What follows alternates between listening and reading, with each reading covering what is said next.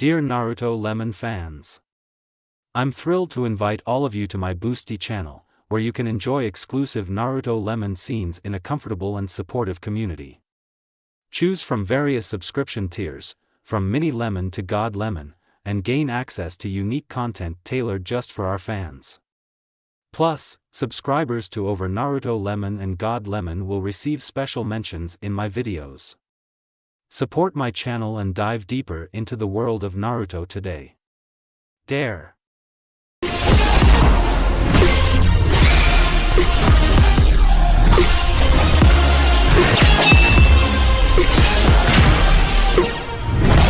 When dawn came, the residents of the city known as Tengu City rushed to wake up to get ready for their morning chores, whether it's going to work or school.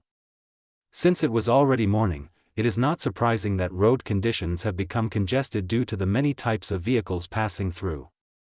Moving towards one of the houses, the teenager had just come out of the bathroom with an orange towel wrapped around his waist, heading to the bedroom, which was his private room. Huh, it's so fresh, Dadabayo. The man immediately changed his clothes and checked his appearance in the mirror. Feeling that this was enough, he rushed to the kitchen to prepare breakfast, finally heading to the dining table with a bowl of curry rice and a glass of water. It was a really simple menu, but since it didn't burden his expenses, it wasn't a big problem. He ate his breakfast calmly. Come to think of it, how long have I been living in this world? When Naruto fought against the mother of all chakra, with Sasuke, the two fought so fiercely that in the climax, they managed to seal her away and bring peace to the shinobi world. However, this victory did not last long. Before being sealed, Kaguya managed to attack Naruto and Sasuke with her final attack, causing them to die and slowly die. Since the incident happened a long time ago, Naruto forgot what technique he was using. However, unexpectedly, instead of going to the realm of the dead, Naruto found himself in this world, still healthy, as if what happened before had never happened. Since he was in foreign territory, the first thing Naruto did was search for information, as well as make some documents necessary for him to be recognized as part of the population. After all the requirements were met, Naruto began to look for a place to stay. Whether he was lucky or not, on the way in search of a house, Naruto accidentally rescued a man from a drunk driver's car. After a brief acquaintance, the man turned out to be the owner of an apartment building located in the city center, and offered Naruto to rent one of his apartments. This way, Naruto will no longer have to worry about where to live, especially when he received a cheap price for 1 month from the owner of the building. If you count from my first day in this world, maybe 2 months have passed. Naruto brought his used cutlery to the sink to wash them. Kurama? Naruto chuckled. Unlike his life in the shinobi world, which was full of battles, in this world, Naruto didn't have to worry about Akatsuki-level threats terrorizing the world. Thus, Kurama only satisfied himself by sleeping as much as he wanted all day. What a fox, Naruto thought, having fun. The sound of the bell caught Naruto's attention. Wait a minute. Naruto wiped his hands before heading for the front door, peering slightly through the small hole in the door, realizing who had come to his apartment this morning. He opened the door. In front of him was a girl about a year younger than Naruto. There was no doubt that this girl was beautiful. With silver hair that reaches her back, blue irises, and smooth white skin. Any man would like this girl to become his partner. Good morning, Naruto. And good morning, Maria-chan.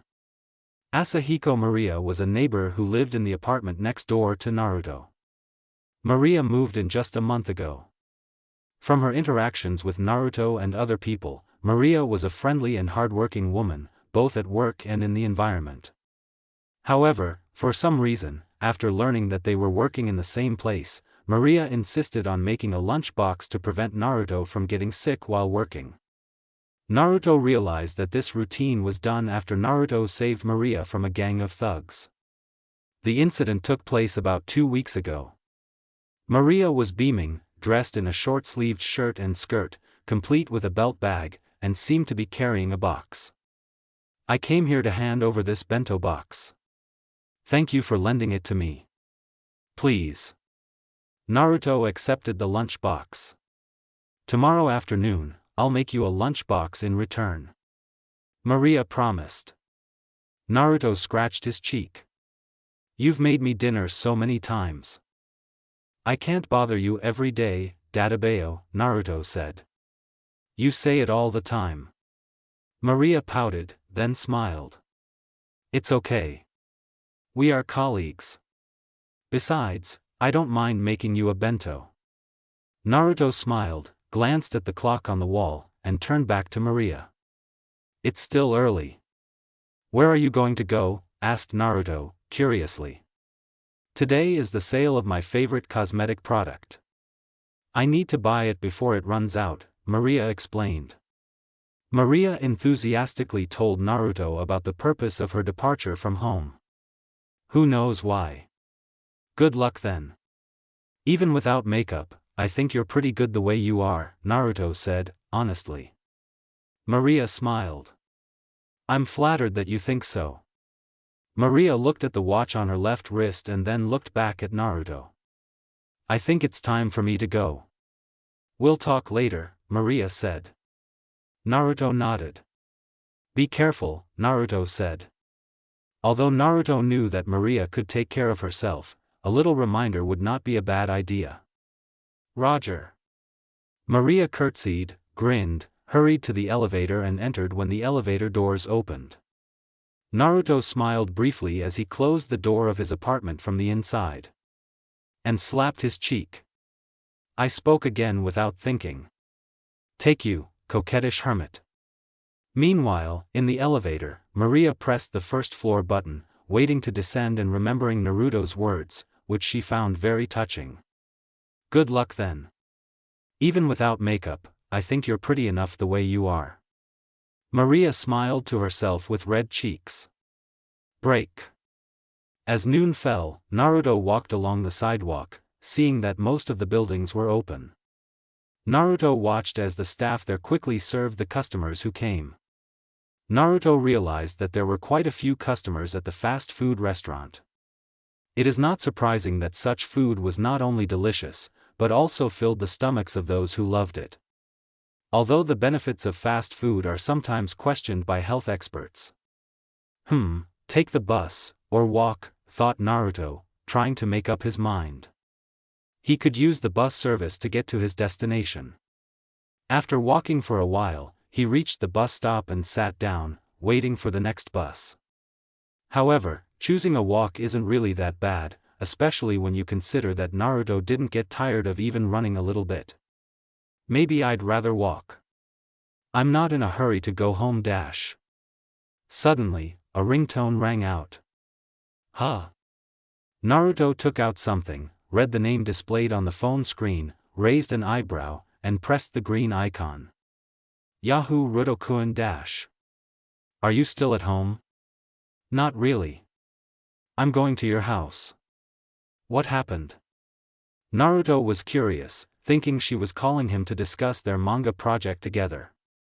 In fact, Naruto already had a full-time job. He was a novelist under the auspices of a well-known company in that city. This company is called Yggdrasil Sapphira. Through this company, Naruto also met a novelist who happened to be the same age as him. A young girl with a great passion for anime, games and other cartoons. Oh. Then can you buy me some local food and other raw materials? Don't worry. I'll give you your money back later. Of course. No problem. Just send me a shopping list. Yes, I knew I could count on you. I love you, Rudokuen. Nia-chan, out. The call from the other side was interrupted. Chuckling, Naruto put the phone back in its original place. It's her, Naruto muttered. True to his word, he walked into a convenience store after walking for a while. Naruto took the shopping cart and chose the products that Nia wanted. Among them were packages of onigiri and fresh salmon meat.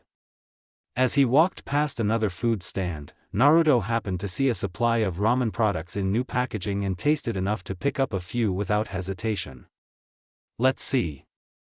Salmon, peppers, a box of sushi, salt. Naruto counted the food his girlfriend asked for to make sure he hadn't forgotten anything. Yosh, everything is ready. Now just pay. He headed to the payment area. Fortunately, since there was no queue, the cashier immediately calculated the price that needed to be paid for the purchases. While waiting, Naruto looked out the window, watching everyone pass by. Naruto gave the bill, got the change, and walked out with a few plastic bags. While on a safe path, Naruto walked non-stop in one direction when he saw that the traffic light had changed to red. Naruto waited until the traffic light changed to green again. Soon after, Naruto crossed the road with other road users, only to part ways with them and end up walking alone. Naruto kept walking until he finally stopped in front of the house. Near the door, it is a bell button with a kanji written underneath, which means, Hanjo, when read. Naruto rings the bell. Wait a minute. Someone answered. The sound of approaching footsteps was heard. The door opened from the inside, and in front of him stood a short, gray-haired girl with blue eyes, dressed in a short-sleeved shirt and shorts.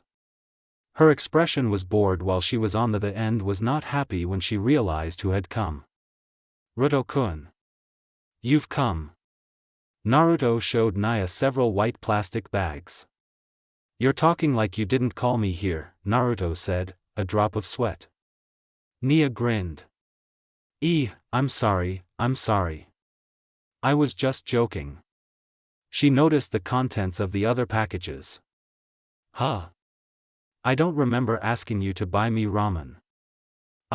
This is my bag, sorry, I got carried away. Nia handed one of the bags to Naruto, shrugged her shoulders, and turned around. Well, I don't mind if you want to keep your stuff with me. Come in. Going deeper, closing the door, they entered the living room. Sit down. Do you want orange juice? Thank you. I'll take it. Nia headed to the kitchen. While Naruto noticed that the living room was so clean and there was no trace of garbage. This impressed the blonde teenager. It's not that Naruto doubted Nia's cleaning abilities, but sometimes his girlfriend liked to be lazy while doing her chores. Naruto sat down on the couch, putting his shopping bags away on the glass table. Not long after, Naruto saw Nia come back from the kitchen and put a glass of juice on the table as well. As if realizing this, Naruto received a fierce look from Nia. Is it just my gut feeling, or do you not believe that I cleaned the house myself? Asked Nia, sounding annoyed. Naruto laughed awkwardly. What do you want to talk to me about, Nia-chan? Asked Naruto, trying to change the subject. Nia sighed. It's about our novel project together, Nia replied. Naruto was confused. Wait, didn't I send you the file for the next volume yesterday? If there was an error, you could just let me know by email. Scratching her cheek, Nia turned away, chuckling awkwardly. Ha ha ha. Yes, about it. Naruto's inner feeling became restless. I didn't mean to. Delete the folder. Sighing. Naruto got up from the couch, slowly approaching Nia. Nia-chan. Yes, Naruto-kun. You know we're best friends, don't you? Nia felt a glimmer of hope. Yes. Naruto smiled now. As best friends, isn't it natural for us to help each other? Yes. Good. What resting place do you like? Oh. Of course, I want to. Nia understood. Where's your sanity, huh? Why should I choose where to bury my body? Nia pointed her index finger at Naruto. Even without your help, I can handle my problems, Nia said, her confident tone sounded false. Of course, she was joking about what she said. Nia blinked, feeling uncomfortable seeing that Naruto had been silent the whole time. Nia-chan Naruto-kunu? Hello? Hello? Hello? Suddenly, Naruto patted Nia on the shoulder with a proud expression. I have always believed that there will come a time when you will take responsibility for your trouble. Good luck, poor thing. Before he could walk, Naruto looked down and realized that his leg was being held by Nia, who was crying so much. I was just joking. I don't want that Malamari to scold me again. You must help me, Ruto-kun. Hyuvaya. Naruto held back a smile, understanding why Nia was so scared of this. The woman was really scary when it came to discussing the work they were doing. Naruto bent his knees so that his head was at the same height as Nia's. Nia-chan, Naruto called quietly. Dadak, I used to just joke too. Nia looked at Naruto hopefully. Really? Okay. How about we work on this project now? Nia smiled. Naruto smiled as well. Nia blinked her eyes. Naruto blinked his eyes as well. Nia laughed. Naruto laughed. Too. Maybe I'll work on it later. I have other things to do today, said Naruto, who wanted to be naughty. Nia cried even harder. After the incident that had just happened, Naruto and Nia sat side by side, with drinks and snacks on a glass table in front of them. A laptop was lying on Nia's lap. Naruto stroked his cheek, which was quite red, because of the girl next to him. You don't have to pinch my cheek so hard, Nia-chan, Naruto said. Nia pouted. Humph. Let it be. It's your own fault that you're too curious, Nia replied. Naruto chuckled, knowing that Nia's words were true, he felt reassured. So what? What's the problem? Asked Naruto. I still remember some of the events that I have yet to describe. But the important things like the names of the final locations and the plot twists that were supposed to appear in this volume? They've all gone from my memory, Nia explained. Although she was still annoyed, there was no denying that Nia was in a good mood right now. Maybe it was because her best friend had come to her house to help her with her problem. Or maybe it was because they were alone now and no one was bothering them. Who knows? Naruto nodded. Have you tried reading the previous volume? Maybe inspiration will return if you do, Naruto suggested. Nia frowned. I tried. I still can't remember the plot outline, Nia grumbled.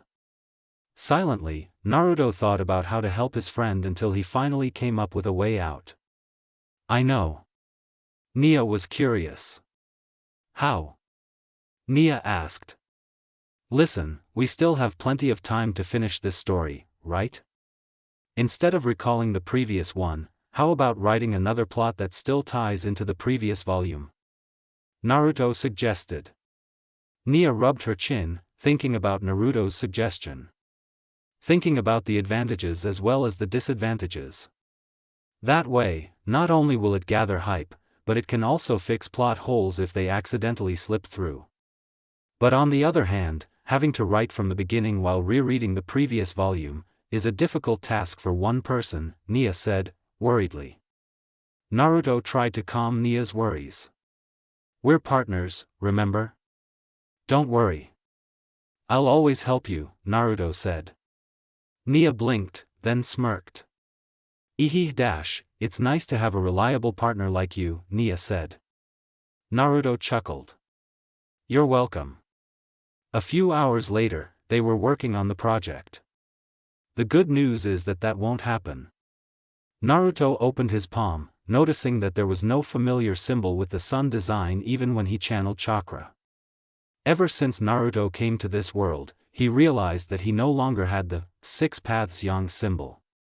This was only natural, considering that after using Rikudo, Chibaku Tensei, he returned to Hagoromo. Not only that, Naruto could no longer feel Ashura's chakra on himself either. He and Kurama thought of several possibilities as to why this could have happened. The most likely theory was that before being sealed, Kaguya managed to absorb Ashura's chakra that was within Naruto. This would explain why Naruto could die, especially since the mother of all chakra wanted all the chakra to return to her. However, If that were true, Kurama's chakra and Naruto's chakra should have been absorbed by Kaguya as well. But somehow, nothing like that happened. I've said this before, but I feel like something, or maybe someone, saved your life by sending you to this world. If that's true, I wonder what the purpose is. That's what I'm worried about too.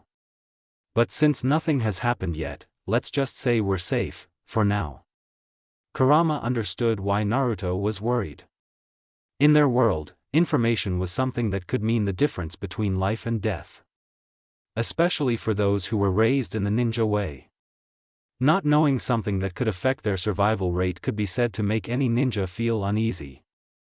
Luckily, Naruto wasn't just any ninja. Naruto took a deep breath and let it out slowly. A small smile appeared on Naruto's face. Never mind. For now, let's just enjoy living in this world. No need to think about the hard things for now, Dadabayo, Naruto said. Kurama chuckled. Yeah. You're right, Kurama said. Naruto patted his stomach, feeling hungry but not wanting heavy food. I think I still have some cereal in the kitchen, Naruto thought. Getting up from the couch, Naruto went to the kitchen and placed the bowl on the table. Naruto poured the cereal and milk from the fridge into the bowl.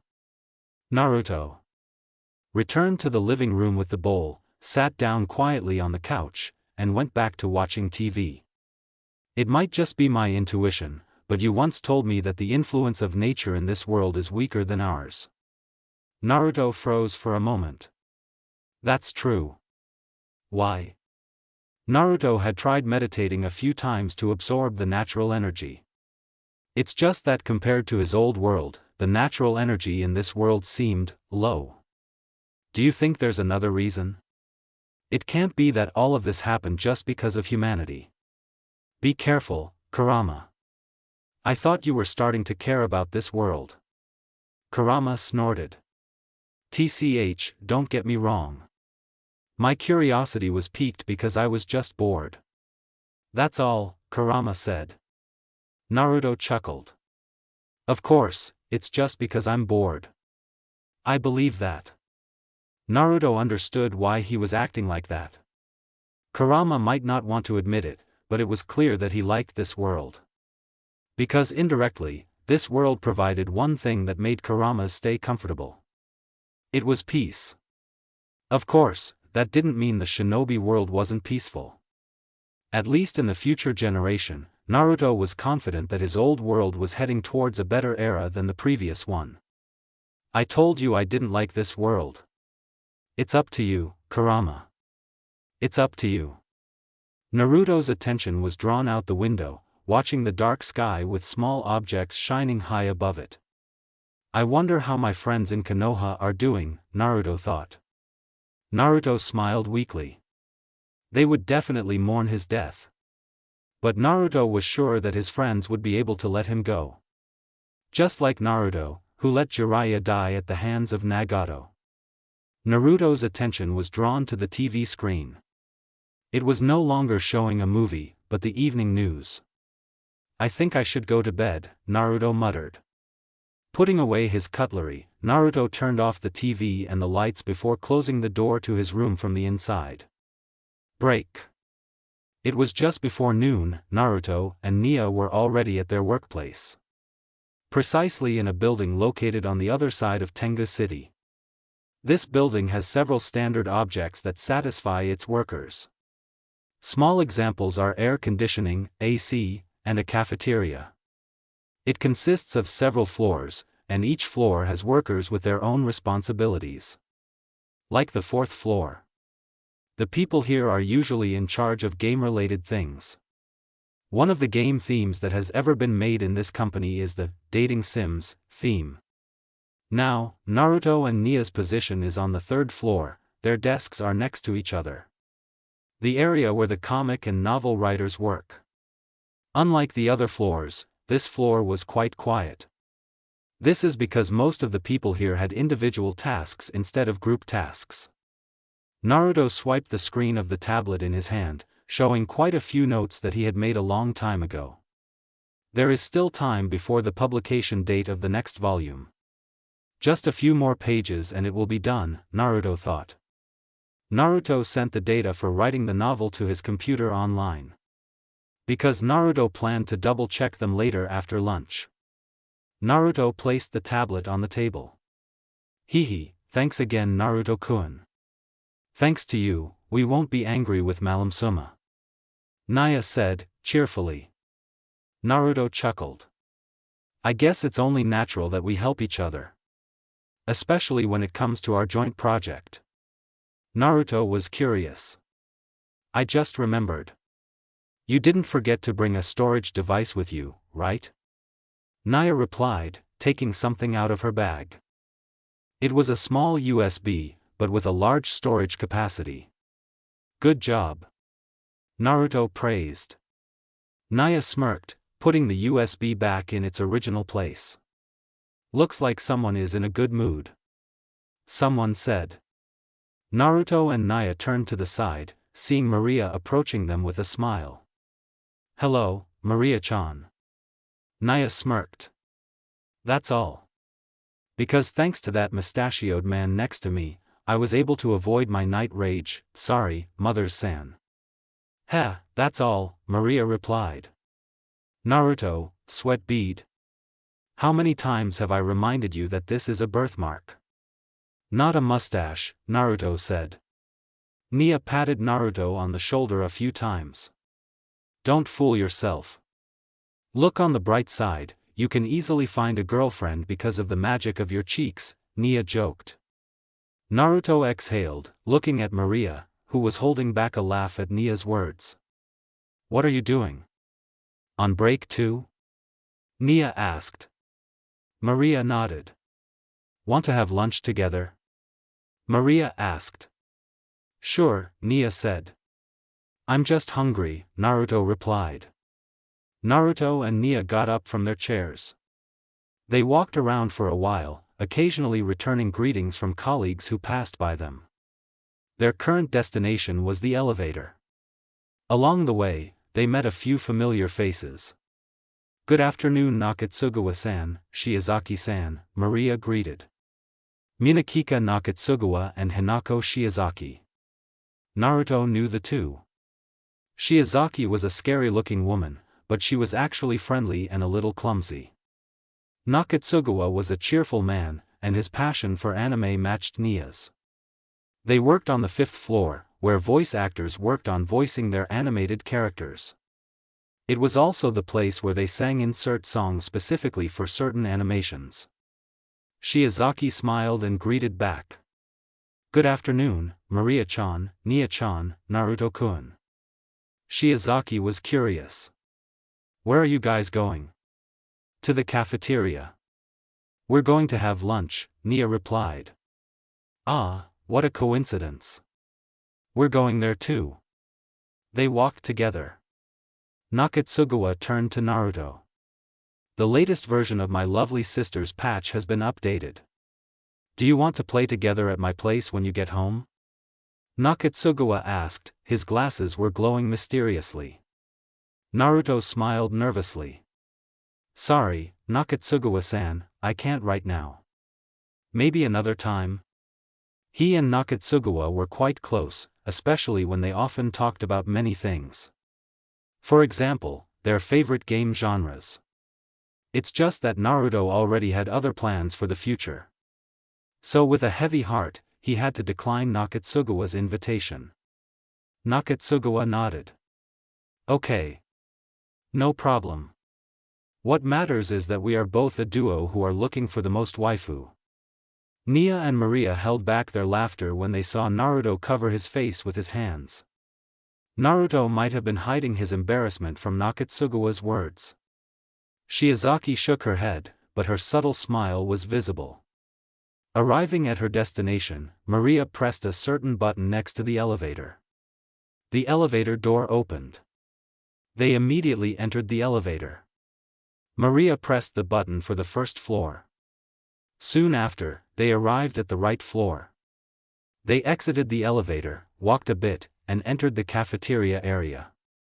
The place was already filled with other employees. Of course, that didn't mean there weren't any tables that were completely occupied. Some tables still looked empty and no one was occupying them.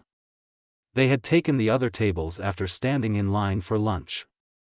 Naruto sat in the middle with Maria and Nia, while Nakatsugawa and Shiozaki sat across from the three of them. "Can I join you guys?" someone asked. They turned to him. Masaomi Mikimoto was standing right next to the table. Just like Shiozaki and Nakatsugawa, Mikimoto also worked on the same floor as them. In fact, there were two other people on the fifth floor that Naruto knew. They were Kyuji Kawagawa and Koju Minawa. They were just taking the day off. "Of course you can, Mikimoto," Shiozaki said. Mikimoto sat down next to Nakatsugawa. Shiozaki spoke up. "By the way, how's the work going?" Shiozaki asked. Nia picked up some fries from the plate on her tray. "There's no problem. Right, Naruto-kun?" Nia said. Naruto devoured his burger, nodding briefly. "So far, our individual and joint projects have been going well. It's not that there haven't been any problems, but most of them are just minor setbacks," Naruto corrected. "I'm pretty sure losing ideas to write is the bigger problem." "She's asking me to help her," Naruto replied. There was a specific reason why Nia and Naruto were doing a joint project. Aside from adding new novels to the sales, it was to show Naruto's appreciation to Nia for all her help so far. After all, Nia had been with the company longer than Naruto. It was only right that, as the younger one, Naruto showed his gratitude through a joint project. "The theme of the story you guys are bringing is still bad. Our project is aimed at middle-aged and teenage children. A light fantasy story with a few twists. What do you want us to do? A zombie apocalypse?" Kurama smirked. "That's what I mean. They should like that kind of theme," Kurama replied. "It's really fun. I like your great ideas." Naruto was eager for a sarcastic response. "I don't get what your problem is." "It helps train their vigilance." Naruto ignored Kurama's next words. He was tired of arguing with the nine-tailed bijou. Somehow, Kurama's thoughts had become jumbled after watching a movie about the undead. Naruto blamed it on the internet. Nia laughed nervously, scratching her cheek. "Well, there was a slight setback," Nia said, sheepishly as she spoke about it. "You know, there are some users who use illegal programs on the server of one of our online games." Maria took a sip. "To be honest, it's quite tiring to keep track of different accounts that are using cheat systems from the same source." Shiozaki smiled knowingly. "It seems they're all the same people," Shiozaki said. "We thought so too," Maria replied. "I've had problems in my life too." Mikimoto sighed. "It was a clear night. I met this woman at a bar, and we—" "What a touching story, Mikimoto," Nakatsugawa interrupted. Mikimoto was confused. "But I'm not done talking yet. It's really full of moral messages. I'm impressed." Shiozaki looked at her watch. "Oh my, our lunch hour is almost over. Let's hurry, the day will be over soon." Nakatsugawa and Shiozaki nodded at each other. "Hey, wait dash." The three of them sweat dropped as they watched Nakatsugawa and Shiozaki forcefully drag Mikimoto out of the cafeteria. "Here we go again, Mikimoto-san," Naruto thought. Naruto realized that Mikimoto was flirting with the opposite lemon. Naruto just didn't want to know the details of his actions when he was with a woman. Why were most of the decent men in Naruto's life always perverts? As if you're not a pervert. There's still a difference, Kurama. "Oh, what's the matter? I'm not that obvious." Kurama was stunned. Nia took a sip.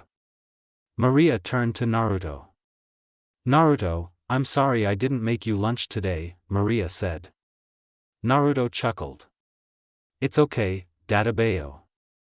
I told you that it doesn't have to be your job," Naruto replied, casually. Maria smiled, glanced at Nia, and looked ahead. Maria sighed. Even though I gave someone a golden opportunity. Too bad it wasn't used wisely, Maria said. Nia suddenly choked. Naruto noticed Nia's behavior.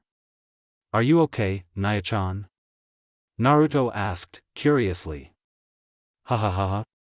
Nia pretended to cough. Why yeah, I'm fine, just drinking speed. Nia stood up, her cheeks slightly red.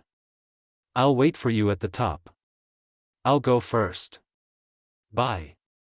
Naruto watched Nia leave with suspicion. As for Maria, she simply smiled. Break.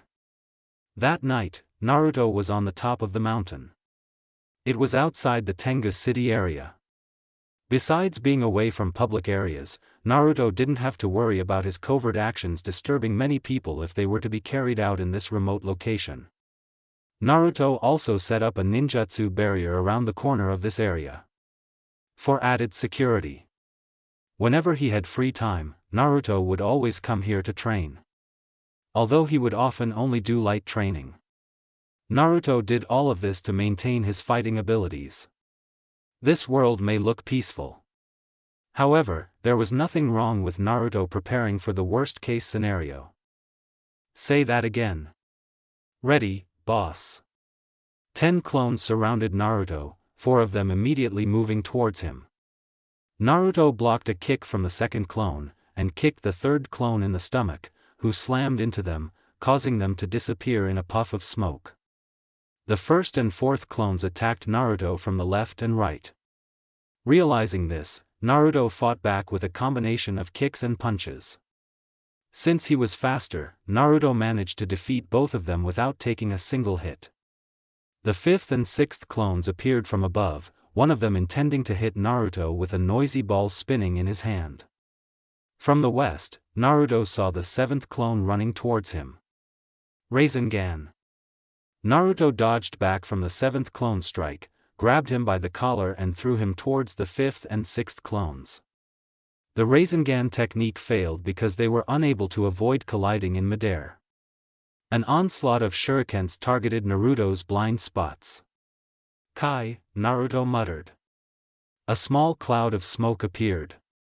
Naruto turned around, pulled out a kunai from the side of his hand and deflected every shuriken that came flying.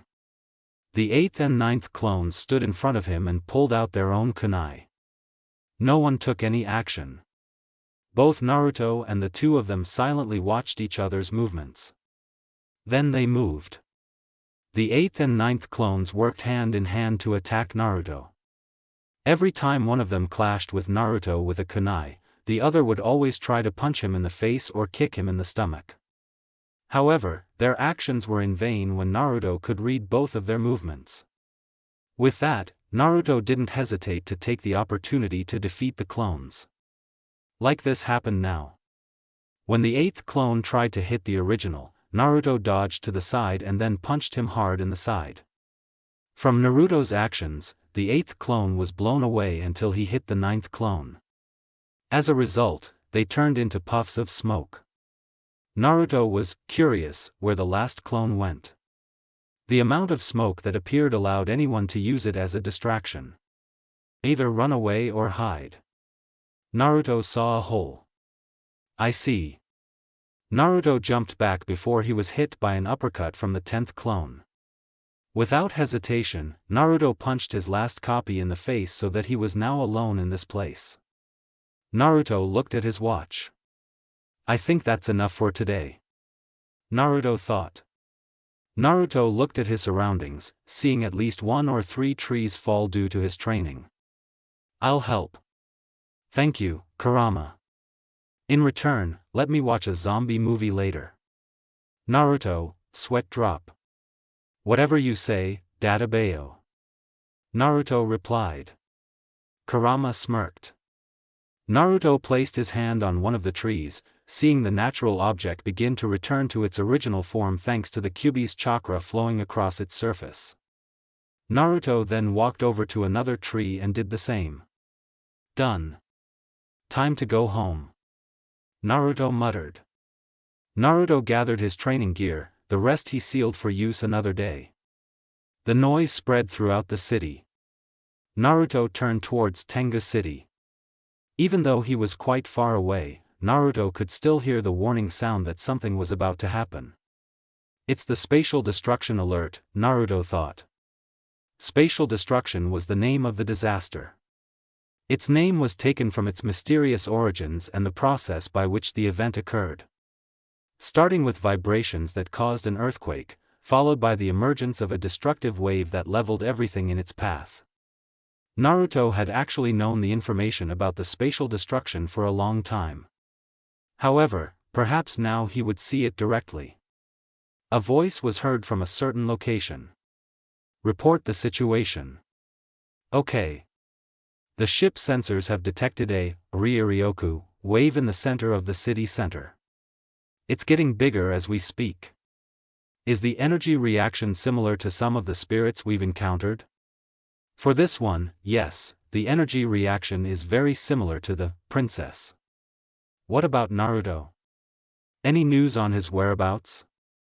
About Naruto-kun, his presence hasn't been detected on the ship's radar. Silence reigned. Aha! Maybe Naruto-kun is a sorcerer.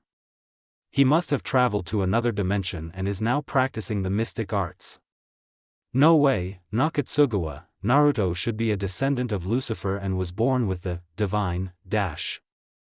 Don't insert links to anime you like, Mikimoto. You're noisy, Munakaya. I told you not to call me that anymore. Everyone, please calm down. Unless someone wants their pay cut this month. After that, there were no more strange sounds. Bye. The leader continued.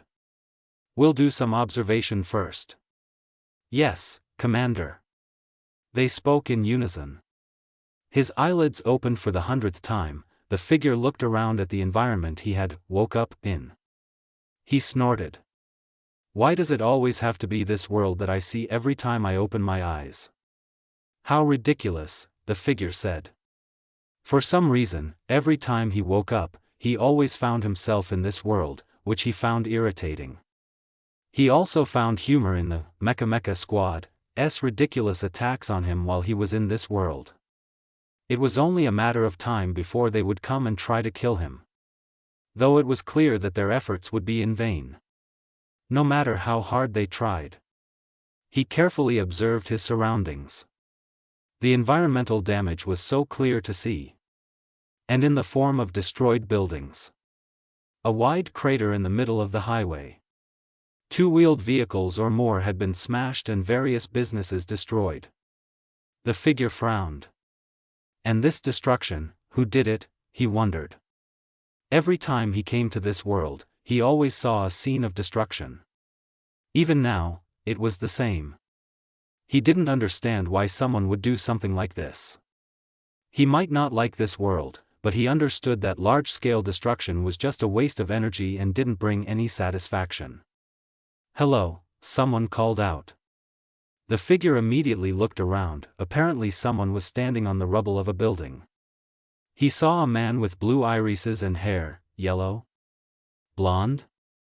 I don't know. But none of that mattered now. The figure pulled out a large sword from the throne next to him. He pointed the tip of the weapon at Naruto.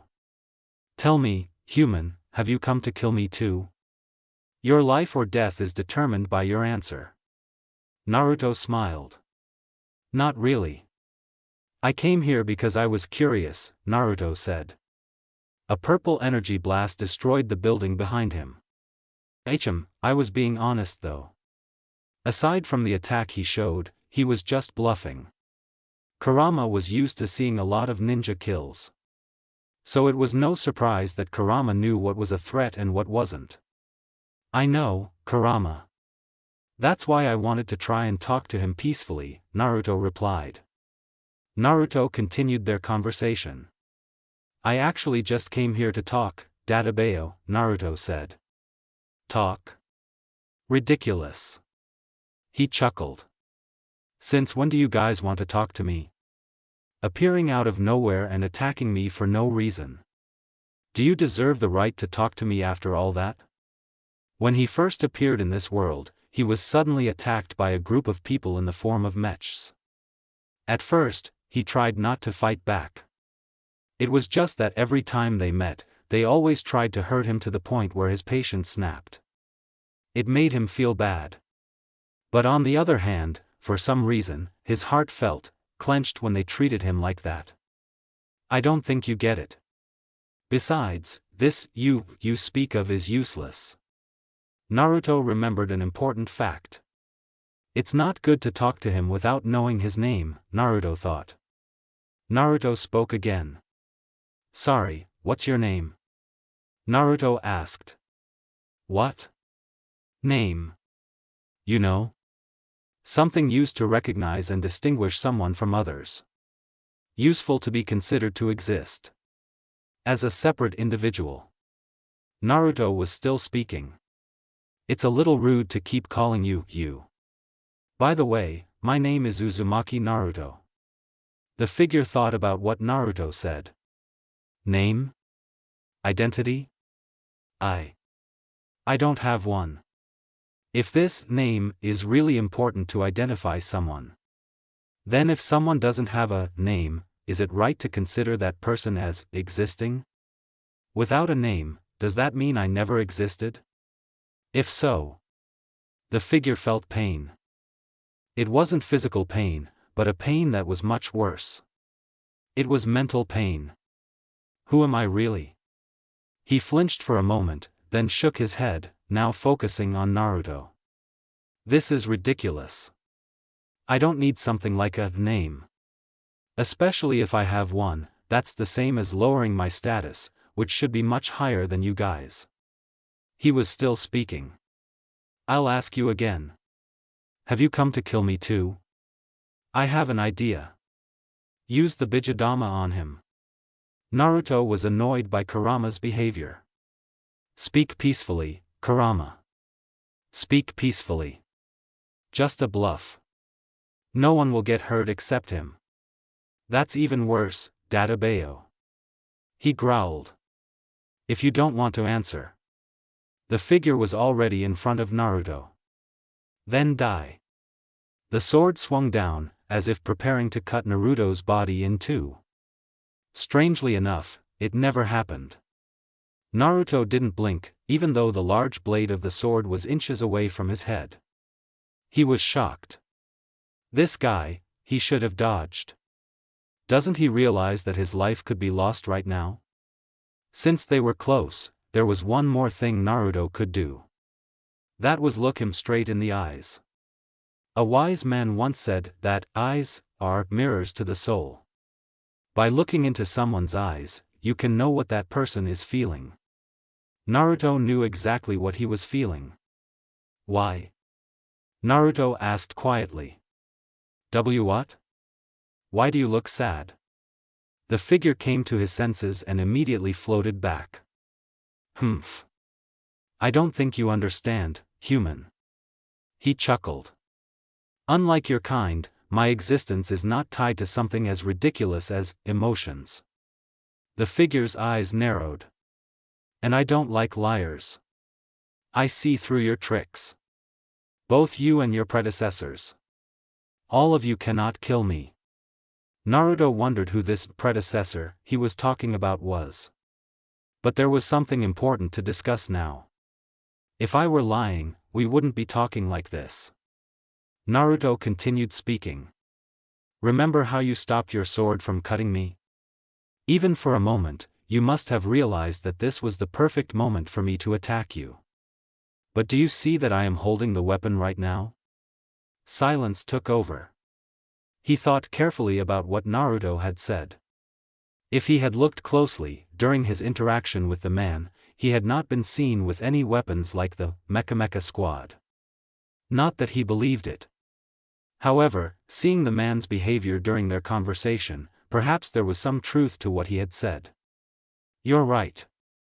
The figure continued speaking. For now. I'll take your word for it. Naruto sighed in relief. At least this way we can avoid a pointless fight, Naruto thought. A strange sound was heard in the air. They turned towards the sound. High above them, a group of young women in high-tech suits were flying towards them, looking like a military force ready for battle. He sighed. "They're here," the figure said. Naruto frowned. "The predecessors you speak of, are they?" Naruto asked. Now it was the figure's turn to frown. "Of course. Who else could it be?" he asked in response. Naruto was starting to understand the situation. So they are the reason why he is wary of anyone, Naruto thought. They are like special forces, Kurama thought. Could it be that these people's job is to eliminate this girl? Oddly enough, I wouldn't be surprised at all if my opinion was correct. Judging by her reaction. "You are probably right, Kurama," Naruto replied. "Heh, then what is your next move, Naruto?" Kurama asked. Naruto knew what he needed to do. "Until then, I will deal with them. You should leave here." The figure glared at Naruto. "Don't underestimate me. I know how to fight. I am sure you can defeat them."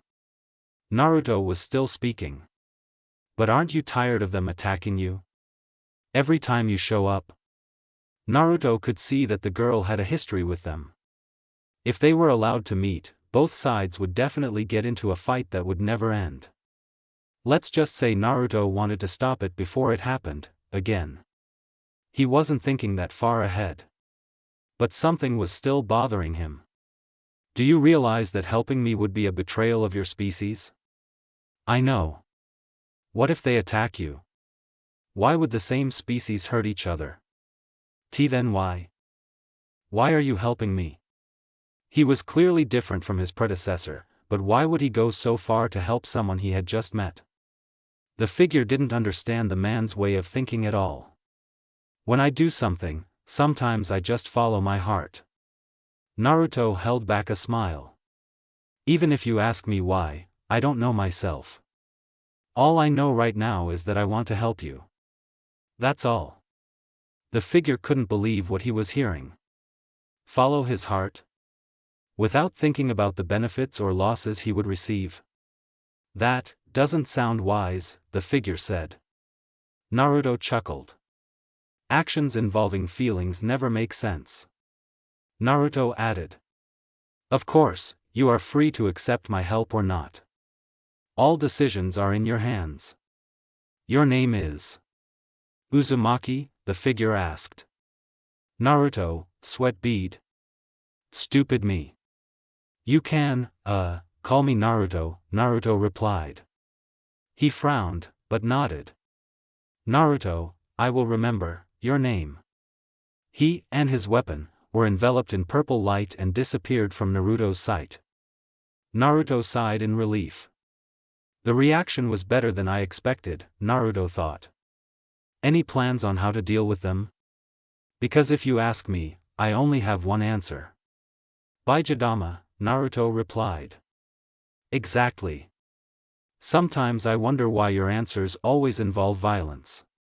Kurama was confused. "Don't you remember? Violence is my best side." "Don't forget that," Kurama said, his tone proud. Naruto sighed. "There's a plan." "Oh, what is it?" He smirked. "Surprise. The AST was created to combat dangerous creatures. For those who joined, it could be said that being a part of it was a matter of pride. Unbeknownst to the world, the Cosmoshake was more than just a disaster. The Cosmoshake was caused by a cruel creature known as a spirit. Therefore, it is the duty of the AST to eradicate the vicious creatures that threaten humanity. Which is what they will do now." They landed at their destination. "Captain, the princess signal suddenly disappeared from our sensors," one of the members said. Kyusuke Ryuko frowned. During her encounters with spirits, they never disappeared so quickly. They only disappeared when they were repelled by the AST. Because of this, Ryuko felt that something was wrong with this situation. Two of the AST members saw a paper with the kanji for surprise written on the asphalt. Curious, they picked up the paper. Ryuko gave the order. Let's return to base. There's a chance this was just a false alarm. Ready, Captain. They shouted. A cloud of smoke covered the area. Kya. What's going on? What's that sticky stuff? My hair. My shiny hair. The smoke cleared, revealing the horrible state of the AST. Some were bound hand and foot with ropes. Some were covered in orange paint from head to toe. Some looked burnt, as if they'd just been hit by firecrackers. Oddly enough, Ryoko was the only one whose hair had changed to an afro. Ryoko's patience was wearing thin. Oh duh. Not far from the AST's position, Naruto was eavesdropping while hiding behind the ruins of a building. Now things are getting tense, Naruto thought. At least that problem is solved. Kurama smirked. And the sooner we get home, the sooner I can watch my favorite movie. Naruto, sweat bead. You're a fan of brain eaters, Naruto teased. You're a fan of junk food, Kurama teased back. The ninja and the bijou chuckled at their conversation. Naruto looked out again and saw that they had flown away. Then. About that girl, you can tell from her energy pressure that she's the cause of the dimensional destruction, right? Kurama asked. Yeah, I know. Naruto frowned. Still, Kurama. She looks like she doesn't realize what she's doing, Naruto replied. Naruto thought that organizations like Akatsuki only existed in his world. Apparently he was wrong. Then again, they didn't seem as cruel as the Akatsuki members from his dimension. You say that, because their existence is similar to Jinchuriki. Naruto held back a smile. What do you think, Kurama? Naruto asked. Kurama smirked. Heh, I don't want to answer a question you already know the answer to, Kurama said. Naruto chuckled. But I need to get home now, Naruto thought. Naruto tried casting the Shunshin no Jutsu hand seal. Before he was suddenly enveloped in a mysterious light. Break. Naruto blinked. Instead of being in his apartment, Naruto was in a dark place. You brought us to a strange place, Naruto? Kurama asked, purely out of curiosity. I'm pretty sure my hand seals weren't wrong, Dadabayo. I know. I was just curious. A bright light illuminated the area. The original shape of this place was not what Naruto imagined. The complex structure resembled a room that could be found in various sci-fi movies. However, that wasn't what caught Naruto's attention.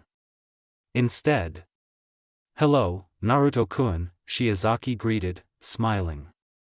Good night, Naruto-kid, Mikimoto replied. Finally, we meet in such a special situation. Oh, my friend. Nakatsugawa exclaimed, enthusiastically. Hello, Naruto-kun, Minawa greeted, handsomely.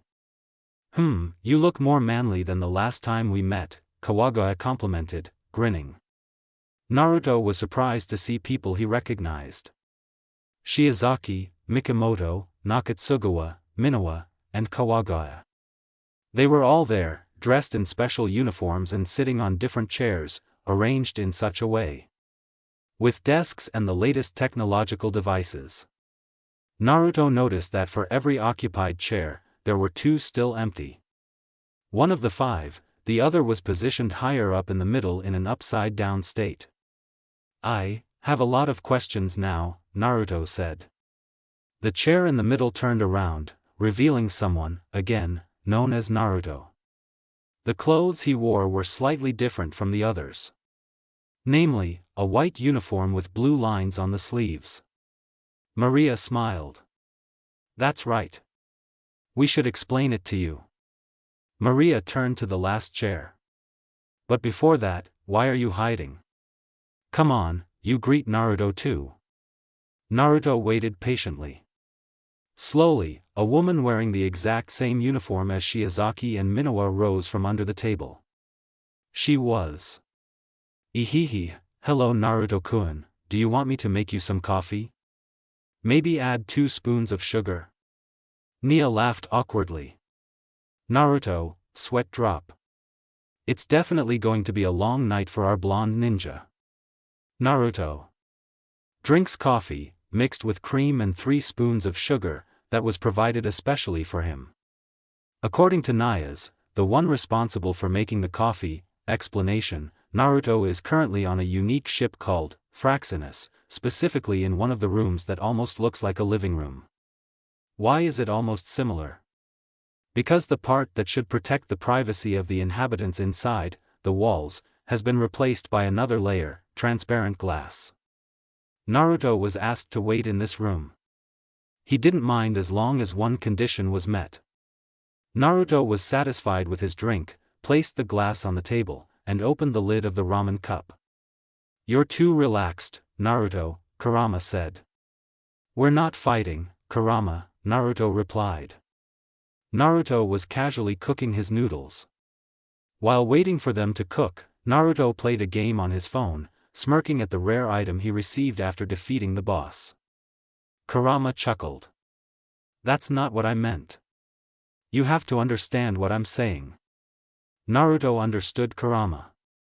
Even though the people here knew Naruto, the fact that Naruto was in a foreign environment didn't change. However, being cautious is fine. But being paranoid won't help us either, Naruto replied. You say that, but what if they've been nice to you all this time with ulterior motives?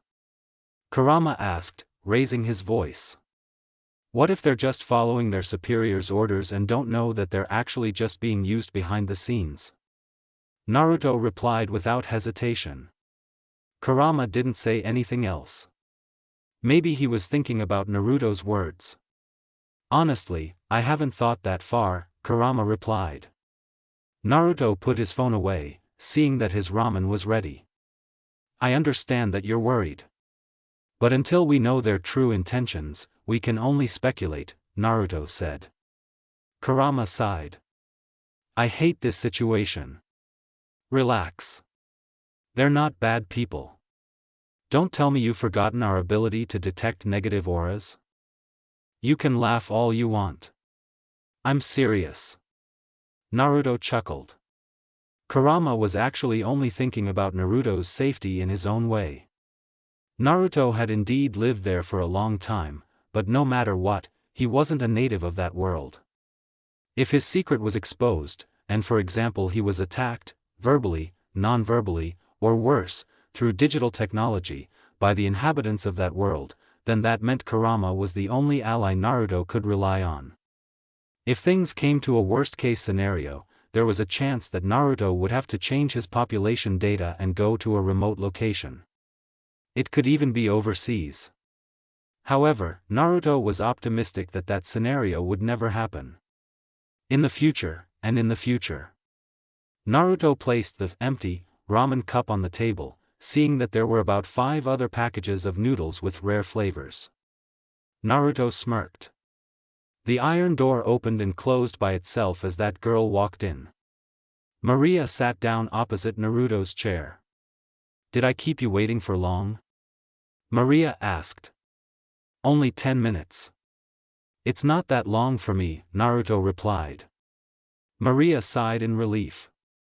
I came here because I wanted to discuss a few things with you, Maria said. Oh, then let's start with the reason you kidnapped me, Naruto said, sounding enthusiastic. Kurama chuckled. Okay, Kurama said. Maria, sweat dropping. I understand that the way we brought you here was rude. Maria held back an awkward smile. As for room assignments, the other waiting rooms are still undergoing renovations and improvements. This room is the only one that can be used, though it still has its flaws. Maria bowed. As a representative of this ship's crew, I apologize for the inconvenience, Maria said. Naruto didn't really mind the small matter. Naruto just wanted to ease the tension. Maria's reaction to him made it clear that his intentions had been successful. Your apology is accepted. Naruto was still speaking. And you don't have to bow, Maria-chan. I'm not your boss, Databeo. Maria raised her head. Huh, it's nice that you forgive us. I thought you hated us, Maria said, her voice nervous.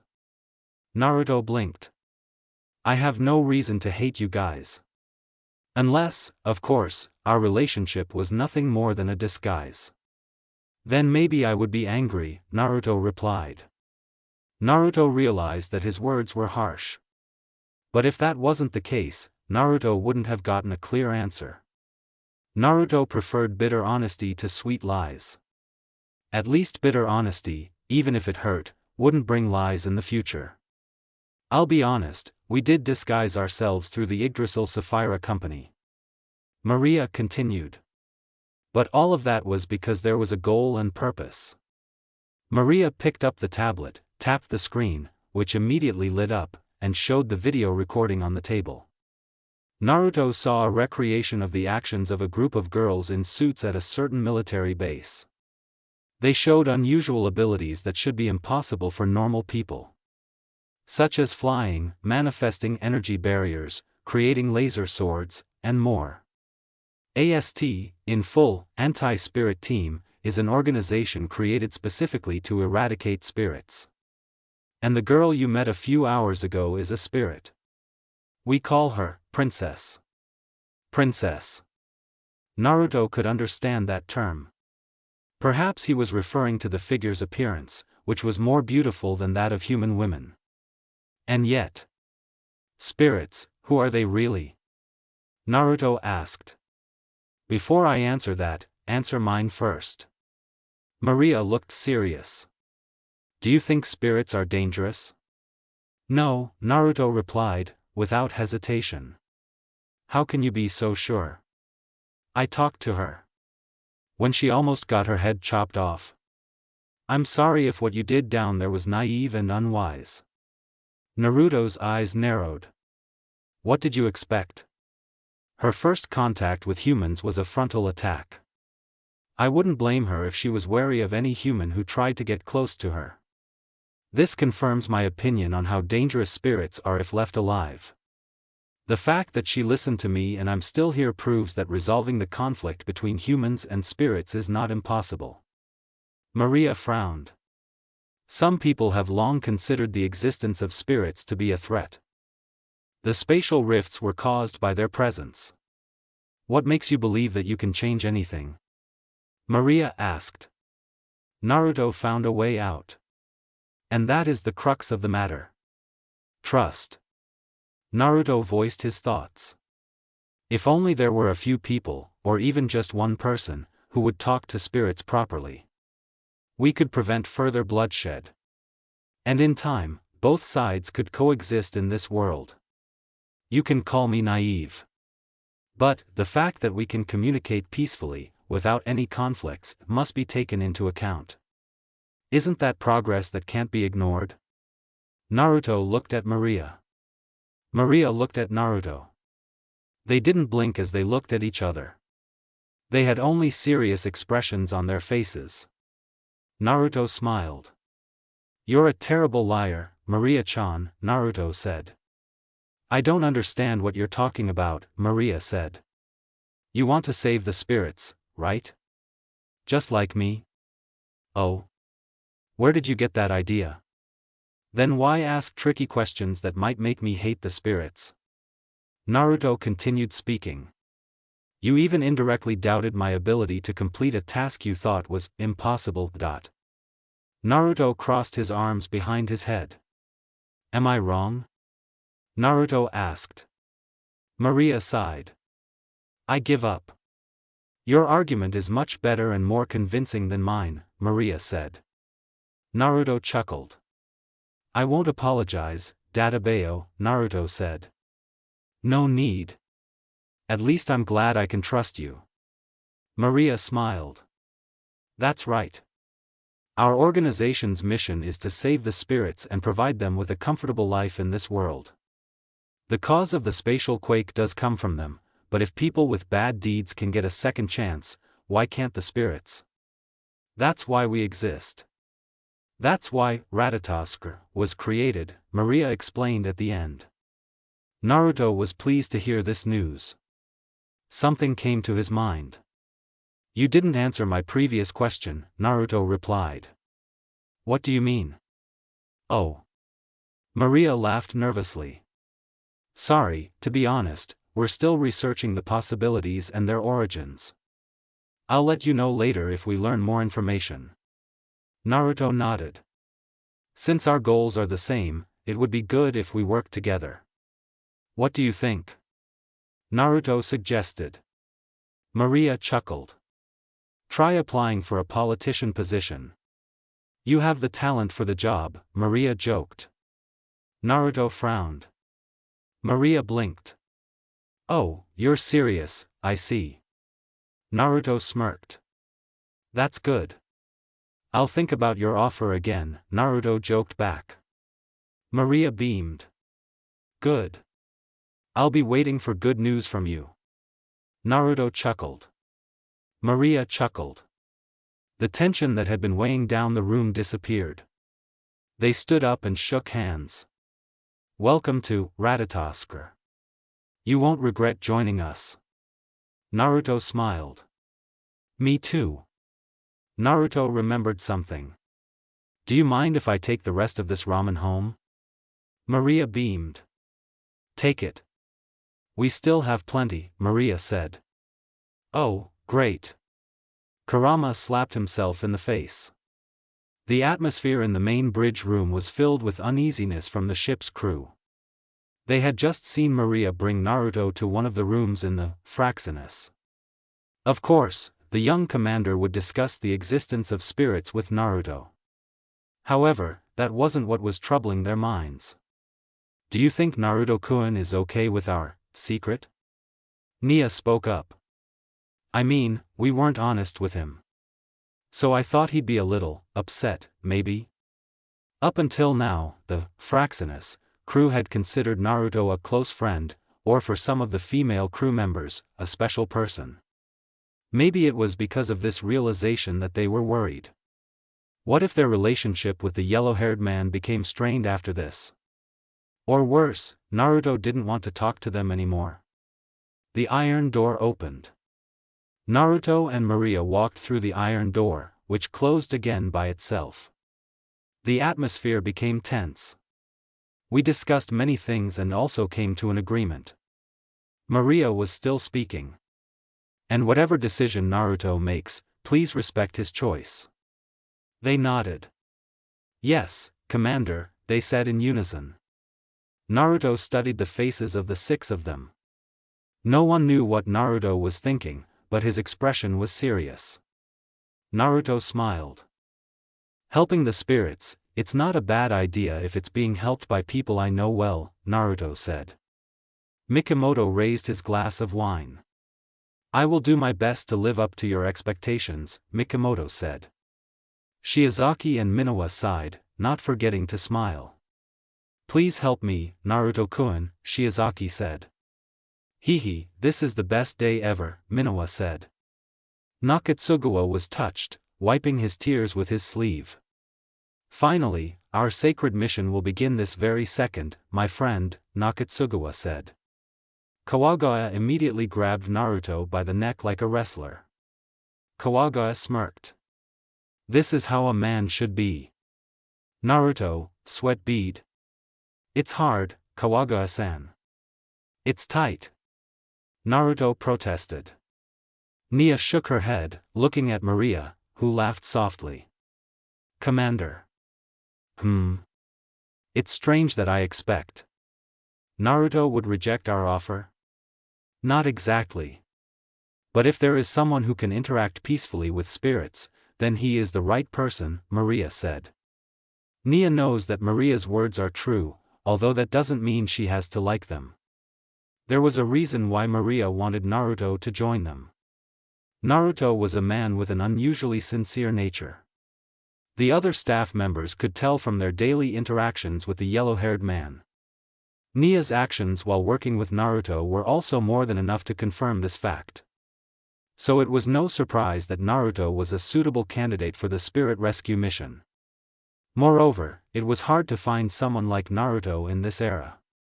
Maria smiled. It's quite funny that he was the one who suggested this cooperation before me, Maria said. Huh? Is the commander serious? Of course I'm serious. Maria added. When I tried to test him with some tricky questions, we immediately got into a heated argument. Until his argument won out at the last second. That's quite surprising news, Nia said. Maria pouted. I feel annoyed. Do you want to join me at karaoke next vacation? Maria asked. If you can't make it this week during the holiday, I'll need to buy something in Akihabara.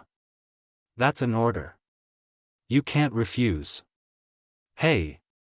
That's an abuse of authority. Naruto, finally, managed to break free from Kawagaya's grip. He was annoyed. Don't do that again next time, Databeo, Naruto said. No promises, Kawagaya said, smirking. Maria clapped her hands. Everyone's attention turned to Maria, Kawagaya and Nia returned to their seats. Everyone, tomorrow will probably be a tiring day for us. So for now, you should rest at home, Maria said. The Fraxinus crew nodded. Yes, Commander. They shouted, in unison. One by one, the Fraxinus crew members disappeared, being engulfed in light. The same light that engulfed Naruto earlier. Now it was just Maria, Nia, and Naruto. I think it's time for me to go home too. Maria turned to them. Do you still want to stay here? We won't be staying long. I just want to have a quick talk with Naruto, Nia said. Maria nodded. Don't forget to set Fraxinus to autopilot before you go home, Maria said. Nia saluted, smirking. Maria smiled and disappeared, enveloped in light. So what did you want to talk to me about? Naruto asked. How should I put this? Nia scratched her cheek. Maybe I should first say, I'm sorry for keeping this a secret from you. Naruto smiled. Oh, is that so? I forgive you, Naruto replied, casually. Nia blinked. Just like that? Yes. Just like that? What kind of answer do you want from me? Still. Nia didn't notice her tone getting higher. I haven't been honest with you all this time. Shouldn't I? I'm mad at you. Right? Naruto added. Then let me ask you this time. If I decide not to be mad, will it be strange and hard for you to believe? Nia would actually be happy if Naruto wasn't mad. But deep down, Nia felt that Naruto had the right to be mad at her. But there are no buts. There are only yes and no. Choose one, Naruto said, seriously. Nia carefully considered her choice. Yes, Nia replied. Naruto smiled. Everyone, including you and me, naturally have our own secrets. Naruto was still speaking. Just because we're friends, best friends, work partners, doesn't mean you have to tell me everything in one meeting. It could be in a week, 2 weeks, or a year. So don't feel guilty about keeping secrets. Privacy isn't just one person's right. And I'm sure when you can tell me your secret, it'll be at the right time. Like right now, for example. Nia laughed. I see. Nia wiped away her tears. I understand now. Okay. Naruto smiled. Feeling better? Yes. Thank you, Nia replied. You're welcome, Naruto said. Nia had a question. Hey, Naruto-kun. Yes? Before the princess arrived, where were you? I was outside Tengu City. Why? It's no wonder that Fraxinus radar didn't detect your presence. Naruto was curious. Does that matter? Naruto asked. Of course. Nia explained. We are currently at an altitude of 15 kilometers above Tengu City. The Fraxinus ship sensors are only capable of tracking, detecting, and recognizing the presence of anything or anyone within the vicinity of that city. Outside of that, it is impossible to know their location. Naruto blinked. I'm impressed. You know a lot, Nia-chan, Naruto praised. Nia scratched her cheek, a shy expression was visible. Well, ahem. That's natural. Because I'm the one who designed this ship, Nia said. Naruto was amazed, but on the other hand, his mischievous intentions increased. So, if I'm in a public restroom, do you know what I do? Naruto asked, in an innocent tone, but inviting a lie. Nia blushed. That's not how it works either. You want to know what I'm wearing? Wait a minute, you'll find out. Naruto-kun. Naruto laughed. Sorry, I was just kidding, Naruto said. Nia glared at Naruto. Naruto smirked, not at all bothered by Nia's attitude. Naruto understood.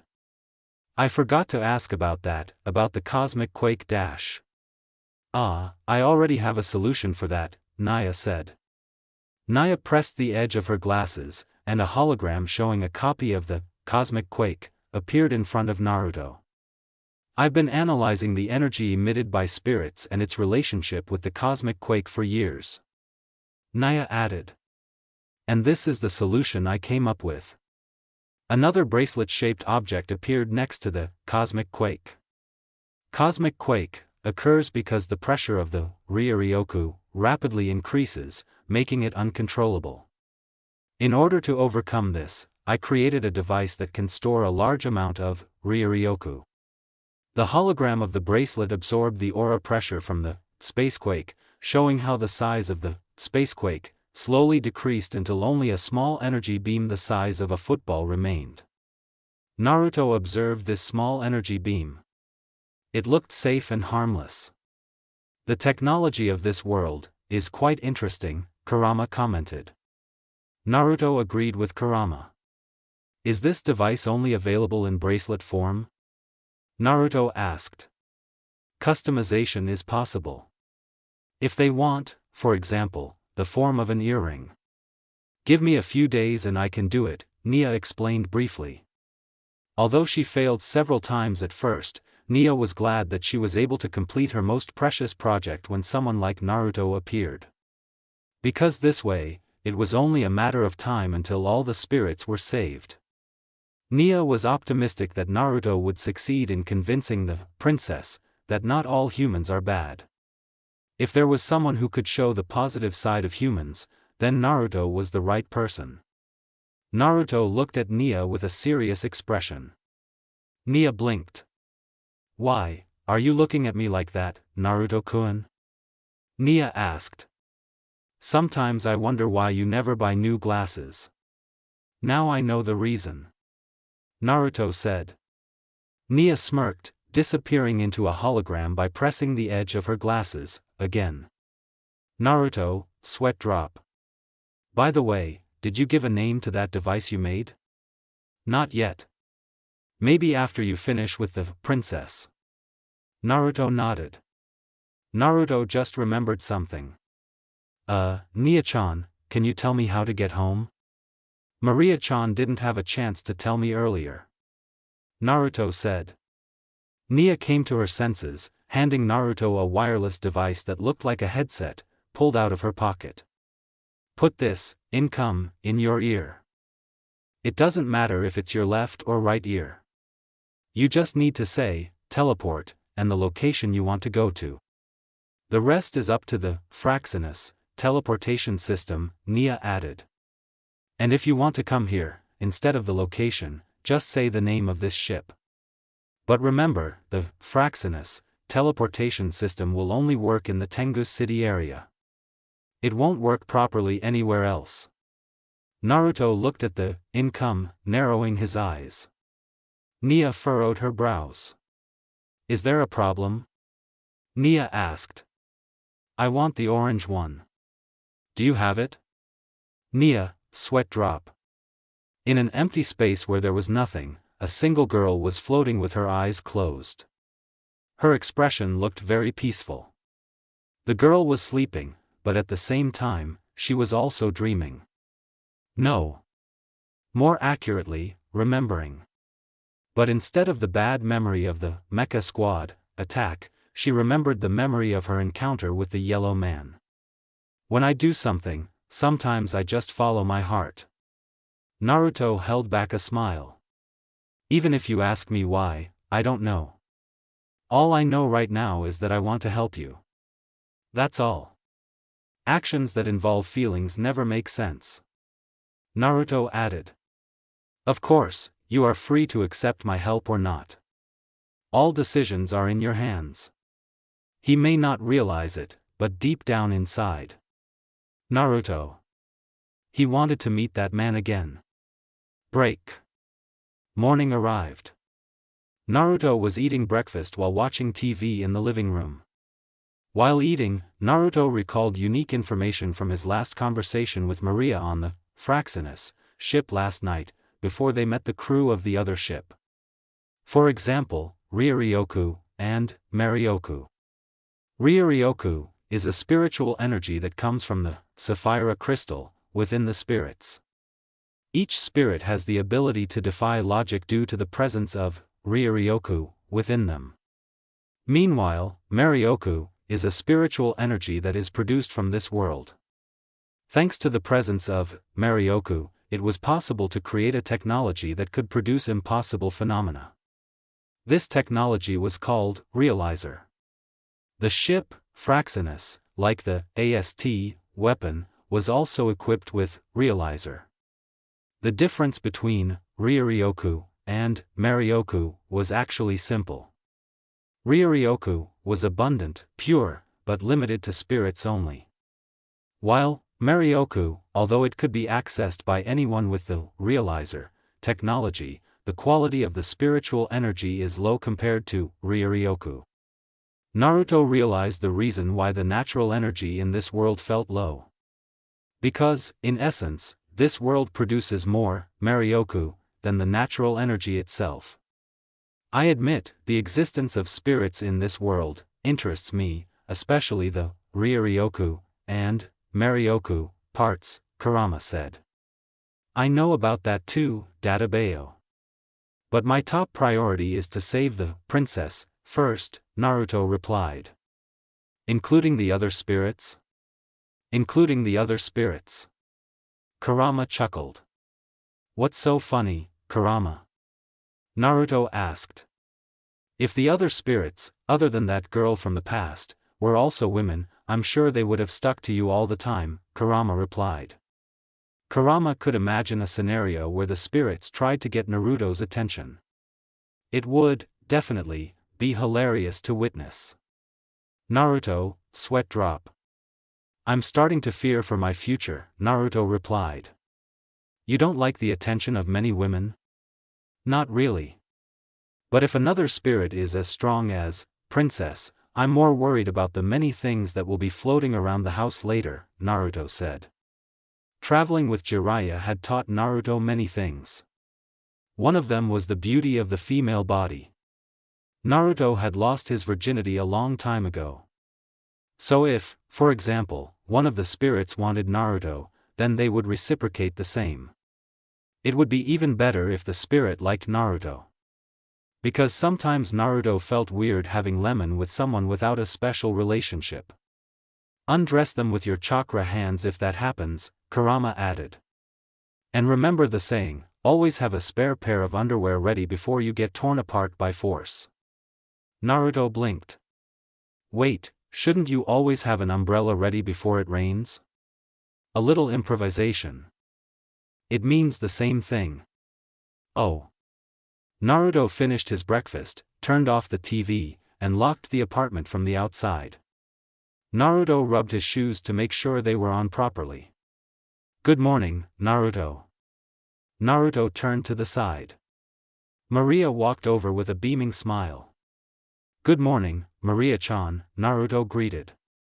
They walked to the elevator door together, entering after the elevator opened. The elevator slowly descended. Maria-chan, Naruto called.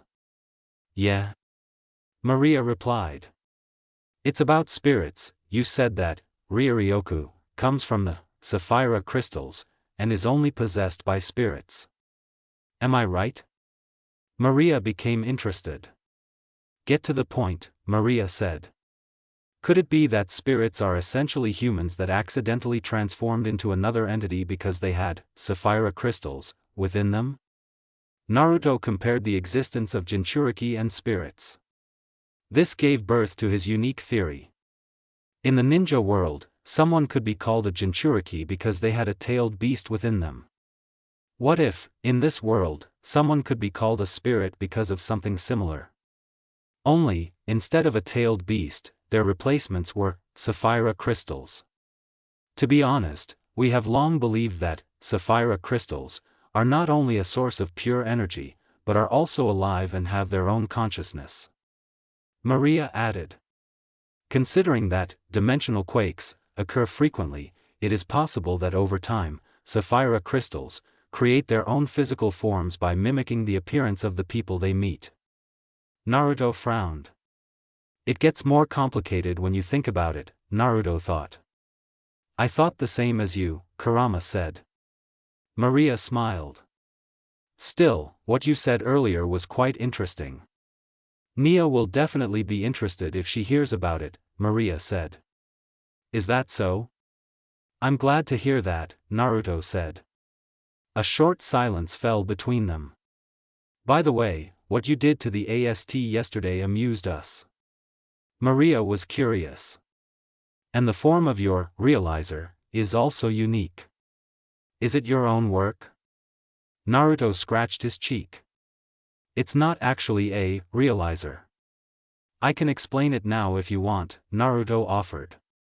Naruto already knew their secret. It was only natural that it was his turn to tell his secret. Later, after the matter with the princess is over. It would be best if the others also listened when you tell us your secret. Maria added. Of course, not everything. Just what you're comfortable talking about. Naruto smiled. You guys really feel sorry for me, huh? Naruto said. Maria looked away. You'd be surprised how the rest of the team felt before you found out our secret. Maria said, hiding an awkward expression. Kurama blinked. That's surprising. They're uncomfortable keeping secrets from you. But they don't mind you keeping secrets from them. Kurama said. Humans can be complicated sometimes. Naruto replied.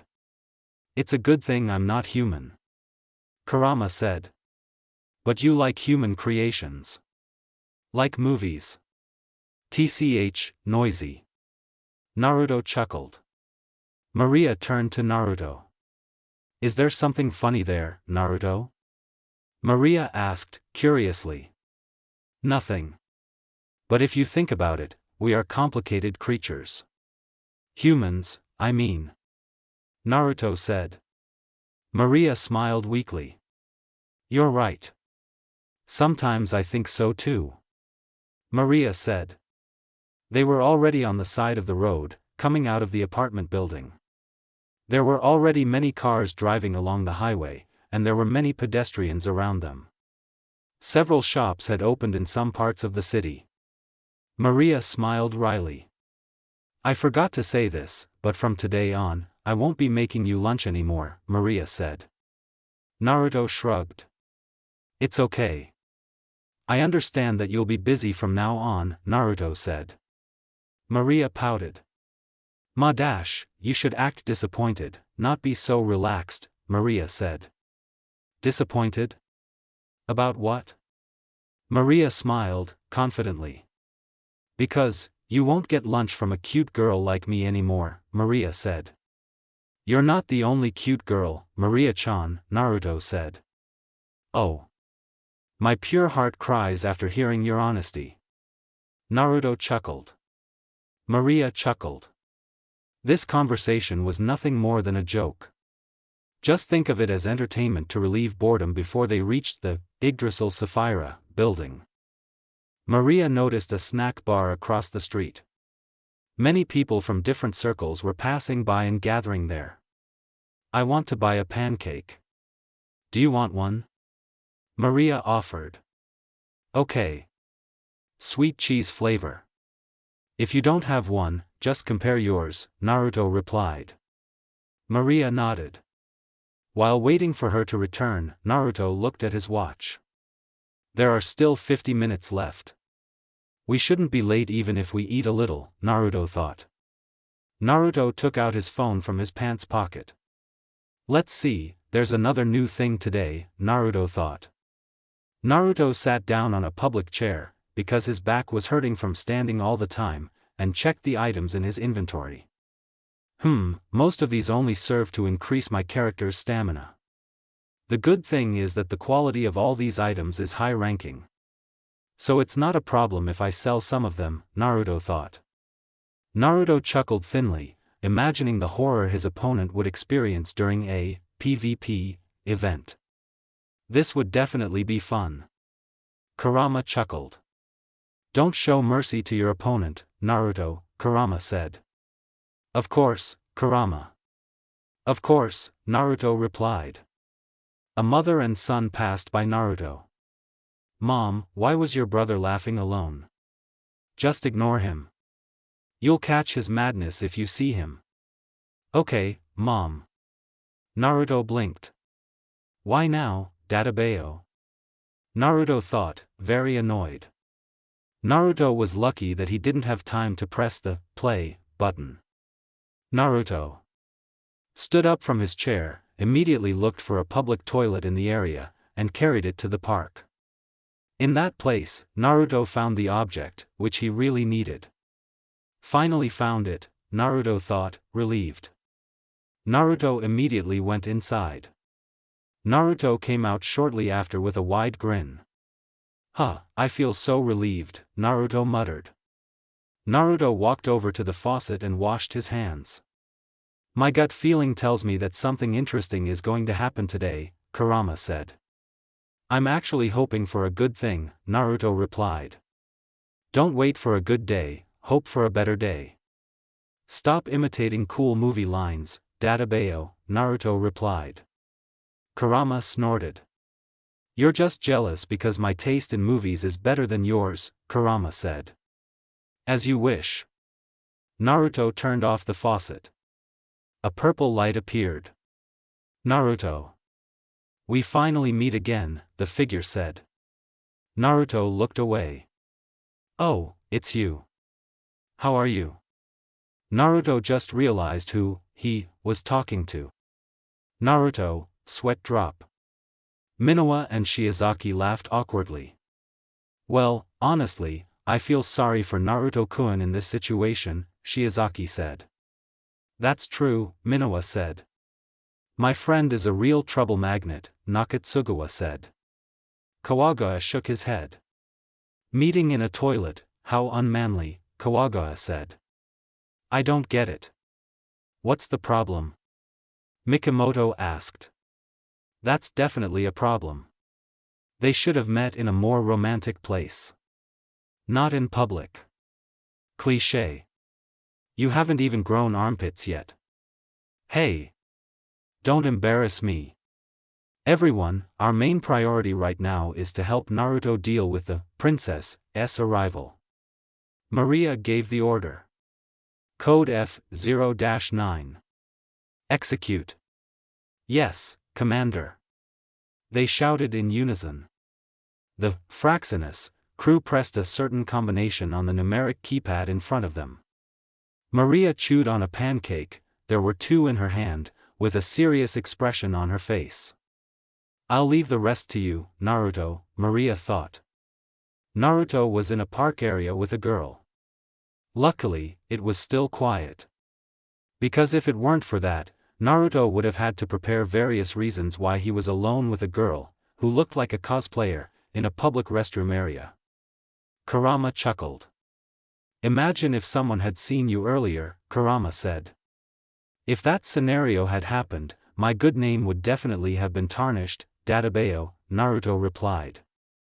Meanwhile, he was observing the surroundings around him, curiously observing how he didn't see the area being destroyed like before. This peaceful scenery isn't bad either, the girl thought. She blinked. What am I thinking?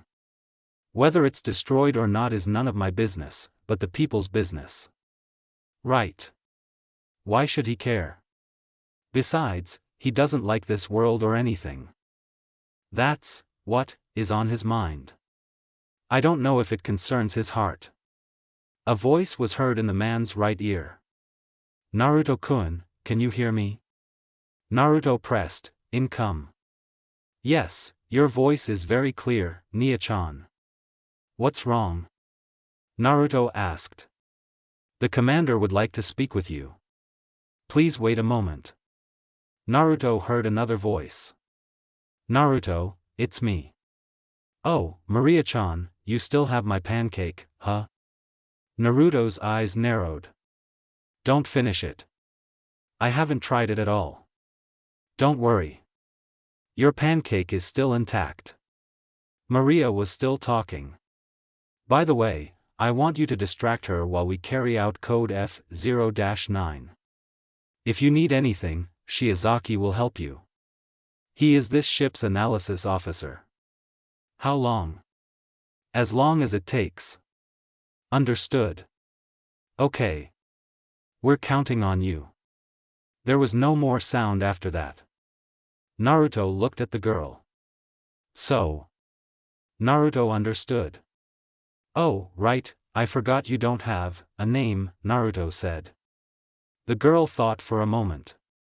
A name, I see. In order for you to recognize me, I need to get one first. She nodded. So, who should I fight? Any recommendations for opponents? Naruto, who heard this, felt uneasy. Wait, why do you think getting a name is the same as a contest of strength? Naruto asked. The girl was surprised. Why not? If the name is really that important, it definitely won't be easy to get. She looked serious. I'm willing to do anything to get a name. You have my word. Naruto was stunned. Because the girl was proud of her own theory. Wow, this is getting harder, Databeo, Naruto thought. Ha ha ha ha ha ha ha. Kurama laughed loudly. Your laughter isn't helping at all, Kurama. Sorry, but that girl's thoughts are so innocent. Even I myself understand that someone close to us gave us a name, Kurama said. We're lucky to have someone close to us. What about that girl who's clearly lonely? Naruto asked. Kurama realized where he was wrong. Come to think of it, I really did go too far, Kurama said. Try becoming friends with the princess, after this is all over, Databeo, Naruto replied. Yeah, I see what you mean, Kurama said. Having a name isn't really that hard, Naruto added. You can come up with one yourself, or have someone come up with one for you. The girl was disappointed, but on the other hand, she accepted this reality with an open heart. She blinked. Then I want you to make me a name, the girl said seriously. Huh? Are you sure? Naruto was curious. It's not that I don't want to, but why should I? Naruto asked. He looked away. Why yeah, after what happened yesterday, maybe I should trust you. Naruto chuckled. The girl glared at Naruto. Why are you laughing? Sorry, I laughed because I was glad you were open with me. That's all, Naruto said. The girl fell silent, not expecting that answer. Naruto smiled weakly. About the name, can you give me a minute? Naruto asked. The girl nodded. Don't be long. No way. While you wait, do you want to listen to some music? Music? What is it? Music is entertainment that can calm, cheer up, or ease feelings during difficult or happy times, Naruto explained. The girl frowned. I don't think so. Are you sure? There is music that sounds thunderous dash. She was interested. Humph, sounds interesting. I accept your offer. Naruto turned to the other side. As for the girl, she was listening to a song with a tense tone from the headphones that were attached in her ears. Naruto was lucky that he brought one in his bag. Back to the point, Naruto thought. Naruto pressed income on his ear. Shiozaki-san, did you hear our conversation just now? Naruto asked. Yes. And I have collected some names that I think match her personality. Naruto was interested. Match her personality? Naruto asked. That's right. Judging by her behavior, the names Momoko, Akane, or Natsuki wouldn't work for the princess. I suggest a name that symbolizes calmness, like Yuki, Shiro, or Sora. Any other name suggestions? Naruto added. Senna or Toka. How about that? That's fine. But I should use my name suggestion first to test her reaction. I see. Naruto turned to the girl.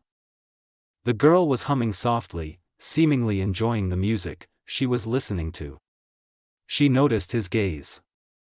The girl's cheeks turned red, and she quickly handed over the headphones. Here. I'm done. Naruto held back a smile as he put the headphones back in his bag. She's cute when she's embarrassed, Naruto thought. Naruto was glad that the princess liked simple things like music. Even though it was just the beginning, it showed that the princess could fit in if given a chance. Do you have a name for me? Sora. How about this? Naruto said. He frowned. No. That name sounds weird. Oh, then. Yuki? Too funny. Shiro? No. Senna? No. Toka? The girl thought for a moment. The girl shook her head. Not interested. Anything else? Naruto rubbed his chin, thinking of another, possible, name for the girl in front of him. Then. Tenka? The girl was intrigued. Does that name have any special meaning? She asked. Naruto nodded. Tenka has several meanings, the two of them are descendants of the sky, and 10 refers to today's date. So I thought it would suit you, Naruto explained. Naruto was a writer. It was no surprise that he knew the special meaning of certain things. Names, for example. How do you write that? Here, I'll show you. Naruto wrote the kanji of the name in the book, taken from his bag. The girl watched Naruto work. This is what your name looks like when written, Naruto said. The girl watched Tenka's writing, in kanji form, in the book. I want to try writing it. Sure, take this pen. He rewrote the name, copying what Naruto had just done. The girl looked at her own handwriting. Tenka, that's my name now, the girl muttered.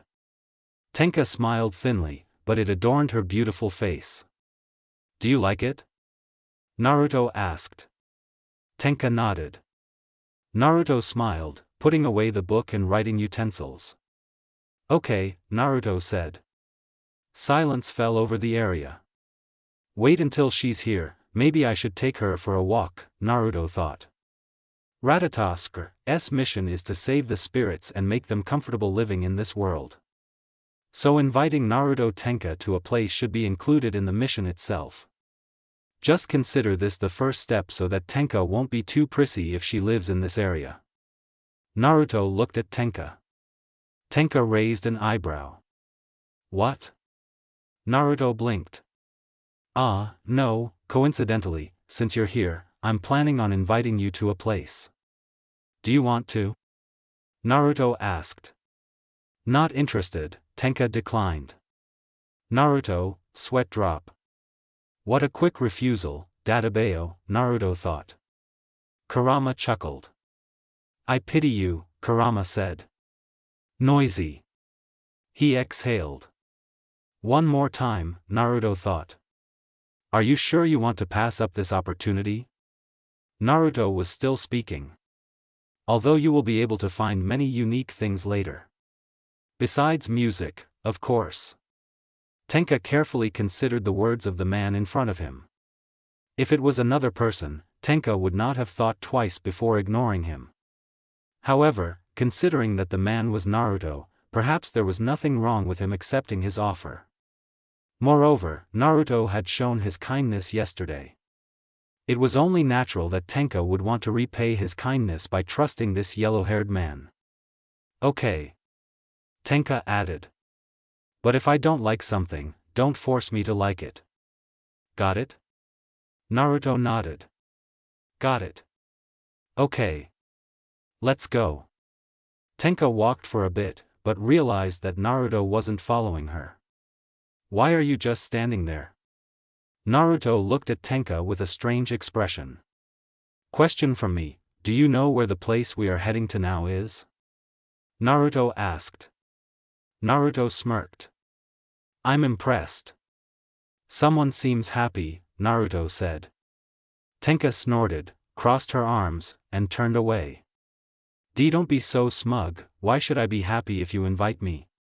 Tenka grumbled. You were in such a hurry earlier. Humph. That's because you're slow. Naruto chuckled. She's so adorable, Databeo, Naruto thought. Naruto realized something. Shiozaki-san, if we let her look like this, I'm afraid it will attract the attention of the AST, Naruto whispered. I expected this. Tell Tenka-san to go to the restroom.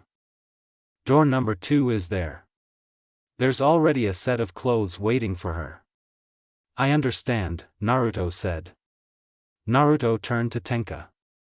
Before we leave, you should change your clothes first. Naruto was still speaking. That way, if any of the Mecha Squad members see us, they won't be suspicious because of your different appearance than usual. Tenka frowned. It's not that important. I can handle them if they dare do anything, Tenka said. I believe you can do it. Naruto continued. But don't you wonder what it's like to live without them bothering you? Even if it's just for a day? Tenka hadn't thought that far ahead. It was natural. Before meeting Naruto, Tenka was used to the Mecha Squad, attacking her every time she appeared in this world. So the possibility of not having to deal with them seemed foreign to her. You're right. Tenka was still speaking. So where are those clothes you were talking about? In the girls' restroom. Door number 2, Naruto explained. Tenka nodded. Naruto waited patiently as she left. Naruto-kun, after she changes, take the princess to the place we designated. Oh, is that so? I had plans to take her out too. It's nice when we agree, Naruto replied. Ah, that's right, sorry I forgot to tell you about that. Naruto chuckled. It's fine. Tenka-chan's sudden appearance surprised me too. Naruto added. Just tell me where she is. Leave the rest to me. I understand. We're counting on you, Naruto-kun. After that, there was no more sound. Naruto saw Tenka walking towards him. Oddly enough, Tenka's clothes hadn't changed at all. Why didn't you change? Naruto realized. Or maybe the clothes aren't to your taste. Tenka frowned. I don't know where the toilet is, Tenka said, too honestly. Naruto, sweat drop. Kurama laughed. The state of the Fraxinus bridge game room was serious. They were currently rechecking the Tengu City map to make sure that certain special locations would work as they were supposed to. These locations included amusement rides, food festivals, aquarium tours, and more. They were scattered throughout all the districts. Preparations are complete, Commander. Nia spoke up. Now, we just need to tell Naruto-kun to take the princess to the designated location. Okay. Before we begin, do any of you have any suggestions? Maria asked. Shiozaki raised her hand. Yes, Shiozaki? Ano, this may sound strange, but it would be better if we started from a calm place to begin with, Shiozaki said. Maria became interested. Ho! Let's hear your reasons, Maria said. Well, after observing Princess S behavior around Naruto-kun, I realized that she's not the type to like noise. Shiozaki added. It's not that she doesn't like crowds. But I think places with fewer people are better for her. I see. I understand the overall picture. Is there anything else you'd like to add? Maria asked. Mikimoto raised his hand. While Shiozaki's suggestion wasn't bad, there's still something missing from his analysis. Mikimoto added. If Princess remains like this in the future, then the phase of being dependent on Naruto-kun will be inevitable. So you're saying that Princess S mentality will be determined by her proximity to Naruto. Is that true? Maria was curious. And you said that in the future, meaning that now it's not a problem if Princess is around Naruto all the time? That's right. Mikimoto didn't finish speaking. Long before she met Naruto-kun, Princess was always being bullied by AST. I don't think we need to worry about physical damage, but rather the mental damage from always being rejected by the people she met. At least until Princess met Naruto-kun, Minawa said. Nakatsugawa grimaced. Now that I think about it, has Princess ever had a happy moment in her life? Nakatsugawa said. Kawaga looked serious. Maybe she didn't have one before. But now, she'll definitely have one. That happy moment, Kawaga said. The rest of the crew nodded. Maria smiled. It wasn't a waste of time recruiting these people, Maria thought. They were watching the digital screen, showing the surroundings below. The drone's main attention was focused on the two of them. Naruto and Tenka walked side by side on the sidewalk. Both of them were walking with the intention of heading somewhere. Tenka was currently wearing a black long-sleeved shirt, a dark blue skirt, a butterfly accessory in her hair, and lastly a pair of shoes. The combination of these types of clothes added to Tenka's calm and beautiful impression. Naruto, where are we going? Tenka asked. Naruto smiled. You'll know when we get there, Naruto replied. According to the instructions from above, Naruto was to take Tenka to certain places that were marked in advance. Each of these places was planned to give the princess a different experience of Tenga City. Of course, the possibility that the princess would refuse to go to one of these places was taken into account.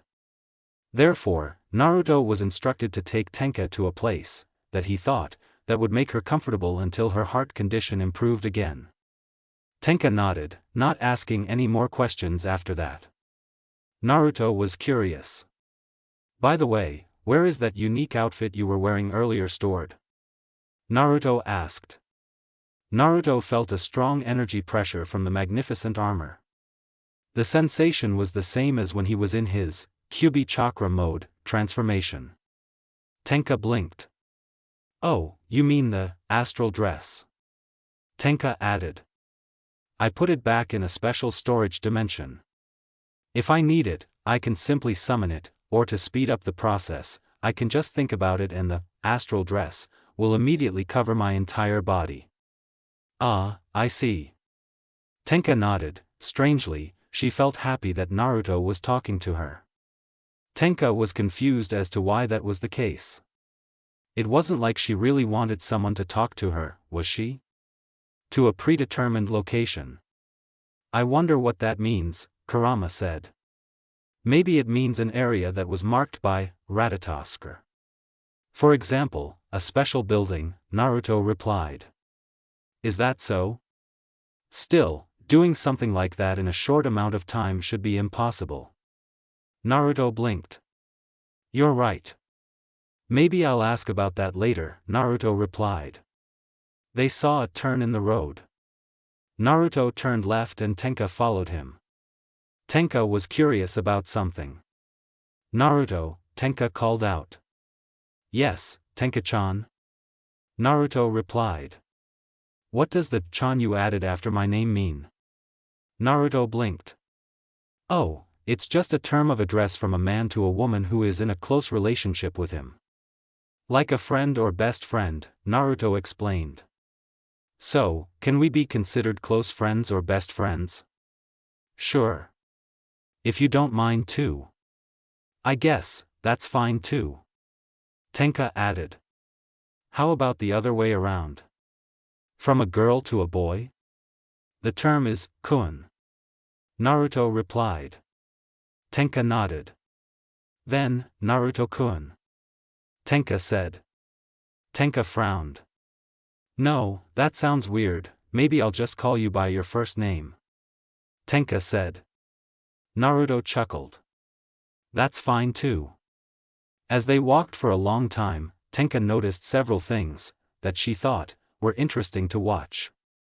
Like restaurants, antique stores, grocery stores, skyscrapers, and more. Naruto. Yeah. Tenka pointed to a row of buildings. Why are there so many tall buildings? Do they have a function? Tenka asked. Of course they do. Naruto explained. The bigger the building, the more people it employs, and the money collected will also be plentiful. That way, the people who work in the building can support their families from their income. Tenka was interested. Family, what is that? Naruto smiled. Family is basically a term for a special group that complements each other. Consists of the eldest male of the family, namely the father, the female who is the father's companion, namely the mother, and the offspring of both, namely the children. And if they have more than one child? Can be considered siblings or also related, Naruto explained at the end. I see. Family. Tenka thought about something. Family, a unique form of word, Tenka thought. They continued on their way.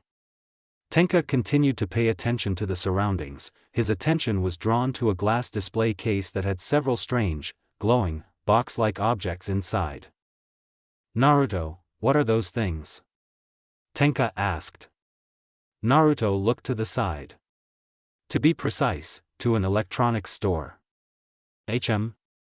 Oh, that's a TV. TV? What is that? A TV is a kind of device that can display moving images and sound. There are many things that you can see on TV. Like movies and news, Naruto explained. I see. Now I understand. Tenka added. Do you have a TV too, Naruto? Yes, but I have it at home. Oh. Tenka noticed one of the TVs showing a part of this city. Tenka was familiar with the area, having met Naruto there before. As you can see, this area was damaged by the spacequake disaster. Luckily, since the shelter was built 5 years ago, we don't have to worry if dash.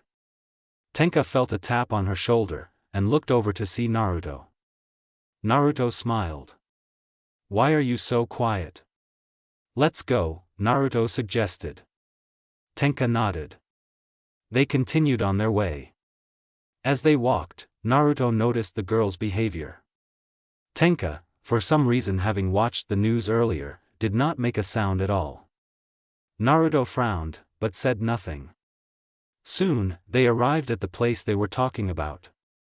The place consisted of food stalls, simple rides, and so on. Naruto blinked. Wait, this area is supposed to be residential. How can this be a festival? Naruto thought. Kurama chuckled. And that was done in a few hours, unless the housing was actually just camouflaged to hide his true form, Kurama said. It's a festival. Exactly. They both realized that there were other people there. Welcome. A group of people, in animal costumes, enthusiastically greeted Naruto and Tenka. Kawagawa, in a panda costume, smiled widely and voiced his intentions into the microphone. Hello happy young couple, as our 100th customer, you are entitled to free access to eat and play as much as you want at this festival. A loud shout of people rang out. Tenka frowned. We are not interested. Let's go, Naruto. Tenka rushed to the other side. As if struck by lightning, those people were immediately shocked by his answer. Naruto turned to them. Sorry everyone, maybe we can come by another time, Naruto said. Naruto looked at Kawagawa. Kawagawa nodded, though his expression looked like he was holding back tears. With an awkward smile, Naruto left the area and followed Tenka. I knew this would happen. Naruto-kun, I'm sorry, but for now, please calm Tenka-chan down before going to the next place. Leave it to me, Naruto replied. Naruto walked next to Tenka. Tenka-chan, Naruto called out. Tenka quickened her pace. Naruto was suspicious. This behavior, is it because she saw the news? Naruto thought. Naruto mimicked her movements. Tenka-chan, Naruto called, again. What? Tenka asked. Her voice was higher than usual. About earlier, I apologize. Naruto was still talking. I should have been more sensitive to your feelings. Can you forgive me? Tenka suddenly stopped. Naruto stopped behind her. Tenka looked at her. Suddenly, a strange voice was heard. Naruto studied the girl. Tenka fell silent. What? Although she looked calm, a slight blush adorned her cheeks. It's nothing. Naruto added. Let's go eat. I'm hungry too. Tenka turned away. Not a bad idea. At least for me. Tenka said. Naruto chuckled. I understand, Databayo. Naruto said. Humph. It's good that you understand. Naruto smiled weakly. That's better than his attitude earlier, Naruto thought. Naruto looked around, not finding any places to eat in the area, until something caught his attention. Tenka-chan, follow me. Tenka nodded. The two of them were standing in front of a vending machine. They had gotten here a little earlier. Tenka was interested. Naruto, what is this thing? Tenka asked. This thing is called a vending machine. Naruto added. It functions as a storage place for certain categories of goods. Like food. Tenka remembered the reason they were here. I see. So this row of vending machines only holds food, right? Tenka analyzed. Some drinks, but most are specifically for food. Naruto stroked his purple hair. Clever, Naruto praised. Tenka pushed Naruto's hand away. Looking away with his arms crossed. Don't treat me like a child. I'm a big boy, Tenka grumbled. Naruto smirked. Sorry, I was just kidding, Naruto replied. Humph. That's better. Naruto chuckled. Taking out his wallet, Naruto took out some money and inserted the note into the slot. Choose the menu you want. Which one do you want? Huh? Maybe. Tenka looked at each food name and their pictures on the vending machine. A hamburger. I want that one, Tenka explained. Okay, Naruto said. Naruto chose another menu. Thank you very much. Please collect the rest of the money from the cashier. Naruto took 2 boxes of food and some coins. He handed one of the boxes to Tenka. They were sitting in the common areas. Be careful when you want to open the package, it's still hot, Naruto said. I understand. Just leave it to me, Tenka said. Naruto opened the box of food, tore open the plastic wrapper, poured dry seasoning on the takoyaki, the food he ordered. Tenka imitated what Naruto did, getting a round bread cut in half and filled with patties and other additional ingredients. Like layers of cheese, slices of tomato and lettuce, tomato sauce, mayo sauce, and finally hot sauce. A delicious aroma immediately penetrated his nose. Is this what they call a hamburger? It looks so delicious, Tenka thought. Tenka took the first bite. Delicious. Tenka took the second bite. Delicious. Tenka took the third, fourth, fifth bite. Delicious. Delicious. Delicious. Tenka picked up the hamburger. The girl's eyes were shining between admiration and amazement. This is the most delicious food in the world. I understand, but eat slowly, Databeo, Naruto said. Tenka understood, looked away with a red face, possibly holding back embarrassment, then ate slowly. He forgot that Naruto, who was sitting, was next to him. Naruto held back a smile. Tenka-chan's attitude is so charming, Naruto thought. Naruto devoured the takoyaki in silence. Tenka finished her food. However, there was a strange sound again. Should I buy you some more? If it's not too much trouble for you. A few moments later, Tenka patted her stomach with a satisfied expression. Naruto finished eating, looked to the side, and saw many empty food boxes in the trash can. If you counted, there were about 50 boxes. You're lucky you have a job. Aha. They drank from their cans in silence. Silence enveloped the atmosphere between the two of them. Spacequake, did I do that? Tenka asked. Her tone was gloomy, as if there was no life in her words. Naruto paused for a moment. Yes, Naruto replied.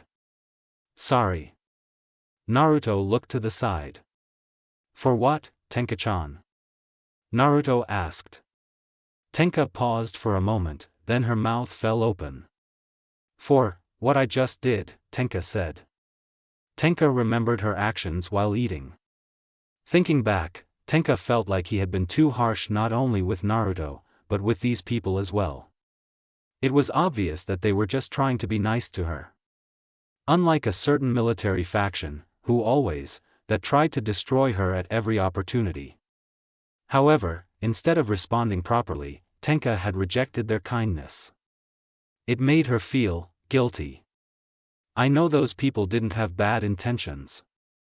It's just that when they found out that Tenka tried to speak, but the next words were hard to say, as if something was holding them back. If I was the reason. Don't continue. Huh? I said, don't continue, Naruto repeated. Tenka frowned. But, that doesn't sound fair to you.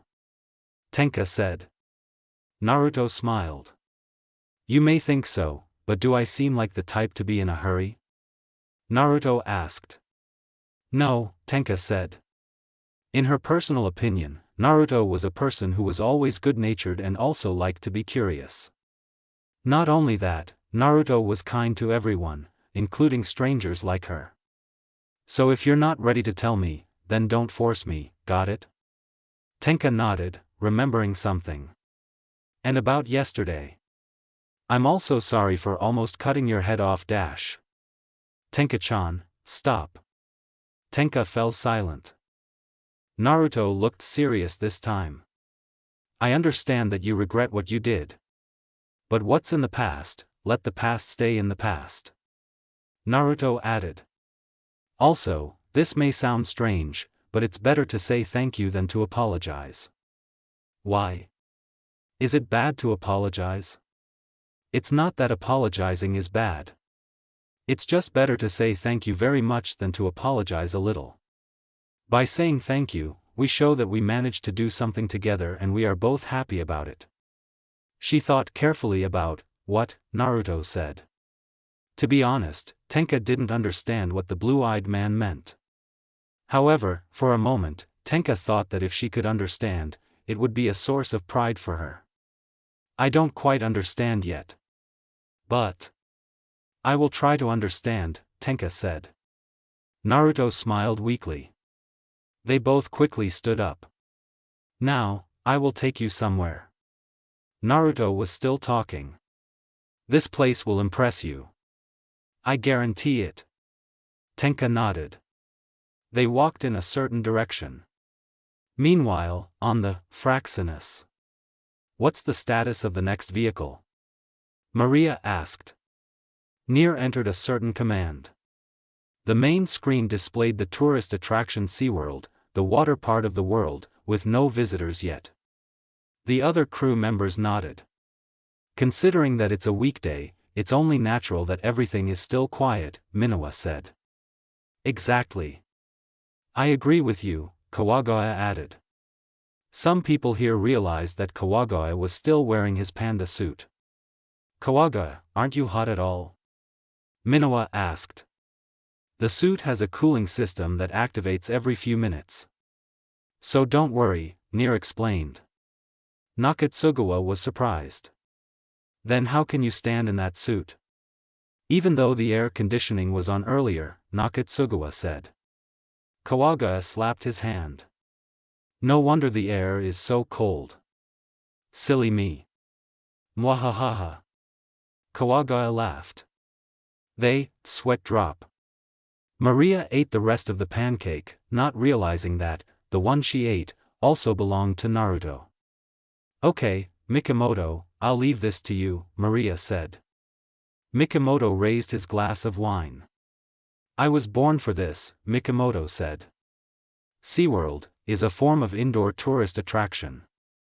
As the name suggests, this type of entertainment refers to a replica of an underwater environment, a place where aquatic species live. It is made in such a way that anyone can see and learn about how they live. Incidentally, there are currently 2 people visiting SeaWorld, 1 man and 1 woman. What do you think? Naruto asked. This place looks great, Tenka replied. Naruto chuckled. Okay, if you like it.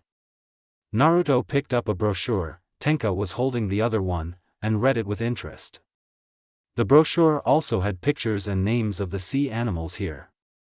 Quite educational, Naruto thought. Naruto looked up to see Tenka, who couldn't stop, looking back and forth at the large aquarium around her. It was clear from her demeanor that the girl was happy. This brought a smile to Naruto's face. No matter how you look at it, it's clear that this girl is acting like a normal girl right now, Kurama said. I knew it. That's why I'll try to make him realize that, Naruto replied.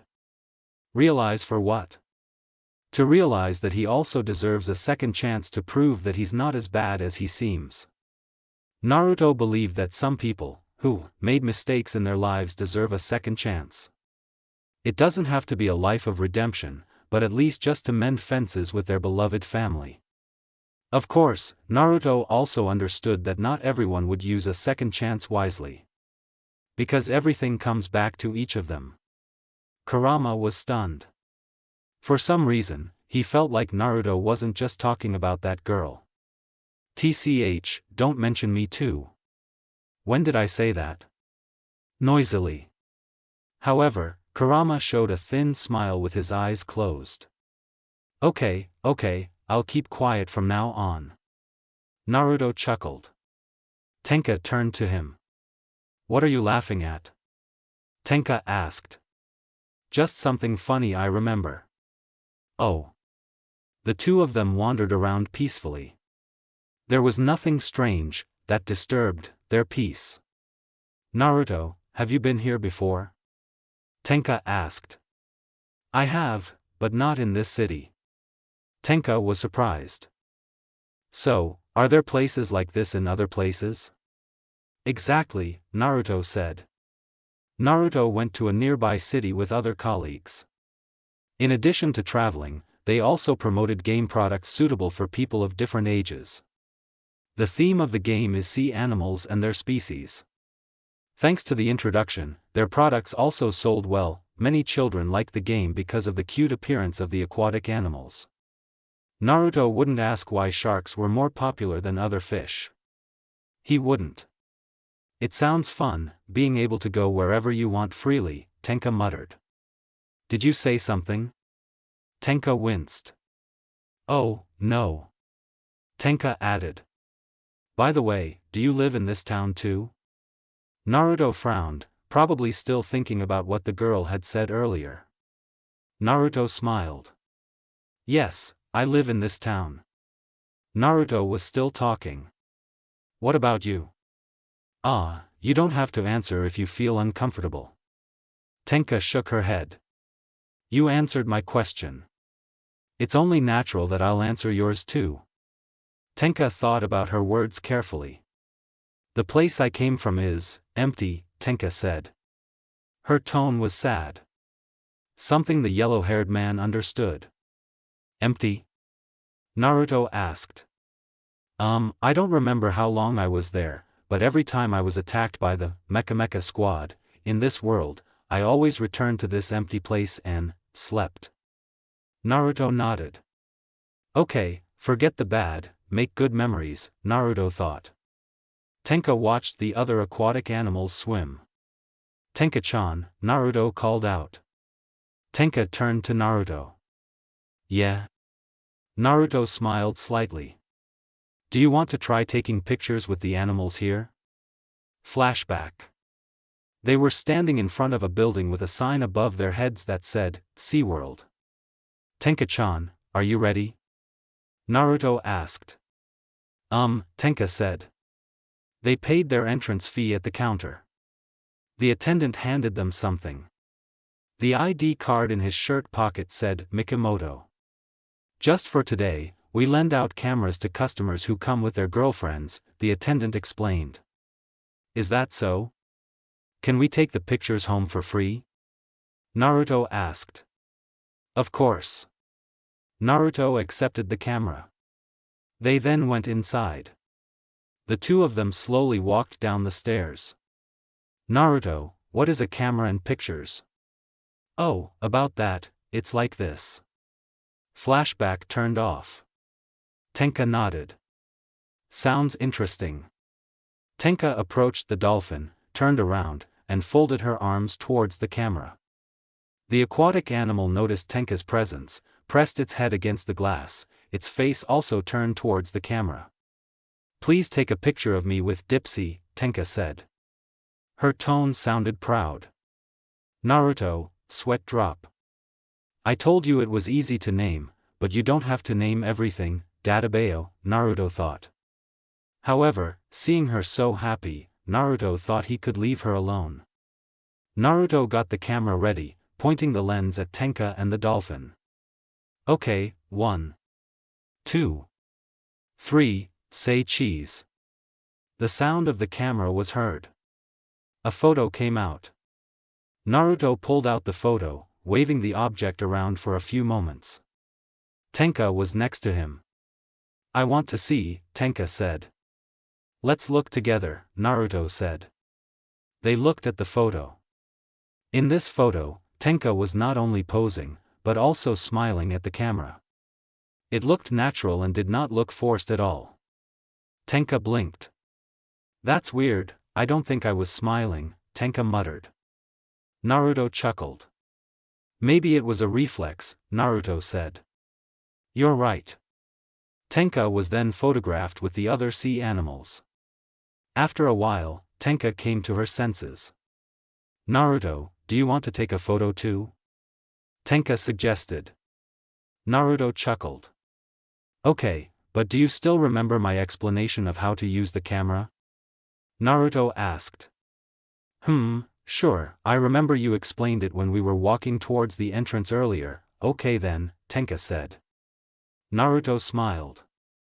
Naruto moved back a little, standing next to the glass layer, both hands in his pants pockets, and there were jellyfish behind him. Tenka pointed the camera at him. Okay, 1, 2. Naruto smiled widely. Why is Tenka-chan just silent? Naruto thought. If you look closely, you can see a slight pink blush on the girl's cheeks. Who knows what caused it? 3. One photo was taken. Naruto was next to Tenka. Naruto was pleased to see the result of his photo. Well done, Tenka-chan. Naruto was still talking. By the way, why did you take so long to take the photo? Tenka handed over the camera, looking away, as if he didn't want to see Naruto's face. I was just thinking about eating something sweet after this, Tenka said. To be honest, Tenka felt weird seeing the yellow-haired man smile. Tenka definitely couldn't talk about it openly. Because, aside from being embarrassing, Tenka knew that if Naruto found out, he would definitely tease her. Although, in her personal opinion, Naruto's smile was actually pretty in Tenka's eyes. Kurama chuckled. Thinking about food, huh? That's an obvious lie, Kurama said. Leave it alone, Kurama, Naruto replied. Yeah, I know what you mean. Naruto blinked. Oh, really? Naruto added. Then are you going to eat now? Tenka nodded. They walked to the end, up the stairs, and returned the camera to the guard at the exit before leaving the entertainment establishment. The Fraxinus crew breathed a sigh of relief. Mikimoto had returned through the teleportation system. Kawaga grinned. Not bad, Mikimoto, Kawaga said. Mikimoto nodded. I was just doing my part, but thank you for your kind words, Mikimoto replied. Maria smiled. That way, we shouldn't have any problems getting the princess to the next location, Maria said. Nia raised her hand. If you don't mind, I'd like to tell you something, Nia said. Maria was curious. Go on, Nia, Maria said. Nia typed something and moved it to the main screen. The rest of the crew watched as the screen split in two. It showed a reconstruction of the scene where the princess came to this world. The first video showed the princess being attacked by the AST in an unknown location. Meanwhile, the second video showed the princess meeting Naruto near the ruins of Tengu City. When the princess suddenly appeared without causing any alarms to the spacequake, I became curious as to why that happened. Nia was still speaking. And this is the conclusion I came to. The main screen changed. This time, the large screen showed a replica of the person's physical appearance, complete with two blue and red lines underneath. Oddly enough, of the two, the blue line was high, while the red line was a more intense color. The blue line is a sign of the decrease or increase of the Ryoryoku pressure, while the red line is a sign of the princess's feelings. Nia added. And what I'm showing now is the princess's state when she was attacked by the AST. While this time, it was the other way around. The blue line was low, while that one, the red line was yellow. Her current state when she's with Naruto-kun. The rest of the crew was silent for a moment, carefully considering what Nia meant. Shiozaki's eyes widened. Wait, are you saying that the cause of spacequake all this time was the negative feelings of the spirit itself? Shiozaki said. Nia smiled. As expected of our analyst, Nia thought. It's still just a theory, but given the data I've collected that says otherwise, there's a good chance it's true, Nia said. Maria looked interested. Theory or not, this still answers some of our questions about spacequake and why it happened. Maria added. By the way, what about the next location? Shiozaki, sweat drop. About that, Commander. Princess invited Naruto-kun to one of the cafes in town, Shiozaki said. Maria began to worry. Wasn't this cafe part of our plans? Maria asked. Shiozaki nodded. Minowa was curious. What's the name of this cafe? Minowa asked. Lovely Light, Shiozaki said. Minowa chuckled. Oh, then there's nothing to worry about. I was invited there as a guest for their event. Minowa added. Leave it to me. The Fraxinus crew breathed a sigh of relief. Tenka never tired of looking at the photos in the medium-sized book in her hand. The book was an album. They went into a trinket shop and bought two things. Namely, the album and a waist bag. Not only did it make it easier for Tenka to carry more than one photo, but it also gave her a place to store the album when she wasn't holding it. Naruto smiled at the girl's behavior. Nothing made Naruto happier than seeing his loved ones happy because of his actions. Tenka suddenly went silent. Naruto stopped next to her. Tenka-chan, what's wrong? Naruto asked. Tenka pointed at something. Naruto followed her finger. There was a cafe visible next to the highway. There were two workers in maid uniforms, and dog ear accessories, handing out special flyers at the entrance. The name of the place was Lovely Light. Naruto, would you mind if? Tenka, oddly enough, was nervous. Maybe because this time Tenka, who invited Naruto to the same place, and not the other way around.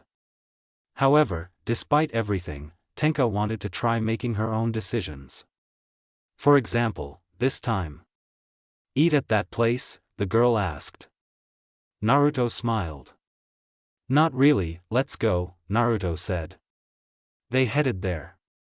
This restaurant seemed to use happy elements in terms of architecture and paint color. The choice of accessories was also supported by cute animated posters of animals attached to every surface of the wall.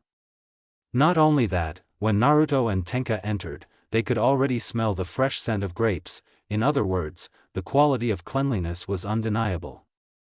Naruto noticed that all the waiters here were also wearing various animal ear accessories. They filled the empty table, sitting opposite each other. Tenka put the album in her bag. Naruto opened the menu book on the table. Tenka imitated Naruto. There are many options, but I'm having a hard time choosing, Tenka thought. Tenka read the names of the dishes and drinks on the list. Then, there was one menu that caught her attention. Tenka-chan, do you know what you want to order? Naruto asked. Tenka looked up from the menu book. I already have, Tenka said. Naruto raised his hand. A waiter came to the table.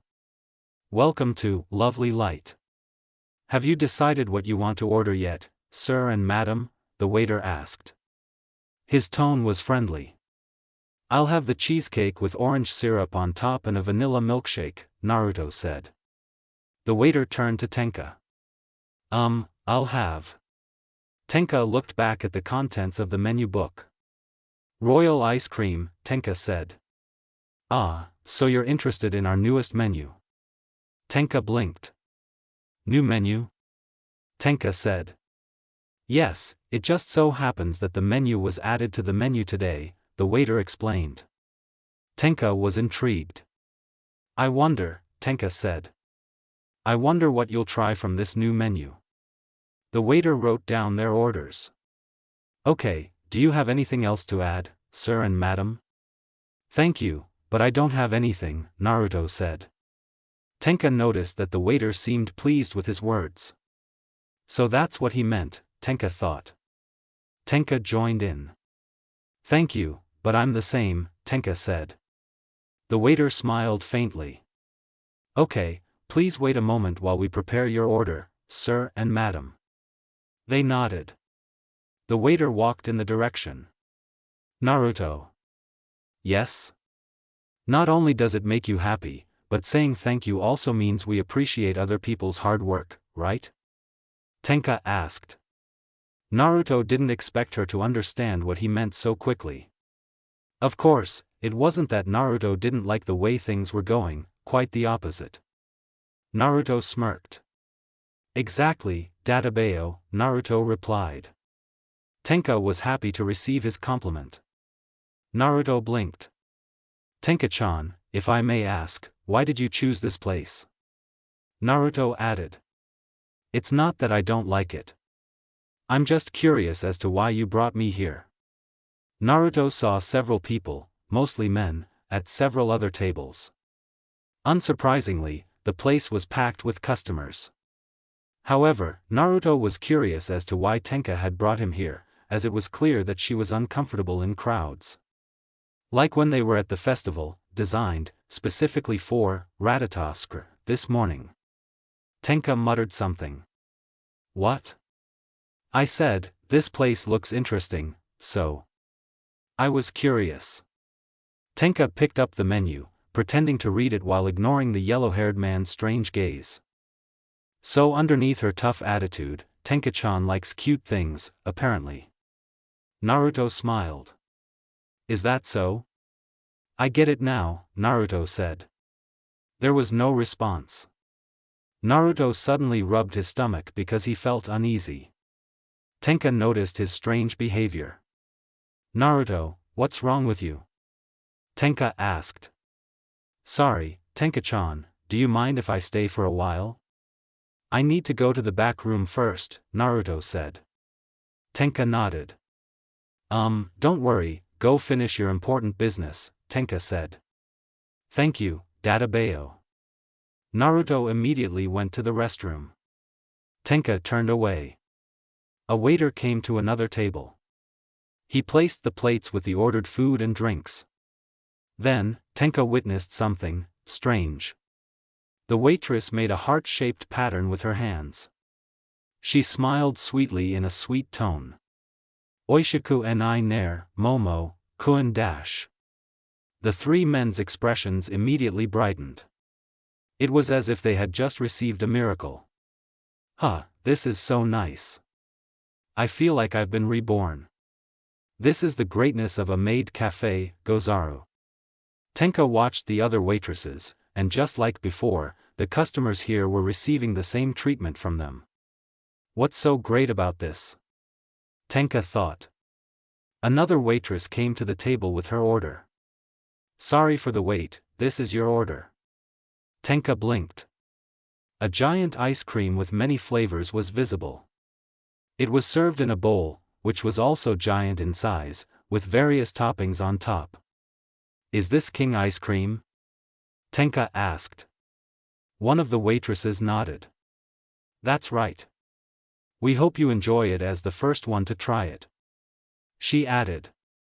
Of course, this dish wouldn't be complete without a spell. A spell, you say? Yes, let me show you. The waitress made a heart-shaped pattern with her hands. She smiled sweetly in a cute tone. Oishiku ni ner, momo, kun dash. Tenka didn't know why, but for some reason, something invisible calmed her heart and mind. Even her appetite increased because of those words. Tenka blinked, noticing that the spoon, since who knows when, was already in her hand. Not to mention the drips of colorful cream on the spoon. She also just realized that the giant ice cream had disappeared without leaving a trace. What kind of miracle is this? Tenka was so stunned that she didn't know what to say. Wow, is it that delicious? We're glad you really enjoyed it. She added. It's a shame you're not here to experience the pleasure you got to experience. Tenka's eyes widened. Wait, can another waiter at least do this for Naruto? He has important things to do right now, so. Sorry ma'am, but almost all the tables here are occupied, so we might have trouble fulfilling your request. She had an idea. No, wait a minute, there is actually another way to feel the effects of the spell. But I need your help with this. Tenka nodded. I'll do whatever it takes, Tenka said. Naruto showed his kindness. Tenka also wanted to do the same in return. Minowa, in disguise, held back a smirk. Well, all you have to do is. A few moments passed, Naruto returned to the table with a relieved expression. Naruto blinked. Don't worry, Naruto-kun. Tenka-chan is still there. Ah, I'm glad to hear that. Naruto added. She's in the toilet? About that, maybe you should look it up later. What does that mean? No response. Naruto, sweat drop. I have a bad feeling about this. Naruto thought.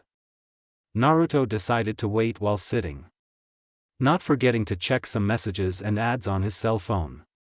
Want money, but are afraid that the raffle will fail? Don't worry. At Olympus, we can guarantee that it won't fail. Go ahead, register immediately and deposit the amount below into the account. Naruto immediately deleted the ads. This advertisement is really something, Naruto thought. A waitress came out of the kitchen with a tray. The girl's beauty had caught the attention of some of the people in this place. She's beautiful. An angel. She must be an angel. If only I were still single. Ahem. Ah, sorry dear, just kidding hee hee. The waiter placed the plate with the cake and the glass on the table. Sorry for the long wait. Here's your order, sir, the waiter said. Naruto looked up from his phone. Oh, yeah, thank you. Tenka stood up, dressed in a maid outfit, complete with dog ear accessories. Love? Naruto observed Tenka's appearance with a serious expression. Tenka chose to remain silent as her expression looked dejected. Don't hold back if you want to laugh, Kurama said. Naruto didn't respond to the biju's words. His attention was focused on one thing. Tenka-chan is cute in this outfit too, Naruto thought. Naruto wondered if he could ask Tenka to wear the maid outfit again another time.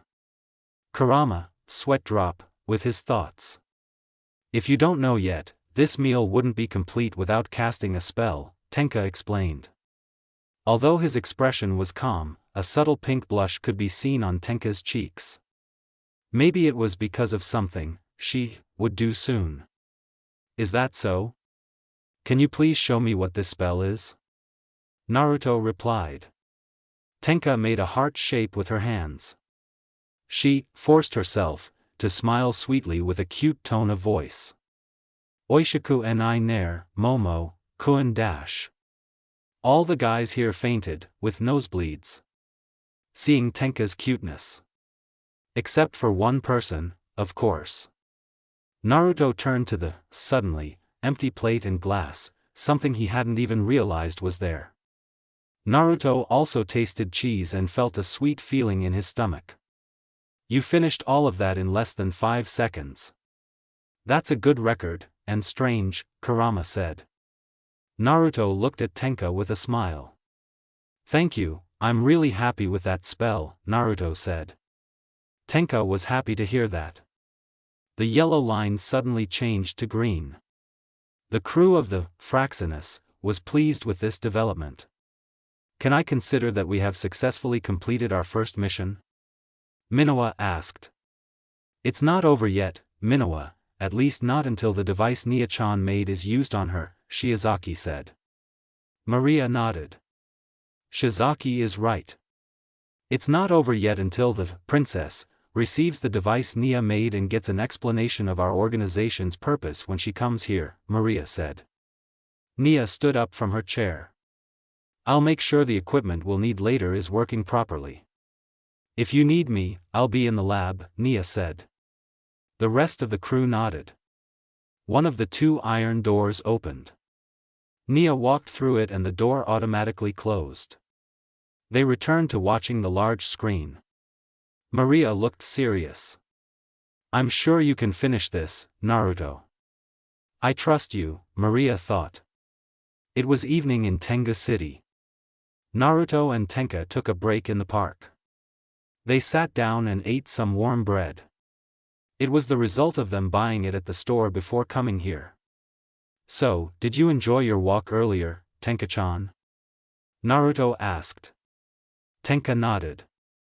Although there were some unexpected events, it was calming to be able to move freely without being disturbed by the Mecha squad. Moreover, Naruto was curious. What else? Tenka looked at the sun with a gentle expression. There are many beautiful things in this world, Tenka said. Naruto chuckled. I'm glad to hear that. Tenka added. Our walk earlier, is there a special name for it? Naruto smiled thinly. When a man and a woman go to different places together and are happy together, it's called a date, Naruto explained. Tenka nodded. I see, a date, I see, Tenka said. Her tone sounded satisfied. After that, no one else spoke. Silence enveloped the park. Naruto. Yes? Do you remember our first meeting? Naruto was intrigued by the question. I still remember.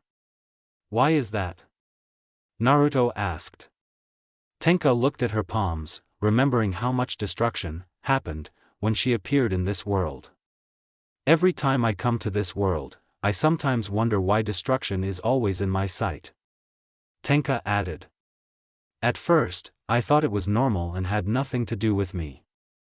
But given the harsh treatment from the Mecha squad, my power can easily destroy anything. Tenka stood up from her chair, walking forward a little, looking up at the orange sky. Maybe it would be better if I just disappeared from the face of this earth. Tenka looked at him with a smile. A smile that was so wrong in Naruto's eyes. Really? Naruto stood up from his chair. Tenka-chan, Naruto called. Yes? You realize you're a bad liar? Tenka blinked. What? I said you're a bad liar. I'm a bad liar, you said? Her tone was dangerous. Naruto-kun, the princess's mental state is currently unstable.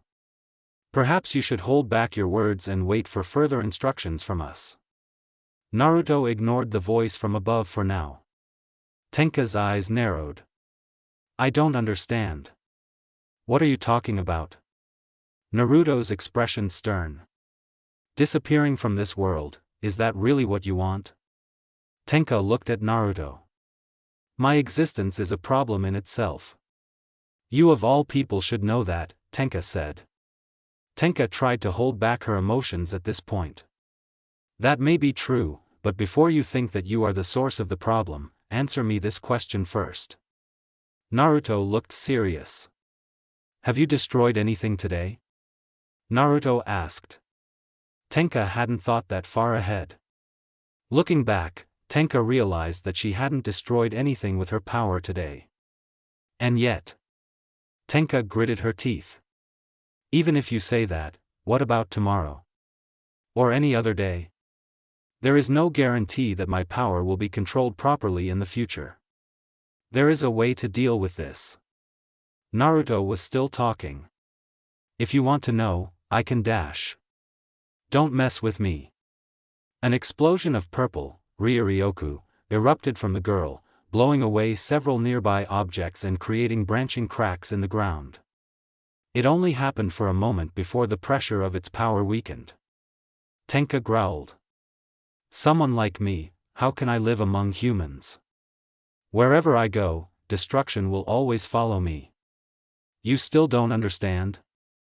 Naruto took a step forward. Then help me understand.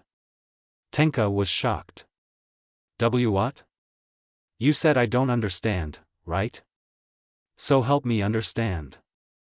Naruto was still speaking. The feelings you're holding back. The emotions you're holding back. Let them all out now. Tenka unconsciously took a step back. Her expression almost changed, as if she was holding in something extremely painful. Naruto realized this. I don't want to bother you anymore. So please let me go. Then what? Are you going to go back to that empty place again? It's the best choice for me. Even if it means you'll be alone forever? Do you really want that? Tenka gasped. Tenka knew what to answer. Because deep down, she knew what her heart wanted. However, after what she had done so far, did Tenka deserve that? Tenka-chan. Naruto understood the reason why the girl in front of him was still hesitating in her decision. It was because of loneliness. Naruto knew the suffering, called loneliness. If one were to ask why Naruto could understand that, the answer would actually be simple. It was because their backgrounds were almost the same. The difference was that Naruto hid his loneliness behind a cheerful and mischievous demeanor. Unlike Tenka, who was cold and rude. However, as time went on, Naruto found people who were able to accept him for who he was. The cheerfulness and mischief that were initially used as masks to hide his bitter emotions turned into pure habits without any coercion. And what about Tenka then? The girl who lived alone all this time? Without anyone to accompany her in happy times or otherwise? Before they met, had Tenka ever had a happy moment in her life? So in order to provide her with that moment, Naruto knew what to do. There's no denying that your presence is bringing disaster to humanity, but... Naruto stared straight at Tenka. To all of this, Tenka was shocked. What? So what if you brought destruction? Look around you. Do you see any signs that this city is about to be destroyed? And no. That hamburger was delicious, you definitely want to try it again, huh? Why yeah. Then that big aquarium. Do you want to go there again tomorrow? The day after tomorrow? Or maybe next week? I still want to go there. But will all of that come true? If you decide to go back to that empty place again? Tenka noticed that the album had already been lying on the ground for who knows when. Maybe it fell out of her bag when she lost control earlier. Tenka picked up the book and looked at one of the photos inside. More specifically, the photo of Tenka smiling. Tenka noticed the drops of water that had fallen onto the photo. Huh? She touched her eyes. Are those tears? Does that mean I'm crying? Naruto walked up to the girl. Naruto immediately hugged Tenka. Tenka was surprised by her actions. Trying to look strong while holding it all in, I understand why you did all of that. Naruto said quietly. Even if you leave it for a long time, it will only destroy you from the inside. Your pain. Your pain. Your fear. Just let it all out. Because no matter how strong a person is, in the end, they need someone who will accept them for who they are. Tenka hugged him tighter. Why? Yes? Why? Crying. Why did I have to be born like this? Why crying? I wasn't born crying. As a normal person? Tenka let it all out. Are you tired? Yes. Crying. I'm tired of them constantly attacking me. Even though I just want to crying live a peaceful life. Cries. In this world. That's all. Cries. I want. Naruto gently stroked her purple hair. Do you like being alone? Sobs. No. Sobs. Not at all. I don't like being. Sobs. Alone. Being alone. Sobs. Is scary. If that's true, I have good news for you. Tenka looked up, seeing Naruto's face that was still streaked with tears. Good news? Naruto wiped Tenka's tears away with his thumb. Naruto smiled. In the future, you won't have to endure everything alone anymore, because from now on. Tenka's eyes widened. I will always be by your side. Tenka laughed. Not out of sadness. But out of happiness. Happiness because for the first time. Thank you. Naruto. He wouldn't feel lonely anymore. Huh. Tenka realized she was no longer in the park, and looked around to see a blue sky with clouds flying by. Where is this? Even though it was foreign, for some reason being here made her feel peaceful. Tenka turned around. A feminine figure floated before her, its true form hidden by an intricate mosaic. Tenka frowned. Who are you? Tenka asked. Don't be so tense. I brought your mind here because I just wanted to talk to you alone, the figure said. Although it sounded strange, there was no denying that his tone was soft, soothing, and there was no lie in his words. Tenka fell silent. Okay, I'll listen to what you have to say. Tenka added. But do it quickly, there's someone waiting for me there, and I don't want to keep them waiting for long. I see, someone is waiting for you, HM? I'm waiting for someone too. Tenka blinked. You too? The figure nodded. Unfortunately he passed away. Oh, my condolences. The figure chuckled. That's not necessary, he's actually been alive for a long time, I was just joking with you, hee.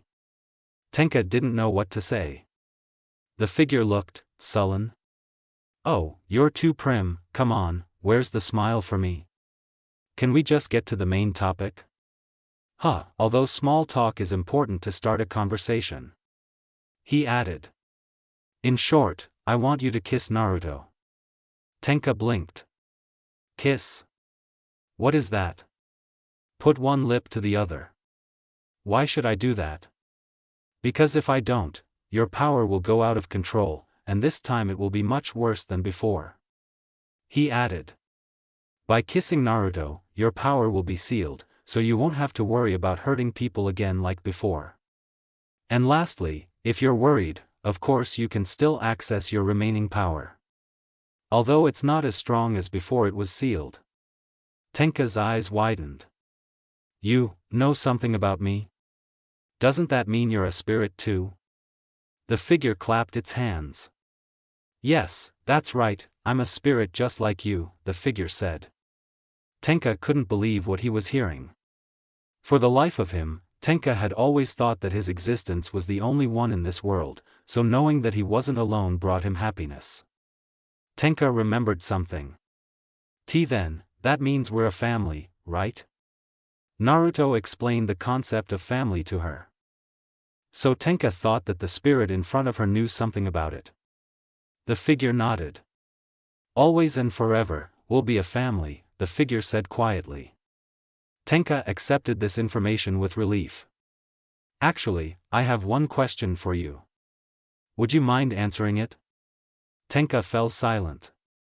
If it's not too hard. Maybe I can answer it. Thank you. As for my question. She waited silently. Are you happy being in that world? Tenka didn't expect this question. If it were her in the past, she probably wouldn't hesitate to answer no. However, for her now. Tenka spoke up. Maybe not everyone will accept me right away, even so. Tenka looked at the figure with a smile. Starting with one person, I don't think it's a bad start, Tenka said. Her tone sounded optimistic. The figure smiled. I'm glad to hear that, the figure said. Then, a strong tremor shook this dimension, the sky slowly began to blur along with each cloud disappearing one by one. He sighed. The side effects of my unrecovered power are really annoying, the figure grumbled. He looked at Tenka softly. See you later, Tenka. Hopefully, the next time we meet, we can talk longer than we do now. Especially to discuss the first position in his harem, Fufu. Yeah. See you later. Tenka came to her senses. Wait a minute, you also know Naruto dash. A bright light illuminated everything. Chan? Tenka-chan? Naruto was confused by her silence. However, he had time to discuss the Ryoryoku storage device with Shiozaki, and was told that Nia was found sleeping in the lab. Luckily, the device could be used at any time, but Naruto first had to convince Tenka to change into Fraxinus. Tenka blinked a few times. She noticed herself back in the park. I'm back, I see, Tenka thought. That made her calm down. Tenka-chan? Why yes? Are you okay? I tried calling out to you a few times, but there was no answer. Oh, I'm sorry, but I'm fine. Naruto smiled. It's okay. I'm glad to hear that. Naruto added. And how long are you going to hug me for? It's not that I don't like it, but I'm afraid that someone will get the wrong idea if they see us later. Tenka immediately pulled away from his embrace, her face turned slightly red, perhaps because she was embarrassed. Why you? Naruto chuckled. Naruto looked serious. So, you still want to go back to that place? Naruto asked. Tenka shook her head. I want to stay in this world. Tenka added. But in order for my wish to come true, I need to learn a lot. So, will you help me, Naruto? Naruto smirked. I told you I'd always be by your side, right? Of course I'll help you, Dadabayo, Naruto said. Tenka's expression brightened. Of course, not just from me. You'll get other help as well. Tenka was confused. What do you mean? Naruto beamed. Well, Tenka-chan, actually. Tenka listened intently. Naruto explained that there was an organization that aimed to save the spirits and make them comfortable in this world. The organization was called Ratatoskr. So, do you want to come with me to meet them? Of course, the decision is yours.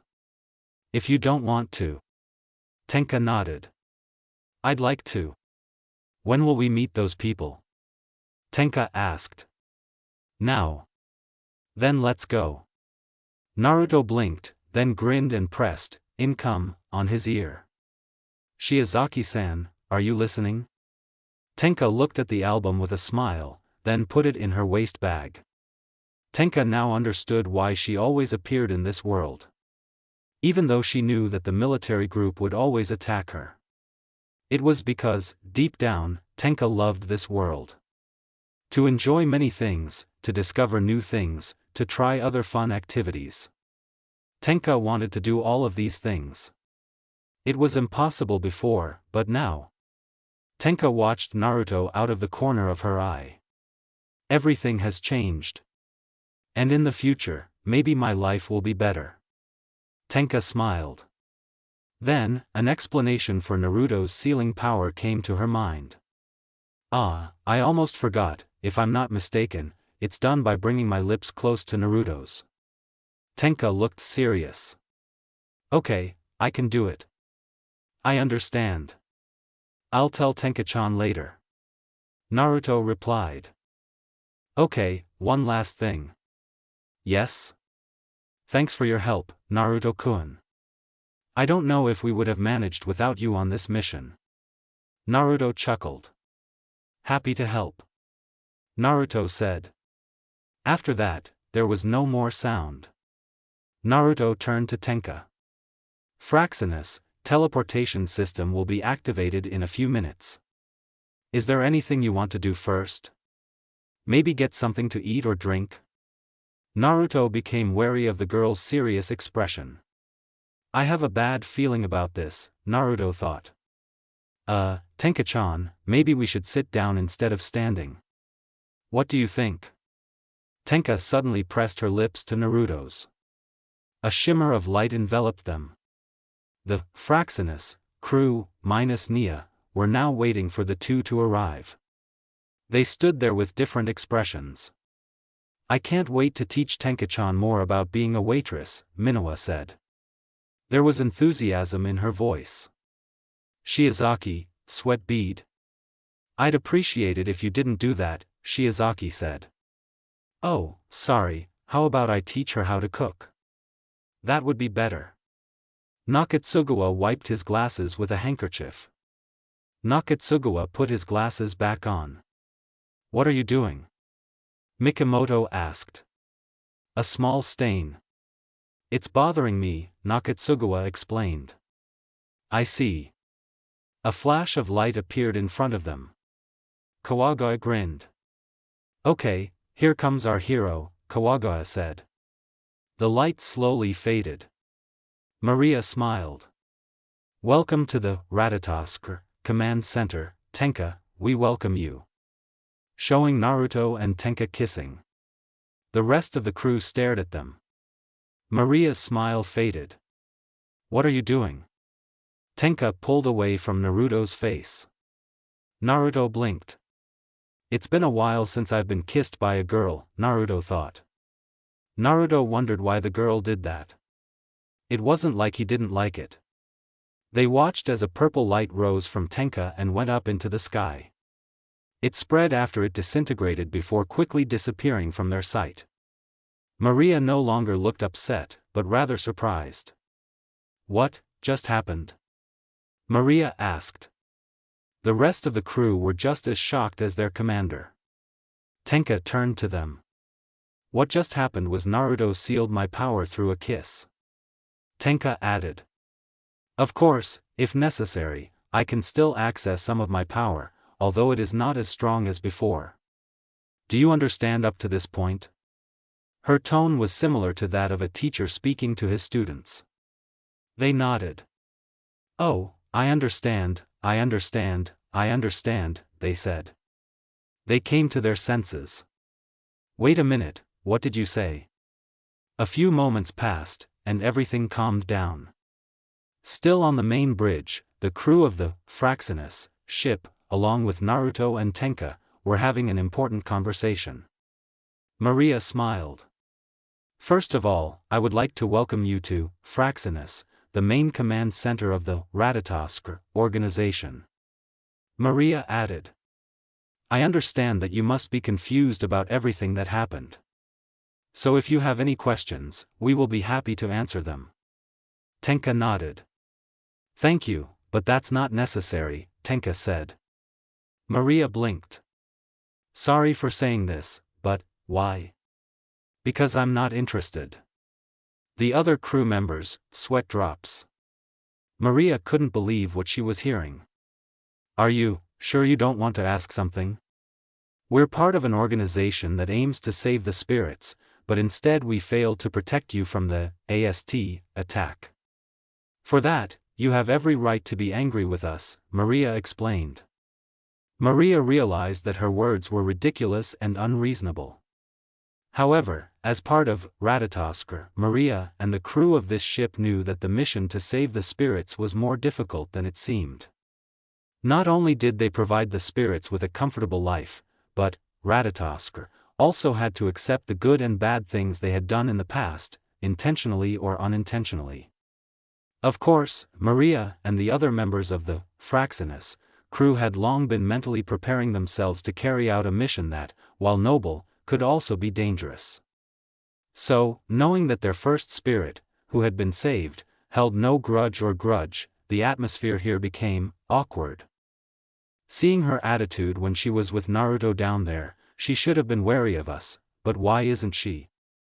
Maria thought. Tenka glanced at Naruto out of the corner of her eye.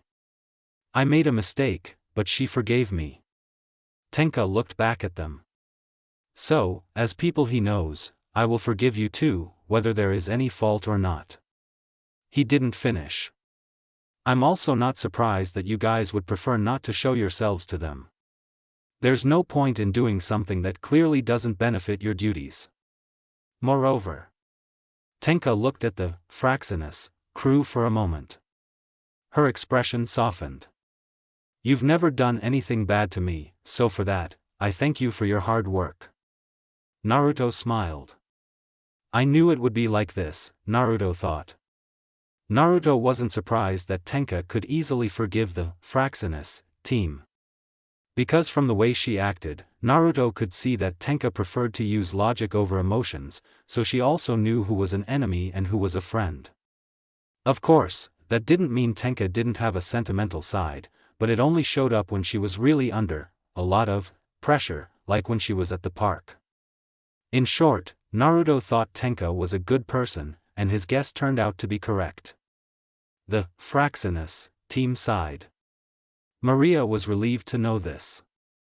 Tenka looked at Kawagawa and Mikimoto. And I want to thank you for celebrating the festival and for the camera you lent. Tenka added.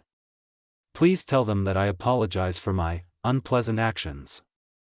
Mikimoto nodded. It's an honor to make you feel better, Mikimoto said. Kawagawa chuckled. Don't worry, the Ratatosk workers aren't mad or anything, they're just worried that their actions are hurting your feelings. Kawagawa added. I'll tell them later. Just leave it to me. Tenka sighed in relief, noticing Minowa's presence with a searching gaze. Minowa smirked. How are you, ma'am? Tenka's suspicions were correct. No wonder something is strange. I see you're a maid, Tenka said. Hee, want to try wearing the maid uniform again? No. Go ahead. No. But it suits you. No. Another team member, sweat bead. Maria cleared her throat. Back on topic, I'm curious about your kiss. Did it cause your Ryuryoku to transfer to Naruto, right? Not all of it, but yes. How do you know? Bro. He said that Naruto has the power to seal a spirit's Ryuryoku through a kiss. Naruto was surprised to hear that. Kurama's eyes narrowed. Naruto, are you thinking the same thing as me? Kurama asked. Let's talk about this later, Kurama. Now is not the time, Naruto replied. Yeah, I guess you're right, Kurama replied. Tenka came to his senses. Ah, right, he knew your name even before I told him. Have you guys met before? Tenka asked. The Fraxinus crew looked at Naruto. Naruto's expression didn't change, but if you looked closely, there was a seriousness in his eyes. Naruto scratched his cheek. Well. I don't think I've ever met a spirit before, at least not until you showed up, Naruto said. Tenka blinked. Oh, is that so? That's weird. I thought the same thing as you. Maria folded her arms. What he knows about you, that's quite worrisome, Maria said. It's worrisome, but I think that instead of focusing on the negative, think about the positive as well. Minowa added. I mean, ignoring how it works, wouldn't that allow Naruto-kun to freely help other spirits with that power? What Minowa said is correct, my friend, Nakatsugawa said. Naruto nodded. Naruto realized how powerful Fuinjutsu was when used correctly. The proof is that it can create some impressive techniques like the Reaper's Death Seal, and also the 8 Signs Seal. Maria sighed. I know that, but why should holding hands with lips be enough? The rest of the team chuckled. Maria looked at them. Who just laughed? They whistled, looking away. Shiozaki cleared her throat. Ano, it may be too late to say, but is there anyone who is curious about how Nia-chan will react when she finds out about this? Someone hurriedly entered and panicked. Sorry, Puff, I Puff. Fell asleep. Nia took a moment to catch her breath. After coming to her senses, Nia noticed Tenka's presence, then turned to Naruto. So, can I assume that the Ryuryoku storage device is working properly? Nia asked. Her tone was enthusiastic. Naruto scratched his cheek. Well, about that, actually, there was an unexpected incident, Naruto said. Nia had a bad feeling about this. What incident? Tenka blinked. The Ryuryoku storage device, you said? Everyone immediately panicked. Naruto tried to stop her. Tenka-chan, maybe it's best for you not to say anything about. I don't know what you're talking about, but without the help of any tools, Naruto was able to take part of my Ryuryoku through a kiss, Tenka explained. Nia looked at Naruto with jerky movements. Her gaze was empty, and there was a strange smile on her face. Heh, so that's how it is. Naruto took a step back, laughing nervously. Nia-chan, we can discuss this, okay? I didn't even know I had this kind of power. So, don't be mad at me, okay? Okay? Tenka watched as the girl named Nia tried to strangle Naruto. Her actions were held back by the others. Patience, Nia-chan, patience. Patience? Patience, you say? Do you know how many failures and hardships I went through to make this device? No. I didn't know. At least Naruto was honest about his mistake. Nia growled. Then shut up and let me vent my frustration. Nia screamed. Not in my face. Not in my face. Feel it. It's never gotten this far before, but yeah, it's normal for us, Maria said. Tenka looked at the main bridge. Something caught her attention. Interesting. Eventually, the other crew members managed to pull Nia away from her attempt to take the life of the yellow-haired man. That was close. Are you okay? Nakatsugawa asked. Naruto sighed. Why yeah, I think it's Databeo, Naruto replied. Shiozaki and Minowa tried to calm Nia down. Nia-chan, calm your emotions. That's right. Getting too angry will only make you age faster. Just look at Shiozaki. Shiozaki stared at Minowa. Minowa blinked. What? Shiozaki sighed. No. Nothing. Nia took a deep breath and exhaled. Thank you, Minowa-san, Shiozaki-san, but I feel better now, Nia said. They were happy to hear that. Nia turned to Naruto. Nia pointed at him. You owe me 2 tubs of ice cream, Nia said. I'll buy you 4 tubs later, Naruto replied. Nia beamed. Naruto grinned. Then they laughed together. This calmed the rest of the crew. Naruto looked at the Fraxinus commander. By the way, where is my pancake, Maria-chan? Naruto asked. Maria smiled. Of course it's there. Can't you see my hand? The girl's smile faded when she realized that there was nothing left of the yellow-haired man's pancake except the wrapper. Naruto smiled. I forgive you, Naruto said. Maria was relieved to hear that. Tenka noticed a yellow button with a skunk in the middle. I wonder what that is. Everyone turned to Tenka. The Fraxinus crew immediately panicked. Don't press it. They shouted. Tenka pressed the button. Green gas suddenly spread across the main bridge of the Fraxinus. When the gas ran out, they were unconscious in an alarming state, namely foaming at the mouth and with their eyes in an X shape. Only Naruto and Tenka were, still, conscious. Naruto, sweat bead. Wow, that's scary, Databeo, Naruto thought. Kurama chuckled. Their safety features are funny too, Kurama said. Of course, that's not the only safety on this ship, Kurama, Naruto replied.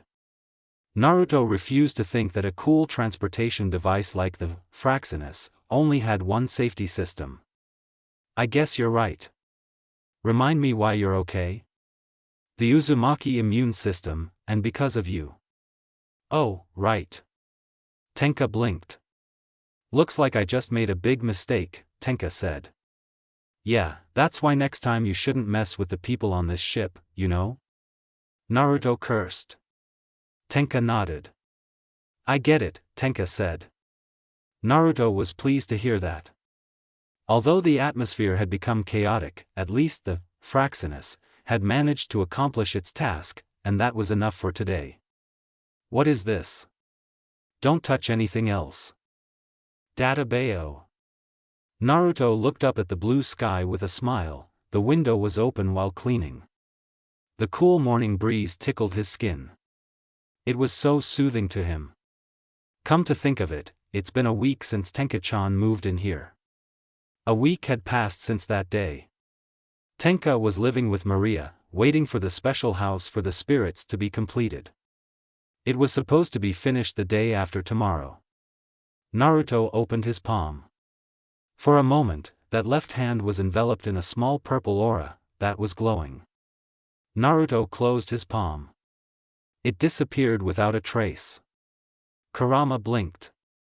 Okay. I didn't expect that, Kurama said.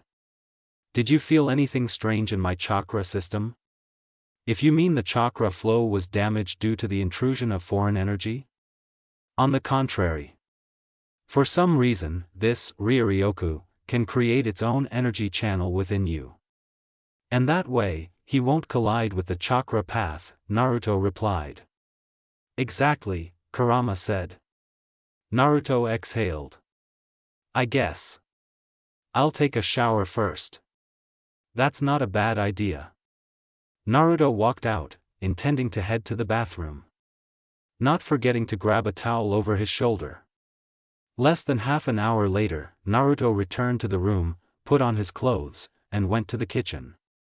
The refrigerator door was open. Let's see, ramen, ramen, ramen, ramen, ramen, ramen, vegetables, eggs, ramen, milk, fish meat, and ramen.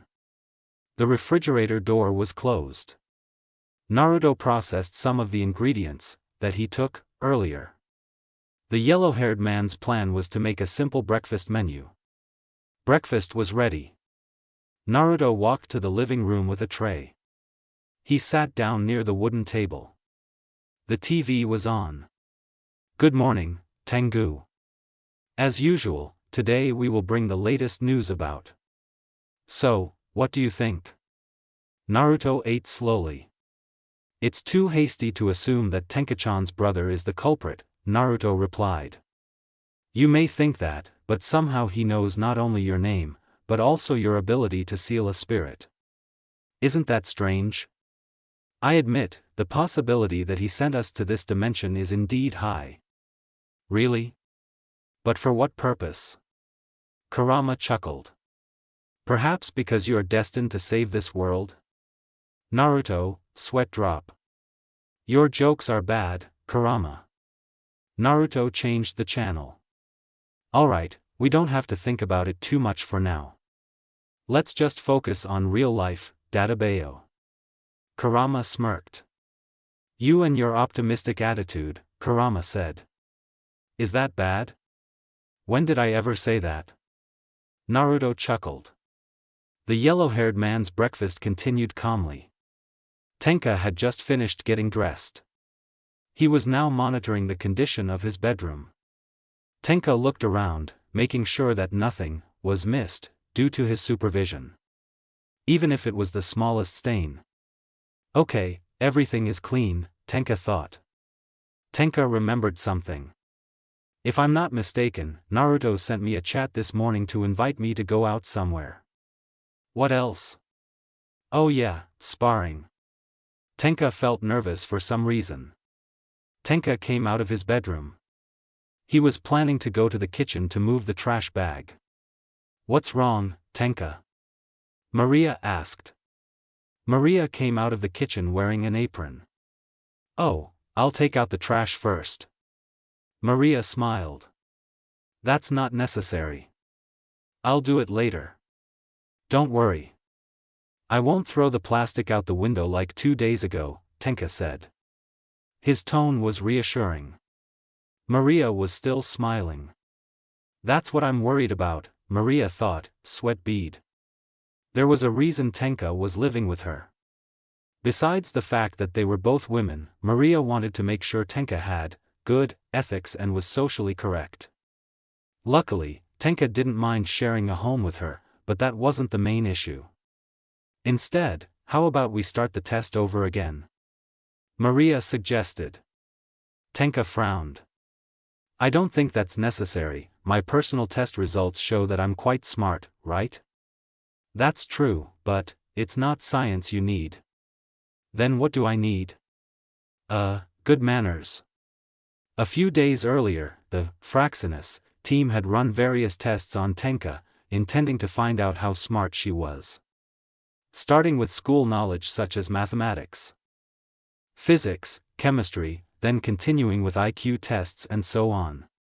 The test results were satisfactory, but on the other hand, there was one important fact about the princess. She did not understand normal logic. Tenka blinked. Oh, I wonder what test we are repeating this morning? Yes, Maria said. Tenka nodded. Although he initially thought he did not need it, but remembering the incident on the Fraxinus, he accepted Maria's offer. After you drink milk? And also breakfast. So, while you are waiting for breakfast to be ready, why don't you watch TV first? Oh, okay, Tenka replied. The girl headed to the living room. Maria felt satisfied and returned to the kitchen. Don't abandon me. You have to be enthusiastic.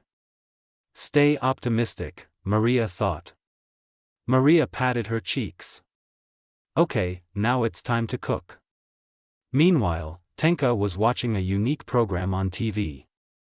It was showing a romantic story about domestic life. Oh, Kevin, please forgive me. What happened, Miranda? Tenka's eyes narrowed. Actually, all this time I had someone else. Grandpa? Tenka pressed the remote control. So boring. Are there no good programs like this? Tenka muttered. Then there was one program that caught her attention. This program showed a man surrounded by various monsters. The man looked concentrated, and then struck a pose. Transform, 4. Tenka's eyes sparkled. Maria returned to the living room, carrying a tray. On it were 2 bowls and several small plates. Breakfast is ready. Tenka turned to the side. Oh, okay. They sat down opposite each other. There was a pile of food on the wooden table. Enjoy your food. Enjoy your meal. They ate in silence. By the way, do you have any plans for the morning, Tenka? Maria asked. Maria ate the tamago. Tenka took some of the fried fish, chewing on it for a bit. Minowa invited me to her house. She said she wanted to show me something, Tenka replied. A maid costume? As if I'd wear that again. Maria chuckled. Tenka frowned. I'm serious. I'll refuse her request if that happens. I know, but it's not something I find funny. Then what? You're too blunt. Oh, I thought so. Tenka added. What's wrong with that?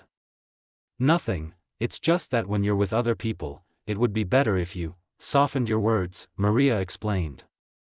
It's not that you have a bad way of speaking or anything, it's just that sometimes there are certain groups of people who are uncomfortable with conversations that are too honest. Until now, you know? Tenka paused for a moment. She swallowed her food. Like someone who's easily offended? Exactly. I'll try, Tenka said. Okay. And try not to come home too late, you know how Naruto told me. Maria added. Of course, I don't mind. As long as you don't feel forced. Actually, I'm more curious, Tenka said. Maria smiled weakly. They finished eating. Maria washed the dishes first. She and Tenka sat down across from each other again. Okay, I'm going to start the etiquette question session. Are you ready? Maria asked. Tenka said. Okay, first question, if you saw an old lady trying to cross the street, what would you do? Help her cross the street. Second question, while you were walking, a cat got stuck in a tree, what do you think the right thing to do? Gently put it down. Third question, if you saw a fight in an alley, what would you do?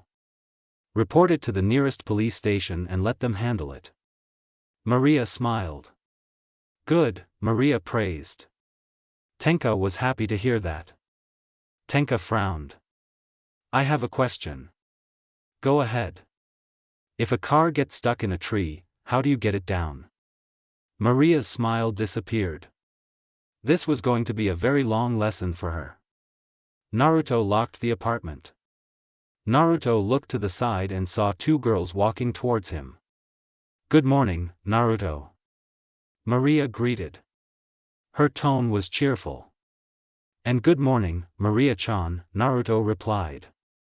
Tenka noticed Maria, then turned to Naruto. Good morning, Naruto, Tenka greeted. Her tone was calm.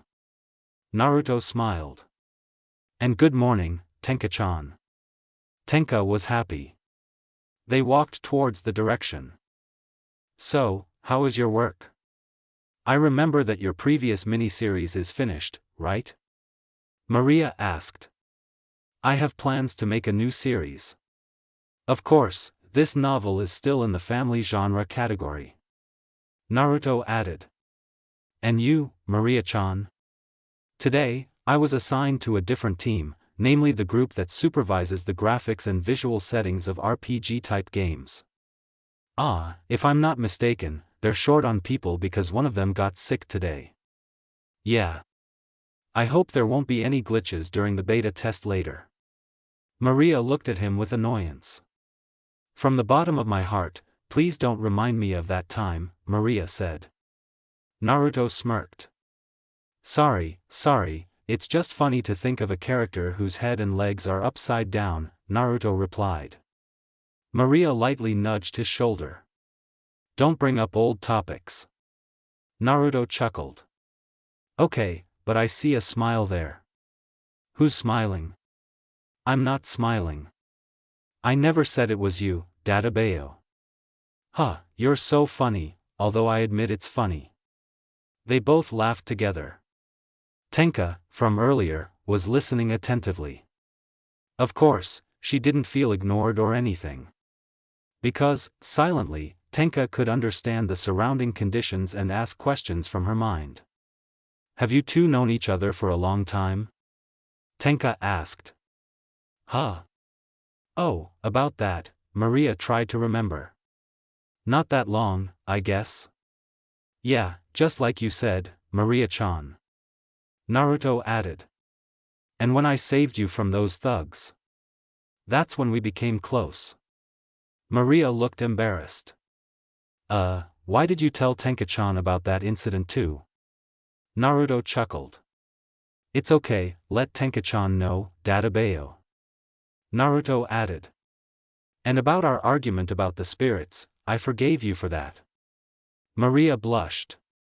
Come to think of it, I really should apologize to you. I suppose that's unnecessary. Tenka joined in. Naruto is an understanding person.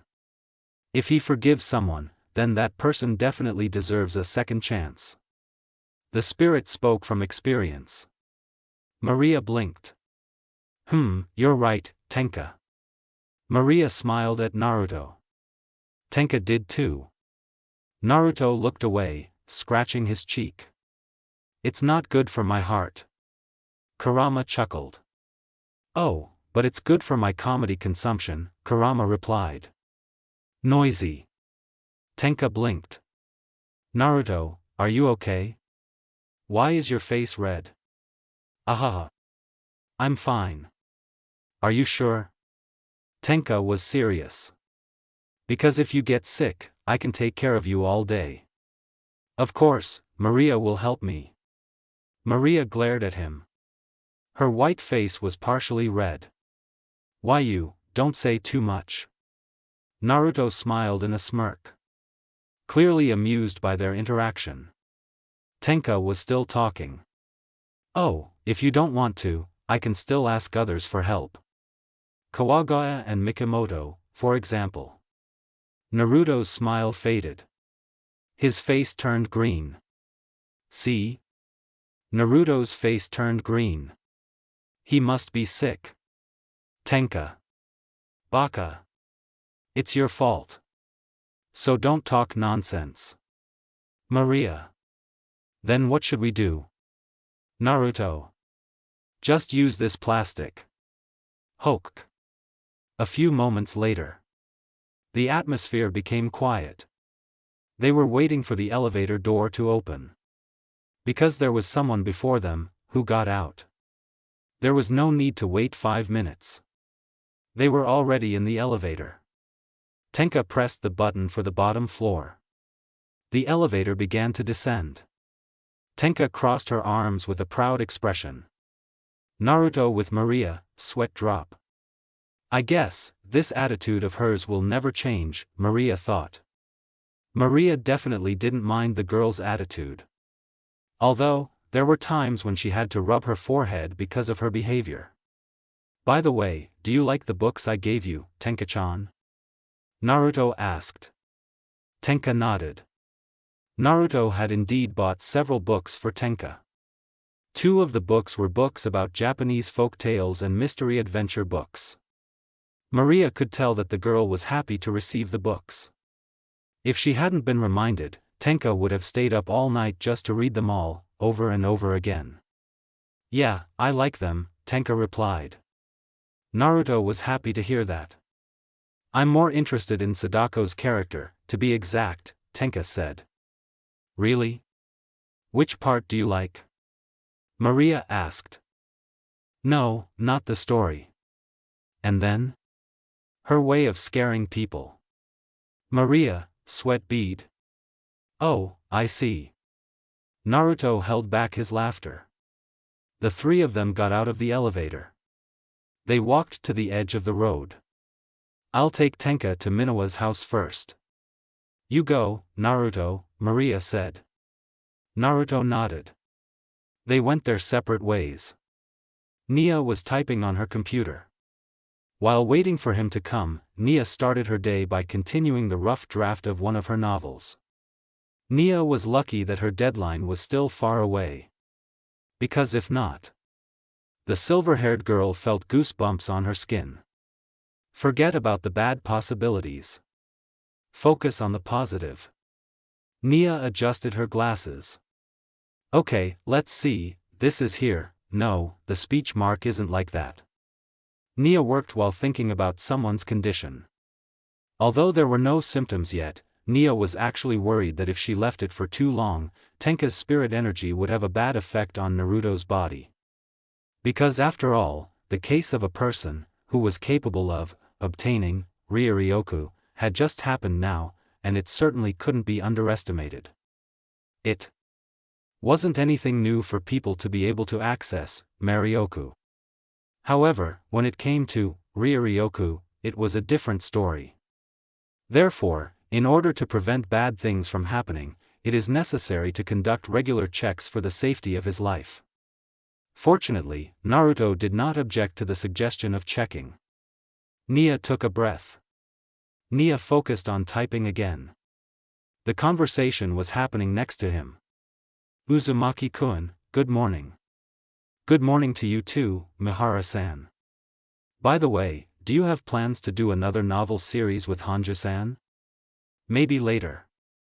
For now, I still want to focus on my personal work. Okay, then do your best. You do your best too, Dadabayo. Of course.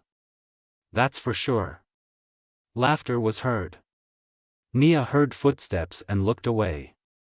Naruto smirked. Good morning, Nia-chan, Naruto greeted. Nia smiled. Good morning to you too, Naruto-kun, Nia replied. Naruto sat down next to her. Naruto watched the girl's actions. Still rude? Yeah. Do you want me to help? Thanks, but I can handle it. Oh, okay. Naruto turned to the computer screen, which was on earlier. Naruto searched for a certain file, opened it, then looked at the unfinished draft. They were both distracted by their work for a while. A conversation began. So, how is Tenka? Nia asked. He's adjusting well, Naruto replied. That's good. Still. I'm surprised the apartment building is still in one piece. Naruto, sweat bead. Tenka-chan isn't that bad. She just needs more supervision, Naruto said. Nia laughed nervously. Yeah. I guess you're right. Nia added. By the way, how are you doing?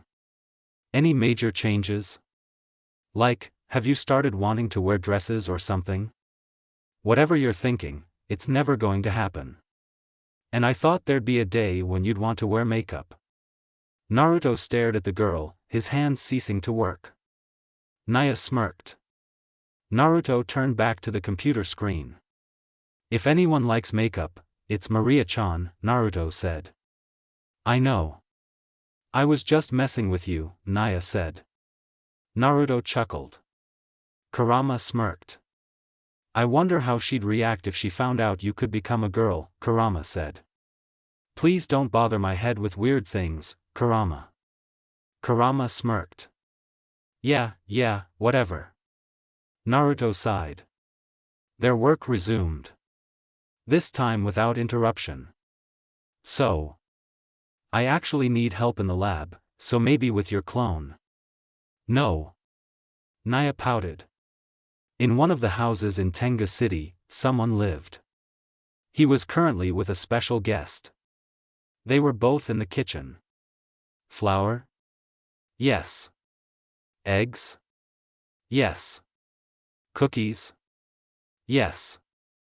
Minowa and Tenka were now wearing aprons, which covered the front of their clothes.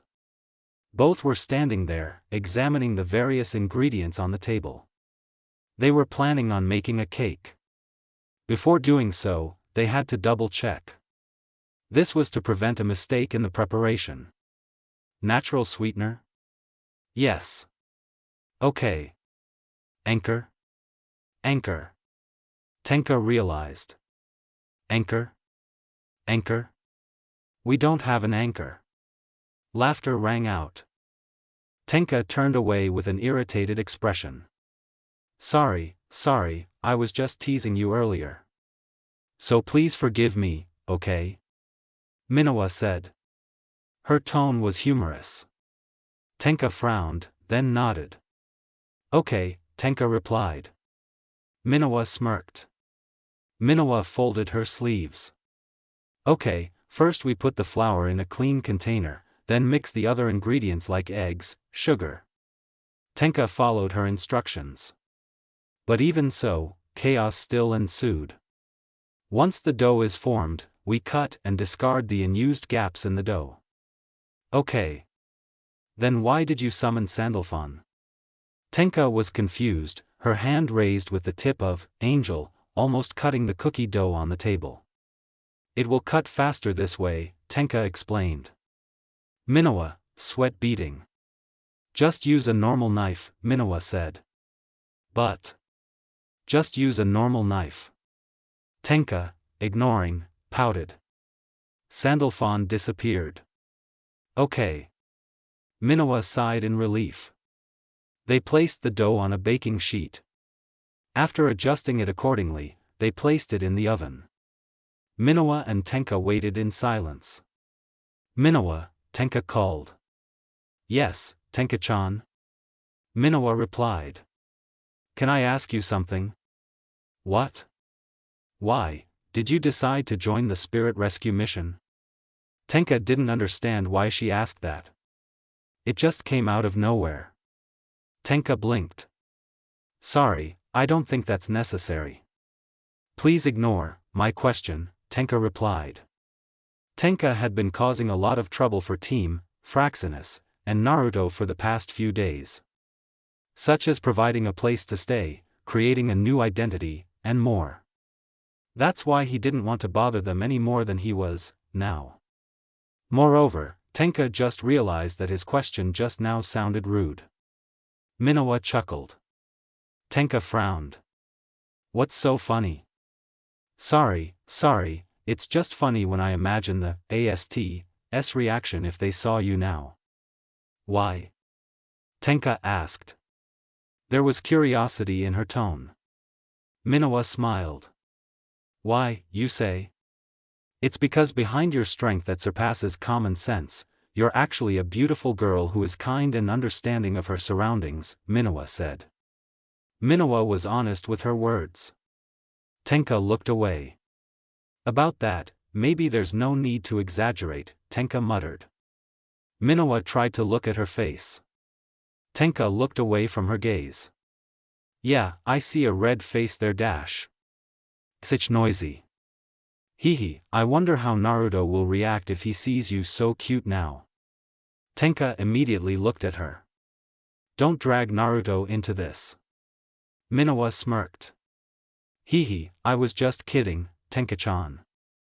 Minowa was still speaking. And if you like him, make him yours immediately before another spirit takes the first place in his heart. Minowa could imagine what would happen if two people with opposite personalities, Naruto and Tenka, started a special relationship. Not only was it interesting, it was definitely funny and entertaining. Tenka blinked. Make him mine? For what? Naruto is not an item. Why should I fight over him? Tenka couldn't understand her thoughts. Minowa laughed again. Then Minowa calmed down. However, her smile was still visible. The reason, huh? Minowa turned to the refrigerator door. There was a photo. Tenka also looked at the photo. In the photo, there were many children standing with their backs to the building. They were posing, smiling widely at the camera. However, there was one girl, who caught Tenka's attention. It was Minowa. Only the younger version. You're standing behind the bald guy, right? Yeah. 100 for you. Tenka noticed that there was a certain sign hanging above the children's heads. Although it was a little blurry, it was shown as an orphanage. Tenka understood. Are you an orphan? Her tone was apologetic. Minowa smiled at her. Something like that. Minowa was still talking.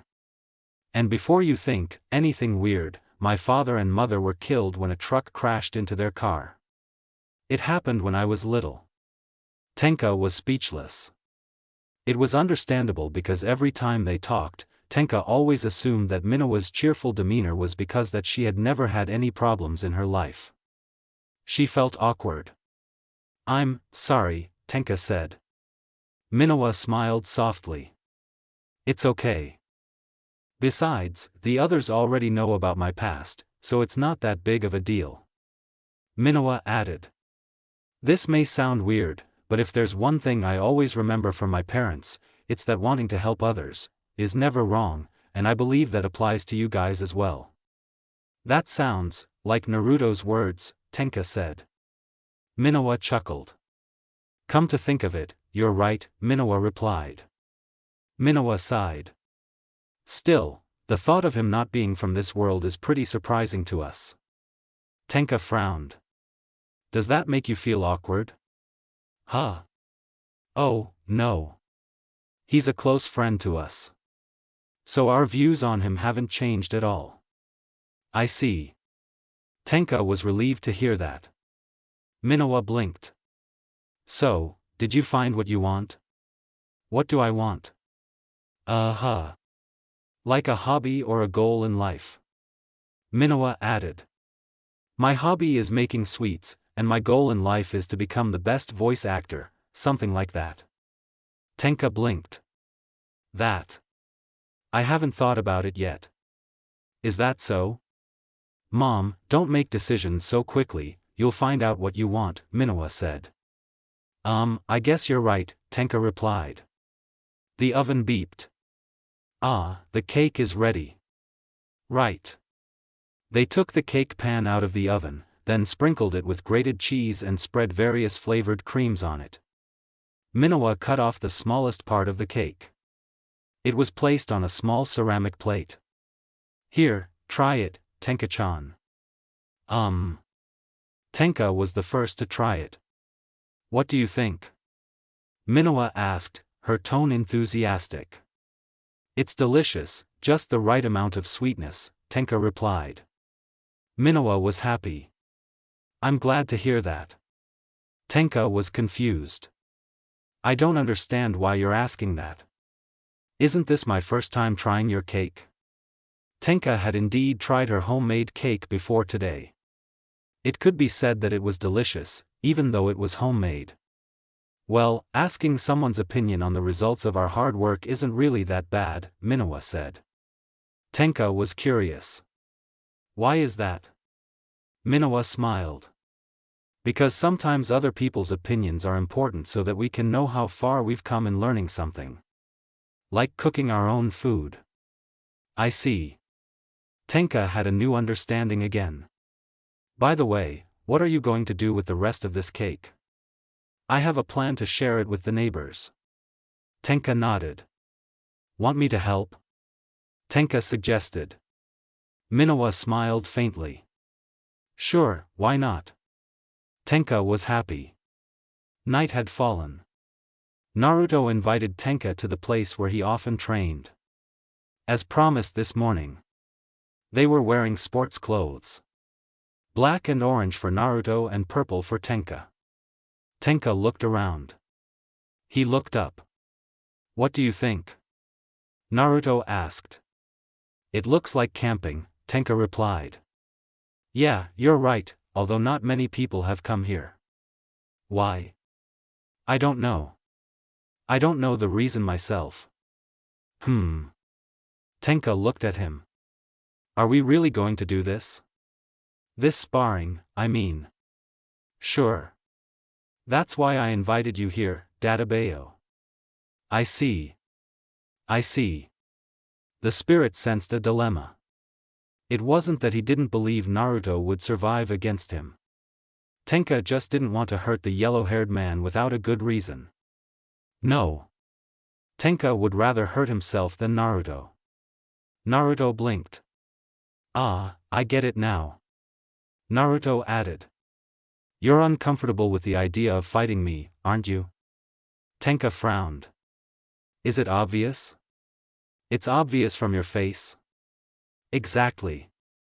I just don't want anything bad to happen to you. Tenka added. Is that weird? Naruto smiled. Not really. I'm glad you care about me, Naruto said. Tenka calmed down. You have nothing to worry about.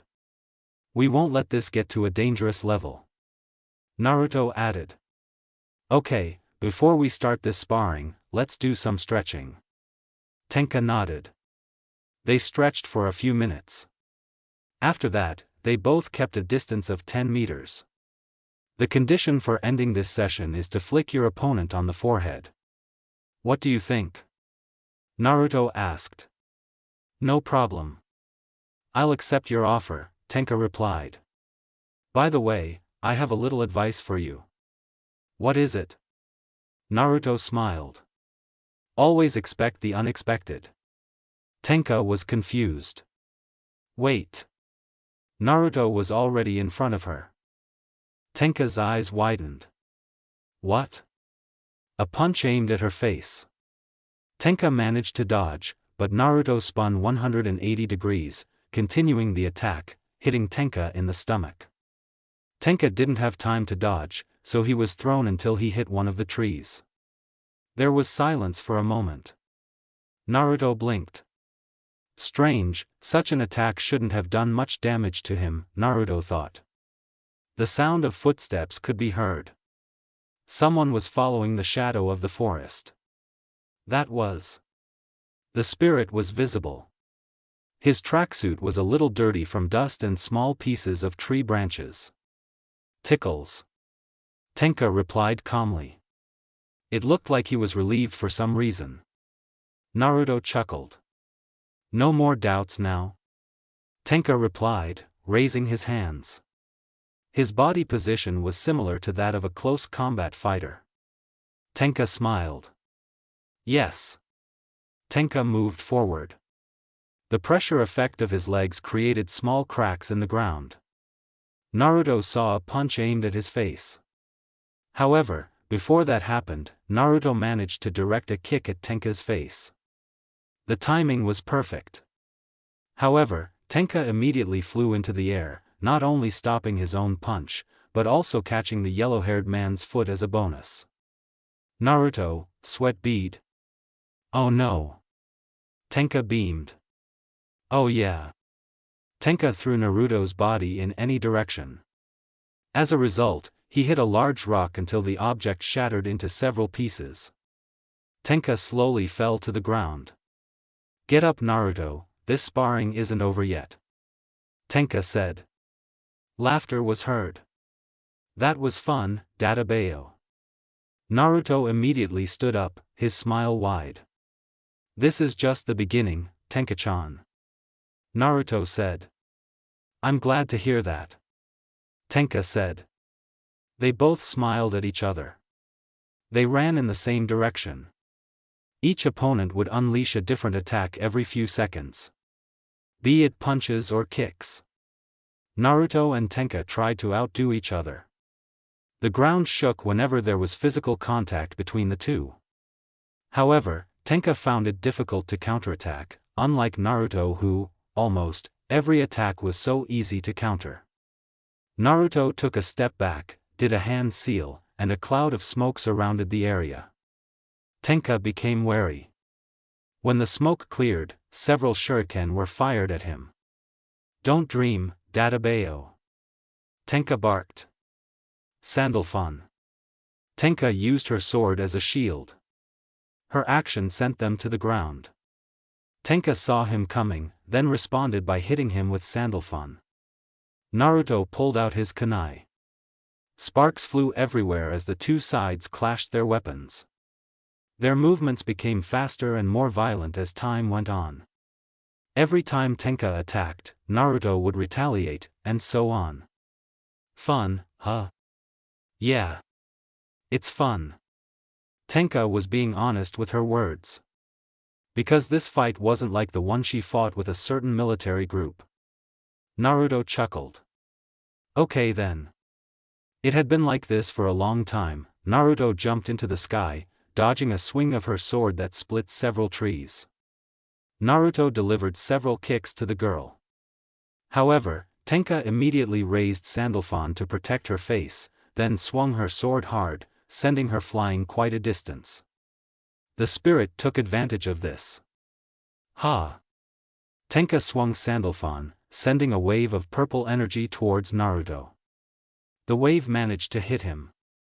Surprisingly, Naruto turned into a puff of smoke. Tenka noticed the smoke rising next to her. She turned to the other side. Naruto rubbed his forehead with a smile. Always expect the unexpected, remember? Naruto said. His tone was humorous. Oh, that's what you meant, Tenka said. Tenka realized his defeat. Sandalphon disappeared from existence. Still, how did you manage to trick me like that? Tenka asked. Naruto smiled. There is a technique that allows me to transform into a certain object, or if necessary, imitate someone's appearance. Naruto added. Guess which one? Tenka looked around. The dirt and fallen leaves did not escape her attention. The star-shaped, but sharp, objects caught her eye. There used to be, 8 of them, only 7 remained. That's right, you turned into one of them. What are they called? Shuriken. Yes, shuriken. Tenka understood. I see.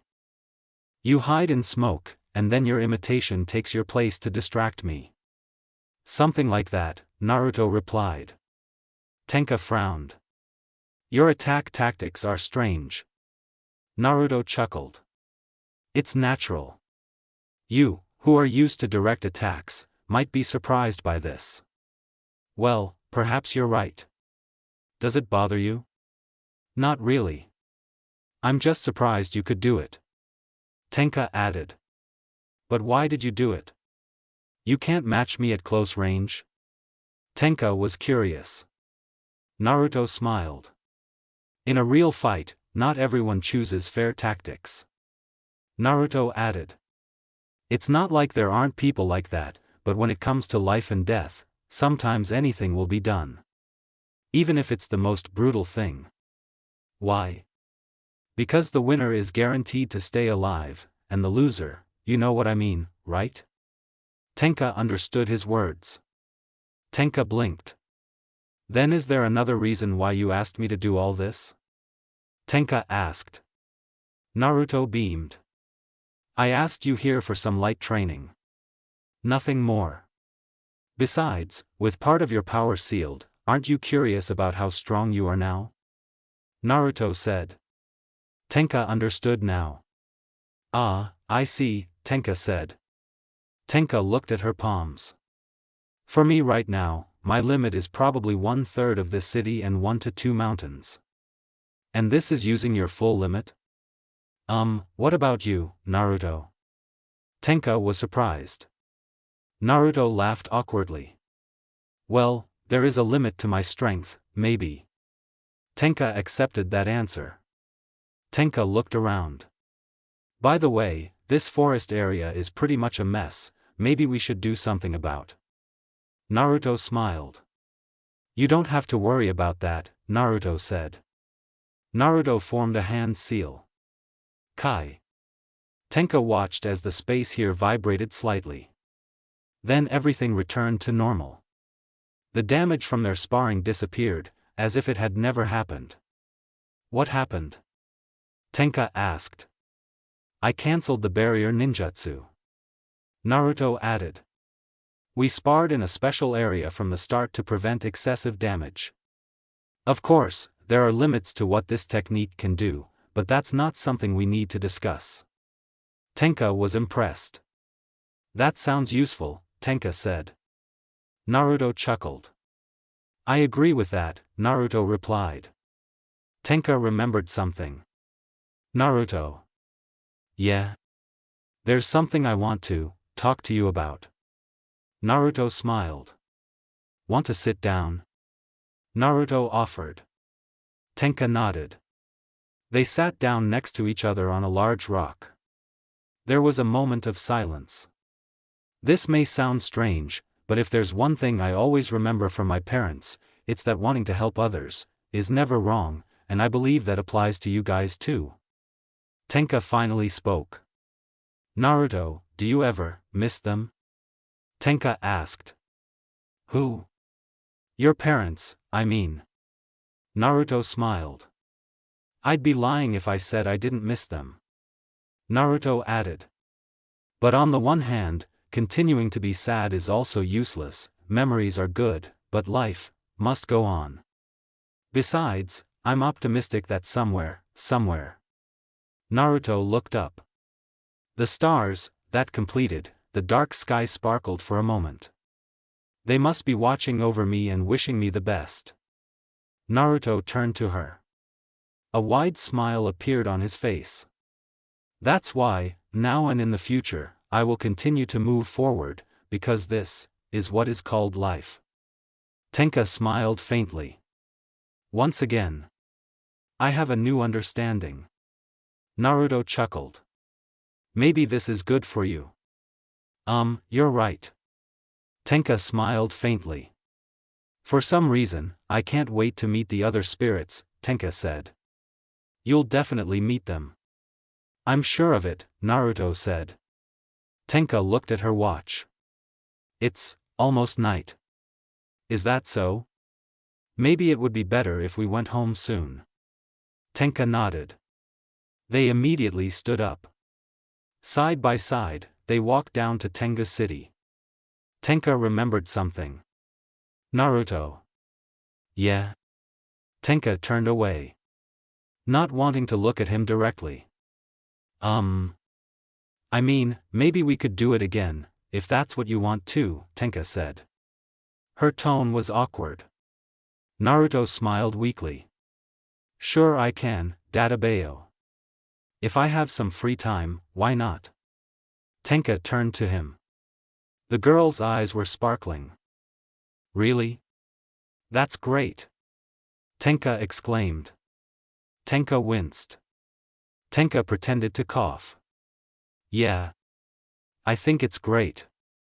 I mean, it's great, well, it's just great, Naruto stroked his purple hair. Naruto smirked. I'm glad you're happy, Naruto said. Tenka slapped his arm softly. Tenka glared at him.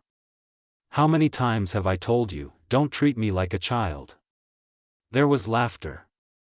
It was midday. The bridge room was so calm and peaceful. The crew members were sitting relaxed in their seats. Nothing that could disturb the peaceful atmosphere. Today was a day off. So they decided to stay inside, Fraxinus. It was so comfortable there. Minowa frowned. Hey, who just farted? Or maybe not. It wasn't me, Nakatsugawa said. Especially me, Kawagaya replied. Minowa turned to Shiozaki. Shiozaki frowned. Minowa looked ahead again. I'm ashamed to admit it, but the culprit of this act is definitely and definitely me, Mikimoto said. So it's you. They exclaimed in unison. From the bottom of my heart, I apologize. Maria entered the main control room. One of her eyebrows rose for a moment. Maria pressed one of the buttons. In her hand was a special small remote control. The Fraxinus crew felt relieved as they inhaled the fresh scent. Maria stuffed the remote into her pants pocket. She sat down in the commander's seat. Any news? Maria asked. Shiozaki looked at the digital screen on her desk. Unfortunately, Commander. We have not detected any other spirits that have entered the Fraxinus radar, Shiozaki explained. Maria nodded. For now, keep an eye on the situation. We do not know when or where the spirits will appear again, given their sudden appearance. Okay. They shouted in unison. Maria was satisfied to hear this. Maria remembered something. By the way, I have something important for you, Maria said. Her tone was serious. The other members also had serious expressions on their faces. May I ask what it is, Commander? Kawagawa asked. Maria closed her eyes. Today. The Fraxinus crew gulped. Our favorite hot spring has opened again. There was a moment of silence. Amazing! Nakatsugawa exclaimed. Impressive! Kawagawa shouted. Breathtaking! Mikimoto replied. Then the three of them, Nakatsugawa, Kawagawa, Mikimoto, danced together with tears in their eyes. Onsen! Onsen! Onsen! Shiozaki and Minowa shouted enthusiastically. Maria stood up from her chair. Maria smiled widely. Okay, everyone. You better get ready later and remember, don't forget to have fun. Maria shouted. Their hands were raised. Yeah. There were guests at the Honju residence. Loud noises were coming from the master's room. Two women were watching a man playing a console game. They were both sitting on the edge of the bed. This game is pretty good, Tenka commented. Really? This game is one of the best in its genre, Nia replied. P1 hid behind a car. He immediately shot several opponents before they could react. The spirit blinked. That's cruel, Naruto, Tenka said. Tenka didn't realize he was using a foreign word. Naruto chuckled. The main thing is to survive, Naruto said. An enemy helicopter was visible in the air. P1 burst into an empty house located to the north. Nia was confused. Hey, what are you doing there? Nia asked. Naruto was still focused. P1 was in one of the rooms, pulling a box out from under the bed and opening it. There was a gun inside. Nia was stunned. P1 immediately pointed his gun at the helicopter. The explosions could be seen from the side window.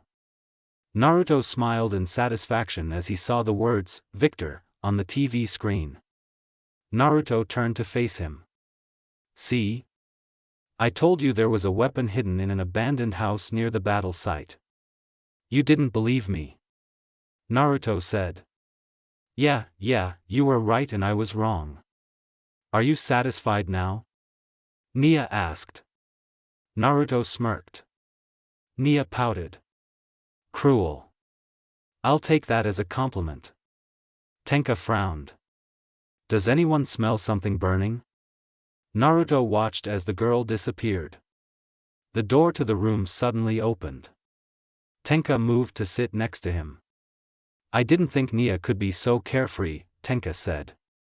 Her tone sounded satisfied. You say that because you once acted just like her, Naruto joked. I agree with you, Tenka said. Naruto, sweat bead. By the way, I want to try playing this, is that okay? Oh, great. Naruto handed over the controller.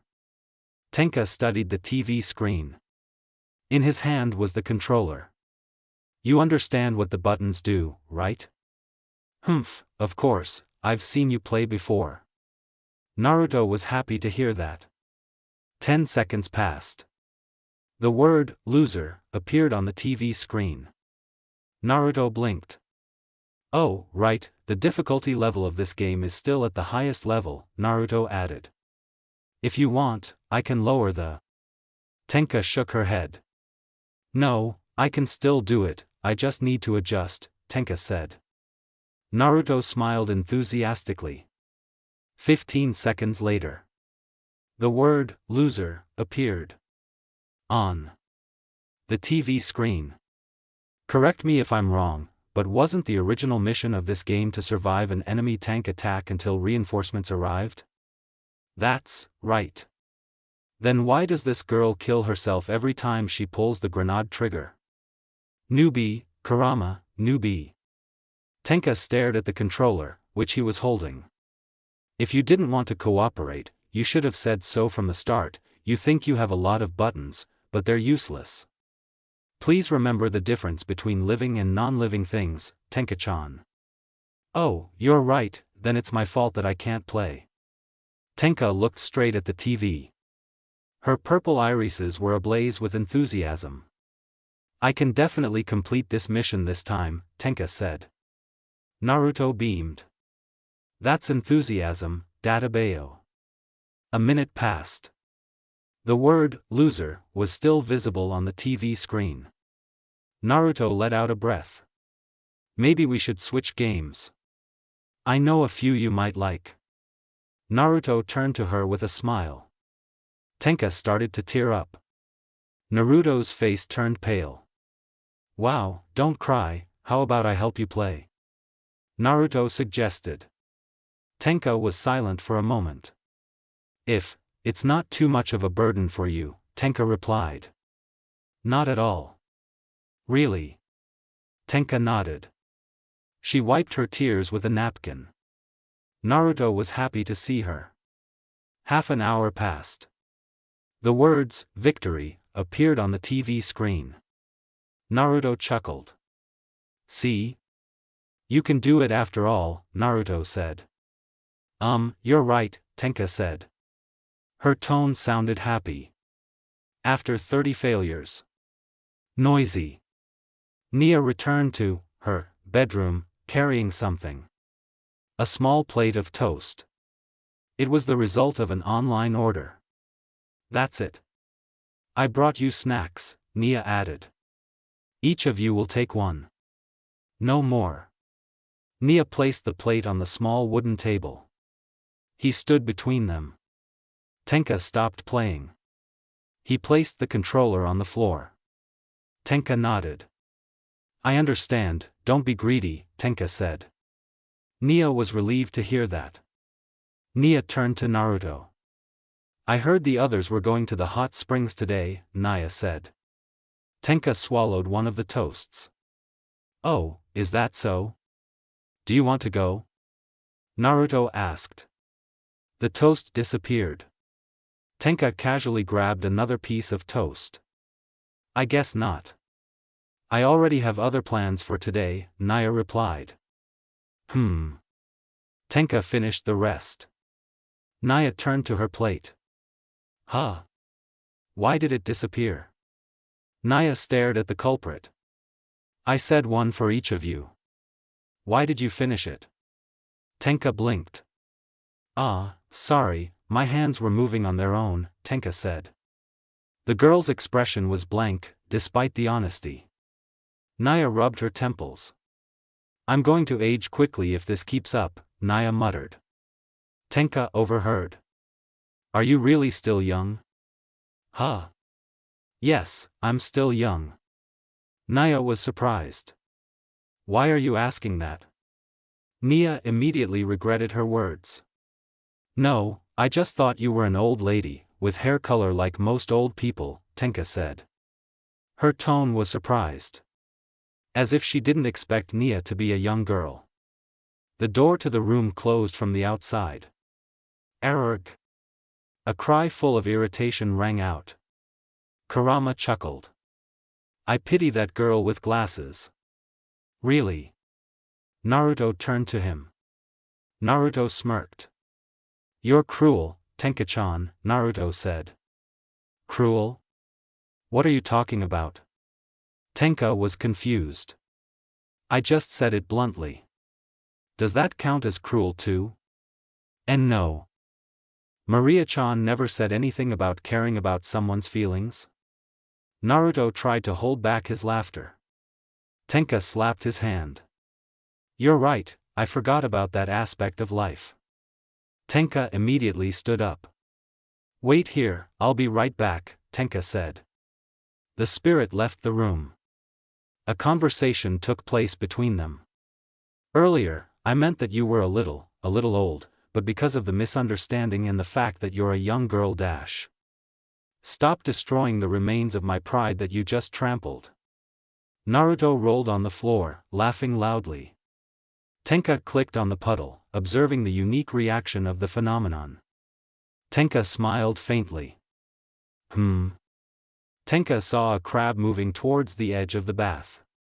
Tenka was curious. Do you want to swim too? Jump in, Tenka said. The animal nodded. The crab put on swimming goggles, who knows where it got them from, and jumped, doing a backflip.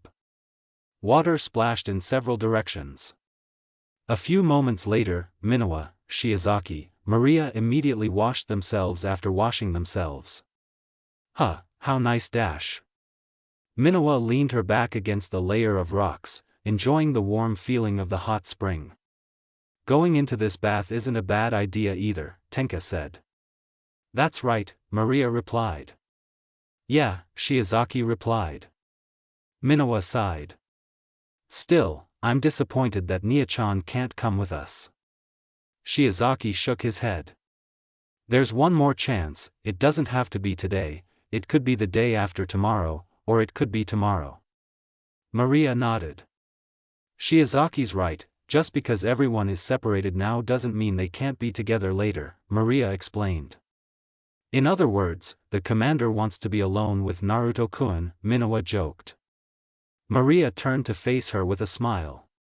Excuse me? Can you repeat what you said earlier? Minowa laughed awkwardly. Ehe. I like to joke around, please don't take it too seriously, okay, Maria-chan? Tenka blinked. Is that a problem? I was alone with Naruto last night and everything was fine. The three of them turned to face her. You guys were just training, right? Maria asked. Of course, we were just training. They sighed in relief. And Naruto is really good with his small sword. They paled. By small sword, you mean something like a knife or something, right? Shiozaki asked. Tenka nodded. The name of the weapon is kunai, if I remember correctly, Tenka replied. They were relieved to hear that. Maria looked at Tenka's chest, then at her own chest, narrowing her eyes. I drink a lot of milk. But why aren't they growing? Maria knew it wasn't Tenka's fault, but there was still a certain irritation when she thought about how lucky she was to be born as a spirit with a perfect body shape. Maria pouted. Well, maybe it's better to accept your own shortcomings than to think about things that aren't. Minowa watched the spirit with a smirk. Tenka frowned. What's wrong? Naruto-kun is so lucky. Lucky? What? Nothing. Maria cleared her throat. We came here to relax, don't start weird conversations. Hee, sorry dash. Tenka became interested. That won't do you any good, Shiozaki said. Oh, okay, Tenka said. Tenka didn't ask. Maria frowned. Minowa noticed her behavior. What's wrong, Maria-chan? Minowa asked. No, for some reason, I just smell something weird. Tenka blinked. Tenka picked up the crab, whose shell had changed color. They were stunned. Tenka-chan, where did that crab come from? Minowa asked cautiously. Oh, when I walked in, I saw that crab about to take a dip. Tenka added. It's just weird that it went too far, maybe crabs like deep water? Maria, sweat drop. Tenka, this crab doesn't swim, but it's boiled alive. Tenka was surprised. Oh, if that's the case. The crab suddenly jumped into Minowa's hair. Huh. Huh. Minowa reflexively threw the crab into Shiozaki's hair. Not at me. Shiozaki threw the crab into Maria's hair. Kya. Maria threw the crab into Tenka's hair. Tenka, sweat drop. Well then. Tenka threw the crab into the adjacent bathtub. Tenka turned to the three of them. See? The problem was easily solved, Tenka said. Her tone was proud. Wow. Maria. You're cool, Tenka-chan. Minowa. Impressive. Easy. The three of them clapped their hands in delight. Tenka smiled thinly. My eyes. They got out of the bath and headed towards the locker room, walking carefully. The ship's crew and Tenka gathered their things before leaving the building. They had no regrets because they had already experienced the pleasure of the hot spring. However, unlike the crew of the other ship, who had returned to their homes, Tenka and Maria decided to head to the Fraxinus first. The two of them were now on the main bridge. I'll go to my room first. What about you, Tenka? Maria asked. Tenka thought for a moment. Maybe I'll go to Naya's room. I heard that Naruto was being examined for my Ryoryoku in his body. Maria knew this. The case where a normal person could not only seal a spirit's power, but also receive Ryoryoku energy from them was indeed not a common occurrence. In fact, it was not a lie that Ratatoskr was relieved by Naruto's existence. However, there were some higher-ups in Ratatoskr who did not like him, even considering him a threat because he could access the power of the spirit itself. So it was certain that if these people found out that Naruto wasn't a human from this world, there would definitely be a rift among the members of Ratatoskr over this information. In the worst-case scenario, Ratatoskr would be in danger of being disbanded due to their divided beliefs. Maria didn't want to make things difficult for Naruto, especially since he was the reason spirits could live among humans. As the commander of Fraxinus, this is my responsibility, not anyone else's, Maria thought. Maria smiled. If that's true, then be careful. Tenka frowned. It's not on the road. I definitely won't get lost here. But a little warning wouldn't be a bad idea, right? About that, you're right. Tenka added. Okay, I'll be careful. Okay. By the way you talk, you're like a brother to me. Maria's eyes widened. Tenka gasped. Sorry, I didn't mean to. Maria chuckled. It's okay, I was just surprised. Maria continued speaking. If you want to go home early, just use the spare key. Okay. Maria smiled, walking in one direction, and the spirit watched her. Tenka walked in the opposite direction, thinking about something. I don't know why, when I blurted it out earlier. Maria's expression was sad, but what was the reason? Tenka thought. He thought about his daily life with the girl. Thinking about it again, Tenka sometimes saw Maria daydreaming when she was alone, and it didn't happen once or twice, but many times. At first, Tenka thought that the girl might just be thinking about work. However, when he saw her earlier, Tenka was convinced that she had something else on her mind right now. Tenka didn't know if it was important or not. Tenka could only hope that nothing bad would happen to her later. After walking for a long time, Tenka stopped right in front of an iron door with a hologram of the name, Hanju, next to it. I guess this is her room, Tenka thought. The door opened. Come in. Tenka walked inside. The door closed by itself. Tenka looked around the room. There were many strange, and complex, objects to be found here. Tenka even forgot some of their names because he thought such things were too strange. Tenka blinked. Because the spirit saw a yellow-haired man in a capsule, standing upright.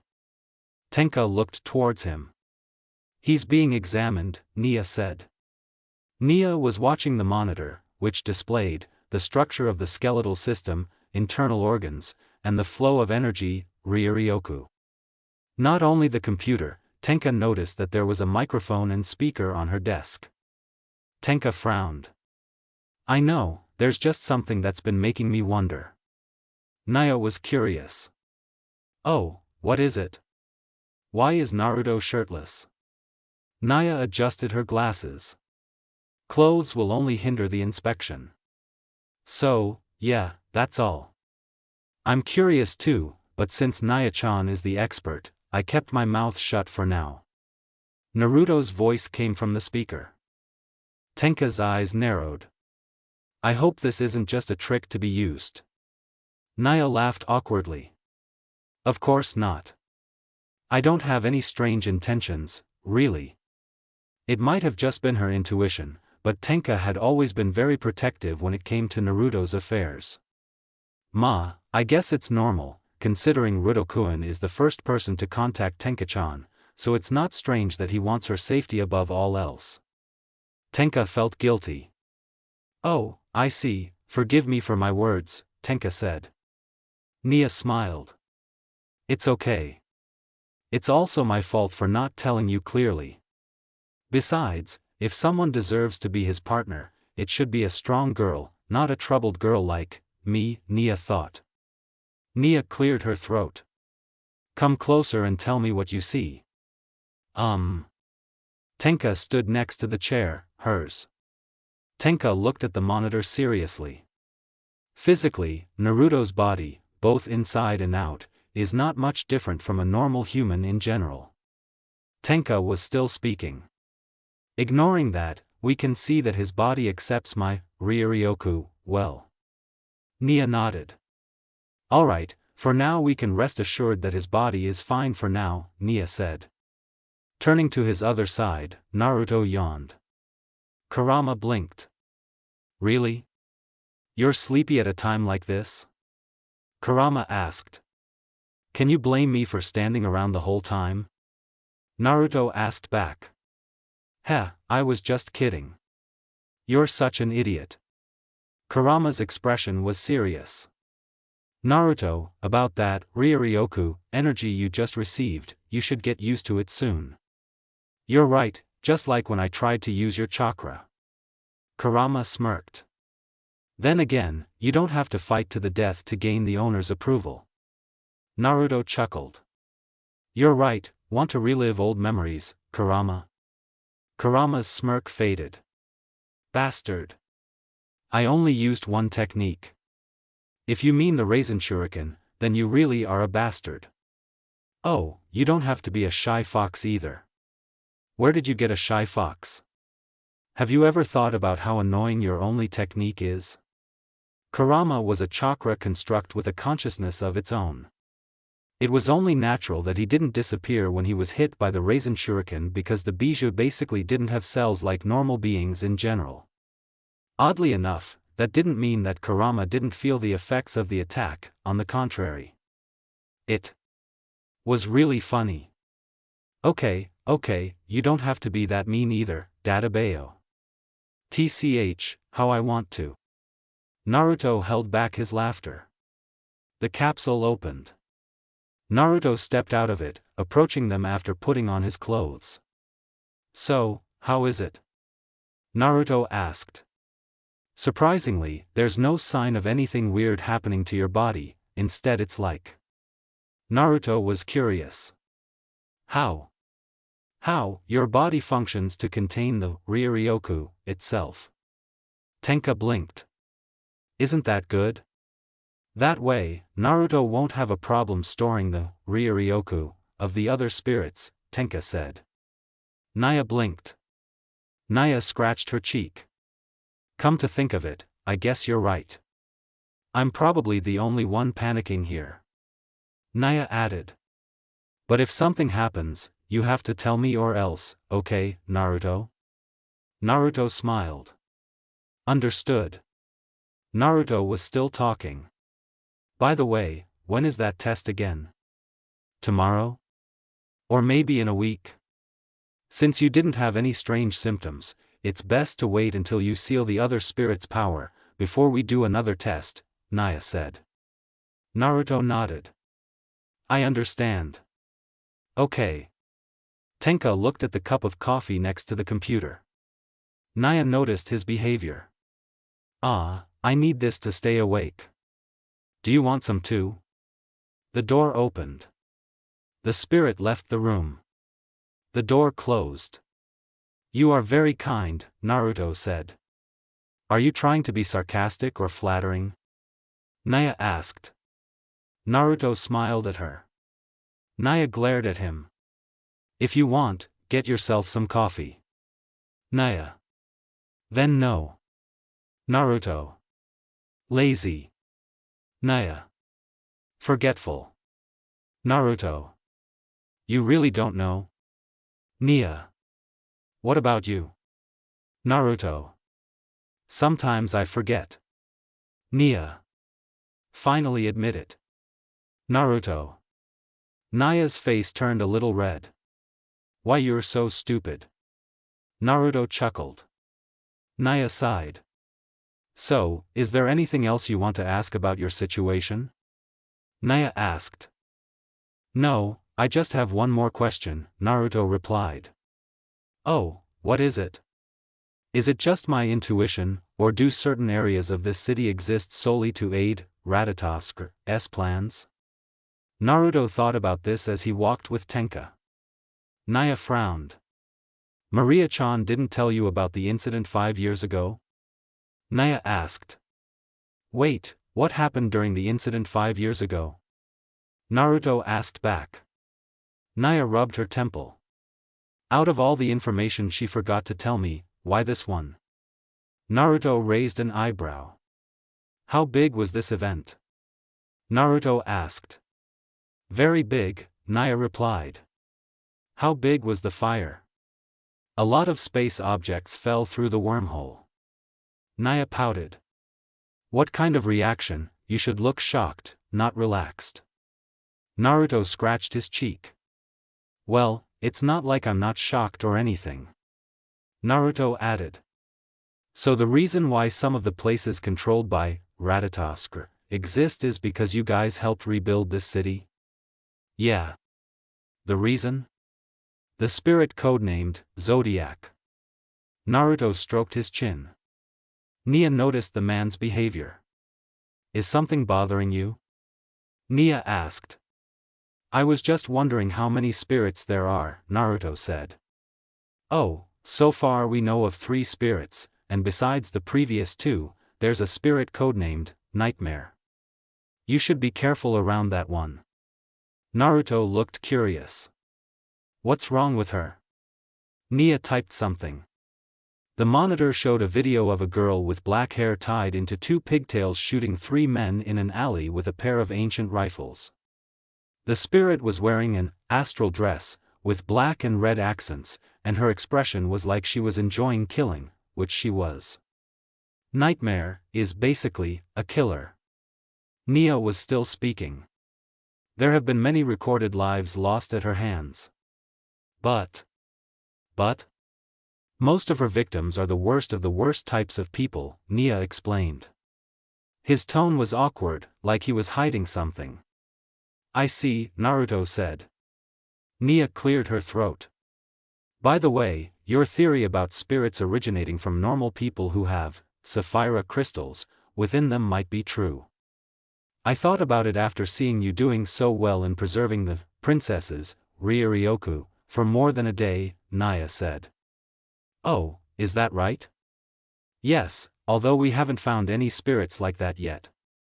Nia stroked her chin. Still, if that theory is true, that raises another question: where did they get the sapphire crystals from, and why did they have to be the chosen ones? Naruto stroked his chin as well. Right, I wonder about that too. Naruto and Nia were both deep in thought. Hm. Hm. The door opened. Tenka walked in with a rice ball the size of a soccer ball. The door closed. Tenka swallowed the rice ball in one gulp. Nia blinked. I thought you were going to make coffee, Nia said. I changed my mind, Tenka said. Ho. Naruto was still thinking. Hm. A light bulb appeared above his head. Naruto smiled at Nia. That's not necessarily true, but I think. Tenka smashed the bulb with sandalphon. The angel disappeared. Just to surprise you, what were you going to say? Tenka asked. Sorry, I forgot, Naruto said. It's fine, Tenka replied. Nia, sweat bead. By the way, have you tried experimenting with Tenka-chan's Ryuryoku? Nia added. I mean, the probability of you being able to fly by manipulating energy fields is quite high, by my calculations. Naruto turned to the side. Tenka-chan, how do you fly? Is there some special trick? Naruto asked. Naruto had some experience with flying, or more accurately, levitating, during the 4th PDS. However, it would be a good idea to ask someone, who was clearly more accustomed to it than him. Tenka smiled broadly. That's easy, you just need to whoosh, then buy, then do. Tenka acted out the scene with her own sound effects. Tenka blushed. Why are you looking at me like that? I'm just telling you what I know, what's wrong with that? Nia turned to him. Good luck with your self-study. Naruto shrugged. I'm used to it. Tenka turned away, crossing his arms over his chest. Naruto noticed the spirit's behavior. Maybe I should do something to get him back into a good mood, Naruto thought. Naruto, slowly, opened his palm, covered in purple aura. Naruto concentrated, then the purple aura took the form of a noisy ball with a continuous rotation. Tenka looked away, impressed by this. What is this? Naruto asked. Nia chuckled. Well, honestly, I didn't expect it to be like that. What is it called? Nia asked. This technique is Rasengan, just a version of Ryuryoku, Naruto explained. Rising gun? Wow, this is going to sell well on that black market. It's called the Rasengan, not the rising gun. Tenka watched the Rasengan with sparkling eyes. Naruto noticed his attitude. Want to hold it? Naruto offered. Can I? Sure. Tenka opened his palm. The Rasengan suddenly floated and moved into the spirit's hand. Naruto and Nia blinked. Okay, strange things often happen when it comes to something super, Nia joked. Nia turned to the monitor. So, is there anything else either of you want to ask? Like how to make a good coffee blend? The Rasengan disappeared. Tenka frowned. Naruto checked the time on his phone. Maybe another time, I forgot I have things to do at home, Naruto said. Tenka blinked. Oh, I should go home too, no one's home, Tenka replied. Okay then, be careful. Naruto and Tenka walked out of the lab. The door closed behind them by itself. They walked quietly down the hallway. Silence enveloped the journey. Tenka felt his pocket vibrate, took out his phone, and read a message from someone. Maria. Tenka, excuse me, can you buy groceries from the store? I forgot we're almost out of groceries in the fridge. Tenka typed out a reply. Okay, I'll buy them right now, ready, then I'll send them, Tenka said. Naruto was curious. Who? Maria. She wants me to buy groceries for tomorrow's breakfast. Oh, do you want to, shall I give you a ride? Tenka frowned. I've already done the shopping myself. It's not that hard. Naruto smirked. I know. I'm just kidding. Tenka blinked. I admit, I was tricked a little earlier, Tenka said. Is that so? I'm glad to know that, Naruto replied. Tenka chuckled. Naruto chuckled. When she stopped laughing, she realized the man was watching her. Naruto? Why, are you looking at me like that? Tenka asked. Tenka felt strange, but at the same time, happy that he wasn't ignoring her. No, I'm just glad to see you smiling and laughing freely like this, Naruto said. He was being honest about it. Tenka didn't respond, but her weak smile was visible. It's all thanks to Team Fraxinus, and you, of course.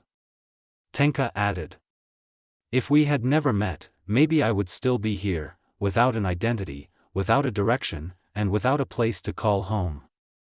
Naruto smiled weakly. I was just doing something normal, and maybe that was true when I met you, Naruto said. Tenka turned to him. Tenka grabbed the man's hand, and their eyes met. Right, fine, none of that matters.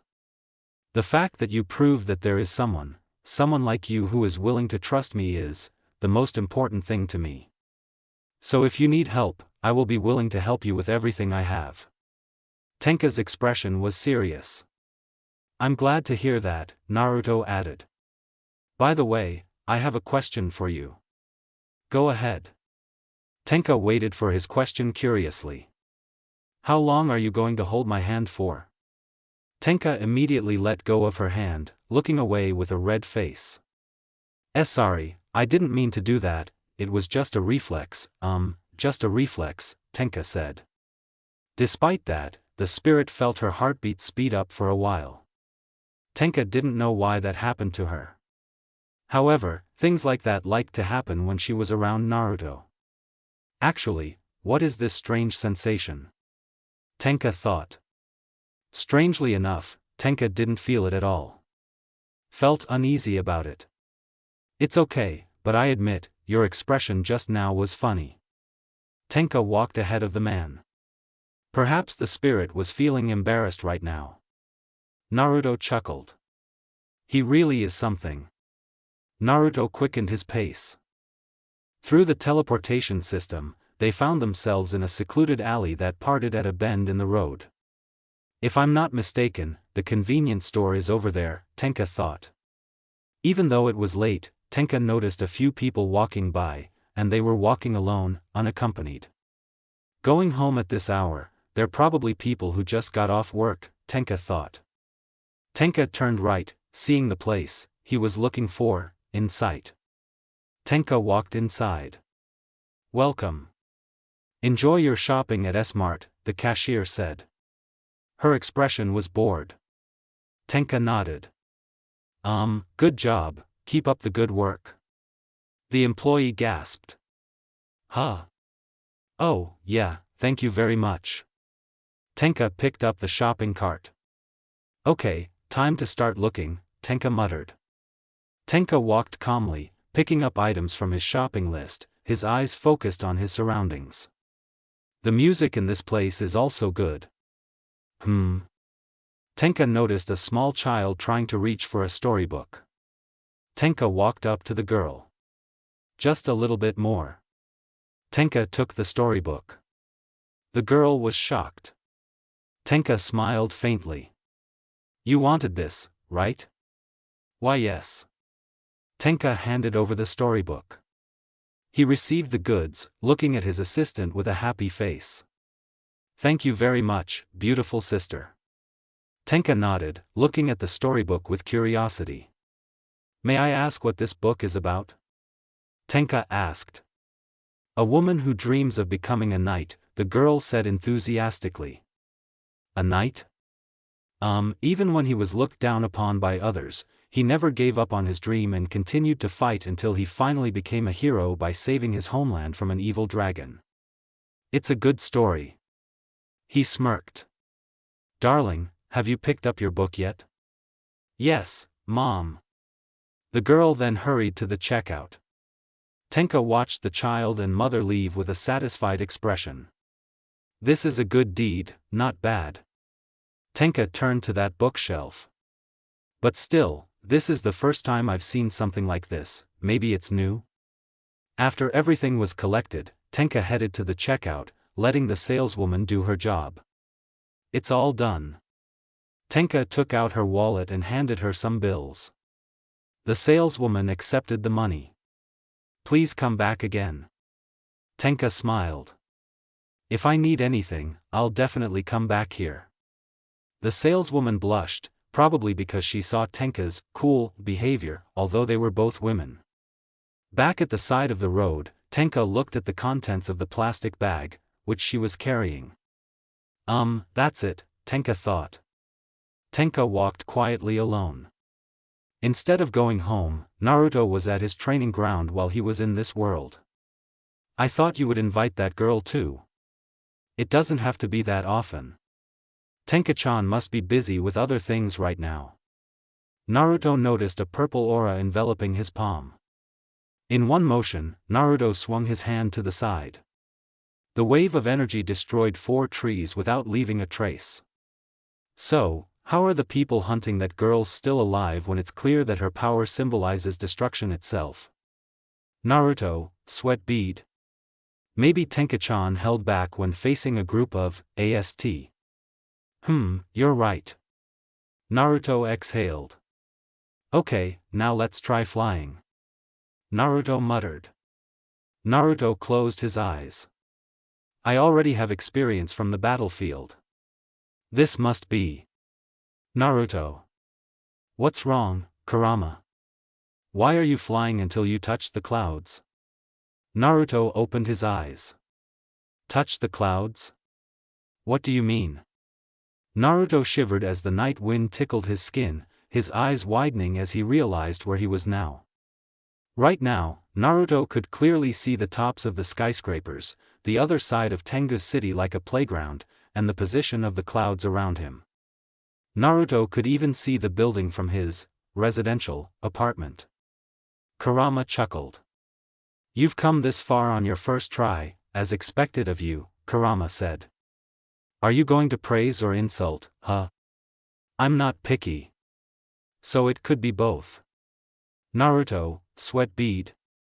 Bastard. Tough bastard, Kurama corrected. As you wish. Naruto took a deep breath and exhaled.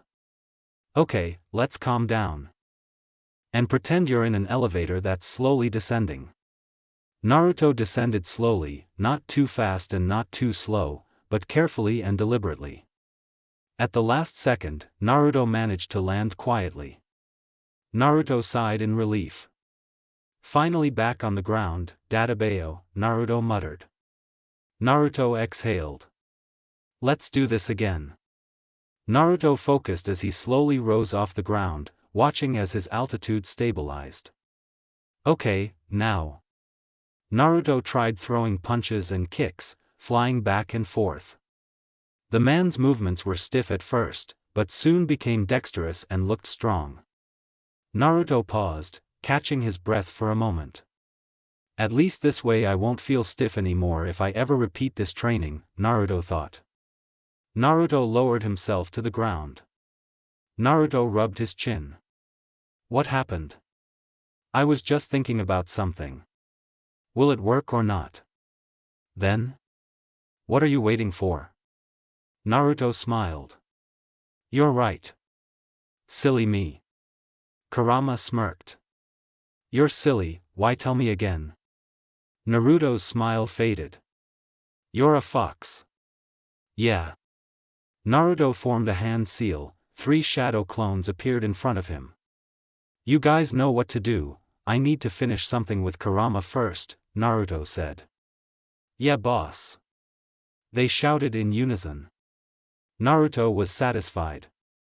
Naruto sat on the ground, closed his eyes, crossing his legs. Naruto opened his eyes, observing his subconscious, which was motionless, the same as before. Yo, Kurama greeted. Naruto looked at the giant fox with 9 tails. Your face is still as annoying as ever, Kurama, Naruto said. Kurama snorted. From what I assumed, that was one of them. Naruto chuckled. Naruto's expression was serious. To be honest, I don't know what the effect will be, but I want to try releasing Tenkachan's Ryuryoku here. Kurama blinked. Kurama stroked his chin. That's true. Come to think of it, if you did that in the outside world, it would be a panic, considering the ship has that Ryuryoku detection system.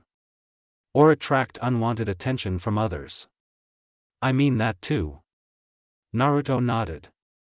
If anything happens to me, do what you think is right, Naruto said. The first thing I'll do is, of course, eject your consciousness from this place, Kurama replied. Naruto chuckled. Cruel. Heh, that's not the worst thing. Naruto smiled. Naruto closed his eyes, trying to focus, concentrating on his target. The pool of water in that area vibrated as purple energy surrounded Naruto in the form of a small dome, so large that he couldn't be seen from head to toe. Kurama's eyes narrowed. This pressure really can't be underestimated, Kurama thought. Slowly, the energy dome disappeared, revealing Naruto with a slightly different appearance. Namely, his irises were purple. That's it? A few contact lenses and a purple layer covering his body? Kurama asked. A purple barrier enveloped the man. Kurama blinked. What are you doing? The barrier exploded, not only shaking his subconscious, but also sending Kurama flying backwards. Naruto smiled weakly. That's what I did, Kurama. Kurama tried to sit up, looking at the man. You should have told me before you did that. Naruto chuckled. Sorry, I was just curious so I just did it. Kurama snorted. So, how are you feeling? Kurama asked. Naruto studied his appearance. I can feel every advantage I have, like physical strength or speed increasing like in Sage mode. So, even without Sage mode, you can still access abilities that are almost similar to this? Naruto nodded. Naruto looked at his palms. However, I wonder if this is combined with Sage mode, could it produce other effects? It's possible. Kurama added. And your ability to control Ryuryoku is pretty good, huh? I said I was sorry, right? TCH, whatever. Naruto chuckled, closing his eyes for a moment. Naruto opened his eyes, which had returned to their original iris color. Kurama, I suppose after this. Naruto? Naruto turned to the side. Tenka stood up in her Hello Kitty pajamas. Nice outfit, Naruto praised. His tone was mischievous. A purple light enveloped the girl's clothes, turning them into a short-sleeved shirt and a skirt. Tenka glared at him. Don't you dare tell Minawa about this, okay? Naruto liked her confused expression. Okay, I get it. Hmph, good that you understand. Tenka looked around. Where are we anyway? Tenka asked. We're in my subconscious, Naruto replied. That's surprising. I didn't think you had such a personal dimension. Honestly, I thought you'd be surprised to hear that, but it seems I was wrong. Tenka frowned. Why should I be surprised? It's not something weird. My sandalphon and astral dress are also stored in a special dimension, remember? You're right. Naruto just remembered. Tenka turned to the side, watching the giant fox locked behind an iron cage, that was, as big as itself. Yatagami Tenka. What's your name? Tenka asked. TCH, Kurama. Tenka blinked. Tenka turned to the man. Is it this big because of a failed human experiment? Ouch. Naruto chuckled. If it makes you happy, Kurama grew naturally, without any scientific knowledge. Interesting. Tenka continued speaking. Then what kind of creature is this? A pure energy entity with its own consciousness. So without eating or drinking it can still live, that means it never defecates indiscriminately. Naruto held back his laughter. Yeah, that's how it is. Little girl, you insult me again, you will be punished for your words, Kurama threatened. His tone sounded irritated. Tenka frowned. Don't speak carelessly, your prison term will only increase, Grandpa Fox, Tenka said. Kurama was taken aback. Gee, Grandpa? Grandpa, you say? Of course you are a grandpa. You call me little girl, which means you are much, much older than me. And as an honorary citizen, I must respect the elderly as is proper, Tenka explained. For example, Tenka showed Kurama a respectful pose with a stern expression. Naruto, Kurama called, calmly. Yeah? We're best friends, right? Naruto understood what he meant. No. Just this once. No. I just wanted to show a proper demonstration of the Bijadama. No. Kurama chuckled. Tenka tilted her head. Bijadama? Tenka asked. I'll explain later, Naruto said. Oh, okay. I can show you right now if you want, Kurama offered. Kurama. TCH, yeah. Tenka turned to look at him. No wonder you've never gotten yourself a pet, turns out you already have one that's hygienic and doesn't cost much money, Tenka said. His tone sounded surprised. Kurama shook the prison hard. Get me out of here. I have the right to hire a lawyer too. Kurama, you're sealed, not imprisoned. Rarf? Oh, I just remembered. Naruto, sweat drop. Wow, don't tell me this is the effect of watching too many movies. Naruto thought. Naruto knew that there would come a time when the effect of watching a movie would affect the Biju's thinking. Such a moment had finally arrived. Sealed? Tenka asked curiously. How? His mouth is bigger than yours. Can you two kiss with different sized lips? Naruto vomited. Kurama vomited as well. Why, you're a crazy girl. She's sealed differently, Tenka-chan. Oh, no wonder. Naruto calmed down for a moment. There's nothing worse than someone's innocent words. Naruto thought. Naruto unknowingly insulted himself from the past. Naruto remembered something. By the way, how did you get here? Naruto asked. I just felt the pressure of my power coming from you, so when I closed my eyes. You suddenly appeared here. Tenka nodded. That's all. Naruto stroked his chin. Maybe it's the effect of the spirit's sealing ability, what do you think? We have the same opinion. Still, I wonder, this brother of yours, did he ever talk about anything other than me? Tenka folded her hands, thinking hard, trying to remember something. He said, the side effects of my unrecovered powers are annoying, and to be honest, it was pretty confusing. Tenka was still talking. I mean, it sounded like he just encountered something. But I've only met humans so far, so it's impossible for there to be other supernatural beings besides spirits. Naruto blinked. That's weird, Naruto said. Really? I thought so too, Tenka said. Kurama blinked. Am I just hallucinating, or is that shining orb really right next to you? They both blinked. Naruto and Tenka turned to the front, seeing a tennis ball-sized orb emitting a purple light, which illuminated the man's subconscious. The orb suddenly glowed brightly. They had to close their eyes. They opened their eyes after the light faded. A wide plain was visible, full of a group of people with different appearances surrounding something. A young man with yellow hair and a young man with black hair were lying on the ground in a terrible state. Their skin was covered in blisters, and part of its surface had peeled off until it began to ooze pus. Naruto's eyes widened. Wait, don't tell me this is the moment after I died? Naruto realized that he had died. However, he didn't know what the moment after his death was. Tenka was speechless after seeing the state of the man's corpse. One of the teenage girls there was crying, her hair was pink with green irises. Why? Even though we won H.I.X, why did you die too? The masked man placed his hand on the woman's shoulder. You did the best you could, Sakura. Naruto and Sasuke's deaths were out of our control. A teenage girl with indigo hair was crying in the arms of a man with a red triangular mark on his cheek.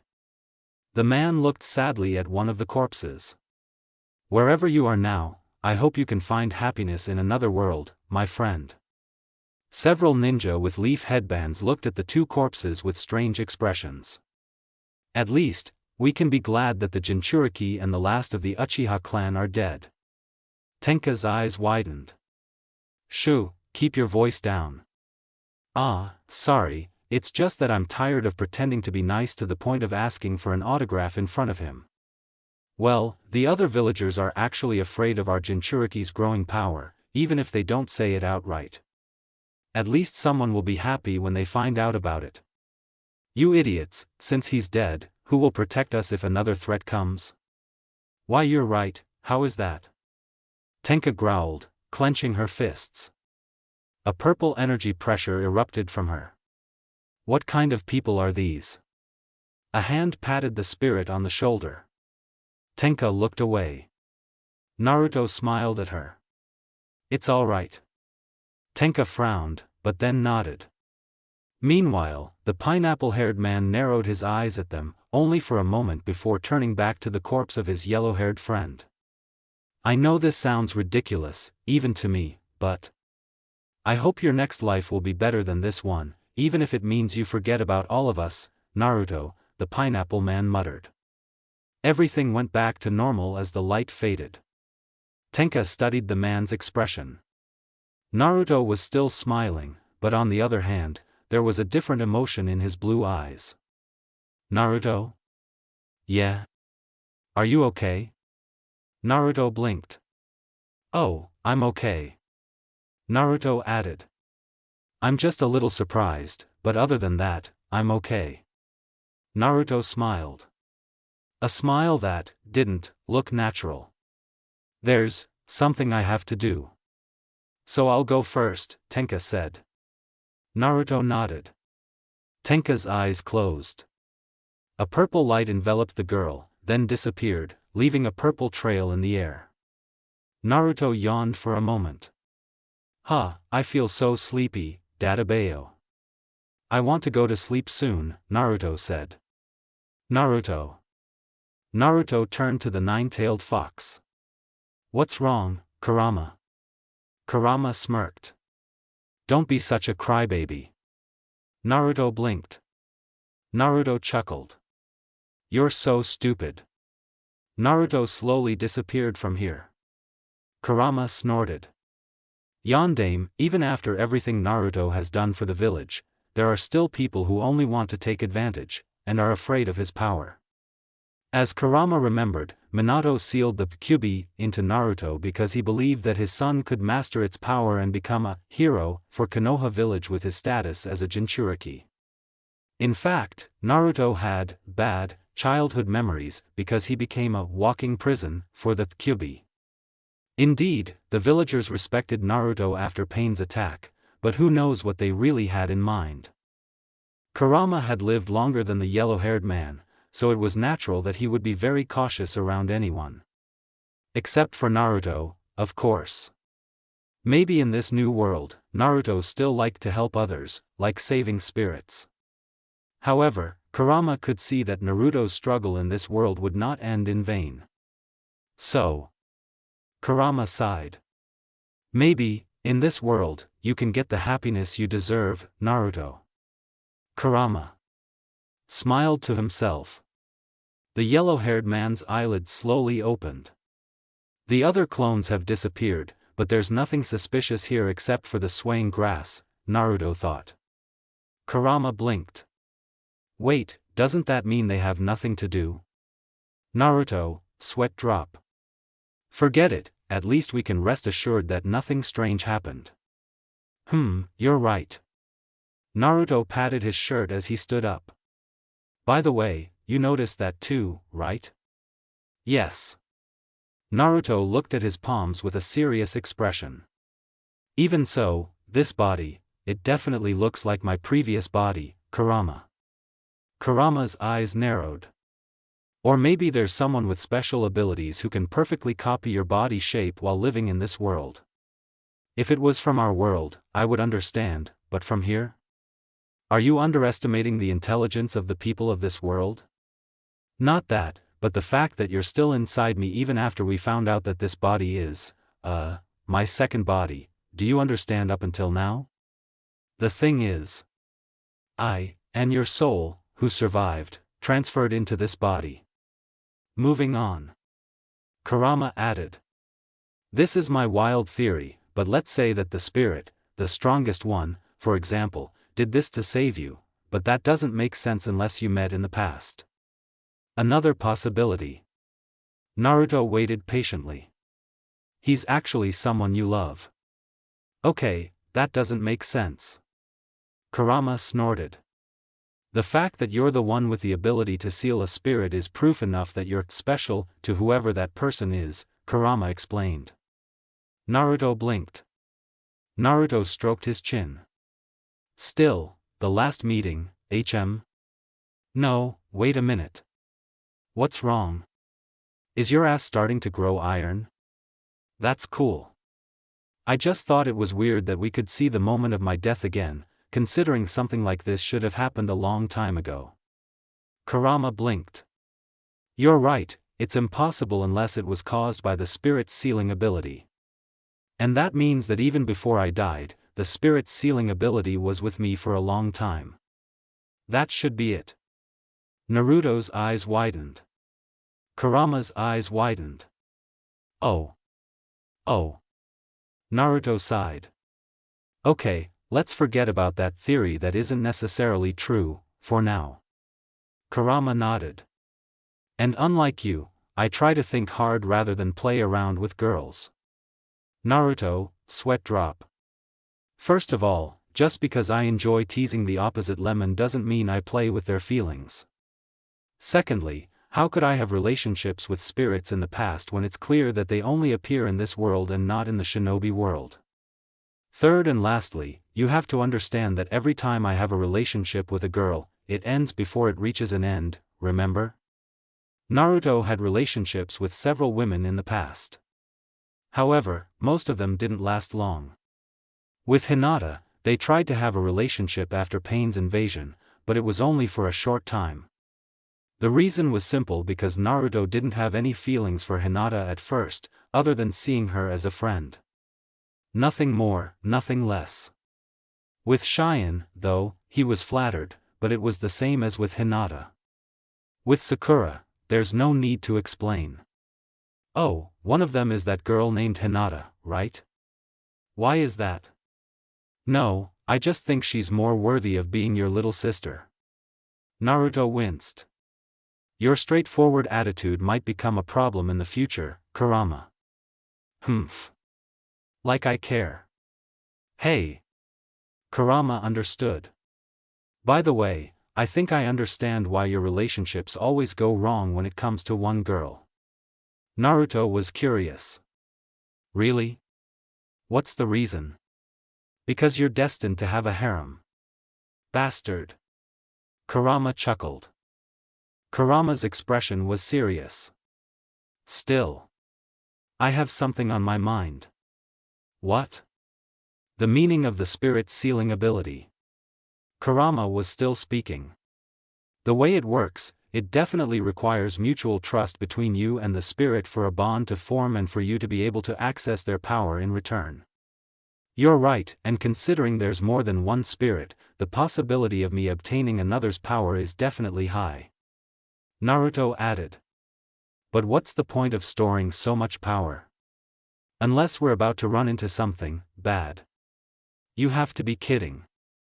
No, I don't think this is a joke, sooner or later we'll probably fight again. Kurama snorted. And here I thought I only had to worry about you forgetting to pay the internet bill. Now a new problem has arisen. Technically, I pay the bill with my personal credit card, but why are you more worried about me forgetting? A life without movies is no life, Kurama said. His tone was wise, forced. Naruto, sweat drop. You're so annoying. Kurama smirked. Kurama's expression was serious. Ignoring what happens in the future, remember that no matter what happens, you are not alone. Remember that well, Kurama said. Naruto was curious. You're so gentle, you didn't watch the wrong movie, right? Naruto asked. TCH, forget what I just said. Okay, I apologize. Naruto smiled. But still, thank you for what you just said, Kurama. Kurama smirked. Someone needs to make sure you stay sane, and I should be the one to do it. Naruto smirked. Naruto stood up. It's time to go home. The man disappeared in a puff of smoke. Puffs of smoke appeared in the living room of this house. Naruto looked at his clothes. I should change before bed. Naruto looked to the side.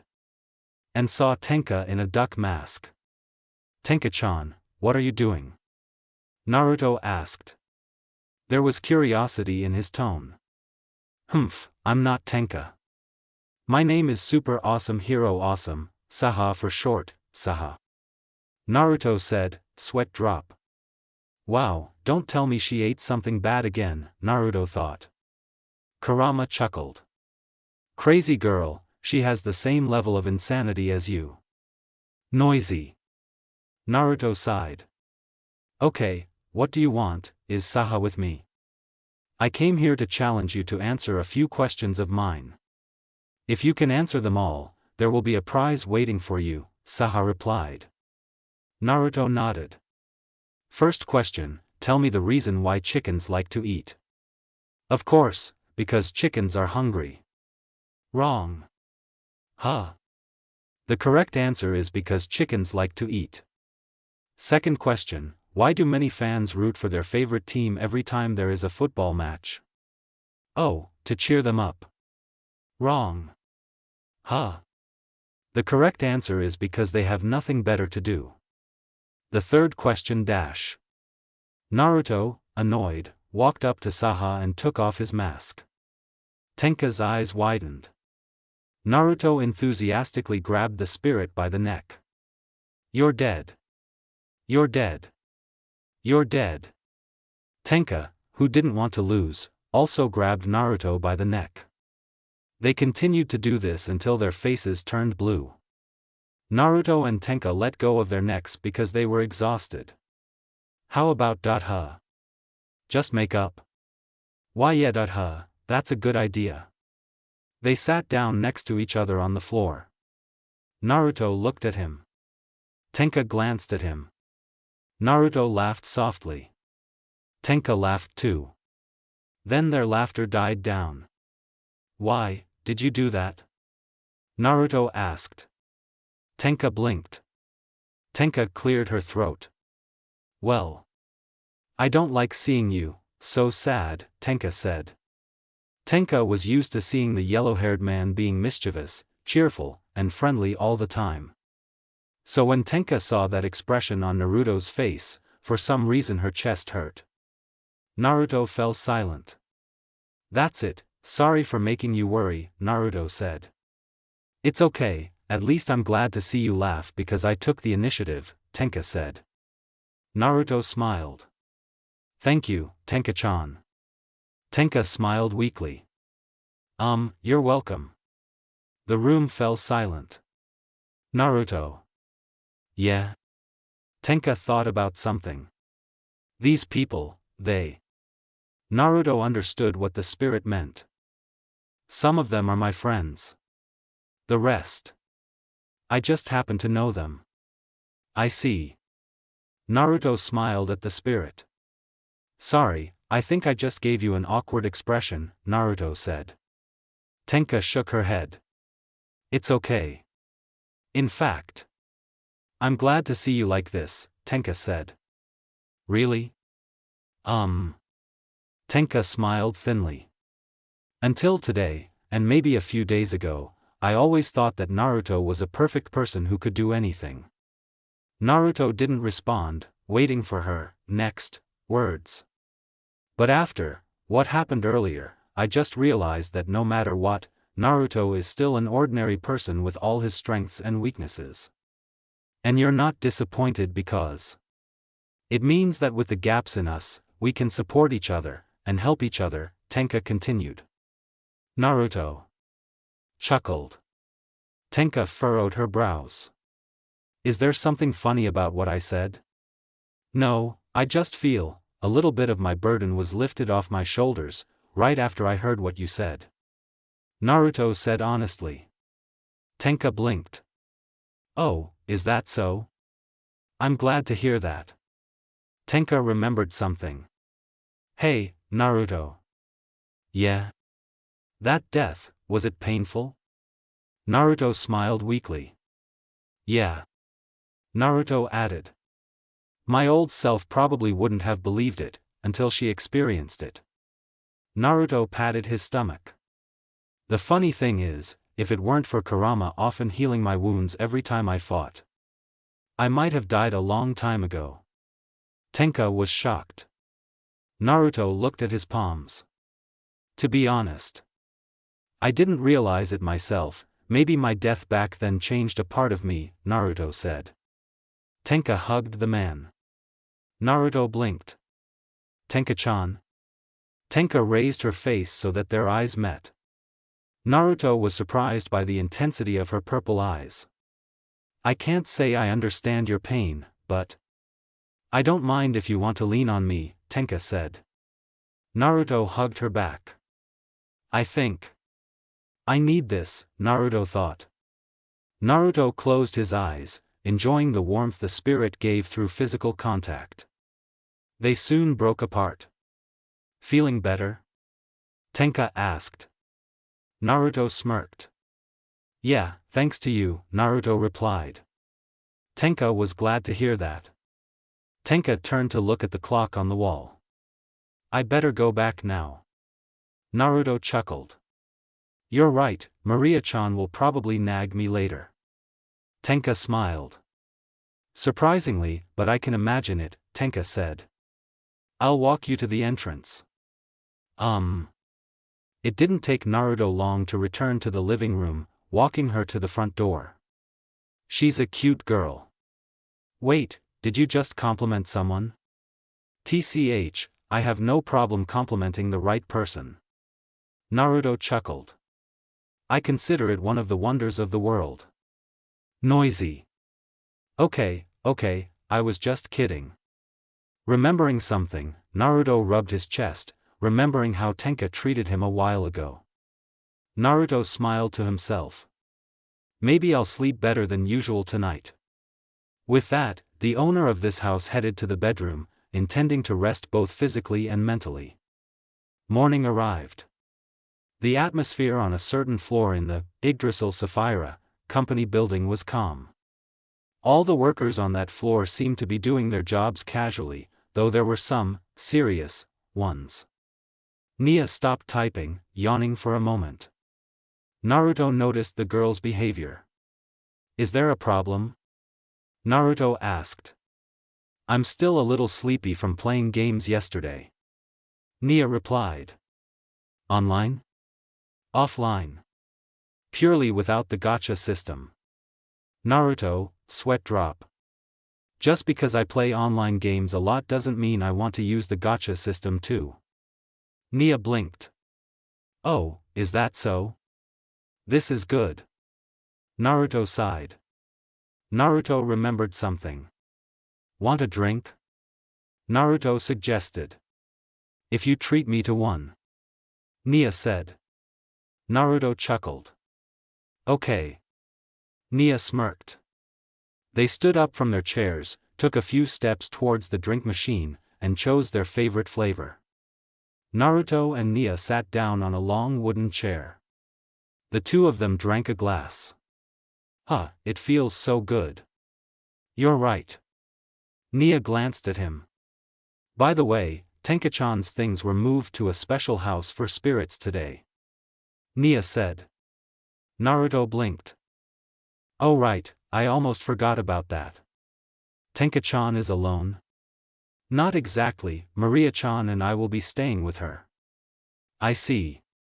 They threw away the cans after finishing their drinks. Nia sighed. No, Naruto-kun. Yeah? I'm bored. Naruto chuckled. You say that, but is the series you're working on finished already? Nia pouted. Sometimes I wonder how you can finish your work before the deadline. Even the number of novels you've written is not small. Nia said. Naruto smirked. Nia's eyes narrowed. Come to think of it again, it still seems strange, unless he has clones, and each clone can share the task of working on the novels, clones. Nia's eyes widened. So that's the secret. Nia had forgotten that her yellow-haired friend could create his own imitation. So it wasn't impossible for the hard work to be made easier by the help of living shadows. Nia glared at him. Naruto blinked. Why are you looking at me like that? No, I just get annoyed by the word clone. Naruto chuckled. I see. A colleague happened to pass by the two of them. Ah, Uzumaki-san, you were accidentally called into your boss's office, the man said. Naruto blinked. Really?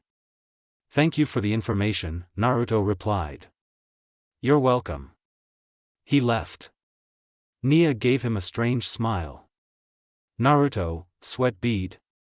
Maybe it's just my intuition, but why do you look happy that I'm being called? Nia patted the yellow guy on the shoulder. Good luck, poor thing. Naruto exhaled. Naruto stood up from his chair and calmly walked towards the elevator. The elevator doors opened. Naruto saw Nakatsugawa, Mikimoto, and Kawagaya. Naruto walked in before the elevator doors closed. Trouble at work, my friend? Nakatsugawa asked. Luckily, there aren't any today, Naruto replied. Naruto looked at Nakatsugawa's face.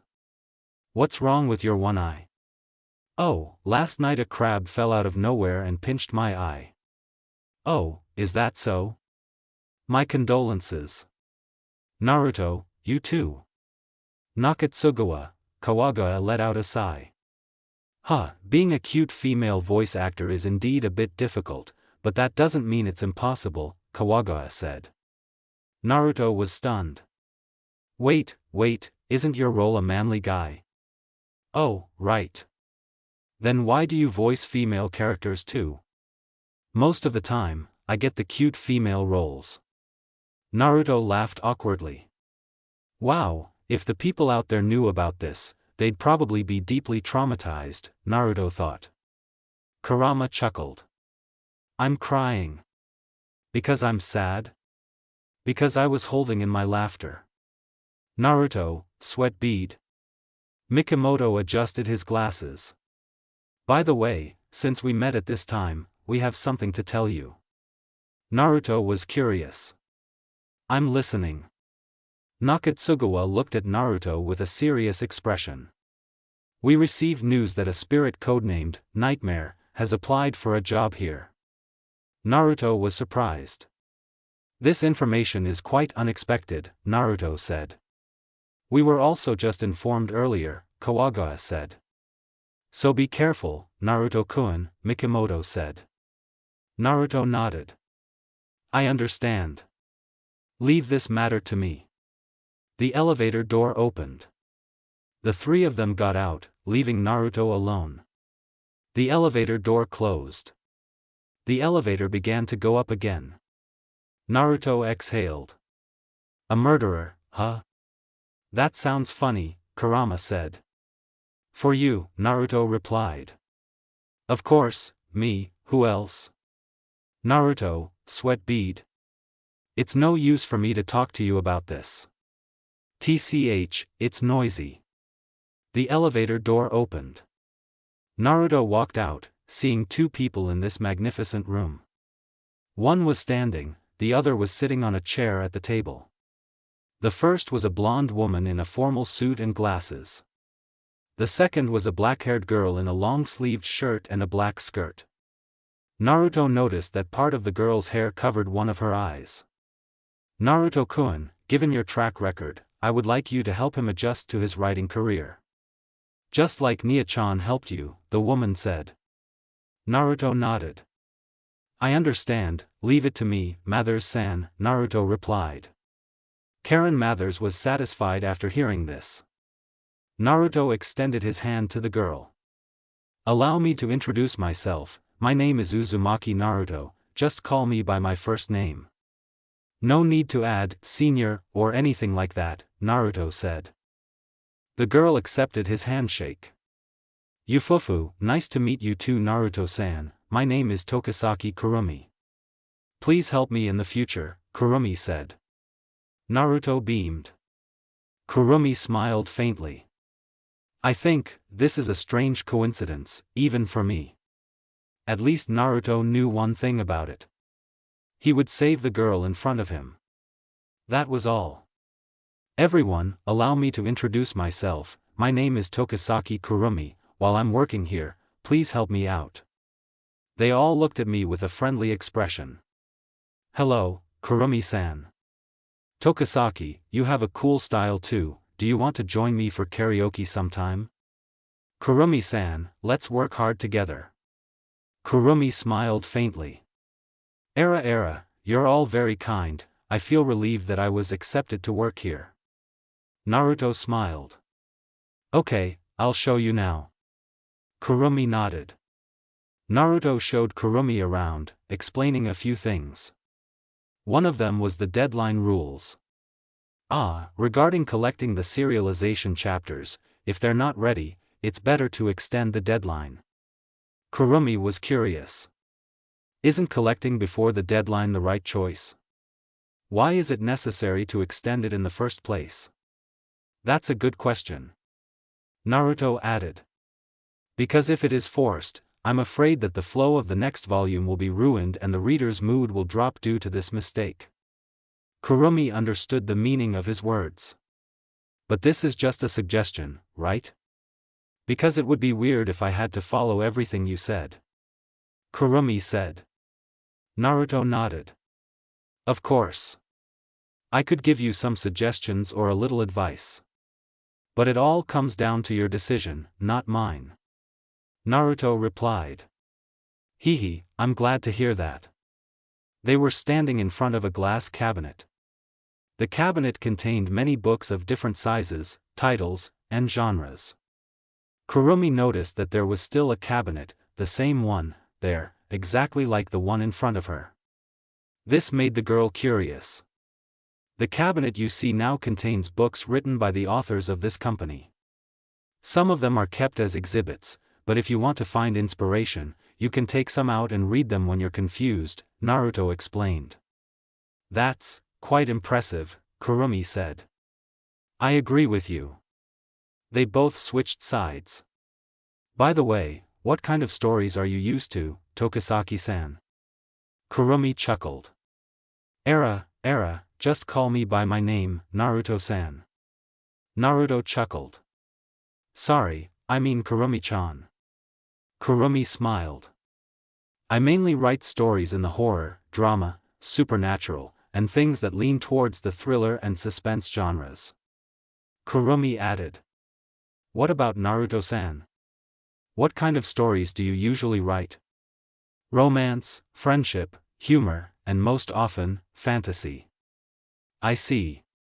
They came to a row of, neatly arranged, tables. Between them stood an empty table and a new one. It was even equipped with a computer and auxiliary devices. Kurumi noticed an empty desk. Kurumi turned to Naruto. I don't see any identification on this desk. Could it be? Naruto smiled. Your guess is correct. It was moved especially for you. A girl walked up to them. In her hands were 2 cans of drinks. So you're a new employee, I see. Here, I have a drink for you. Kurumi accepted the gift. A smile appeared on the girl's face. Thank you very much, this is. Nia beamed. Hanju Nia. Feel free to call me by my first name, we're all friends here, except Naruto-kun, he's a land crocodile. Naruto, sweat drop. I'm not a land crocodile, Dadabayo. Naruto. Oh, sorry, I meant the poor crocodile. Nia. Naruto sighed. Kurama chuckled. That girl with glasses doesn't make mistakes. You shouldn't follow his example either. Nia lightly nudged the yellow-haired man on the shoulder. Hee, I was just joking, don't take it too seriously. Nia said. I know. I pretended to be annoyed with you too. Naruto replied. Nia smirked. Naruto chuckled. Nia took a sip, opening the lid of the can. Kurumi watched their interaction curiously. Are you two dating? Nia choked on her drink. Naruto chuckled. Unfortunately, no. Right, Nia-chan? Naruto asked. Eso, you too, Kurumi-chan, stop spouting nonsense. Nia replied. Kurumi chuckled. Then excuse me for asking. Kurumi said. Nia blinked. Nia patted the girl on the back. Kurumi was surprised. Nia-san, what are you doing? Oh, sorry, I thought it was a mosquito before. Is that so? Thank you for your attention. Naruto smiled. I think that's enough for the introductory session. Are you ready to work now? Kurumi smiled. Hee, sure, Naruto-san. Naruto was happy to hear that. Tenka concentrated. The spirit held orange and mango-flavored puddings in his hands. Eat the orange first, or the mango. Tenka muttered. His tone was serious. Maria was surprised. Just pick one. Put the other one in the refrigerator for later. They were now in the spirit's special home. With nothing else to do, Maria and Tenka were watching a TV show in the living room, sitting next to each other on the couch. Tenka blinked. You're right. Why didn't I think of this before? Maria, sweat bead. I wonder too, why are you only realizing this now? Tenka stood up from the couch. I'll be right back. Yes.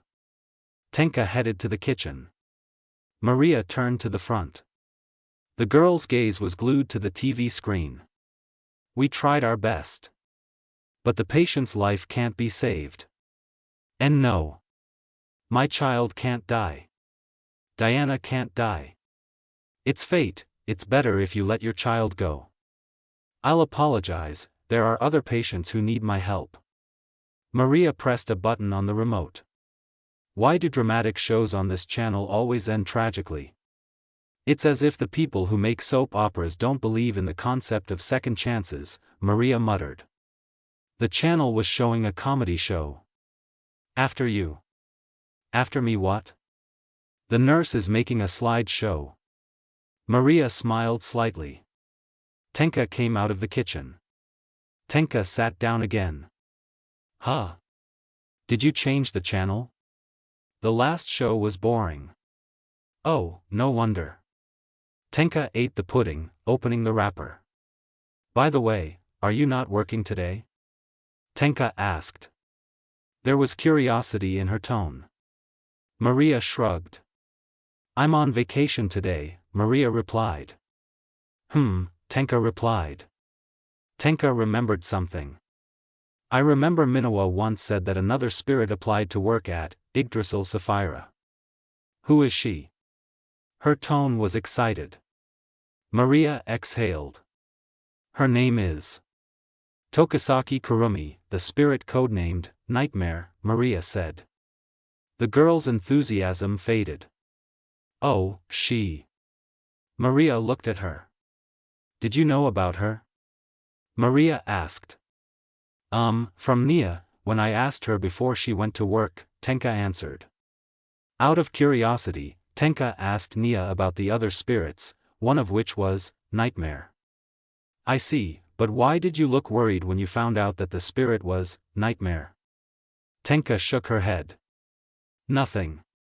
Tenka was still talking. It's just. I don't understand why he can do something like that so easily. Maria turned forward. We don't know for sure the reason behind his actions. It could be because of his bitter past, or maybe other factors that only he knows. But one thing is for sure. Maria smiled at him. We won't give up on your safety. Until. Tenka chuckled. Maria frowned. Why are you laughing? Sorry, it's just that you used to look like Naruto, and it was pretty funny actually. Maria smiled. Tenka smiled too. They both laughed together. It was midday. Naruto took Kurumi to the cafeteria with his other co-workers. They were lucky enough to grab an empty table before it was over. Then, after finishing their meal, they chatted for a bit. You write very well, Kurumi-san. Your choice of words is also simple and straightforward, the worker said. I think you're overestimating my work, Kairi-san, Kurumi replied. Still, for a new member, you're quite good. You're certainly qualified for the writing department. Kufu, thanks for the compliment. Better yet, I don't think Kurumi-chan will be out of serialization for long, Naruto said. Kurumi beamed. Naruto-san, I understand that you were just trying to compliment me. But for some reason, your words just now sounded like you were just trying to seduce me, Kurumi said. Naruto chuckled.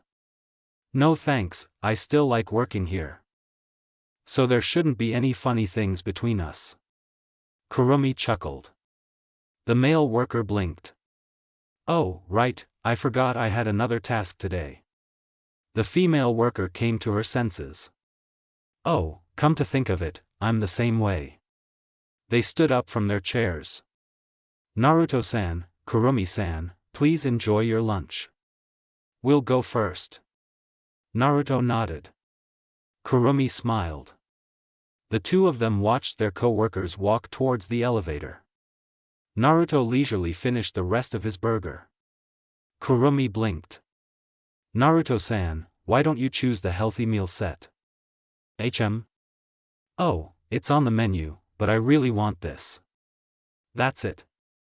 Kurumi took a sip from her water bottle. The girl's sandwich, which she bought, was already gone. So, how was your first day? Any difficulties? Naruto asked. Kurumi smiled faintly.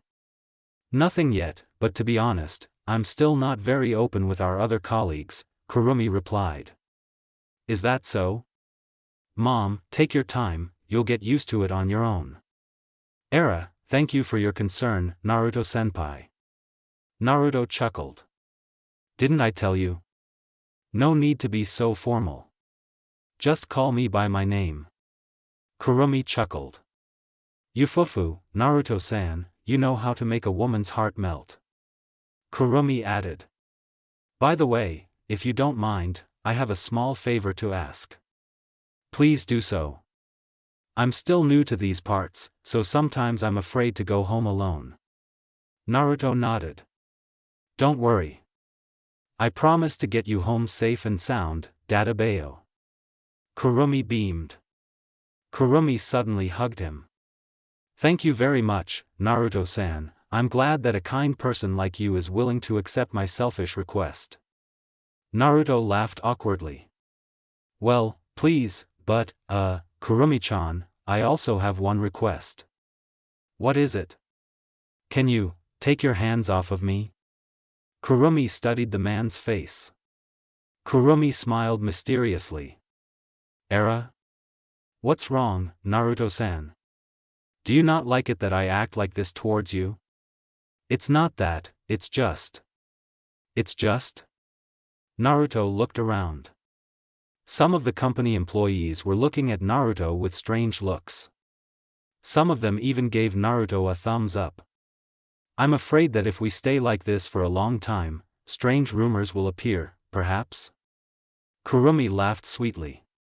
Yufufu, if it can keep me close to Naruto-san, a little bad hearing might not be a problem, Kurumi said.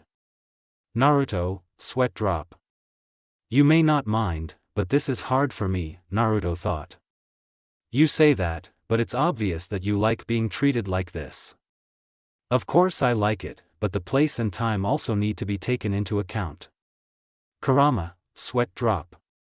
What a fan. And I'm proud of it. Naruto looked at the clock on the wall. Naruto turned to the girl. Lunch time is almost over. How about we go to the workshop? Kurumi blinked. Kurumi released her hug. You're right. Okay, let's go there. They left the place. It was evening. Naruto was walking with Kurumi along the pedestrian path. The two of them were moving peacefully, nothing strange was happening. Of course, Naruto told the ship's crew about it, and they were watching in their own way. So, how do you feel about working at Yggdrasil Sapphira? Naruto asked. At first I thought it would be a tight schedule, but it turns out my expectations were wrong, even more flexible because you can apply for an extension, Kurumi replied. Naruto chuckled. That's how our company works. Pursuing goals is important, but the health of the employees is also taken into account. Kurumi smiled. Kufu, I'm glad I applied for the right job. They turned right. Kurumi and Naruto happened to see two kids playing ball in the park. Then, one of the kids kicked the ball too hard until it landed on both of them. Naruto blinked. Naruto hit it back, blocking the ball with his chest. The ball was caught by one of the kids. The kids waved their hands. Sorry, big brother. Big brother is cool. Thanks for giving us the ball back. Naruto waved his hand. Yes. You're welcome. The children were playing again, but this time they had moved to the middle of the park. Kurumi laughed cheerfully. Naruto looked at her. What's wrong, Kurumi-chan? Nothing.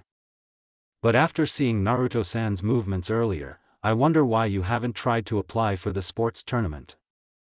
Naruto chuckled. Just because I have the ability to do so doesn't mean I should. Because in the end, it all comes down to my own decision, not someone else's. Kurumi smiled. Your own decision, huh? What did you say? Kurumi blinked. Kurumi shook her head. Sorry, I was just thinking about something personal. Naruto raised an eyebrow.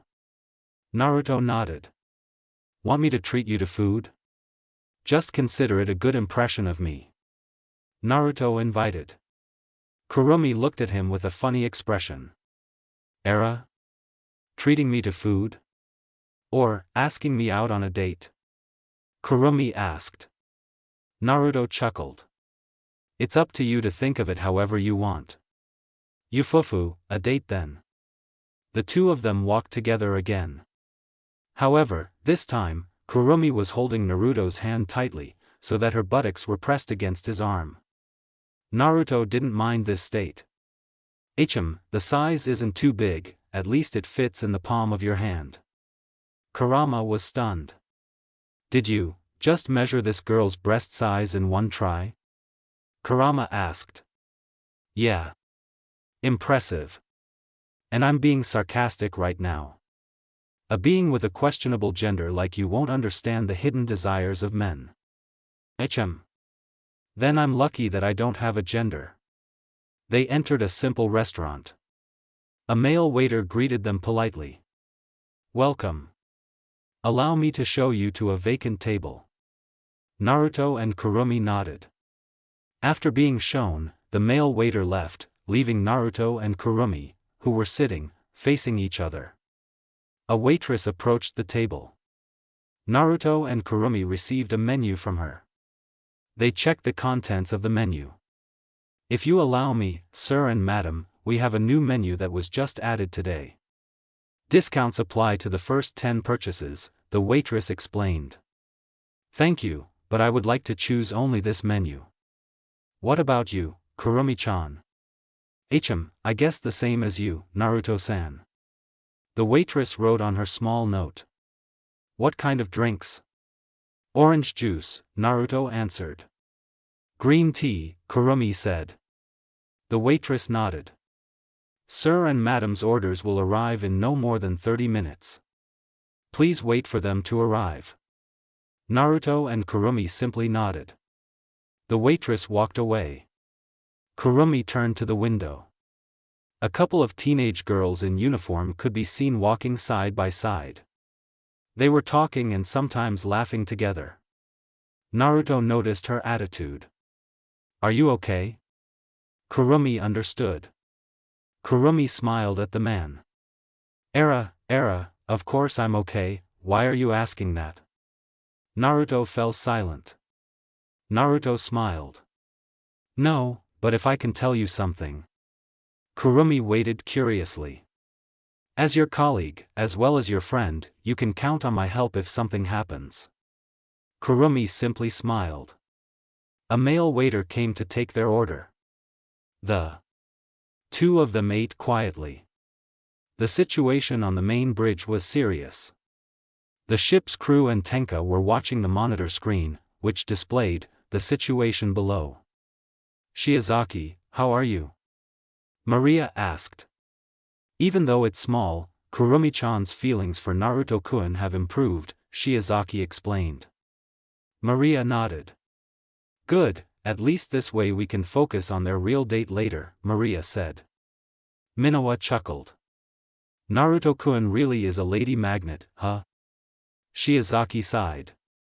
Minowa, please don't say weird things. Sorry. To be honest, I support her position, Mikimoto said. Mikimoto, your salary is being cut this month. Maria, I stand by my position. Mikimoto, Tenka frowned. For some reason, he felt like he didn't like seeing Naruto walking with another spirit. It seemed like he wanted to be annoyed, but maybe for a different reason. Actually, what do I feel? Minowa looked away. Minowa was watching the spirit. Tenka-chan is so serious, seeing Naruto-kun walking with another girl, wait a minute. Minowa realized something. Tenka-chan, are you okay? Minowa asked. Tenowa came to her senses. Huh? Oh, I'm okay, why are you asking that? Tenowa asked back. Minowa smiled. Oh, I thought something was wrong. Minowa turned to the monitor screen. Minowa smirked. Narutenka. Yes. Dash. Shiozaki noticed her colleague's behavior. Minowa, why are you smiling to yourself? Shiozaki asked. I just can't wait for the cute relationship to start, Minowa said. Shiozaki blinked.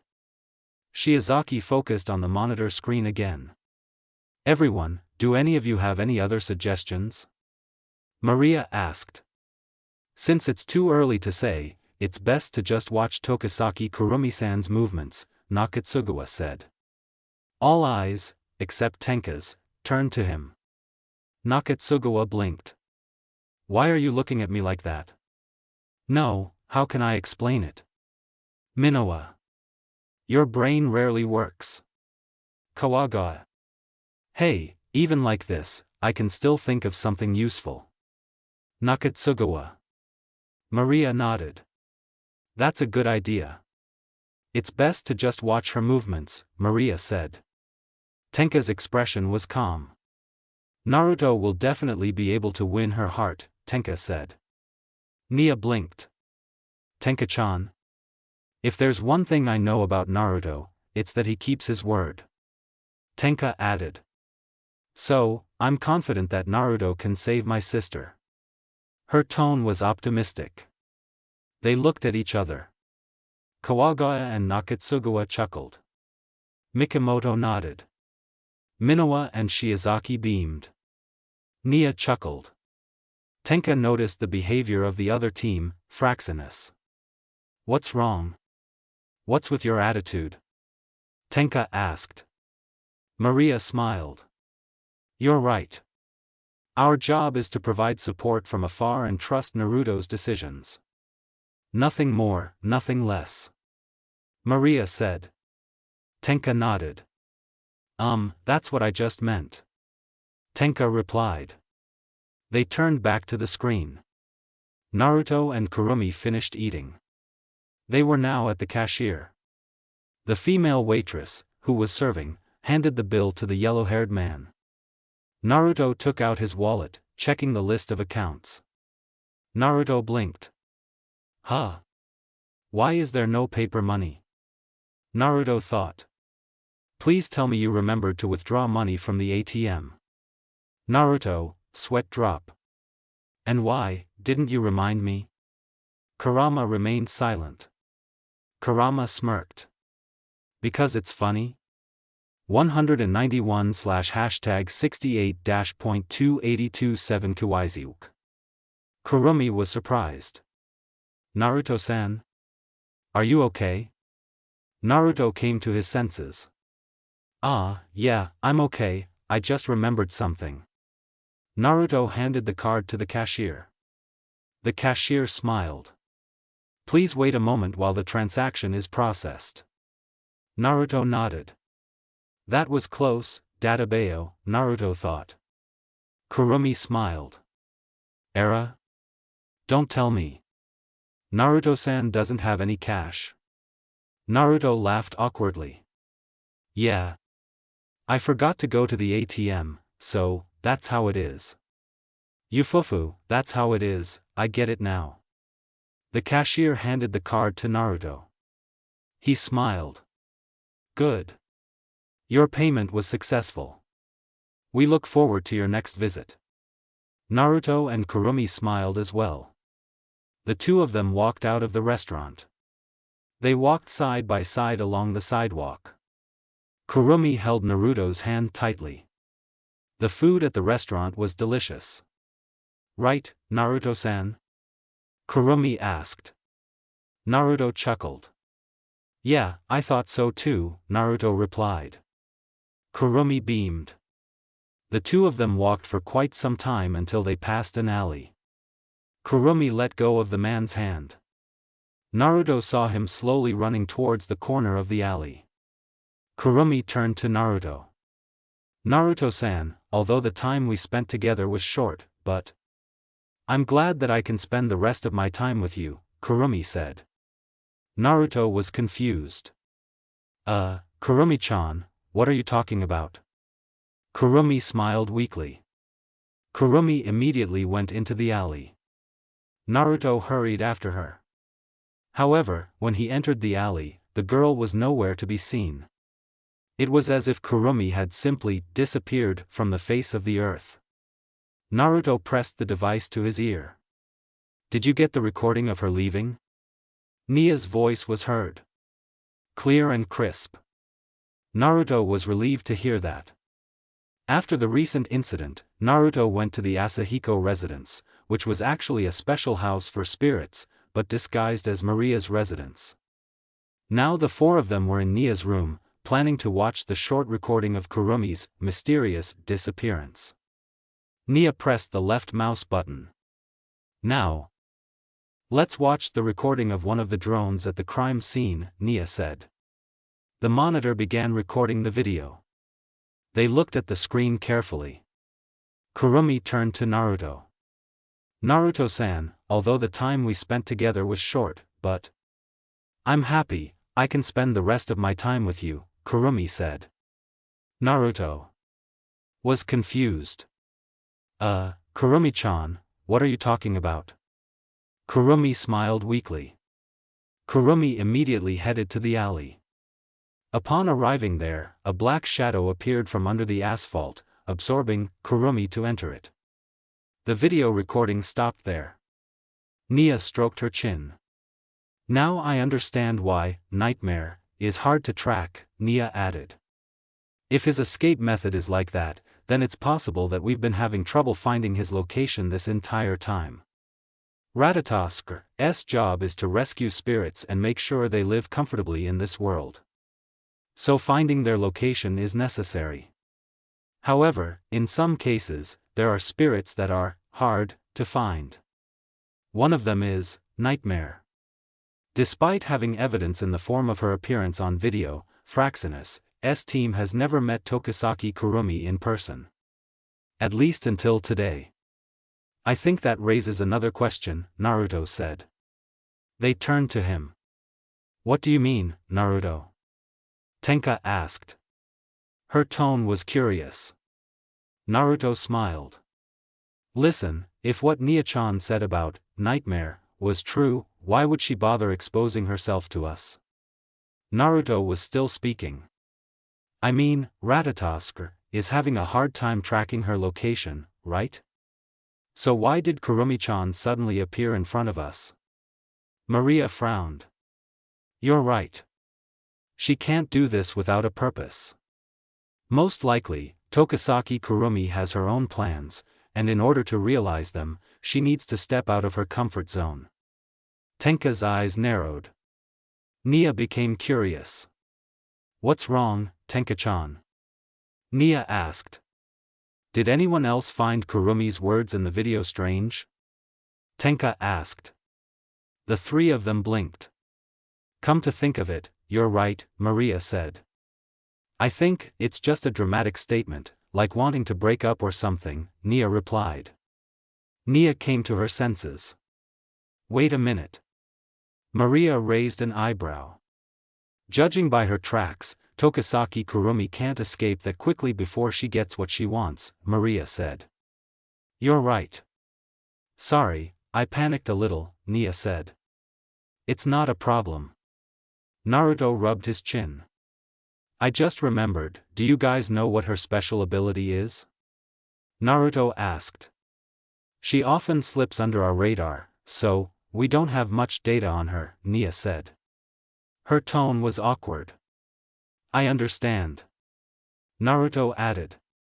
Actually, this is still just my theory, but she seems to want something from you. Theory or not, we can't rule it out as one of the possible scenarios. Maria was still talking. And if your theory is correct, we should be able to resolve all of this by talking, peacefully. Maria glanced at him. Naruto nodded. Leave it to me. Maria smiled. I'm counting on you. Naruto looked at his watch.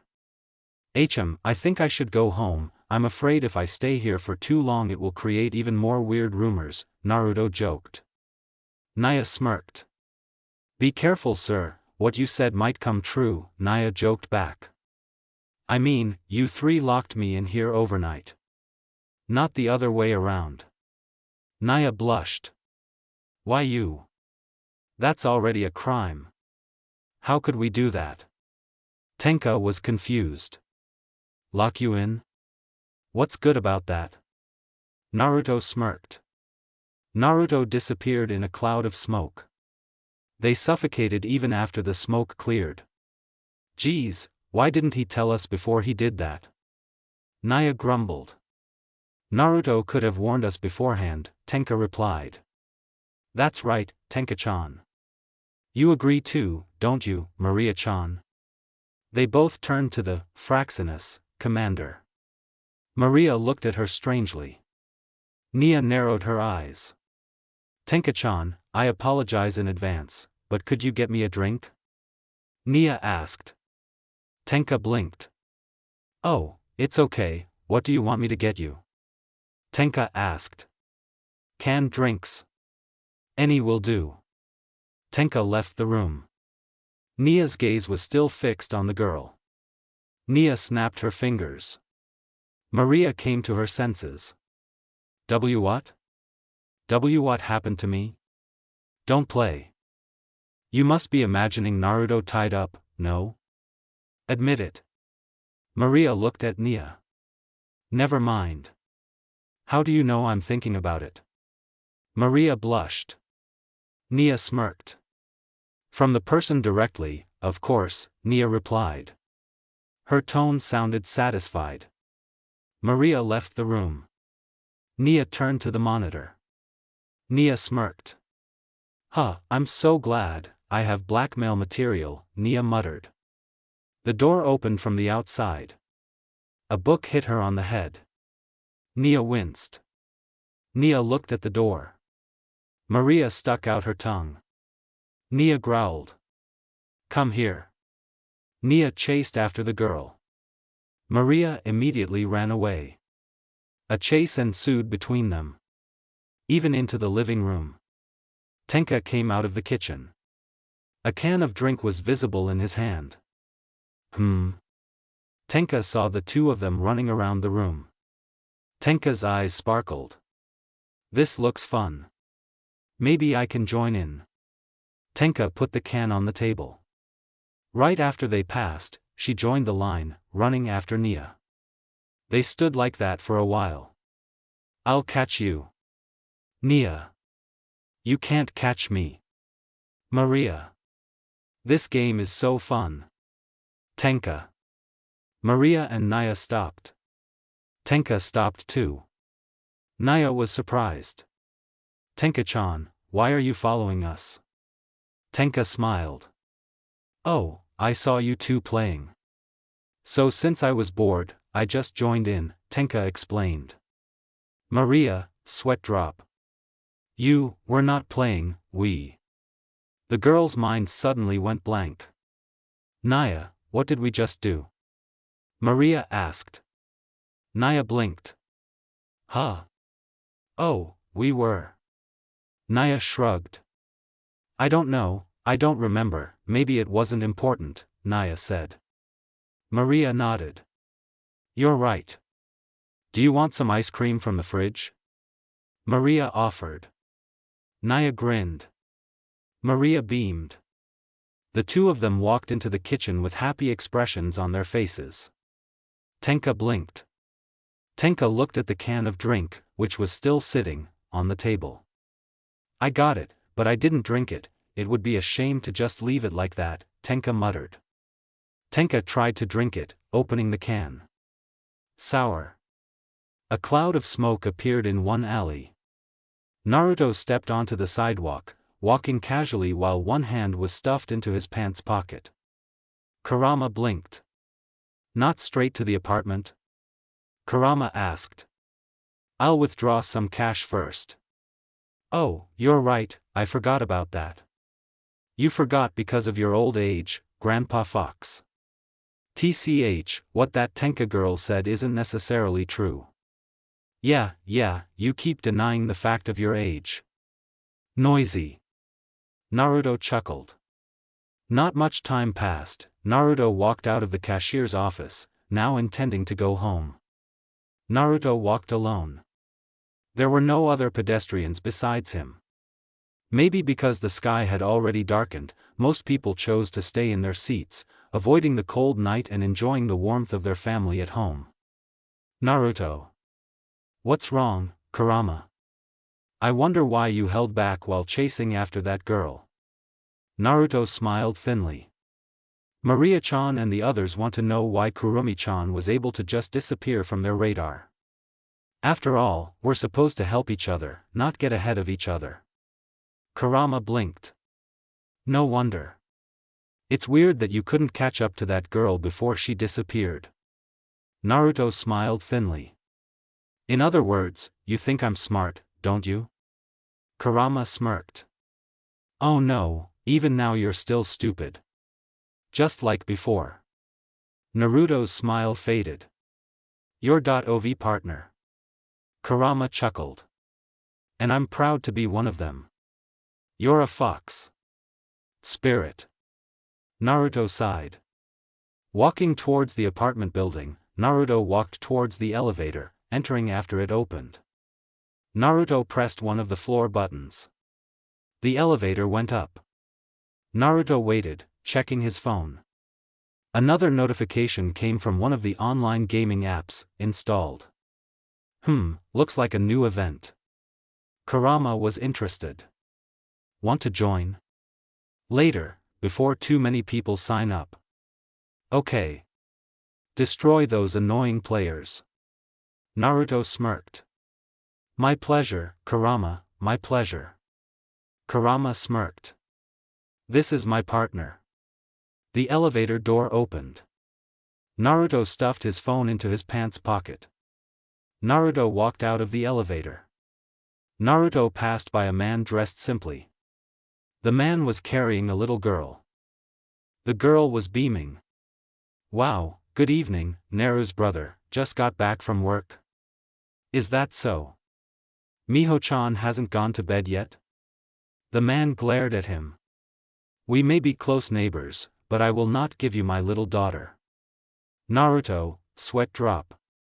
Don't compare me to those pedophiles, Kota-san. The man smirked. I know. I was just kidding. Ha ha ha. The girl pouted. If dad bothers Naru's brother again, Miho won't love dad anymore. Oh okay, dad promises not to do that again. Hee, that's all. Naruto smirked. The man came to his senses. Ah, I just remembered, coincidentally, the new tenant of the apartment next to yours has already moved in. Naruto blinked. Is that so? Thanks for the information. Yes, please. The man walked in the other direction. The girl waved at Naruto. Sleep well, Naru's brother. Naruto smiled, waving his hand. Yeah. That must be it. When they had walked a long way, Naruto turned around and walked in the opposite direction from the two. I wonder who my new neighbor is, Naruto thought. Approaching his apartment, Naruto took out something, intending to insert the key into the door slot. The elevator door opened. Someone came out. Era, Naruto-san? Naruto was surprised. Naruto turned around. Kurumi was standing there, holding a shopping bag in her hands. The girl's clothes were rather simple. Kurumi smiled faintly. To think that we are neighbors, what a coincidence, don't you think? Naruto-san? Kurumi called out. Naruto came to his senses. Naruto smiled. Ah, sorry, I was a little surprised when I found out that you were the one moving into the apartment next to mine, Naruto said. Era, then we are in the same situation. You're right. Naruto looked at the shopping bag in his hand. Kurumi understood this. When I moved in, I didn't have time to buy kitchen supplies, so after cleaning the house, I went shopping earlier, Kurumi explained. I see. A strange sound was heard. Naruto was embarrassed. My stomach, why did you betray me at a time like this? Kurumi chuckled. Yufufu, it seems someone is still not full even after eating at a restaurant, Kurumi said. Naruto laughed awkwardly. Well, maybe it's because I'm still hungry, Naruto replied. Then Naruto-san, do you want to have dinner with me? Naruto blinked. Dinner? With you? Kurumi nodded. I was just out shopping, so I thought it wouldn't hurt to invite you over for dinner, if you want to of course. Naruto smiled. Sure, but first, I have something at home, I'll catch up with you later. Kurumi smiled weakly. Era, alright then, I'll wait for your arrival, and don't make the girl wait too long, Naruto-san. Kurumi entered her apartment. Naruto entered his apartment. His serious expression was visible. Nia watched the monitor silently. Various tabs and complex codes could be seen on the computer screen. The girl was currently in Fraxinus, alone in her lab. She was working on something important right now. Checking Fraxinus, network devices complete. Security system update complete. Checking the stability of the Marioku stream on the ship's realizer complete. What now? Nia frowned. Nia had an idea. Okay, that's it. Nia opened another tab, entered a special site, and downloaded something from there. Patience, wait a little longer, wait a little longer. Nia checked the download status with a wide smile. Using Fraxinus' internet network to download large game files. I'm so smart, Nia said. Nia frowned. Still, why did I accept Maria-chan's offer to move into the spirit house? Nia thought hard. Nia was still thinking hard. A light bulb appeared above her head. Nia grinned widely. Ah, that's right, because that way my expenses will be reduced since she will be covering them. Nia felt a vibration in her pants pocket. The reason was because she took it out of her pocket. Nia swallowed. Nia brought the phone to her ear after pressing the green button. Maria's voice could be heard. Nia, why did you take so long to answer the call? Nia was stunned. Even though it's only been a few minutes. How disciplined, Nia thought. Nia sighed. Sorry, I was busy checking some important characteristics of Fraxinus. Nia added. So, what do you need, Maria-chan? Can you send me some special files from the Fraxinus database? Nia typed a complex combination on her phone's keypad. A list of important data from AZ appeared on the computer screen. Yes. What files do you need? Files N3-005 and S2-457. Nia grimaced. Oh, don't tell me you need those files to meet those old guys again. What do you think? Just give me the files already. Geez, you're so impatient. Nia. I'm cooking as we speak. Maria. So what? Nia. With Tenka. Maria. Nia, sweat bead. Oh, then I'll speed up the delivery. Thank you, and I'll save some for you. Okay. My stomach needs some nourishment too. Bye. Bye dash. Their conversation ended. Nia stuffed the phone into her pants pocket. Nia looked at the screen again. The download status seemed to be complete. Nia beamed. Very well, Nia said. A black shadow appeared on the floor. Good evening, Nia-san, sorry to bother you during your free time. Nia looked around. Kurumi was standing there in her astral dress. Nia was surprised. Okay, what do you want from me? Because to be honest, I don't remember ever causing you any trouble, Nia said. Era, is that so? Kurumi asked. Kurumi opened her palm. A small, already, broken device was visible there. Do you remember what this is? Nia blinked. Nia patted the girl on the back. Kurumi was surprised. Nia-san, what are you doing? Oh, sorry, I thought it was a mosquito before. Is that so? Thank you for your concern. A small tracking device was attached to the back of her shirt. Nia scratched the back of her head. Nia chuckled. Hee, I didn't expect you to be so smart, Nia said. Kurumi smiled. Ufufu, that's a nice compliment. Various red lasers were aimed at her forehead, heart, 2 leg joints, and 1 eye. They came from several weapons that had appeared behind the wall of the lab. Kurumi watched the girl's fingers on one of the keys on the keyboard. You know, there's a limit to being careful. Nia raised an eyebrow. What do you expect? You're an intruder. Moreover, this is my private lab, Nia explained. Kurumi was still smiling. You're right. Kurumi added. But I didn't come here to attack you. Oh? Then why did you come here? Nia asked. First, can you put those weapons away? Kurumi added. We don't want this place to be filled with a pool of blood, right?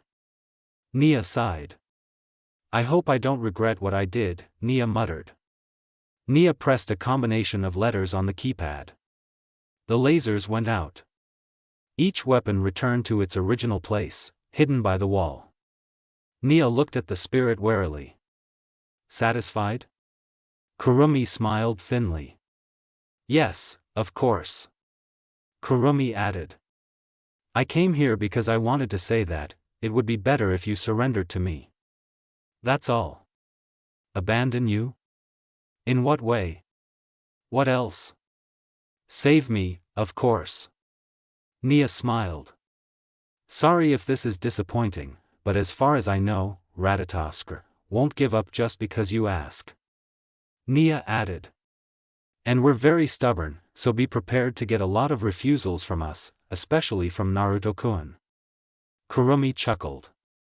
Era, you guys are so confident. Kurumi was still speaking. Alright, since I have no more business here, I'll be going. A black shadow appeared beneath the spirit. Kurumi was slowly absorbed into it.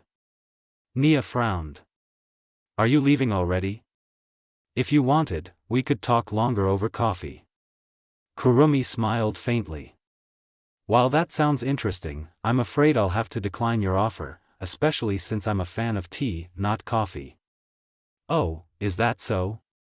This is too bad. Half of Kurumi's body was absorbed.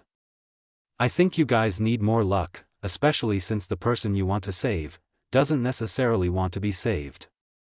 Those were the spirit's last words before it completely absorbed them. Nia grimaced. This is getting more difficult. Naruto sat quietly. Right now, he was in Kurumi's apartment, silently crossing his legs near the table. Since the girl had invited him for dinner, he was here, waiting for the owner of this house to return from the kitchen. Kurumi came in carrying a tray of food. Kurumi smiled. Era, sorry for making you wait for so long, Naruto-san. Naruto chuckled. Don't worry. I didn't feel like I was being treated that way. Is that so? I'm glad to hear that. Kurumi placed 2 bowls on the table. An enticing aroma was coming from the 2 bowls. Oh, you made oyakodon, it turns out. Naruto. I just happened to have the ingredients to make it. So I hope you enjoy this treat from me. Kurumi. Of course, it's one of my favorite foods, Databayo. Naruto. Yufufu, I'm glad to hear that. Kurumi. Kurama chuckled. Be careful, Naruto, there's a chance she put poison in your food. Naruto, sweat bead. You say that, but why does your tone sound so arrogant? Well, even before you feel the effects, the poison is already neutralized the moment it enters your system. That is, if this food is truly poisoned. They both clapped their hands. Enjoy your food, they said. They ate the food in silence. Not in a hurry, but not too slowly. Naruto blinked. It's delicious, and most importantly, Kurumi-chan's oyakodon doesn't have any poison in it. Kurama blinked. And here I thought that girl would try to poison you. I guess she has some kindness in her heart, Kurama said. A little? You're such a pessimist. Who's in charge of saving the spirits? Oh yeah, it's not me, it's you. Naruto chuckled. Kurumi noticed. Is there anything funny about the taste of my cooking, Naruto-san? Huh? Oh, there's nothing funny about the taste of your cooking at all. Naruto added. I was just thinking about how delicious this food was, and how lucky the man who will be your future husband is. Kurumi smiled faintly. However, if you looked closely, you could see a pink tint on her cheeks. Naruto-san, it's not nice to seduce a girl, especially if you do it in her own home. Kurumi said. Seduce you? What are you talking about? I'm just being honest. Naruto replied. His tone was innocent and convincing. Yufufu, should I call the police first to make you confess? Kurumi. Huh? Okay, I promise I won't do it again. Naruto. See? How hard it is to admit your actions. Kurumi. Yeah, that makes sense. Naruto. They looked at each other. Naruto smiled. Kurumi smiled too. Then they laughed together. It didn't take long for them to finish eating and they drank. "Thank you for the food, Kurumi-chan," Naruto said. "You're welcome, Naruto-san," Kurumi said. Kurumi put the used cutlery on the tray. Naruto noticed. "Do you mind if I wash the dishes?" Kurumi looked surprised. "Huh? But Naruto-san is a guest here, so just leave it to me." "You're right, I just want to show my gratitude this way too." Kurumi blinked. Kurumi sighed. "For some reason, I feel like Naruto-san will still do it no matter how many times I tell him." Naruto chuckled. "You're not the first one to tell me that." Kurumi smiled. Then thank you for helping me, Naruto-san." "You're welcome." Naruto moved towards the kitchen, carrying the tray. Naruto washed the cutlery that was used for eating earlier. Naruto smiled weakly. "It will be nice to see you clean everything up," Naruto said.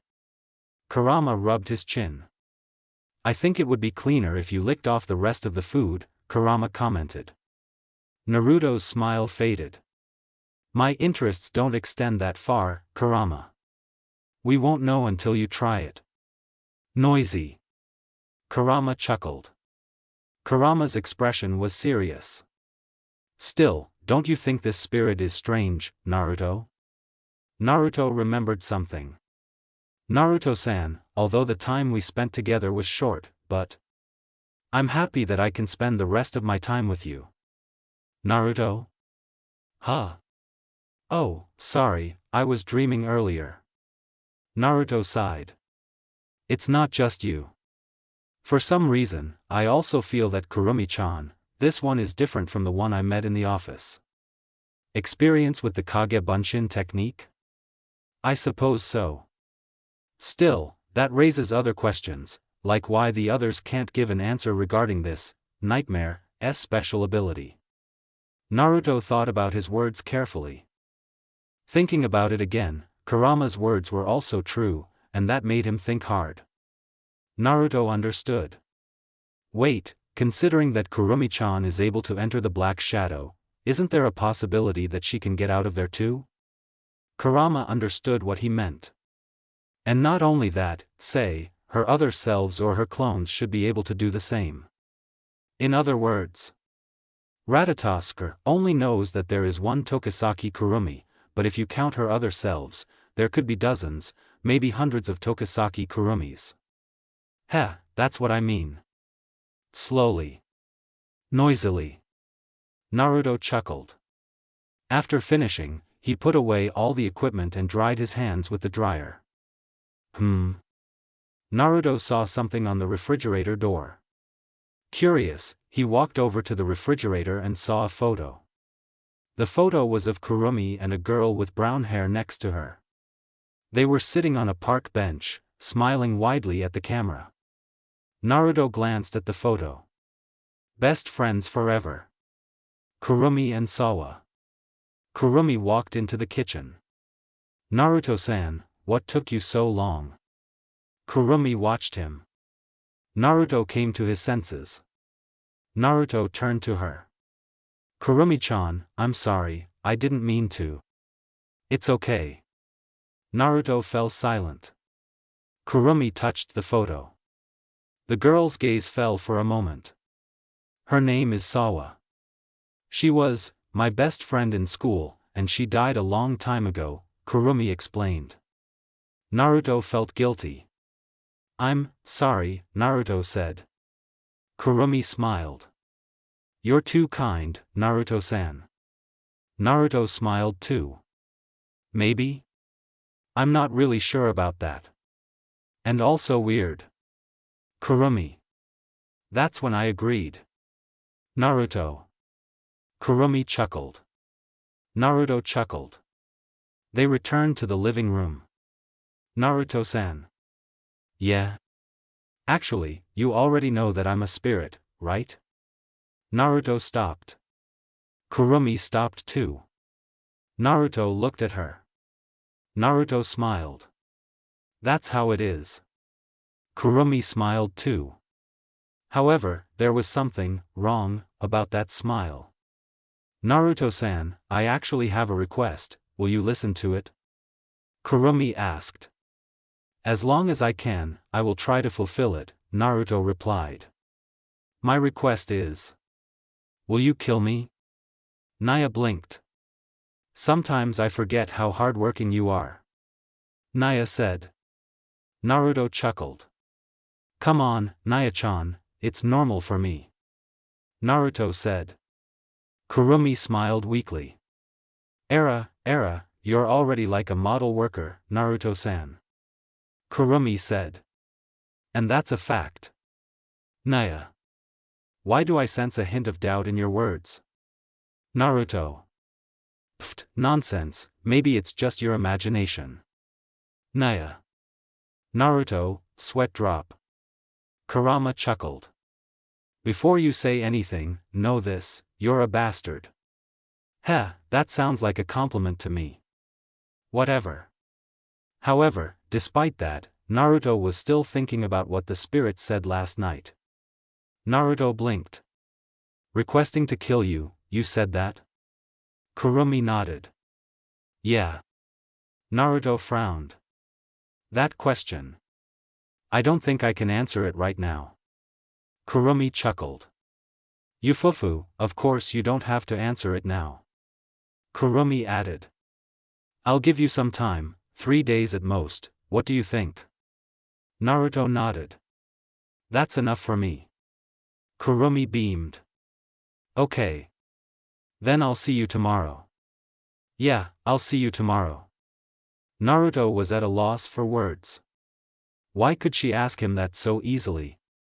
On what grounds? Because of his past. Naruto stood up. Where are you going, Naruto-san? Kurumi asked. Oh, I want a drink, Naruto replied. Kurumi blinked. Kurumi nodded. The girl's gaze returned to the computer screen. Naruto walked over to the drink machine. Naruto inserted a coin into the slot, pressed a certain button, and sat down on a chair. Why do I feel like you found a solution to this problem? Naruto opened the lid of the can. More or less, but it's unclear whether it's true or not, it's still a guess, Naruto replied. Kurama smirked. At least you have a clear direction now compared to before, Kurama replied. Naruto held back his smile. Well, that's it. Naruto took a sip for a moment. After drinking, he returned to his seat and managed to throw away the can. Naruto felt his pants pocket vibrate and took out his phone. There was a message on his contact number. Nia. Naruto-kun, I want to discuss something, it's about Kurumi-chan. Naruto blinked. Naruto typed a reply. Naruto. We'll talk about it later in the special spirit house. Naruto pressed the send button. A few moments later, another message came. Nia. Roger, straight face. Naruto returned the phone to its original place. Naruto smiled weakly. He's always something. Naruto returned to his desk. Naruto sat down. Nia looked at him. What did you just do? Nia asked. Her tone was curious. Oh, I just bought a drink. Naruto replied. Nia smirked. I thought you were just flirting with a coworker from another department. If I do that, remember that you are one of my targets, Nia-chan. Nia's face turned red. Nia looked back at her computer with a serious expression. No answer. Naruto. Noisy. Nia. Kurumi watched their interaction. Yufufu, is there a secret behind your closeness? Kurumi asked. Nia blinked. Ah, right, you're still new here so it's natural for you not to know. Nia added. You could say that when Naruto-kun first came here, I was tasked by my superiors to supervise him. Kurumi was interested. So that's what Mathers-san meant. Huh. He talked to you about it too? Yeah, before Naruto-san came, he told me a few little things about Naruto-san. Like his habit of picking his nose? Nia. Hey, don't bring up what happened a long time ago. Naruto. Also about his attitude and seriousness at work. Kurumi. Nia sighed. Nia turned to her computer screen. Disappointing, Nia said. Naruto chuckled. And I thought the opposite, Naruto said. Kurumi chuckled. Naruto glanced at her. Kurumi noticed. Era, do you need me, Naruto-san? Naruto smiled. If you need help with your work, feel free to ask me, Naruto said. Kurumi beamed. Yufufu, I'll remember your offer. Okay. They went back to their work. However, both of their expressions were serious, and then calmed down again. Situated in a dimly lit room, a round table completed the decor with several chairs around the table. However, instead of actual people, holographic projections of men and women filled all of the chairs. They were all important people in Ratatoskr. They were currently discussing Fraxinus' activities so far. I admit, I didn't expect us to go this far, the man said. That's natural, with our funding and technology, the mission to rescue the spirits is not something impossible, the woman replied. One of the male holograms turned to someone. By the way, how are things with Nightmare, now, Commander Asahiko? Maria, in her commander uniform, showed a calm expression. The girl stood on the other side of the table. As of now, we are still in the process of getting closer to Nightmare. However, I am optimistic that we can convince Tokisaki Kurumi to trust Ratatoskr, like she did with Princess before, Maria explained. Everyone nodded. I just remembered, regarding a suitable candidate to interact with the spirits, how about changing him, the man suggested. Maria blinked. Sorry if this sounds presumptuous, but what is the basis for this sudden proposal? Maria asked. Well, Commander Asahiko, we believe that Uzumaki Naruto's performance is not as good as you and Mr. Woodman said, so a replacement must be found as soon as possible, the man said. You do not need to worry, my multi-talented son should be a suitable replacement, the woman said. Her tone was proud. Some of the male holograms nodded. Correct. I agree. It is only right that we leave this to someone more worthy. Maria's eyes narrowed. However, for a moment, her gaze returned to normal. However, thanks to Uzumaki Naruto's help, the princess was saved. Furthermore, I think this decision is too sudden and needs to be discussed first, Maria interrupted. The female hologram growled. So you're saying that my perfect son lost to someone who's clearly just a cheap writer dash. There seems to be a misunderstanding here. The female hologram turned to the side. What do you mean, Mr. Woodman? The male hologram with glasses smiled at Maria. I mean, considering how busy your son's schedule is. Maybe it would be better if he just focused on his studies abroad. Isn't that right, Commander Asahiko? Maria nodded slowly. Yes, that's what I just meant. The female hologram looked guilty. Oh, I hope you'll forgive me for saying that now, Commander Asahiko. It was inappropriate for me to speak to you like that. Maria smiled. I fully accept your apology. The female hologram smiled as well. The female hologram blinked.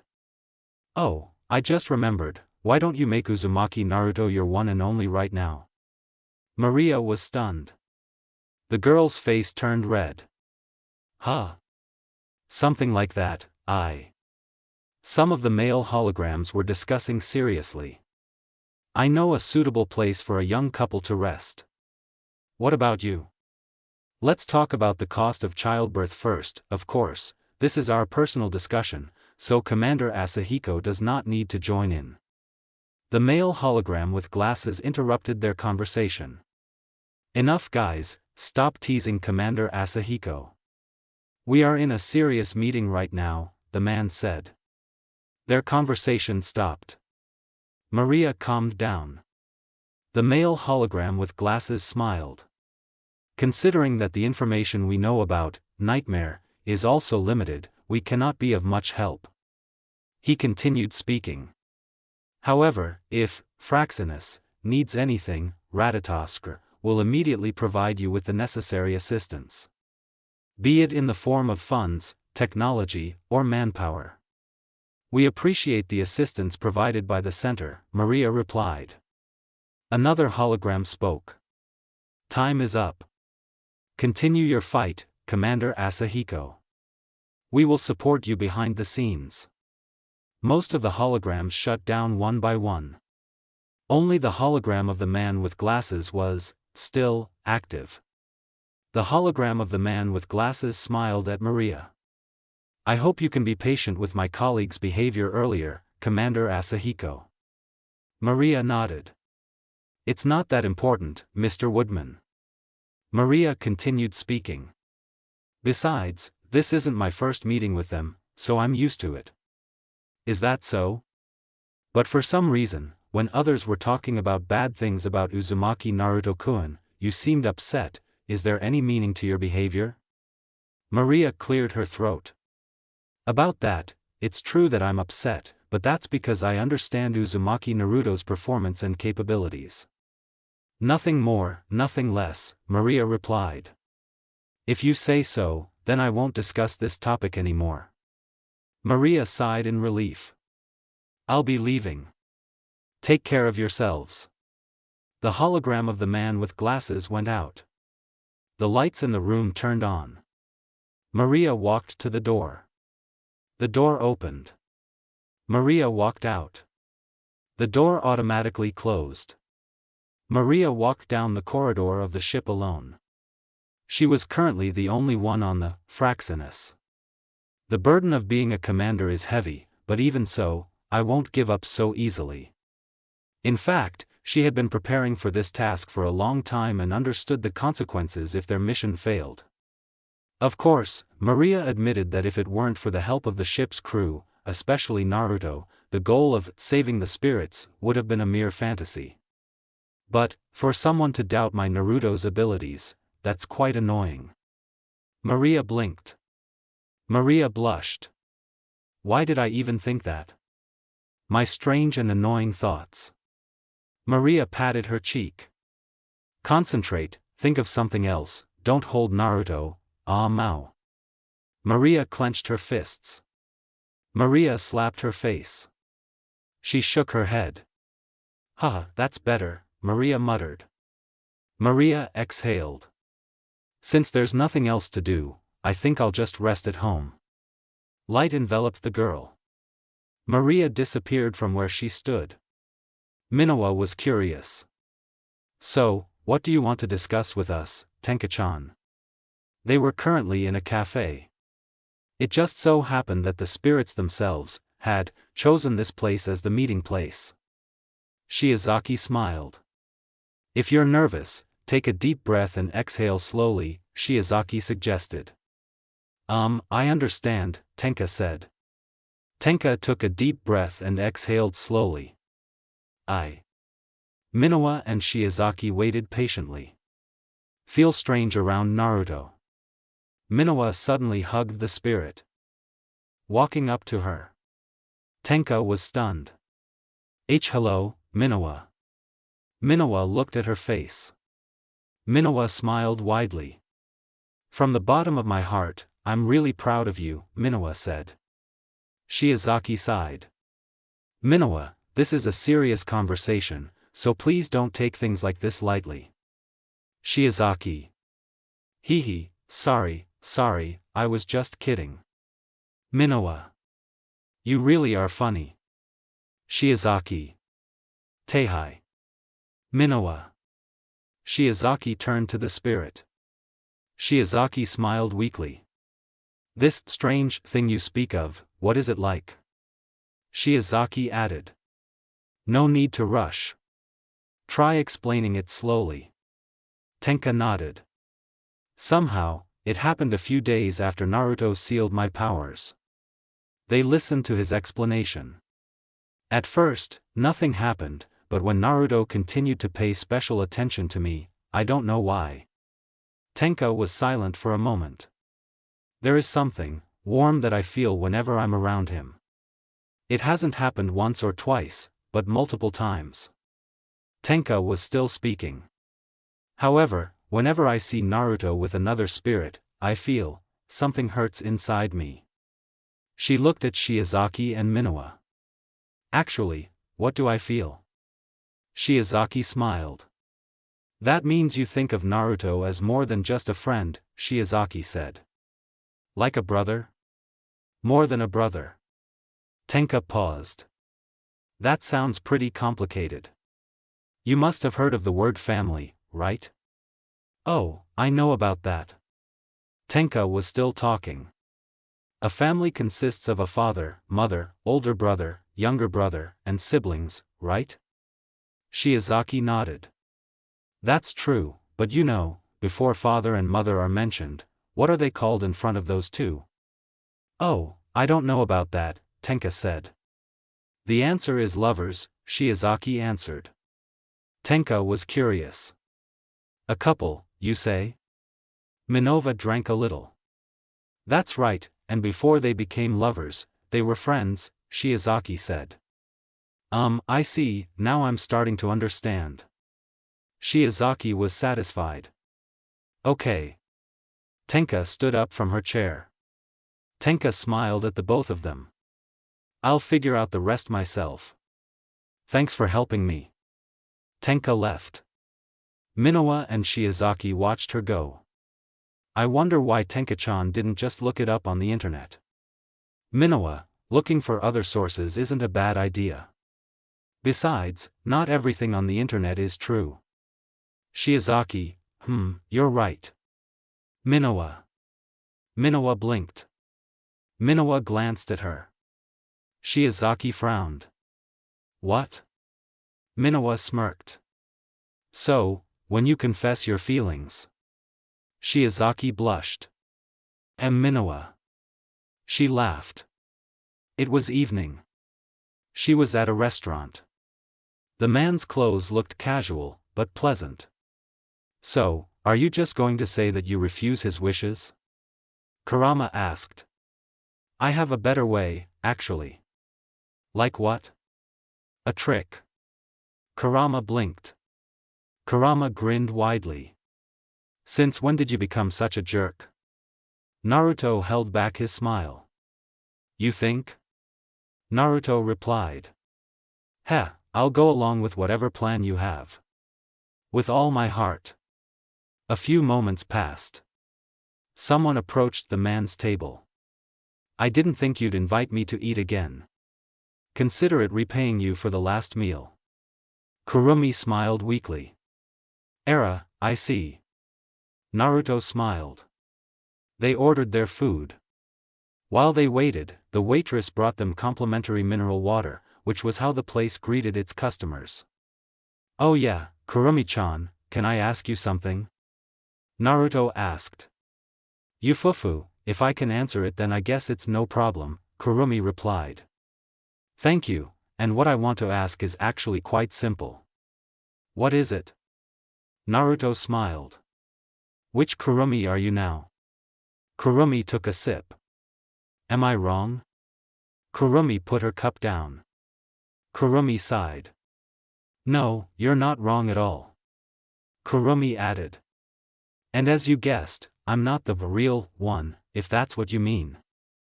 Real or not, to me you're still Kurumi and that will never change, Naruto explained. A pink blush appeared on his cheeks. Kurumi cleared her throat. Why yeah, is that all you want to ask? Take your time, let's eat first. Okay. Naruto chuckled. The order arrived. The two of them ate and drank for a while. After finishing, Naruto paid and walked out of the restaurant with her. They walked leisurely along the sidewalk. Kurumi was curious. Where are we going, Naruto-san? Kurumi asked. To the park, if that's what you want to know, Naruto replied. Kurumi didn't say anything else after that. They arrived at their destination. The place was peaceful, not many people were passing by, and it was perfect for talking. It's a park, I get it. Got it. They both sat down on chairs. They saw parents taking their children away. Although some of them seemed to be crying as they were taken away. For some reason, it's funny to see kids like that, Kurumi said. Naruto chuckled. Children's minds are still innocent, playing is something sacred to them, don't you think? Naruto asked. Kurumi smiled faintly. Innocent, yeah, maybe you're right. They were silent for a moment. Naruto-san. Yeah? About my request. I'll tell you my answer during our date. Kurumi blinked. Kurumi chuckled. Yufufu, aren't we on a date now? Kurumi asked. Naruto raised an eyebrow. Really? I didn't think so, Naruto replied. Kurumi smiled wryly. Climbing onto his lap, she made sure to wrap her arms around his neck, not forgetting to caress his cheek. Then, what should I do so that this can become a date for you? Naruto smiled, wrapping his arms around the girl's waist, not forgetting to pull her forward so that their faces were now facing each other. Kurumi blushed. Wait a minute, is this too close? I guess, like that. Naruto smirked. Naruto lowered his hand. Kurumi was confused. I was just joking, don't take it too seriously, Kurumi-chan. Kurumi sat down next to him again. Kurumi laughed cheerfully. Yufufu, Naruto-san, that's all he wants. Naruto chuckled. Well, that's me. They watched as the sun began to set. Kurumi understood. Oh, right, I forgot to buy everything I needed from the kitchen. Kurumi stood up. Kurumi smiled at her. I can't wait for our date, Kurumi said. Naruto was satisfied. I'll text you the time and place to meet, Naruto replied. Kurumi smiled weakly. Then I'll be leaving. Naruto nodded. Kurumi walked in the other direction. Naruto stood up. Before we go there, I need to stop by my house first, Naruto muttered. Naruto walked out of the park. Remind me why you're not easy to seduce? Some of the kunoichi I know are beautiful too, and I once lost my first time with a woman who was called a flirtatious recluse, especially. What? Don't you remember the Oiroke no Jutsu technique? Kurama blinked. Kurama smirked. I guess I forgot something. Naruto walked out onto the sidewalk. It's normal. A side effect of getting older. You're right. Kurama blinked. Kurama growled. I'm not that old. Yeah, keep denying reality, Grandpa Fox. Naruto. Naruto held back a grin. Night. Naruto was currently in the spirit's house. It just so happened that he wanted to talk to the girl about something. So what do you want to talk about? Naruto asked. They sat down opposite each other on the floor of the room. It's about Tokisaki Kurumi. What's wrong with him? Nia asked. We chatted. Nia was still talking. And he said that if we could save someone, who clearly didn't want to be saved. He said. Naruto frowned. He told you that? Yeah, more or less. When? Last night. When I was in the ship's lab. Maria and Tenka came in. Both were carrying drinks and snacks. He snuck in, is that what you mean? Maria asked. Tenka noticed the seat next to Naruto. The spirit's face suddenly became strange. Tenka suddenly walked over to Nia. Maria blinked. Maria decided to sit next to Naruto. The man was confused. Something is strange here, Naruto thought. Naruto was curious. Although it was only for a short time, he saw a pink color on the spirit's cheeks, and it seemed suspicious. Kurama chuckled. Maybe he has already realized his feelings for you, Kurama said. Good news then. Kurama, sweat drop. Nia scratched her cheek. Yeah, that's how it is. There was no conflict between the two of you. Right? Luckily, it could have been prevented. Maria calmed down. Tenka blinked. I don't understand. Why doesn't she want to be saved? Tenka asked. Her tone sounded confused. She probably has her own reasons for this decision. Maria was still talking. But even so, we won't give up and will continue to try to save her. Tenka frowned. I want to try to convince her, but I don't know if it will work. Maria smiled weakly. There will definitely come a day when we need your help. Now is, shall we say, not the time, Maria explained. I understand. Nia slowly chewed on the cookie. Nia frowned. I'm curious. Could the data Kurumi-chan entered into the company be used as a clue? Maria scratched her cheek. I was trying to investigate it. Maria was still talking. It's just that it's new data. Maybe you could say it was made up. Naruto crossed his arms. Naruto remembered something. Nia-chan, can I borrow your computer for a minute? Oh, just use it. Naruto typed something. The three of them were curious. They saw the name, Kurumi and Sawa, on the search engine. Naruto smiled.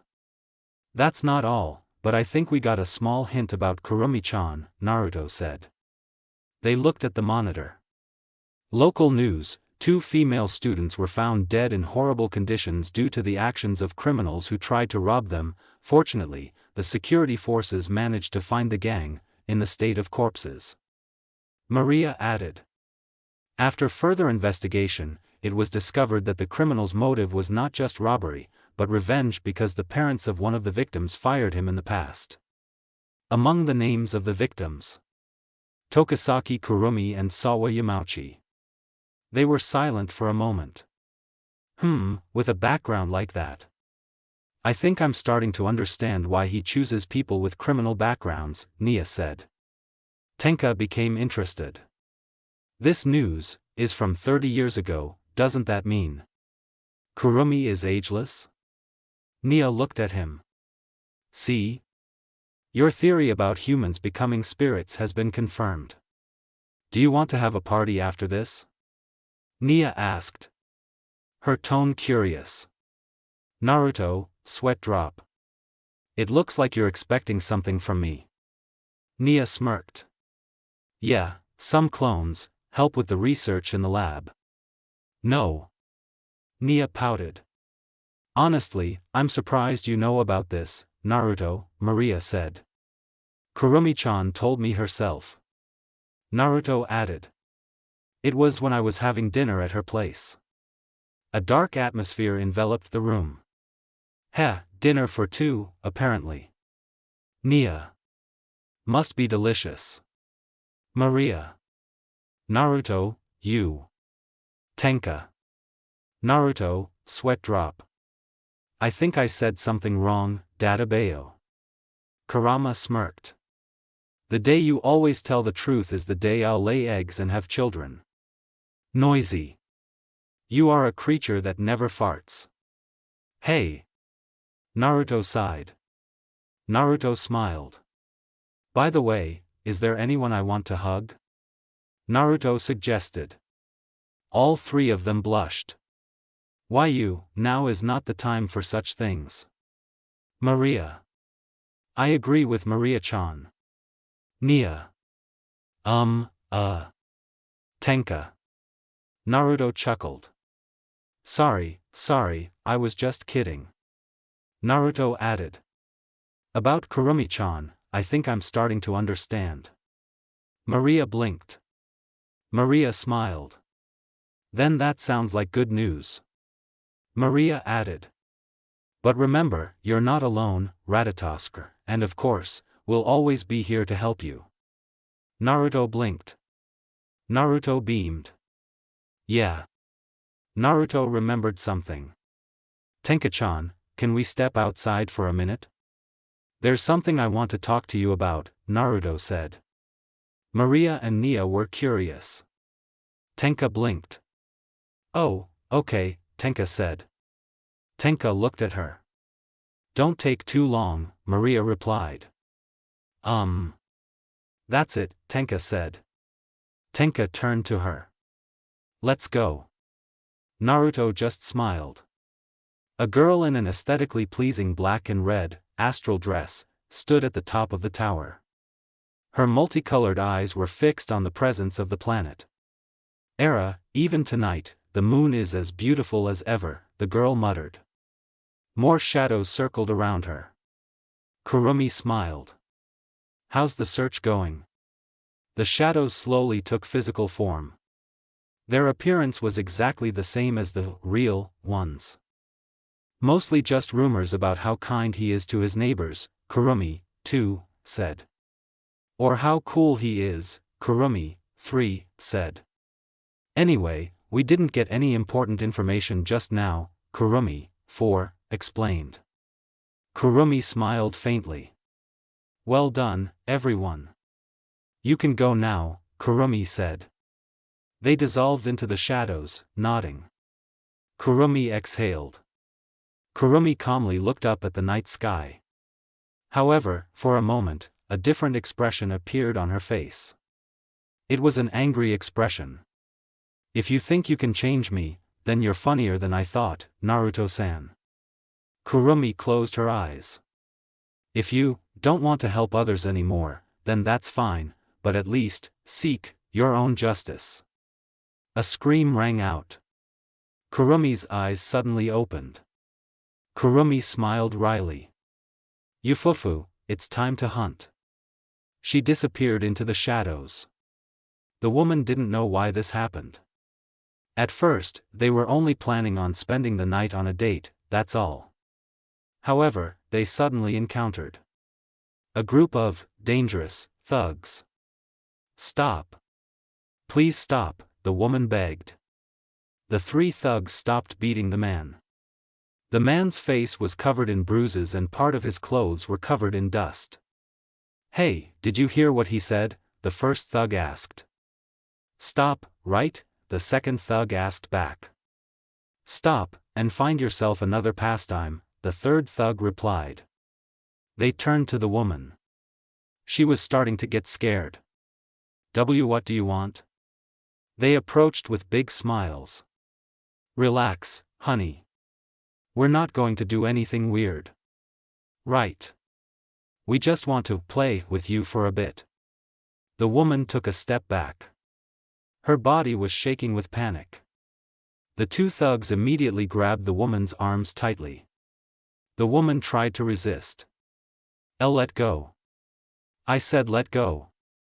The last thug pointed his gun at the man. The woman's eyes widened. If you resist, you'll know the consequences, the third thug threatened. The man tried to get up, but after standing for a while, he fell again. He tried to crawl over. Don't you dare touch my wife. The third thug pointed his gun in the air. Shots rang out. The man's movements suddenly stopped. He trembled as he realized something. The third thug pointed his gun at him again. See? This is a real gun. I wasn't kidding about that threat, the third thug said. His tone sounded satisfied. The third thug blinked. He saw that the man seemed to have passed out. Weakling. The woman stopped resisting. The other 2 thugs realized this. Hey, guys. This little dog isn't putting up any more of a fight, said the second thug. Mind if we go first, bro? Asked the first thug. The third thug chuckled. But the bottom pit is for me, said the third thug. Okay. No problem, buddy. The woman dared. At least, don't kill my husband." They laughed. "Don't worry, we'll keep our promise," said the first thug. He then tried to kiss the woman on the lips. However, a shot rang out, the first thug's heart was suddenly pierced, it shook the people there. The first thug retreated, holding his mouth, from which blood was dripping, and finally lay helpless. The woman realized something. Chance. She began to walk away from that place. The second thug realized his actions. The second thug pulled out a gun towards the woman. "You useless whore dash." He was suddenly absorbed in a dark hole in the ground. Nago. The third thug was shocked. Slowly, fear began to creep in, but they tried to hold it in. "Hey, bastard! Come out! Don't be a coward!" Silence. The answer for him. The third thug tried to be brave. "Why, you loser? Are you a coward?" Silence again. Ki-hee-hee-hee-hee dash. The third thug turned around. "You can do it, yo dash." A hole instantly appeared in his head. The third thug's body fell to the asphalt. The remains of the two criminals disappeared into the shadows. Kurumi spun one of her ancient weapons. Kurumi licked her lower lip. "Fufufu, thank you for being so mean," Kurumi said. Kurumi observed the state of the, still, unconscious victim. Another Kurumi appeared from the shadows. "Should we call an ambulance?" Kurumi, too, asked. "Yufufu, while that's a good idea, that person's partner already did it earlier." Kurumi, 3, replied. Kurumi smiled. "Then our work here is done, there's nothing else to worry about." Kurumi, 2, and Kurumi, 3, also smiled. "You're right, I am. I agree, I am." They were swallowed up by the shadows. Kurumi smiled. "Now it's time to go," Kurumi muttered. A few moments passed. The woman arrived with medical staff and the police. They were shocked by the state of the environment here. "This is really out of line," one of the medical staff muttered. "Let's put that aside, let's get the patient to the hospital immediately," the medical staff replied.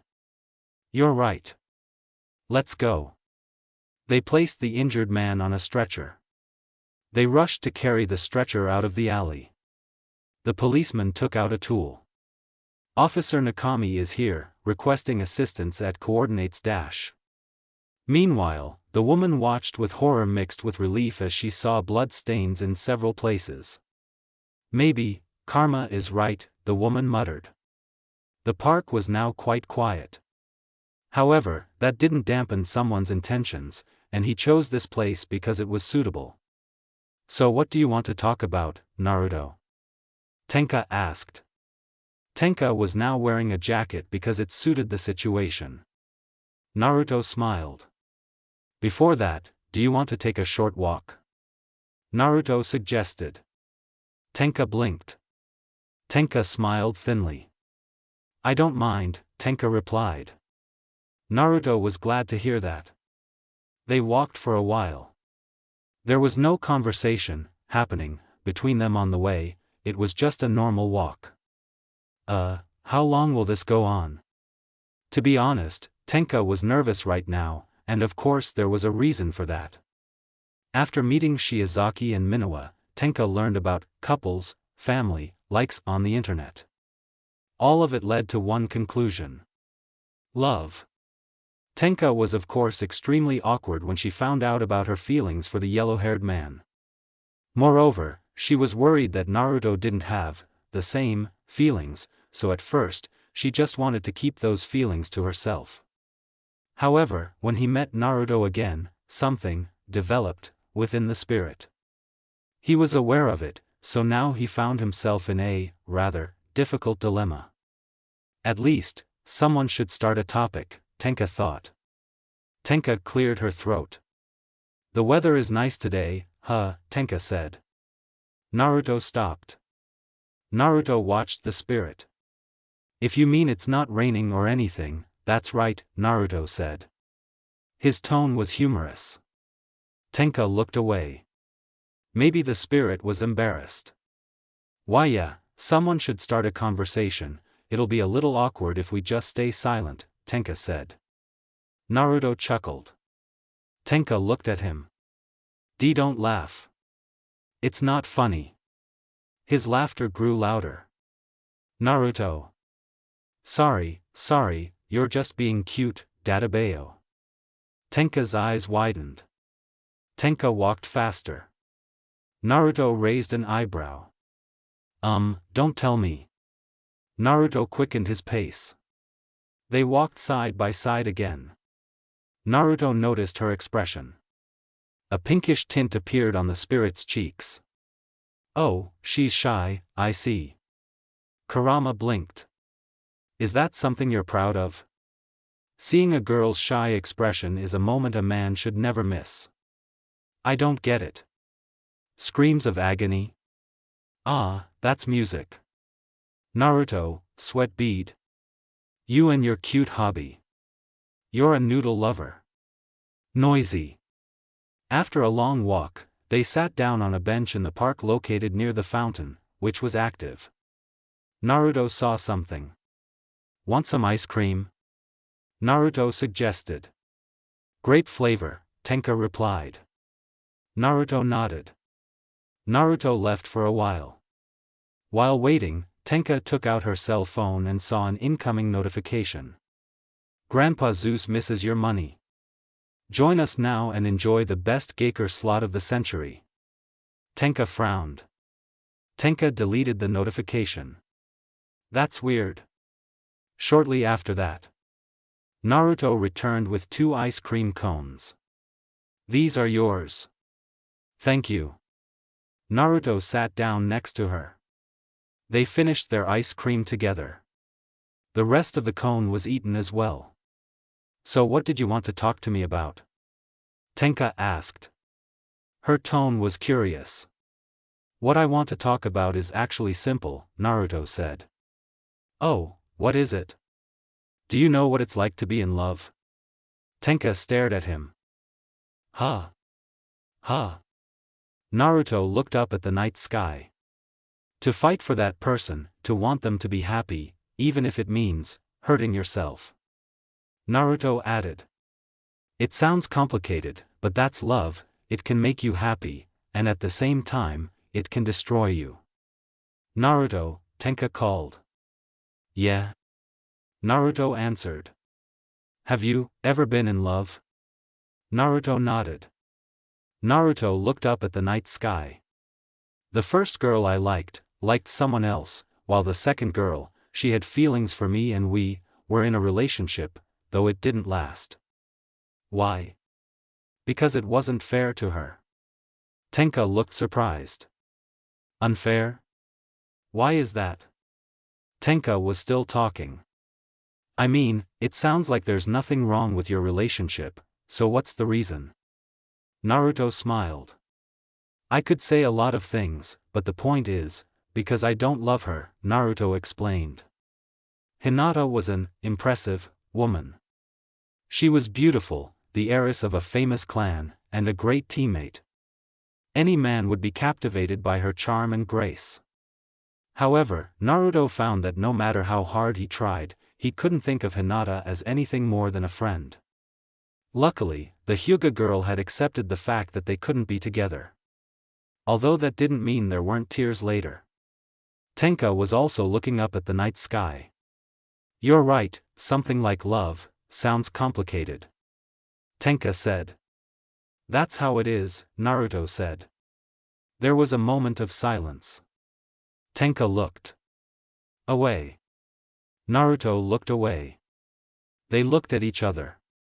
Naruto leaned forward. Tenka leaned forward as well. They pressed their lips to each other, kissing without the slightest regret. They both stopped kissing. Their eyes still met. Is that true?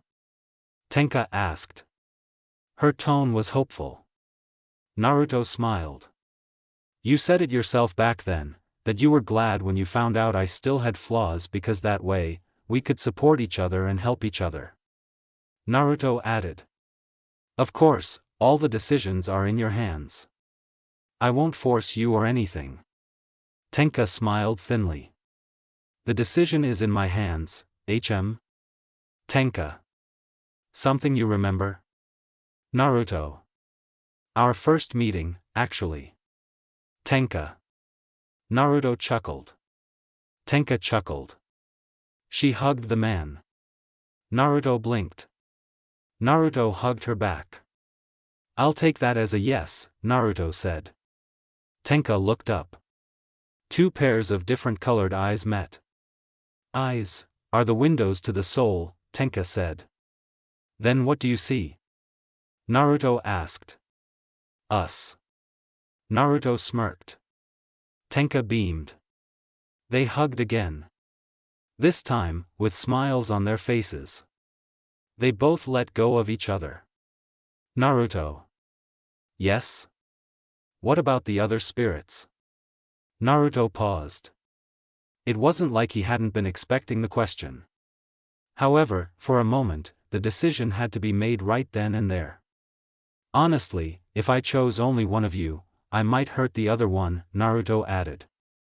But then again, do I have the right to accept feelings from different girls? To love or to be loved? Naruto admitted that it was a complicated concept. There would always be sacrifices. One of them was love. That shouldn't be a problem, Tenka said. Huh? What do you mean? Well, I mean, if the spirit has no one dear to him, doesn't that mean he'll go berserk and attack anyone he deems a threat? Moreover, it is possible that each spirit has their own unique power, such as manipulating time, turning imagination into reality, creating black holes, manipulating reality and logic. So if they are alone and have no one dear to them, then the dangers that arise. I understand, there is no need to continue. Okay. Kurama, sweat drop. This girl is too rational, Kurama said. The consequences of living with Maria-chan, perhaps. Scary. Naruto, sweat drop. Naruto stroked his chin. Still, what you said is true. Naruto.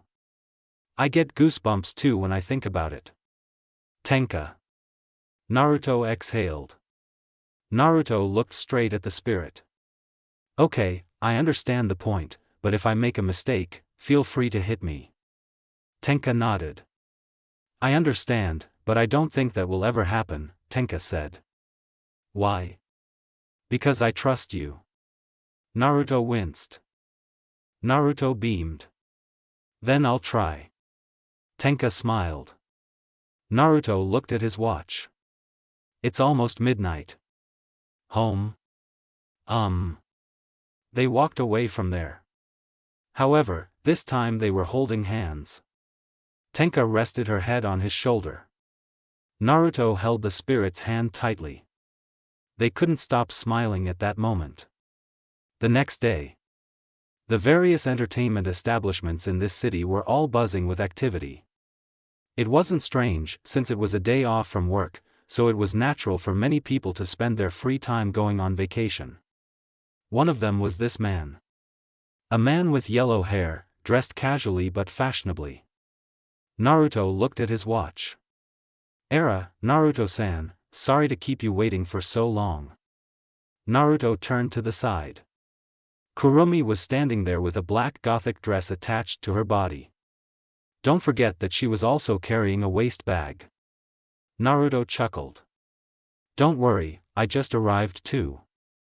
Naruto said. Kurumi smiled. Then, shall we go on a date? Naruto beamed. Let's go. They walked together. The atmosphere in the main room of the bridge was serious. They were now focused on watching the screen, showing Naruto and Kurumi's date through the drone camera below. Maria was thinking about something. Shiozaki, what's our situation? Maria asked. Shiozaki typed something. Several holographic tabs appeared in front of the woman. Most teams are in position and ready to provide support, Shiozaki explained. Minowa frowned. Shiozaki noticed this. Is there a problem? Shiozaki asked. Actually, I have one problem, Minowa said. Shiozaki was interested. So were the people around her. Really? What is it? Minowa's expression was serious. I forgot to wash my clothes. The other team, a drop of sweat. I don't know what to say to that. Shiozaki. Just say, want me to help you wash your clothes? I'll treat you to ice cream for giving me a job. Minowa. It sounds like you're the one who benefits the most. Shiozaki. Hee hee. Minowa. Mikimoto adjusted his glasses. Still, considering that this is nightmare, it's better to go with the flow than to carry out our well-thought-out plan, Mikimoto said. Maria smiled. Adapt, is that what you mean? Mikimoto nodded. Exactly. Nakatsugawa was worried. I hope he's okay, Nakatsugawa said. Of course he'll be okay. He's the hero we're talking about. Kawagawa added.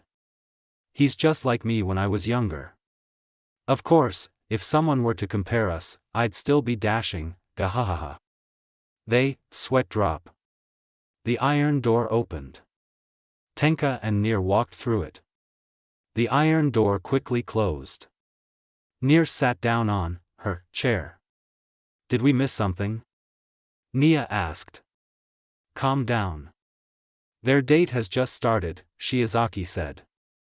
Heh, that's good then. The rest of the team watched Tenka's actions. The spirit seemed to be busy writing something in his notebook. Minowa was curious. Tenka-chan, what are you doing? Minowa asked. Writing down what it takes to be a good partner, Tenka replied. Tenka blinked. Tenka looked around. Nakatsugawa and Minowa smirked. Mikimoto and Shiozaki smiled. Kawagawa gave a thumbs up. Nia beamed. Only Maria looked normal. However, if you looked closely, the girl had a cute expression on her face. The iron door opened. Tenka walked through it with a red face. The iron door closed. Silence enveloped the space. So, does that mean Tenka-chan and Naruto-kun are officially a couple? Minowa asked. There was curiosity in her tone. Nia nodded. He told us last night. Nia added. But if someone higher up in Ratatosk finds out that Naruto-kun has a deeper relationship with the spirit, I don't want to know what will happen next. Expression Maria's face was serious. I'll handle this matter. Our priority is to make sure that the spirits can live comfortably in this world. Nothing more, nothing less, Maria said. Her tone was firm. The ship's crew nodded. They looked at the screen with serious expressions. Maria smiled. Well, here we go, this is a date of a lifetime, Maria muttered. Naruto-san, does this hat suit me? Naruto and Kurumi had just started their date. They were both currently in a store that sold a type of product, namely hats. By the way, this type of product was not only for adults, there were also hats for teenagers and children available. Naruto smiled. A tropical hat, HM? I don't think it's bad, Naruto said. Kurumi smiled. Kurumi tried on another hat. How about this one? Kurumi. A beret? Do you want to become an artist? Naruto. Kurumi switched to another hat. What do you think of this one? Kurumi. A fedora? It suits you. Naruto. Kurumi was satisfied. They paid.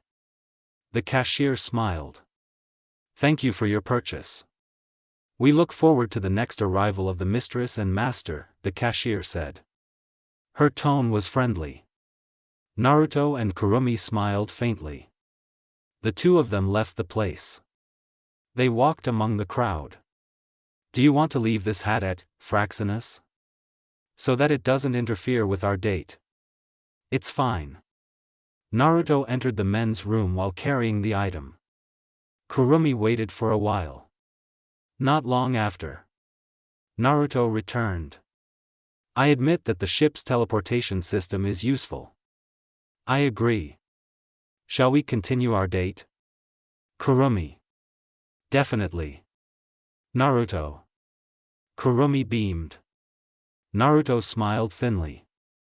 Moving again, Kurumi held her boyfriend's hand tightly, making sure that her assets were felt by the man. Naruto didn't mind it at all. Kurama slapped himself in the face. Where are we going again, Naruto-san? Kurumi asked. You'll find out later, Naruto replied. Yufufu, okay then. They entered a cafe.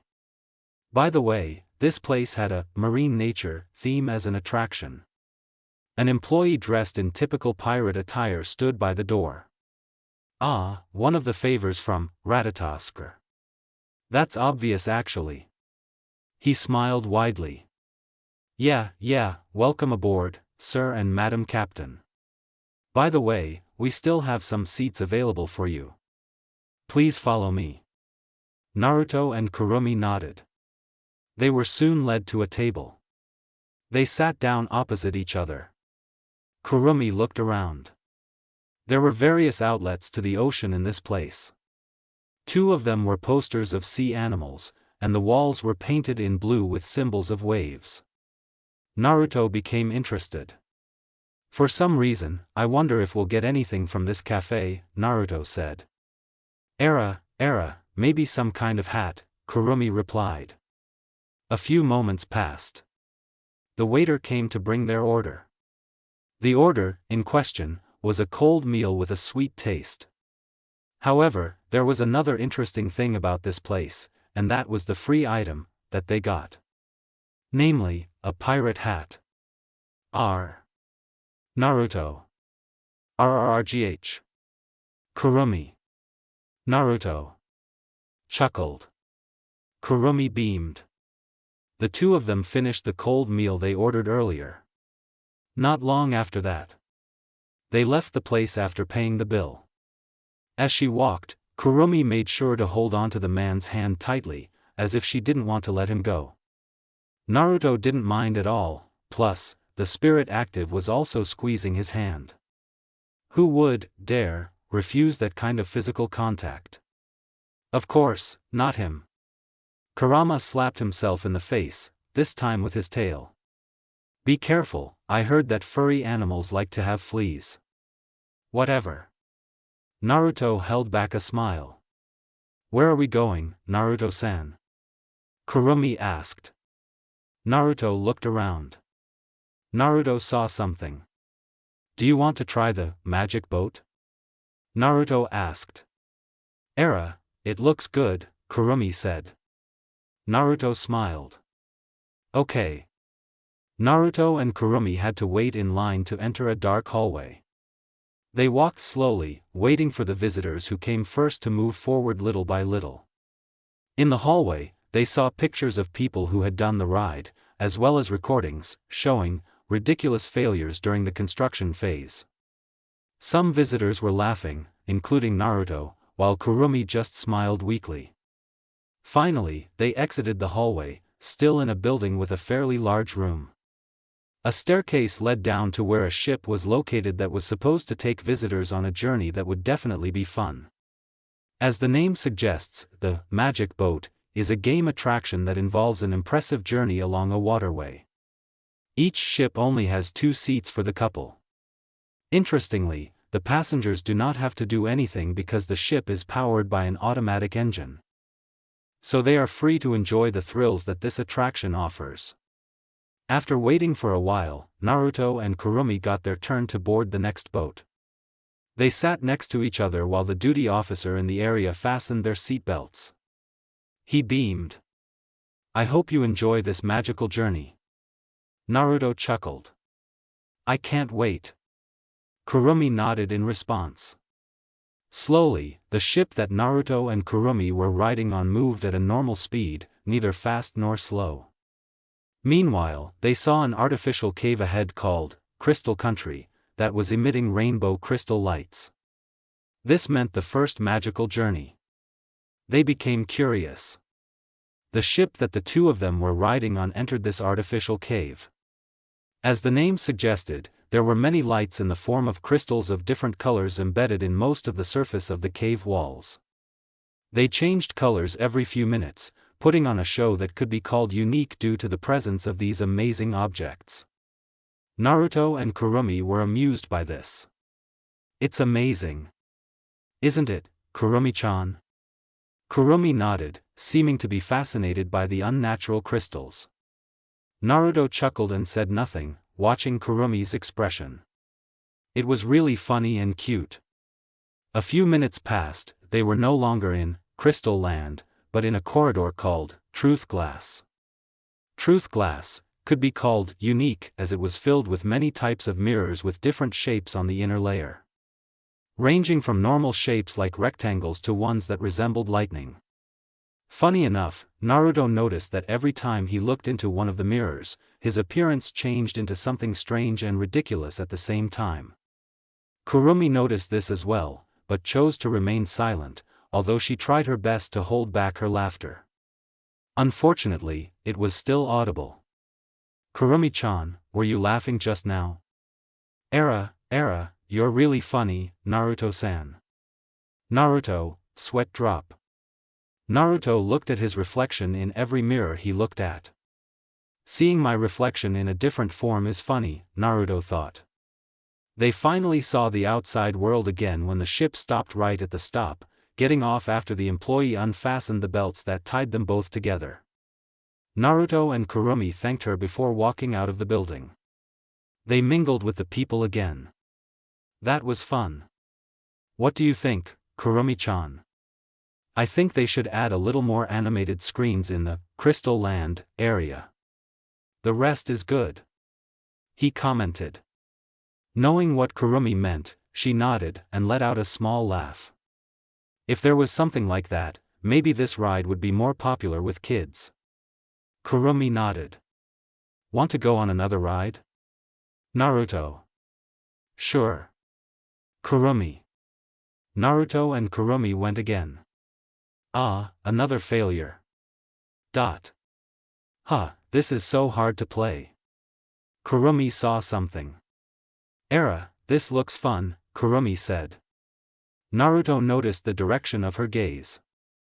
This place offered a game attraction in the form of toy guns and targets.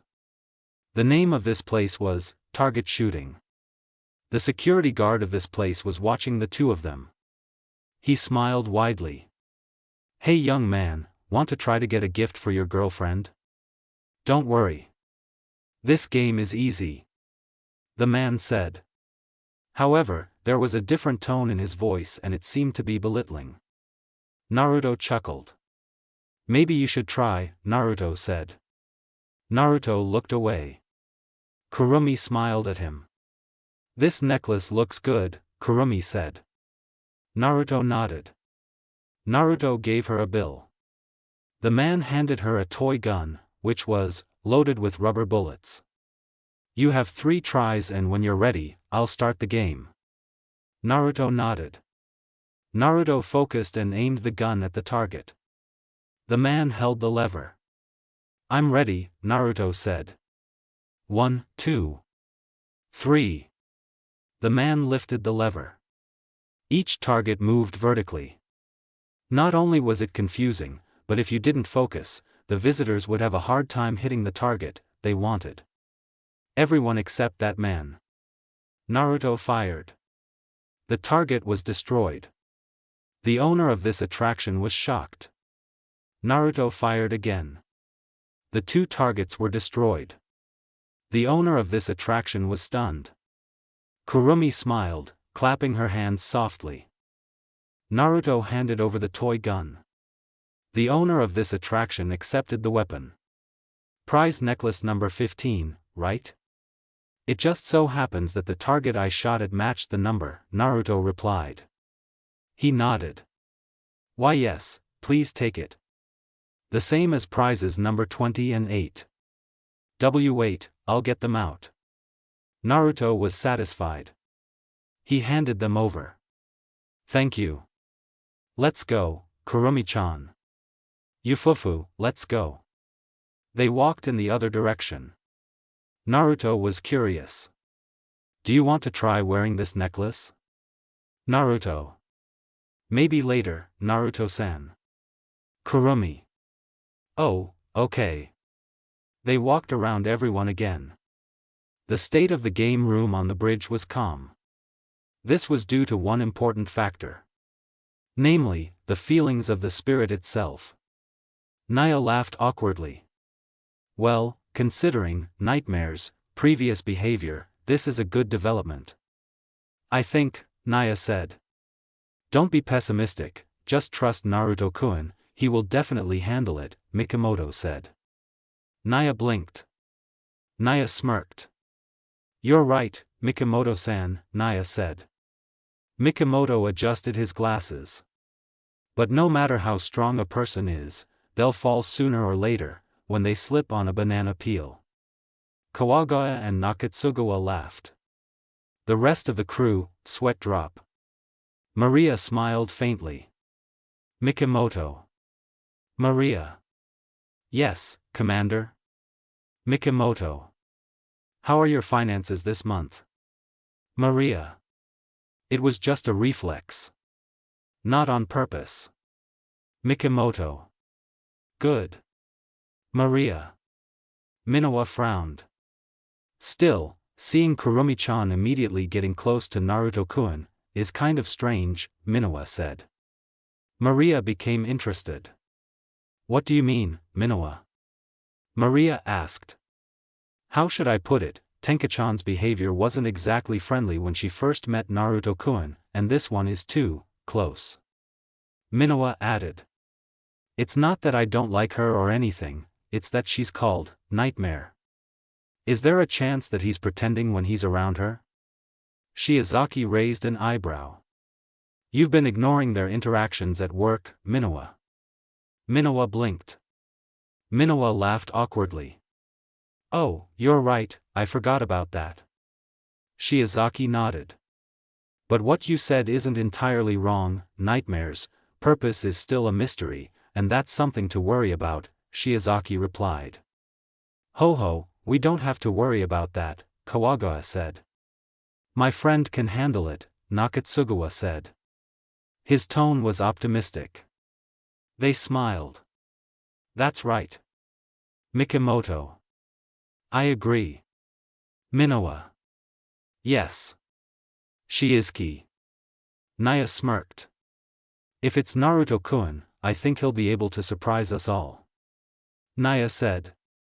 Maria smiled. You're right, however, always remember to be prepared. We don't know what Nightmare will do next, and for that, observation is a priority.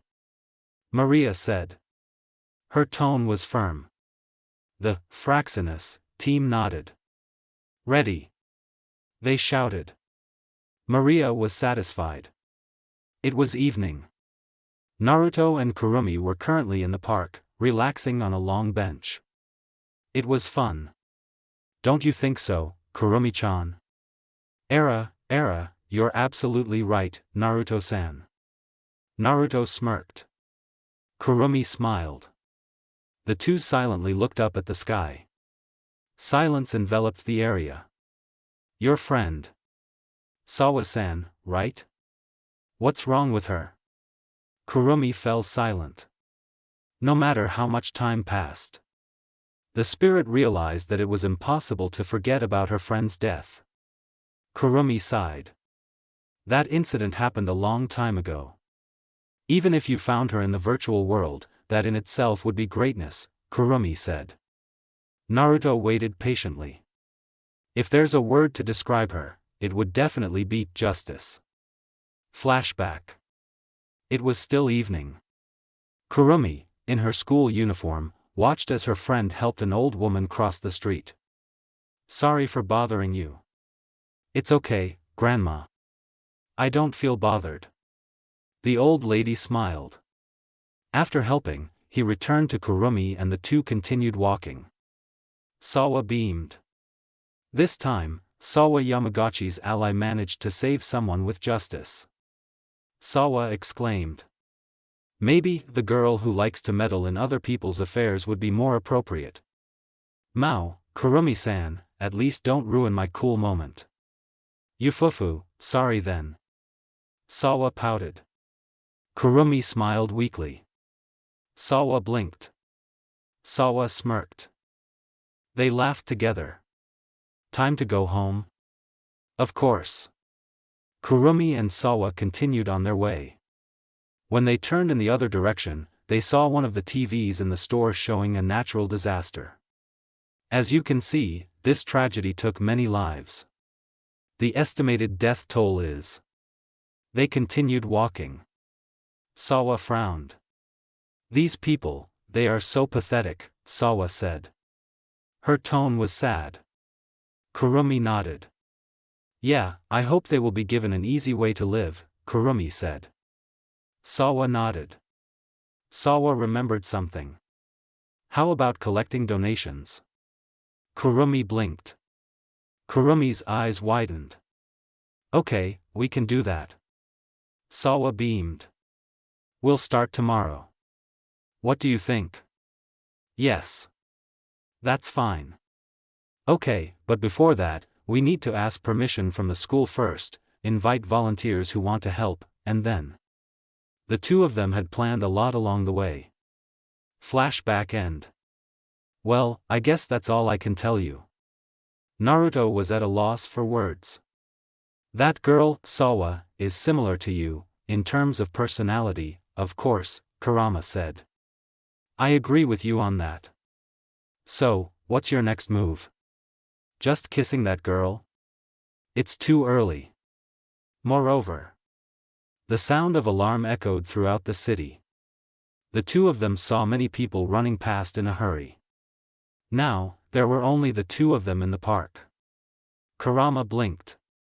Kurama smirked faintly. What a mood killer. Yeah, that's all. Naruto glanced to the side. Kurumi-chan, Naruto called out. Yeah, Naruto-san? Kurumi asked. I actually have one more question. Kurumi was curious. What is this? Naruto smiled. How long will this gun be pressing on my head? A gunshot rang out. The screen suddenly went dark. The word, no signal, was clearly visible in red on the screen. The situation on the main bridge became panicky. Maria's eyes narrowed. Nia, what's going on? Nia watched the monitor. Nia laughed awkwardly. The drone that was monitoring Kurumi-chan and Naruto-kun's date was destroyed, and I think we all know who did it, Nia said. What about the other drone? On the way. I hope it arrives soon. They heard a familiar voice. It was the spacequake warning signal. Shiozaki, status. There were no signs, but the cause of the signal was the high pressure, Ryuryoku, that Kurumi-chan was creating. Maria frowned. If that's the case, the AST will most likely interfere and disrupt the momentum we created. A cheerful tone was heard. Leave it to me. They were surprised to hear that voice. Just before it struck, Naruto managed to jump, dodging the line of fire and landing safely on the ground. Naruto observed the spirit. Before, there was only one, now there were two, and they were identical to each other. Their appearances had also changed. They were wearing astral dresses, with double hair ties. However, Naruto paid more attention to their second weapon, and it looked unique. Such an elegant look. Not now, Kurama. Sorry. Kurumi smiled. For someone who didn't take it seriously, you're fast, Kurumi said. I'm flattered, but your actions are ruining the mood of our date, Kurumi-chan, Naruto said. Kurumi smirked slightly. I accepted your date for one thing. Kurumi was still talking. So, what's your answer? Naruto smiled. The spirit's smirk grew wider. Too bad I didn't mean to do that. Another image appeared. 3 Kurumis appeared. They were flying around him. But you didn't give me much of a choice. Naruto blinked. Wow, that seems unfair, Naruto thought. Kurama chuckled. Good. Now you understand how your enemies feel when you use that clone technique. Kurama said. Naruto laughed.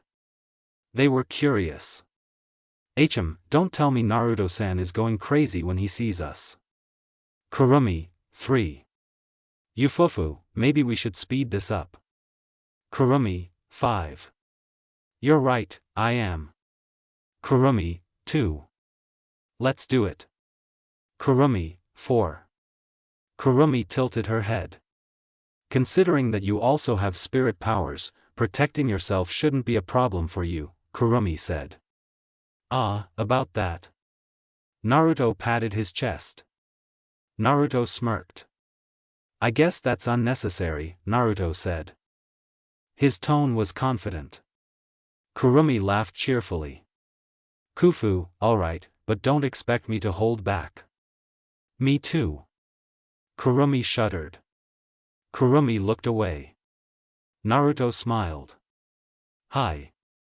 Naruto punched the spirit in the cheek.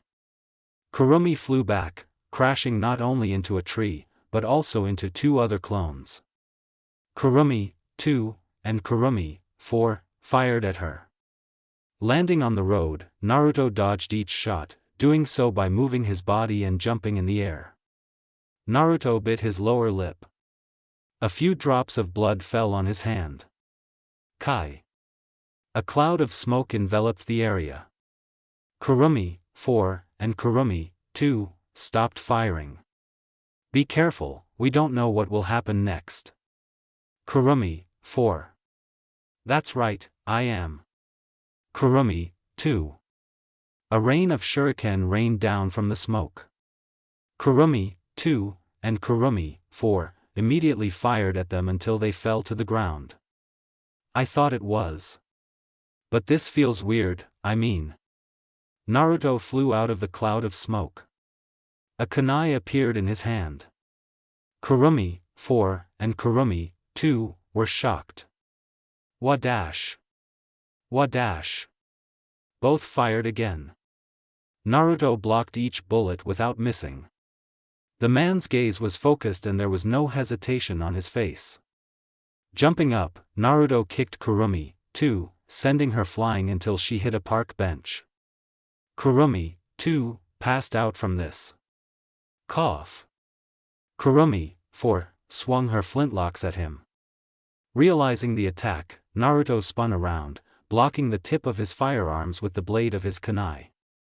They pressed their weapons against each other. Naruto and Kurumi, 4, pulled out their weapons and clashed again. Sparks flew as the flintlock and kunai quickly collided. Suddenly, Naruto punched Kurumi, 4, in the stomach, causing her to flinch before she was slammed hard into the ground. A small crack was clearly visible. Era, you were so rude to my other self, Naruto-san. Naruto looked to the side. Kurumi was flying by herself. Naruto noticed that the other Kurumi clones had turned into shadows. There were only 2 of them now. Naruto smiled. You tried to shoot me, moreover, I don't think you'd get mad over something so trivial, Naruto replied. Kurumi chuckled. Yufufu, you're not wrong. Kurumi was still talking. In fact, I'm glad about this. Because this way, I can freely use my power. Kurumi raised her firearm into the air. Zafkiel, Kurumi said. A large Roman-themed clock appeared out of thin air. Naruto was cautious. While I'm confident in your abilities, remember, we have no information on his abilities, Kurama replied. I know, so I'll play it safe, Naruto replied. Kurama chuckled. Do as you wish. Naruto held back a smile. Kurumi pointed the flintlock at his forehead. Kurumi smirked thinly. Aleph. A gunshot rang out. Kurumi was suddenly next to him. The spirit immediately fired a bullet at her opponent. Naruto ducked his head to avoid the shot. Kurumi fired again, hiding her shocked expression. Naruto slapped the firearm so that the shot went the other way. Fired. Again. Blocked again. Fired again. Avoided again. This unique incident was repeated repeatedly and continuously. What the hell is this guy? Kurumi was stunned. It was natural because every time she fired, the man easily dodged her attacks. Either by ducking his head or by hitting her firearm. Moreover, he even did it while showing a wide smile, and it irritated her greatly. Then. Don't blink. What? Naruto slashed with his firearm and then kicked him in the face, and the spirit was instantly thrown into one of the trees. However, before he could fall, a black shadow appeared and engulfed the spirit. Naruto turned to the side. Naruto saw someone rising from the shadows on the road.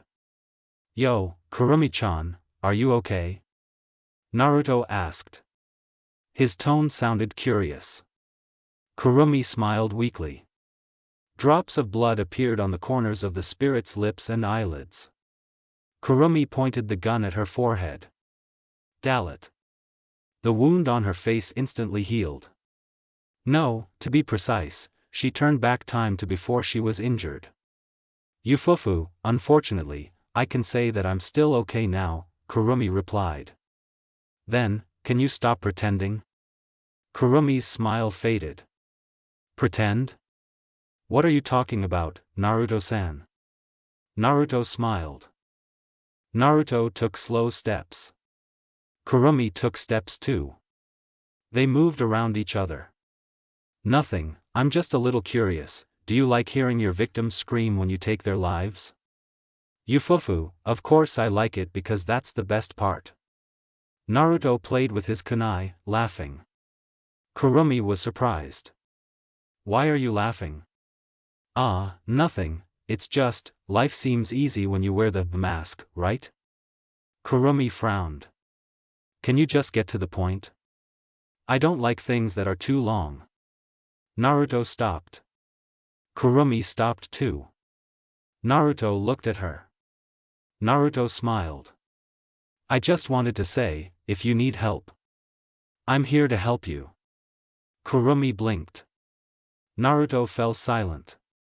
Ha ha ha ha. Naruto waited. Ha ha ha. Ha ha ha ha ha ha ha ha. Kurumi laughed loudly. However, if you look closely, there was something else in her behavior. The spirit was not just laughing. She was also crying right now. Naruto was still waiting.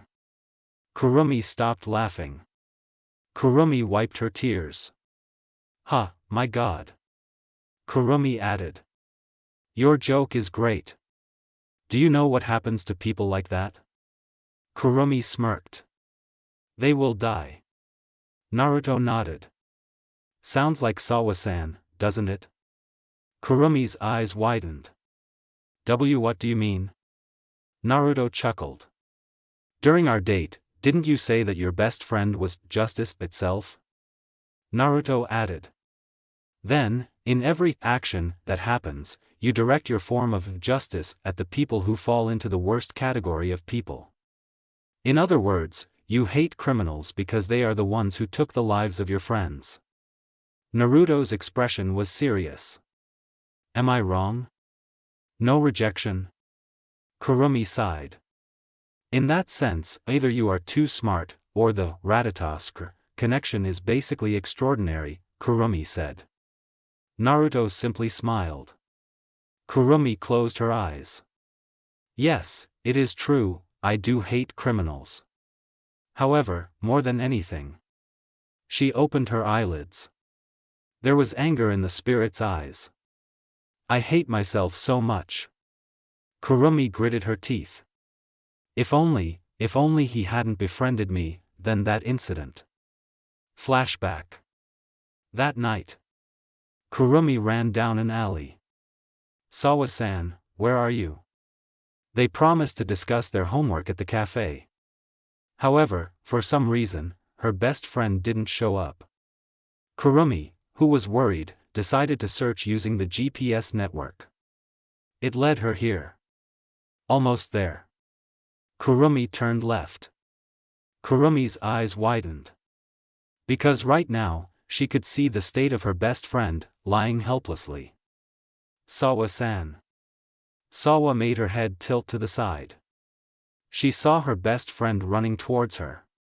Hello, Kurumi-san. I'm sorry, I couldn't.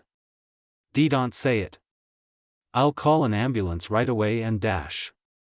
I'm afraid I can't let you do that, Kurumi-chan. Kurumi raised her face. She saw a man wearing a suit and glasses. The man wasn't alone, because there were several people wearing the same clothes standing behind him. Tuji-san? Why did you have the guts to do all that? Kurumi recognized him. He was one of the workers at the restaurant that Kurumi's parents ran.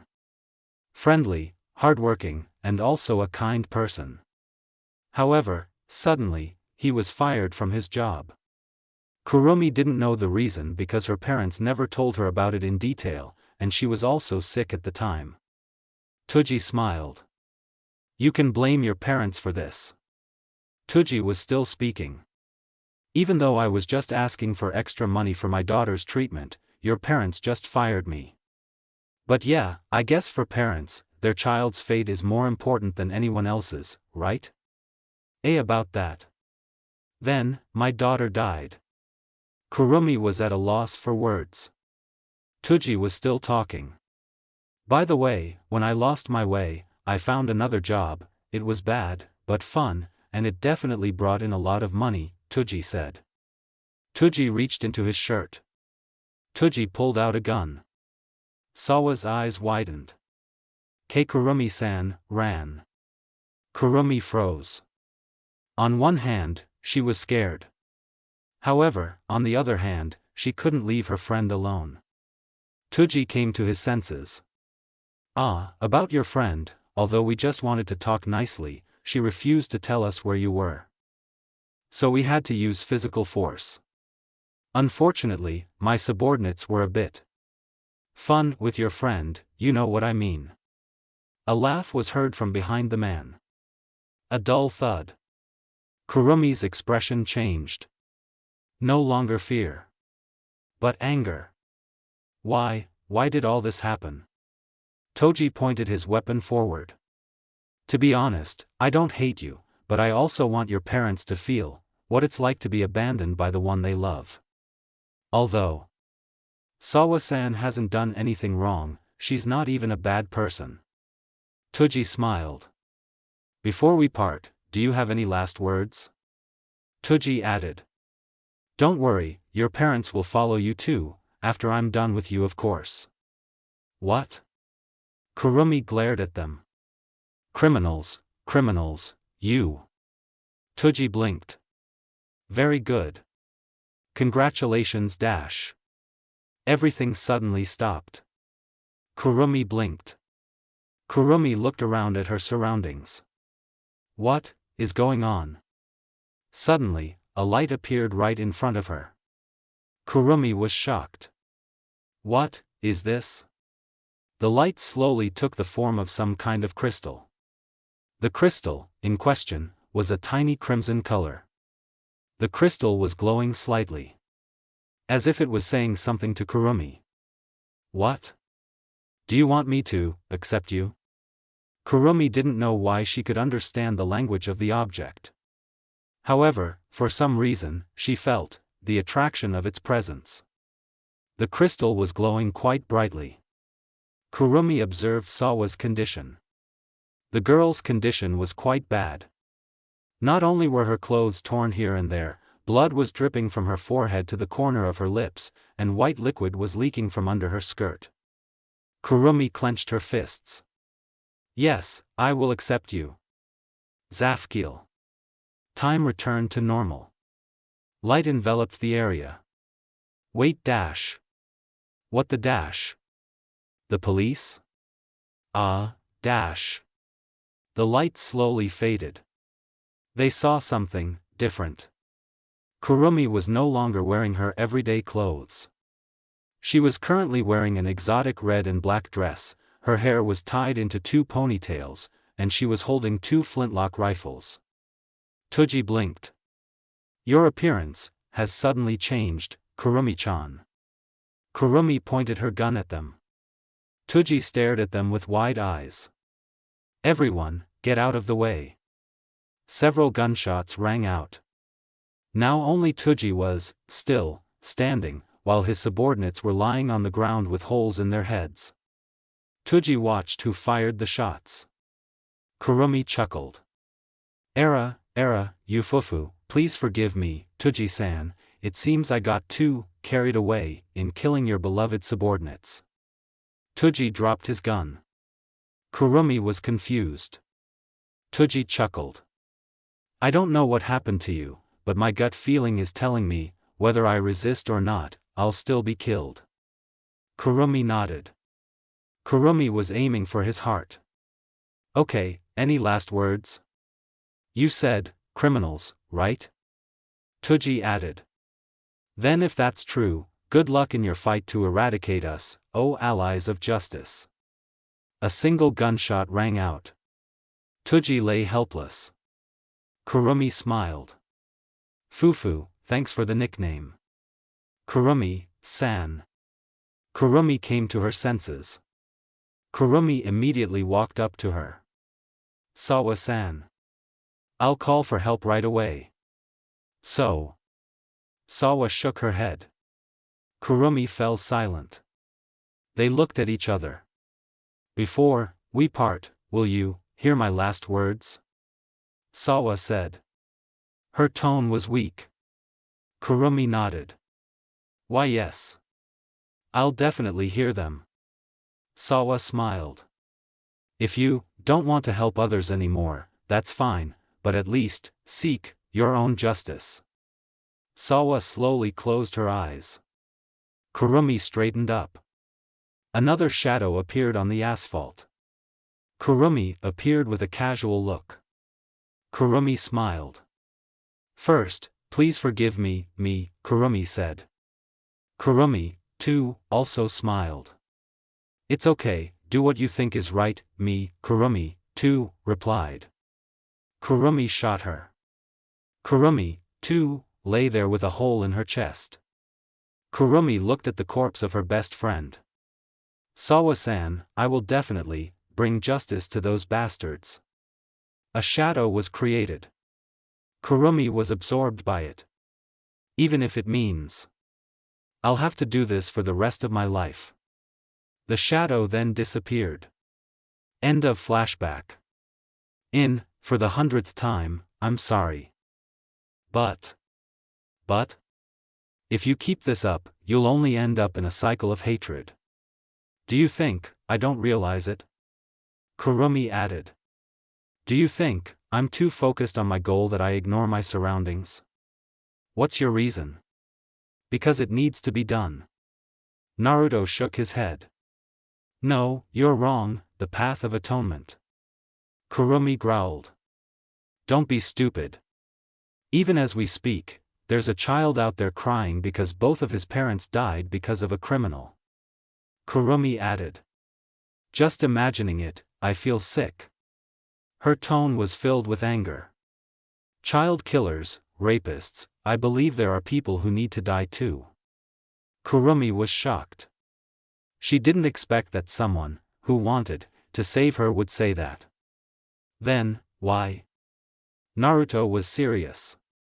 Never equate the categories of people who can still be given a chance with those who enjoy the suffering of others more than anything else.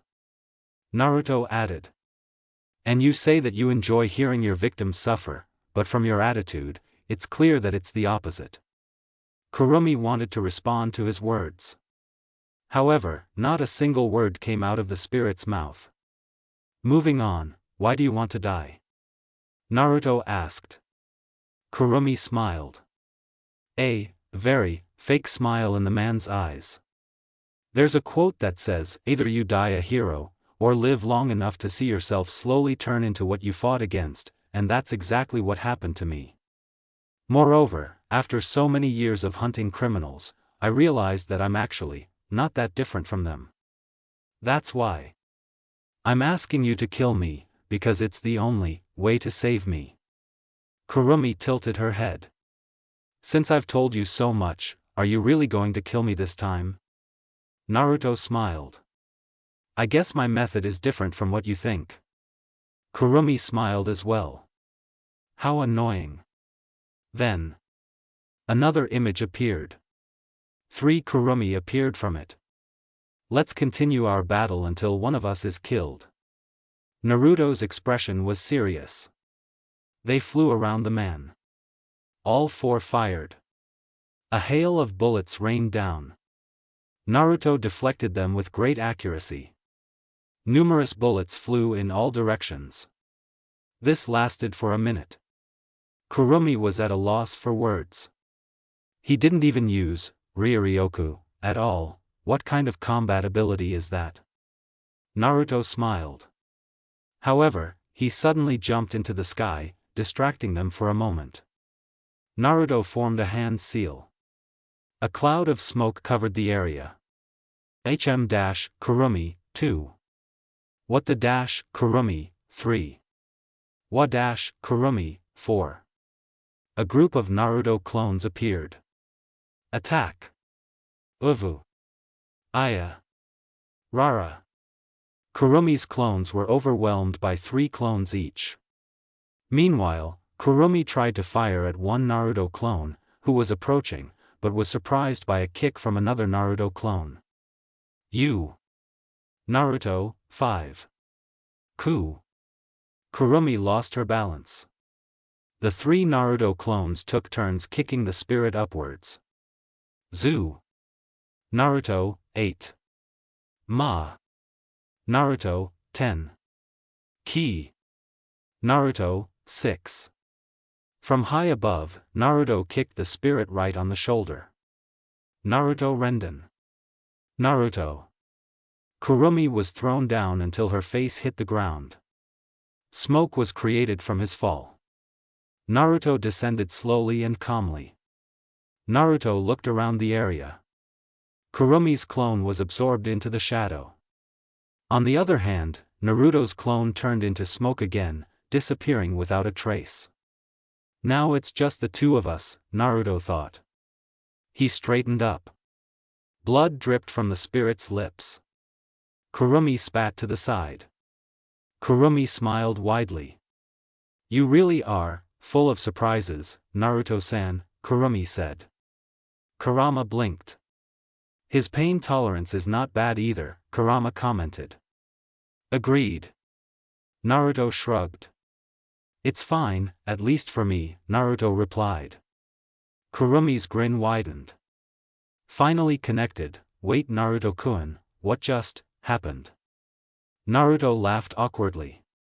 Sorry Shiozaki-san, I'll explain it later. I'll wait for your explanation later, Naruto. Got it, Maria-chan. Kurumi was curious. Are you done chatting? Kurumi asked. Naruto smiled weakly. Kurumi was satisfied. Okay. Kurumi jumped into the air. I think it's best to just use this. Kurumi pointed her flintlock rifle at the sky. Naruto was on guard. Kurumi-chan, what else do you want to do now? Naruto thought. A distortion occurred. The phenomenon began to take the form of a small ball. But gradually, it began to grow larger little by little. Naruto blinked. A spatial earthquake, huh? Why am I not surprised? Kurama yawned. Wake me up when this is over, Kurama said. Wait, Kurama, we'll use Bijidama. Kurama blinked. Kurama scratched his ears a little. Sorry, there's water in my ears, what did you say? Bijidama. I said to use Bijidama dash. Kurama added. Okay, let's do this, partner. Naruto, sweat drop. You're such a jerk. Kurumi watched the man. Well, Naruto-san, what are you going to do? Kurumi thought. He was enveloped in blazing yellow flames. At first, it was just like that, until it turned into a fox's head with an open mouth, revealing a mass of energy that was endlessly gathering. The mass of energy also took the shape of a ball. Kurumi became interested. Fufu, another surprise from him. They both looked at each other. One at the sky. The other at the ground. Their expressions were serious. Kurumi pointed her flintlock rifle downwards. The spacequake falls. Naruto responds. The Bijidama fires. A great tremor shakes the city. Are you okay? Why yes, we are fine, Commander. The ship, Fraxinus, just shook. It was because of the battle that was happening in the city. Nia was impressed. Still. I didn't expect Naruto-kun to be so strong, Nia said. Nia, status, Maria said. Huh. Oh, the good news is that the intensity of the attack that the replica fox unleashed matched the dimensional shake, so the two cancelled each other out, Nia explained. Her tone sounded awkward. Shiozaki was curious. By the way, why do you look worried, Nia-chan? Shiozaki asked. Nia scratched her cheek. I just thought that if the older generation knew about Naruto's strength, they might act out of line. Paranoid and scared, you know. Maria was serious. I'll take care of it. For now, we just have to trust him. The team nodded. Yes. Kawaga. Mikimoto. I agree. Minowa. That's how it should be. Shiozaki. That's right. Nakatsugawa. Maria smiled. They focused on the screen again. Kurumi was confused. After two attacks of equal intensity collided, she should have at least sustained serious injuries considering her close proximity. However, even so, she didn't feel any pain at all. Are you okay, Kurumi-chan? She found the answer. Kurumi opened her eyes. Naruto-san. Kurumi realized that she was no longer covered in a yellow aura. Not only that, Kurumi just realized that she was being carried bridal style. This made the spirit feel funny. Naruto grinned widely. Yeah, it's me. Kurumi looked around. At the moment, they were not standing on the ground, but flying in the air. Why? Yes? Kurumi looked straight ahead. Two pairs of eyes of different colors met. You know, what I've been doing all this time, right? Of course. Then, why? Kurumi had never considered herself a good person. Although her actions benefited certain groups, on the other hand, they also destroyed her. But somehow, Naruto still insisted on saving her. The question was, why? Because. I just wanted to. Kurumi blinked. The spirit had not expected such an answer. Just, want to? Yes. Why is that? Because. I acted according to my beliefs. Kurumi smiled. You were still kind to me until the very end, it actually touched me. Naruto chuckled. Is that so? I'm glad to hear that. Naruto was still talking. By the way, when you said you didn't want to be saved, I actually wanted to tell you that. Kurumi was waiting. Whether your past actions were good or bad, I will accept your existence, Tokisaki Kurumi, Naruto said. His tone was serious. Pfft. Naruto blinked. Kurumi-chan? Ha ha ha ha. Kurumi laughed. However, there was something different in her laughter this time. Kurumi was. And laughing because she was sad. Kurumi was laughing because she felt happy. Naruto sighed. Even though I was serious, Databeo, Naruto said. Sorry, I just got carried away so. PFFFF. Naruto, sweat bead. Kurumi stopped laughing. I give up, you win Naruto-san. Kurumi said. Naruto blinked. Naruto smirked. To be honest, that wasn't the answer I was expecting. Kurumi smiled weakly. Fufu, that's for sure. Naruto chuckled. Naruto remembered something. So you still want your wish to come true after all that? Naruto asked. His tone sounded serious. Kurumi shook her head. Hearing your words, I think that, living a little longer might not be such a bad idea. Kurumi said. Naruto was satisfied. Naruto blinked. I just remembered, in case you haven't figured it out yet, I actually killed you. Kurumi was surprised. I don't get it. What do you mean? Naruto smiled. There are different ways to kill. One of them is killing your thoughts, Naruto explained. Kurumi laughed cheerfully. A trick? Fufu, that really tricked me. Kurumi added.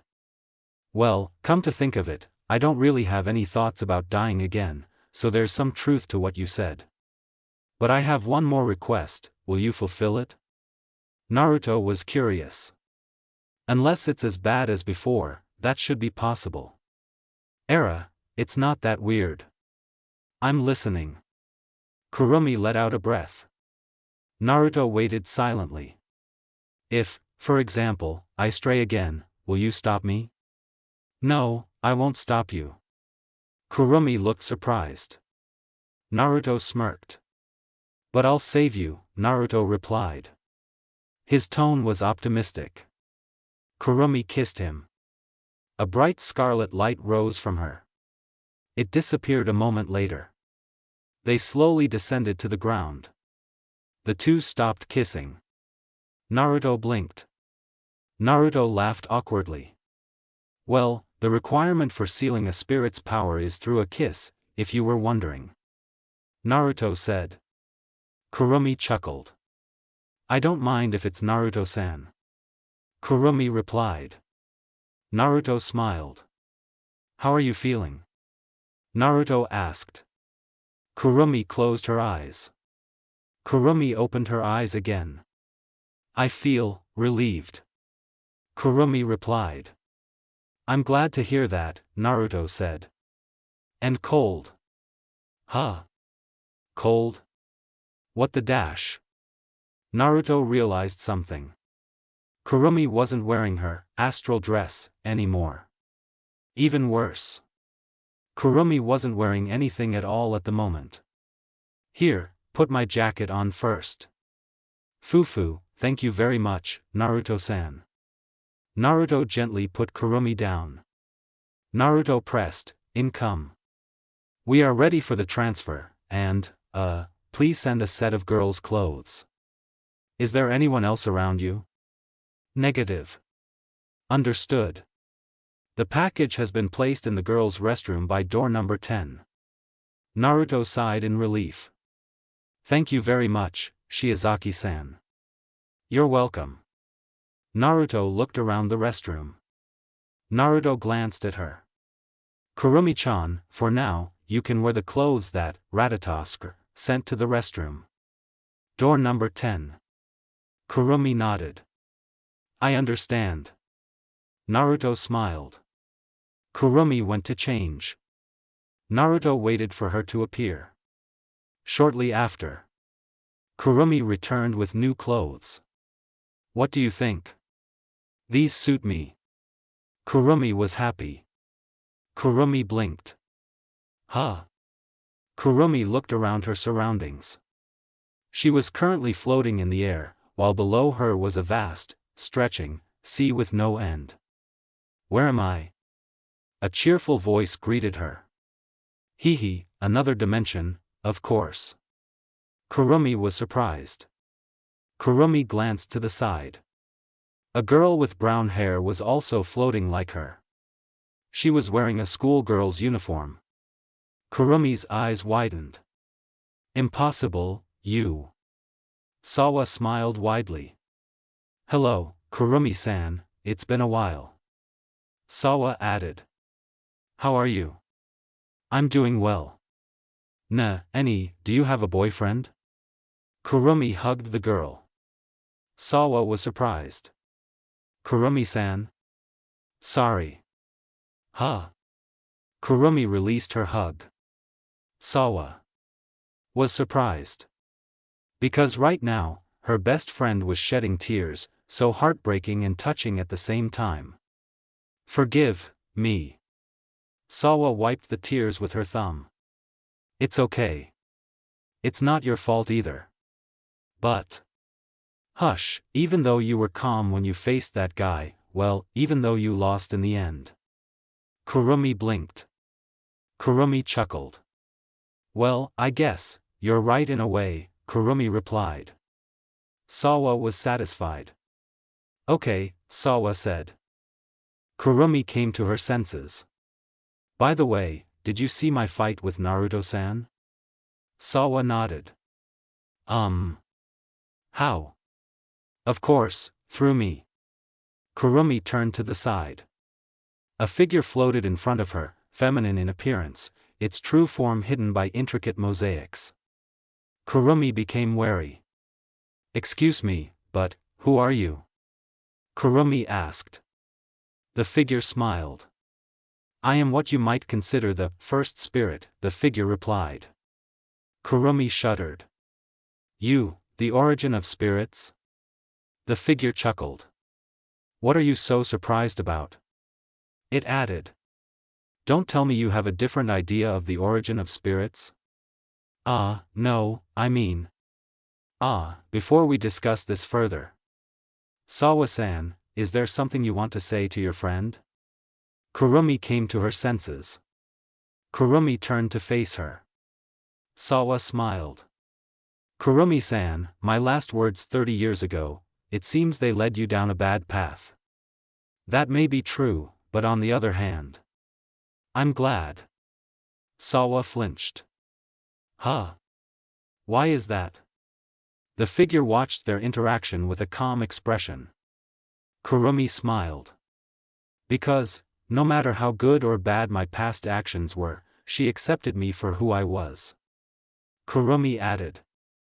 And this may sound weird, but to me, it was like, quite a romantic act, you know. Sawa started to tear up. Kurumi was shocked. Sawa-san, why are you crying? Hua. I got dumped by one of my friends. Sawa smirked. Teihai, I was just joking, Sawa said. Kurumi, sweat bead. Okay, Kurumi replied. She forgot that her friend liked to joke at inopportune times. The girl's body began to wither. Kurumi widened her eyes. Sawa-san, your body. Sawa chuckled. Well, it's time, I see. Sawa added. Before we part, there was actually a continuation of what I said earlier, but due to circumstances that made it impossible. I didn't have time to finish it. Will you listen to me until the end? Why yes. I will listen. Thank you. Kurumi waited. Sawa spoke again. If you don't want to help others anymore, that's fine, but at least, seek your own justice, and also don't forget to strive for the happiness you dream of, okay? Kurumi began to cry. I understand, and also, goodbye. Sawa-san, Kurumi said. Sawa smiled widely. And goodbye, my good friend. Kurumi watched as the girl's body completely disappeared. Someone hugged her. Kurumi shuddered. Because that figure was the culprit. However, for some reason, she didn't mind. The figure released her embrace. Are you feeling better? The figure asked. Its tone was soft. Kurumi nodded. Why yes, that's true. I'm glad to hear that. The figure continued speaking. Losing someone dear to you is indeed painful, but even so, as long as we can still remember the memories of them, they will always be within us. Kurumi smiled. Kufu, those are good words of wisdom. Really? But my partner is actually a much better motivator. Kurumi blinked. Kurumi was stunned. Wait, doesn't that mean that you are our mother, spiritually? Kurumi said. The figure blinked. The figure chuckled. Wow, although it sounds funny, I'm not your mother. It added. To be precise, I'm your older sister, you know? Kurumi sighed in relief. Oh. I see. The figure was satisfied. Kurumi remembered something. I have a question, if you don't mind answering it too, Kurumi said. The figure was curious. If I can answer it, it shouldn't be a problem, the figure said. Kurumi nodded. It's about the existence of spirits. Kurumi added. How can someone like me be one of them? I mean, with that level of power, should probably die after receiving the presence of the sapphire crystal within me. Kurumi sometimes wondered about it. Although at first, she didn't care. However, after using Zafkiel for a long time, the girl's curiosity grew. As for your question, technically you only have a fragment, not the entire crystal. Wait, what? The figure smiled. The rest of the sapphire crystal is still with me. Both fragments and whole ones. He added. If you had all the pieces, you would have certainly died, just like you said. I see. I see. That's how it is. So, is there anything else you want to ask? How does a sapphire crystal choose its user? Basically, each sapphire crystal is capable of traveling through time and dimensions. Not only that, they also have their own consciousness, and can develop into individuals if placed in a special dimension. Kurumi was stunned. That's too much information. Kurumi. Sorry, I thought you wanted to know more earlier. Figure. A tremor suddenly appeared. Kurumi was surprised. What exactly happened? The figure exhaled. I guess that's all we can talk about. Well, it can be considered an improvement over the past, the figure muttered. The figure turned to her. The figure smiled. Before we part ways, I think I should apologize to you. For what? Making you a spirit, albeit indirectly. About that, maybe I should thank you instead, Kurumi said. The figure was curious. For what? Because, at the last moment, you gave me a chance to meet my best friend, and we parted ways as we should have. And I realized that if someone had a sapphire crystal, they would have abused that power, just like me. The figure smiled. Now I understand why Zafkiel chose you. He was still speaking. The old you may have been blinded by revenge. But as time continues to move forward, the current you chooses the future, rather than being stuck in the past. And for that, I commend you, one of my cute little brothers. An image of Naruto flashed through her mind. Kurumi beamed. A blush appeared on her cheeks. Yes, that's thanks to someone too, Kurumi said. I'm glad to hear that. She added. By the way, I wanted to leave a quick message, if you don't mind. Kurumi nodded. Just leave it to me, Kurumi said. The figure smiled. Chan. Kurumi-chan. Kurumi-chan. Kurumi blinked. Why yeah? Naruto was confused. Are you okay? You just passed out, the man said. Huh? Oh, I'm fine, it's just. I met someone before who claimed which is the source of spirits. Naruto was surprised. I see. Naruto added. If I may ask, did he tell you anything? Kurumi nodded. He said. Tell Uzumaki Naruto that when he obtains another, sapphire crystal, then we will meet and he will remember everything. He said. Everything is starting to make sense.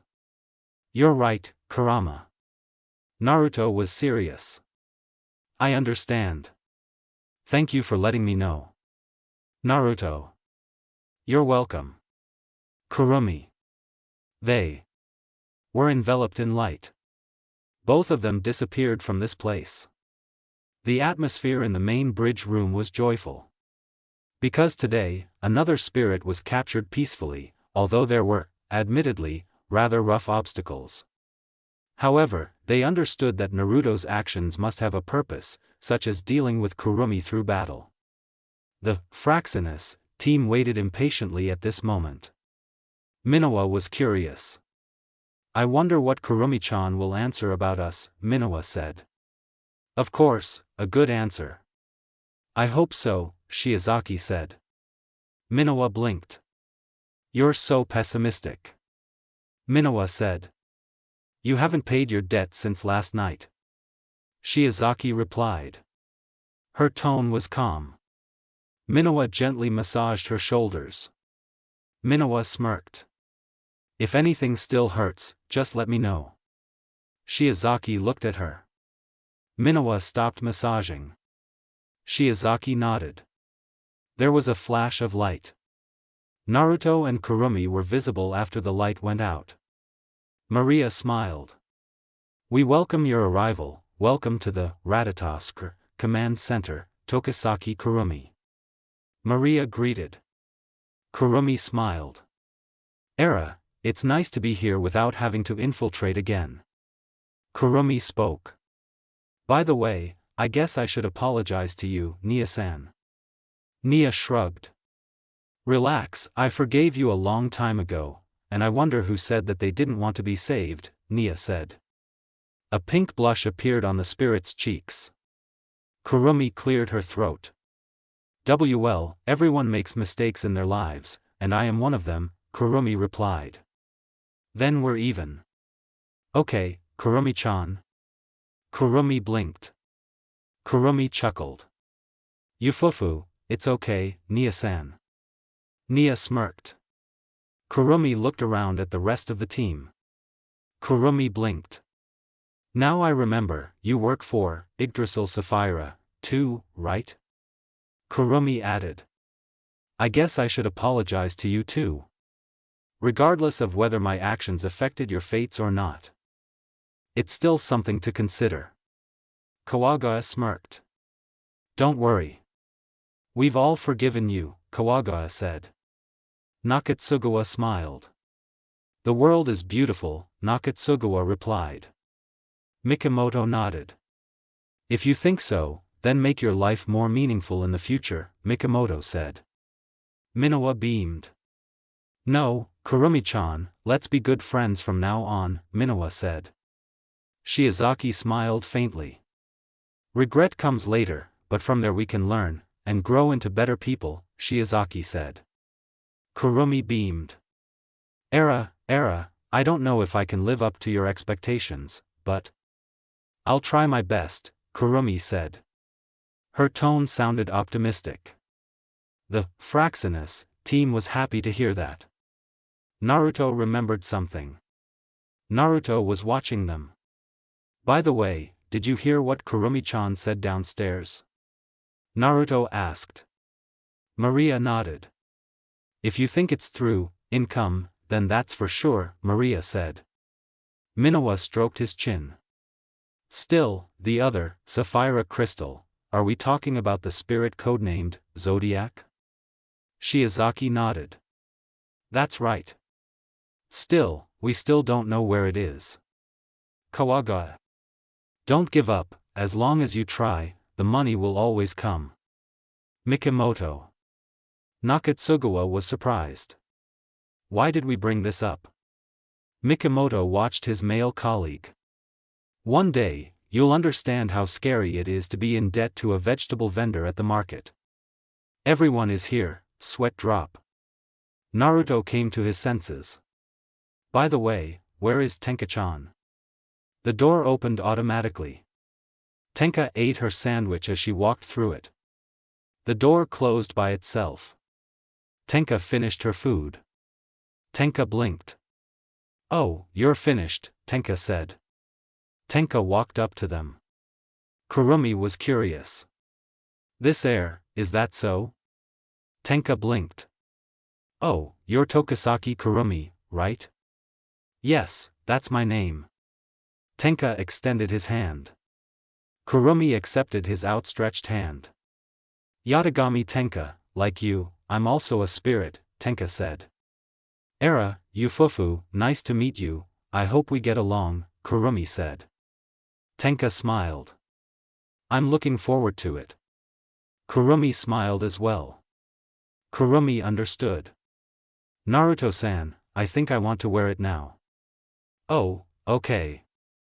Naruto took something out of his pants pocket. Everyone's gaze became focused. Naruto put the necklace on his neck. "How about this, Kurumi-chan? Do you like it?" Kurumi looked at the watch-shaped necklace. Kurumi smiled at the man. "Yes, I like it very much." "Thank you very much, Naruto-san." Naruto was happy. "You're welcome." Someone was giving off a bad aura. Naruto noticed the spirit. Tenka looked at him intently. Naruto smiled. Naruto reached into his jacket pocket. "I have a gift for you too, Tenka-chan." The bad aura instantly disappeared. Tenka became curious. "Really?" "Yeah, come here." Tenka walked over to him. Naruto held out the item. Tenka accepted it. It was a pair of cute dog-shaped earrings. "It may not be fancy, but I hope you like this gift," Naruto said. Kurama blinked. "I remember you got 3 things," Kurama said. "The last one was a ramen coupon." "Oh, for you then." "That's it. By the way, when we were fighting Kurumi-chan, you considered me your partner, right?" "TCH, I just got carried away, nothing more and nothing less." Naruto held back his laughter. Tenka put the item in his pants pocket. Tenka hugged the man. "Thank you, I'll take good care of it." Naruto chuckled. Naruto stroked his purple hair. "Yeah, I knew you'd do that, Dadabayo." Tenka beamed. Tenka glanced away. Kurumi stared back. Tenka chuckled thinly. Kurumi's eyes narrowed. As if not wanting to lose, Kurumi squeezed her other hand, which surprised and angered Tenka. The crew of the other ship, sweat drop. "Wow, looks like a war is about to start," they thought. Maria blinked. "Ah, right." Maria added. "Kurumi, after this incident, you should move to a spirit-only house and live with us." "Era, I don't think that's necessary." "Huh? Why?"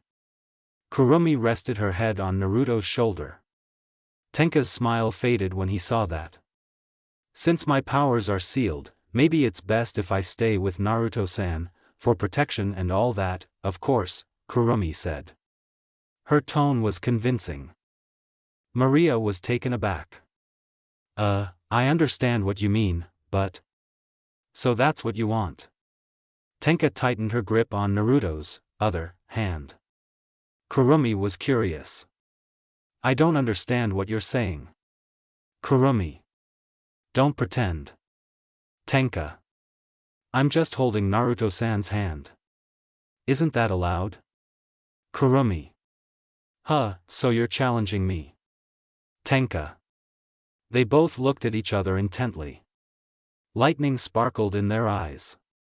Naruto, sweat drop. "Wow, this could get into trouble if left like this for too long, Dadabayo," Naruto thought. Naruto knew he had to do something. "Tenka-chan, Kurumi-chan." They turned to face him. "Yes, Naruto/yes, Naruto-san?" they asked. Naruto smiled. If this keeps up, I'll kiss you all one by one, right now. The two spirits' faces turned red. Tenka and Kurumi let go of his hands. Why yeah, it's better to focus on something else right now. Tenka. Alright, if Naruto-san wants it, I just need to follow him. Kurumi. Naruto was satisfied. Okay. The rest of Team Fraxinus were disappointed. Naruto stared at them. They whistled at each other. Maria came to her senses. Ah, that's right, I wanted to introduce you to someone from Ratatoskr. Maria added. He was also the one who blocked AST's attack so you could focus on Kurumi. Naruto was surprised. In hindsight, he hadn't put up a barrier during his fight with Kurumi, so maybe they were distracted by AST's presence. A rookie mistake, Naruto. You're right. I didn't think I could be so careless. I guess it's okay. Remember, no matter how strong you are, you're still human and can make mistakes. Kurama added. Of course, with that mistake, you can learn and become better than before. Naruto held back a smile. Thank you, Kurama. You're welcome. But if there's one thing I can't change about you, it's your stupidity. Naruto was angry. I take that back. You're a bastard, Kurama. Kurama smirked. A tough bastard. As you say. Maria clapped her hands. Come in, Maria shouted. Another iron door opened. A girl with white hair that reached her back walked in. She had blue pupils and was wearing a uniform similar to Maria's, except for the black stripes on the sleeves. She made a greeting pose. My name is Higoromo Hibiki, nice to meet you, Uzumaki-san. Hibiki smiled widely. A bus was spotted on the highway. The environment inside the car was also very peaceful and serene. Tenka looked out the window. What are you looking at? Naruto asked. Mountains, buildings, and more, Tenka replied. Naruto smiled. Then go ahead. Tenka nodded. That must be it. Naruto chuckled. Naruto opened his cell phone. Let's see what other updates there are this time. 2 weeks passed. Eventually, through various means, Kurumi agreed to live in the spirit house.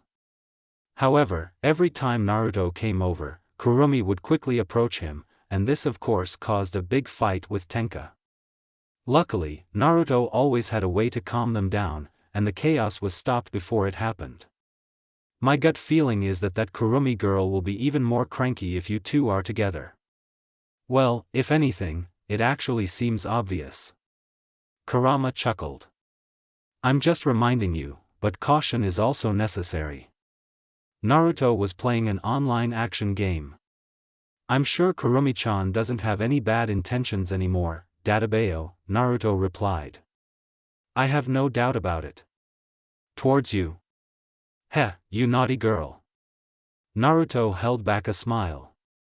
I have nothing to say to that. Just tell me your libido is always high. Naruto, sweat drop. We didn't go that far, Kurama. Just kissing, hugging, and holding hands. Kurama smirked. That's what I said. Noisy. Heh. Tenka blinked. Naruto, is this the place? Naruto followed her gaze. Ah, you're right, we'll be there soon. Keep an eye on your things. Aha. The bus stopped at the bus stop. Naruto and Tenka got out. They watched the vehicle move again. Naruto looked to the side. Are you ready? Naruto asked. Tenka said. Naruto smiled. Okay, let's go camping. Tenka smiled as well. The two of them walked out onto the sidewalk. They started walking in a certain direction. Soon after, the spirit saw a building. This place was so rich in natural architecture. Naruto and Tenka walked inside. There was a man standing with his back to the table. The man smiled. "Ah, Naruto-kun, it's good to see you again." Tenka blinked. Naruto chuckled. "Please don't use that tone. It will make other people think weird things, Yamada-san." Naruto said. The man chuckled. "It's fine, and you already have a wife." He added. "By the way, who is that girl next to you?" Naruto put his arm around her shoulder. Tenka fell silent, blushing. He laughed. "Congratulations." "Ah, sign and register as usual." Naruto nodded. "By the way, we have new camping supplies, do you want to try them out?" Yamada. "Thanks, but we brought our own equipment." Naruto. "Ah, I see." Yamada. They left the building. Shortly after. "Do you want to go to the convenience store first?" Naruto asked. Tenka shook her head. "No, I want to try setting up a tent first." Tenka said. Her tone was enthusiastic. Naruto chuckled. "Okay. Let's go." The two of them walked down the stairs. When they reached the bottom, they walked straight ahead, passing by several, towering, trees that were quite tall. Tenka was happy. "The air here is fresh." Naruto nodded. "I agree with you on that." Tenka smiled faintly. Tenka held his hand tightly. Naruto didn't say anything. He simply smiled at the spirit's behavior. A few moments passed. They were in a certain area. Tenka's eyes widened. "Wow, it's so wide." Tenka saw a wide grassy plain. Not only that, she also realized that the view from this place was truly impressive. This area is one of the camping spots, no wonder it's so wide. Naruto, so it is. Tenka, Naruto smiled. "So, do you want to help me set up the tent?" Naruto asked. Tenka's eyes sparkled. Tenka nodded several times.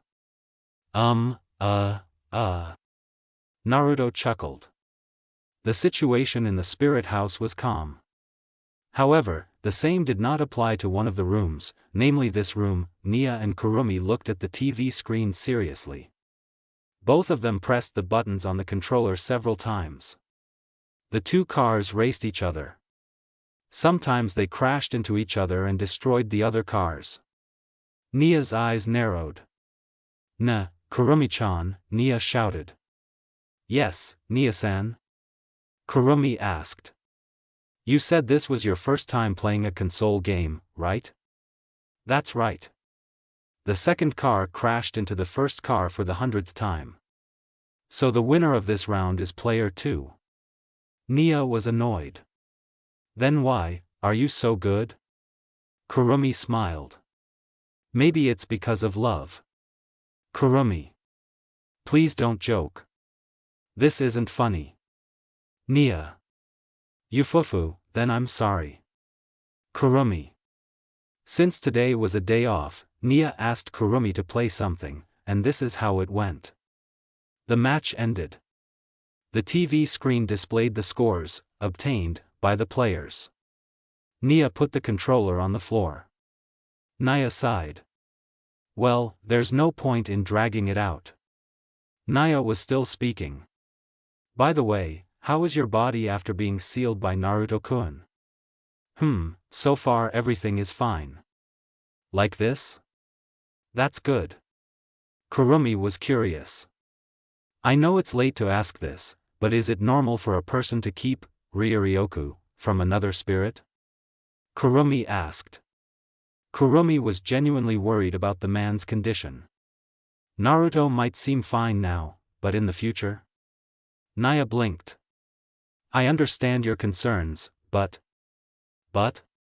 Even after he sealed your power and I re-examined his body, we didn't find any strange symptoms." Nia clapped her hands. There's no need to think strangely, as long as he's still breathing, that means he's fine." Kurumi blinked. Kurumi chuckled.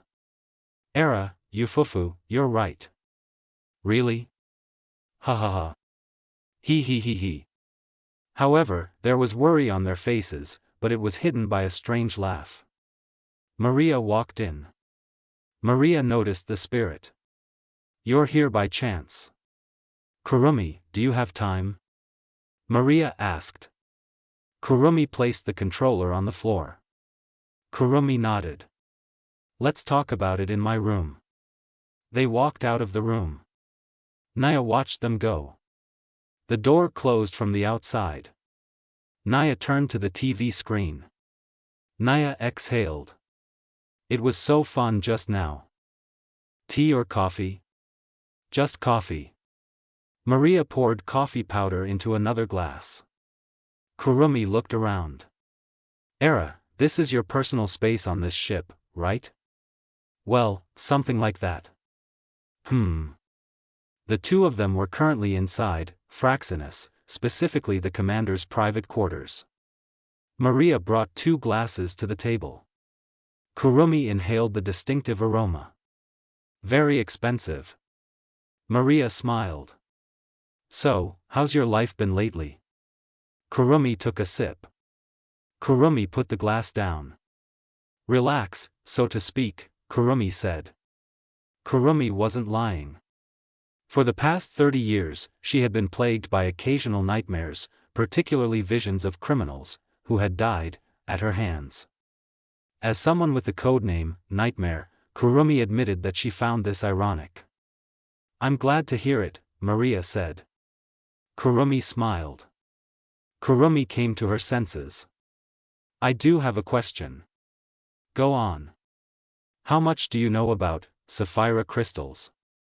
Maria took a sip. Maria stopped drinking. Aside from the sapphire crystal, which is the source of the spirit's great abilities, and some minor things like angel and astral dress, our information about them is still limited. Maria added.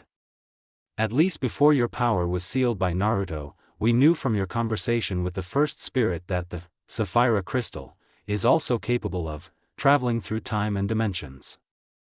Kurumi blinked. Tenka-san is a pure spirit, right? That means that before you met her, she was just a sapphire crystal, and turned into a person after being placed in a special dimension, Kurumi said. Maria rubbed her temples.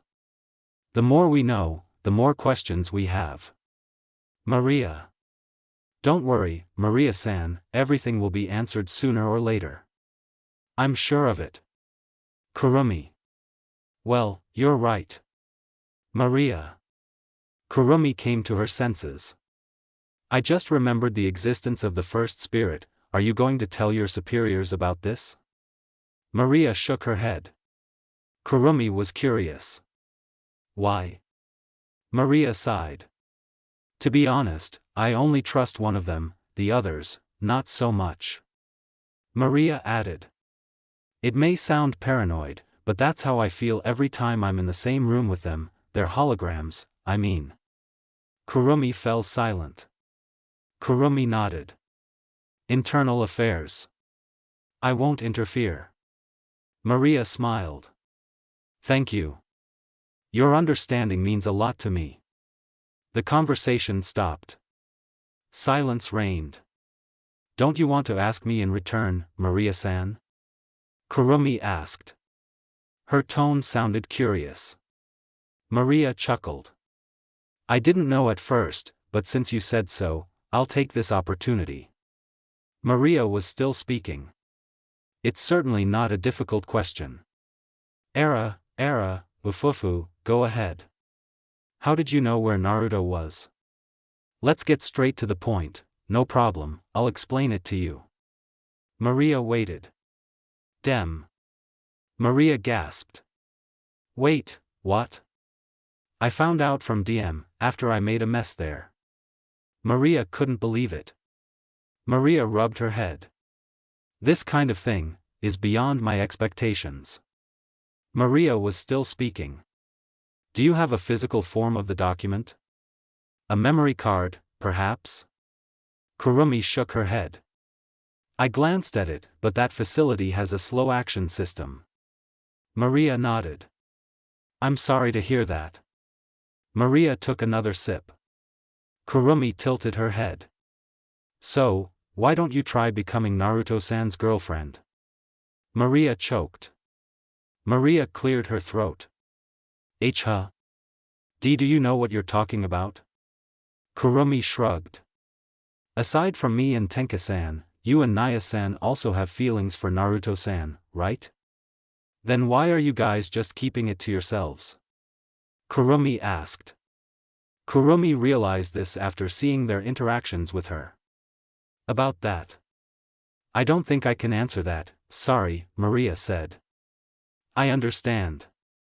But, no matter how bad our past actions were, I'm sure Naruto-san will still accept us, as long as we don't fall too far, Kurumi replied.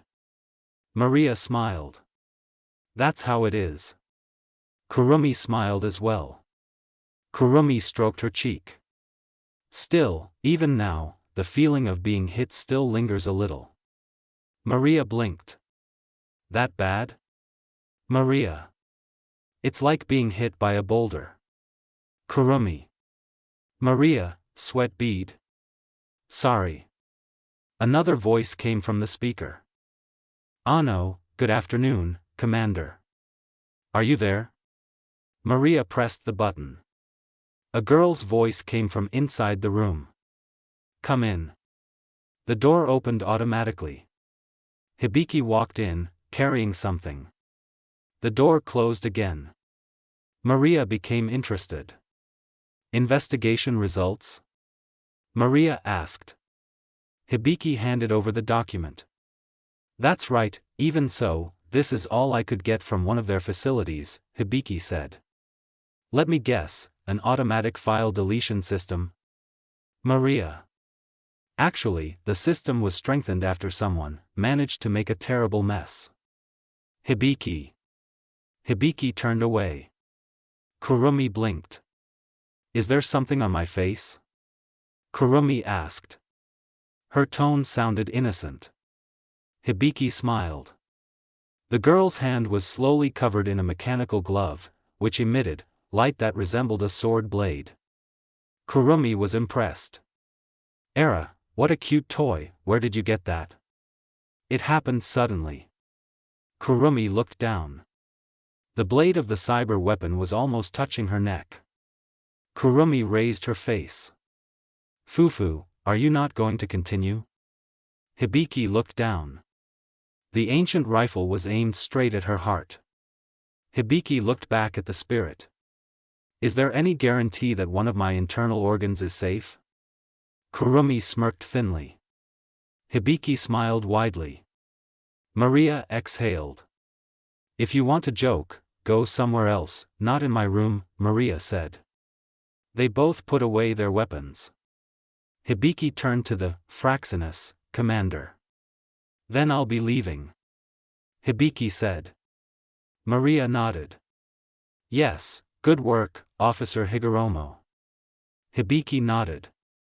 The door opened. Hibiki left. The door closed again. Kurumi turned to look at her. Hibiki-san has a good sense of humor. Kurumi. Dark humor, you mean? Maria. Kurumi chuckled. I never said that. Kurumi spoke. May I ask what kind of information this is? Maria turned the page a few times. Simple things like how advanced their combat realizer, system is, some of the DEM members' codenames, and... Maria was surprised. Wait, what is this? Humans? No, it's too scary to think of the subject as a human. Kurumi was curious. What is this? Maria turned the page towards herself. Kurumi saw a certain picture. The picture showed a group of creatures that looked like humans. However, on the other hand, it was too scary to be considered as such. Shark teeth, very fast movements, I encountered them, Kurumi said. Maria was surprised. You did? Kurumi nodded. I already said that I learned about Naruto-san from DEM, didn't I? Kurumi added. I encountered those creatures in the same place where information about Naruto-san is stored. Ah, but don't worry, I destroyed the formula and the lab. Even so, I'm more worried about what this experiment will be used for. This is bad. I should tell Mr. Woodman about this. Maria stood up from her chair. Maria put the document in the cabinet. Kurumi looked at her phone. Can I go back now? Nia-san challenged me to another game, but this time we'll bet that the loser has to do what the winner wants. Maria, sweat bead. Go ahead. Kurumi stood up. The door opened. Kurumi walked out of the room. The door closed. Maria sighed. Maria opened the contacts list on her phone. Ah, Commander Asahiko, what contact? Maria's expression was serious. Mr. Woodman, we're talking about. The conversation took place in this room alone. Night had fallen. Naruto and Tenka were wandering around the large field. They were wearing jackets now. It's fun, isn't it? You're right, walking around enjoying the night air is really fun. Naruto chuckled. I'm glad you're enjoying it. Tenka smiled widely. Tenka blinked. Naruto. Yeah? Are you okay? Naruto scratched his cheek. To be honest, I'm a little worried. Naruto added. I mean, if there are lost memories from when I came to this world, then my life in the previous world is real? Naruto still remembered his friends and the people closest to him in the shinobi world. However, after hearing the words of the first spirit from Kurumi's mouth, he began to worry. What if what he believed in all this time was wrong? What if his life in the ninja world wasn't real? Kurama fell silent. Meanwhile, I guess thinking about it now is useless. What do you mean? Tenka watched the night sky. It's not that I'm asking you to ignore it, but... Tenka glanced at him. Tenka smiled thinly. What happens next, let's leave that to us in the future, you know. So, the current me just needs to focus on resting and relaxing, right? Naruto asked. Something like that. Tenka. That doesn't sound too bad. Naruto. Tenka chuckled. However, the spirit stopped laughing when he realized something. Naruto watched her with a smile. Tenka turned away. Tenka cleared her throat. Why yeah, maybe we should go back to the tent, I'm afraid something will get lost while we're gone, Tenka suggested. The spirit's expression looked confused. Maybe it was because Naruto's meaningful look made her look like that. Naruto raised an eyebrow. Tenka frowned. What's wrong? Nothing. It's just. Just? Naruto smirked. I love you, Naruto said. His tone was humorous. Tenka blushed. Gee God, don't just say such embarrassing things. Naruto laughed. Sorry, you were being so cute just now. Tenka walked faster. Naruto held back a smile. My lover's behavior is so cute, Naruto thought. Naruto followed the spirit. Not long after, Naruto and Tenka arrived at the place. The tent was already set up, the fire was still burning, the lanterns were ready, and so on. Are you sure you don't want to eat anymore? Naruto asked. No, I'm still full, Tenka refused. 50 bowls of rice. Various seasonings and flavors, Kurama said. His tone sounded satisfied. You don't need to remind me, Dadabayo. Sorry, but that sounds funny. You. Kurama chuckled. Naruto sighed. Tenka was curious. What's wrong? Tenka asked. Huh? Oh, Kurama is being capricious again, Naruto said. Tenka frowned. Older than wiser, you're just stomping around, you weirdo fox. Naruto laughed. Grr, come here and I'll swallow you alive, gourmet. Naruto laughed even harder. Naruto looked around. Many people had already filled part of this area. There were groups of girls, families, couples, and others. Naruto looked at him. So, you don't want to set up another tent? Naruto asked. Tenka shook her head. That's not necessary. In fact. Especially? Tenka looked away. The girl's face turned a little red. This tent is enough, for the two of us. Naruto blinked. Naruto smirked. Oh, okay, I get it. Naruto remembered something. I just remembered we're low on water, Naruto said. Tenka looked at the man. Tenka's expression was serious. Then wait here, I'll buy it. Do you want me to accompany you? Naruto. No need. Tenka. Why? Naruto. Because I drank more. Tenka. Naruto, sweat drop. Be careful on the road. Tenka left.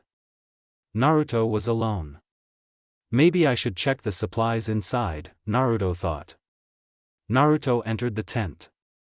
Let's see, sleeping bags, some quick meals, snacks, and... Naruto exited the tent after checking. At least nothing's missing. You guys just don't watch enough porn. Naruto, sweat drop. Can you give me some normal advice? Most of what you said was all abnormal. Bah, normal is outdated, this is the era of abnormal. Naruto sighed.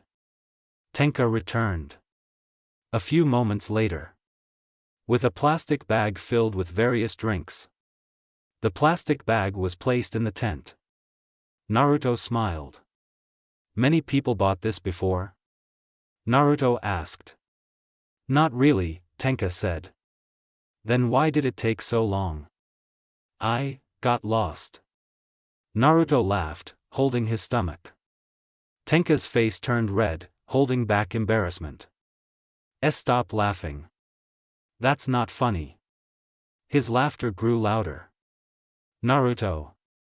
Tenka moved forward in frustration, accidentally stepping on a rock, causing her to lose her balance. Naruto caught the spirit before she could fall. Oops, that was close. Tenka immediately stood up. The girl's face now looked embarrassed. Naruto smiled. Sorry, I should have accompanied you earlier. And no, it's my fault, so you don't have to apologize. But. Tenka looked back with a strange expression. Can I ask for a kiss? Naruto chuckled. Naruto kissed the spirit softly. Tenka happily kissed him back.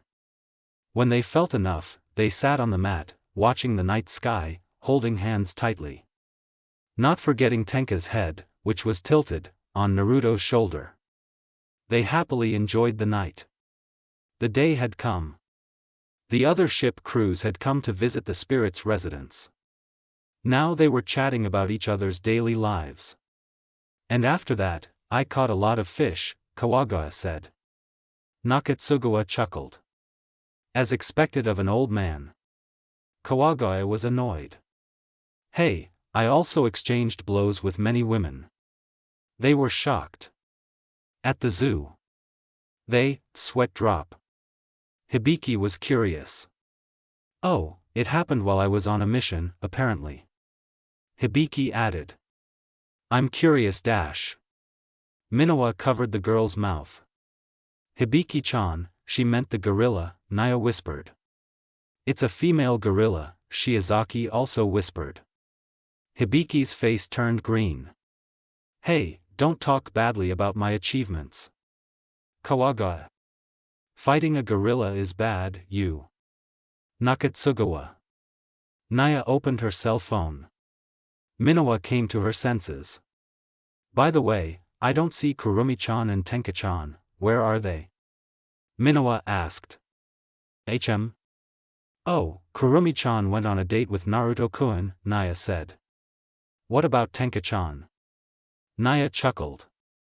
She's listening to music in her room, and the last time I saw her, she was smiling to herself when she came home this morning. Maybe it's because she went hiking with Naruto-kun last night. Minowa brightened. Huh, no wonder.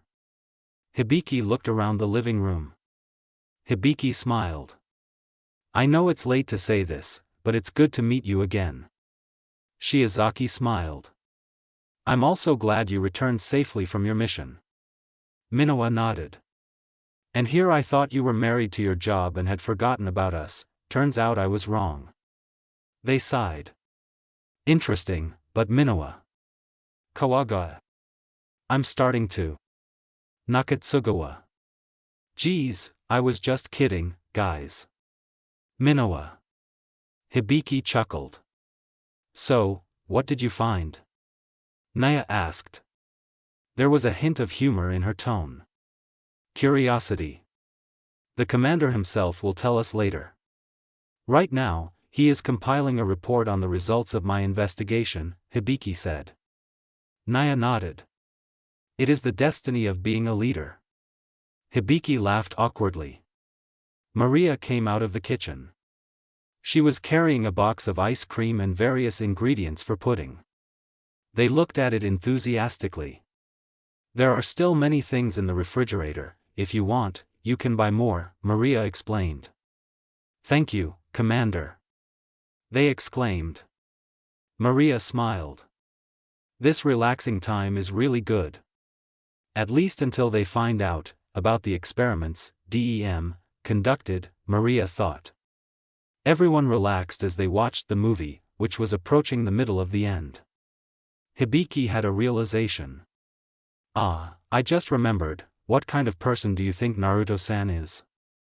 Hibiki asked. Hibiki had indeed interacted with the person. However, she was curious about what her friends thought, and what they thought of her. The Fraxinus team looked at each other. Someone who is very loyal. Maria. Well, he's not a bad person, my work on the novel was supported by him. Nia. A person with a shonen.ami, Nakatsugawa said. A person with a shonen.ami, but sensitive, Kawagawa said. A good friend, Minowa said. A reliable partner, Shiozaki said. Hibiki smiled faintly. Hehe, I see. They spent their time together happily. Two people in casual clothes walked side by side on the sidewalk. So, where do you think we're going today? Era, wouldn't it be a surprise if I already knew where we were going? Naruto chuckled. I guess you're right. Kurumi beamed. They were currently on a date. Since today was their last day off, they were planning on spending some time together, maybe even the whole day. By the way, how's your romance going? Any obstacles? Naruto asked. Nothing at the moment. What about Naruto-san? Kurumi asked. The same as you. Hehe, it seems like we have good time management. You're right. Naruto glanced away. I can't tell him I'm being helped by a clone if the deadline is already close. Kurumi looked away. If Naruto-san knew I was being helped by my other self, he'd definitely be disappointed in me. They exchanged glances. Naruto and Kurumi laughed together. Although their tone sounded forced. Kurama, sweat drop. Naruto noticed something. I remember this was a sporting goods store back then, not a pet store. Naruto added. Hey, Kurumi-chan, how about we? Naruto didn't find Kurumi next to him. Naruto turned towards the pet store. Wow. Naruto, sweat drop. Because right now, he saw that Kurumi was already in the pet store and seemed to be busy petting a kitten. Go in and take a look. Kurama smirked. If she saw you in a cat costume, I wonder how she'd react. Naruto winced. That sounds scary, Kurama. And cute too. For you. That's for sure. Naruto sighed. Well, don't worry about that either. Naruto entered the store. The employee behind the counter smiled. Welcome to the pet care store. Is there anything I can help you with? Naruto smiled too. Thank you, but I want to look around first, Naruto said. She nodded. Naruto walked up to the spirit. Found anything interesting? Kurumi smiled widely. Kurumi showed him the kitten. Hey Naruto-san, isn't he the cutest thing in the world? Kurumi asked. Her tone was excited. The kitten tried to grab Naruto's hand. Naruto smirked. Well, cats are naturally adorable, Naruto said. Really? Right? I know Naruto-san will know what I'm talking about. Kurumi exclaimed. Naruto just smiled. I'm curious, can you explain some of the types of cats here? Naruto. Yeah. Leave it to me. Kurumi. They walked around the pet store. As they walked, Kurumi explained some of the types of cats available here and how to take care of them. She also told them what not to do when keeping a cat. As a listener, Naruto simply remained silent while Kurumi spoke at length, and occasionally only responded when necessary. Not long after that, they walked out of the store. They held hands as they walked down the sidewalk. Kurumi smiled faintly. Naruto watched the spirit's behavior. Naruto smiled as well. Kurumi-chan seems to really like cats. In other words, that girl is obsessed with cats, Kurama said. Like you and undead movies, Naruto replied. Heh, keeping zombies is much better than keeping cats. Naruto was stunned. You do realize that if a zombie meets another living being, it will infect it, right? Kurama shrugged. I'll just kill it when I get bored.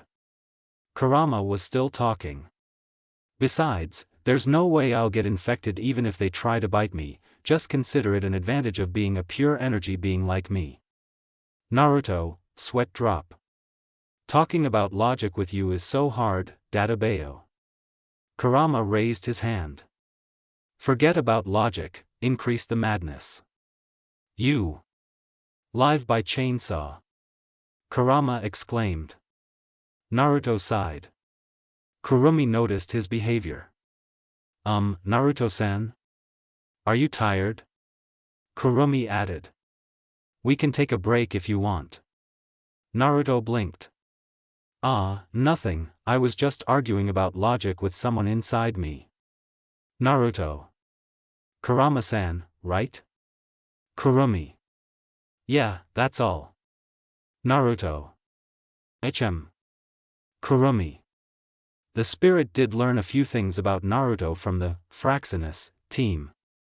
Two of them were the fact that Naruto came from another dimension, and another, an existence called Kurama. Naruto smiled. Want to try communicating with him? Naruto suggested. The bijou looked interested.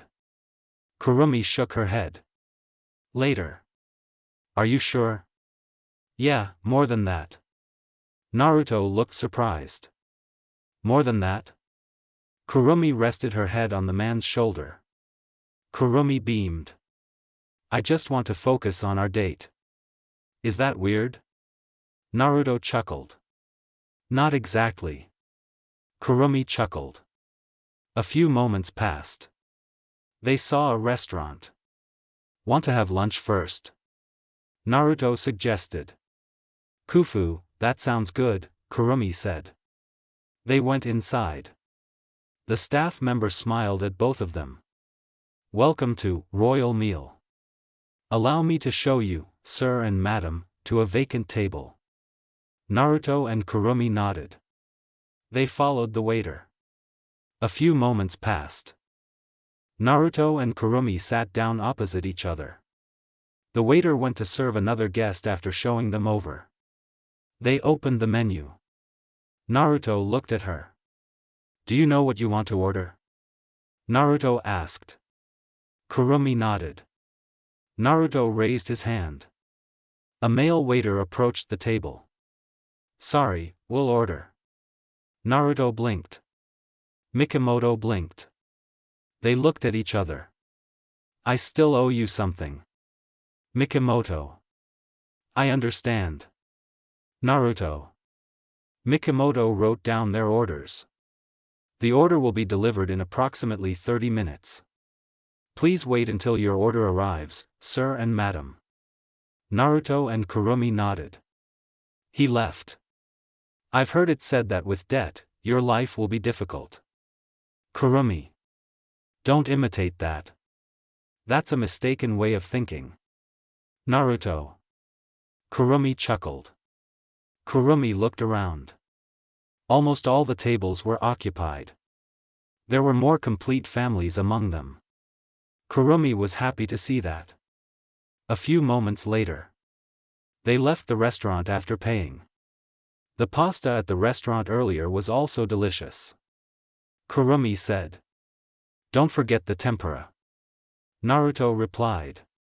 Fufu, I forgot about that. Naruto chuckled. Kurumi chuckled. The two of them walked aimlessly. At least until Naruto saw an ice cream vendor in the park and turned to the side. Want to try buying ice cream? Naruto asked. Sure. Kurumi replied. Naruto and Kurumi bought orange and vanilla ice cream. They sat on a bench in the park, enjoying the frozen treats. Digesting a heavy meal with ice cream for dessert isn't a bad idea, Naruto said. If we knew this would happen, we would have ordered dessert, Kurumi said. Then we won't have the chance to eat ice cream. Yufufu, you're right. Naruto chuckled. Kurumi laughed melodically. They looked at the clear sky after finishing their ice cream. Silence fell. Naruto-san. Yeah? Have you ever wondered how I know about you? Naruto blinked. Naruto scratched his cheek. It's not that I'm not interested. Naruto continued speaking. But after what you've been through, I believe that you need time to adjust to your new life. Moreover, I believe that you will tell me about it, and now might be the time. Kurumi smiled weakly. Well, you're right. Naruto waited silently. I was able to find out about your existence because I infiltrated one of the facilities owned by Ratatosk's competitor. Damn, Kurumi said. Kurama was surprised. Damn. I remember that Maria girl once said that they were an organization that hunted spirits, right? Naruto fell silent. What did you find out? The information said was only that you have the ability to seal spirits' powers, the address of an apartment building, and the type of work you do. Anything else? Kurumi scratched her cheek. Well, I didn't have time to read everything because this place has its own detonation system that will activate if an intruder enters. Naruto nodded. Kurama frowned. I'm more surprised how DM knows about you. I mean, we haven't even been to this dimension for a year. We'll find out about that later. Well, let's teach them a lesson for daring to target us.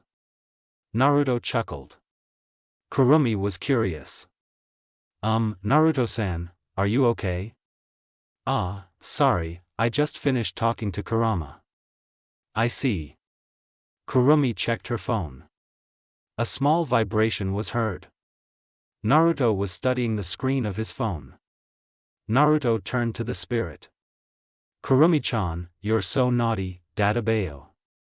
Kurumi tilted her head. What are you talking about, Naruto-san? Kurumi added. The contents of my message are suspicious? It just listed the addresses of a few DEM facilities. That's all. Naruto chuckled. You're right, sorry for being suspicious. Kurumi smiled faintly. Now, do you want to continue our interrupted date? Kurumi asked. There was enthusiasm in her tone. Naruto raised an eyebrow. Naruto smirked. Definitely. They stood up. They happily continued their date. Night had fallen. Kurumi was walking alone on the sidewalk. After parting ways with Naruto, she was walking alone, and her destination was the spirit house. In fact, the man was going to walk her home, but she politely declined. Kurumi smiled faintly. The next date. I can't wait, Fufu, Kurumi thought. Kurumi looked at the drink machine. Kurumi blinked. Maybe I should relax first before going home. Kurumi bought a can of coffee. The spirit took a sip and rested on the chair next to the machine. For now, she planned to relax her legs, enjoying this peaceful atmosphere. Kurumi closed her eyes. For a moment, a gust of wind blew her hair. Come to think of it, living in the past has made me blind to this world, it seems. Kurumi opened her eyes. So, from now on, I will definitely live properly, that's for sure. Sweet girl, do you mind if this old lady sits next to you? Kurumi glanced to the side. The old lady smiled at her. Kurumi smiled back. It's no problem. This is a public place, after all. Ah, thank you very much. The old lady sat down. Silence fell. Remaining motionless like this is quite comfortable. Don't you think so, dear girl? The old lady asked. Yes. I think so too, Kurumi said. The old lady smiled. However, just remaining motionless, doing nothing, is not living. She added. And if we look at the concept of life from another perspective. In fact, the life of each person, even if they are born different, sometimes their life path is almost the same. Meeting many people, hurting someone's feelings, forgiving each other, parting, starting life anew, meeting new people, and so on. An endless cycle that will never end. Kurumi fell silent. There was some truth to what the old woman said. However, even if it's true, it's okay. Kurumi added. Because as long as this happens. An image of Naruto flashed through her mind. We will continue to live together with the one we love. The old woman beamed. It's nice to meet someone who can not only talk, but also exchange opinions with each other, the grandmother said. Kurumi smiled faintly. I can tell you the same thing, grandmother. The old lady chuckled. The old lady stood up. Now, I can go home in peace. She added. Thank you for keeping this old lady company. Your services are worth more than a gold coin. Kurumi nodded. You're welcome. The old lady walked in one direction. Kurumi looked at her watch. Since it's so late, maybe I should go home. Kurumi immediately stood up. Kurumi looked away. Oddly enough, she didn't see the old lady at all, which confused her. The cleaner was inspecting the contents of the trash can. Kurumi looked at him. Excuse me, did you see the old lady passing by? Kurumi asked. The cleaner blinked. Ah, don't tell me you met that restless spirit too. Kurumi became interested. A restless spirit? Kurumi added. So this isn't the first time? Most people say that when they're sitting here alone, an old lady comes up to them and talks about life, she added. Of course, that doesn't mean she'll take your life if you ignore her, especially from what I heard, her life story is pretty sad. Grandma was abandoned by her family, her husband ran off with another woman, her 2 children never visited her estate. Even her last wish, she just wanted someone to listen to her last words, that's all. Kurumi paused. Kurumi nodded. I understand. Thank you very much, sir. The officer smiled. You're welcome, bro. The officer walked away, carrying a plastic bag full of trash. Kurumi tightened the strap of her bag. Kurumi walked slowly. If what the officer said earlier is true, then her life story is truly sad, but even so. Kurumi looked away. The grandmother smiled, waving her hand. Light enveloped her entire body. Slowly, the grandmother turned into a teenage girl, then a child, until her figure disappeared from existence. Kurumi smiled faintly. Kurumi turned forward. I hope that in your next life, you too will find happiness. Kurumi walked again. Naruto looked at her hand. On it was the standard seal, which holds ninja equipment. Naruto smiled. We don't know for sure when the fight will happen, so it is necessary to be careful, especially for a ninja like me, Naruto thought. Returning from the date. Naruto he hurried to take a shower, change his clothes, and then took up arms again. Naruto. What's wrong, Kurama? It's about the special ability you got from that girl. Aren't you curious? Naruto blinked. You're right. Naruto concentrated. A crimson aura enveloped his palms. Naruto noticed it. So, this is what Kurumi-chan's Ryoryoku looks like, Naruto thought. Kurama, sweat drop. I mean during training, not here. Don't worry. Compared to Tenka-chan's Ryoryoku, you must have realized that there's no destructive element to the pressure of this Ryoryoku. Kurama blinked. Oh, you're right. Naruto looked at the alarm clock on the table. Let's try it, Naruto thought. Naruto lightly hit the object. Half of the numbers on the alarm clock instantly disappeared. The bijou was stunned. Wait, Naruto, if you understand, it's like time sharing, something that has that concept. That sounds good, but? That means if I attack Kurumi-chan's Ryoryoku, instead of dealing physical damage, it's like cutting off life, right? And this clock shape is good, which means in theory, no matter how strong your enemy's defense is, their time will still be shortened as long as they're hit by the Ryoryoku of the time spirit. Naruto glanced at the clock on the wall. Maybe I should go to bed. You're right, and don't forget, think about the internet bill. Naruto, sweat drop. I've already paid for this month, Databeo. Kurama chuckled. Just a light joke. Don't take it seriously. You're such a jerk. Naruto folded his ninja gear into a scroll. The lights in the living room went out. Oh, and one more thing. Naruto entered the bedroom. What else? Kurama's expression was serious.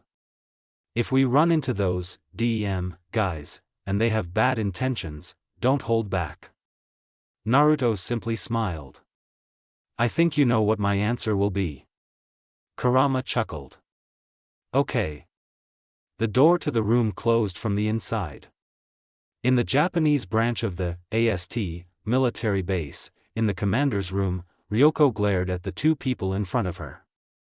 The deal was that DEM would give access to their technology to the Japanese government, and were used by us as frontline soldiers who would directly encounter spirits. Ryoko added. So why, all of a sudden, did DEM take on a mission that AST was supposed to carry out? Jessica Bailey smiled thinly. The princess, then Nightmare, ran away because you guys were incompetent in carrying out that mission. Do I have to repeat myself? Artemisia Belle Ashcroft frowned. Jessica, please, just this once, don't create animosity with the person who will be our partner, Artemisia scolded. Sorry, I just get annoyed with weak people, that's all, Jessica replied. Ryoko growled. Artemisia sighed. Jessica, leave us alone, that's an order. Jessica saluted. Jessica left the room. Artemisia turned to face her. Artemisia smiled. If it makes you feel any better, I'll give her a punishment that suits her behavior. Ryoko sighed. Second, AST's bad reputation due to our failure. Third, handing over control of the mission. I'll forget all about it if I drink after this. Artemisia was curious. What's the first thing? Artemisia. Oh, a pay cut. Ryuko. Artemisia, sweat bead. Artemisia cleared her throat. There must be a specific reason why our superiors want AST and DEM to work together. Artemisia added. Given the increasing frequency of spirit appearances in this city, there's a chance other spirits will follow the same pattern. Moreover, our prediction regarding the spirit that will appear is none other than Zodiac. Ryuko was surprised. Ryuko stroked her chin. Come to think of it, maybe you're right. Especially with this cooperation, we should be able to prevent the same thing from happening again, Ryuko said. It happened 5 years ago, right? I understand how you feel, Artemisia said. Artemisia extended her hand. So, we made a deal? Ryuko sighed. Ryuko nodded. A deal. They shook hands. Kurumi gave the man some space. Naruto moved the mouse and searched for the folder, under the question. May I ask what the folder is called? Naruto asked. A light pink blush appeared on the spirit's cheeks. Let me type. Okay. Kurumi typed in the folder's name. Naruto blinked. Naruto held back a smile. Let's see, there are no hidden folders, check the rest. Are you sure you saved it to the local storage? I mean, maybe it's in the online storage? Kurumi fell silent. The spirit nodded. I'll look for it, sorry for taking up your time, Naruto-san. Naruto chuckled. No problem, it's a simple matter to help you out. Kurumi smiled. Yufufu, you're right. Naruto smiled too. Naruto returned to his chair. Naruto-san is cool. I think this spirit should check the meaning of his misspelling, Kurama said. Let Kurumi-chan be as creative as she likes, Databeo, Naruto replied. You said that because the folder's name suits you. What if the name is Kurama Pengprek Zombie? What do you think? Ho ho ho. Naruto, sweat drop. I thought so. Nia looked at the contents of her cup. I'm running low on coffee, does anyone want to ask for some? Not yet. Naruto. Thank you, but I don't have any either. Kurumi. Okay. Nia. Nia stood up. Nia walked over to the drink machine. Kurumi looked around at her surroundings. Her colleagues were currently busy. Naruto observed the results of his own proofreading. Good, the handwriting looks neat now. Naruto was satisfied. Naruto-san, Kurumi called. Yes, Kurumi-chan. Naruto replied. Maria-san once said that this company is nothing more than a camouflage, but if there are outsiders who are serious about applying for a job.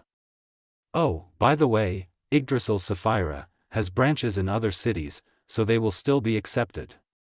Yufufu, that's right, I see now. Several people passed by their table. One of them greeted Naruto and Kurumi.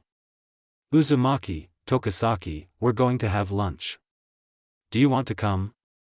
The man asked. Naruto chuckled. We'll meet later, Naruto said. The man nodded. Then we'll go first. The two women in the group spoke. Don't stay too long, Kurumi-chan. That's right, we want to talk to you about girls. Kurumi smiled faintly. I can't wait to hear it, Kurumi replied. They left. Naruto looked at his watch. Naruto looked away. Do you want to do anything before lunch? Kurumi checked her monitor. Kurumi turned to Naruto. Nothing yet. Naruto beamed. Let's go. Kurumi nodded. The purple-haired girl was walking down the sidewalk. She was alone, with no one else around. Tenka blinked. I just remembered what I need to buy. Tenka checked the list on her phone. A little unusual, but it's not a problem. She was currently running an errand for Maria, which was to buy household goods. With the increase in spirits, it became clear that stocking up was important, especially since it would also benefit the other residents of the building. Shortly after, the spirit entered the convenience store. The employee smiled at her. "Welcome to M-Mart." "Happy shopping," the woman replied. Tenka nodded. "You too, good luck with your hard work," Tenka replied. The employee was happy to hear that. Taking the shopping basket, the spirit walked around and picked up a few things according to the list. Tenka checked the list again. "Okay, I got everything." Tenka turned around. Ryuko was standing right next to her. They looked at each other. Ryuko smiled. "Sorry, but I want to get something from the refrigerator," Ryuko explained. Tenka smiled too. "It's no problem. I'm the one who should apologize for getting in your way," Tenka replied. Tenka walked to the checkout. Ryuko opened the refrigerator. She looked back for a moment and saw the girl chatting amiably with the cashier. Ryuko turned to the refrigerator. Ryuko held back a smile. "It's just a coincidence that they look alike. She's too kind to be one of them, especially if she really was a spirit. The alarm should have gone off a long time ago." Shortly after that, Tenka left the place. As she walked away, she took a deep breath and let it out slowly, trying to calm down after the encounter just now. "Relax, the mecha leaders don't suspect me yet, so I should be safe." Since her powers were sealed, Tenka was told that her Ryoryoku pressure was low, almost undetectable to sensors. It was clear that the other group, who were targeting, the spirit couldn't track her. Tenka's expression was serious. "For now, it's best to act normal and live a normal life." Tenka continued on her way. The girl's destination was the spirit's residence. However, for some reason, she felt, something is missing. Tenka rubbed her chin. This feeling, what exactly am I feeling?" Tenka happened to see a couple walking past her, holding hands. They were talking and sometimes laughing together. "Ah, so that's how it is." Tenka took out her cell phone.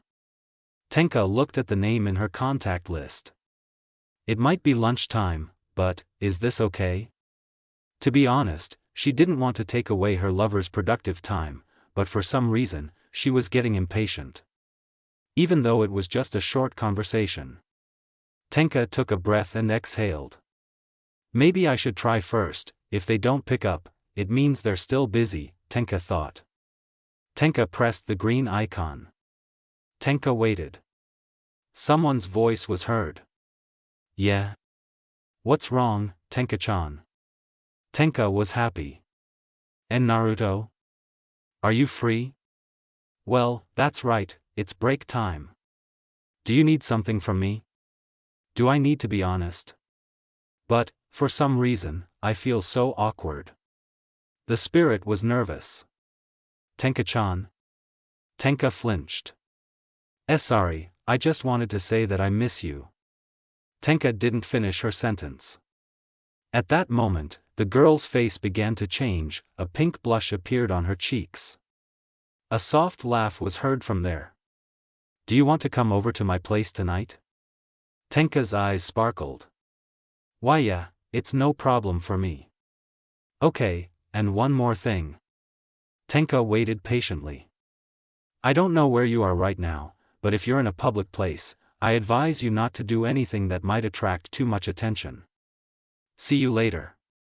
The call ended. Tenka looked around at his surroundings. Several passers-by were watching him with mocking looks. With an embarrassed expression on her face, the girl continued on her way and tried to cover her face with the hood of her jacket. Night had fallen. Naruto was walking along the sidewalk along with several other pedestrians. It just so happened that Kurumi and Nia were hanging out at karaoke with their other female co-workers. So Naruto was alone, at least for now. It was funny. "Not now, Kurama." Kurama chuckled. "Sorry, but but seeing your coworkers drunk on sake is still funny. Naruto, sweat drop. Before heading home, he managed to have a drink with his other coworkers, and they discussed a few things. One of the topics discussed was the fan letters. Most of the letters were just supportive of continuing the story, and not threats or anything like that. There were even those who joked that they could find a date among the fans.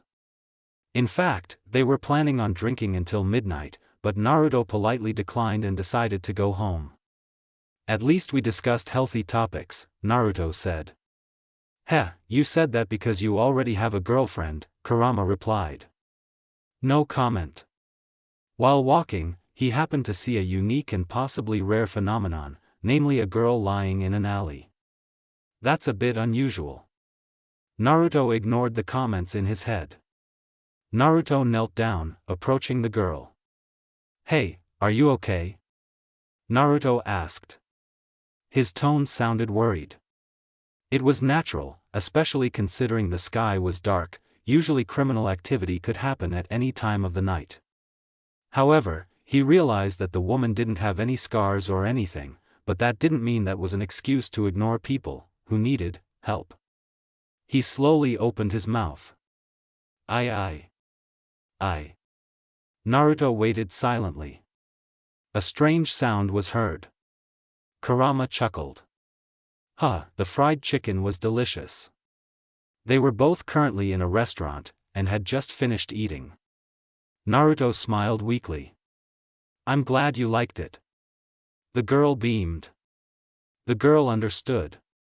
Oh, right, I forgot to introduce myself. She added. My name is Artemisia Bell Ashcroft, nice to meet you Uzumaki-san. Naruto nodded. So. Miss Ashcroft, may I call you that?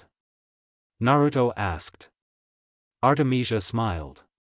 Yeah, that's no problem for me.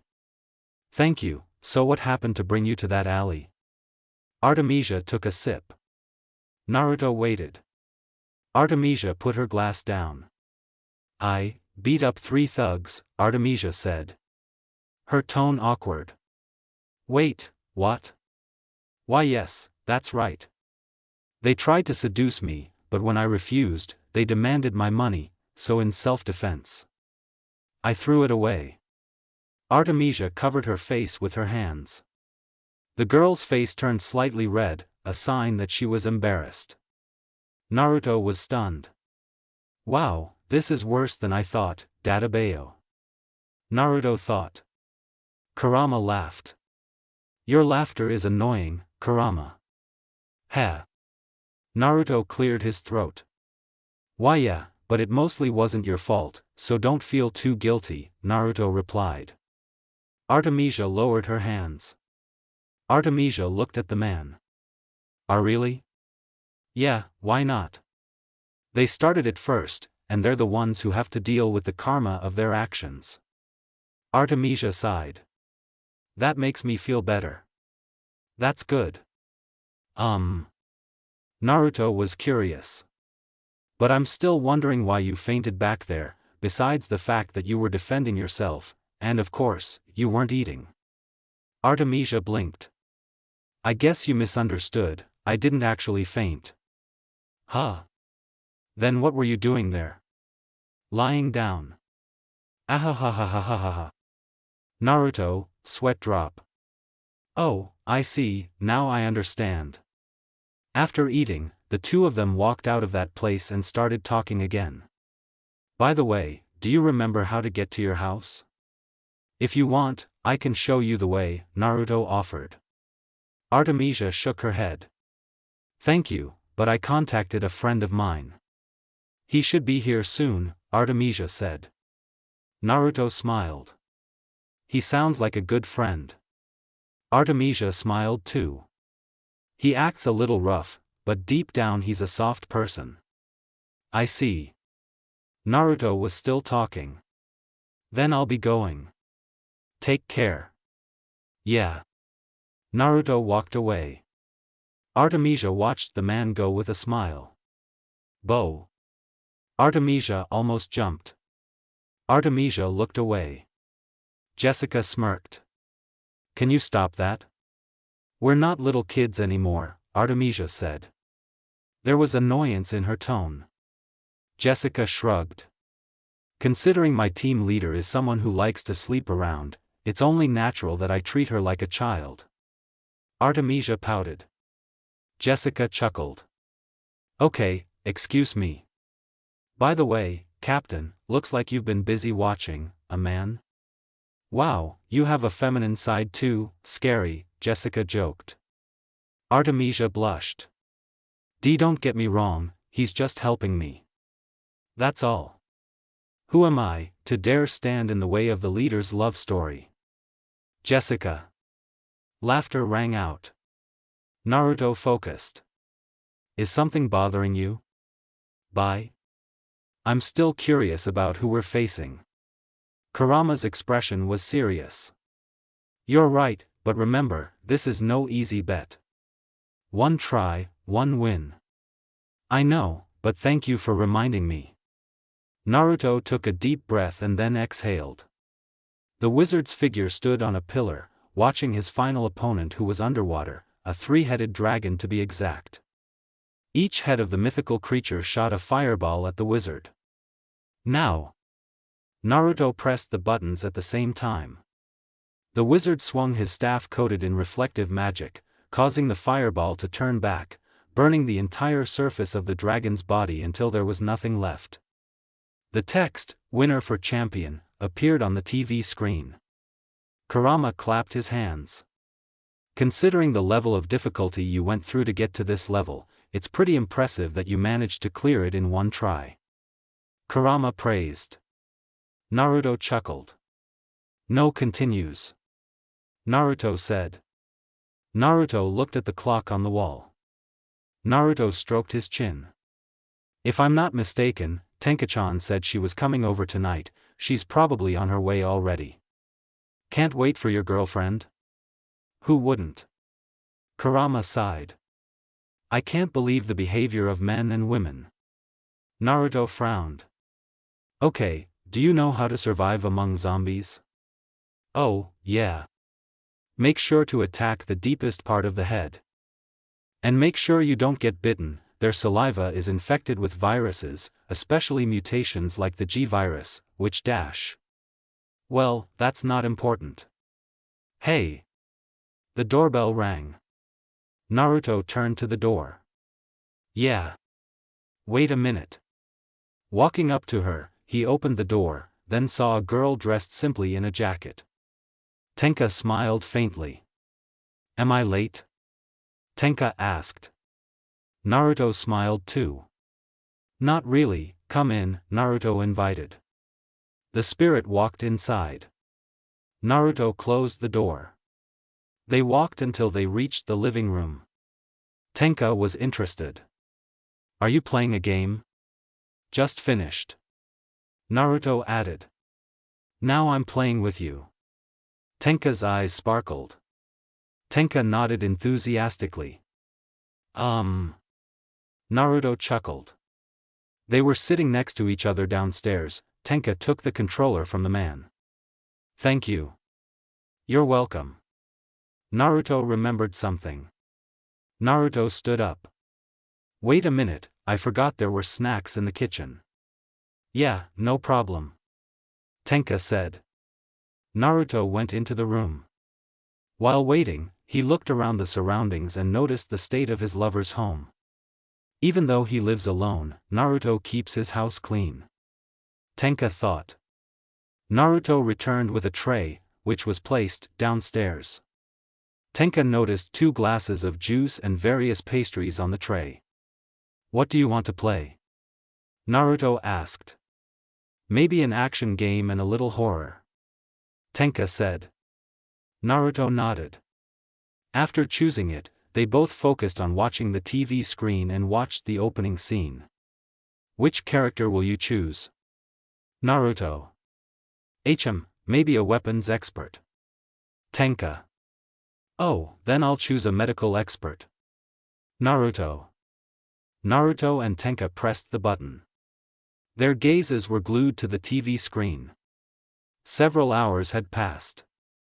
Player 1 and Player 2 were running down the hallway, with many terrifying-looking monsters behind them. Naruto. Yes, Tenka-chan. While running, Player 1 shot at one monster after another, that were chasing after them, while Player 2 threw flash grenades at them every now and then. While I was shopping this afternoon, I met someone. Naruto pressed a certain button. Who? Seeing the door, the two characters entered, while the other monsters chased in different directions. This level was won by them. Tenka placed the controller on the floor. Tenka was silent for a moment. I still remember it clearly. It just so happened that he was part of the mech team, AST. Naruto placed the controller on the floor. Did he suspect you? Naruto asked. Judging by his movements, it's likely, but that's all, Tenka replied. Considering that your powers were sealed, your Ryuryoku pressure should have been low because of that too.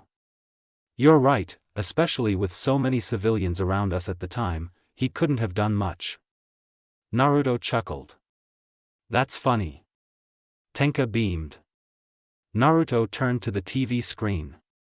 Do you want to continue? Naruto asked. Tenka looked at the clock on the wall. Tenka turned to the man. Maybe we should end this here for now. We can continue later. Tenka. Someone seems afraid of getting scolded. Naruto. Gee God, you can say that because you can't see how scary is Maria when she's upset. Tenka. Hee, sorry. Naruto. Humph, I accept your apology. Tenka. Naruto smiled. Tenka smiled too. They both laughed together. After finishing the snacks and drinks, he put on his shoes, then turned to the man. By the way, can I borrow the digital version of this game? Tenka asked. I'll send it later, Naruto said. Tenka was happy. Tenka kissed the man on the cheek. I'll go home first, take care. Tenka immediately headed to the elevator. Naruto chuckled. Even if it was only for a short time, he saw a pink tint on his lover's cheeks, and it was quite funny. Tenka-chan is always capricious, Naruto thought. After cleaning the living room, he changed into his pajamas and went to his room. Naruto climbed into bed. Naruto looked out the window. Kurama was interested. What happened? No, I'm just interested in the beauty of the night, that's all, Naruto replied. That's rare, usually all you have on your mind is ramen. Naruto, sweat drop. I'm not that bad, Dadabayo. Of course you're not that bad. As you say. Kurama chuckled. Naruto exhaled. Mom, it's time to sleep. The lights in the room suddenly went out. It was now noon. The cafeteria was currently in a calm state. The employees from different departments seemed to be milling about having lunch. And suddenly the lights went out. Luckily, the power outage was short-lived. It looks like a disaster. That's right. Ufufu, so that's how it is, Naruto-san. Naruto, Nia, and Kurumi were currently chatting while sitting down, discussing the events that happened yesterday. Naruto took a moment to eat his sandwich. But the power outage was short-lived, wasn't it? Naruto asked. Nia took a sip of her juice. Kurumi nodded. The luck was only short-lived, and we continued our karaoke. Right, Nia-san? Kurumi asked. Nia placed the bottle on the table. Nia nodded. Yeah, right, it's just like Kurumi-chan said.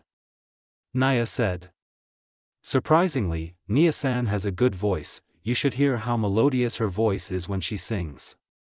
Nia glared at the spirit. Are you trying to make fun of me? Nia. I was just telling the truth. Kurumi. That's called making fun of me. Nia.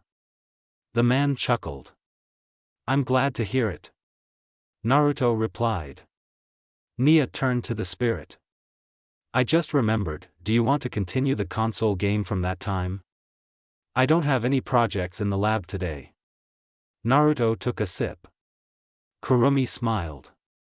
Thanks for the offer, but I have business with Naruto-san today. Kurumi replied. Nia became interested. Huh? Oh, a date? Nia asked. Naruto put down his glass. We want to play a game, and spend time together. Naruto replied. Nia ignored the strange feeling in her chest. Don't. Remember me, you're not worthy of her. Huh? Okay. Nia spoke up. By the way, did you hear the news this morning? I didn't have time to watch TV. What's going on? There's a news program showing the giant meteorite incident. It just so happens that the crime scene is in the field of one of the local schools in Tenga City. Kurama blinked. Signs from other spirits, huh? Looks like it. Naruto's expression was serious. Any other answers? Naruto asked. They'll let you know if the zodiac signature of Ryoryoku is detected again. Naruto nodded. I understand. Nia stood up. Since my lunch is finished, I'll go first.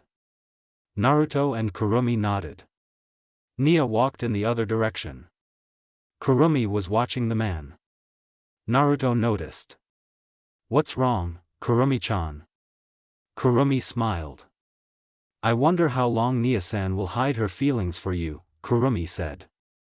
Naruto fell silent. Naruto smiled. I sometimes wonder about that too, but with our current situation.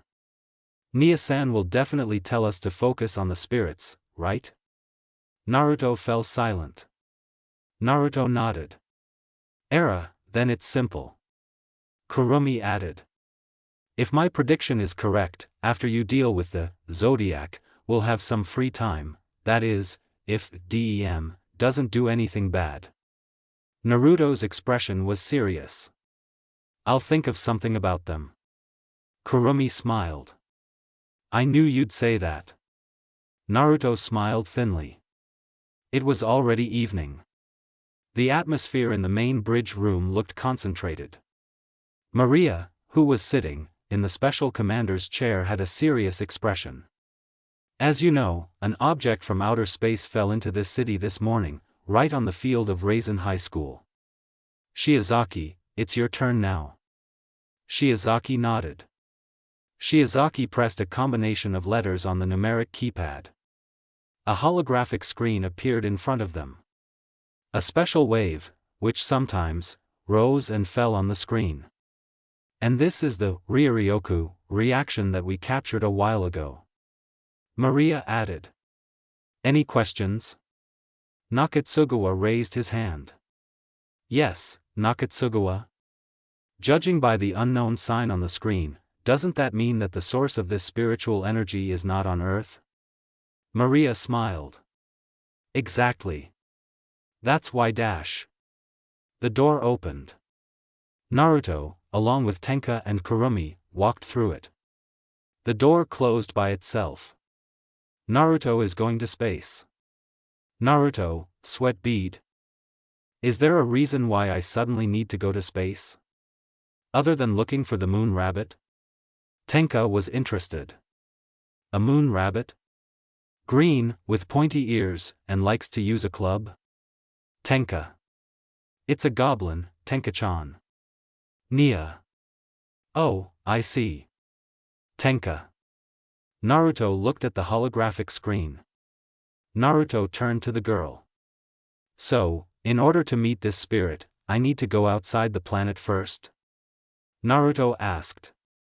Don't worry, we have a way to handle this situation, Maria said. Naruto frowned. There's something I'm curious about. Naruto was still talking. Considering the vastness of space we're talking about, doesn't that mean finding this spirit might take quite a while? Of course, this data live operation won't be happening now. Maria added. We'll contact you again once we find the Zodiac. Naruto nodded. Naruto blinked. Operation Data Live? Maria chuckled. Well, we need a name for the activity of getting closer to the spirit, so, this is what we think is appropriate, right, guys? The rest of the crew nodded. Exactly. Nakatsugawa. It's an easy name to remember. Mikimoto. Even though it's a little late, it's better than nothing. Shiozaki. Data Live, sounds good, hee hee. Minowa. Short, concise, clear. Kawaga. I originally suggested dating by Playboy Spirit, but it was strangely rejected. Nia. Era, Yufufu, that's good too, Kurumi said. Her tone was amused. Naruto sighed. No comment, Naruto said. Kurumi held back a laugh. Tenka blinked. I don't get it. Kurumi turned to face her. Tenka raised an eyebrow. What? Tenka. Never dive deeper? Kurumi. Humph, I was just searching the internet for what I needed. Tenka. Fufu, I see. Kurumi. Naruto looked at the watch on his wrist. Tell me the details later, I have something else. Naruto said. Maria nodded. Naruto turned to Kurumi and Tenka. Naruto smiled. I'll go first. Take care. Tenka and Kurumi smiled as well. Naruto muttered something. Naruto disappeared after being enveloped in light. Nia watched the man walk away with a smirk. My teleportation system is really great. Nia added. By the way, do you guys want to play now? Maria was curious. A virtual reality game? Maria. Uh-huh. Nia. Huh. Maria. Tenka shrugged. Well, you asked, so I'll leave it to you. Era, it's up to you, Nia-san. Nia laughed awkwardly. Oh, you're right. The iron door opened. The three of them walked through the door. The iron door automatically closed. Shortly after, special waves were detected on the screen. Commander, a strong pressure, Ryuryoku, has been detected on the Ratatosk satellite, Shiozaki said. Maria was satisfied. Track and record. Make sure we don't lose any energy reactions from it, Maria replied. Okay. A light appeared in that alley. Shortly after, the light went out. Naruto walked out of that area. He was currently walking alone on the sidewalk, and every now and then he would see a two-wheeled vehicle or more on the road. Kurama was curious. I wonder why you didn't just go home, Kurama said. I wanted to, but I just remembered there was a grocery store here I wanted to go to today, Naruto replied. Ramen? Naruto's expression was serious. Kurama, sweat bead. I guess I asked a stupid question. If you knew better, you should have kept quiet. While walking, Naruto watched as the sky, which was starting to turn gray, and he could hear thunder occasionally. It looks like it's going to rain soon. Soon after, Naruto saw a store that he wanted. This store had the name Exium, with a noodle logo and various toppings on it. Naruto walked inside. The place was silent. Where are the employees? Self-service, Kurama. That's right. Naruto walked around, looking around the area. There were currently various refrigerators, containing various warm food around the man. Not only that, there were also vending machines, tables and chairs, even kid stickers were here too. Opening one of the refrigerators, he took out what looked like eggs and a piece of cheese, closed it, and then continued by taking out some ramen, which he wanted. The sound of a bell rang. Huh? Naruto-san? Naruto turned to the side. Hibiki was standing there in casual clothes. Naruto was surprised to see him here. Hibiki? It's surprising that we can meet here, Naruto said. Hibiki frowned. I don't know what you're thinking right now, but I like ramen too, Hibiki replied. Naruto chuckled. Ah, sorry, I didn't mean anything bad or anything, Naruto added.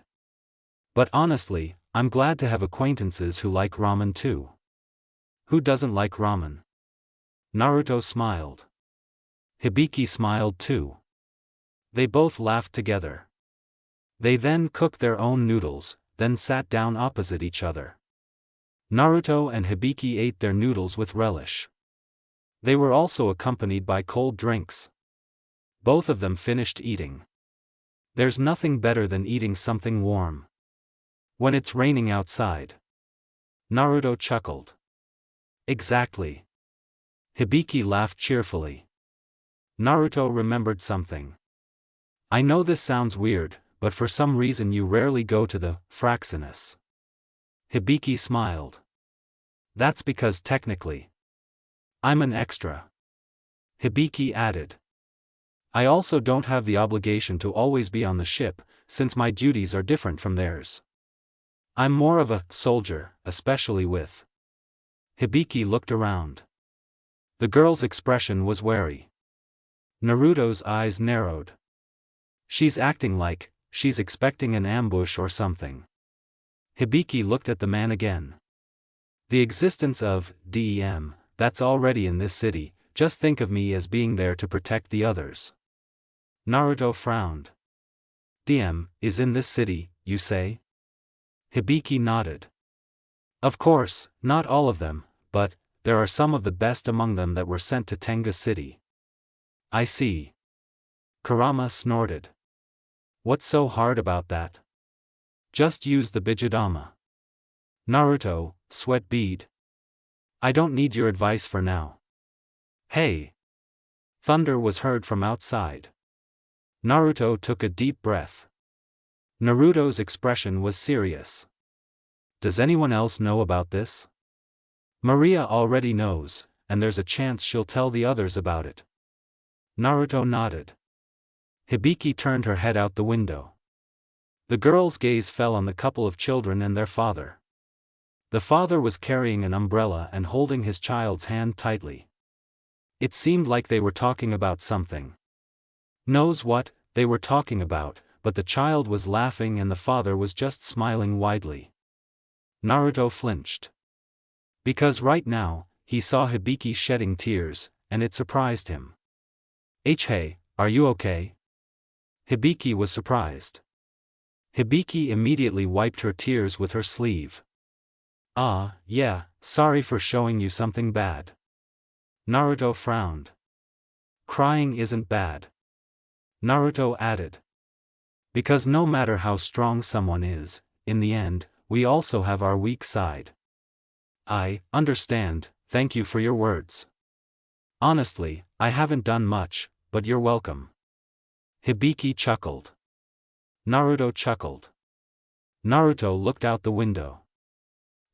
It seems like the rain has stopped. Ah, you're right. They went out after paying. Ah no. Naruto-san, Hibiki called. Yes? I know this sounds weird, but if you have any free time, can I contact you? Naruto blinked. Naruto smiled. If I say yes, what do you think? Hibiki was happy. Thank you very much. Hibiki added. I'll be going then, have a nice day. Naruto nodded. You too. Hibiki beamed. Hibiki left. Naruto smiled as he watched her go. It's time to go home now, Naruto muttered. Naruto turned around. Naruto walked towards his house. Night had fallen. The pair were looking at the screen seriously. Or rather. Era, Yufufu, why are you avoiding me? Are you alone? Why are you approaching me? Trying to look serious. Kurumi chuckled. Maybe it's just Naruto-san's feelings, Kurumi said. Naruto chuckled. You really are funny. Ufufu dash. The two of them were currently playing a console game, an action-type game with a modern setting. Player 1 and Player 2 were chasing each other. Player 1 fired, while Player 2 dodged and hid behind a car. Naruto held back his laughter. Predictable. While Player 1 was reloading, Player 2 tried to shoot at him.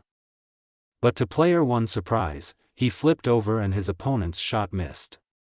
Unfortunately, Player 1 shot at the car's gas tank, causing the car to explode and the round was over. The words, Player 1, Victory, appeared on the TV screen. Naruto chuckled. And I win, for the 100th time, Naruto said. Kurumi sighed. Huh, looks like I lost again, Kurumi said. It can't be helped, our opponent is Naruto-san. Right, me? That's right, me. Coincidentally, the other two Kurumi were also watching their game, and they would occasionally exchange controllers with the real Kurumi. However, there was actually another reason why they came out besides helping themselves, the real ones. Naruto-san, ah.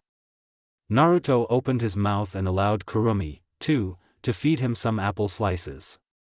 Naruto-san, here's a drink. Thank you. Kurumi, 3, beamed. Naruto took a sip from the bottle. Kurumi watched them with a little annoyance. Looks like you two are having fun, Kurumi said. Kurumi, too, smiled faintly. Well, of course, after all. Kurumi, too, hugged the man's neck. On the other hand, Kurumi, 3, rested her head on Naruto's shoulder, her expression looking happy. Spending time together with Naruto-san, why not? Right, me? Era, Ufufu, that's right, me. Naruto laughed awkwardly. So, should I apologize? Kurumi, 2, and Kurumi, 3, simply beamed. Kurumi sighed. No, there's no need for that, if anything, it's all my fault. Kurumi added. And you too, come back right now. Era, Ufufu, okay. If the real me says so, then so be it. Kurumi, 2, and Kurumi, 3, kissed Naruto's cheeks. See you later, Naruto-san. Never forget us. Naruto smiled. Never, never, Naruto said. They beamed. Then the two Kurumi disappeared into the shadows. Naruto turned away. Kurumi looked pouty. Realizing she was being watched, she turned away, a light pink blush appearing on her cheeks. Naruto held back a smile. Come here, Kurumi-chan, Naruto called. Kurumi moved to the man's lap. Not forgetting, the spirit also leaned against Naruto's chest, then his eyes closed. Naruto chuckled. There were times when Kurumi acted like a graceful girl. However, Kurumi could also be jealous at certain times, although her case was quite unique. Jealous of herself, no matter how you look at it, it's cute. Well, that's how it is. Naruto confirmed something. Is this better? Naruto asked. Kurumi shook her head. Naruto held back a smile. Okay. They both had been like that for a while. Huh. Huh. Naruto realized that he was in his subconscious. Naruto turned to the bijou. Hey Kurama, did you call me? Naruto asked. Kurama, sweat bead. This is the weirdest thing I've ever done. Kurama added. I mean, as long as there's nothing urgent, why would I do this? Naruto nodded. You're right. Naruto-san? Naruto turned to the side. Kurumi looked confused. Ah, Kurumi-chan, I look confused, but welcome to my subconscious? Kurumi blinked. Kurumi smiled weakly. Era, Ufufu, that's right. It's quite amazing, especially. Kurumi stared at the large fox. Kurama stared at the spirit. You're Kurama-san, am I wrong? Kurama was interested. If I say yes, what will you say? Kurumi beamed. Ah, that's right. Kurumi added. My name is Tokisaki Kurumi, nice to meet you. Kurama blinked. Kurama smirked. Heh, good, I'm glad you're much more polite than that cold wall spirit who's a food maniac. Naruto, sweat drop. Kurumi laughed cheerfully. A bright red glowing ball suddenly appeared out of thin air. They immediately became serious. Looks like we know who summoned us, Naruto said. Same as before, Kurama said. Kurumi said nothing. However, the spirit's gaze was still wary, as it didn't understand the presence of the object. The ball glowed. The light illuminated the area. Soon after, the light slowly faded. They looked around. The three of them were currently in a place that resembled a forest and was located in the deepest part of the world. Naruto frowned. Wait, Kurama, isn't this place? Yes, your memory is correct, this is the place where you first learned about this world. Kurumi was curious. Have you guys been through this before? Naruto nodded.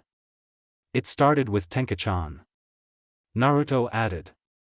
And every time that object appears, it shows an important event or memory to me. Kurumi nodded. A portal appeared. A glowing figure with a complex mosaic appearance came out of it. Kurumi was surprised. Naruto studied his lover's expression. Do you know her? She is the spirit of origin. Naruto frowned. Since this was definitely the first time he had seen the spirit of origin appear, considering that only Tenka and Kurumi had seen it before. However, for some reason, it was clear that this spirit of origin's appearance was not the original. Camouflage, Naruto muttered. Kurama was silent for a moment. The figure opened his palm. A kind of yellow light was created from nothingness, then he directed the light in a certain direction. The light moved towards the ground, slowly but surely, it dimmed, and then took the shape of a human body. This person seemed to have gone through a big battle, this could be determined by the torn clothes here and there, but his expression was peaceful, as if he was sleeping soundly. Kurumi turned to him. Naruto smiled at her. I'll explain later. Kurumi nodded. Kurumi looked ahead. Kneeling down, she gently stroked her yellow hair and did something quite amazing. The figure began to cry. Sorry, forgive me, for not being able to help you, when you were in trouble, forgive me. Naruto was at a loss for words. I see, this origin spirit knows me, it seems. Kurama watched his Jinchuriki's expression. With each passing day, more and more secrets are revealed, and at least now I know the reason why Naruto can live and move to this dimension. The figure shuddered. Ah, I ended up tarnishing your gentle face, how foolish of me. He wiped the man's face with a cloth, created from nothingness. Once finished, he stood up and walked towards the portal. When your memories return. The figure looked towards the body. At that time, I hope you will come to me. The figure entered. The portal closed on its own. Light enveloped their vision. After the blackout, everything returned to normal and they remained in the man's subconscious. Kurumi looked at him. Naruto-san, I will go first. Naruto nodded. Kurumi disappeared into the shadows. Now only Naruto and Kurama remained. So, we can assume that the memory just showed the events before you first woke up in this world, Kurama said. It seems so, Naruto said. His tone sounded strange. Kurama was curious. Are you okay? Naruto realized. Yeah, it's just. Naruto touched his heart. Even if I don't remember it, this feeling is similar to when I was with the others. Kurama chuckled. Heh, then this time it is confirmed that you and the spirit of origin had a special connection in the past. Naruto sighed. Naruto studied the nine-tailed bijou. Something is bothering me. Naruto added. Kurama, are you sure you don't remember anything about the origin spirit? I mean, even when we were in the shinobi world, you were the one who was always with me. Kurama looked at him strangely. First of all, if I had known from the start, I wouldn't have been so confused. Kurama added. Secondly, please remember that in my past, long before the Fourth Shinobi World War, I had the personality of a jerk dash. Just like you have now. Anyway, the point is that in my past, I didn't care what happened in your life, you know? Naruto nodded. Long story short, we're back to square one again. Naruto and Kurama sighed. For now, just focus on the spirit that will come later. Yeah, I know. Naruto's eyes closed. Kurama watched him disappear. The bijou sighed. San. Naruto-san. Naruto opened his eyes. Kurumi breathed a sigh of relief. Thank goodness, I thought something bad had happened to you, Kurumi replied. Naruto chuckled. Sorry for making you worry, Naruto said. It's nothing, Kurumi said. Naruto smiled. Kurumi smiled too. Soon after. The room went silent. By the way. Yeah? Naruto-san's condition earlier looked like you had just been in a war. You're not wrong. Naruto added. In short, it's like. Kurumi listened carefully. Naruto explained the war, known as the Fourth Shinobi World War. And after my death, I suddenly found myself in this world. It's been almost half a year since I came to this world. Kurumi nodded. I understand. Kurumi added. But, if you're here and you witnessed your own death, does that mean that this body you're using is your second physical form? Naruto nodded. That's true. Because as far as I know, I've never used any energy other than chakra, at least until I came to this world. I see. Kurumi sighed. Despite that, you've been through a lot and still managed to maintain your sanity. You're impressive, Naruto-san. Naruto chuckled. Are you alone? 30 years isn't that young. If anything, you're better than me. Kurumi frowned. That may be true, but I can still visit my parents' graves or watch my school friends from afar, even visit my favorite places whenever I want. On the other hand, Kurumi looked straight at the man. A pair of blue eyes met with crimson ones. What about you, who is separated from all of this? The past, no matter how long it lasted, it's the past, especially since I let it go, Naruto added. Right now, I'm focusing on the future because looking back is completely pointless.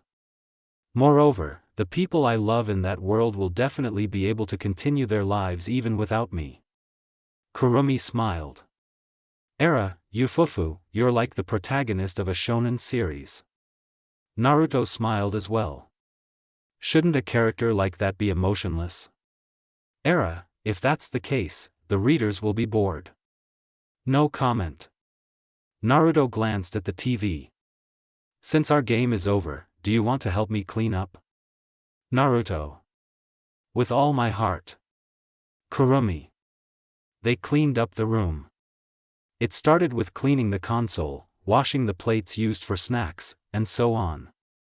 A ringtone rang out. Naruto and Kurumi took out their cell phones. Naruto looked at her. Kurumi looked back. They nodded to each other. Let's gather with the others. Yes. The light enveloped the two of them. Soon after, they disappeared from this place. The atmosphere in the main bridge room was serious. Because right now, the Fraxinus members have successfully tracked the Ryoryoku Zodiac pressure. This door is open. Naruto and Kurumi ran through it. The door automatically closed. Maria and the rest of the team were happy to see them. Is that true? Naruto asked. Maria turned to face him. Maria nodded. Yes, the Zodiac's location has been detected. Maria added. And right now, Tenka is talking to the Zodiac to buy us some time, at least until you can catch up to it in space. Naruto blinked. Naruto turned to Nia. Through the teleportation system, Nia said. Naruto frowned. Isn't that only applicable to this area of the city? You said so yourself. Well, this one is a bit different. Nia added.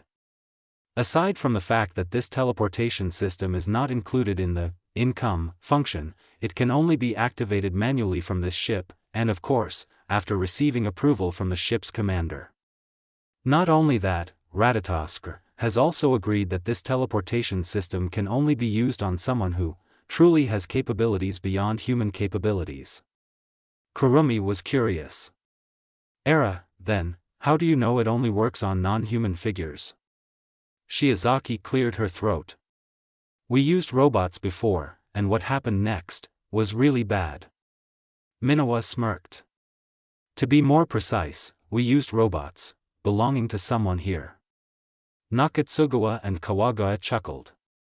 Mikimoto was drinking wine, but if you looked closely, he had a faint smile on his face. Nia stared at someone. Maria blinked. Why are you looking at me like that? Maria. You have to understand why I'm acting like this. Nia. Although I apologized for what happened last time. Maria. That robot I made to rub my back. My itchy back. Nia. Naruto, sweat bead. Impressive. A furry creature like you would definitely like it.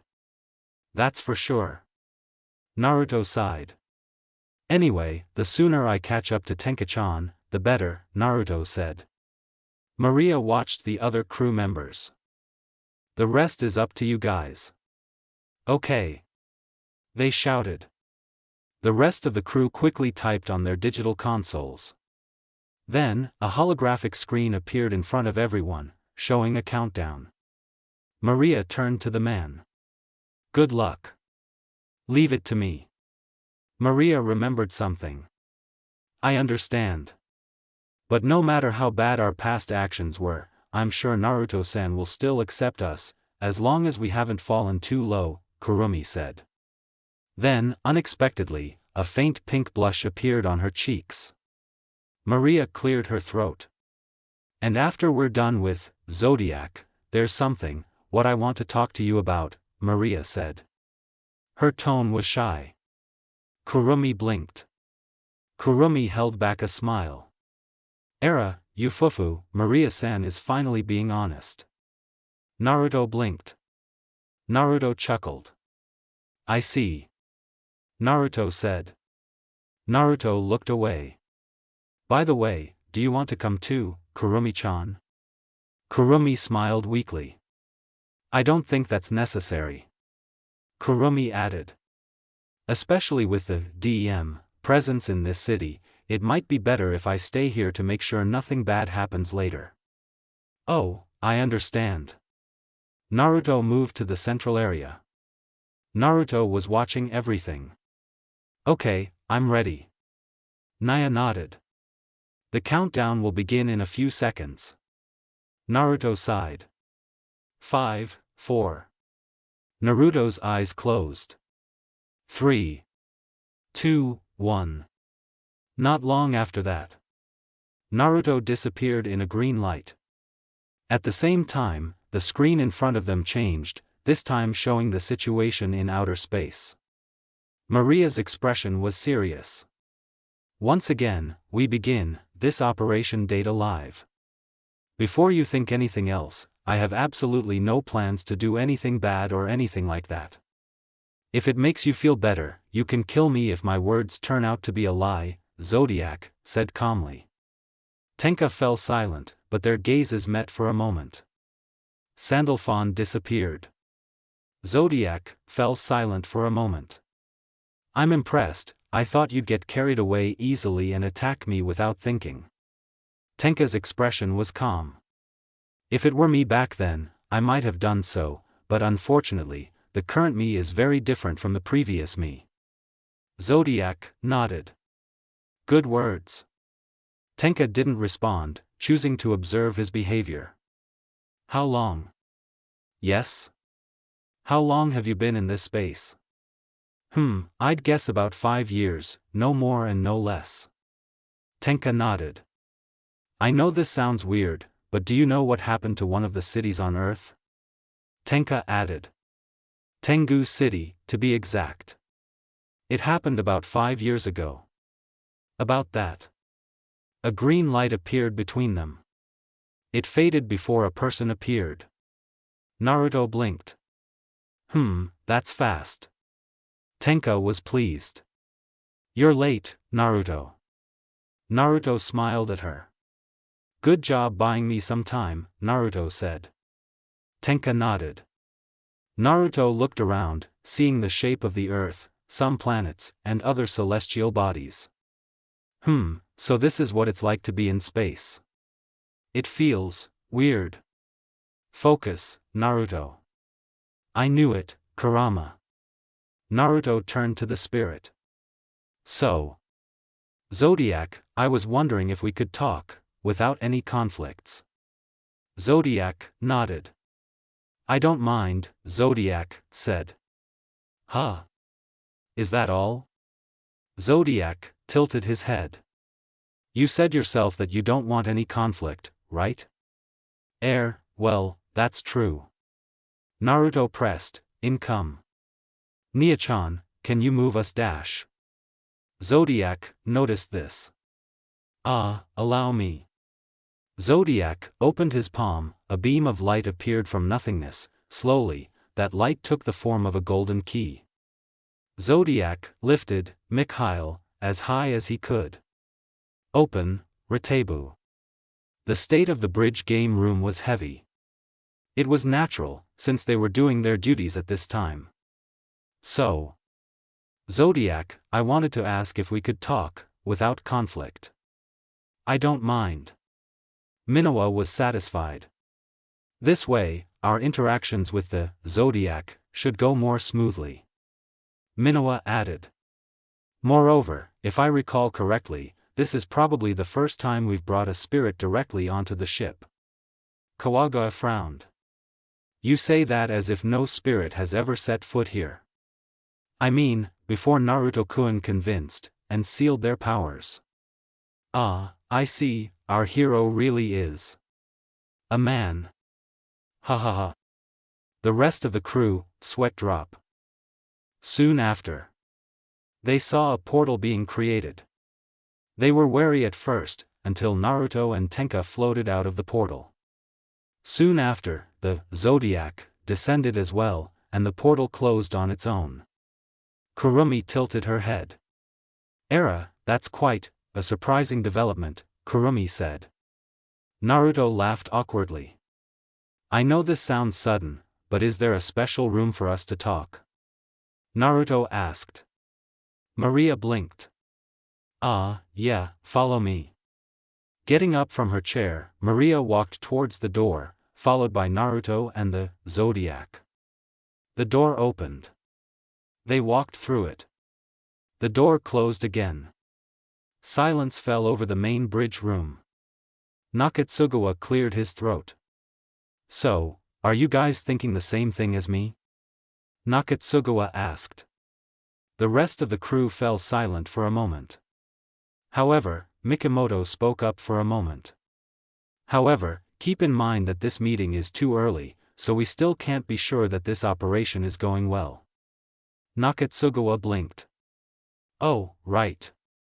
Shiozaki studied the door. For now, we'll leave it to the others, Shiozaki said. They nodded.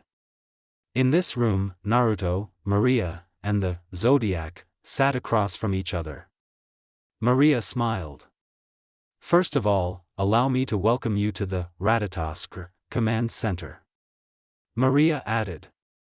To be honest, I'm glad we were able to talk peacefully without any conflicts or anything. Zodiac tilted his head. Naruto took a sip. Are you two a couple? Zodiac asked. His tone sounded amused. Naruto put his cup down. Maria was flustered. Where did that idea come from? Well, how come you both like to resolve conflicts peacefully, so I thought. Naruto nodded.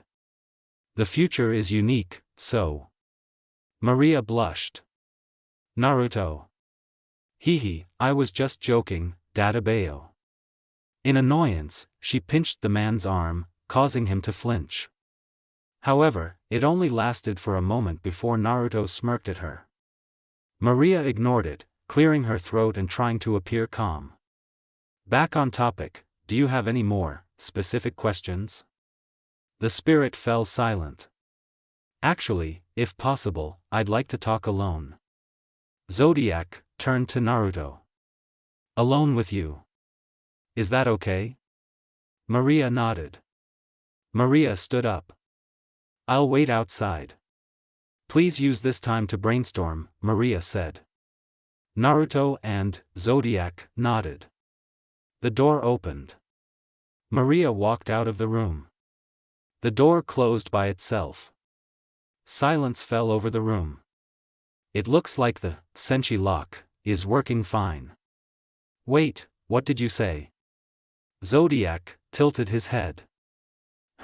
That's surprising. Don't tell me the spirit didn't tell you anything about this in the first place?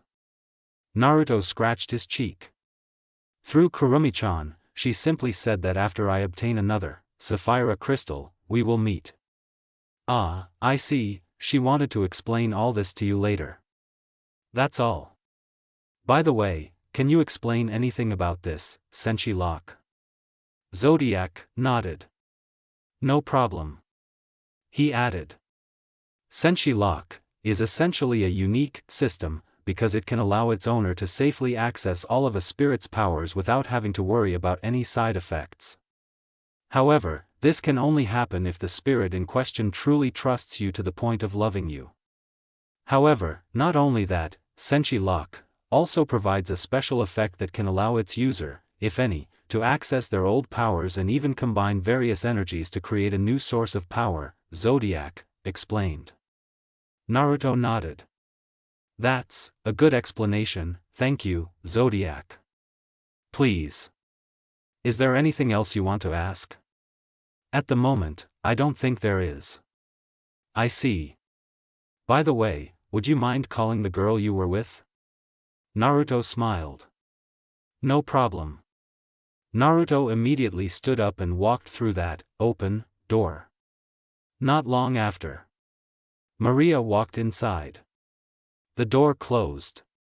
This time, it was only Maria and Zodiac in this room. Maria smiled as she sat up. I heard from Naruto. Were you hoping to talk to me? Zodiac nodded. Come to think of it, I have a question for you. Go on. Zodiac spoke. Maria's eyes widened. Zodiac picked up Michael. A portal appeared above the spirit. That was a good conversation. I'll be back later. Wait a minute, what do you mean by dash? Zodiac was into the portal, leaving Maria alone in the room. Earlier. At that moment, Maria was at a loss for words. Morning came. Since he was on vacation, Naruto decided to clean the house, starting with wiping the windows, mopping the floors, washing the clothes and more. How unusual for you to be diligent. This is my house, Kurama, how could I not clean it? Kurama chuckled. The sound of a bell rang. Naruto looked towards the door. Wait a minute. Naruto shouted. Putting down the broom, he headed towards the door, then opened it from the inside. Maria smiled.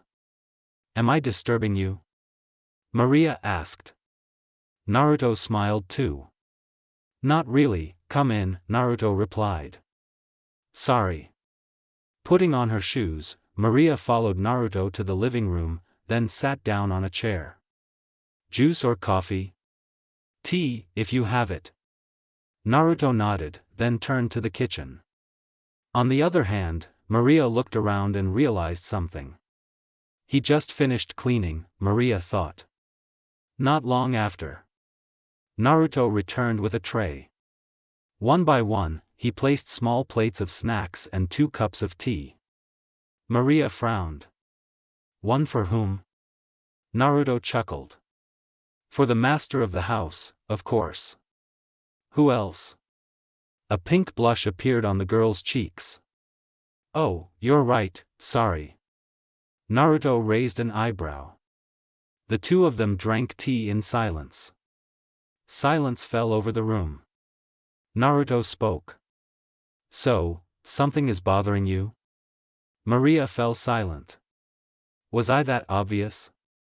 You usually drink coffee instead of tea. Maria sighed. I see, it's so far off. Maria added. It's true, I do have something bothering me, and it concerns my past. Naruto said nothing. The man chose to remain silent. Have I ever told you that I have a younger brother? This is the first time. I see. Maria took a deep breath, then exhaled slowly. To be honest, the reason I took the position of commander was to honor my sister's memory. Naruto waited for her next sentence. She was Marina, an enthusiast when it came to spirits. Maria added. And you know what's funny?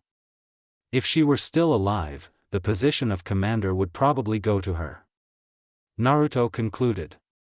My condolences. Thank you, but it doesn't matter, her death was a long time ago, 5 years ago to be exact. Naruto winced. 5 years? Doesn't that mean? Maria smiled. However, if you looked closely, the smile seemed forced. Yeah, that's right, when she died, it was a time when tragedy struck this city. In the living room of this house. To be precise, it was noon. 2 twin girls were watching a show on TV. They both laughed often when the players in the show made funny poses. Hey Marina, what did you name your doll? I don't know, what about Enai-san? About that, it's a secret, hee hee. Marina pouted. Marina remembered something. I just remembered, Enai-san, about being a member of the spirit fighting team, are you going to join? Maria shook her head. I have a dream of seeing the sky, so I probably won't join. Oh, okay. Marina added. Well, Enai-san, don't worry, I'm actually good enough to help them. Maria stroked her sister's hair. She smiled faintly. Of course, Enai-san also thinks that you're the kind of person who will help them. Hee hee, that's for sure. Naruto nodded. And then? What happened next? Naruto asked. Maria told the story again. This afternoon. Chaos was happening all around. Meanwhile, Maria was running, ignoring her surroundings, with a worried expression on her face. Marina, wait for me. Ni-san will definitely come to save you. Moments earlier, the two of them were sitting and relaxing in the park, intending to watch the evening sky until the sun set. However, strangely enough, many portals appeared in the sky. All of these portals were dropping various space objects, causing serious damage. Although she lost consciousness, it didn't take long for Maria to immediately look for her sister, who had disappeared, after she regained consciousness. Where are you, Marina? Maria then saw her sister lying helplessly among the ruins of a building. Blood was running from her forehead to her chin. Marina. Maria rushed towards her sister. Maybe hearing his voice, Marina slowly opened one of her eyes. Enai-san. It will be fine. Enai-san will definitely save you. Maria looked around. Someone. Please. Save my sister. However, Maria noticed that no one had come at all, or maybe they were busy with their own safety. Ni-san, never mind. Maria turned to her sister. The girl had a depressed expression. Wait a minute, there must be something I can do. Maria tried to push the aspect of the building away from Marina. However, no matter how hard she tried, it still hit her sister's body. It's okay. How can I? No matter what. I have to save you. Maria felt her hand hurt, and even a little blood was dripping from her fingertip, but she endured it all for the sake of her sister's safety. Hey, Ni-san. Maria immediately focused on Marina. Marina spoke again in a weak voice. I'm happy that I have such a caring Ni-san like you. Maria was stunned. She realized what was going to happen next. No, don't sleep, help will definitely come. So. Thank you, for everything. Marina smiled. Darling, nay. Marina was speechless. Maria shed tears. Marina awaya. Naruto was silent for a moment. That must have been hard for you, Naruto said. Maria shook her head. I'm getting better, though that memory is hard for me to forget, until now, Maria said. Naruto remained silent. I see. Silence enveloped the area. Hey, Maria-chan. Yeah? Naruto smiled. Do you want to go out? Naruto asked. Maria blinked. Maria smiled. Of course. The yellow ninja was satisfied. Meanwhile, in the spirit house, or more precisely in Nia's room, the two girls seemed to be busy playing games on the console. Tenka looked at the screen in front of her. I won this time. Kurumi chuckled. Yufufu, that should be my line. Tenka and Kurumi stared at each other. Electric sparks flashed in their eyes.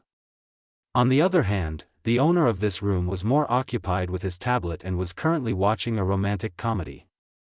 During the day, a man can be seen at the beach, pondering something and looking at a photo.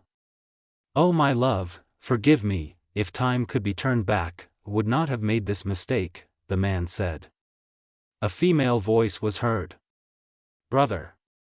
The man looked to the side and saw a woman walking towards him.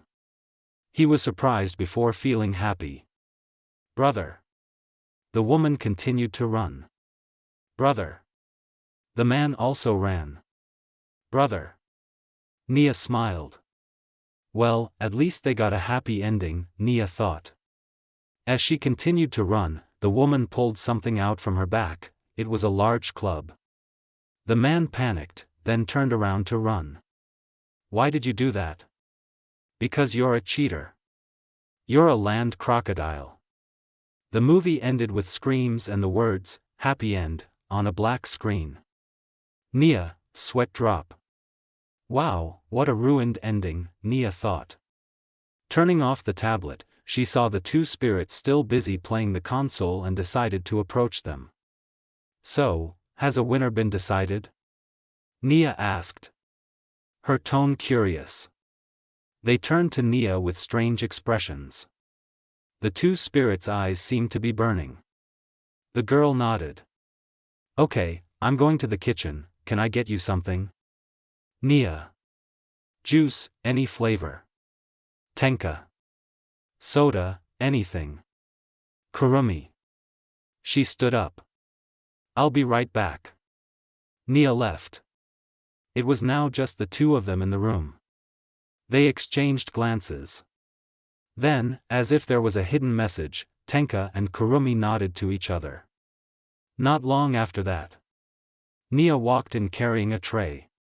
When it was placed down, the other occupants of the room saw snacks on small bowls, not to mention the presence of several drinks. Apple juice and melon soda. Thank you, Nia. Yufufu, sorry to bother you, Nia-san. Nia shrugged. Calm down. Nia added. Besides, you're my best friends, so it's not a problem. Tenka and Kurumi smiled. The three of them ate and drank for a while. Tenka remembered something. Nia. Yes, Tenka-chan. Has Fraxinus ever found spirits other than us? Nia blinked. Well, that's a tough question. She added. Our hard work only gets to you guys. And to be honest, I'm actually curious, are there really just a few, or are there more spirits besides you? Tenka frowned. Kurumi blinked. Nia-san, maybe you forgot about this, but, the original spirit? Nia blinked. Then, the girl's face turned a little red.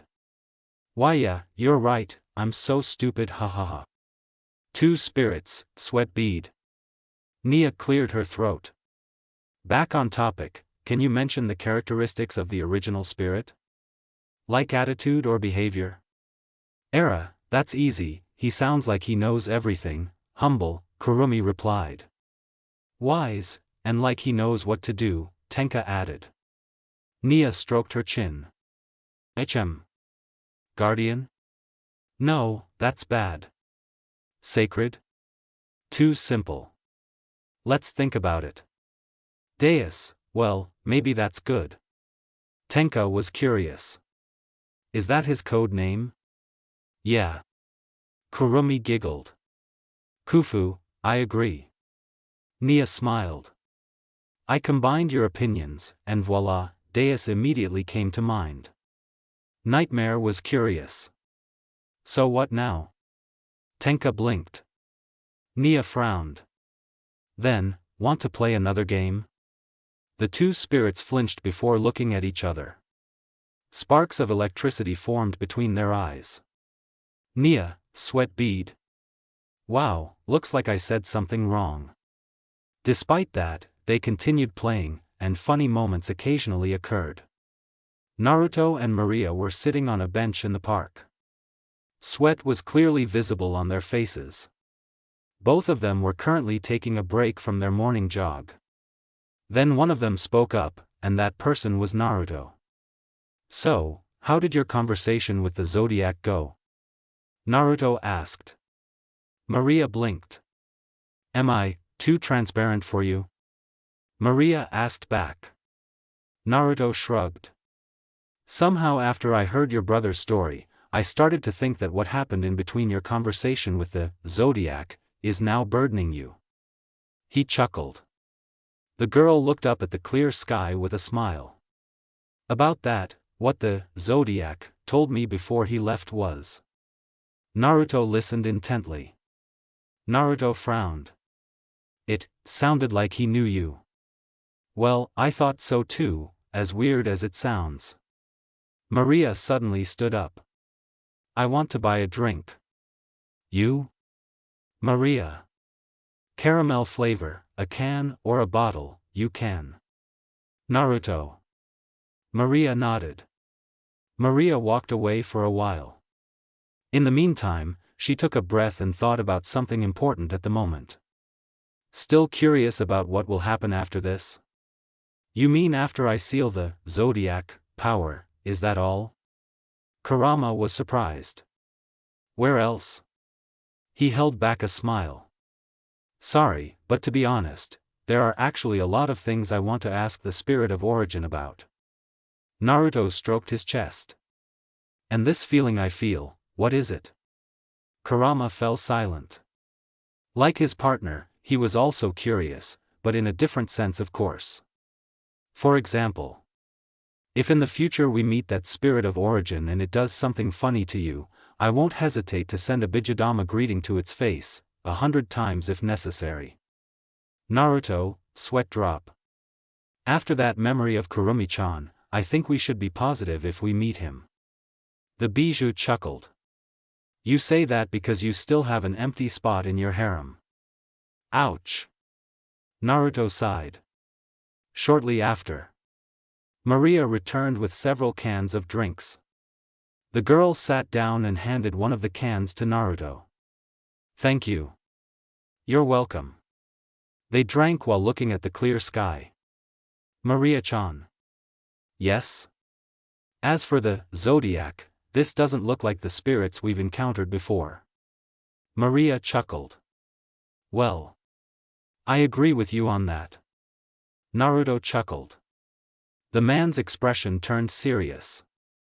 Since she doesn't look like Kurumi-chan or Tenka-chan, is the date option still valid? Maria stroked her chin. Even if I say yes, we don't know for sure if she'll accept this date request. Maria added. Worst case scenario, you might have to face her, with your fists. Naruto chuckled awkwardly. I like that girl's way of thinking, Kurama replied. You're saying that because there's violence, Databeo, Naruto replied. Can you blame me? I'm bored right now. Oh? Watching movies makes you bored? You bastard. Hurry up and go home. Today's episode will feature a scene where the protagonist's child gets bitten by a zombie while running away from the mall. Naruto groaned, rubbing his temples. Maria noticed the man's behavior. What's wrong, Naruto? Kurama wants me to hurry up and go home. His favorite show is airing at 12 o'clock. Maria blinked. Maria chuckled. He's always up to something. Naruto smirked. They stood up and stared at each other. If Fraxinus ever finds anything, we'll contact you later, Maria said. I understand, Naruto replied. Maria remembered something. Oh, there's one more thing. Naruto became curious. What is it? Maria kissed Naruto on the cheek. Maria pulled her face away. A faint pink blush appeared on the girl's cheeks. I'll go first then. She then walked away, leaving Naruto alone in the park. Naruto smirked. He felt entertained now. It seems like Maria-chan is starting to get bolder. Hey! Let's go home. Geez, you're so impatient, Kurama. Naruto went home. Hibiki was standing in front of that door. This is her house if I'm not mistaken. Hibiki muttered. After investigating, it turned out that the girl was planning on visiting Naruto's house, and she had indeed made an appointment before coming. Yash, you can definitely do it, Datakana. Hibiki pressed the doorbell. Wait a minute. Soon after. The door opened from the inside. Naruto smiled faintly. Oh, it's Hibiki-chan, come in. Hibiki nodded and walked in. Sorry. Naruto closed the door. They walked side by side. Of course, this happened after Hibiki placed her sandals on the shelf. Entering the living room, Hibiki saw glasses and snacks on the table, not to mention the TV, showing a movie. Naruto-san, are you done watching the movie? Hibiki asked. Oh, more like watching a TV series, Naruto replied. Heh, Hibiki replied. Naruto put the glasses and plates away. Naruto remembered something. By the way, do you want me to get you something to drink? Juice or milk perhaps? Hibiki stroked her chin. White milk, if possible. Naruto smiled thinly. I understand. You just wait here. Hibiki smiled. The girl saw Naruto carrying the dirty dishes to the kitchen. Deciding to sit down, she watched a preview of another episode in which the main character's family of relatives finally reunited after being separated earlier. Naruto returned with 2 glasses. One had orange juice and the other plain milk. He placed the tray on the table. This is for you, but be careful because it's still hot. There was no answer. Naruto was confused. Hibiki-chan? Hibiki gasped. Huh? Yeah, thank you very much. After drinking half of it immediately, Hibiki stuttered as her tongue felt like it was burning. Hey. Naruto, sweat drop. I told you it was still hot. Naruto. Sorry. Hibiki. Naruto shook his head. So, What business do you have with me? Naruto added. Of course, that doesn't mean you can't just drop by or something. Hibiki placed the cup on the table. Hibiki nodded. That's what I was hoping for, that you'd join me somewhere. After this Zodiac thing is over. Naruto became curious. Is it alright? When? I'll tell you the location and time later. I understand. The room fell silent. Hibiki cleared her throat. And one more thing, Hibiki said. What is this? Naruto asked. You have a game console? Naruto blinked. Naruto chuckled. You really are funny. Hibiki grinned widely. Hee hee. Naruto and Hibiki played for hours. Jokes and laughter could be heard from their actions. Night had fallen. In a normal training ground, Naruto dodged someone's sword swing, a small smile appearing on his cheeks. Watch your attack direction, Tenka-chan. Tenka smiled. I should have told you that, Naruto. A shadow appeared on the ground, and at that very moment, Kurumi stepped out of it, firing at the ninja's blind spot. Despite this, Naruto turned around, blocking each bullet with the kunai in his right hand. Tenka took this opportunity, raising Sandalphon. Understood. Tenka quickly tried to strike the man's back, but was blocked by another kunai in his left hand. Tenka flinched before retreating. So did Kurumi, who was keeping her distance. The two of them surrounded the man. Naruto was surprised. Impressive, you almost hit me just now. Naruto said. Almost hit isn't the same as hit, right, Kurumi? Kufu, that's right, Tenka-san. Naruto chuckled. You guys are really funny. He then disappeared with a gust of wind, leaving a kunai with an explosive tag stuck in the ground. Kurumi and Tenka's eyes widened. They immediately jumped into the air. A small explosion occurred. While they were in the air, Naruto appeared with a gust of wind and tried to punch both of them hard in the face. However, Kurumi instantly turned into a shadow while Tenka blocked the punch with his own face. Tenka smirked. Understood. Naruto chuckled before a cloud of smoke enveloped him, revealing a tree trunk full of explosive tags. Tenka's eyes widened. A small explosion occurred. At that moment, Tenka was forced to land on the ground, her face burned by the smoke rising from her hair. Tenka quickly shook her head and her face returned to normal. The sound of a bell was heard. The kunai on the ground was covered in smoke. It turned into Naruto. Naruto clapped his hands. We're done for today. We'll continue another time. A shadow appeared on the ground. Kurumi rose from there. They both nodded. Kurumi and Tenka leaned against one of the trees. Meanwhile, Naruto looked at the surrounding conditions, where some trees had fallen and the ground was full of holes. Naruto clenched his fists, which slowly became covered in a fiery purple and yellow aura. He quickly slammed both his hands together, causing a small energy explosion that spread throughout the forest. However, instead of causing major destruction, it caused the ground and trees to return to their original state, growing and being beautiful again. Satisfied, he walked over to the two spirits, then sat between them. Tenka became interested. I wonder if I can do what you did, Tenka said. Naruto scratched his cheek. Well, the reason I can do that is because Kurama's chakra has a greater concept of life force. Naruto added. And through your access to Ryoryoku, it increases its energetic properties. Tenka nodded. I see. So that Grandpa Fox's energy can be useful for more than just combat. Kurama growled. TCH, a gourmet like you should just shut up. Kurama. What?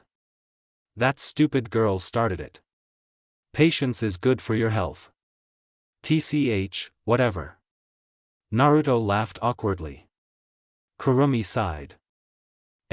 Tenka-san, etiquette is important in social life, so maybe you should be more careful with your words, Kurumi said. Kurama smirked. Okay, tell him. Tenka blinked. That may be true, but from what I remember, that fox grandpa doesn't belong to any social class, except for the alien class. Kurama's grin faded. Moreover, he can only live in Naruto's body. When was the last time he paid his rent? Naruto and Kurumi, sweat drop. Wow, that's what she has in mind, Naruto thought. Tenka-san, we spirits are also an alien class, how can you not understand something so simple, Kurumi thought. On the other hand, Akks 8 and 9 dash and 91. Naruto pretended to cough. Why yeah, maybe we should go home. Naruto. Why you're right, it's almost midnight. Kurumi. Oh, okay. Tenka. They stood up. Naruto remembered something. Oh, I forgot something. The two spirits were curious. What is it, Naruto? Era, what did you forget, Naruto-san? Naruto smiled. Here. The ninja kissed Kurumi and Tenka on the cheeks. They both blushed. Naruto was pleased to see their faces. I hope you have a good sleep tonight. Why yeah, you too, Naruto-san. You too, Naruto. The three of them headed towards their homes. However, along the way, Tenka and Kurumi couldn't stop smiling. Maria looked at the ceiling of the room with a complicated expression. She was currently in her bedroom, silently thinking about Zodiac's last words. Are you happy? She then sat on the edge of the bed, her gaze darting out the window. Why, do I feel like I know Zodiac? But if so, where? And when? Maria muttered. Maria exhaled. On top of one of the skyscrapers, that figure, aka Zodiac, was watching over Tengu's city with a gentle expression. Tengu, come to think of it, it's been a long time since I last visited my hometown, moreover. The figure gradually began to return to its normal appearance, starting with its long black hair and yellow irises. I'm happy that I can meet Enai-san again. Marina smiled faintly. Amidst the ruins of the building, ignoring the chaos around her, a woman was crying. Hicks. Marina. Hicks. Maria stared at her sister's corpse with tears in her eyes. When she first felt despair, a shard of blue crystal suddenly appeared in front of Maria. Maria was shocked. This is a sapphire crystal? The blue crystal glowed softly, as if telling Maria something. So, when you came to this time from a distant time, your power went out of control due to the effects of time travel, so the disaster that befell this city was because of you. Maria should have been angry right now. However, what the woman felt right now was only emptiness. What's the point of hating, when I feel nothing but emptiness? Maria gasped. Maria watched the object. You should be able to do something, right? Even if he can't be saved anymore, at least I want our separation not to be like this. The crystal shard glowed faintly. Maria paused for a moment, then nodded. I understand, I don't mind if you want to block out some of my memories of this event. Because to be honest, it will help me recover from the trauma when I meet Marina again. The crystal shard glowed a little brighter. Accept you in 5 years? Okay. I guess. Michael glowed brighter than before. Maria reflexively closed her eyes. Everything instantly became bright. Morning comes. Tengu town looks busier than usual. Many stands are scattered and festivals are being celebrated. This is natural since today is the day Tengu town celebrates its anniversary. On one side of town, Naruto stands with his back to a statue in the park, his gaze focused on his cell phone. Nervous? A little. Kurama chuckled. I don't think that's necessary. I mean, it's obvious that this girl likes you as more than just a friend. Kurama added. Well, although I wonder why she hides it, having feelings for the opposite lemon is not a sin from what I remember. Naruto stuffed his phone into his pocket. Everyone has their own way of dealing with emotions like love. If any of us are to blame, it's probably me. The bijou was interested. Oh? Is it because you realized her feelings first? Naruto held back a smile. That's one of them. Heh, soft. Noisy. A girl approached Naruto from afar. She was wearing casual clothes consisting of a simple white short-sleeved shirt and a black skirt. Not to mention the shoes and the ribbon on the side of her hair. Sorry for keeping you waiting, Naruto. Naruto looked away. Maria was standing in front of him with a smile. Maria was starting to get nervous being looked at like that. Ayano, is there something wrong with my appearance? Naruto blinked.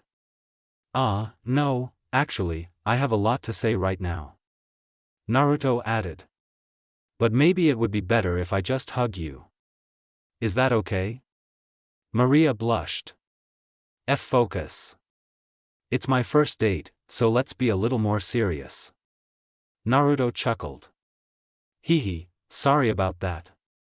He then extended his hand to her. His action was well received by Maria. Naruto smiled. Come on, let's start this date.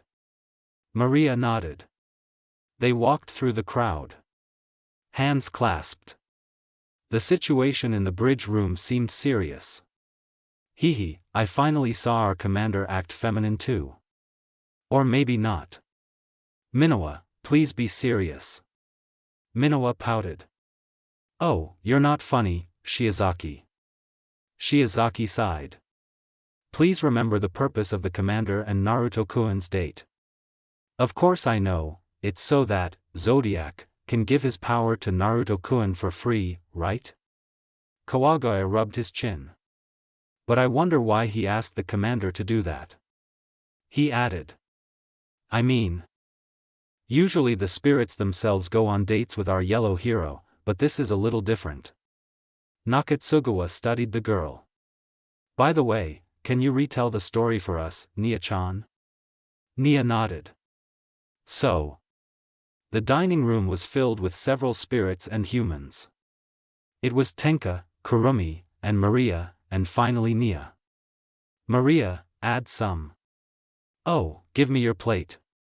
Tenka handed the girl a bowl. Nia studied the spirit, raising an eyebrow.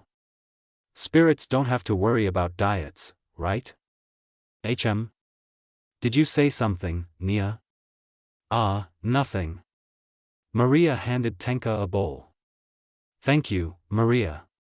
It's no problem. Tenka ate happily. There were 10 empty bowls next to the girl. Kurumi ate quietly. She chuckled. Era, Yufufu, that's how we are, Nia-san. Just consider it one of the perks of being a spirit. Nia sighed. No comment. Maria shook her head. Just shut up and eat, Nia. Nia rolled her eyes. Yes, ma'am. Can I have some pocket money too? Maria ignored her comment. Soon after they finished eating, their eyes widened as a portal appeared in front of them. Zodiac stepped out. The spirit stared at Maria. So, what's your answer? Kurumi smiled, but there was something dangerous about it. Era, correct me if I'm wrong, but isn't that considered an action that invades someone's privacy? Zodiac nodded. You're right, sorry for butting in. Maria waved her hand. Kurumi, it's no problem for me, and about Kufu, alright. Your question from back then, I still don't fully understand it. Zodiac fell silent. The spirit came to his senses. Then, there's something I want you to do with someone today. Please listen to it carefully. They listened attentively. And the rest is as it is now. Nia finished her story. The girl received another glare from the team. So. Kawaga. Zodiac, just wanted. Nakatsugawa. Our beautiful commander. Minowa. Go on a date with Naruto-kun? Shiozaki. Nia nodded. Something like that. She noticed that Mikimoto looked serious. This made the girl curious. Something seems to be bothering you, Mikimoto-san. Mikimoto sighed. My salary was 5 cents less last month. Another team member, sweat drop. Mikimoto smiled faintly. Sorry, I was just joking. He was still talking. But just from the sentence "Are you happy?" there's already another clue that this spirit knows the commander, personally. Shiozaki nodded. The question is, when and where, right? Exactly. That's what I mean. Kawaga frowned. It's more difficult than opening a bottle with your teeth. All eyes were on him. Kawaga blinked. What? Minowa shook his head. By the way, where are Tenkachan and the others? Nia blinked. Oh, they're enjoying the festival on the other side of town. Nakatsugawa chuckled. In other words, they don't want to disturb the commander and Naruto-kun's date. Wise, wise. Nia laughed awkwardly. Well, something like that, and at the same time, keep an eye on the AST and DEM military conspirators down there. The crew of the other ship immediately focused. They turned forward. Their gazes were fixed on the screen, which was showing the situation down there. Maria didn't know what to do. Why did things turn out like this? Maria thought. Satisfied with their walk, the two of them stopped at an ice cream shop, having just finished ordering and quietly waiting for their food to arrive. They were sitting across from each other. Naruto tilted his head. Maria-chan, are you okay? Maria snapped out of her thoughts. Yeah, I'm okay, it's just. It's just? It should be a Zodiac in my place right now, not me. Maria couldn't understand the spirit's request. Why did she have to date Naruto? She couldn't find any reason to do it, except. Are you happy? Huh? Wait a minute. Maria suddenly stood up. There she is. Several pairs of eyes turned in her direction. Realizing his mistake, he slowly sat up, then pretended to cough with an awkward expression. Sorry.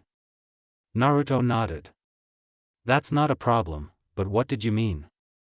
Naruto asked. His tone curious. Maria sighed. I'm starting to understand who the Zodiac really is. Seeing how he acts around me and how he cares about my happiness more than anything. Naruto fell silent. He was starting to understand where this conversation was going. The Bijou was interested. You were discussing this just a moment ago, Kurama said. Sometimes unexpected things can happen at any time, Kurama. Yeah, I can understand that. Naruto smiled. Before we continue this conversation, maybe we should calm down first. Naruto added. The day is still long, so there's no point in rushing, right? Maria blinked. A look of relief appeared on her face. Well, you're right, calming down is a good choice, especially in situations like these. Naruto chuckled. Then good luck to you here. Maria beamed. Not long after. The waiter came to take their order. There were 2 glasses filled with ice cream with different flavors and toppings. Naruto and Maria tried the ice cream. A sweet and cold sensation was felt in both their mouths. While tasting the ice cream, the girl remembered something, or rather, the early stages of their unity. Memories. On one of the floors of the Yggdrasil Sapphira building, Maria watched the monitor with a serious expression. Various designs and animated displays could be seen on the screen. However, the girl's thoughts were focused on something. The crew for the rescue operation Spirit is ready, even the ship and technology we need are ready to use, but the main problem is the person who can speak directly without causing conflict with them. In fact, Maria had received a document from her superiors related to a list of people who were good at talking. However, upon further investigation, it turned out that most of these candidates had bad habits and a short temper. Their average age was also over 30. So Maria, politely, declined the recommendation and decided to look for it herself. However, she had not found it yet. This sometimes frustrated Maria. Maria blinked and then turned to the clock on the wall. The girl fell silent, realizing something. Looks like it's time for a break. Maria stood up before walking in some direction. Along the way, she greeted people passing by, most of whom were her colleagues. Maria then stood in front of the elevator door, quietly waiting for that door to open. The elevator opened. The girl entered. The elevator closed. Maria realized that there was someone else here besides her. This was because a strange sound was heard. Maria glanced to the side. A light laugh escaped her lips. Drinking in the elevator, Uzumaki-san? She smirked. Hee, sorry, I'm thirsty. Maria knew this man. His name was Uzumaki Naruto. He was hired as a writer a few weeks ago in this company. For special reasons, instead of being sent to another branch, he was placed here. It wasn't that Maria had a problem with Naruto. Especially when he was a good neighbor. It was just that, given the spiritual location in this city, there was a possibility that Tengu would be a place where spirits would appear later. Maria was just worried that if a spirit appeared at any moment, Naruto would be caught in the middle of a problem that shouldn't be his business. Well, it's not that big of a deal. Naruto was still smirking. The elevator door opened. At that moment, they parted ways. Maria was walking alone at night. After investigating, the girl had just withdrawn money from an ATM and was currently planning to go home. There are indeed many advantages of digital money, but if there are already problems with the network, it would be better to make it a secondary option, Maria thought. Soon after, Maria was surprised when she met a man. Ah, I didn't expect to meet you here, Uzumaki-san. Naruto chuckled. Well, I'm a little surprised too.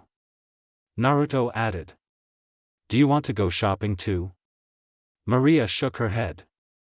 I don't have any plans to go shopping right now, I'm just going home. Naruto nodded. Then be careful on the road. Maria smiled thinly. You too. Naruto chuckled. Yeah. He entered the mini-mart. Taking a look at Naruto leaving, the girl started walking again, her purpose clear as to where she was heading. After walking for a long time, Maria headed towards the left side, stopping for a moment when she saw several bandit-like people blocking her path. The first bandit chuckled. Wow, all alone, want us to walk you somewhere, cutie, the first bandit teased. Maria looked awkward.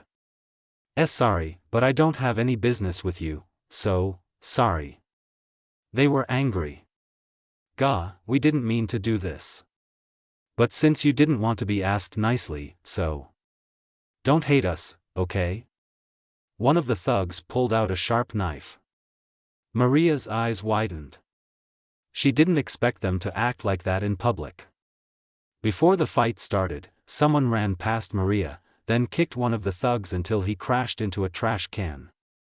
The other two thugs were shocked and walked over to their friends. The girl realized who it was. And Naruto? Naruto looked back. He smirked. Don't worry. As long as I'm here. Naruto turned forward. His expression was serious. I won't let anything bad happen to you. You have my word, Dadabayo. Maria blushed. She might be strict at times, but at the same time, she was still a young girl. So, seeing Naruto act for her sake gave her a strange feeling in her heart. You Naruto simply smiled. Helping his friend up, the thugs approached them with annoyed expressions on their faces. You're looking for death, bastards. The third thug said. Naruto chuckled. Hey, if you guys want violence, why don't you just point it at me, huh? He clenched his fists. Come here, I'll kick your asses one by one.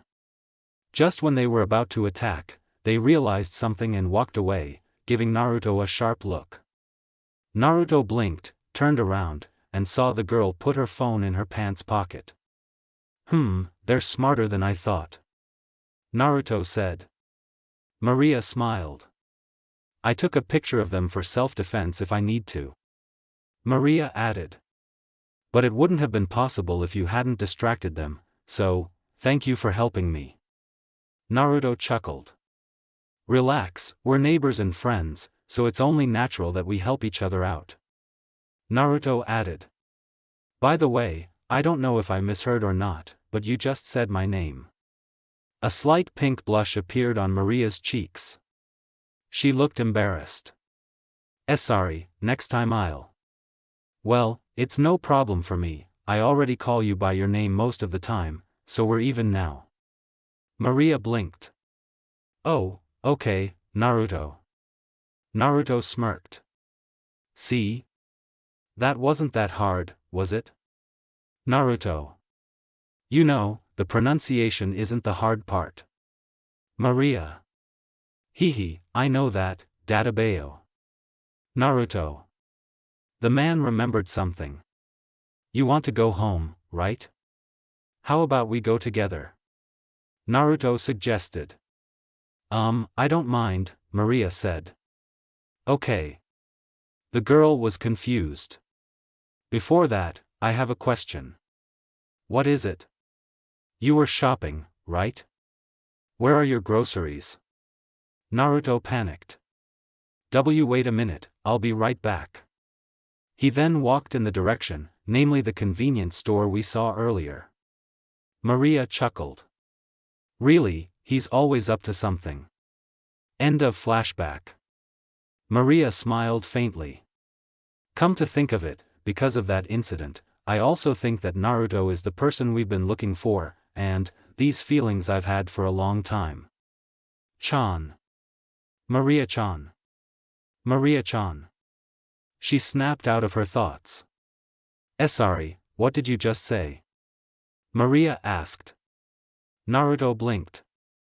I just wanted to say that I'm going to the back room first before we continue this walk, Naruto replied. Maria nodded. Oh, well then. Smiling, Naruto stood up and walked in a certain direction, leaving Maria there for a moment. The girl sighed. An awkward expression appeared on her face. That was close, but knowing Naruto, he'll probably ask about it later. Not long after. Naruto sat back down, finishing his business. He was curious. Do you want to order more? Or? Maria shook her head. I'm done. Maria added. And, maybe it would be better if we continue this date? She spoke shyly. Naruto chuckled. Sure. Maria smiled weakly. After paying, they both left the establishment and walked side by side. They continued their date peacefully. Tenka-san. What's wrong? Kurumi? How long are you planning on continuing to eat? Tenka blinked. The spirit was holding takoyaki and ice cream. Until I'm full, of course. What else? Kurumi sighed. Why am I asking you this? On the other side of town, Tenka, Kurumi, and Hibiki were leisurely strolling around, enjoying the festival. The three of them were dressed in casual clothes. Hibiki laughed awkwardly. Why yeah, we're here to have fun, so there's no need to take it too seriously. Right? Please. Kurumi smiled. You're right, but unfortunately, there are chimpanzees that like to ruin the atmosphere here. So it might be difficult. Tenka narrowed her eyes. And who is this chimpanzee you're talking about? Era? It's definitely that kind of animal. It's not like. I'm talking about a human, of course. They looked at each other intently. Electricity was flowing from their eyes. Hibiki was shocked. Wow, there's a cute cat attraction. She realized that the spirit had disappeared somewhere. There. Tenka devoured the entire takoyaki in one go. She sighed. I admit that cats are cute, but. Hibiki was curious. But? The lion is much cuter. Sweat drop. The girl came to her senses.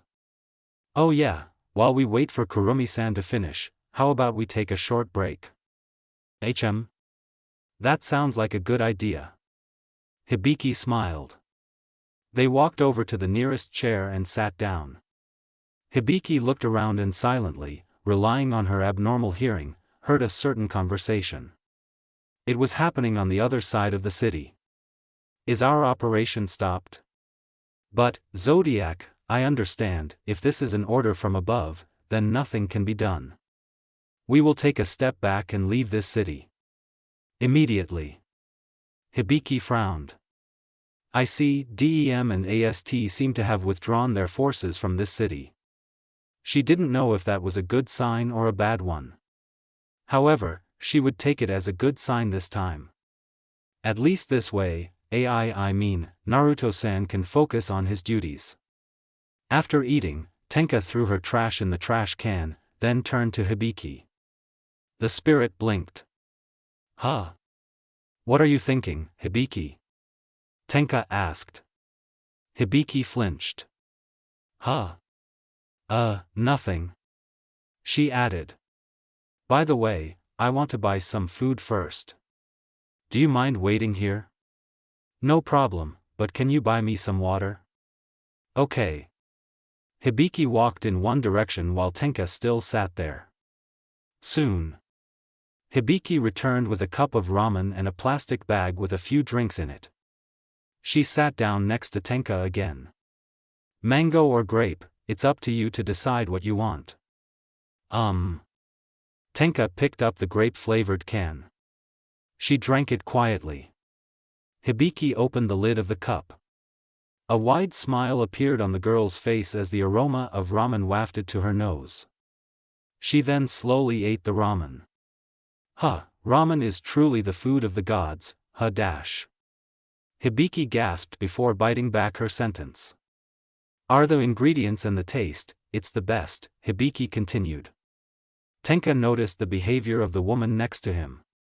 Hey, Hibiki, Tenka called out. Why yes, Tenka-san. Hibiki replied. Tenka was curious. This may seem strange, but some of your behavior reminds me of Naruto. Hibiki laughed nervously. It might just be your intuition. Well, maybe you're right. Really? Despite this, Tenka occasionally observed Hibiki's behavior, who was trying to look as normal as possible while finishing her ramen. Once she was done, the girl threw her cup into the trash can, then straightened up. I'm going to go to the restroom, I'll be gone for a while, Hibiki said. Oh, okay, Tenka replied. Hibiki gave him a short smile before heading to her supposed place. Entering the girl's restroom, she sighed in relief when she realized that there was no one there. But, just in case. Hibiki snapped her fingers. In an instant, a thin barrier enveloped the entrance area, giving off an uncomfortable feeling to those who were going to come here at this time. A female voice rang out in this room. You're really in a tough situation right now, someone said. She looked back and saw the creature, then sighed. I just didn't expect Sandalphon to be sensitive, or rather. Too sensitive, Hibiki said. No comment. Mew, at least give me some advice or something. Mother. The figure chuckled. You can't wait to meet your father, can you? Well. Mother is right. The figure was surprised. Just be patient for a little while longer. It added. Especially with our current situation, sooner or later our family will be together, as it should be. Hibiki understood the meaning of his words. But. Will my father accept me? That was what Hibiki had been afraid of all this time. What if this secret was revealed? Would her father reject her existence? Or worse, hate her existence? The figure smiled softly. That's for sure. Is it true?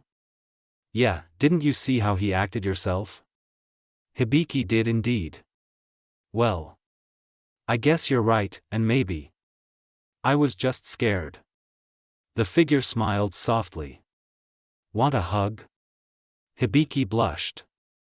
Despite that, she immediately hugged her mother, ignoring her embarrassment at the same time. The two stopped hugging. It's time for you to go back. We'll talk later. Hibiki nodded. The figure smiled before his presence disappeared. Then, she snapped her fingers and the barrier disappeared. Yeah, it's time to go back. Hibiki walked out, passing by several women of varying ages, who entered after her. It didn't take her long to get close to the original area, but the sight before her stunned her. And there were cats that could do backflips while wagging their tails for hours, and they were all cute. Oh, I see, haha, great. With an excited expression, Kurumi told her fellow spirits about her experience. However, as a listener, Tenka looked indifferent with a blank expression. Hibiki gulped. It's scary, maybe I should go somewhere secretly until Kurumi-san calms down. Turning around, she took only a few steps, leaving the two of them, for a moment. Night had fallen. After enjoying a variety of activities, Naruto and Maria relaxed on a long bench located on the outskirts of the city. It was fun, don't you think, Naruto? Naruto chuckled. The man's gaze was directed forward. Yeah, that's how it is. Maria calmed down. She turned her gaze to the dark sky. The words of a certain spirit entered his mind. Are you happy? Looking to the side, he watched Naruto for a moment, then turned his attention back to the sky. Happiness, huh? The girl chuckled. I think I found it. Naruto was curious. Are you thinking of something funny?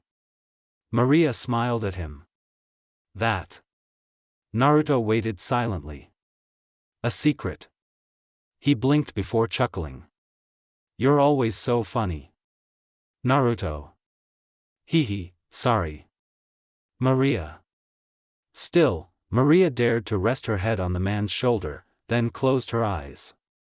Naruto smiled. He didn't mind the Fraxinus commander's actions at all. Humph, that girl has finally gotten bold. Hush, don't be like that, Kurama.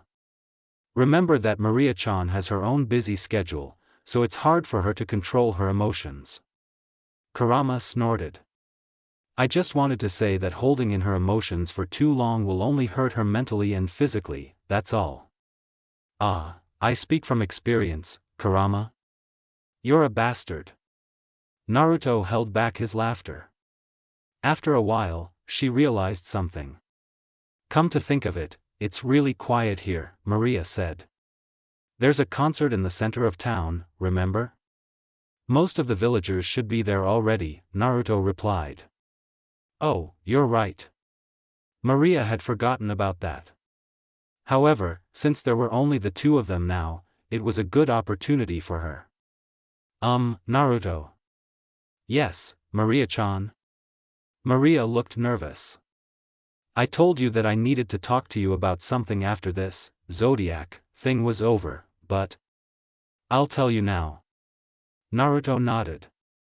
Seeing this, he took a deep breath, then slowly exhaled. Naruto interrupted. Does it hurt you that I've known about your feelings for a long time? Maria lightly hit his shoulder. Naruto winced. Why you? I tried to work up the courage for this moment, but what's the point if you already know? Despite this, the girl's expression softened, as if she was relieved. Naruto chuckled. Hee, sorry. Naruto added. But, are you sure? Maria nodded. I knew from the beginning, when I asked you for help with the spirits, my position wasn't the first in your heart. But, even so, I don't mind, because being with you. Maria looked at the man intently. There was no hesitation on her face. Is the happiness I've wanted all this time? Naruto simply smiled. The ninja's arms opened. So, a hug? Maria wasted no time in embracing the man. A faint smile appeared on the girl's face. A portal was created in front of the two of them. Realizing this, Naruto and Maria stopped hugging, then approached the portal. Slowly, Zodiac stepped out of it and watched the two of them before turning to Maria alone. So what? How is it? Zodiac asked. Before I answer your question, let me tell you something, Maria replied. Zodiac was intrigued. Oh, good. Maria took a breath and let it out slowly. Thank you. Out of all the sentences, the spirit didn't expect this. Thank you for coming to me again. Maria added. I don't know why you only came to me now, but I'm sure you have a good reason. Marina. Slowly, the light surrounding the Zodiac faded, leaving behind a girl who looked similar to Maria, but the difference was that her hair was black and her irises were yellow. The astral dress she wore was a futuristic yellow dress. Zodiac, no, Marina sighed. As expected of an Isan, sometimes you're too smart for your own good, Maria chuckled. I'll take that as a compliment. Well, yippee, yay. Both sweat drop at Marina's response. Why is her attitude different from before? No comment, Naruto replied. Marina blinked. Oh, yeah, go on. Maria was confused. Marina, you're talking nonsense dash. Then, surprisingly, a light floated out from Marina's chest area. It looked like a crystal shard. Maria was shocked to see this phenomenon. Wait a minute, Marina, what do you mean by?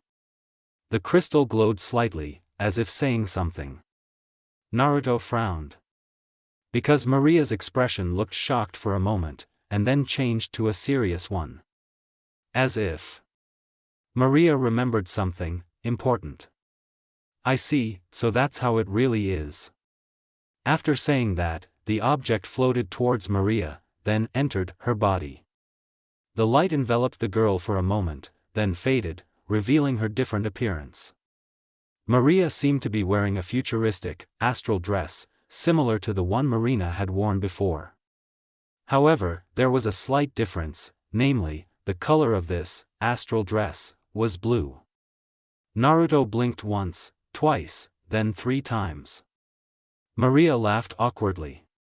I know this seems weird, but I'll explain everything when we get back to Fraxinus, really. Maria.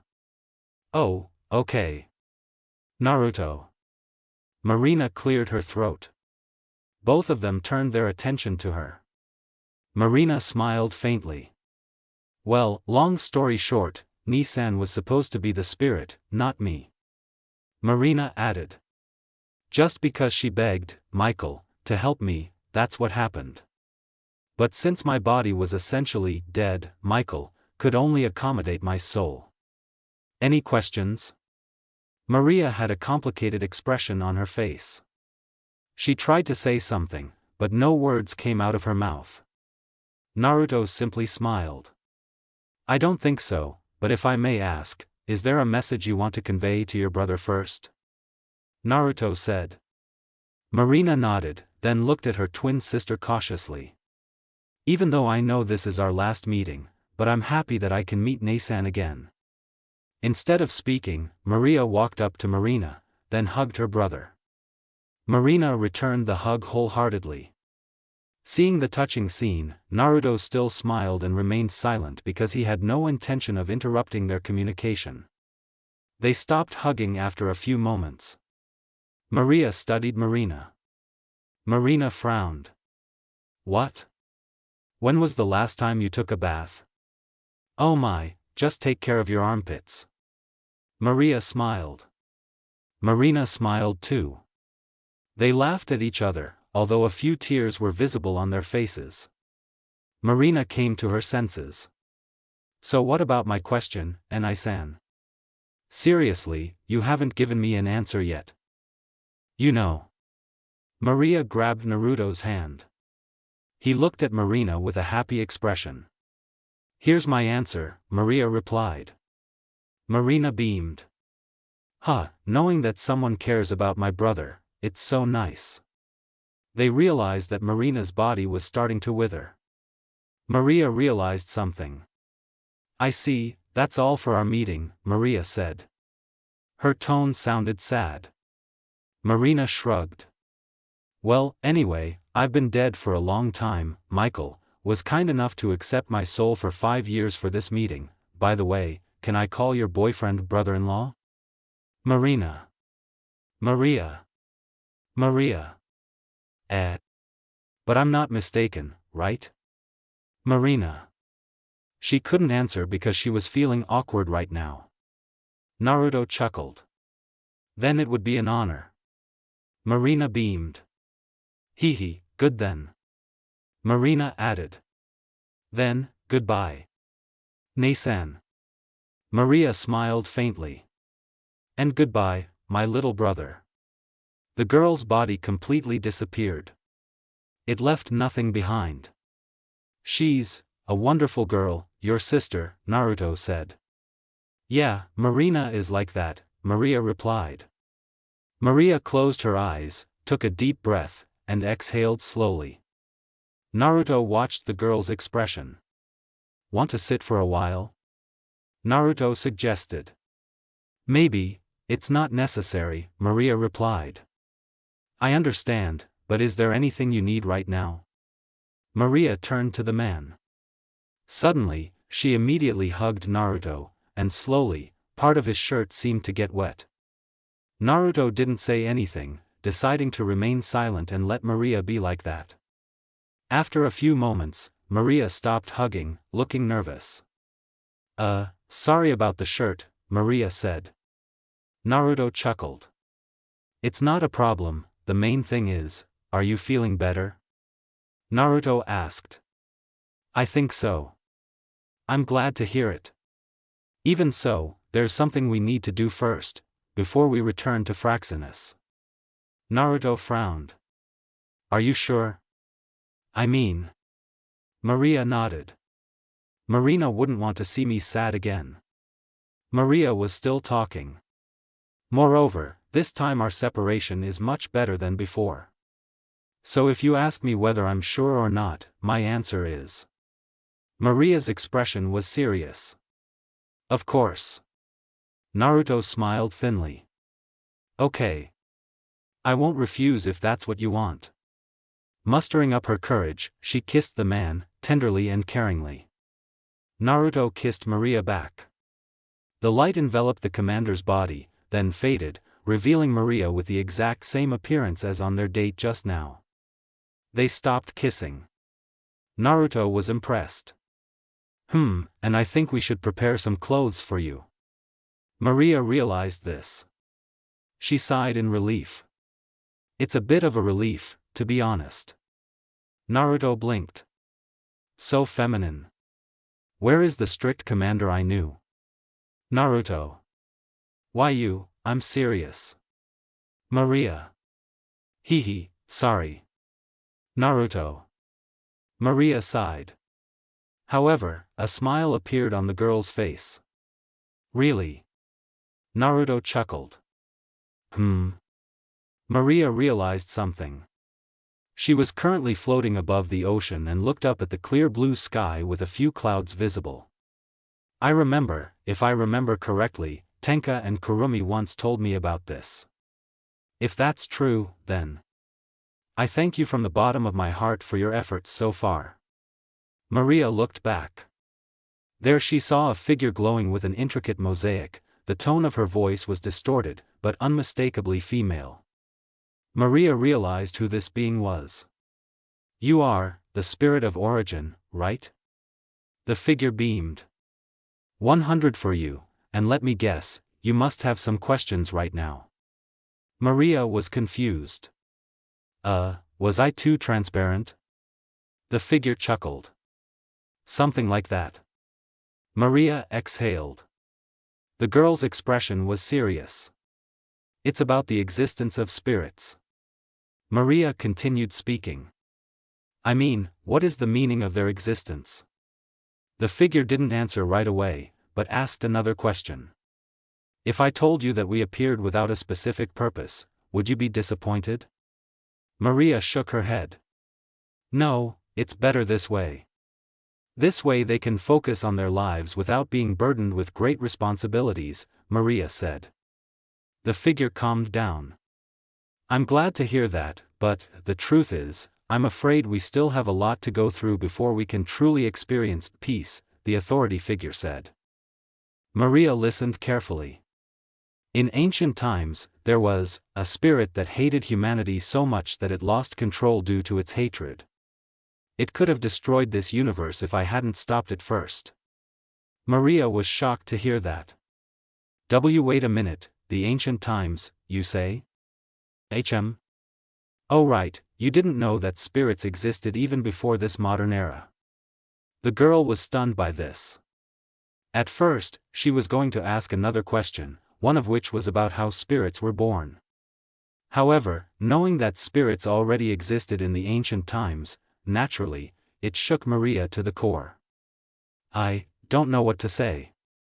The figure nodded and handed her a glass of water. Drink? Thank you. Maria sipped for a moment. She had no interest in asking where the water or the glass came from. Sorry, but controlling reality is something that comes naturally to me, was the answer. Maria placed the glass on the floating table, which had suddenly appeared again. The girl's gaze was fixed on the being in front of her. So, why did this spirit hate humanity? What did our ancestors do to make it like this? The figure spoke. It was entirely my fault too, even now. I still feel regret about it. He added. It may be too early to talk about it, but if you're interested, I can tell you. Maria blinked. If you think about it, maybe it's not necessary. Moreover, I still have to explain to the others regarding my situation. Then I have a question for you. What is it? The figure froze for a moment. Are you mad at me? Maria was confused. Why should I be mad at you? Because if I hadn't made a mistake back then, you and the others, you wouldn't have had to go through the bitter tragedy that's happening today. Maria closed her eyes, then opened them again. What's past, let it pass. She added. Moreover, I lived my life comfortably, although that doesn't mean there weren't any problems of course, but then again, that's life. It can't be predicted, but that doesn't mean it can't be overcome. The figure chuckled. I'm glad to hear that. Maria smiled faintly. Silence enveloped the two of them. Maria looked at her watch. She turned to the front. By the way, can you return me to the real world? For some reason, I feel uneasy about being here for too long, Maria said. The figure was frowning. So quickly? There are so many things we can discuss together right now. Like what? Let's see, have you had lemon with Naruto? Maria blushed. We just became a couple. How could you do something like that right away? Fufu, I was just joking, don't take it too seriously. Maria was annoyed. Give me back the respect I imagined you had. Maria. Well, just get your respect in the toilet. Figure. Before Maria could say anything, her vision was enveloped in light. Chan. Maria-chan. Maria-chan. Maria came to her senses. Ah, sorry, what did you say? Naruto watched the girl's expression. I just wanted to say, we're moving to Fraxinus soon, Nia-chan said, Naruto explained. Oh, okay. Naruto remembered something. By the way, did you just meet the spirit of origin? Maria nodded. I also have some information from him that I need to share with the others, Maria said. I understand, Naruto replied. Maria looked up at the sky, clenching her fists. And if we meet again, the spirit of origin, watch out, Maria muttered. However, since her tone was a bit high, the ninja could still hear her words. Kurama chuckled. Curious? There are things you can't do in this world. One of them is asking a woman who is emotional. The bijou understood. Oh, you're right, how stupid of me. They disappeared, enveloped in light. The light was created in the main room of the bridge. As it dimmed, Naruto and Maria met the ship's crew. How. Crying. Touching. Minoa. Aohuhu, a very touching. Crying. Meeting and farewell. Mikimoto. Captain. Crying. My condolences. Shiozaki. I hope. Crying. Your brother is in the right place. Nakatsugawa. Hua. Kawaga. In tears. Maria, sweat bead. Are you okay? Maria asked. They wiped their tears. One of the crew members cleared his throat. After seeing your last meeting with your sister, we got carried away by the atmosphere, Shiozaki explained. Oh, I see. Maria didn't know what to say. On the other hand, the ninja noticed something and spoke. So, where did you go, Nia-chan? Naruto asked. Oh, she went to the bathroom, Nakatsugawa replied. I see. Maria's expression was serious. By the way, there's something I need to tell you, it's something important. All eyes were on the girl. Naruto was curious. Shouldn't we wait for the others first? Naruto asked. They'll be informed later. I'll do it myself, Maria replied. Naruto simply nodded. The commander began to speak. So. Maria explained what she received from the first spirit. The reactions of the people here varied. However, the most common expressions on their faces were shocked. Kurama was impressed. Ancient times, huh? An interesting truth. And unexpected. That too. Naruto didn't expect the fact that spirits have existed since ancient times. However, the man had another question at this time. You said that the first spirit had something she regretted, what was it? The rest of the crew were also curious. Maria shook her head. She said it was too early to talk about it. Maria added. But one thing is for sure, we'll find out sooner or later. The door opened. Nia ran along with Kurumi and Hibiki. There was panic on their faces. Step aside. Hibiki. Careful. Nia. Tenka-san has gone crazy. Kurumi. The three of them immediately followed Naruto. The Fraxinus team was surprised to see their behavior. Naruto, sweat drop. Going crazy? What are you guys talking about? Naruto asked. Naruto-kun, you should know how the Fraxinus teleportation system works, right? Nia asked back. Of course.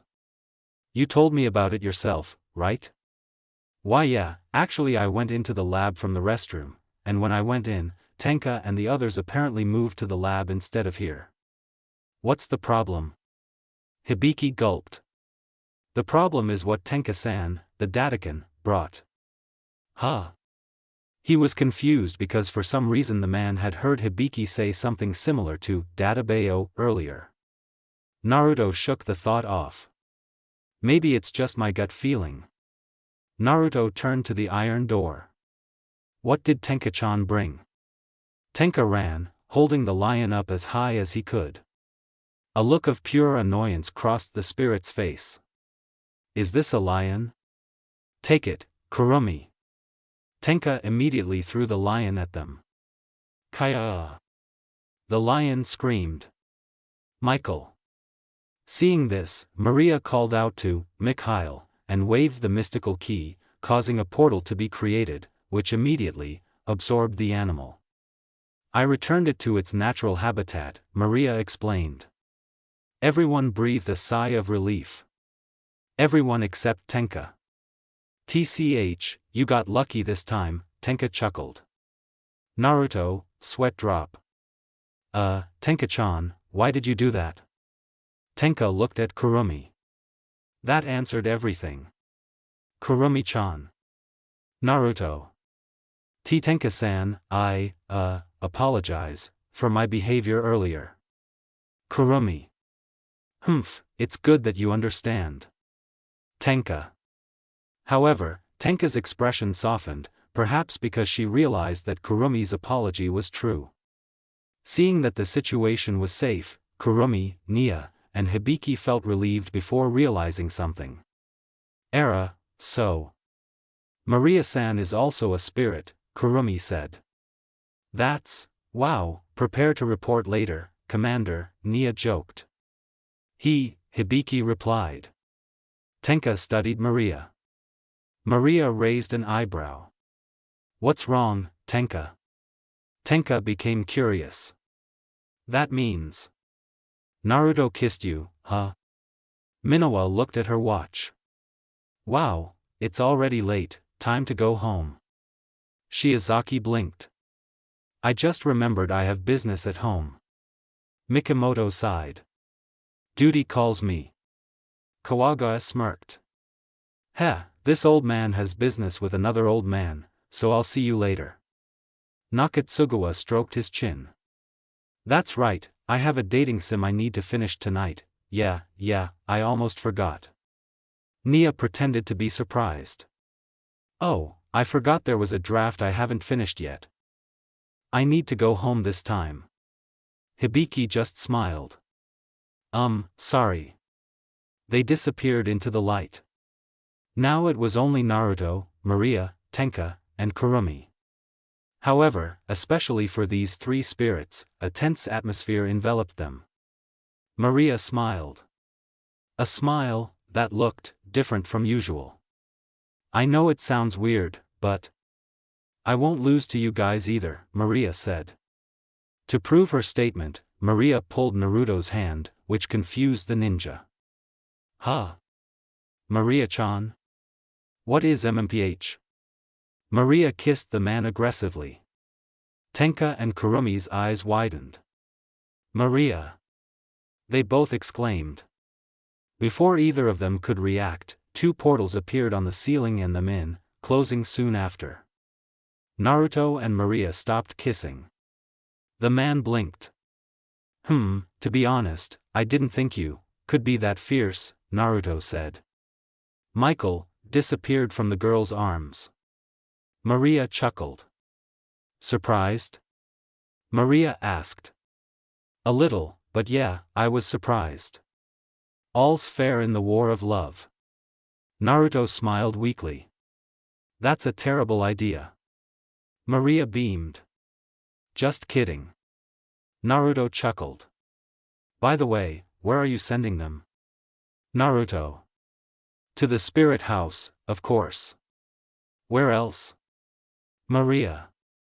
Oh, that's good. Naruto. Maria smiled weakly. Naruto frowned. It's fine if you go home first, I need to go to the bathroom first. Oh, don't be so hasty, I'll wait here. Naruto walked in that direction. The girl then turned to the window, looking outside. There, she saw Marina's reflection smiling at her, albeit only for a moment before it disappeared. Maria held back her laughter. What a troublesome brother, Maria muttered. A few moments passed. Naruto returned. "Let's go," Naruto invited. Maria nodded. Naruto simply smiled.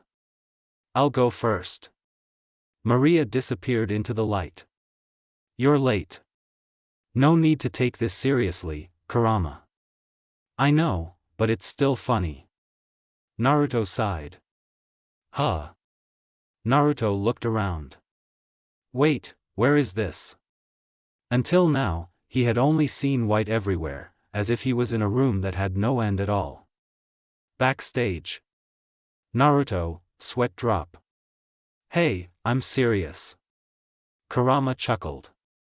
"Sorry, but maybe the income in your ears is damaged, so dash." Another voice interrupted. "Only your consciousness moved here." He reflexively turned his head back. A thud. Naruto felt something right then. Or rather, there was another memory that he immediately recalled when he saw this entity.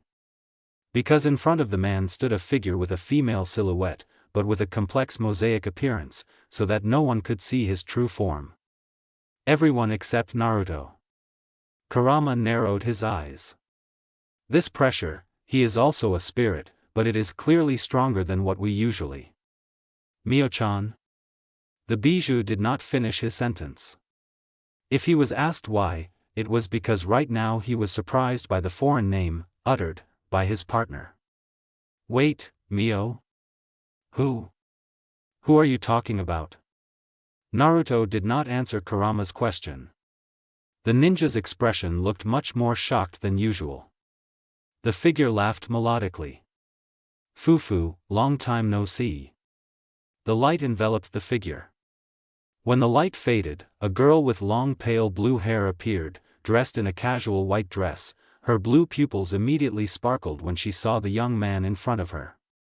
"Naru." Mio Uzumaki smiled faintly. They both watched the holographic screen that displayed the structure of the human body. "How is this?" He pressed the edge of his glasses. The hologram instantly disappeared. Although it sounds strange, Naruto-kun didn't have any illnesses or abnormalities to begin with. Then why is he like this? The atmosphere in the Asahiko residence was currently filled with discomfort. It was because someone the spirits loved was unconscious. Who knew what the reason was? Currently, Maria and Nia were in one of the rooms, rechecking the physical condition of the yellow-haired man. Nia sighed. "I don't understand myself. I mean, the flow of energy, Ryoryoku, in her body is reacting normally.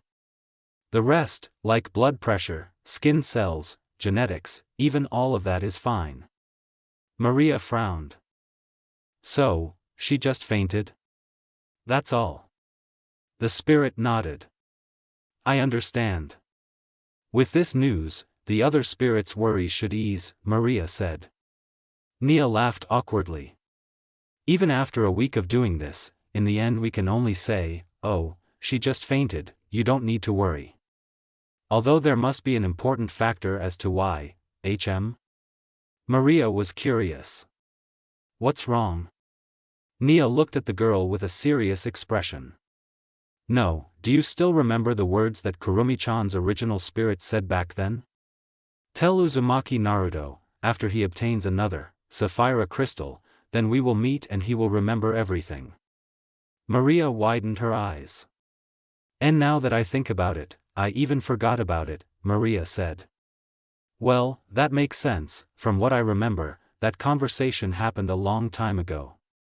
Nia added. "By the way, we should go downstairs now, tell the others." "You're right." They both left the room. The door to the room was closed from the outside. Soon after, they went downstairs and entered the living room, where they saw Tenka, Kurumi, and the ship's crew sitting down. They all immediately stood up. "How is Naruto?" Tenka asked. Her tone sounding worried. Nia scratched her cheek. "Nothing has changed, Naruto-kun is still unconscious, but on the one hand. Kurumi-chan, do you still remember the words that the spirit of origin said?" Kurumi blinked. Kurumi's eyes widened. Don't tell me. Maria nodded. Yeah, there's a chance that Naruto is interacting with the spirit of origin right now. Everyone here was silent. At least until one of them spoke up. Wow, we were going to say goodbye to him at the same time, but if that's the case, well, it can't be helped, Kawaga said. Minowa sighed, then smiled at Tenka. Take care, Tenka-chan. Tenka smiled as well, though a slight sadness crossed her face. That must be it, Minowa. Nakatsugawa wiped his glasses. Uhoho, I'll miss this team. Shiozaki lightly patted the fat man's shoulder. Even though we're far away, that doesn't mean we can't keep in touch through contacts, right? Huh? Oh, you're right. Nakatsugawa's expression brightened again, but then he looked confused. Wait, what do you mean, we? Are you talking about me and you, Shiozaki? Shiozaki looked confused. I mean all of us, of course. What else? Shiizi. Oh, I get it.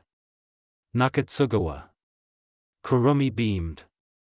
Era, Yufufu, the beauty of falling in love. Nakatsugawa was confused, and Shiozaki blushed. Mikimoto frowned. My debt was paid, and for some reason, it coincided with the end of my duties in this city. Strange. Nier smirked. I can offer you a loan if you want it too. No. Everyone here laughed. Maria smiled at the five of them. However, if you looked closely, there was a certain sadness on her face. Be careful, and take care of yourselves. All five nodded with a smile. Then, the former, Fraxinus, members got into the taxis that were prepared in advance. The spirits and Nier could only wave as the yellow cars drove away. The four of them got in. Tenka frowned. Are you sure we won't take them to the airport? Maria shook her head.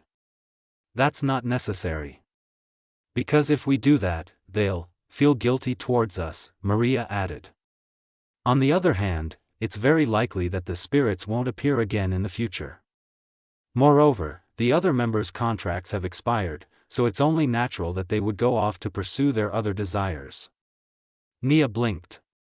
I'm still here. Nia. Your parents are one of the founders of Ratatoskr. Maria. Hehe, so that's how it is. Nia. Tenka and Kurumi, sweat drop. Naruto was speechless at this point. On the other hand, Mio was still smiling at the ninja and didn't seem to mind the silence that had fallen. Kufu. Mio walked up to Naruto. As she approached him, she gently stroked the man's cheek. Naruto immediately felt a shudder. Naru. Naruto gulped. Why yes, Mio-chan. Mio showed a gentle expression. However, in an instant, it became furious. How dare you? Mio pinched her cheek in annoyance. Naruto shuddered uncontrollably. You already have me. So why are you playing with other women, huh? Spirit brothers too. Sorry. Forgive me, Databeo. More. Arg. After a while, Naruto managed to break free from the girl's grip, then gently rubbed his, still, sore cheek. Mio turned away with her arms folded.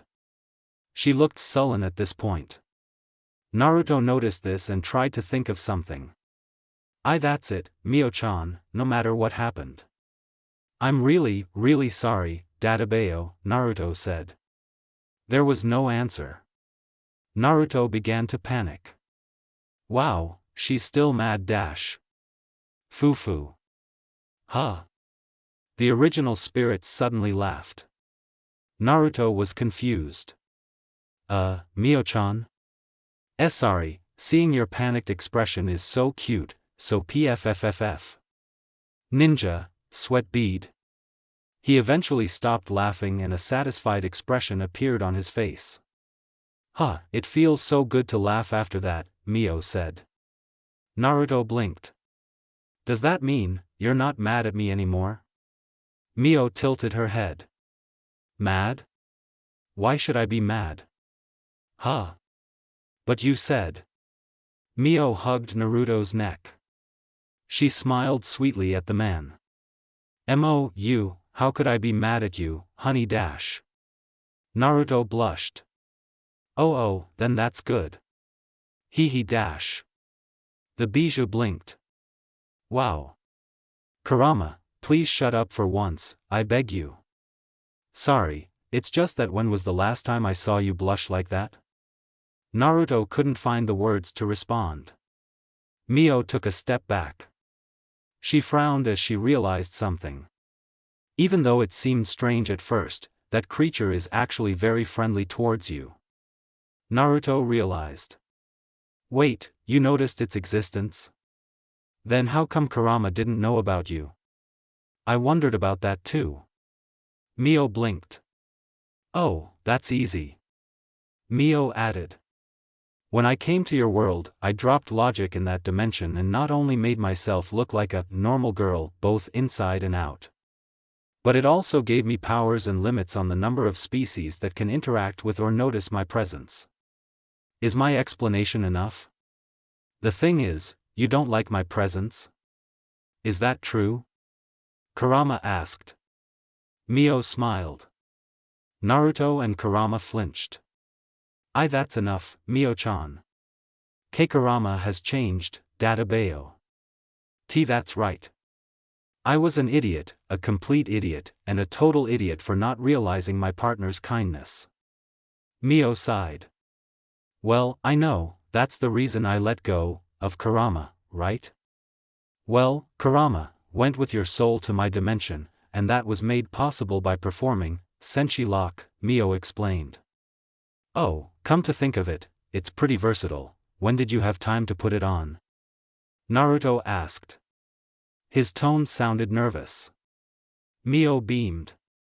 As for your question, I put the Senshi Lock on your soul while you were sleeping, after we had lemon to be exact. Kurama blinked. Wow, no wonder you didn't realize, it was after the pleasure I see. Naruto laughed awkwardly. Oh, I get it, now I get it. Mio was still beaming before sitting down on the chair. Before we talk any further, how about you sit down? Naruto looked around, then sat down after realizing that there was a chair there. He noticed how a table and other equipment suddenly appeared. Tea? Mio suggested. Coffee without milk, Naruto replied. Okay. Mio poured each of them a drink. They both drank it in silence. It's delicious. Thank you very much. Naruto smiled weakly and placed the glasses on the table. Mio did the same. Silence enveloped the atmosphere between them. So, you're a spirit, huh? Mio smiled nervously. Sorry if I wasn't honest about myself earlier. Naruto beamed. No problem, I was just surprised. Naruto added. By the way, how are you? I thought you were going to get straight to the point, Mio said. We've been apart for a while, so I thought it would be a good idea to talk about something simple before moving on to something more serious, if you know what I mean, Naruto explained. Mio nodded. I understand. Let's start with something simple. Naruto waited as he took another sip. Have you met Hibiki? She's our daughter, you know. Pfft. Naruto splashed coffee in Mio's face. Mio simply smiled, and in the blink of an eye, the coffee water on her face disappeared. Naruto stuttered. Sorry, but hearing that she's our daughter, I kind of. Mio frowned. I'm pretty sure she showed something similar to you, right? Naruto scratched his cheek. Yeah, that's true. Naruto added. But if that's true, why didn't she tell me?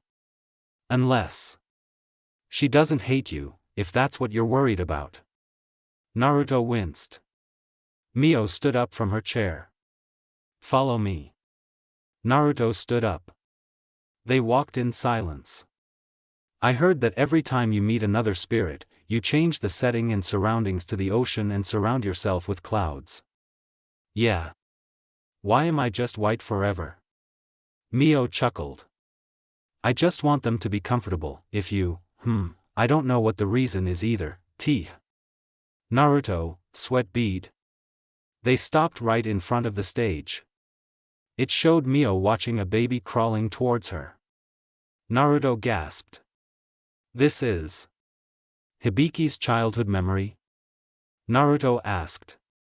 Yes, I raised her alone in this artificial dimension, waiting for the modern era to come, Mio explained. Kurama blinked. She's much older than she looks. Naruto chose to remain silent. Mio smiled at the child. Come here, can you come closer to mommy? The girl beamed and tried to get closer to her mother. When she approached, Mio immediately carried her child and then chuckled. Wow, mommy's girl is smart, she can crawl smoothly now. Hibiki laughed like a child. The scene instantly disappeared. Mio looked at the man. Next. Naruto nodded. They walked again, and this time the memory, shown, was of Hibiki as a child. He seemed to be playing some kind of light game, while Mio sat and watched his actions. After fiddling with it for quite some time, Hibiki was satisfied with the result, which was a sturdy tower of colorful cubes. Hibiki turned to her mother. How is it, Mom? Can you do it? Mio stroked her chin. It seems difficult. Mom isn't as smart as you. Hibiki beamed. Hibiki is like that. Mom's proud child and... There was a brief pause. Daddy? Dad, where is he, Mom? At that moment, Naruto felt his chest tighten. Mio stroked her daughter's hair. Just be patient, okay? Dad defeats the bad guys in his world. So when Dad is done defeating them, Dad will come here? Mio smiled. Hibiki's expression brightened. Then Hibiki can wait, it won't be for long. Right? Right? Mio was still smiling. That memory instantly disappeared. Mio looked at the man with concern. Maybe, it's better if we... No, just continue. Are you sure? I mean, even from here you should know where this is going. Naruto smirked at the spirit. No problem, you know me, right? Mio fell silent. Okay. They walked quite a distance and stopped at the stage. However, instead of a pleasant one, this time the memory showed Hibiki facing her mother in anger. Why, do you keep lying to me? Mio smiled. By the way, good job, you're a smart kid to be able to master Ryoryoku control so easily. The energy blast created a rift in this dimension. Mio registered it with her mind. And strong. Yeah, that's natural, you're my daughter, Fufu. Hibiki growled, but tears were leaking from the corners of her eyes. Why does Daddy never come to visit us? What? Naruto began to tear up. Doesn't Daddy love me? Does Daddy hate me? Naruto reflexively approached them. No. You're wrong. The scene disappeared in an instant. Mio's expression was complicated. What we're seeing now is nothing more than a memory from long ago, you know what I mean, right? Ah, you're right, I forgot about that, huh? Naruto laughed, but there was something wrong with it, and it caused Mio to take another action, hugging him. Naruto flinched. Mio-chan? Mio lifted her face and wiped the man's tears with her thumb. At that moment, their gazes met. I understand your guilt, Mio added. But remember, that we can now create new memories together. And isn't letting go of the past and focusing on the future natural for you? Naruto smiled slowly, genuinely, and with relief. You're right. God, how stupid of me. Mio chuckled. Stupid, to be exact. Naruto chuckled. No comment. Breaking away from the hug, he looked to the side and saw a chair and table. Naruto understood what she meant. Come to think of it, there's still some things we need to talk about. Mio smiled. Exactly. They sat down across from each other. So, a lot has actually happened since we parted ways. Which part do you want to know first? Naruto thought for a moment. Judging from the memories earlier, let's say when we parted ways, that means that the era on this earth was still in ancient times? Yes. And when the modern era arrived, only a few people knew about the presence of spirits. Why? Mio looked uncomfortable. The damage caused by our fight left a deep wound in the universe. Mio continued speaking. That's why, after I managed to stop her, I reset this universe and everything in it, to the point where most of humanity knows nothing about spirits. That means that the rest. Yes, they beg to remember their original history, even though many tragic events happened during that time. It just so happens that some of their descendants also created an organization to save spirits. Naruto nodded. That's quite surprising. Mio simply smiled. Do you have any more questions? Wait. I'm sorry, it was about a spirit consumed by hatred. When you stopped him, you meant he was still alive. I sealed him in a special area. Mio added. His name is Chimera. She was the first person to turn into a spirit, but that was because I forced my selfishness on her. Naruto paused for a moment. And this selfishness you speak of, does it have anything to do with our relationship? Mio nodded slowly. She was a cheerful woman, and you could say she was my best friend back then. Mio continued speaking. And when she found out that I was going to another dimension to meet you, she supported me, but expressed concern for the safety of others. So before I left, I gave him one of the sapphire crystals I was keeping. Not a fragment, but a whole one. Naruto winced. Wait, so that's the reason Kurumi-chan and Maria-chan only received fragments? Mio smiled. Yes. Naruto rubbed his chin. He seemed to be deep in thought. What are you thinking about? Mio asked. No, but there is something strange, Naruto replied. Mio was confused. Like what?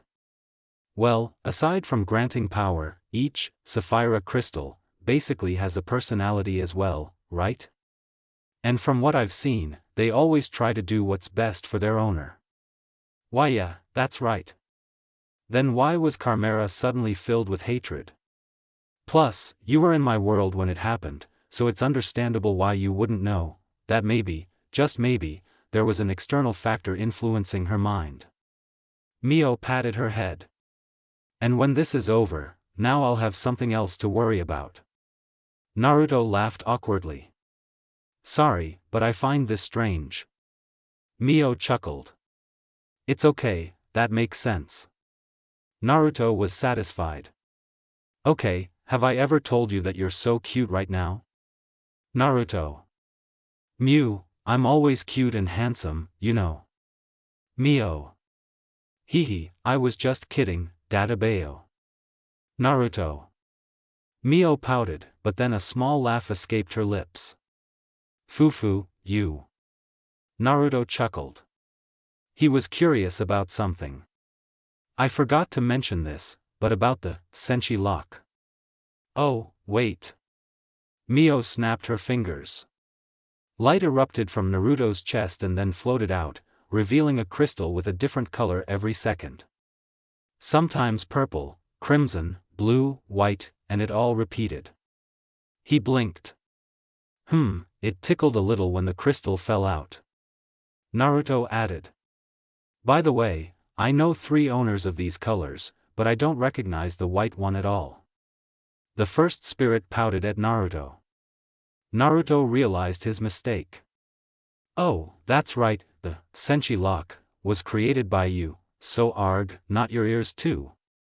After entering Mio's hand, the senshi lock immediately split into several layers, the object melted and fused into a new crystalline form. However, unlike the previous one, this crystal emitted a rainbow-colored light. It instantly disappeared. The middle stage is complete. Now only the final stage remains. For now, I'll store it in a special dimension. Naruto was confused. There are stages? Huh? Oh, the senshi lock is essentially my creation, and not a natural one like the sapphire crystal, in general, so I need to take several steps. For example, gathering several Ryoryoku spirits, then merging them and combining them into a new power source designed specifically for you. The final step, well, leave it to me. Naruto blinked. Maybe it's just my intuition, but I feel like you're trying to turn me into something not human. His tone was humorous. Mio laughed cheerfully. A little not human, Mio replied. Naruto chuckled. It seems my worries were unfounded. Hehe, my fault too. So the name will stay the same? I mean, after the fusion stage, it seems strange that you're still called senshi lock. Mio smiled faintly, as if she'd been expecting this question. Spiral crystal. Naruto nodded. It occurred to him. Oh, since your power is there too, does that mean? That's right, you'll be able to rewrite reality, create universes or dimensions with sizes, laws, and environments according to your own will, manipulate reality. Mio shrugged. Mostly simple things like that. Simple, huh? Mio frowned. She spoke again. If it makes you feel better when Kurumi or Maria get the remaining fragments of their sapphire crystals that are still in my possession, then you won't be so shocked later. Naruto paused for a moment. And yeah, how about endless ramen? Mio. I like that power. Yoho. Naruto. The original spirit beamed. That's right. Naruto noticed that his physical appearance was starting to fade. Mio realized this. Ah, you'll wake up soon, I see. I see. Silence enveloped their atmosphere.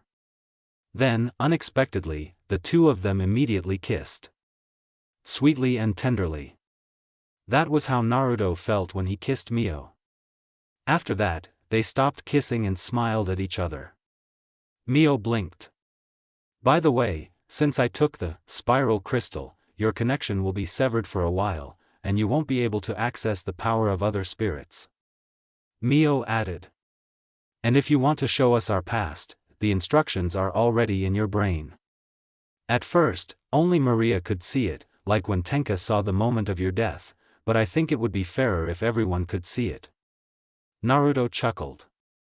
So this one has the kiss seem to have a reason. Mio smiled. There is actually another way, but this was much more fun, don't you think? Naruto chuckled, and Mio chuckled. The spirit remembered something. Finally. I'm sorry that Jiraiya-san died, Mio said. The ninja nodded. Yes, he would be happy to hear that. Mio watched as the man completely disappeared. Then she thought of something, and it was related to her best friend. Karmara, external factors. Mio waved her hand. A collection of screens, showing many events from ancient times appeared in front of her. Since my power will be restored soon, I should find out about it, before I gather with the others. She searched seriously. Naruto opened his eyes. He quickly sat up and realized that he was in a bed. Huh, that's a relief. Kurama chuckled. I wish I could say that, but technically we were bombarded with news of you having a child. Naruto was silent for a moment. That. I don't know how to act. Oh? That means you don't like having children, huh? Don't joke, Kurama. I just don't think I could be a good father to him. I mean, I've never felt what it's like to be a loved parent. You understand, right? Oh, you're right. Naruto realized his mistake. Kurama, I didn't mean to. It's okay, what you said earlier was true. Naruto didn't know what to say. Kurama, who had made up his mind, also remained silent. But, to be honest, she probably won't hate you, although what we just saw seemed the opposite. Let's just say I believe your words, but where did that idea come from? The bijou smirked. Since she's your daughter, I'm sure she's inherited some of her father's attitude, I'm sure of it. Naruto smirked. Kurama smirked. The tension, that had built up, from earlier was completely gone. Whatever you want, Kurama. Whatever you want. The door suddenly opened. Naruto saw Tenka and Kurumi standing in the doorway. They both looked shocked. What's with that face? You guys look like you saw a ghost, Naruto joked. Tenka-chan? Kurumi-chan? What the hell? Tenka and Kurumi immediately hugged the man. Naruto was shocked. After a while, they let go of the ninja and watched him with happy expressions. We thought something bad happened to you. But luckily, it was just our imagination. Naruto blinked, once, twice. Is there something I missed? The two spirits looked at each other before nodding. They turned to Naruto. Nightmare was the first to speak. Naruto-san, actually. Naruto listened carefully. After investigating, it turned out that he had been asleep for a week, and not only that, he also heard the news that Team Fraxinus had been disbanded since their duties were done. I understand, but first, have you seen Hibiki? Kurumi blinked.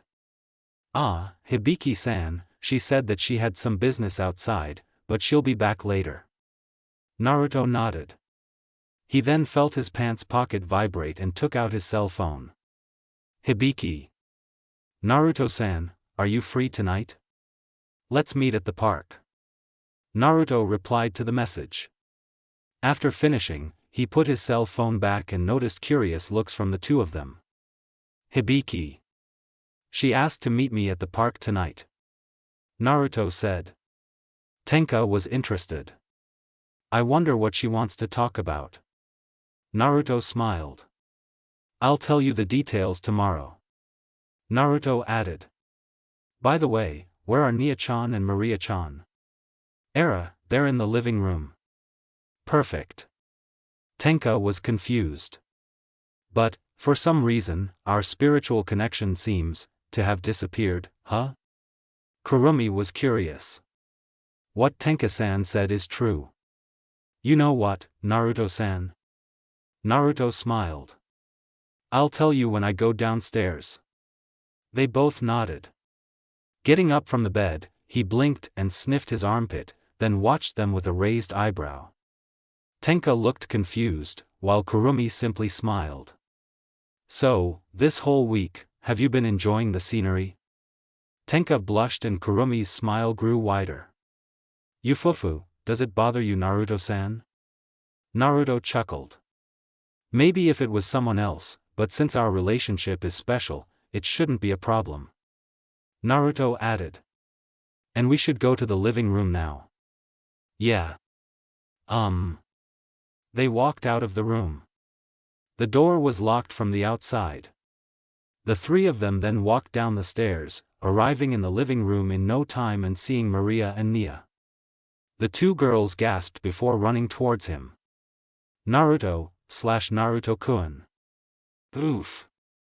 Naruto was nearly thrown back. However, he responded by hugging Maria and Nia back, and for the moment, all three of them were like that. After a while, the three of them stopped hugging. Naruto saw the worried expressions on Maria and Nia's faces. Sorry to bother you guys. Nia shook her head. Well, at least you're okay, that's the most important thing. Maria nodded. Right, do you know how I felt when I left you on the ship and then came back and found you unconscious for some reason? Naruto smiled awkwardly. I understand, but I'm actually okay, it's just. I didn't expect the dimension Mio-chan created to have its own timeline. We only talked for a minute. Everyone, except Naruto, was confused. Mio-Tenka. That girl-Kurumi. Who? Maria. Nia didn't say anything, but her glasses glowed mysteriously as she watched Naruto. A strange aura suddenly enveloped the room. Ninja, sweat drop. That's the name of the spirit of origin, or rather, the name I gave her. The strange aura in the room disappeared. Maria was the first one to open her mouth. What did you say? Maria asked. Naruto smiled.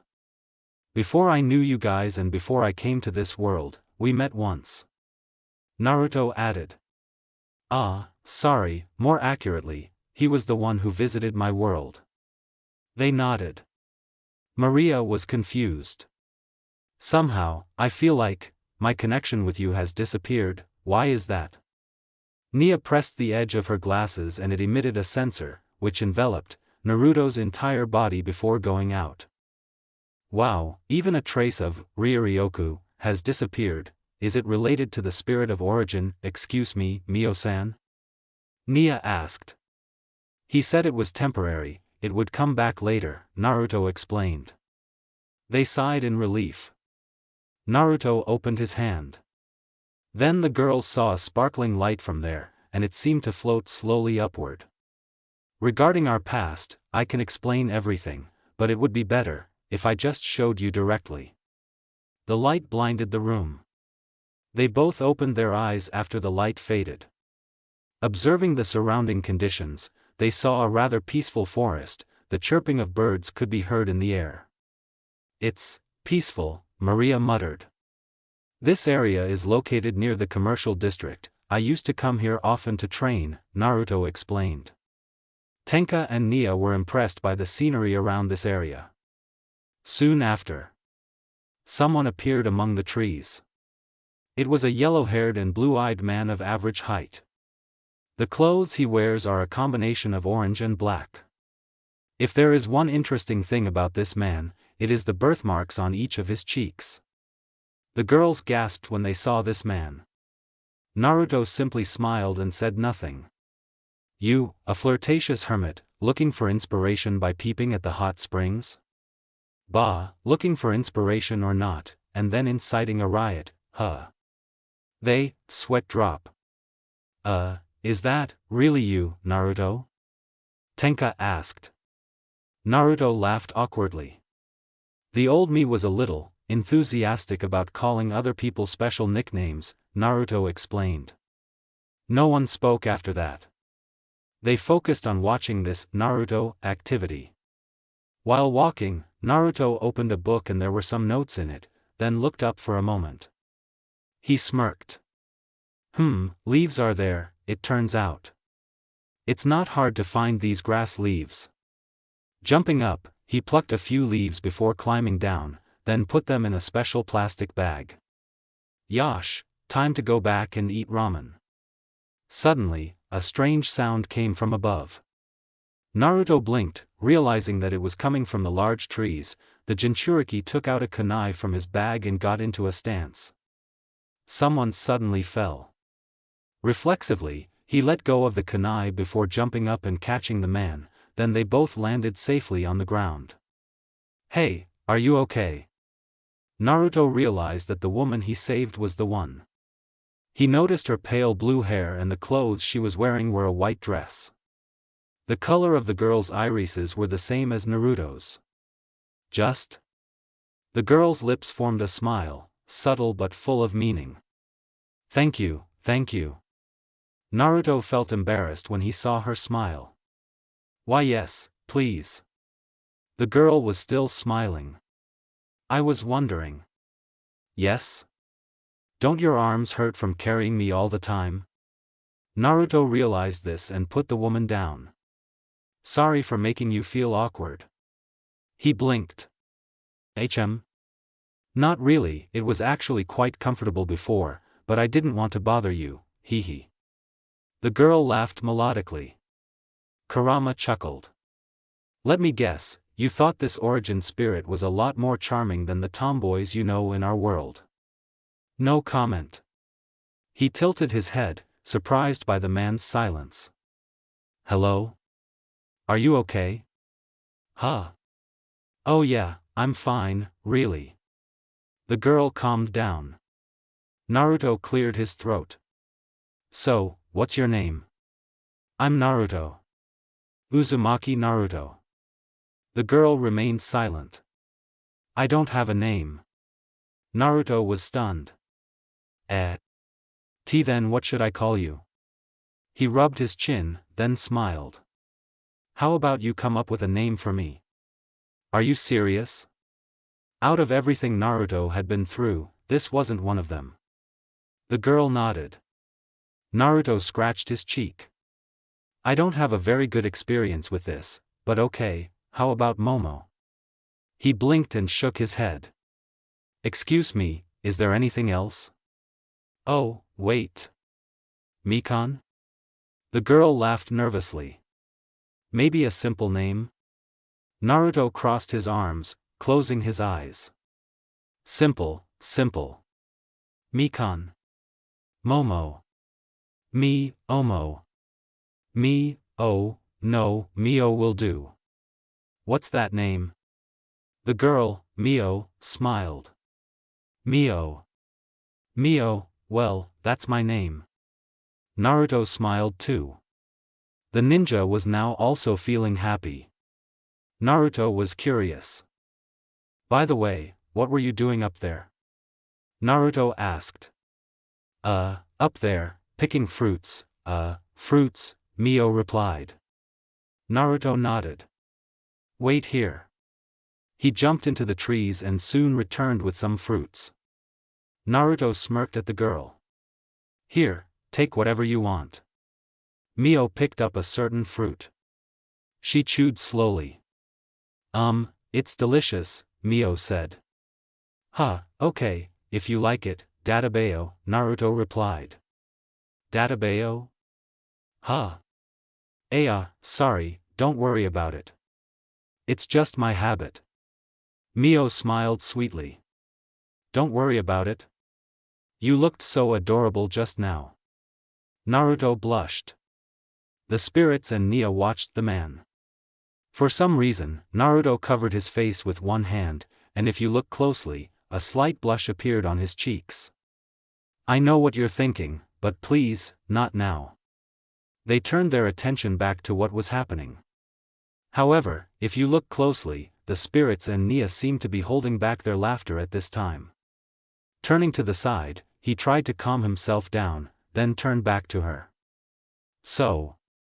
Mio was still smiling. Why you want more fruit? I don't think so. By the way, what are you doing in this forest? Naruto winced and looked up at the sky. It was going to be dark soon. This is bad. I need to get back to the inn before that flirtatious hermit starts complaining, Databeo. Mio froze for a moment. Hey, Naruto. Huh? Yes, Mio-chan. You don't mind if we meet again? In this forest? Naruto blinked. Naruto grinned widely. Sure. Naruto added. You live around here too, right? I'll stop by later. I promise. He spoke in a positive tone. Mio nodded. I'll be waiting. Naruto cleared his throat. I'll go first, see you tomorrow. Mio smiled. Yeah, see you, tomorrow. Naruto smiled. He turned around and ran in a direction. The girl watched him go with a smile. They noticed that the scene had changed. The atmosphere of the scene had shifted to a busy place with the sunrise. The market? Tenka answered. Kurumi became interested. Could it be? Naruto-san and Mio-san, are you guys on a date? Naruto chuckled. It might seem like that from the outside, but since I haven't taken romantic things too seriously before, this is nothing more than hanging out with friends. That's all, Naruto explained. Maria shook her head. For some reason, I think it'll take some effort to get close to you. She laughed awkwardly. Naruto and Mio walked side by side. The girl seemed to be studying the piece of paper, which she was carrying. Naruto scratched his cheek. To be honest, your presence helped us a little. I mean, your cooking is delicious, Mio-chan, even the flirtatious hermit admitted it, Naruto said. Mio smiled widely. I'm glad my presence has a positive effect, Mio said. Your way of talking is funny too. Thank you, and you look cute with those whiskers on your cheeks, hee. Naruto blushed. The spirits and Nia noticed Naruto. He seemed to crouch down, covering his face with both hands. They simply held back their laughter and focused on the stage again. Mio chuckled when she saw this. After shopping, Mio accidentally noticed something, and Naruto understood it. Do you want this wallet? Is that okay? Naruto smiled. Wait here. He then entered the store and came out with a blue frog wallet. This is for you, I hope you like it. Mio happily accepted the item. The girl's eyes sparkled. I'm glad, thank you very much, Naruto. Naruto chuckled. You're welcome. Still, I should probably repay you for this kindness. Well, you don't have to. Mio suddenly kissed Naruto on the cheek. Do it. Mio smiled weakly. That's all I can do for now, so And Naruto, why did you faint? Naruto ignored the strange looks around him. The bijou chuckled. What an embarrassing memory, is there any more? You bastard, Kurama. Ho, that's for sure. The sky darkened. In a certain room in the inn, Naruto was wandering around while Jiraiya watched his student in surprise. Naruto smiled as he looked at his teacher. In case you hadn't noticed, the restroom is empty right now. Jiraiya said. Naruto turned to him. Flirty hermit, I have a question. What? If it's about your training, it can be done tomorrow. The genin shook his head and spoke. Is it normal for someone to get heart problems when around girls? Naruto slapped himself in the face. The girls around him held back their laughter. Jiraiya was surprised. What are you talking about? Oh, I get it, it's about that girl, huh? Naruto looked confused. And no, I'm not talking about Mio-chan, but about the general impression of men, Dadabayo. However, the man's cheek seemed to heat up a bit, and Jiraiya simply smirked at the situation. I haven't even told you her name and you're already saying it, you really are funny. Naruto blushed. Jiraiya laughed at this. Well, I can't blame you, young man, and your innocent thoughts. Flirty hermit, I'm serious. Me too, but before we continue, I have a few questions and I want you to answer them honestly. Naruto nodded. The first question is, if you were by her side, would you do your best for her? Yes. Second question, if she asked you to do something, no matter how good or bad it was, would you still do it? I guess only good things, if it was bad I would refuse and ask her questions. Third and final question, would you be happy if you saw her with another man? Naruto started to feel uneasy. I don't think so. I mean not at all. Naruto added. Imagining Mio-chan with someone else, it makes me. The genin couldn't finish his sentence. Jiraiya just smiled. If you have an answer, then go. Huh? You're starting to understand, aren't you?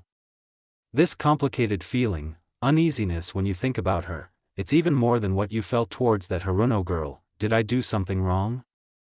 Naruto smiled slowly. I'll be right back.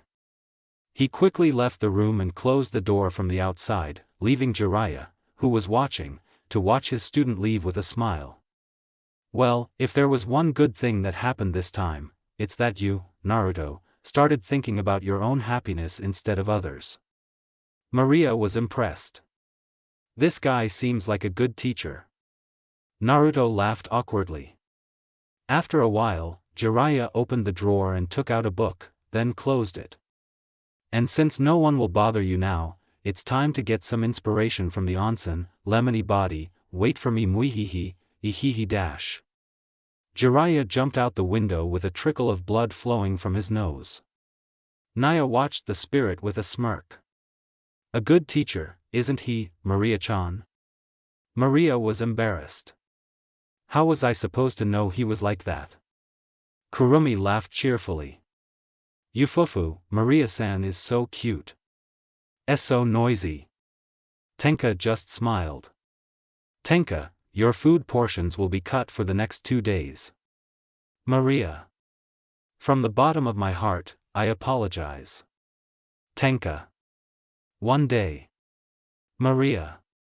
Tenka sighed as she looked at Kurumi, who was laughing, for a bit. You're a living mannequin.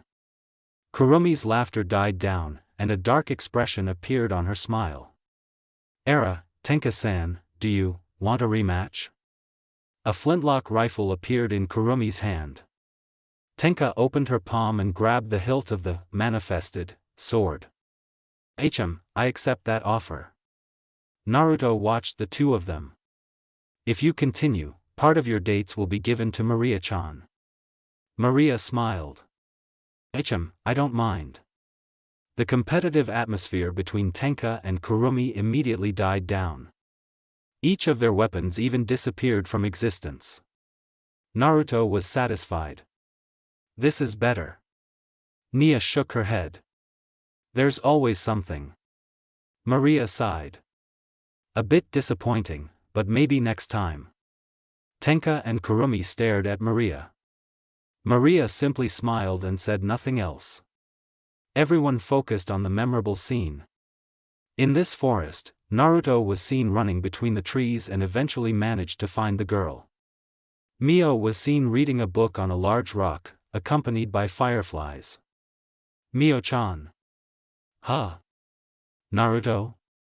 Why are you in such a hurry? Although happy to see her again, she was confused by the man's arrival, especially since it was night and not day. Naruto stopped right in front of her. He smirked at the girl. However, there was something different about that smile, and for some reason it made Mio nervous. Don't mind me. By the way, I want to tell you something important right now. Can we talk about it near your house? Oh, okay. They walked in a certain direction. When they came out of the forest, they saw a simple wooden house located near a waterfall, and it was Mio's residence. Naruto had been there several times. Sometimes they would talk or just eat together. Naruto and Mio stopped right next to the stream. So what do you want to talk about? Mio asked. Honestly, I don't know where to start, Naruto said. Mio was curious. What do you mean? Naruto scratched his cheek. It happened so suddenly, and I'm new to this too. Naruto was still talking. However, what I feel for you is real and not false. So, in short, is it possible for our relationship to be more than just friends? Well, if you don't want to. Mio hugged Naruto. Naruto was shocked. And Mio-chan? He let go of his hug. Mio smiled at Naruto. Is that enough of an answer for me? Naruto chuckled. I guess so. Mio chuckled. She realized something. Naruto. Yes, Mio-chan. In honor of that, do you want to spend the night with me? The girls blushed, and the boy laughed nervously. Kurama chuckled. So that's where little Naruto started not being little anymore. No comment. Naruto blushed. Wait, are you serious? I mean, I don't want you to force yourself or anything. Mio blushed as well, but her expression didn't seem to be acting. Why yeah, and I don't feel like I'm being forced or anything. I mean, if you want to. Naruto took a deep breath and let it out slowly. Okay. Huh. Why, you're sure? Naruto nodded. If it's already that far, then there's no point in backing out. Why, you're right, so. Mio smiled shyly, grabbing Naruto's hand. Let's go. Why, yeah. The two of them entered the wooden house. Loud sounds were heard from inside. Soon after, light enveloped everyone's vision. After the lights went out, they realized that they had returned to the living room and everything was back to normal. Maria cleared her throat. It was quite a touching memory, but the ending was a bit different. Kurumi chuckled. Era, Yufufu, what Maria-san said was true. Well, it was worth seeing Naruto-san's expression that we couldn't see right now. Naruto laughed awkwardly. Please don't remind me of that again. Okay? Okay? Please. Kurumi blinked at Naruto. That can be arranged for you. Naruto calmed down. On the other hand, Nia scratched her cheek and seemed interested in something. So, this spirit of origin, I mean Mio-chan, how long has she been in your world? Nia asked. About 1 month and 15 days if I remember correctly, Naruto replied. Heh, I see. Nia pressed the edge of her glasses. On it was a hologram, showing the structure of the ship, Fraxinus. Naruto was curious. What are you doing, Nia-chan? Nia clicked on a certain part of the hologram and it displayed complex names like MZ-1245 or RS-008. Huh. Oh, I was just checking to see if there were any problems with the engine or the availability of the Marioku on the Fraxinus. The plan is, I'll return this ship to the Ratatoskr base now that the crew's duties are done. Oh, is that so? Do you mind if I come with you? Nia was surprised. Are you sure? I mean, the pickup truck from Ratatoskr will arrive tomorrow morning, you know, Nia replied. Naruto shrugged. Well, why not? Who knows, I might get a fun experience out of this. Nia blinked, once, twice, finally 3 times. The girl turned her attention to her current affairs, although if you looked closely, there was a slight tint of pink on her cheeks. We're leaving the day after tomorrow. Don't forget that. Naruto smirked. Oh, okay. On the other hand, the 3 spirits were watching Naruto and Nia, then looked at each other. Era, I just remembered that I didn't finish the chapter today.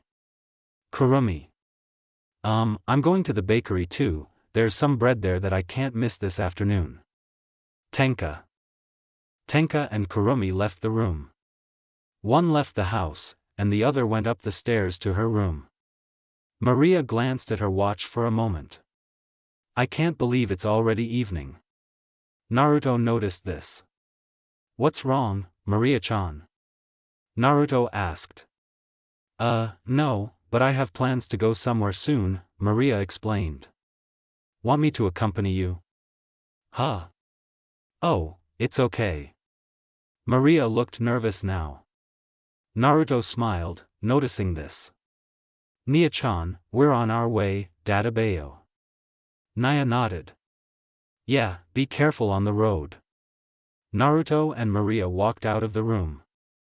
Nia pressed the edge of her glasses and the hologram disappeared.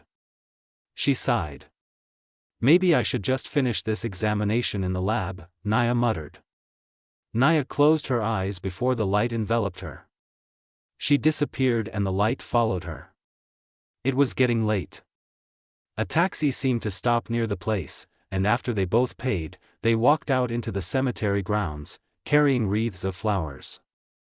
Your family's grave? Naruto asked. Yes, Maria answered. Naruto nodded. He didn't say anything else after that. A few moments passed, and they stopped right in front of the grave and placed the wreath on it. Maria smiled thinly. Right after Marina died, both of my parents died too, not from murder or anything, but because age took its toll, Maria explained. Naruto was silent for a moment. My condolences, Naruto said. Thank you, I appreciate it. Hey, Naruto. Yeah? Have you ever lost a family member? Naruto scratched his cheek. Actually, I was an orphan ever since I was little. Maria winced. Sorry, I didn't mean to. Naruto chuckled. Don't worry. It happened a long time ago. Naruto added. They died protecting me, and I'm proud of their sacrifice. However, in my current situation. Naruto looked up at the sky with a complicated expression. I can't follow in my father's footsteps, and that puts me in a dilemma. After some of his memories came back to him, Naruto began to realize that there were some things that were impossible in this world, one of which was becoming Hokage. Maria also looked up at the sky. You know, my parents have always been supportive of what I wanted, sometimes even too much. Even when my brother died, I volunteered to become a commander myself, even though my parents were initially against it because it would mean giving up on my original dream. Naruto chuckled. Looking at the sky, huh? Maria smiled. Yes. Maria added. I want to convey that a parent's love will always be great for their children, no matter what dreams or choices their sons and daughters make when they grow up. Naruto smiled. I think I get the point. Maria chuckled. Thank goodness, then. The spirit looked at his watch. I think we should head home. I mean, it's going to be dark soon. Naruto nodded. You're right. Let's go. They walked away from the grave. They walked without stopping until they were back on the sidewalk. Naruto remembered something. About space, did you manage to walk around it? I mean, with your current strength, it shouldn't be a problem. Maria nodded. Space is vast. I even just wandered around the lunar region before returning to this planet. Naruto smiled. I'm glad that your dream came true, Naruto said. And just like me, you can find another dream, I'm sure, Maria said. Her tone was confident. Naruto laughed. This must be it. Maria beamed. Turning forward, Naruto thought carefully about what he had said earlier, then another thought came to his mind. A new dream, huh? The ninja thought as he walked. Night had fallen. In this park, Naruto was waiting for someone while sitting on a chair, glancing at his watch from time to time. He was wearing casual clothes, a short-sleeved shirt and long pants. A moment of reality, huh? To be honest, I'm pretty nervous right now. The bijou chuckled. If I were you, I'd probably feel the same way. Naruto sighed. But whether you're nervous or not, such a meeting had to happen. And the best I could think of was. Confront the source of the problem, I understand that. The ninja held back a smile. Exactly. Soon after. A girl in simple clothes, wrapped in a jacket, approached Naruto. Every step she took revealed awkwardness. Did I keep you waiting for a long time, Naruto-san? Naruto shook his head. Not really, sit down, Hibiki. Hibiki realized that Naruto was serious. She nodded and sat down next to the man. Silence fell over them. The Higoromo clan, was this your idea? Naruto asked. No, but one of Ratatoskir's superiors made me this fake identity, Hibiki replied. And he's a descendant of the ancient people, right? Your mother told me about it. I see. Naruto scratched his cheek. You. Hibiki waited patiently. Hate me for not being there for you when you were growing up? That's impossible. Naruto looked away. Hibiki looked nervous. I mean, maybe when my mind was still immature, I would have thought so, but for me now. I guess it's impossible because I understand that you were busy at the time. Naruto sighed. He felt relieved now. If that's really how you feel. I'll accept it, as why your father did. Naruto felt a certain awkwardness. Hibiki realized this and smiled widely. Mom said that Dad is the one who doesn't seem to be afraid of anything, but today, I think that statement is wrong, Hibiki said. Naruto was surprised. For some reason, he found humor in his daughter's sentence. Even though it may look like that, I'm still human, so it should be okay. Hee hee. Ha. Hibiki and Naruto chuckled. The tension, enveloping their atmosphere dropped dramatically. Oh yeah, how is Dad doing? The previous series is finished, do you have any plans to make another one? Hibiki asked. I have a few concepts, but I'm not sure what theme to choose yet, Naruto replied. Ho. By the way, has Dad found any leads on the last spirit? Aside from her name, condition, and backstory, your mother hasn't told you anything else about it. Do you have any other information about it? Hibiki nodded. She's in the Bermuda Triangle area. Naruto blinked. Oh, that makes sense. I remember people rarely going there. Naruto looked at his watch for a moment. Since it's late, maybe we should go home, don't you think? Naruto asked. Hibiki scratched her cheek. If it's okay. Naruto was curious. Yes? I want to be patted on the head, can I? The girl knew that her request sounded ridiculous. However, for some reason, she wanted it right now. Naruto chuckled. Well, why not? Hibiki was happy. She then patted the girl's head and was surprised to see tears streaming down her face. Hibiki, what happened? Hibiki immediately hugged the man. I'm happy. Because this moment. Has been a long. Dream for. Finally. We're meeting. Father. Naruto was at a loss for words. However, one thing was for sure, he knew what he had to do right now. Look at me. Hibiki obeyed the man's words. When their eyes met, Naruto wiped Hibiki's tears with his thumb, then showed a smile. Father is also happy to meet you, Naruto added. So, from today onwards, we will always be together. I make you a promise. Hibiki nodded and smiled widely. Yes. Naruto felt relieved. The girl then took something out of her bag and showed him a blue frog wallet. Naruto chuckled when he saw it. I should have known your mother would give you this wallet. Hibiki beamed. Since there's no need for secrets anymore, I've decided to use this wallet from now on. Naruto affectionately ruffled his daughter's hair. You speak well, huh? Naruto. Hibiki. A strange sound was heard. They took note of each other's expressions. Naruto and Hibiki laughed cheerfully. They both realized that there was a ramen shop around here somewhere. Want to eat ramen? Naruto suggested. Sure, but Daddy's paying, Hibiki said. Naruto looked down at his daughter. That's fine. But just so you know, when it comes to ramen, I can eat a lot of noodles and then some. Hibiki chuckled thinly. Just watch, I can definitely beat your record. Keep dreaming, Databeo. A dream come true. Datakana.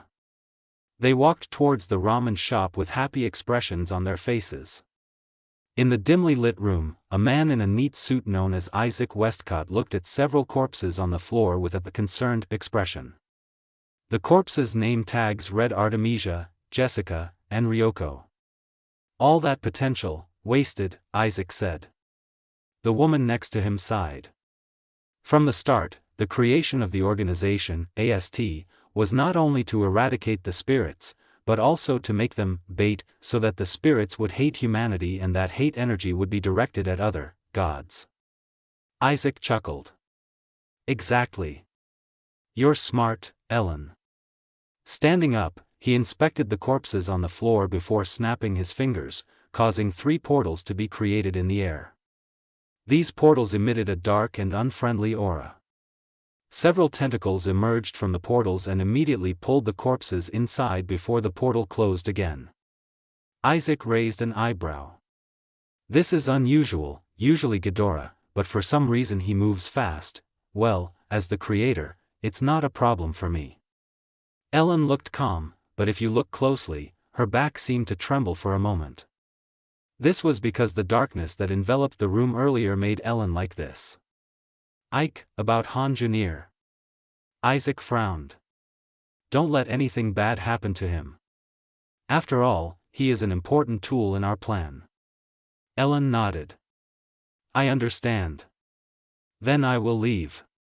Isaac nodded. Then, after the woman left, only Isaac was left in this room.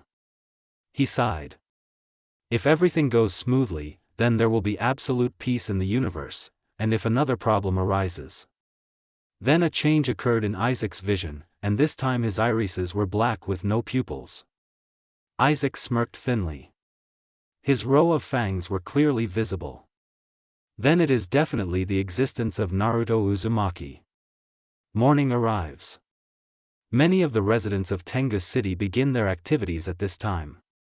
Some of them like to go to work, open stores, or go to school. On the other hand, after they put their suitcases in the trunk of the car, the spirits chatted with Naruto for a while. At this time, they were talking in the living room. However, the conversation that was originally casual suddenly turned serious due to one important fact. He's your son? Naruto scratched his cheek. Why yes, that's true. Naruto added. I know it sounds strange, but what I'm telling you now is true, that Hibiki is my daughter. The spirits managed to calm down. Tenka started the conversation again. So, when you and Hibiki met last night, did you discuss this? Tenka asked. Yes, Naruto replied. Kurumi smiled in amazement. Kufu, since it's Naruto-san, I guess he can't lie. Naruto laughed awkwardly. No comment, Kurumi-chan, no comment. Maria sighed. Still, after everything that happened, I can understand why you're telling us this now. Maria said. Naruto nodded. Even so, don't worry, I plan on having children with all of you in the future. Naruto said. His tone sounded serious. The spirits were confused. Ufufu, Naruto-san is really good at talking, huh? Kurumi. Don't say things like that so easily. Maria. You're Naruto. Tenka. Naruto chuckled. I know, but I was serious about what I said just now. Naruto was still talking. I mean, names like Uzumaki Maria, Uzumaki Kurumi, Uzumaki Tenka, they sound nice to the ears, don't they? The 3 of them blushed. Naruto smirked after seeing this scene. Not long after. The car was driving at a normal speed. Naruto waved his hand from afar, then returned to the house. He entered the living room and they suddenly appeared through the teleportation system, Fraxinus. However, if there was anything different, it was Nia, who had fainted on the couch. So, while I was gone, what happened? Naruto asked. His tone sounded curious. Hibiki scratched her cheek. Nothing weird really happened, it's just. Just? Nia-san participated in an online lottery. Naruto frowned. Nia-chan, I know you're just pretending to faint, wake up quickly, Databayo. Nia opened her eyes. The girl pouted as she looked at Naruto. At least show a little mercy to this sweet and innocent girl. Naruto smiled. Any snacks? Nia's eyes sparkled. No. Nia. Don't buy snacks. Naruto. Hui. Nia. Kurama chuckled. Even if you say that, you'll still help that Nia girl, right? Do I have to answer a question that already has an answer? No, that's not necessary. Naruto held back his smile, turned to the girl, and spoke again. Next paycheck, I'll ask for my share, got it? Nia's expression changed from sad to happy. She immediately stood up and enthusiastically hugged Naruto. Yes dash. You're the best, Ruto-kun dash, Nia exclaimed. Naruto lightly patted the girl's shoulder. Yeah, I know. Naruto was still talking. By the way, if you keep this up, I might just kiss you right now. Nia reflexively stopped hugging Naruto. The girl looked embarrassed. Why you, jokes have their limits. The ninja raised an eyebrow. Who said I was joking? Nia's face turned red. Why you? Ugh. With an irritated and embarrassed face, she walked to the kitchen, leaving her father and daughter there. Hibiki chuckled. You're so cruel, Dad. Naruto chuckled. By the way, are you ready to go yet? Last night, while eating ramen, they promised to go on an all-day camping trip as father and daughter, and it would start this morning. However, since there was a chance they would meet other people, Hibiki could only call Naruto by his first name, at least until they arrived at their personal camp. Hibiki blinked. Oh, let me change first. Hibiki disappeared with a gust of wind. Naruto, sweat bead. Wow, my daughter has become forgetful. The apple doesn't fall far from the tree. Really, Naruto? Noisy. Kurama chuckled. It was almost noon. The bus was traveling along the highway. There were many passengers of all ages sitting peacefully. Meanwhile, Hibiki was looking at the digital map on her phone and occasionally marking an interesting place. Hibiki turned away. I mean, Naruto-san, is it a good idea to grab a bite to eat at the next stop? Naruto seemed to be focused on reading something in the message window. Well, Naruto-san? Huh? Oh, sure, if a bear passes by, I'll beat it up. Hibiki, sweat bead. No, I'm not talking about the bear, I'm talking about a restaurant where we can have lunch. Naruto blinked. He laughed nervously, putting his phone back in his pants pocket. Oh, sorry, I was probably too busy reading earlier. Naruto added. Okay, get off here and have lunch right now, okay? Agreed. The man was satisfied. Not long after that. The bus stopped at the bus stop. The passengers immediately got off, and once they got off, they immediately parted ways with the group. Naruto and Hibiki's current goal was to fill their bellies first. As they walked, the two noticed that there were few people passing by, and ended up chatting like a family. By the way, what were you reading? Hibiki asked. Her tone curious. Oh, just a message from your regular blacksmith, Naruto replied. Hibiki blinked. Blacksmith? Naruto frowned. It doesn't matter what the person's profession is, don't be sarcastic. The girl laughed nervously. Sorry, I was just surprised. She added. What's your business with him? Oh, he's the one who makes the ninja gear you need. Hibiki was curious. And he immediately agreed? Without asking? You already saved his life from a robber. Oh, right. What's his name? Elliot. Hibiki blinked, once, twice, then a third time. Oh, I see. Soon after, they stopped right in front of the restaurant, and a pleasant aroma was coming from inside. Naruto and Hibiki exchanged glances. Are you ready? Naruto asked. Hibiki replied. Okay. They walked inside. A calm and peaceful atmosphere greeted both of them. On the other hand, the chef was stirring spices at the front table, raised his face and showed a smile. Welcome. Naruto and Hibiki immediately sat down. Their mouths were dripping. Do you want the special okonomiyaki? We'll have two, they said at the same time. The chef tried to smile, but his tone sounded nervous. "Well. Please wait a minute." The two of them simply nodded. The food was delicious. "Yeah, I even ate some more." "So daddy's a glutton." "As if you weren't." Hee hee. Naruto and Hibiki walked up the natural stairs leisurely, neither of them showing any signs of fatigue. Naruto looked at his watch for a few moments. We're earlier than expected," Naruto said. "Huh? What time did Dad make an appointment?" Hibiki asked. "About 1 p.m. Hee, we're 20 minutes early, I see." "That's it." After going up, they walked back to the office with the natural architecture, then walked inside. There was a woman in casual clothes standing at the desk. She smiled at the both of them. "Welcome to Camp Fuki. Have you guys come to the camp?" the woman asked politely. Sorry, we've actually already made reservations for the Uzumaki family," Naruto replied. She nodded.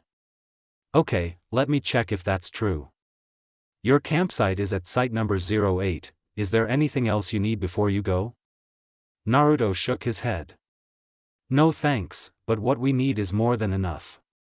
"Okay, but if you change your mind, we are available to help 24 hours a day." Naruto and Hibiki nodded. They left the area. As we walked to our site, Hibiki noticed another area on the campsite map, the one the receptionist had given us earlier. "If we go north from here, we'll find a public camping area, that's why I want to see it," Hibiki said. "After we set up the tent, you can explore it as much as you want," Naruto said.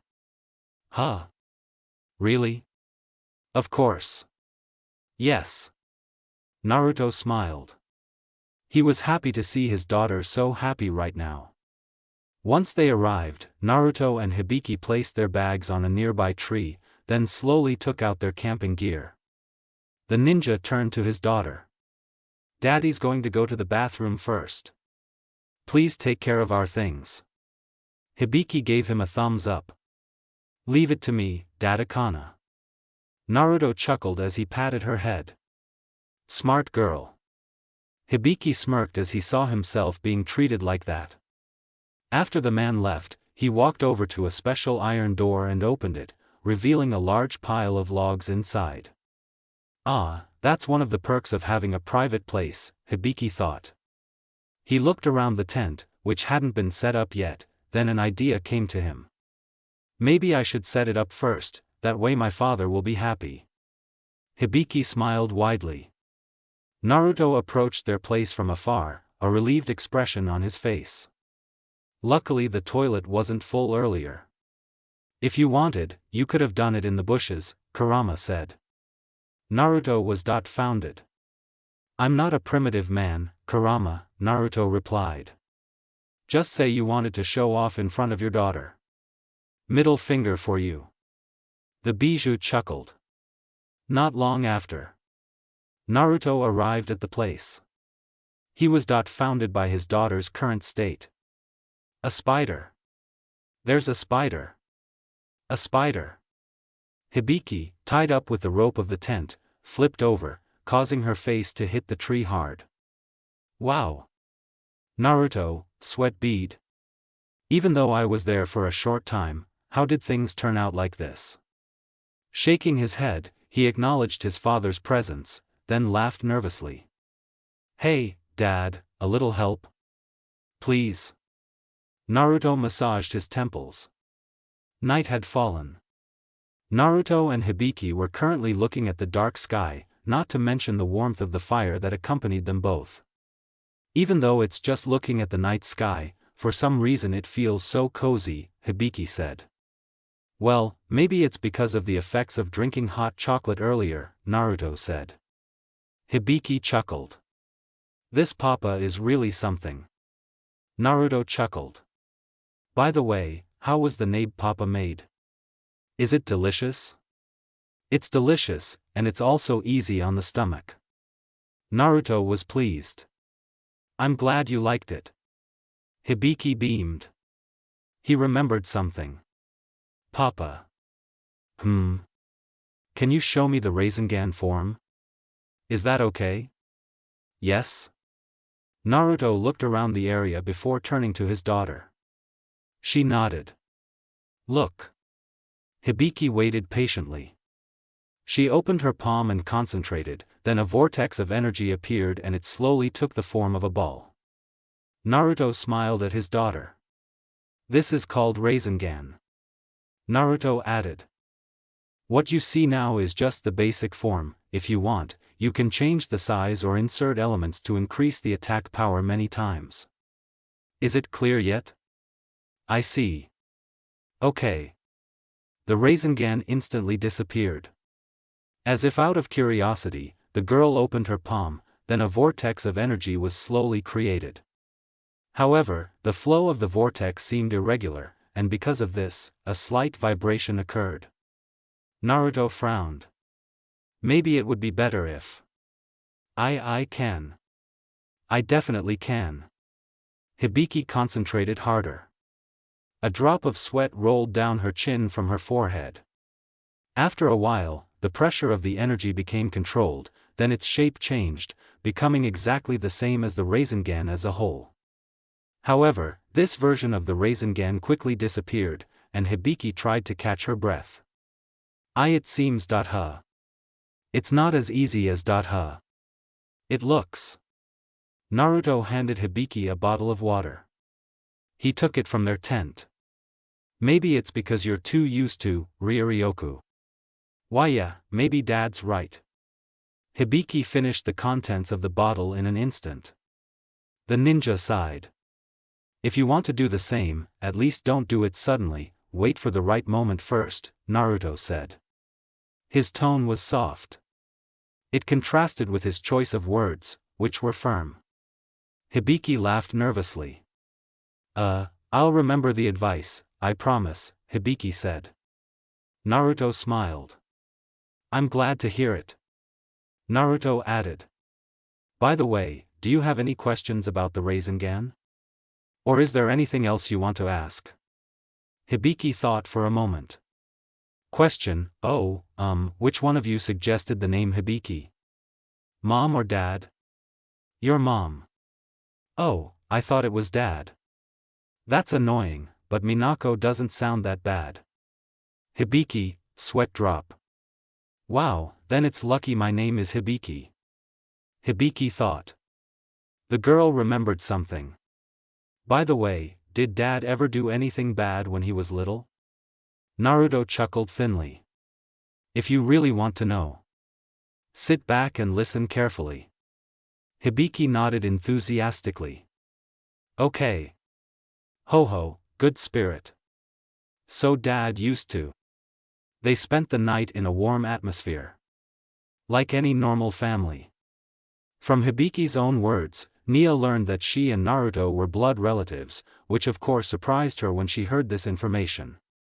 However, Nia didn't mind the fact and accepted the truth without thinking any further. Come to think of it, Hibiki-chan is pathetic because she can only spend time with her father now, Nia thought.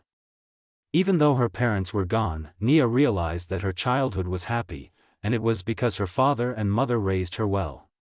So when she saw Naruto and Hibiki together in a photo, she felt happy for them. But, even so, the girl's expression changed to an unpleasant one. For some reason, whenever she was around spirits, a strange desire to hurt them arose. It was just that this feeling always subsided if Naruto was around her. However, for this reason, Nia felt that she was unworthy of being with Naruto. That's why she always held back her feelings all this time, even if it meant hurting her in the process. Nia smiled slightly. Once again I'm hiding something from Naruto-kun, although if I told him, he would definitely help me find a solution. Nia grabbed the glass and looked at its contents. Looks like I'm out of coffee. Nia stood up from her chair and walked over to the coffee machine. After finishing, she sat back down and took a small sip. So this is what it's like to be alive, Nia said. The girl took another sip while watching an entertaining video. After finishing her coffee, she turned to the digital clock on her cell phone and thought about something else. Since there's no one guarding the house, maybe I should hurry up and go home, Nia muttered. Nia closed her eyes. Slowly, the light enveloped the woman's body and she disappeared from the lab. It was approaching midday. The public transportation stopped at this stop.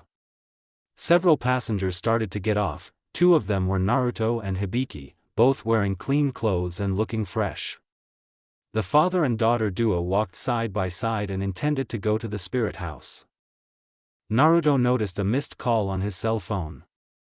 That's weird, Nia-chan rarely ignores calls from me, Naruto said. Maybe he's busy with his other things, Hibiki said. Maybe you're right. Soon after, the two of them entered the premises of this house. One of them pressed the doorbell. Wait a minute. The door opened from the inside. Nia rubbed her eyes for a moment, then looked at the two of them. She frowned. Oh, sorry, but I don't remember ordering pizza for breakfast, Nia said. They, sweat bead. And if I remember correctly, it's already midday and we're not a pizza place either, Databeo, Naruto replied. The girl blinked for a few moments. Why it's Naruto-kun and Hibiki-chan. Come in, come in. The door was locked from the inside. The three of them walked down the hallway. Nia scratched her cheek. Sorry about earlier, it's normal, it's people's habits to wake up, hee. Hibiki frowned. What time do you go to bed, Nia-san? Nia thought for a moment. At 4 o'clock. Nia. Wow. Hibiki. The three of them entered the living room. As far as the eye could see, the state of the area was very dirty, with trash from snacks and sodas scattered everywhere. They also saw a console vending machine lying upside down on the floor. Naruto and Hibiki placed their bags next to the sofa. Both of them looked stunned at this time. Were you throwing a party or something, Nia-chan?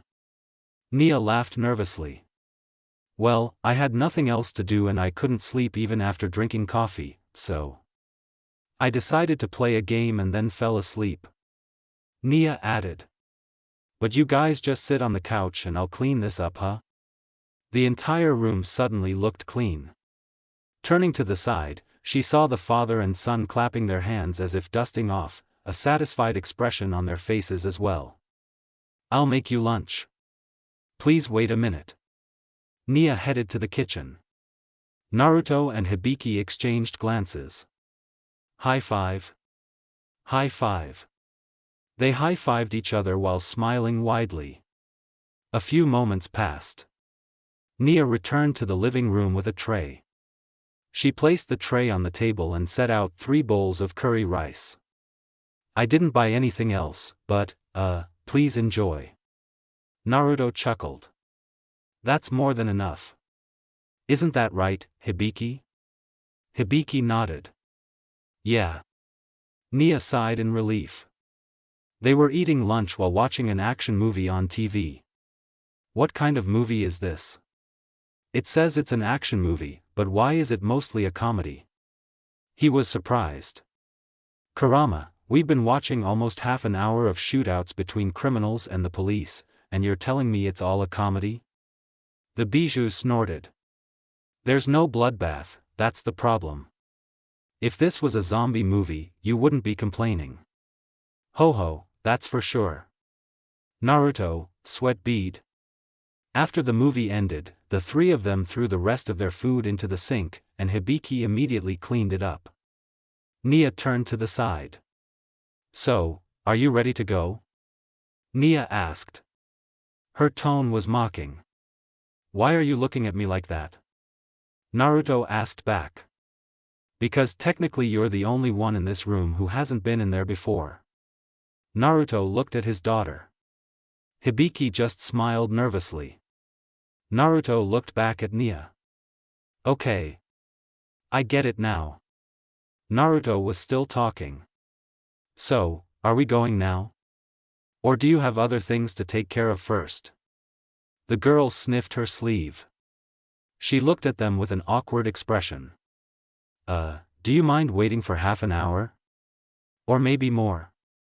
Yes? Please. Naruto and Hibiki nodded slowly. Nia felt relieved. So peaceful. Then I'll take a shower first. Nia went to the other room. Meanwhile, Naruto and Hibiki were looking at the console machine when an idea came to them. Loser. Get the donuts. The two smirked at each other. At this altitude, the ship seemed to be flying at a normal speed. There were several people inside the high-tech vehicle. No, that too. Nia watched the holographic screen while sitting. The girl's hands were pressing the keyboard so actively. Meanwhile, Naruto was observing the situation outside with a calm expression. But it was the opposite of his thoughts. Do you think now is a good time, Kurama? Of course. Moreover, I think ignoring her feelings for too long is not good. The man glanced at Nia, who seemed busy. He looked at the mirror again.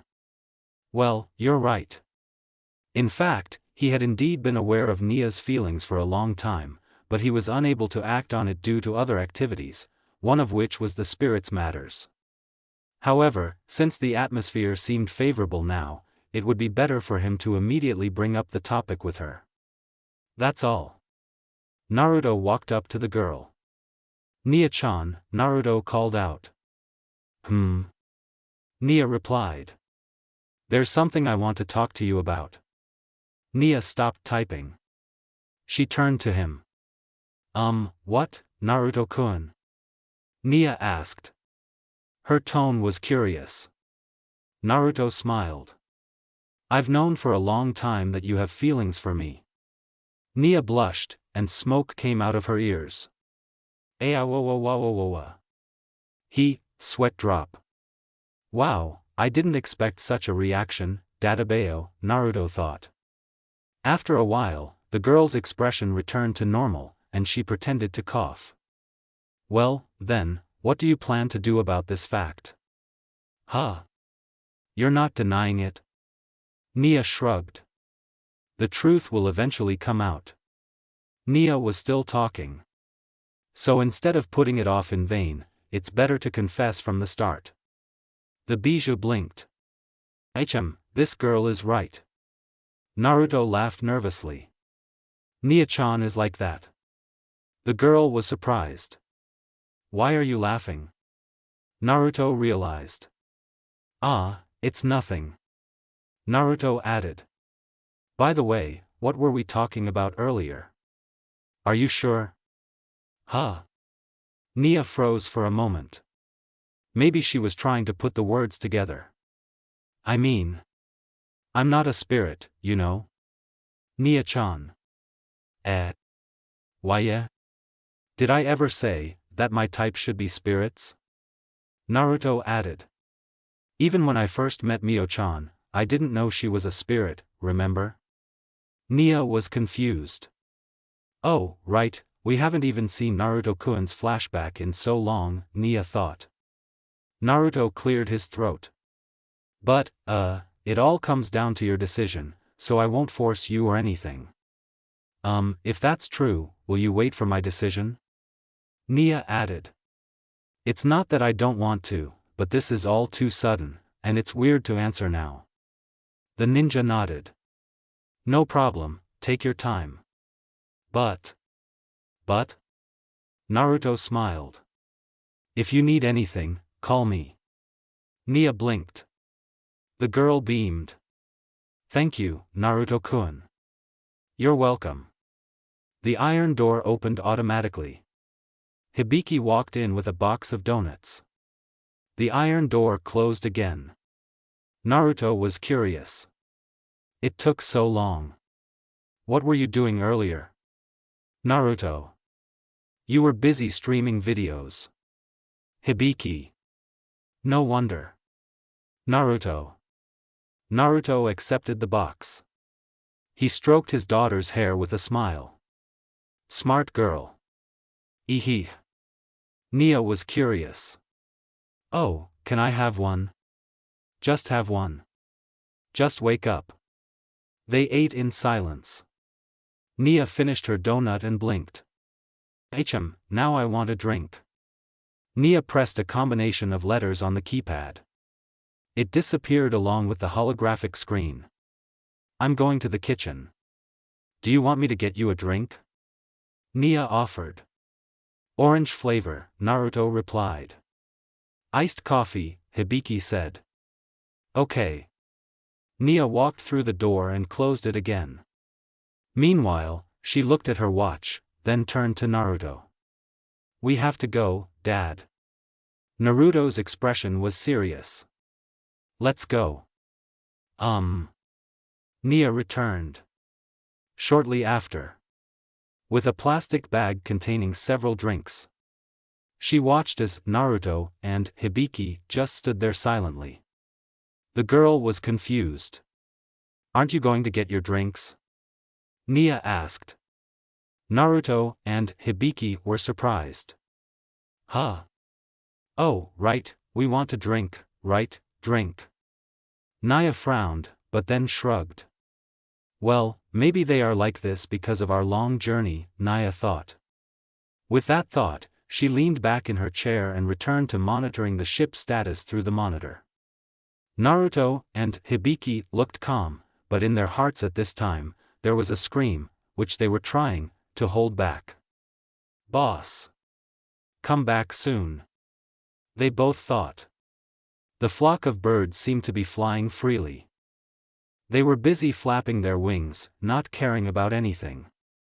However, in an instant, these air creatures spread their wings to avoid someone's fast movement. Not only that, they also saw that this person was accompanied by another human woman, or more accurately, her daughter. However, instead of running, the girl chose to fly faster than her father could walk. Sometimes, this woman's actions caused shockwaves that threw out a large amount of water. They had been like this for 20 minutes. Hibiki. Are you sure this is the right way? Yeah. We're just going straight ahead. Okay. A few moments passed. They saw a sea area covered in black clouds ahead. The ninja immediately remembered something.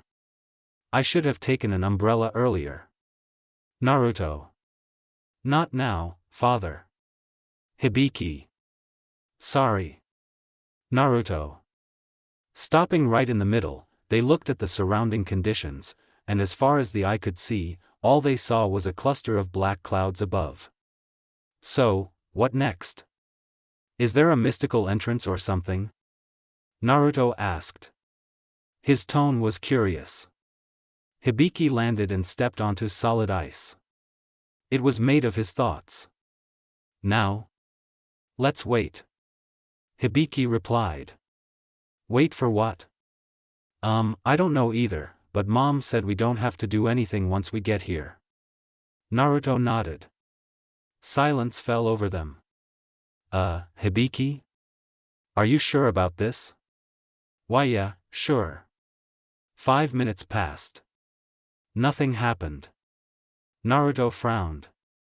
Maybe we should dash. Everything turned into a flash. A car drove down the street. There were a few people inside. Tenka observed the situation outside. The hustle and bustle of this European district seemed interesting to the spirit. The atmosphere of this city is quite different from Tengu, Tenka commented. Maria chuckled. The definition of welcome abroad is now felt by you, Maria said. Kurumi smiled faintly. Kufu, but to be honest, I like the atmosphere at the Eiffel Tower more. Kurumi. Huh? Have you been there too? Maria. Maria-san, if you think that I've only been wandering around Japan for 30 years, then that's even stranger. Kurumi.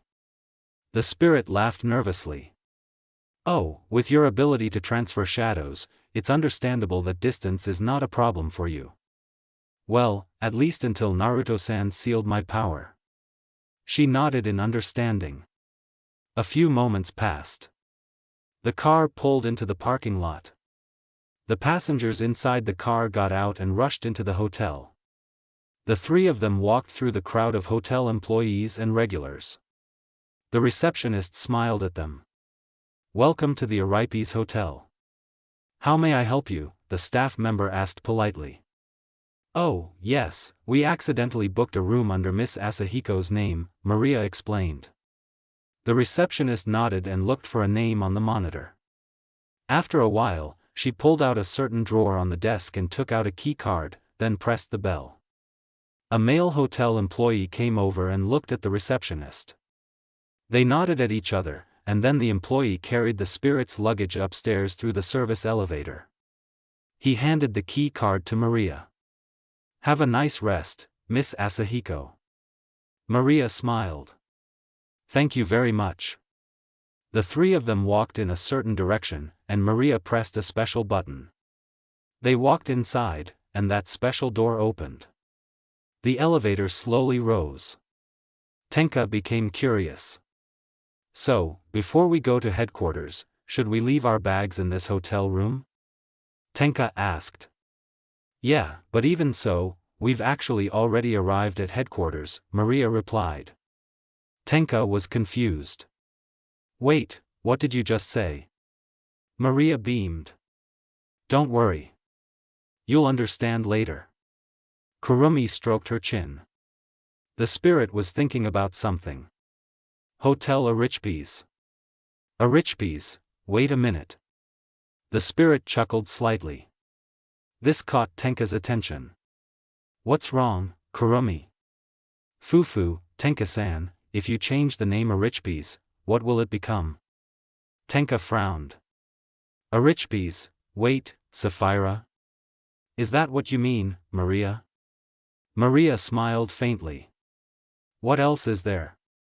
Kurumi chuckled and Tenka smiled widely. The elevator door opened. They walked out and headed to the door of a certain room. The three of them saw a hotel employee waiting with their luggage. "Excuse me, but may I borrow your key card, Miss Asahiko?" Maria nodded and lent her key card. "Thank you very much." She pointed the key card at the door sensor, and a click was heard shortly after. The hotel employee opened the door and carried their luggage inside. Once finished, she walked out of the room and returned the key card to Maria. "If there is anything you, Miss Spirits, need, please contact the front desk as we, Ratatosker, will always be here to help you," the employee said with a smile. Maria smiled. "We appreciate it and thank you in advance." She nodded before leaving. They entered the hotel room. Feeling the attention, she noticed the gazes of the other spirits and couldn't help but smile. "See? We've actually arrived at headquarters, to be precise, at the very bottom." Kurumi looked around. "So, can I guess there's a special secret passage here?" Kurumi asked. "Oh, I thought so too," Tenka replied. Instead of answering, Maria walked up to the face statue, then stuck her finger into the gap between its nostrils. Maria took a step back. The face statue slowly opened its lips, revealing a small swirl in its mouth. "Now, this way, we can go straight to..." Pfft. Maria noticed that Kurumi and Tenka were holding in their laughter. She furrowed her brows. "What's wrong, guys?" Sorry, but, the secret button, is in the nostril, so pftahahaha." The two spirits couldn't hold in their laughter any longer. Meanwhile, Maria's face turned red, feeling both embarrassed and annoyed at them, who created such a hidden system. Come to think of it, why did the engineering team put a secret sensor in the nostrils? Why? Tenka and Kurumi finally stopped laughing. So, we'll just go straight there, right, Maria-san? Kurumi asked. Maria took a deep breath and exhaled. Okay, let's go. Tenka and Kurumi nodded. The three of them approached the face statue before it was swallowed up. After they left, the small whirlwind slowly disappeared, and the face statue tightly closed its mouth. There were many face statues here, and every time their unique mechanism opened, people would suddenly come out of it. Something similar happened to one of these face statues. When its mouth opened, 3 spirits immediately appeared, and 2 of them shook their heads slightly. Maria laughed nervously. Sorry, I should have warned you earlier. Era, it's just a small thing, it's not that big of a deal, huh? Tenka and Kurumi were impressed by what they just saw. This place was so spacious, and there were many people wandering around. Everyone was wearing special uniforms and seemed to be working according to their professions. There was a mechanical department, a spare parts delivery department, a military department, and more. A female voice rang out loudly.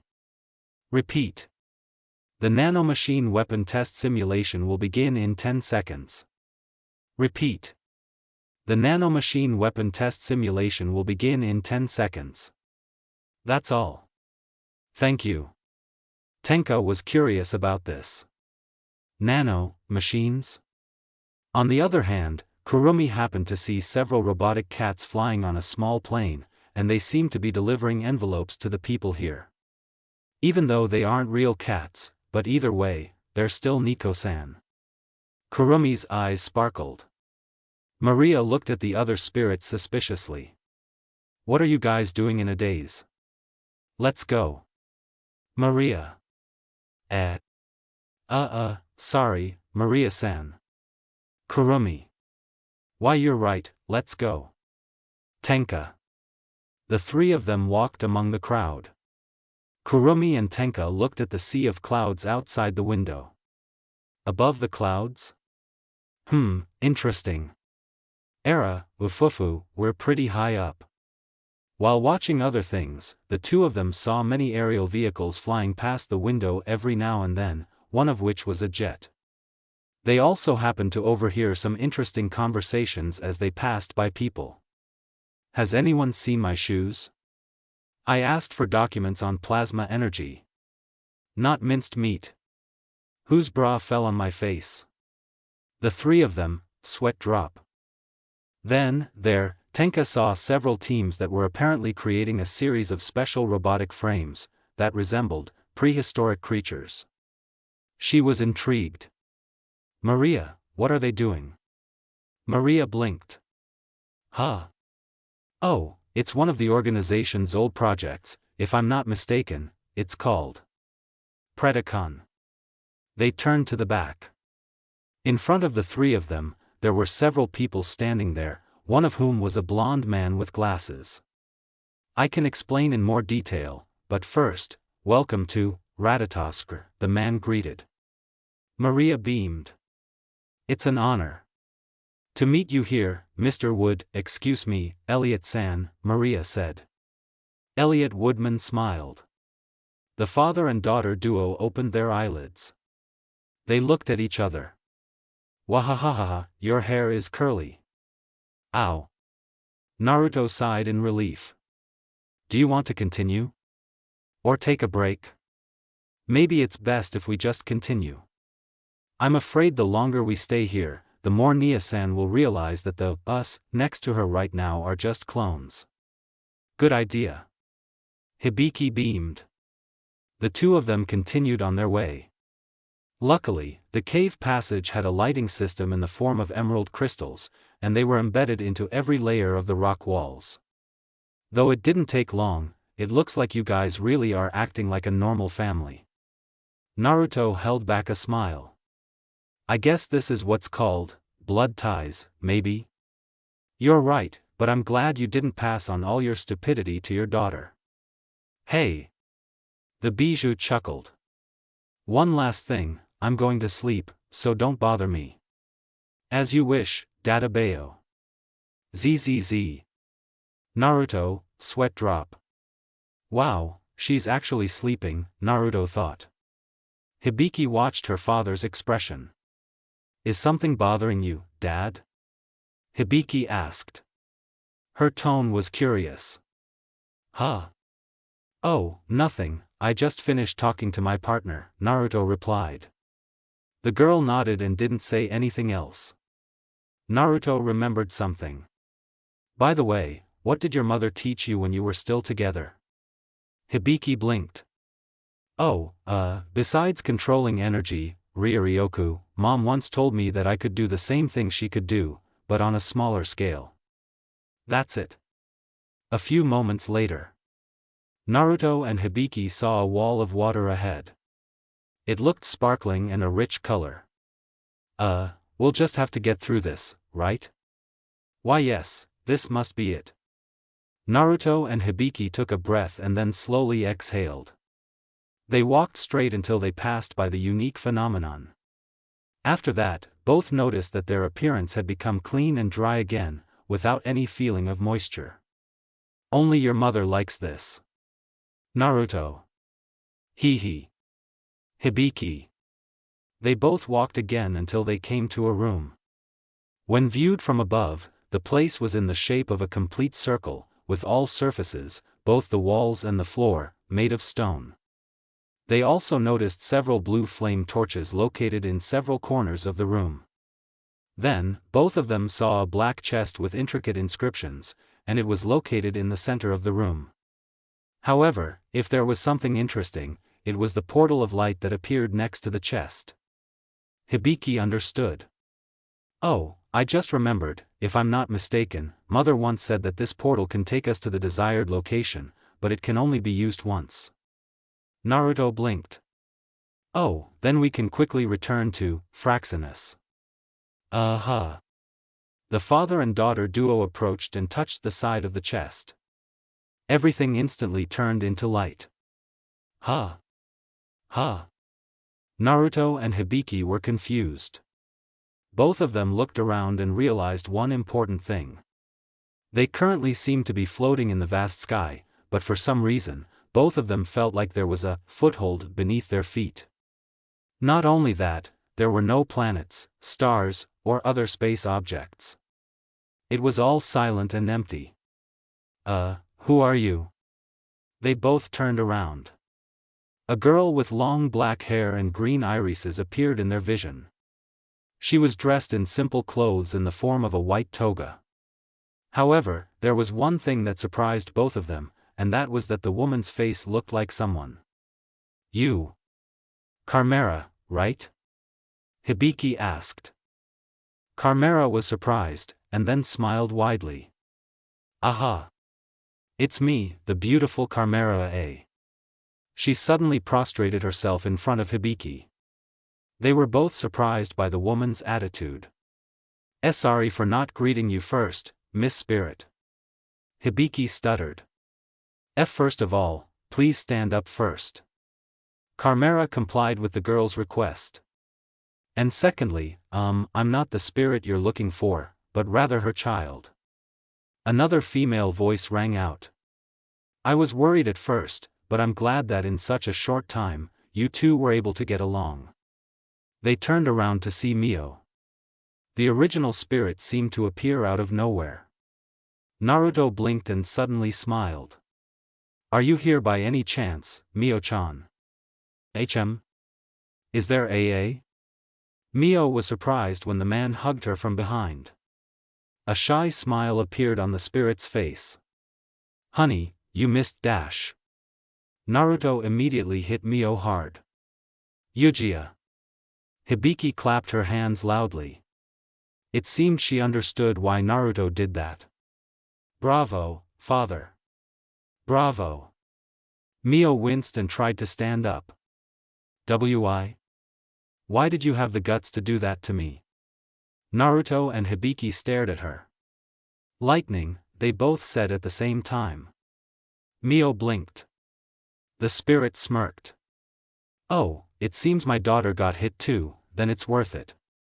Carmera was surprised. P-Princess? Miss Spirit, then this girl is. Mio gently stroked Hibiki's hair. Yes. She is my daughter. Hibiki was embarrassed, pushing her mother's hand away. Mom, don't do that to me too often. Mio looked at Naruto. See? Our child is so cute, isn't she? Mio. It's too real. Naruto.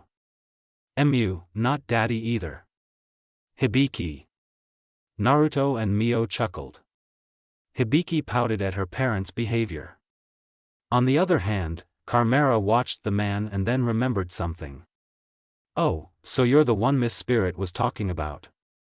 Naruto was curious. Can you explain in more detail? Chimera nodded enthusiastically.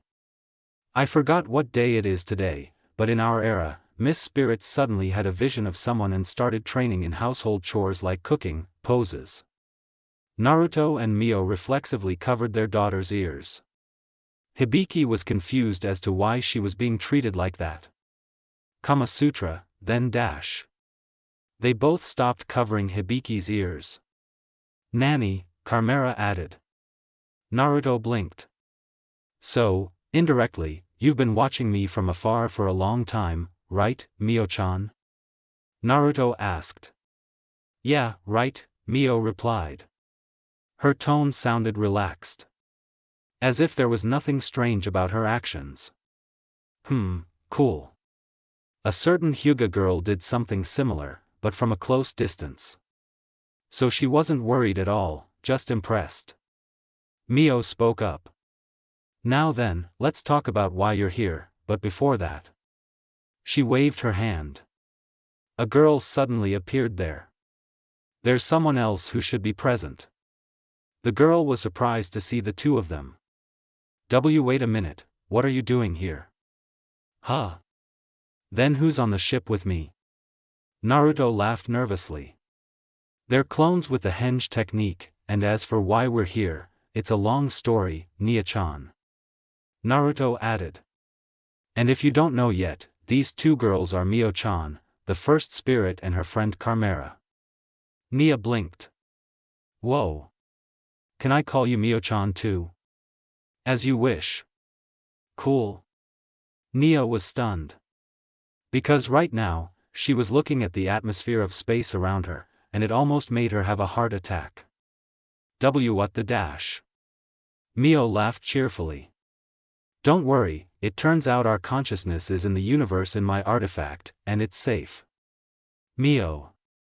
Oh, thank goodness. What did you say? Nia. Fufu, nothing.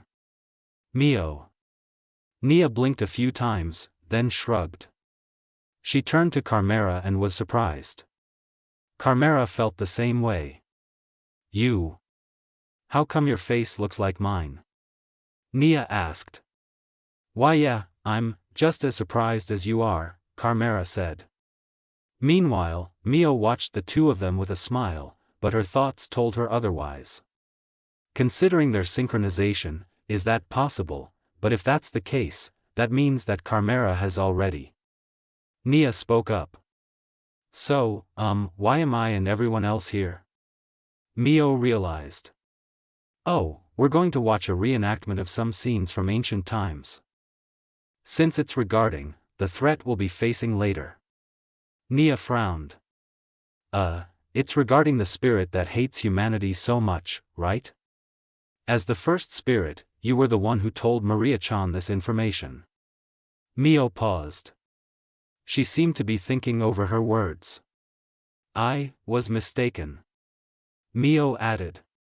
The threat you speak of is Chimera, but as you can see, she seems to be completely sane. Chimera held back her tears. Miss Spirit. Nia widened her eyes. Wow, so you're saying we'll have to face that, and it's even scarier? Nia. I'm not scary. You guys are mean.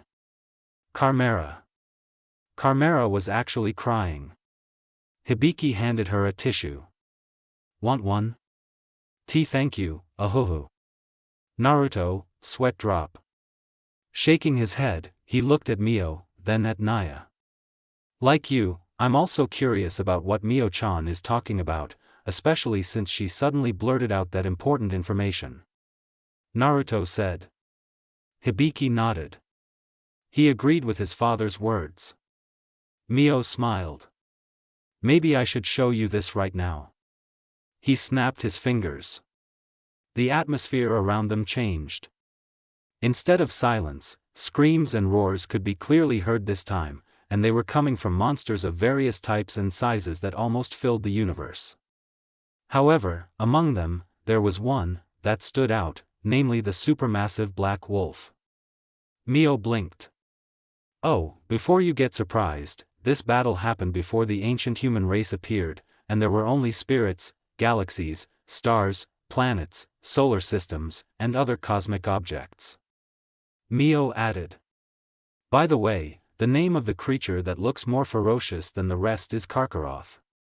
He's a bit annoying, and his existence is quite dense, even after I attacked him with the universe that I compressed less. There was no answer. Because both Nia and Naruto looked at Mio strangely. Only Hibiki and Chimera remained focused on the scene, but one was still wiping away her tears while the other was smiling nervously. Why, are you looking at me like that? Mio asked. Her tone sounded curious. Nia's eyes narrowed. Cheating. No, my ability is not cheating, Nia. Cheating. Mio, sweat drop. Oh, okay, then I'm cheating. Meanwhile, Naruto scratched his cheek and laughed nervously. You see, Mio-chan, you just created a universe, and then turned it into an attack? Naruto said. Didn't I tell you I could do that? Mio replied. Okay, but that part, no, forget it. Mio blinked and looked ahead. Now, if there are no more questions, let's focus on what's going on. Naruto and Nia nodded slowly. Both of them were watching this great battle, as were the others. The monsters seemed to be attacking a glowing female figure. Despite being alone, she seemed calm and focused on facing all of her opponents. Every time a group of monsters approached, she would immediately create multiple attacks, some of which were similar to quasar shots and bubbles that caused galaxies to explode. However, when she collided with Karkaroth, she created a universe compressed to the size of Pluto and slammed it into him. Kurama was stunned. We went through a war, but what we see now is insane. Naruto gulped as he watched the primordial spirit. He knew Mio was strong, just not that strong. Sensing the attention, Mio turned to the side and tilted her head. What now, Naruto? Mio asked. Huh? Oh, no, I just thought, you've become cuter, Naruto said. A great save. Mio was happy and hugged her hand. Hehe, thank you, dear. Mio. Haha, you're welcome. Naruto. Hibiki was impressed. Mother told me about this incident before, but the tension becomes more pronounced when you see it in person. Chimera grimaced. Miss Spirit, so before we came along, you fought alone to protect this universe. You're really great. Nia was stunned. At that moment, the girl's mind was blank. Then, when she realized that this battle was not going to end anytime soon, the glowing girl raised one of her hands. Ein. A high-intensity light enveloped the universe. Soon after, the monsters disappeared without a trace, leaving only the figure of the glowing woman. However, the glowing woman turned around and saw several crystals of blue, crimson, gray, and purple appear out of nowhere. She smiled faintly. I see, just like me, you were also born naturally from this universe. So that means I am your older brother, hehe. Naruto blinked. Oh, so that's what you meant by a natural, when we were talking about Senshisari, the spiral crystal, I mean. Naruto. 100 for you. Mio. The scene changed. Instead of outer space, this time they saw a vibrant desert area. There were many tall columns and pyramids. They also saw a crowd of citizens walking around in white togas. Mio and Chimera smiled melancholically.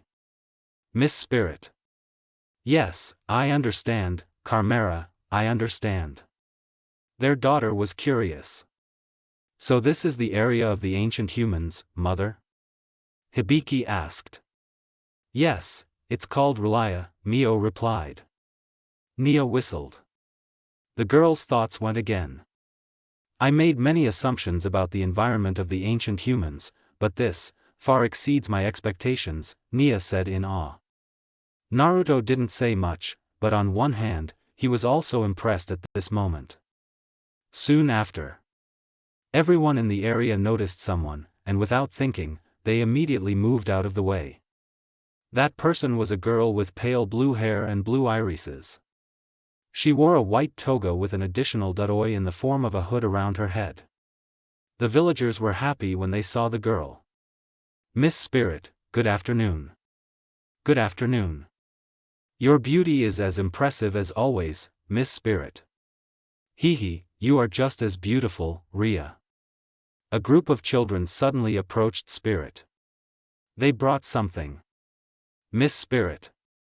Miss Spirit. Here are some fruits. Spirit smiled. Thank you, good children. The children giggled. Naruto frowned. Is it just me, or did you not have a name during this era? Naruto asked. Carmera laughed nervously. Master Naruto, in that regard, it is because Miss Spirit has guided us in many ways. Carmera added. That is precisely the reason why we feel more comfortable calling her by her race name rather than giving her a name. Because, let's say it is a form of respect for her. Mio sighed. While I'm glad you brought it up, come to think of it, it would be better if you started calling me by my name, which is Mio. But that kind of thing. Carmera. Hi. Okay, Miss Mio. Naruto came to his senses after hearing that. Oh, no wonder you suddenly wanted me to give you a name when we first met, Naruto said. One of my special moments, Mio replied. Hibiki and Nia said nothing. They both felt more comfortable listening now. They realized that the scene had changed. It was night. On top of a certain mountain, Spirit and Carmera were sitting on a large rock, and they seemed to be watching a majestic temple. Spirit spoke up. Carmera, Spirit said. Yes, Miss Spirit. Carmera replied. Spirit was silent for a moment. The entity's cheeks flushed, and a shy smile appeared on his face. Hibiki smirked. Mio noticed this and laughed nervously. Okay, I admit I look cute, are you happy? Mio. Hee. Hibiki. They just smiled as they watched the two interact. It's like this. Carmera waited patiently. The girl thought that maybe she was trying to find the right words. I decided that next month I will go to his other world. Naruto was curious. Mio-chan, if I may ask, how far do you have to go to get to my universe? Naruto asked. The three of them were interested. Especially Nia. Mio blinked and smiled. That's a good question, the first time I went there I had to go through 50 universes to get there. Hibiki and Carmera were impressed. That's great, Mom. As expected of you, Miss SP Mio. Naruto blinked slowly. Oh, so when did you return to this universe? Naruto. 120, Mio. Huh? And not 52? Naruto. Kurama was stunned. Nia shook her head. Naruto-kun, even if we don't realize it, there are actually quite a few other universes that have just appeared and are currently developing. So it's only natural that the distance between universes will become larger and larger. Oh, that's right, Dadabayo. Mio smiled. She seemed to appreciate the girl's answer. Nia rubbed her chin. By the way, can I ask a question too? Nia replied. Sure, you can, go ahead, Mio replied. Nia was happy. Thank you. So, is there a big difference between creating a universe, by dumping it and passing through the existing one? Mio nodded. To put it simply, it takes quite a bit of energy to create a universe or reset its damage, and less energy if you're just passing through an existing one. Even less if you're only passing on spiritual essence. One example is the soul. Mio had time to smile as she watched the man. Naruto laughed nervously when he was given that look. Well, when did you transfer to this world? Noisy, Kurama. TCH, you're not funny. Nia nodded. I see. Thank you, Mio-chan. You're welcome. Does anyone have any more questions? They shook their heads. Mio nodded. Oh, well then. All 5 of them turned to look at the scene. Carmera's eyes sparkled. Yes. Finally. That's great news, Miss Spirit. Carmera seemed worried. Wait, what about the others? I mean, if you're gone, who'll look after us? The spirit smiled. I knew you would say something like that. She opened her palm, and a glowing crystal appeared out of nowhere, emitting a charming, gray light. Carmera was shocked. It's impossible, don't tell me that. Yes, it is exactly as you think. Spirit added. And since this is the right time, I will tell you this, will you be the first person to become a spirit, and help me develop humanity? She paused, then nodded with an excited expression. I am ready. Spirit was satisfied.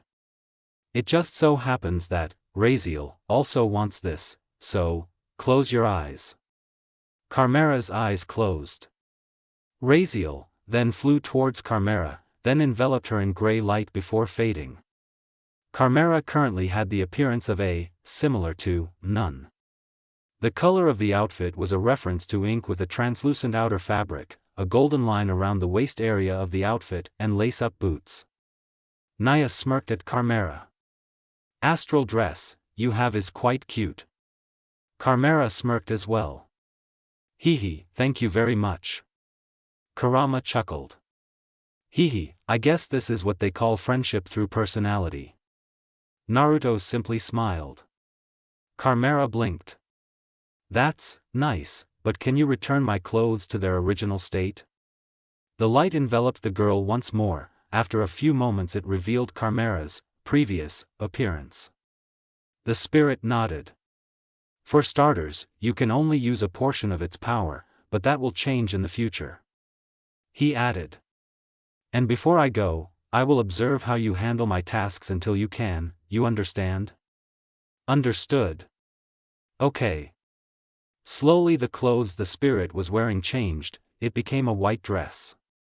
Naruto blinked. Oh, so this is the first time you've worn this dress? Mio beamed. Yeah, and it's still my favorite dress. Carmera's eyes sparkled. Wow, it suits you, Miss Spirit. Spirit was happy. Hee, thank you for the compliment, Carmera. Hee, but by the way, what is this dress? Spirit changed back into her toga. She scratched her cheek. One of the clothes that will appear in the future, and especially for this meeting, I plan on wearing it later. That reminds me, what do you think I should do when I meet her? Carmera thought for a moment. Oh, you're just pretending to want some fruit, I'll be sure to buy some for you later and then arrange to meet again. Easy, huh? That's good. Thanks for the offer, Carmera. Hee, you're welcome, Miss Spirit. They smiled at each other. Naruto, sweat bead. So, before we met, you really prepared yourself, huh? Mio gave him an innocent grin. Nia just shook her head. You're always up to something. Hibiki sighed. She smiled at Carmera. But I'm glad you have a good friend, Hibiki said. Carmera smiled as well. Thank you very much for the compliment, Miss Hibiki, Carmera replied. The scene changed. The crowd was still visible in this area. The morning had turned into daylight. Meanwhile, Carmera seemed to be floating with her, Raziel, open as she thought about her next task for a moment. Creating a dungeon located in another dimension? Done. Creating a bunch of golems for mining? Also done. Destroying a herd of megalodons and some wild dinosaurs? That too. He closed his raziel. It disappeared in an instant. Well, what else? Carmera suddenly coughed. The girl looked at her palm and was surprised by the red liquid she just saw. Blood? Nia winced. That looks painful. Carmera fell silent. Mio looked awkward. The old me was very selfish, you could say. Miss Mio, but that happened a long time ago. That's true, but that doesn't change the facts, does it? Hibiki wanted to speak, but seeing her father shaking his head, she ended up keeping quiet. Carmera felt a headache coming on, but tried to ignore it. Please. Mio's eyes narrowed. Naruto, do you still remember our conversation before? Naruto fell silent for a moment. He nodded. Yes. Why? It seems your theory was correct. And the events we are about to witness will prove it. Carmera listened curiously. Nia and Hibiki felt the same way. What do you mean, Miss Spirit? Carmera asked. Carmera, your memories may be hazy, but that's why you were able to make such a big mess back then, Mio said. Huh? Oh, okay. Naruto frowned. I have a bad feeling about this. About chaos? That's for sure. And can I assume you like that kind of thing, Kurama? Naruto replied. The bijou chuckled. For entertainment like movies, it's fine, but if that happens in the real world, I won't be able to sleep well, I see, what at Sundra? TCH, noisy. Naruto held back a smile. Realizing the emergency, Carmera slowly lowered himself down to see an old man who had been shot in the stomach. Whoa, wait a minute, I'll heal your wound. Raziel appeared in his mind with an open page, and Carmera immediately began searching for a specific page. However, unbeknownst to her, the man smirked, revealing his fangs as his irises turned black. Well, did you find it? Carmera vomited fresh blood, her eyes widening even more as she watched the man's hand pierce Raziel and penetrate his stomach. She also noticed the changes in the man's mouth and irises, which looked terrifying. Naruto narrowed his eyes. Kurama? Sharp and black eyes. I remember that. Okay. The man chuckled. Thank you, and the rest of you, go free. He was enveloped in a black aura and dissolved into thin air. On the other hand, Raziel lay helplessly on the ground, then turned into a crystal with a dim light. Meanwhile, Carmera tried to say something, but a swarm of black snakes quickly crawled out from the hole in her stomach. Ugh, ugh. Carmera looked up and her eyes widened. Urgh. Carmera was speechless. So, that's how it goes. Feeling the attention, she noticed their worried looks, which made her happy. Thank you, but I'm fine, really. Naruto smiled. If you need someone to talk to, we or anyone else will definitely listen, Naruto said. Nia and Hibiki nodded. That's right, Nia said. That's right, Hibiki said. Mio beamed. It would be strange if I didn't do the same. Carmera was touched. I thank you from the bottom of my heart, for your kindness. They smiled. All five realized that the scene had changed again. This time, the many giant snakes grew so large that they almost covered the entire observable sector of the universe. They swallowed up more than 1 trillion galaxies as they expanded. A light appeared and revealed a person. Mio was shocked. What is this? The giant snakes noticed Mio's presence, and without hesitation, they immediately moved and intended to devour her alive. Mio quickly reacted. Ein. The full light destroyed them all until there was nothing left. However, The girl could see the body of someone she recognized near the ground from afar, but it was covered in squeezing black air.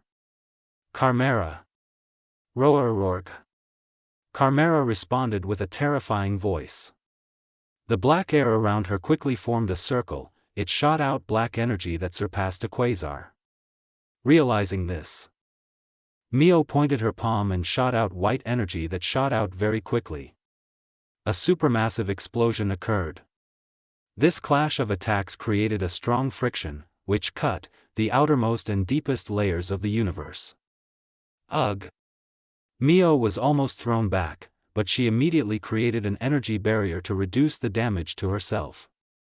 As if that was not enough, the mass of black air took on another form, namely a black hole, and was immediately in faster than the speed of light could follow. It absorbed the laws of causality, the elements, matter, mind, even spacetime if it was not stopped soon. Mio was serious. Right now, I must stop his rampage first, Mio muttered. Mio spread her arms wide. At the same time, a copy of the ocean appeared and grew larger than its normal size, and then slammed into Carmera. Mio quickly clasped her palms together, then Carmera was frozen outside of reality. After that, he no longer moved. Mio was satisfied. Before something bad happens again, I have to move it to a safe place. As she concentrated, it immediately turned into a chest with ancient carvings, and the object entered the portal she created. She then noticed the many cracks, the destruction of the space environment, and the friction wounds in this vast universe. Even when I manage to throw it all away, it will drain quite a bit of the Ryuryoku I have now, and in order to return there, I need to restore my strength, and that takes a long time, which means... Mio began to cry. The spirit rubbed her stomach guiltily. Sorry. Sobbing. Forgive Mom. Sobbing. Because of Mom's mistake, you will have to grow up without a father by your side. Sobbing. Sorry. Sorry. Hibiki felt her chest tighten. As far as she could remember, Mio had never told her about that incident, and when she recalled the moment she yelled at her mother, the guilt in her heart increased many times over. Feeling a tap on her shoulder, she looked to the side and saw Mio and Naruto smiling. You still didn't know anything back then, Naruto said. And no matter how many times I told you this over and over again, I forgave you a long time ago, Mio said. Hibiki was touched and nodded slowly. Nia felt uneasy, but on the other hand, she was happy to see this family together.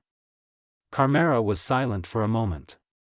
It seemed like she was thinking about something, and who knows what it was. She then wiped her tears and thought about her next move. Okay, I need to go to Earth and meet up with the others. Mio disappeared in an instant. The scene changed. They were stunned to see this. Miss Mio. You didn't realize what you did back then, so it doesn't matter much, Carmera. Carmera wanted to say something else, but she held back because she realized that it wouldn't change Mio's decision. The spirit appeared near the Earth. She immediately floated through the atmosphere. Then, after landing at a certain place, she opened her eyes wide. Nia was stunned. This is terrible. The four of them fell silent after hearing the girl's words. What the? The situation in R'lyeh was so chaotic. Many pyramids and pillars had collapsed, and fires had broken out everywhere. As if that wasn't enough, she also saw many human corpses in terrible states, such as half-dead bodies, cracked heads exposing the brain, or pools of blood with children's bodies. All of them. Mio felt her legs weaken, but he struggled to stay on his feet and shook his head. And no, for my daughter's sake I shouldn't give up, but first.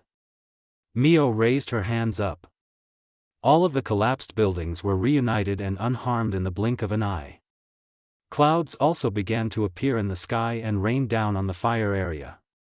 Not only that, all of the bodies were picked up, cleaned, and their missing limbs were returned before they were placed in special coffins. Mio did all of this with full concentration. The burden your partner bears is very heavy, Naruto. Naruto was silent for a moment.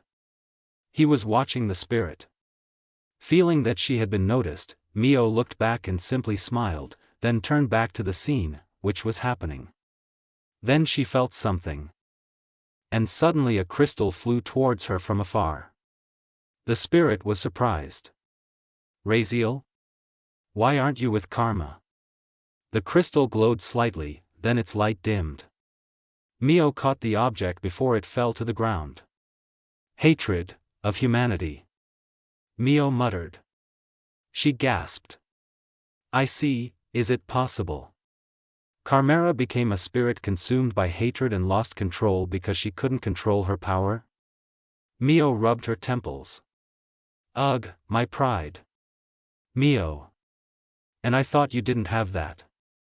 Naruto. Noisy, dear. Mio. The three of them smiled cheerfully.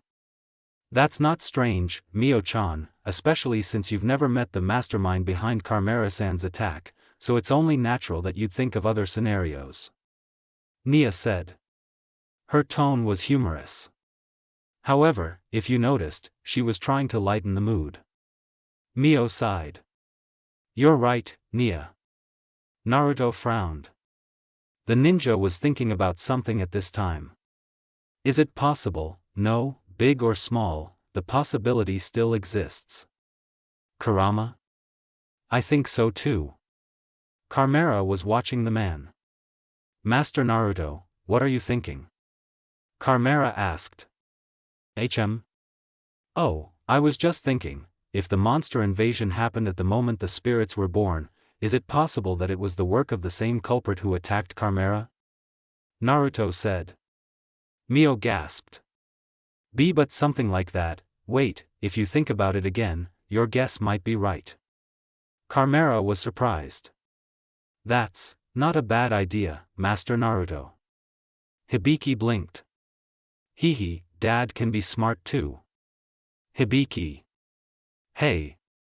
Naruto. Hehe, peace, peace. Hibiki.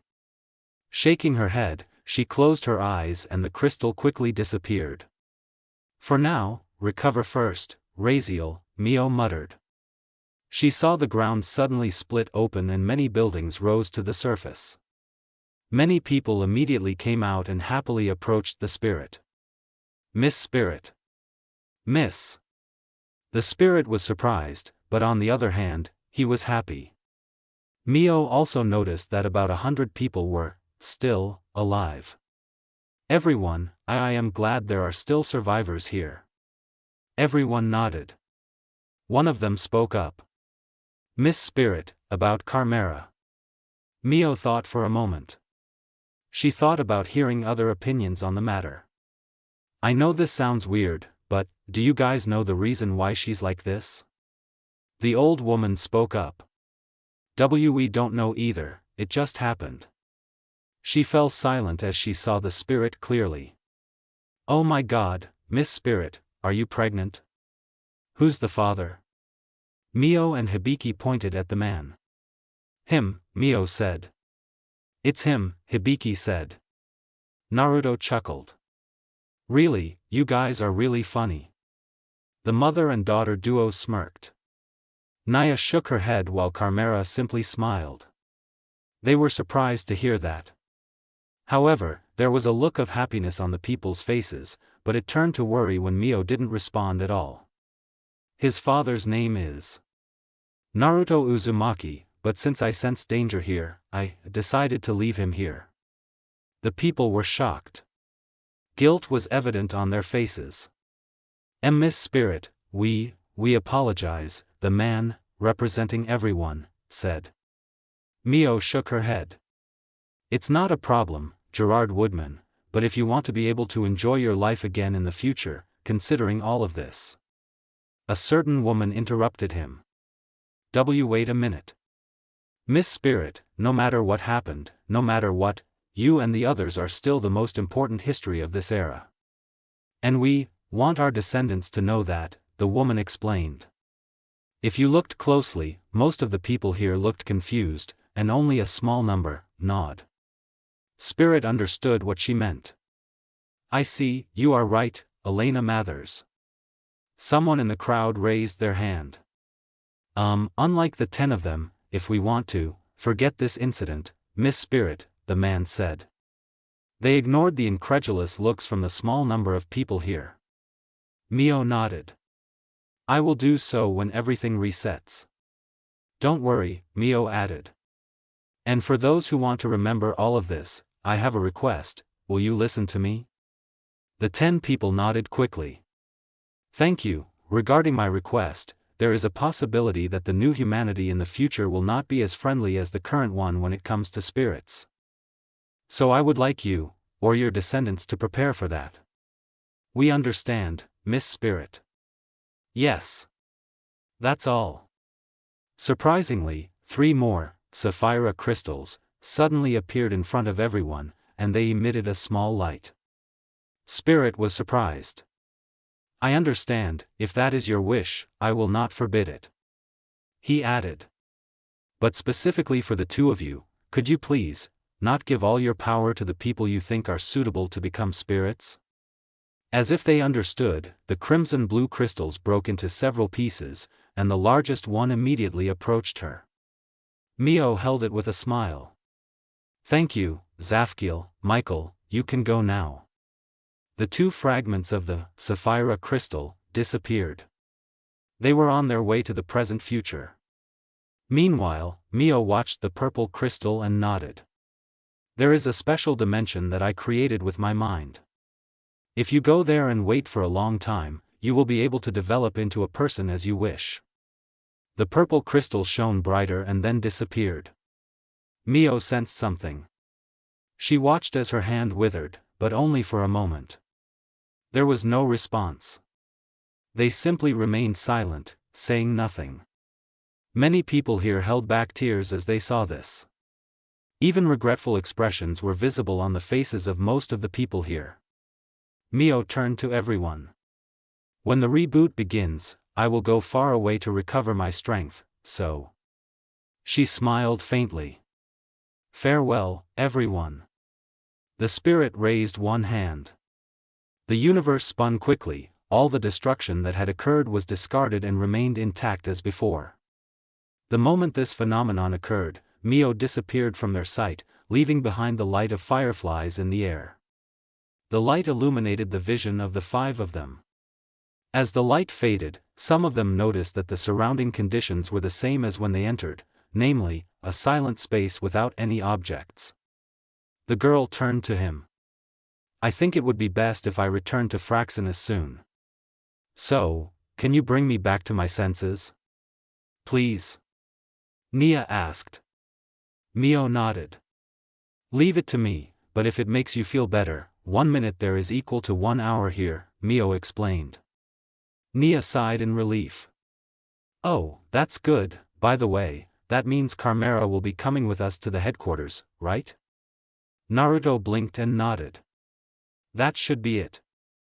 Naruto. Perfect. Nia. The girl smirked at Carmera.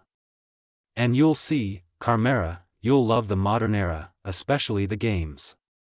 Carmera smiled and blinked. Games? Mio remembered something. She placed her hand on Carmera's forehead before lowering her hand. Well, the basics should be more than enough for now. Carmera blinked for a moment. Oh, I get it, I get it, sounds interesting, Nia. Nia smiled widely. Great. The girl disappeared in an instant. Carmera watched the 3 of them. Everyone, I have a feeling I'll wake up first, so I'll wait for you guys there. They nodded. Carmera beamed for a moment before disappearing. Kurama yawned. And I'm about to sleep, so don't wake me up. Isn't that your routine? Noisy. The ninja held back a smile. Mio turned to Naruto and Hibiki. I still need to deal with the spiral crystal. I'll catch up with you guys later at Ratatoskr, Mio said. Naruto beamed. That's no problem. Isn't it, Hibiki? Hibiki nodded. Yeah. Mio smiled. I'm glad to hear that. Soon after, Naruto and Hibiki disappeared from there. The spirit looked around. Now, let's get back to my other activities, Mio muttered. Mio disappeared in an instant. Nia opened her eyes and looked around the bridge's game room. I guess since their task was done, they were destroyed by Naruto-kun. Nia muttered. Nia yawned for a moment. Maybe drinking coffee again wouldn't be a bad idea. Bad? Nia stood up reflexively and looked around. The girl sat back down. That's good. I'll watch less horror movies from now on. Nia muttered. A portal seemed to be created. 3 people jumped down before it closed. And you guys came too, do you have any souvenirs? Nia asked. Her tone was playful. Naruto nodded. Hibiki. Yes, sir. Hibiki pulled something out of thin air and placed it on the floor. It was the chest that Chimera used. I was just kidding. The father and son duo grinned. Hibiki waved his hand and the chest disappeared. Chimera was surprised. Is this kind of interaction normal? Nia sighed. I'm afraid so. Let's continue our journey. The 3 nodded. Their journey to Ratatoskr began again. In this spacious room, the spirits were sitting side by side, enjoying the dishes on the table. This was because some of the servants here brought them food. This was under Elliot's orders. However, he was not here at the moment. This was due to other factors such as the sudden meeting with a group of important people. Kurumi was cutting up a steak on a plate, then noticed something. With an interested expression, the girl brought the tip of her fork to her mouth, devouring a layer of meat that she had cut herself. She beamed. Fufu, it seems the cooks in this base are not just cooks, Kurumi said to Maria, placing her fork on her plate after finishing a plate of pasta. She wiped her mouth with the provided napkin. It's natural, Kurumi, because they have international standards in their operating licenses, Maria replied. That's right. Meanwhile, Tenka was still enjoying the special dishes, namely lasagna and macaroni gratin in large quantities. Coincidentally, there was already a cart with plates piled high next to Spirit. Now I understand why all the dishes are so delicious, or rather, too delicious. Maria and Kurumi shook their heads at Tenka's happy reaction. Not long after, all the plates were taken away by the waiter. At the same time, Elliot entered the room and sat down across from them. There were some things I had to take care of earlier, but I hope you enjoyed your meal while I was gone, Elliot said. His tone was sincere. The 3 of them nodded. Elliot smiled, satisfied with their answer. Maria was curious. Excuse me, Elliot-san, if I may ask, what was the matter you were referring to earlier? It was about the DEM facilities that suddenly disappeared. Nightmare shuddered. Kurumi tilted her head. What are you talking about, Naruto-san? Kurumi added. The contents of my message are suspicious? It only contained the addresses of a few DEM facilities. That's all. Naruto chuckled. You're right, sorry for being suspicious. Come to think of it, I wonder if Naruto-san visited some of those facilities or not, Kurumi thought. Tenka was silent for a moment. DM is the organization that armed the AST with its technology, right? Tenka said. Maria became worried. Tenka, do you have any thoughts? No, I'm not interested in revenge, I'm just curious. Maria was relieved to hear that. The man fell silent, and then opened his mouth again. But that's not all.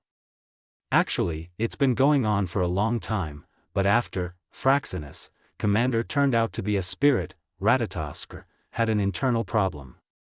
And after we argued, I looked into a lot of things and found out that they almost sold the spirit's data to DEM, Elliot explained. There was an awkwardness to his words. Perhaps it was due to the spirit's attitude towards this truth. Maria widened her eyes. Meanwhile, Tenka and Kurumi simply remained silent. That kind of thing, why would they? She had her own opinions about some of her superiors. However, she never thought that they were bad people, just annoying. Now that she knew the truth, Maria felt very disappointed, but there was one thing that made her curious. Then why did we only find out about this now? Elliot simply smiled. I don't want you guys to be burdened with anything else. Moreover, this is my responsibility, and everything was decided long before you guys got here. Maria fell silent. That explains why there were so few people with Elliot-san before, Maria thought. The spirit glanced at the other two. Kurumi and Tenka looked calm. This, of course, surprised Maria. Are you guys okay with this? Maria asked. Fufu, I'm actually a little upset. But if there's anything I learned from Naruto-san, let it be, Kurumi replied. Like Kurumi said, especially since they're just strangers, but I hope that's not all we'll be talking about. Tenka replied. Elliot rubbed his chest. I was a little worried about your answer, but I'm glad it ended well. Elliot continued speaking. And compared to before, this is much more important. Have you heard of the Serii Mark event? The three of them expressed confusion. Elliot noticed their gazes and spoke again. Serii Mark is essentially the birth of spirits, namely you, from this universe in a state before the emergence of ancient humanity. Any questions? Maria and Kurumi fell silent and watched the other spirits in the room. Tenka was flustered by their gazes. It's okay, I'm not that old, Tenka denied. Her tone was nervous. Maybe it was because she had just realized that her lover was so young compared to her. Both of them, sweat drop. No, Tenka-san, we just wanted to ask you something. Kurumi added. Considering that you are a pure spirit, we were wondering if you yourself remember the Serii Mark? Tenka blinked. Oh. It just so happens that I woke up when the modern era arrived, so I also just found out about it. Maria frowned. Moreover, Mio didn't tell us about it either, so you could say. Suddenly, a being covered in intricate mosaics appeared there. Everyone was surprised to see its presence. It may be a little late, but may I join you? The figure asked. Its tone sounded humorous. Elliot immediately came to his senses. Ah, of course. Miss Spirit, right? Hibiki has many stories about you. Even the records of my ancestors mostly praise your greatness, strength as well as. The man seemed to start sweating, and his tone sounded nervous. Light enveloped the being before dimming, revealing another form. It was an adorable girl in a dress. The three of them realized who this girl was. So, she's the first spirit, I guess. They thought. Mio laughed cheerfully.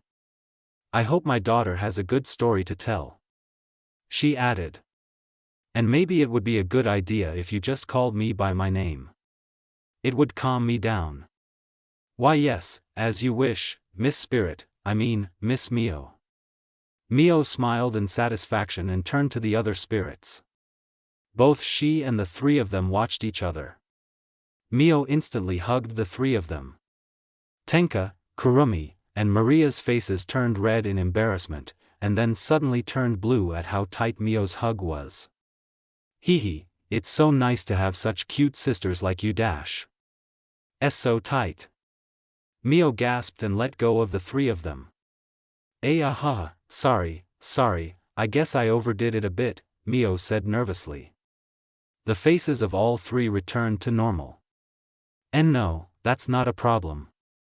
Why yeah, Tenka's right. Maybe don't be so enthusiastic next time. Mio beamed. That's all. Mio added. So you guys want to know about our historical events, HM? I can add a few things. I mean, what's written down is an old account from your ancestors' perspective. Right, Elliot? Why yeah, that's the gist of it, Elliot said. Perfect. Mio snapped her fingers. Everything instantly turned into light. The ship hovered silently in the air. Meanwhile, in the main bridge room, Carmera and Nia were playing on their consoles, both staring at the holographic screen.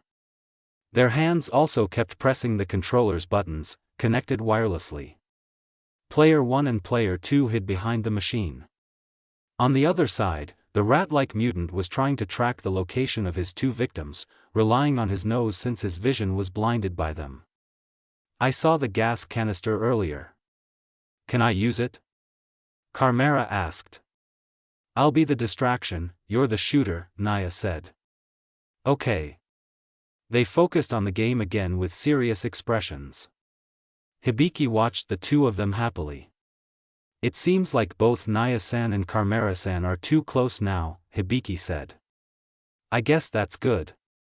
It's better than fighting, right? Naruto replied. Well. Papa isn't wrong. Naruto smiled, then stroked his daughter's hair. Hibiki beamed and let her father do whatever he wanted. You're a big girl now, but you still like being stroked, right? Hibiki blushed. The girl was now embarrassed. So be it, is there a ban on that? Not that Dad can remember. See. Naruto just laughed while Hibiki pouted. Really? I'm going to get a drink. Want some for me? Hibiki asked. Cold soda, canned, Naruto replied. Woki doki. Hibiki walked into the other room. It was now just Naruto, Carmera, and Nia. Player 2 rolled before firing a shot at the mutant's tail. Growling, the mutant turned around and tried to chase after it, catching the scent of its prey again and intending to devour it. Unfortunately, when it accidentally passed a barrel of gasoline, Player 1 fired at the subject, causing it to burn alive and die instantly. The holographic screen read, "Stage cleared." They both beamed and high-fived each other. We already seem like a great team, Nia said. Hee, you're right, Nia, Carmera replied. Looking out the window, she blinked and pressed a special combination on the keyboard. Carmera, I'm sorry, but could you step outside for a moment? I forgot to send a comm signal to request permission to land. Oh, of course. Carmera immediately stood up and left the girl. She looked back to see Nia talking to someone through the communication device in her ear and turned back to the front. So this is what they call an important moment, Carmera thought. Carmera shook her head and walked over to the man. Naruto noticed her arrival and smiled. Enjoying the modern atmosphere, Carmera? Naruto asked. Well, at first I thought it would be really hard, but it's more fun than I imagined, Carmera replied. Naruto chuckled. Sometimes imagination can be scary if you imagine too much. Carmera laughed cheerfully. You're right. Carmera was curious. By the way, do you have any other classes, Master Naruto? Besides communicating with the spirits. Oh, I have work to do, writer. I see. They didn't speak anymore. Silence enveloped them until one of them started again. If there weren't any side effects and I wasn't careless, maybe I could have delayed the tragic event, Carmera said. Naruto frowned. It wasn't just your fault, remember? If anyone is to be held responsible, then that foreign creature is the answer. Your words are too kind, Master Naruto. I'm just telling the truth. But I wonder, if, for example, the two of you were to face each other directly, what would you do? Carmera fell silent. If it was against that foreign creature, maybe I would have lost. But what about those snakes? The answer is simple. Carmera added. Raziel's ability is basically to make fantasies come true. However, his main power lies in the special dimension that holds the imagination itself. So I will trap them there and destroy them all. Forever. Naruto nodded. To bring enemies to a field where you have control, impressive. The girl beamed at his compliment. She frowned and touched her stomach. Chimera? What's wrong? I have to go. Nature is calling. Naruto, sweat bead. Oh, well, be careful. The iron door opened. Chimera quickly entered and the door closed again. That Chimera girl has a good mind. It's rare for you to praise. The bijou chuckled. TCH, even so, I can still appreciate someone's greatness. Naruto held back his laughter, then turned to the glass. The ninja looked to the side and saw Nia standing next to him. Since we'll be arriving at Ratatosk soon, I've set Fraxinus to autopilot just in case. Nia said. Naruto blinked. Time seems to fly by so fast. The way you talk now, you're already like a father. Technically, I'm already that, a young father, to be exact. Nia smirked, and Naruto chuckled. The ninja thought for a moment. So, want to go on a date tonight? Nia blushed. Why you, this is too sudden.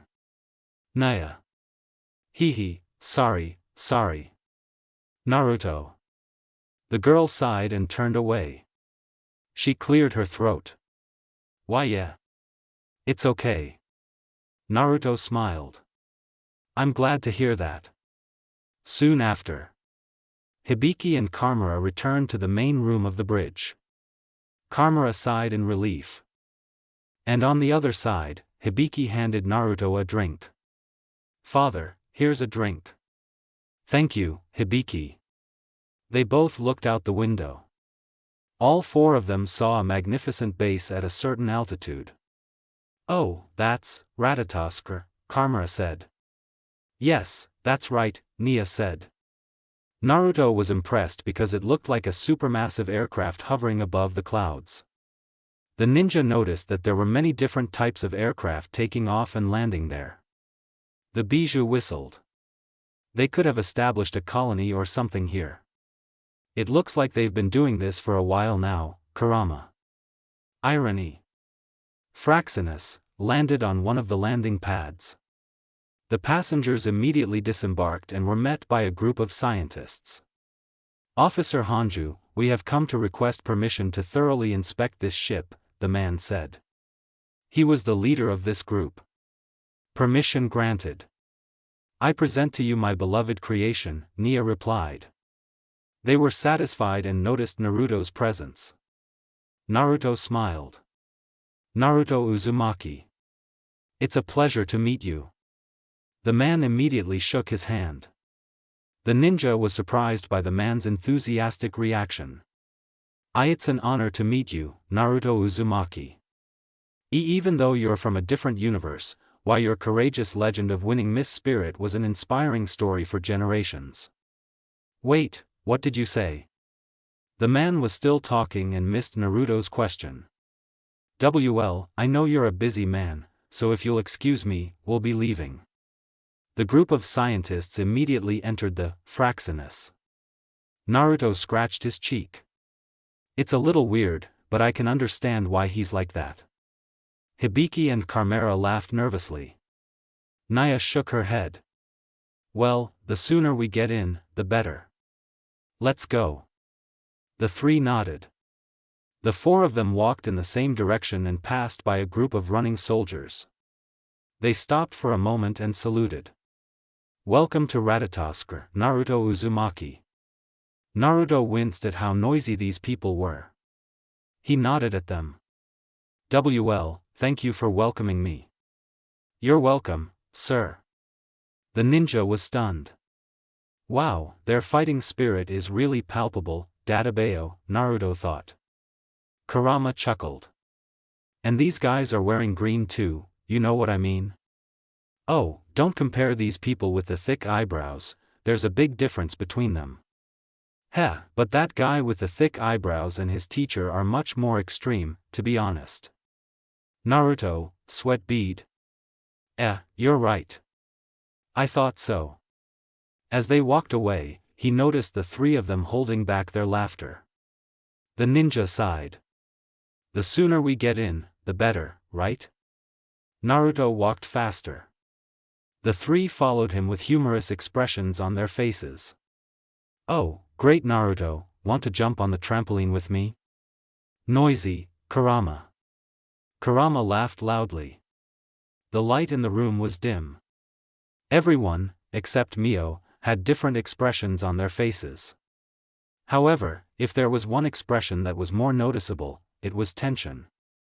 Compared to reading the old records of our ancestors, the excitement of seeing these two historical moments live was apparently much heavier, Elliot said. I suppose you should accept my apology, Mio replied. Elliot shook his head. That's unnecessary, Miss Mio. Elliot added. We've long prepared for the worst. So there's no need to worry about it. Mio nodded and didn't ask any more. Tenka frowned. It's no wonder I can't remember the moment of our birth. It must be due to the after effects of me developing into a person who started from scratch. A woman with glasses entered the room. Kurumi was stunned. Huh? You? Karen Mathers glanced at Kurumi. You should take a break from your romance for a while. Karen.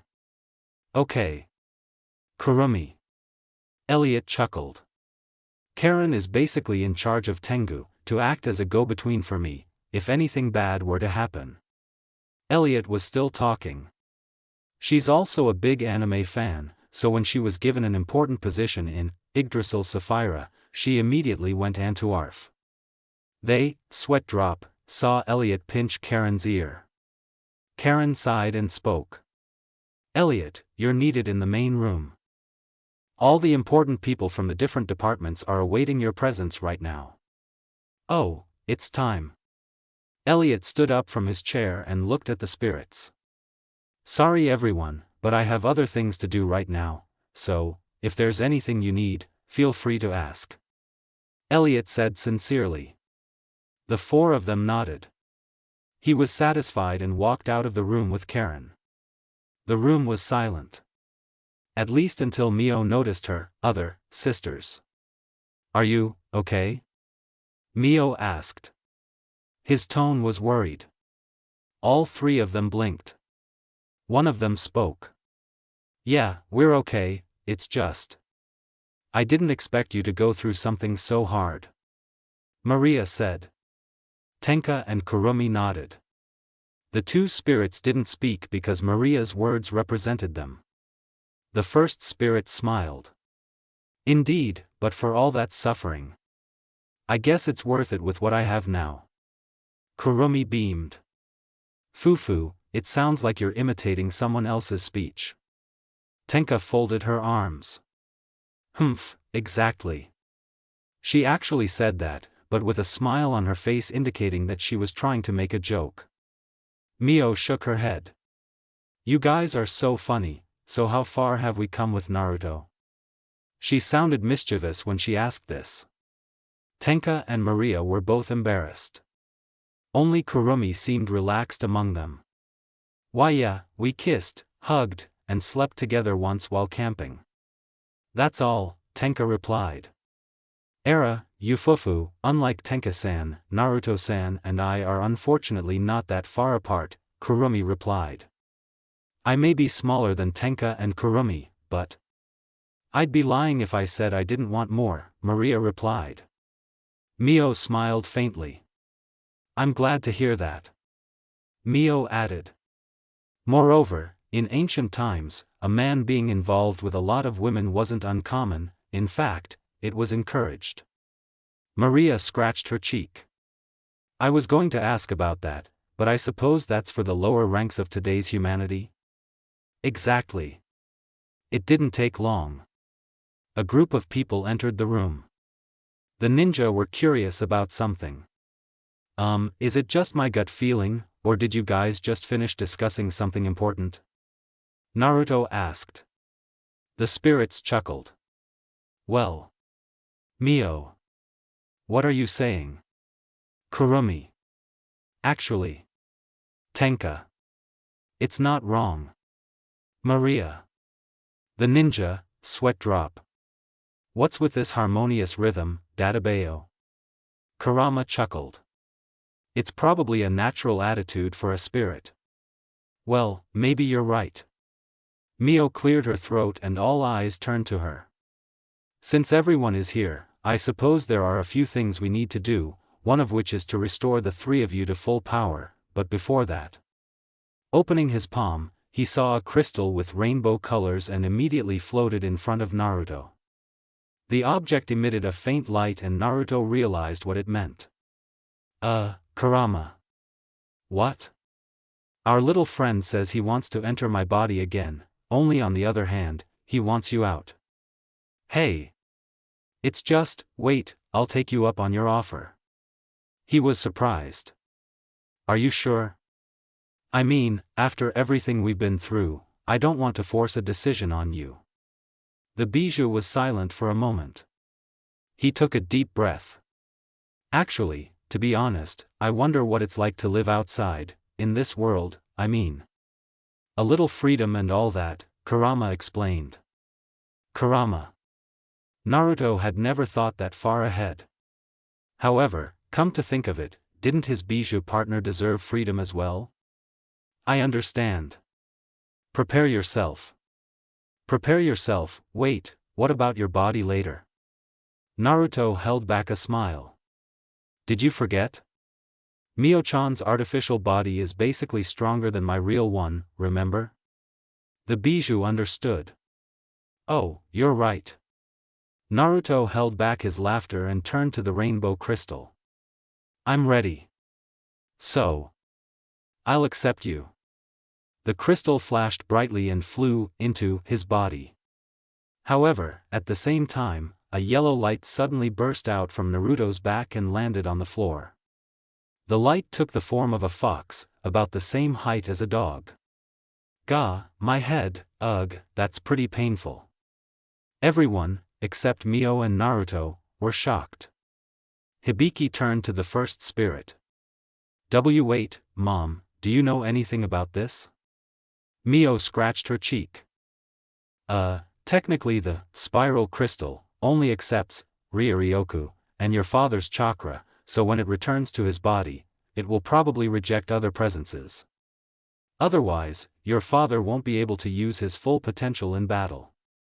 It's that simple. Carmera was impressed. To think that Naruto-sama has that energy inside his body, that's amazing.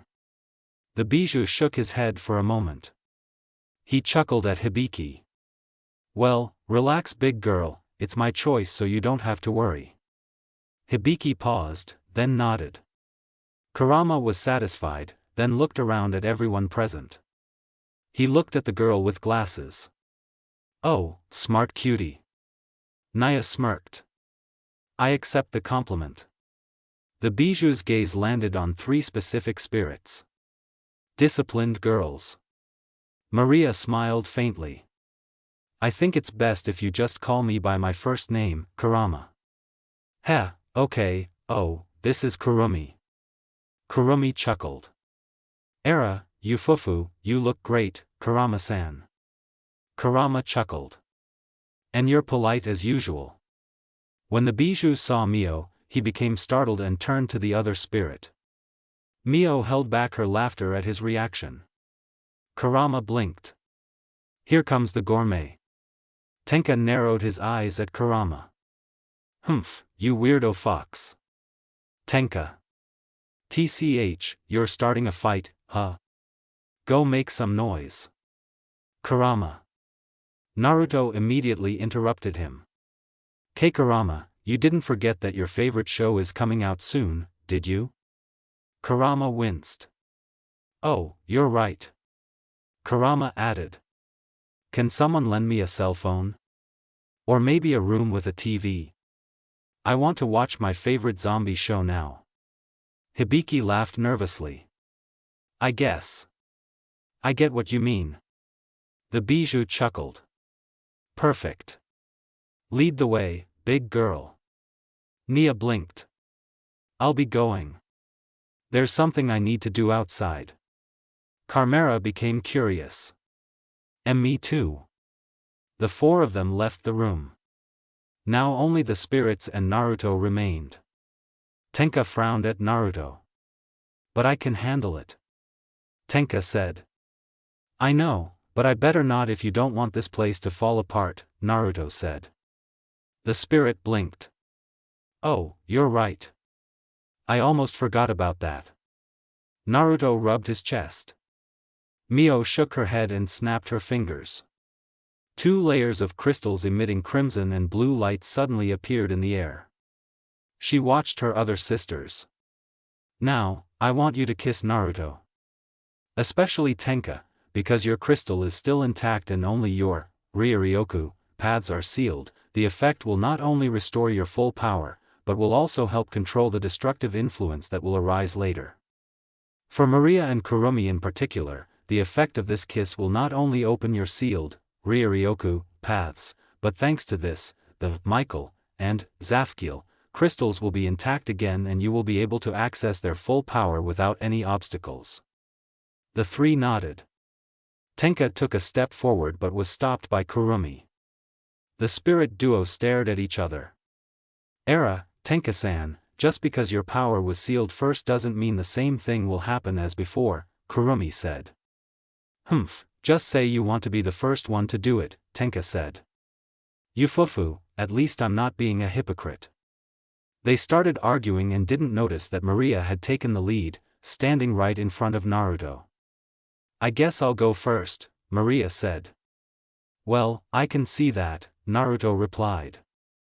Maria was curious. By the way, Nia. Naruto beamed. I asked her out on a date. That reminds me, do you know any good places to go on a date around here? The former commander sighed in relief. He's finally being honest.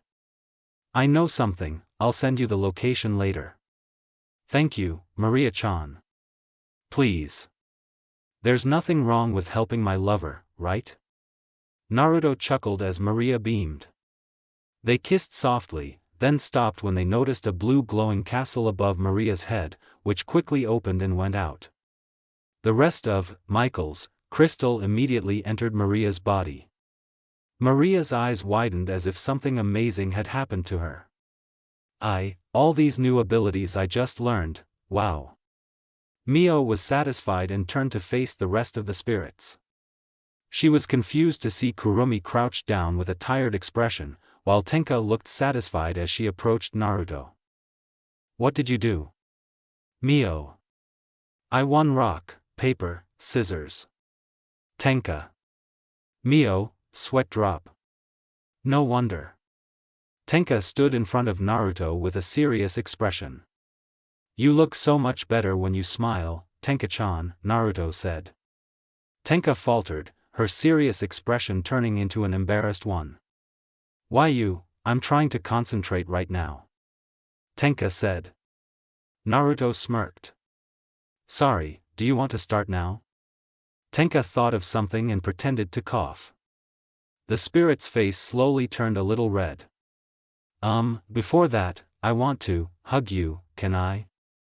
Naruto chuckled and opened his arms wide. Tenka beamed and finally hugged her lover. Soon after, Naruto and Tenka finally kissed, then a purple light enveloped the spirit before fading. Tenka took a step back, and this time it was Kurumi. Naruto was surprised by the nightmare's strange expression. What's wrong, Kurumi-chan? I lost at rock, paper, scissors. Naruto, sweat drop. Why yeah, but on the other hand, you're last now. Kurumi's expression brightened. Naruto remembered something. Kurumi-chan, about DEM. Nightmare, understood. You don't have to worry about that because, the address names I gave regarding the locations are gone. Oh, is that so? Yeah, coincidentally, Ratatosk's higher-ups told us about it, so, can I get my share now? Naruto smirked. What share? Kurumi laughed and kissed him without hesitation. Just like what happened with Maria, a crimson lock of hair appeared above Kurumi's head and it opened up before quickly disappearing. They stopped kissing for a moment. At that moment, a layer of crimson crystals immediately entered Kurumi's body. Kurumi gasped as she felt an incredible sensation on herself. That's so, the full power of Zafkiel is like that, it seems. The ninja took a step back. He felt an incredible pressure from inside his body, and it made him worry about something. While thinking about that, he didn't notice that the other spirits had left except for Mio. Is something wrong? Mio asked. Nothing, but I wonder, if I were to have descendants from Tenka and the others, would they also receive the spiral crystal? Naruto asked in response. Mio shook her head. Impossible. That's why I made it especially for you. Mio added. Your child will only be half spirit, and the rest human. Like Hibiki. Naruto sighed in relief. Mio frowned at her lover's attitude. Could it be that you're afraid that your children will someday surpass you? Huh? Oh, not really. I just don't want them to have the responsibility of having that kind of power. That's all. Naruto couldn't imagine his children having to bear that heavy burden in the future. At the very least, he just wanted so that they have a peaceful future, and, of course, both parents are nearby. Mio smiled. Oh, I thought so, but that means your current dream is a family, right? Mio joked. Naruto's eyes widened at the first spirit's words. Family. Family.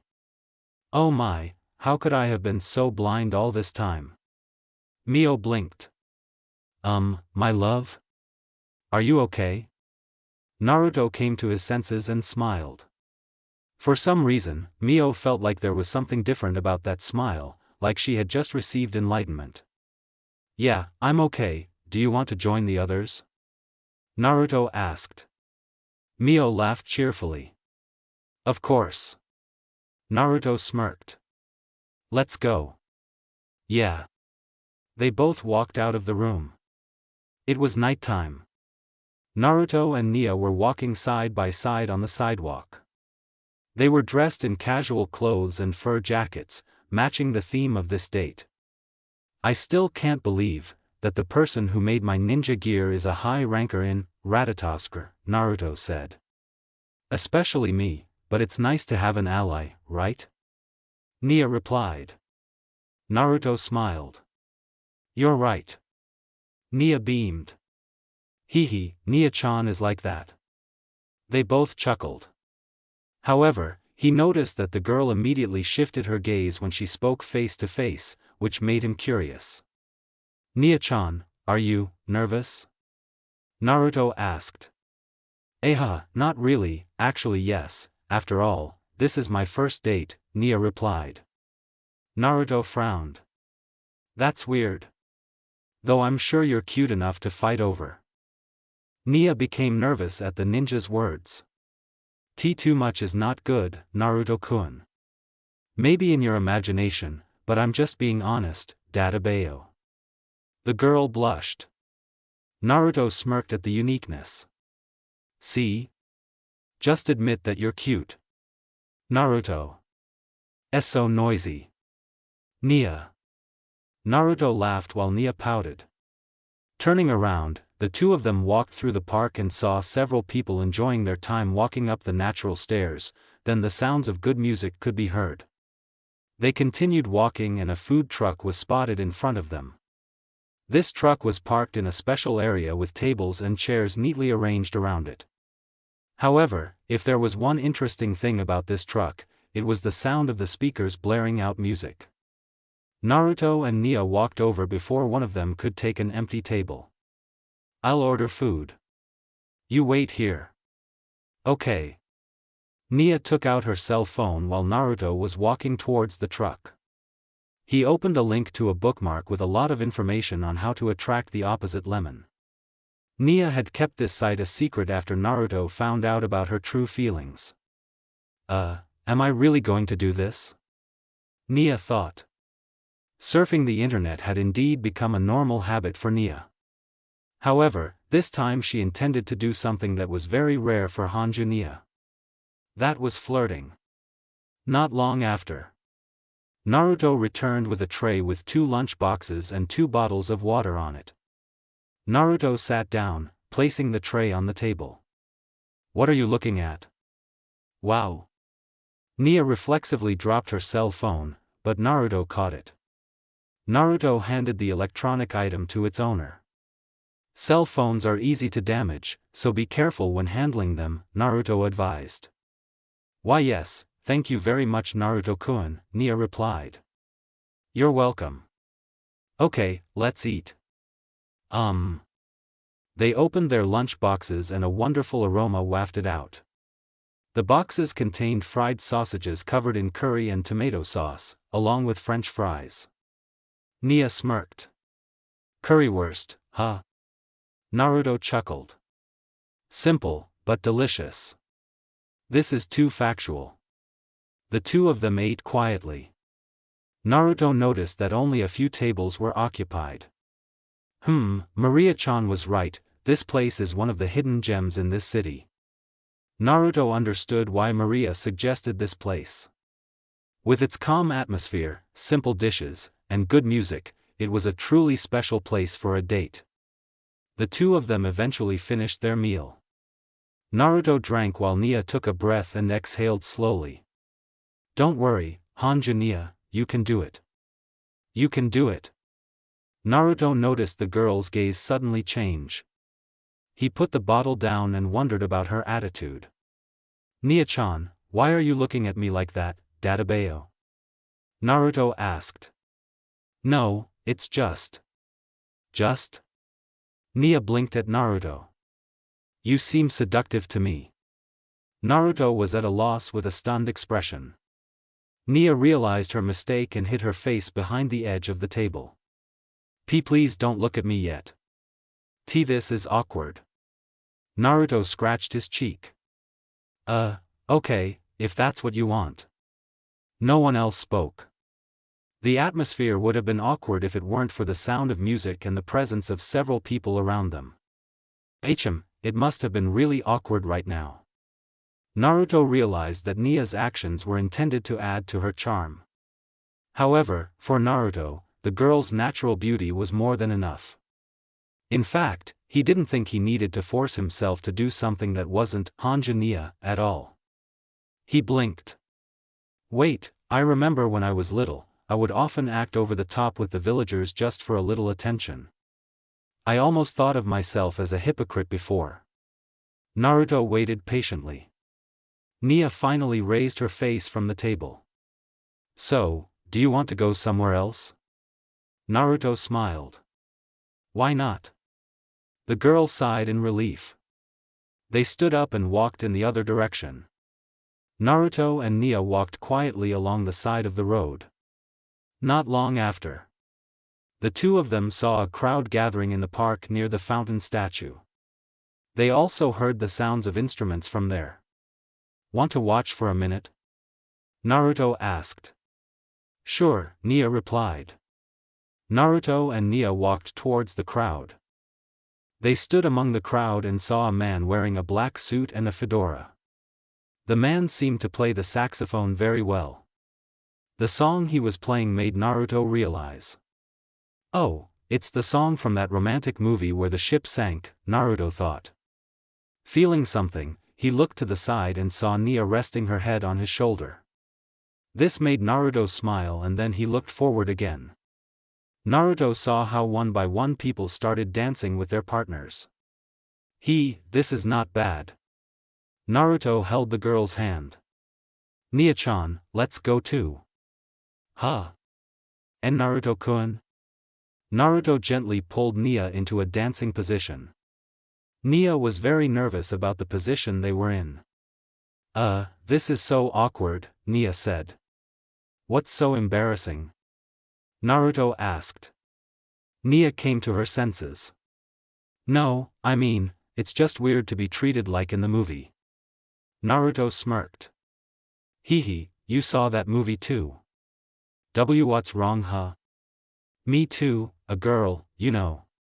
She smiled with her honest reaction. Then. The girl was surprised as she was pushed forward a little by Naruto's actions. Naruto smiled softly. Right now, this very second, imagine that you are the main character, and I am the main character, you know? The girl's face turned red at this time. Nia nodded shyly, which satisfied Naruto. Okay. The two of them danced to the rhythm. Not only them, there were many other couples doing the same. However, for Nia, it was as if time slowed down, and the entire world, it seemed like it belonged only to the two of them now. If this continues, I'll get drunk on him, but... Nia ignored everything and just focused on the dance. A little selfish, that's okay, right? Naruto realized something and felt happy. Okay, keep going, Nia-chan. Because no matter what, you deserve to be happy. They stopped dancing as the music was about to end. Everyone clapped and the man smiled back. Many people immediately gave their bills and coins to his music box. The man was happy and said, "Thank you," to everyone present. Soon after, the crowd parted. Naruto and Nia left with happy expressions on their faces. He has talent, don't you think? Nia asked. Yeah, I agree with you. Naruto replied. The girl beamed and hugged his arm tightly. Naruto chuckled and left Nia's current attitude. Oh yeah, want some ice cream? Naruto suggested. Sure. But you'll pay, Nia replied. Naruto chuckled. Such and such. Nia smirked. Hee. They enjoyed their date peacefully. Located in the England area, the DEM headquarters was built a long time ago, and an important person named Isaac Westcott was sitting in his room. Heh. Isaac suddenly smirked. This scenario I created is almost coming to an end. Just a few more steps, and then the absolute world I desire will become a reality, Isaac thought. Isaac stood up from his chair and looked out the window. After all, I absorbed 99% of the omniverse, and once this universe is finished, all I have to do is recreate it. He smirked with a dark thought. At that moment, Ellen entered the room with a tense expression, and the man noticed it. Ellen, you seem to be in a bad mood, Isaac said. I've been working with you for quite some time now. So can you let me go? Ellen begged. The man chuckled. You're right, and my answer is. He smiled, turning to face her. No. The woman was terrified. Ike, haven't I been loyal to you? Please spare my life. Isaac beamed. You're my friend, Ellen, of course I'll spare your life. Ellen sighed in relief. Isaac turned around and spoke again. By the way, can you look out the window? Ellen did as he asked.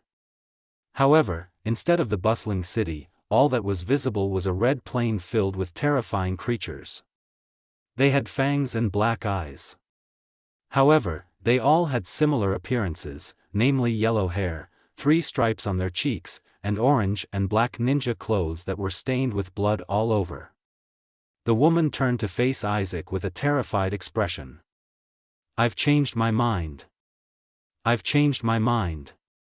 Please just kill me now. Isaac chuckled. No, Ellen, I will not kill you, but unfortunately. The glass suddenly shattered and several of the creatures rushed inside. They drooled as they watched the woman. The same does not apply to them. 3 of the monsters rushed at Ellen. Erg. Nia finds herself getting another assignment. Aside from working on her novel series, namely, supervising the new workers. Starting today, I will be working under your supervision. Please assist me, Nia-senpai. Nia noticed the yellow-haired young man in front of her. Smiling easily, clearly friendly, and at the very least, with a good attitude. Your name is Uzumaki Naruto-kun, correct? Welcome to the Yggdrasil Sapphira Company, I believe. Yggdrasil Sapphira was essentially nothing more than a camouflage so that they could fit in with society and carry out spirit-related missions. However, Nia admitted that she and the other members of Ratatoskr liked the company too much, to the point that they were overly enthusiastic when working on anime-related projects. Naruto smirked. I appreciate the welcome, Nia-chan. Nia smiled, then realized what she had said. Hey, where did your respectful attitude go? To Nia, I'm lazy. It's better to be like this, Databayo. To Naruto, Nia was dumbfounded. For some reason, she felt like she was going to get a massive headache, all because of this person in front of her. At least follow the standard rules of this company, okay? Naruto was still smirking, but this time, his smirk got even wider. HU, goodbye to my quiet time. The girl was crying in the shower. It was the afternoon of a weekend. Nia was typing a lot of words while Naruto was sitting next to her. They were in the living room with their laptops and snacks. Ano, Naruto-kun, can you help me with this? Nia asked.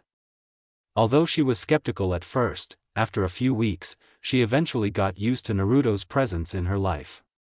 For example, right now, they were working on a project together at her house. OSU, Naruto replied. Nia let the man take her laptop. She remembered something and got up from the couch. I'll go get a drink. Do you want me to get you one? Soda milk, canned, if you have any. Okay. Nia went to the kitchen. It didn't take long for her to return to the living room with the two colorful objects, then handed one of the cans to the man. Naruto stopped typing for a moment and accepted his drink. Thank you, Nia-chan. You're welcome. Nia sat down next to him again. Maybe it's my intuition, but it looks like you'll never call me senpai again, huh? Naruto smirked at her. Nia-chan suits me better. Nia sighed. I thought so. I wanted to say that, but for your sake, I think I'll forget about your disrespect. Naruto was surprised and touched. Oh, I love you too, Nia-chan. Naruto. WTH. Why did it end up like this? Nia. Naruto laughed and Nia pouted, but only for a moment because she ended up laughing too. After a while, they stopped laughing. Alright, time to type again. And don't forget, follow our previous draft, Naruto-kun. Ready to do it, Databayo. Naruto typed again. On the other hand, she was watching the work the man was doing and a happy expression was visible on her face. Ah, this togetherness of ours. I hope it can last forever. Nia smiled secretly while blushing. Naruto immediately formed a hand seal. Taju Kagebunshin no Jutsu. Millions of Naruto clones instantly appeared. They all immediately attacked every monster that dared to come near the two of them. On the other hand, Naruto descended between the ground, then released the girl from his embrace. He realized that Isaac was slowly descending. Nia-chan, stay behind me, Naruto said. Nia replied. Nia obeyed and stood behind him. Isaac sighed at the woman's behavior. Really, I was just about to give you a cookie. Naruto watched the various elemental attacks and other impressive moves performed by his clones using spirit energy. He turned to the man with a wary expression. Your attitude now, it seems like you really like chaos, huh? Naruto said. Isaac smirked and showed his fangs, and his irises turned black. Don't be so tense, try to relax, like me who loves to bathe in a pool of blood, Isaac joked. His eyes narrowed and before he could say anything, a cough could be heard. You hook. Turning around, he saw the girl fall down, vomiting blood, and what was surprising was that her skin suddenly turned pale. Naruto, without hesitation, clasped his palms together. Suddenly, a rainbow-colored triangle-shaped barrier surrounded Nia. Slowly but surely her pale skin returned to healthy, and her face became fresh again. I am fine, just focus on her, Naruto-kun. Naruto nodded, then turned to the man. Isaac clapped his hands, whistling. You are very heroic, as expected of Naruto Uzumaki. They both looked at each other with different expressions.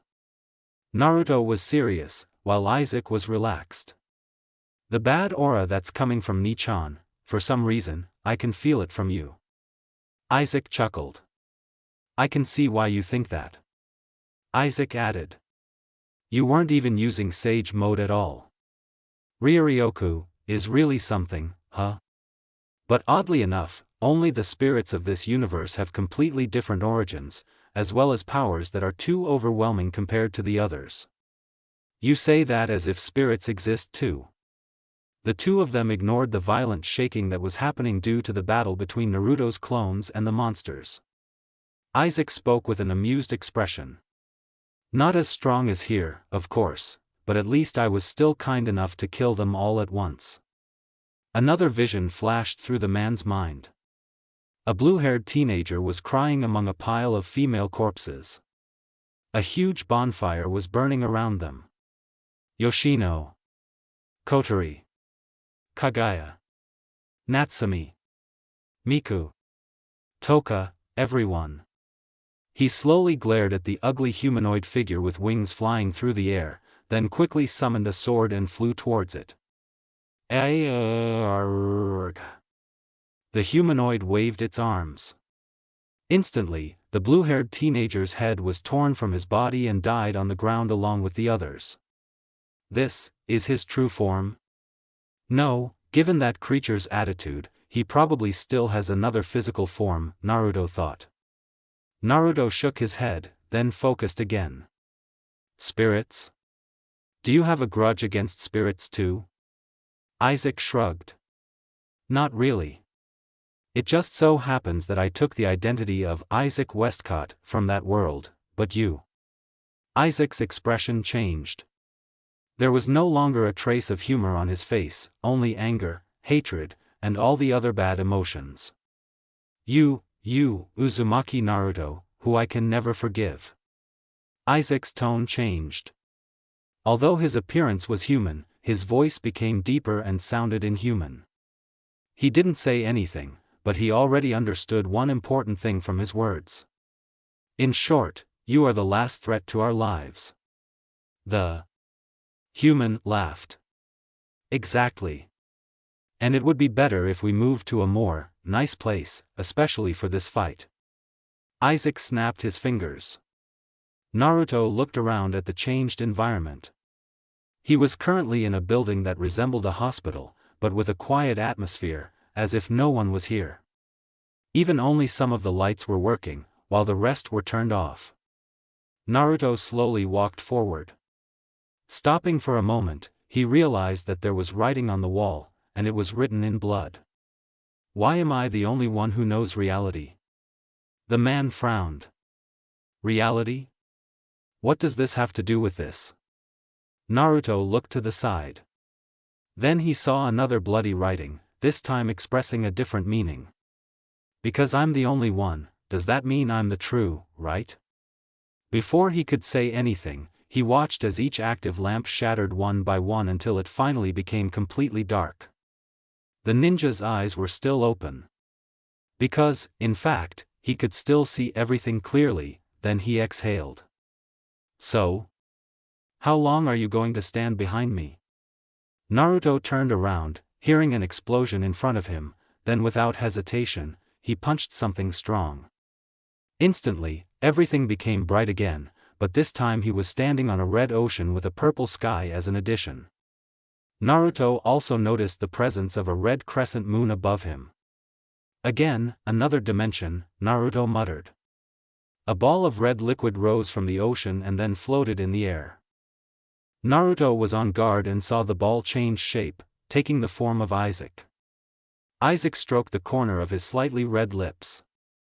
I have to admit, for Naruto Uzumaki, your punch is stronger than the other version of you. Naruto frowned. Have we met before? Why did you go so far? Because it's obvious you don't like my presence. I don't know why. Isaac suddenly laughed. Oh, that's right, I really hate you. Isaac added. You know about all your corpses, right? They're so pathetic.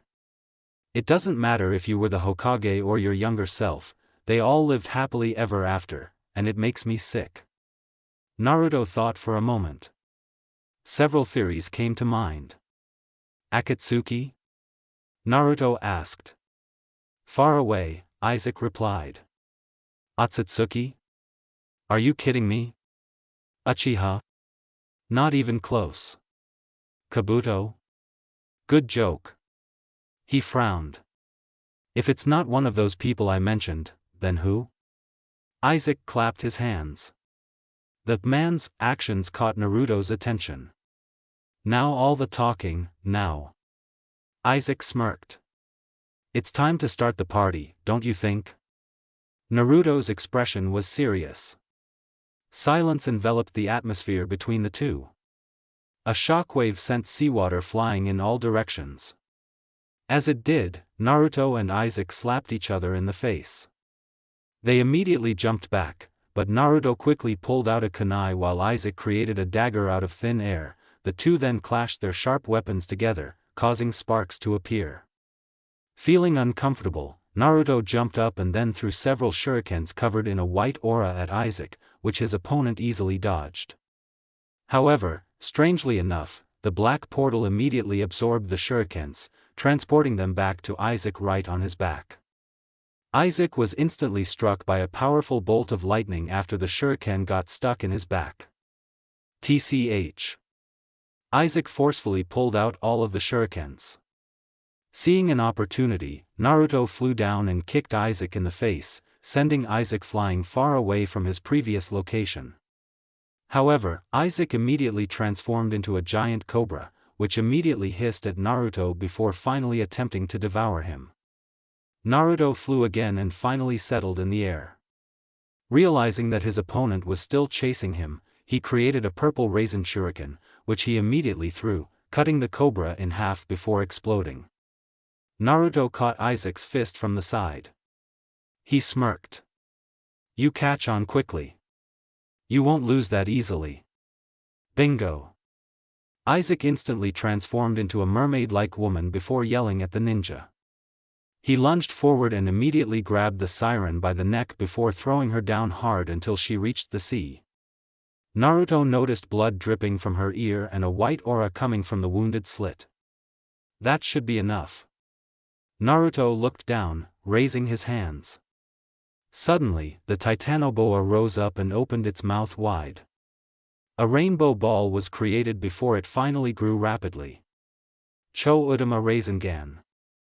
Naruto flew down and immediately slammed his huge Rasengan onto the Titanoboa.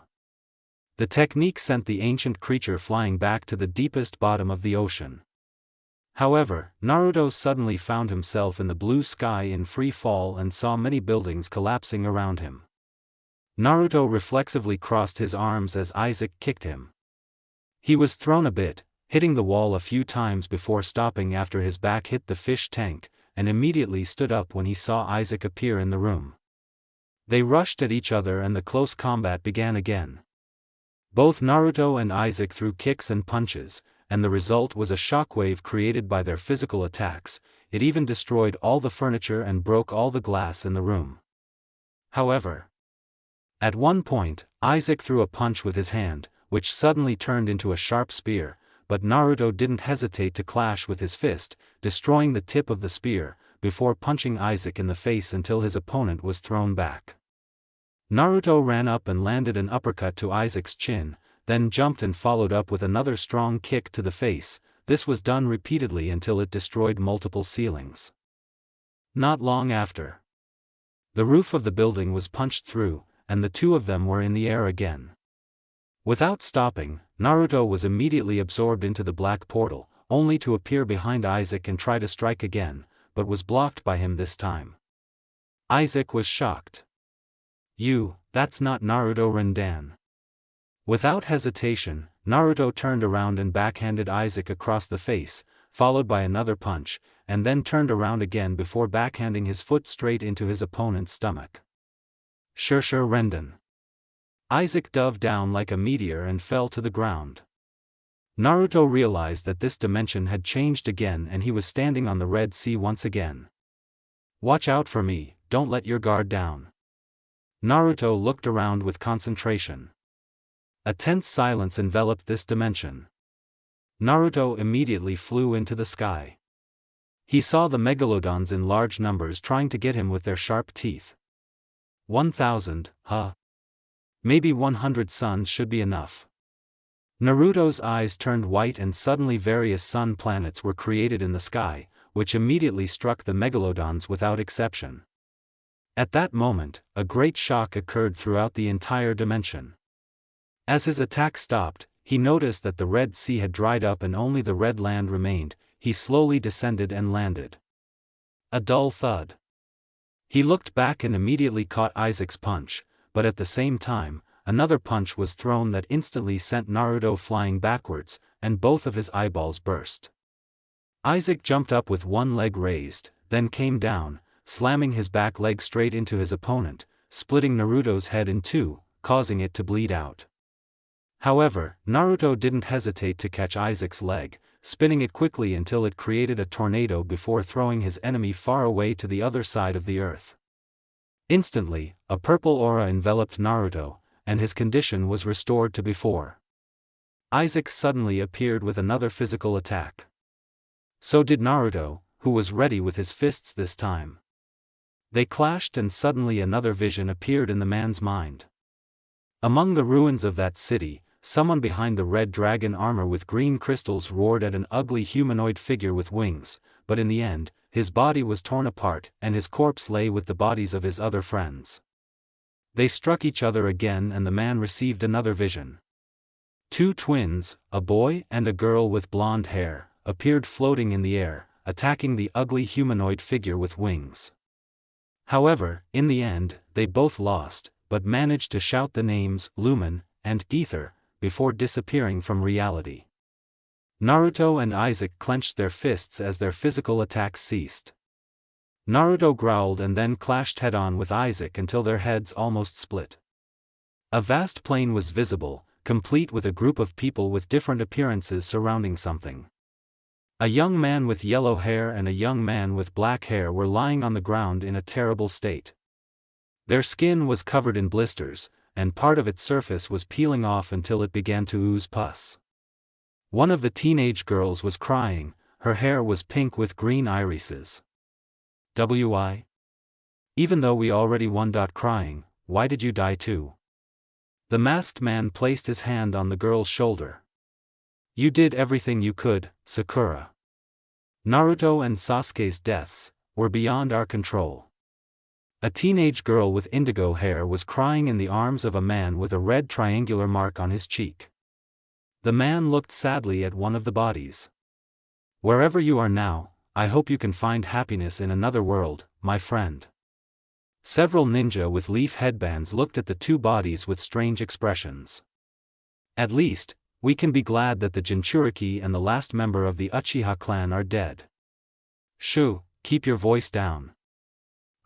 Sorry, I'm just tired of pretending to be nice to the point of asking for an autograph right in front of him. Well, the other villagers are actually scared of our Jinchuriki's increase in power, even if they don't say so outright. At least someone will be glad to know about it.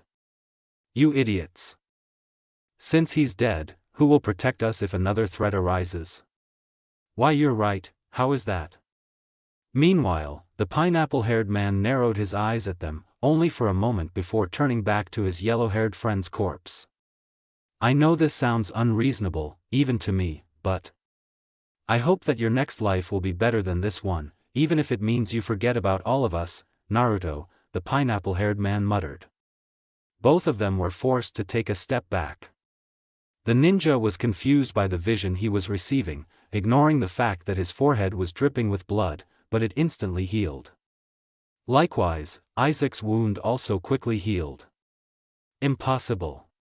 Why is the moment of my death in his memory? Naruto thought he would see a different version of his death. However, for some reason, the moment of his death was seen, and it was exactly the same, without any difference. As if realizing something, Isaac chuckled, and for a moment, his eyes turned sapphire blue before turning black again. Naruto widened his eyes. Why you, don't tell me. Focus. Naruto was thrown after being kicked by Isaac. Spinning in the air, he landed to see a group of dragon heads trying to eat him. Naruto immediately struck each dragon head with his crimson-covered hand. Instead of destroying it, his strike split their time to 0 until it disappeared. Naruto realized that Isaac had disappeared from his sight. Where is he? A voice echoed across all dimensions. How does it feel to know my true identity, huh? You must be wondering more and more why I did all this. Naruto gritted his teeth. All these worlds, all these lives, if you want peace so much, why do innocents have to be the victims? A loud laugh rang out. Ah, as they say, no one can understand you, except yourself. Answer my question. Naruto looked around with an angry expression.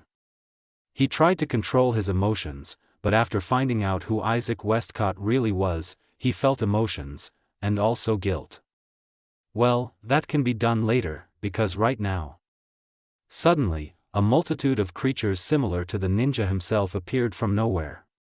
It seems Necrom is interested in feasting on your flesh. After that, the voice was no longer heard. The ninja received another vision of his life. The yellow shinobi roared in deep despair as his village was destroyed with countless burning corpses around him. Naruto's expression hardened. I see, those creatures, they were the ones I saw in the Black Sea, and apparently another version of me. Although they looked terrifying, with pitch-black fangs and irises, he could clearly feel the sadness, suffering, trauma, and all those dark emotions mixed in them. Naruto sighed and clenched his fist. Scarlet energy slowly gathered around his hand and took a solid form. If he thinks I'm going to kill you, then he's wrong, because what I'm about to do now. Necrom immediately charged at the ninja. Save you all. Naruto shouted as he punched the sea. Instantly, a thick crimson cloud enveloped everything. Maria paced back and forth with a worried expression. Tenka frowned as she observed the behavior of her fellow spirits. What are you thinking, Maria? The four of them were currently in a special room while the others were wandering around the Ratatosk headquarters. Especially Hibiki, Kurumi, and Kurama. Maria froze for a moment, then turned to Tenka. Ah, no, I was just thinking about their date, that's all, Maria said. Their date should go well, right? Plus, Nia is an ordinary person, so there's nothing to worry about, Tenka replied. Maria frowned. You're right, I guess I'm just thinking about it too much. She then checked her phone for messages, then turned to Tenka. I'm needed. Do you want to come with me? Of course, I'm thirsty, but I'll be back later. Maria chuckled. As you wish. Tenka beamed. The two of them left the room. It was now just Mio and Carmera. It just so happened that the two of them were talking about something. About Raziel. What do you think? Carmera was silent for a moment.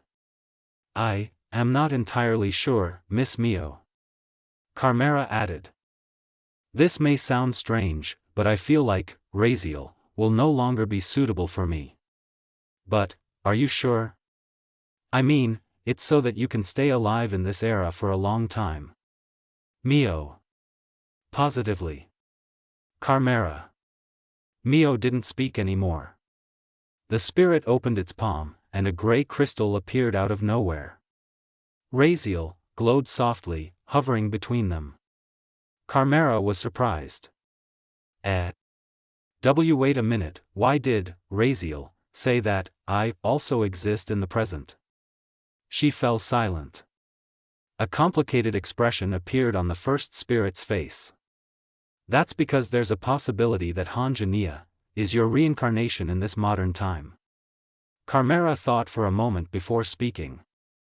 Come to think of it, I do feel a familiar presence from Nia. I guess that's what it means. There was no further conversation between the two. At least until Carmera suddenly collapsed, and she was surprised by the former spirit's next words. And Nia. Her soul is in danger. The first spirit's eyes lit up for a moment, but then they immediately dimmed. Why can't my power reach the two of them? It feels like something is blocking it. Mio thought. Raziel glowed slightly. The first spirit was shocked by the Sapphira crystal's proposal. Miss Mio, it can be done, right? Mio trembled with a complicated expression. Technically, if only Raziel leaves, then it's impossible. However, if your soul merges with Raziel, then Nia's soul can be saved, but you will die in return. Silence fell over their situation. Carmera smiled. In this short time, I understand that all of you have always tried to support me. But no matter what, this guilt still remains in my heart. That's why, if I can save someone, even just one life, then I want to do it, as a form of my final decision. Mio slowly pointed her hand at Carmera. However, another spirit suddenly grabbed her hand, and she was surprised. Tenka? Tenka's expression was serious. I accidentally overheard your conversation. Tenka added. With me now, separating the soul from the body is not difficult. So, if you allow it, let me do it. Mio fell silent, and then nodded. Tenka then immediately grabbed the hilt of the sharp weapon, then calmly looked at Carmera. It won't feel anything. I promise you. The girl shook her head. It's not a problem, but what is for sure is, thank you. Carmera looked at Mio with a smile, then slowly looked back at Tenka. For not making Miss Mio, no, my best friend, bear this burden. Tenka nodded before raising her sword high. Carmera closed her eyes.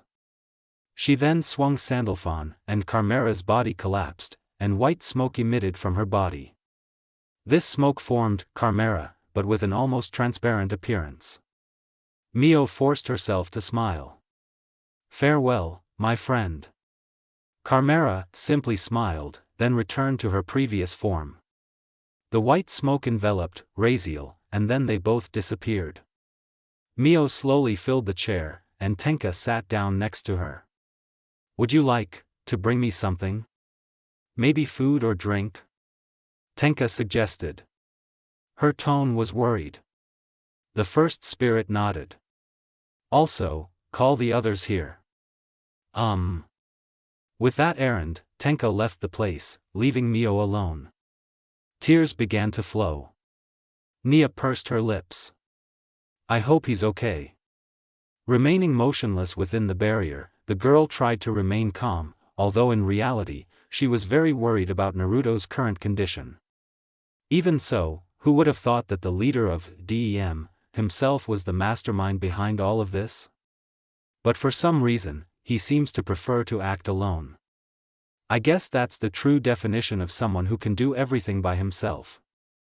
He noticed that the battle between the clones and the monsters had ended. And oddly enough, Mio-chan didn't even notice his presence this entire time. I guess he has an ability that counteracts the influence of spirits to a certain extent. Nia sighed.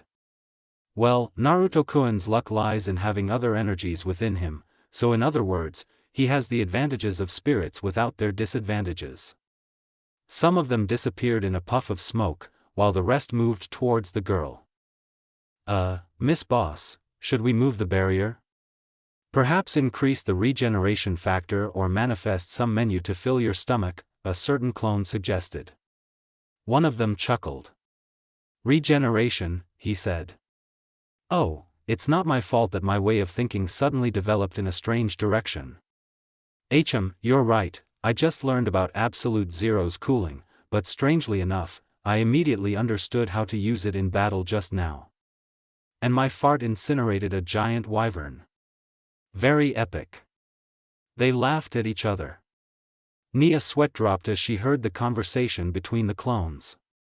I wonder how Ruto-kun is doing now, can you help me? Nia asked. One of the clones blinked. Oh, the boss is fine, each attack has a significant effect on his strange opponent. Nia was relieved to hear this. Ugh, that's good. A thud. The three of them gasped as they saw the girl suddenly fall over, her face suddenly turning pale again. Wait a minute, Miss Boss, we'll set up a barrier too. One of the clones fell silent as she realized she had vomited something. Both the clones and Nia were shocked as they saw a small snake slowly crawling around before disappearing, followed by a black mist. The girl trembled as she recalled a certain incident. Wait, if I'm not mistaken, this is, like what happened to Chimera, right? The clones rushed to touch the barrier as they realized something was wrong. As it glowed slightly, Nia's expression became calm again, then her expression turned into panic. Watch out! Before they could react, they were engulfed in the black mist and then disappeared, while the mist slowly took the form of a man. Nia was immediately pulled towards the man, before she vomited fresh blood. Looking down, he saw Isaac's fist pierce his abdomen and instantly felt excruciating pain. Argurk.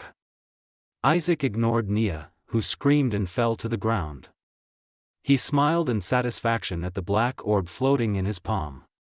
With this, gods are complete. Isaac spoke in a casual tone. I guess forcibly reincarnating, Raziel's companion wasn't a waste of time. The proof is that you were able to be born into this world and become a vessel for Ouroboros as a result. I thank you, Hanja Nia. What? Mother, there's no point in telling me more since you'll die soon anyway. Unless Chimera is willing to give you a soul fragment and, Raziel, in return. Bye. Isaac smirked before disappearing. Meanwhile, he vomited blood again and his vision began to blur. Naruto-kun. Nia lost consciousness.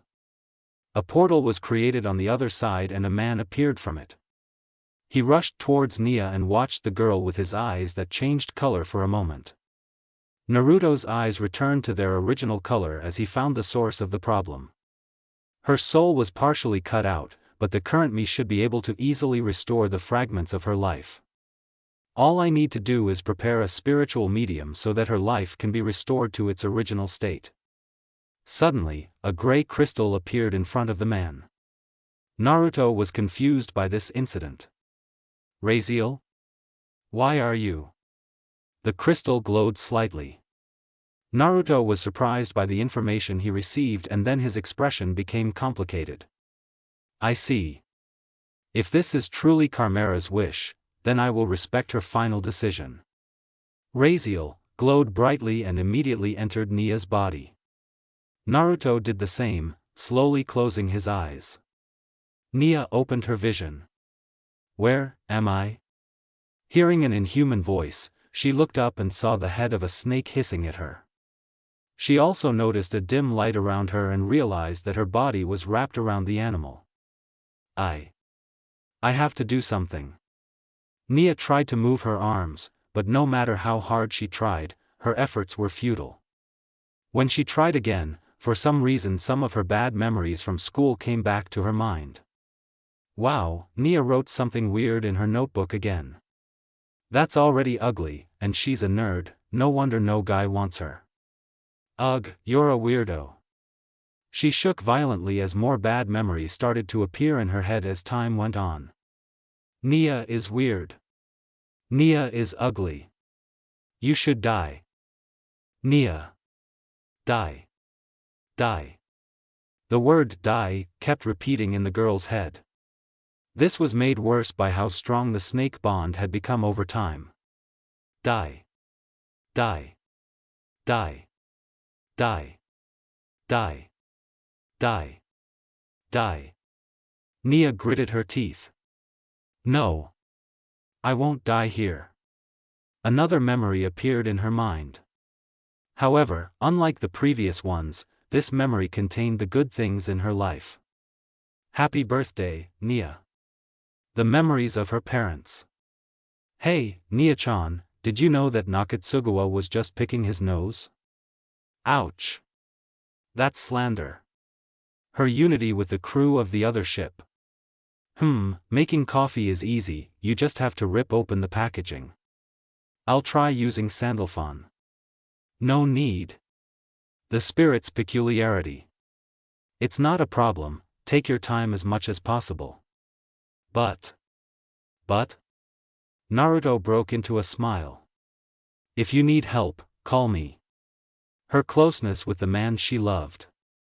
Nia tried to open her mouth, even though blood was dripping from her lips, but she forced herself to speak. Nah. Too. The girl gritted her teeth and screamed. Naruto. Everything cracked and finally broke at the same time.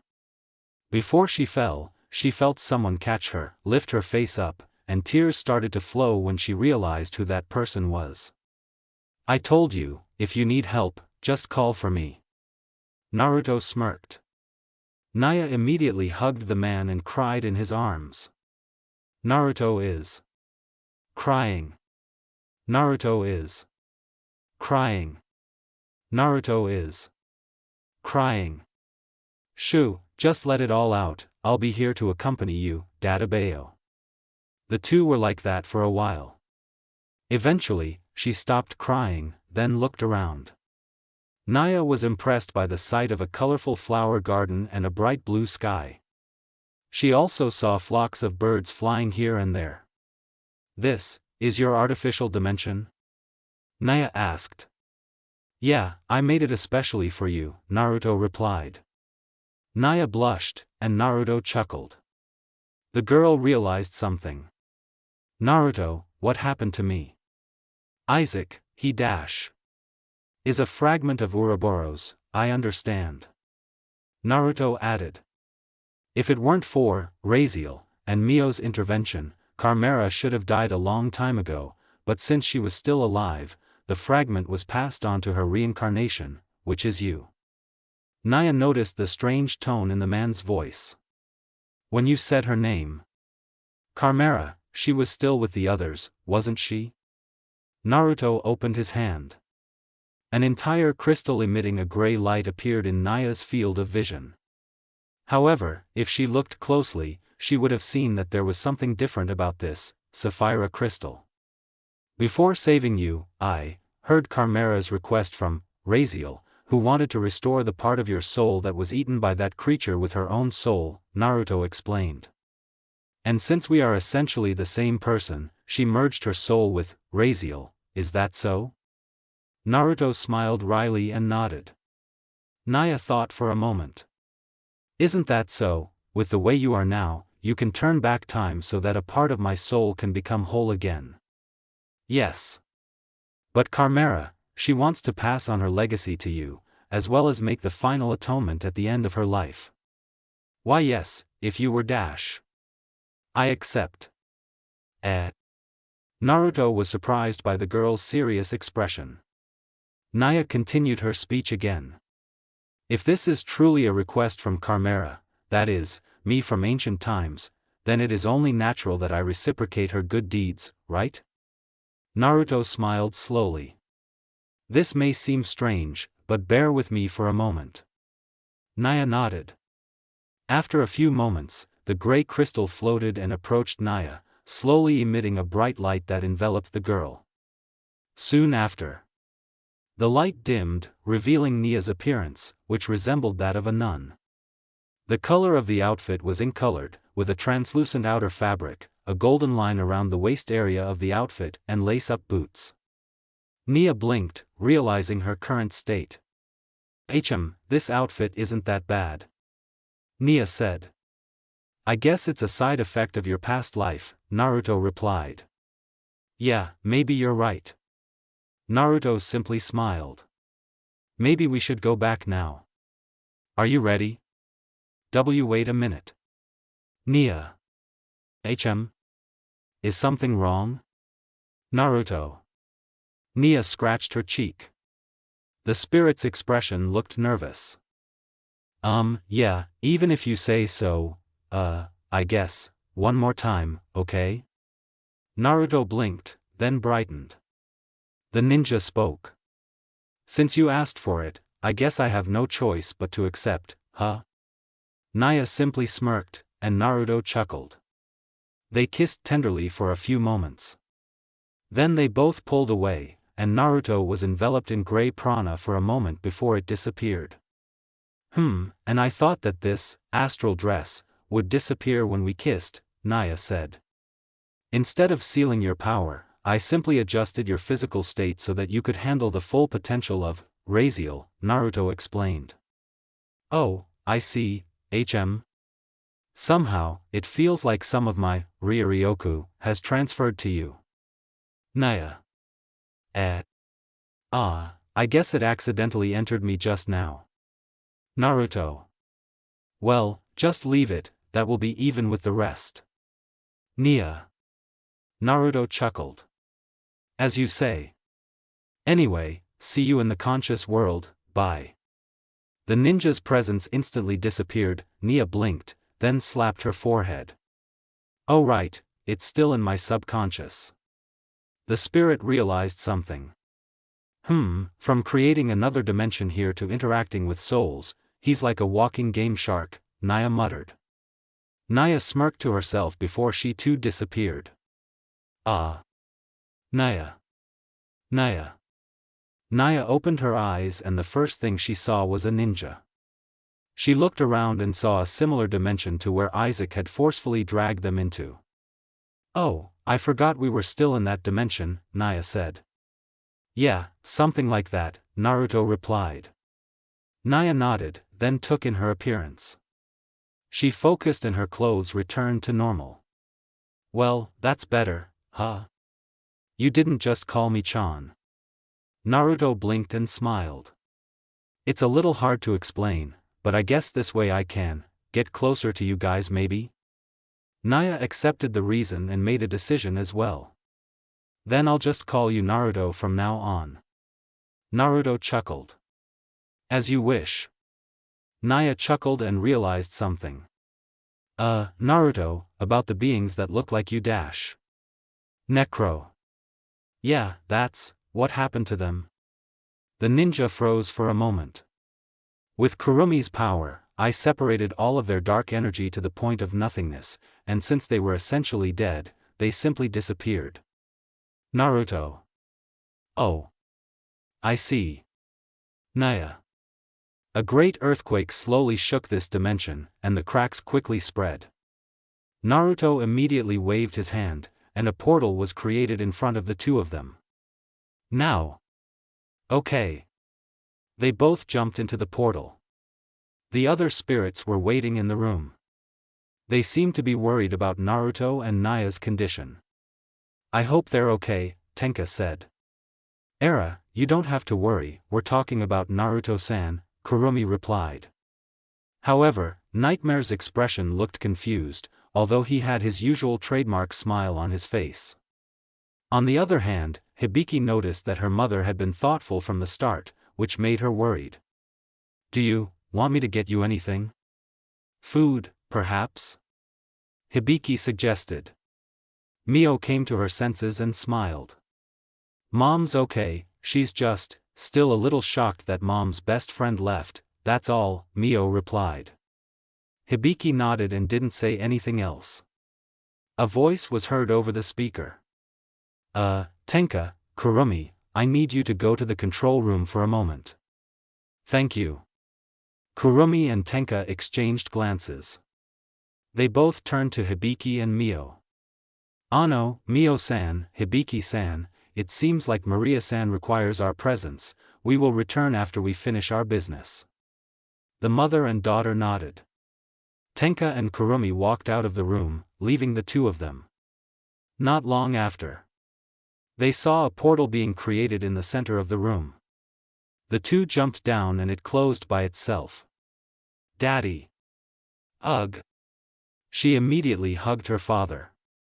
Naruto shook his head and immediately stroked his daughter's hair. Even though Daddy was gone for only a short time, do you already miss him this much? Hibiki released her hug and smirked.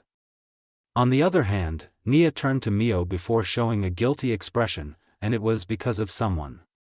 Ano, if you don't want to see my face first, I'll gladly. Mio shook her head. What happened wasn't your fault. Mio added. I actually saw the connection between you and Carmera, so this inheritance was inevitable. Moreover, I can't say no to my best friend who just wants her life story to end with saving lives. That's all. Nia thought for a moment, and then realized something. Then, do you want to play a game together sometime? After all of this is over, of course. Mio was surprised by the offer. She paused for a moment, and then chuckled. Of course. Sounds fun. Ho ho, great then. They both smiled at each other. Naruto and Hibiki sighed when they saw the interaction.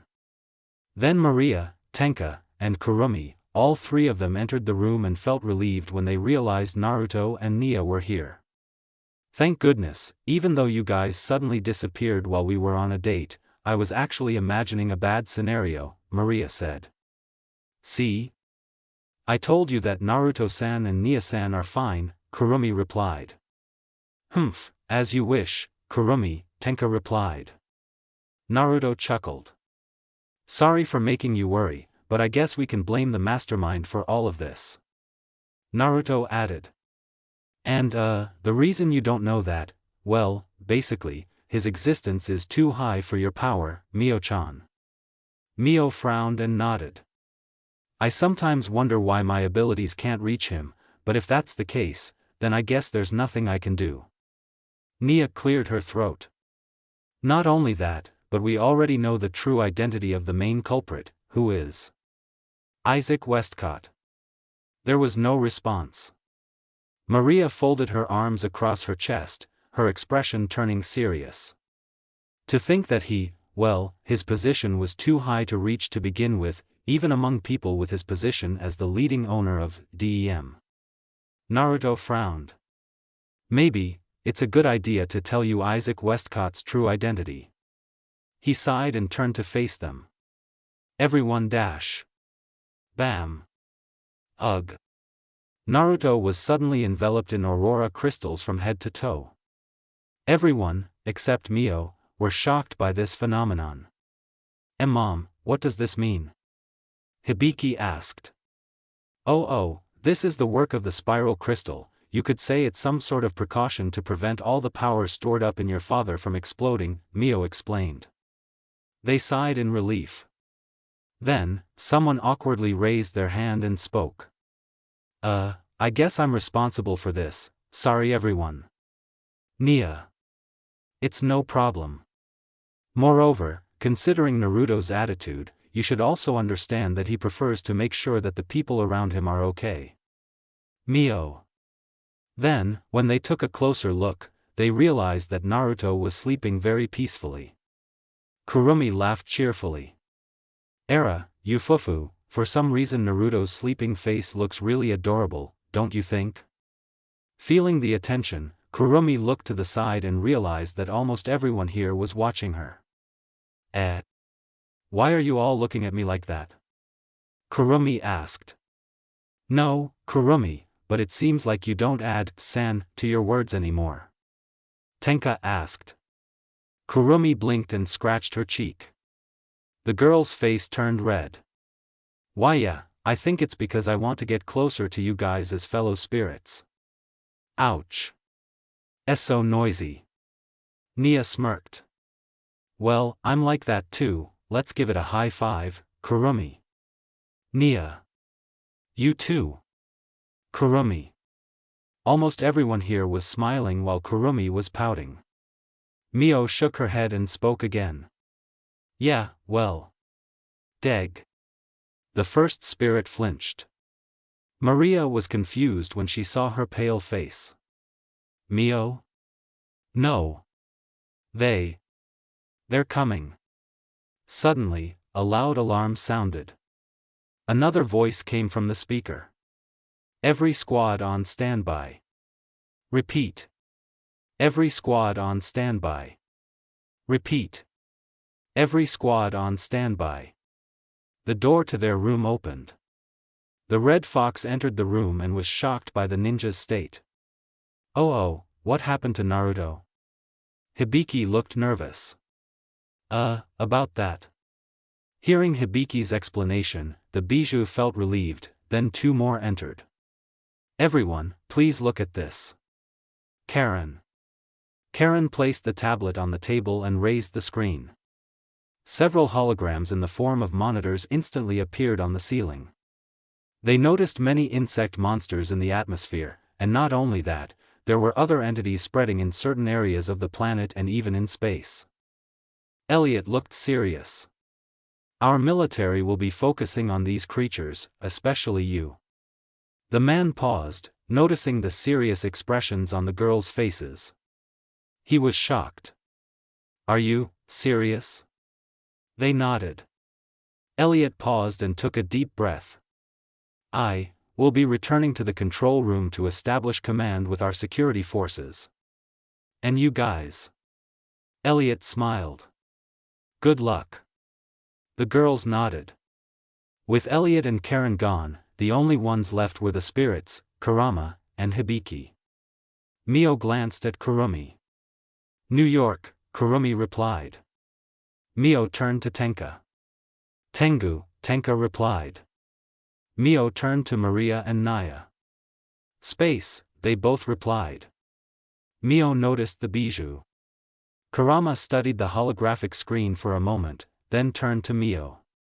I guess I'll meet the one in the ocean, near the Pacific Ocean, right? Mio nodded, then turned to Hibiki. Hibiki, please watch over this universe through our old dimension, and also, please protect your father. Hibiki nodded. Leave it to me, Datakana. Mio was satisfied. She then looked at everyone present one by one, then her expression hardened. Remember, this might be a tough fight, so, be careful. Everyone nodded with an optimistic expression. Mio snapped her fingers, and suddenly everyone, except her, disappeared into a white light. Mio looked out the window, seeing many military aircraft taking off, but her gaze was focused on the hidden dimension located between the solar systems. There you are. The first spirit also instantly disappeared. A small boat was spotted in the middle of the water. Two people in diving suits seemed to be relaxing after exploring the ocean. One of them glanced to the side. Any more cigarettes? Here. Thanks, buddy. Yeah, please. They both smoked for a while. Silence fell over the atmosphere between them, then someone spoke. I broke up with Olivia. His friend stopped smoking. He chuckled. Good decision. Remember, there are plenty of other girls out there, who are better behaved than your ex, I guess. The man smiled. You're right. Maybe I'll find her someday. Another day, you mean? I was just about to say that. They both laughed. However, the two friends' laughter stopped when a fog suddenly filled the air, causing a large question mark to form in their heads. The last time we were here, there wasn't any fog or anything, right? The first person asked. Why yeah, you're right, the second man replied. Maybe it's time for us to go home. Got it.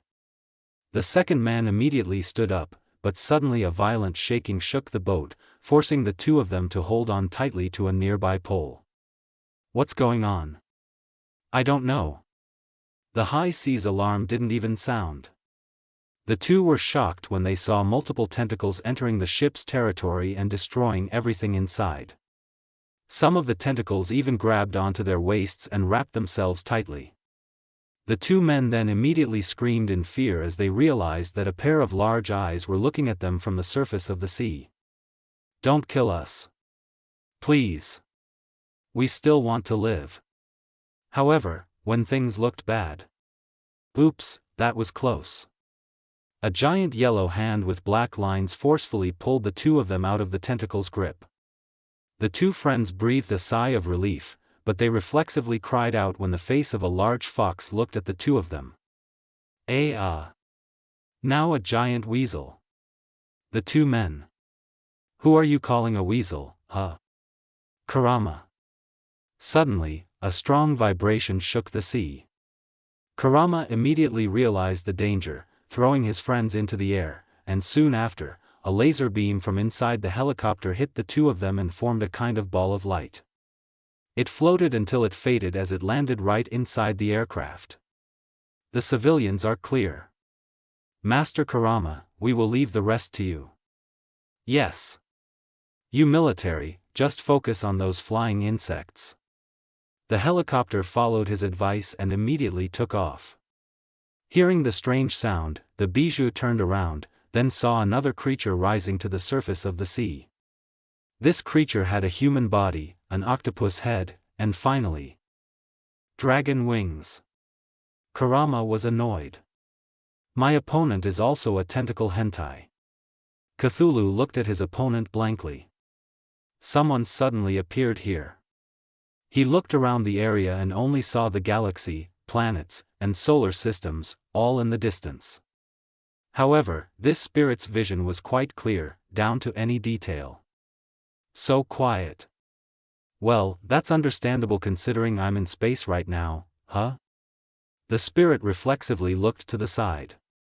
A wide wormhole suddenly appeared from there, and the head of a supermassive dragon with a blue crystal on its head was clearly visible. It had a serious expression. Iloa.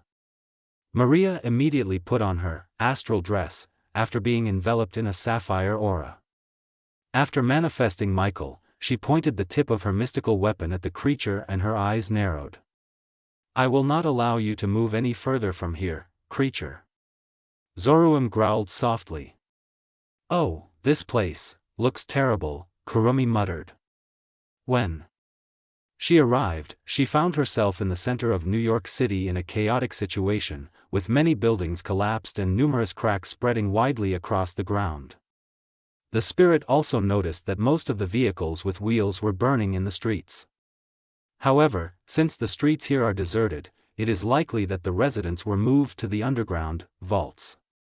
Kurumi admitted that there were very useful technological features due to the appearance of the space quake, one of which was the vaults that were spread throughout the world. Kurumi looked up and saw a unique phenomenon. A creature with wings was hiding in the sky, then its wings spread out, revealing a terrifying-looking monster. Elohim. Kurumi immediately put on her astral dress. Exhaling, she pointed a pair of flintlock rifles at the entity, then smirked. Then, let's begin this phantom opera show. The destroyer grinned widely. Many people ran down the street, entering the shelter area. A terrible scream rang out, followed by various electrical shocks that struck parts of Tenga City. However, just as another lightning bolt was about to strike a small child, a girl dressed as a princess immediately appeared and chopped the electricity until it disappeared without causing an explosion. She immediately waved her hand, and a multi-layered purple barrier instantly covered the sky. Cool. She turned to the child with a smile. That was close. Are you hurt? The girl came to her senses and shook her head. Sarah. They realized that the voice was coming from a woman, and she immediately ran towards her. They briefly hugged each other, then realized that the woman was her daughter's savior, and she bowed for a moment and said, Thank you very much for saving my daughter. Tenka nodded. It's not safe here, so you better take shelter with the others quickly. Okay. The two of them immediately entered the last place of the shelter, and it descended into the dungeon. After feeling that the situation was safe, she heard the sound of her barrier being destroyed, and immediately turned around to see the three-headed dragon monster still flying in the air. If you want to hurt them again, Tenka tightly gripped the handle of Sandalphon, with a serious expression. Step over my corpse first. Ghidorah simply let out a typical dragon roar. I'm here. Nia realized that she was floating in space. Looking to the side, she saw a blue dot from a very long distance facing another being and was impressed by what she saw. Wow, Maria is magnificent. Hearing the voice, she looked to the side and saw a black swirl showing various black snakes that were getting bigger with each passing second. Nia was serious. Okay, it's time for the spirits. Nia immediately put on her own astral dress. With a confident smile, she opened Raziel's page and let her voice be heard. Now, Snack, I'll repay you for what you did back then. So prepare to be turned into skewers. Ouroboros hissed. Someone appeared in this dimension. He looked around the surroundings, which was a special dimension, as he floated. The first spirit also saw only the color red in every corner of this dimension. The air here is also bad. A thud. He turned back. From out of nowhere, a terrifying demon-like figure appeared, with black skin and white and red lines surrounding its physical surface. He shouted the name of his astral dress. Yes. Mio immediately donned her own astral dress. She narrowed her eyes as she looked at this figure. I see, you were created specifically as a counterweight to my power, it seems. But even so. A white light enveloped the first spirit. Mio hardened her expression. I will defeat you, no matter what. Dark Lucifer grinned, revealing his sharp teeth wide. Hibiki placed his hand on the special object with the structure of the universe inside. He focused on making sure that any damage would immediately return to normal in the next fight. Come to think of it, maybe this will be a very big event in human history later, he thought. Looking back, he managed to notice the crystal that contained the unconscious Naruto, returning to the front and smiling. Don't worry, father, we will be fighting hard at this point, so, father, rest for a while, Hibiki muttered. Then the half-spirit focused again. The situation in the Ratatosk central room was serious. He, along with other important units and allies, was watching the holographic screen that displayed the state of the world. Not only that, many of the people in charge of communications were now busy helping all the soldiers there. If that doesn't work, you'd better use plasma energy dash. Organize a 3-2-1 formation, that way you can attack effectively and also dash. Understood, the backup supply of Marioku via drone will be launched, ETA will be around dash. One of the allies, a serious-looking man in a military uniform with medals, finally spoke up. This may seem like an exaggeration, but I feel like I'm in the future with your technology. I don't think it's strange, General, especially since we're used to such things, Elliot replied. The general glanced at Elliot. You mean using Marioku on man-made weapons? The general asked. Exactly. The general fell silent and returned to the screen. Elliot simply smiled and looked down. How is the situation in other parts of the world? Elliot asked. One of the members stopped typing. He stared at the computer screen for a moment. Why yes, the situation in Indonesia, Vietnam, and Switzerland is quite safe from Dobishi's invasion. The same goes for the other neighboring countries, the officer replied. Let me know if there are any good developments in that area. Okay. The man nodded. He heard the man speak again. Still. Spirits and people from other dimensions, the general said. His tone sounded confused.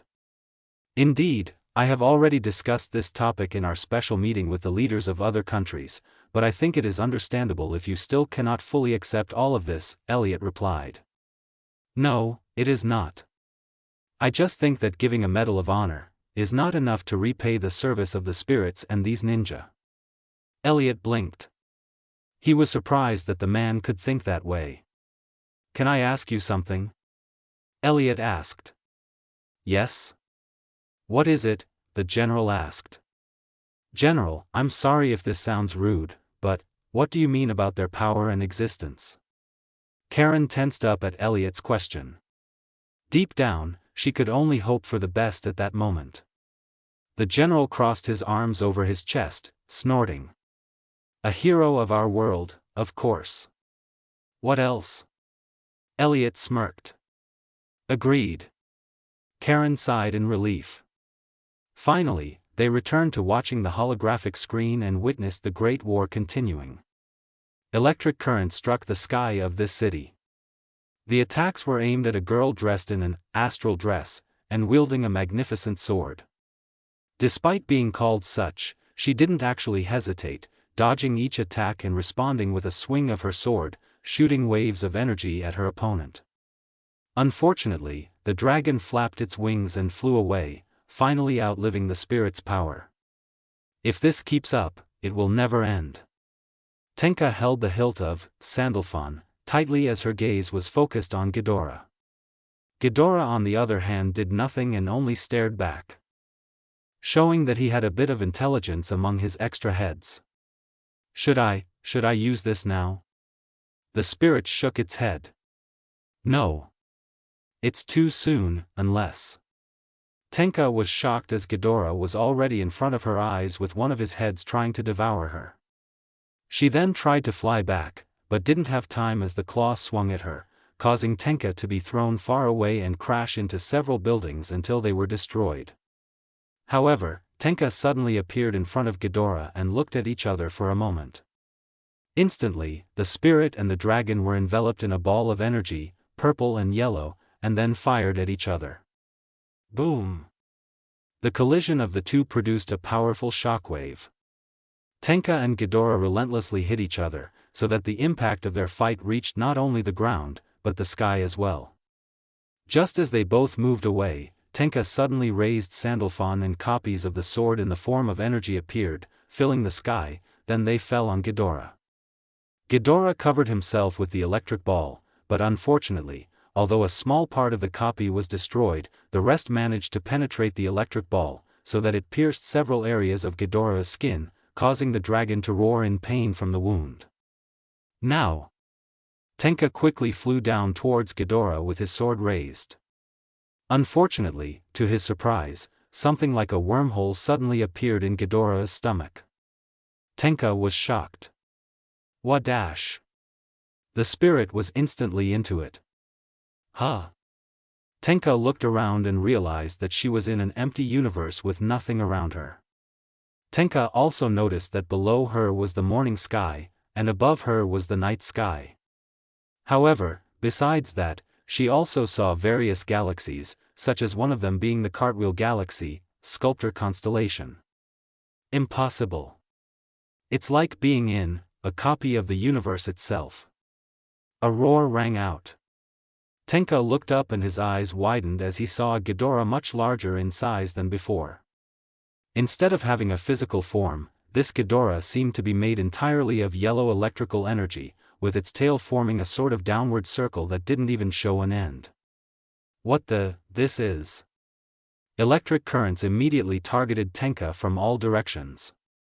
The spirit immediately created an energy barrier. However, surprisingly, the elemental attack did not destroy the barrier, but penetrated it and struck him. Erhergah! Tenka felt incredible pain from the shock attack. Despite this, he still tried to survive the damage he received. Ha! A moment after the barrier disappeared, Tenka managed to create an energy floor and adjust his breathing. His body's condition also looked bad. Ryuryoku was dripping from the wounds on his skin. Despite this, Tenka looked up and growled. This is nothing. He was immediately enveloped in a purple aura, and he released a shockwave, flying high into the air. At that moment, there were many attacks from different directions, but this time, Tenka quickly dodged each of his opponent's attacks, as if the range of the electricity couldn't compare to Tenka's speed at all. Harg! He appeared in front of Ghidorah's head. At that moment, Sandalphon rose up. Ugh. However, he reflexively stopped his attack, especially when he saw the small child trapped in one of Ghidorah's eyes. Tenka's irises turned completely purple. It didn't take long for the spirit's vision to react, and a conclusion came to his mind. So this dragon is using a spiritual connection with a child to appear in this world. Then the way to save him is to sever. Yes, I must sever the connection between them. This is the only thing I can do to ensure that his life is no longer in danger. As if taking advantage of the opportunity, the dragon's tail suddenly wrapped around Tenka's body and instantly shocked him with a high-pressure current. Hararg. Tenka endured the pain, though this time the spirit's right eye exploded with a cluster of purple aura. However, with her last eye, she clearly saw the appearance of a child. The girl's expression looked blank. Her neck, arms, and legs were bound with yellow glowing energy ropes. However, Tenka could still hear the child's thoughts, right in her head. Hicks. Please. Hicks. Help me. Hicks, mommy. Tenka remained silent, strands of her hair covering her face. A tremor slowly shook this dimension. Already. Tenka raised his face straight to the dragon. Pure rage flared on his face. Enough. Interfering with my world again. The two attacks collided.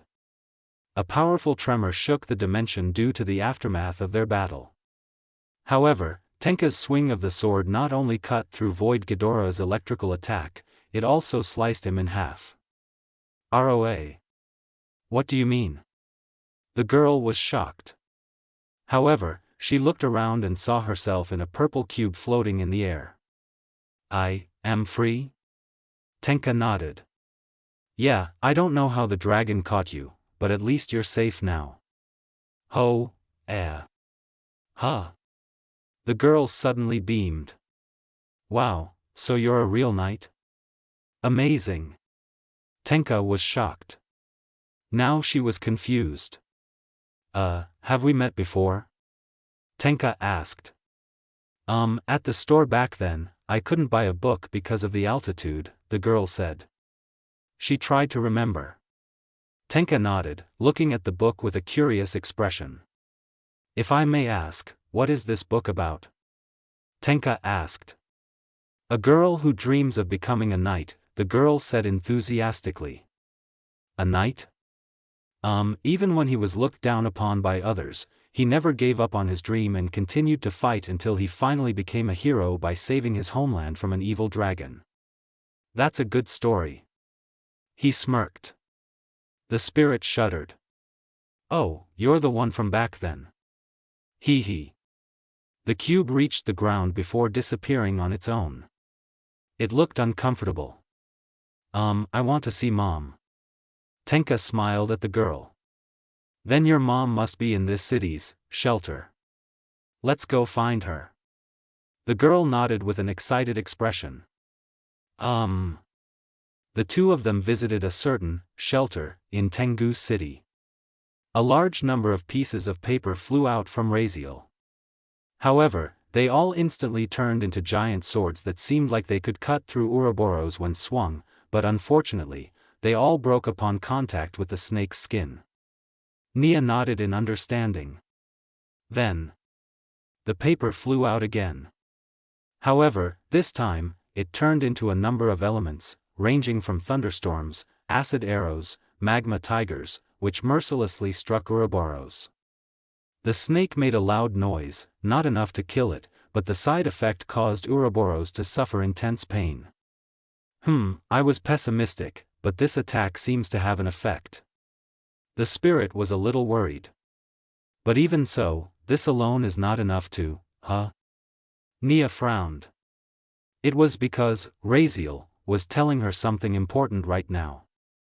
The spirit slowly smirked. She concentrated completely, and her angel slowly floated on its own. Now then, prepare yourself, Hibi-chan, because this time. Raziel suddenly turned into a vortex of light. Due to the attack that just happened, Ouroboros was helpless before the mystical phenomenon, and then, strangely enough, was in from one end to the other. "I'll be serious when I meet you." Ouroboros completely disappeared. The spirit felt satisfied and spoke again. "Now it's my turn, oh dash." Nia also entered the vortex. A moment later, the unnatural event shrank and eventually disappeared from reality. Ouroboros' many heads hissed as they looked at their surroundings. Instead of a galaxy full of delicious food, stars, galaxies, planets, and other cosmic objects, they saw various environments on Earth that should be impossible to combine, but which seemed real. Above, what should have been a sky with clouds was now replaced by a vast ocean. Below, instead of just a human land, there was now a civilization other than humans, namely creatures from fantasy cultures. "Welcome." Ouroboros turned to the side and hissed when he saw Nia standing on top of the mountain. However, they were immediately wary of the various creatures behind Nia, consisting of unicorns, winged demons, griffins, people with high-tech equipment, and more. In the world of Raziel's book, or more accurately, the dimension where Raziel's power actually comes from. Miracles of the mind. Nia grinned widely. "Roarerf." Ouroboros roared and immediately moved quickly towards Nia. However, the spirit quickly pointed at the snakes, then shouted, "Future troops! Attack!" The future army immediately flew towards Ouroboros, firing plasma energy from their weapons at their opponents. Several of Ouroboros' heads managed to dodge, but unfortunately, the rest that were not mentioned had to feel the pain of the lasers that cut the skin of their faces. So that's how it is. Although Nia did not say anything, but at this time, the spirit's mind was receiving various information related to Ouroboros and its weaknesses. This was because, Miraculous Mind, not only gave a chance of victory to its owner, but also investigated, searched for, and then found weaknesses, with the condition that the enemy in question must be within the range of the WOM itself. The reason Ouroboros often eats anything, is because technically, these snakes have a special ability that can convert anything, be it biological, cosmic, or supernatural, into energy. This energy is then directed to every surface of his skin so that he can grow larger and stronger. The spirit chuckled. "But well, since we are in WOM and I am the one who holds the law here, it was easy for me to create a law like Ouroboros cannot use his special ability while he is here." And voila, it happened in the end. Roarorg. This is a bit different. After recovering, Ouroboros immediately charged at Nia, revealing that the creature was nothing more than a wild animal despite its terrifying appearance. As it attacked, Ouroboros' numerous heads rushed towards the spirit as if they were preparing to devour him. However, despite this terror, Nia only responded with a cheerful laugh. "Geez, how funny, it's your turn now, Demon King, and heroine." The Demon King, in the form of a red-skinned, horned, and robust creature, immediately strangled one of Ouroboros' heads. Despite his body being bitten by the other heads, a surprisingly red aura suddenly spread across the entire surface of his body, causing the mouths of the other Ouroboros' heads to light up slightly, causing them to release their bites. Not stopping there, the Demon King twisted the neck he was still holding for a few moments, then threw it at the heroine. Seeing the opportunity, the heroine formed a pattern with her hands, instantly creating a giant cube with a yellow aura and immediately imprisoning the snakes. She kept a close eye on Ouroboros, who was trying to eat the supernatural prison. However, no matter how hard she tried, they could only make a small scratch. Meanwhile, Carmera tried to say something, but a swarm of black snakes quickly crawled out from the hole in her stomach. Ack, ack. Carmera raised her head, and her eyeballs burst. Ururg. Nia raised her hand with a serious expression. Heroine. Now. Nia screamed. The heroine nodded and placed her palms together as if she was squeezing something. Slowly, the giant cube shrank and Ouroboros' body gradually disintegrated into particles. Even as the creature roared in pain, the cube continued to shrink until finally, the monster's body disappeared along with the cube. Phew, it's finally defeated. She sighed. The spirit was truly happy at this moment. And yes, this way, Karmara will be able to rest in the afterlife. Nia slowly smiled. Now, it's time. The spirit descended to the ground. Rest. Children. The heroine immediately flew closer to the Demon King. However, if you look closely, you can see that the Demon King and the heroine were carrying various food and drinks as they approached the spirit. This is the life. Wow. Nia leaned back and enjoyed the moment. Kihihihihi dash. Kurumi rolled to the side as the energy ball hit the building behind her. The spirit immediately jumped up and flew towards her opponent. Realizing this, the destroyer didn't hesitate to fire another energy ball, but its attack was quickly nullified when it was fired by Kurumi. Kihihihihi dash. Kurumi rolled to the side as the purple light hit the building behind her. The spirit immediately jumped up and flew towards her opponent.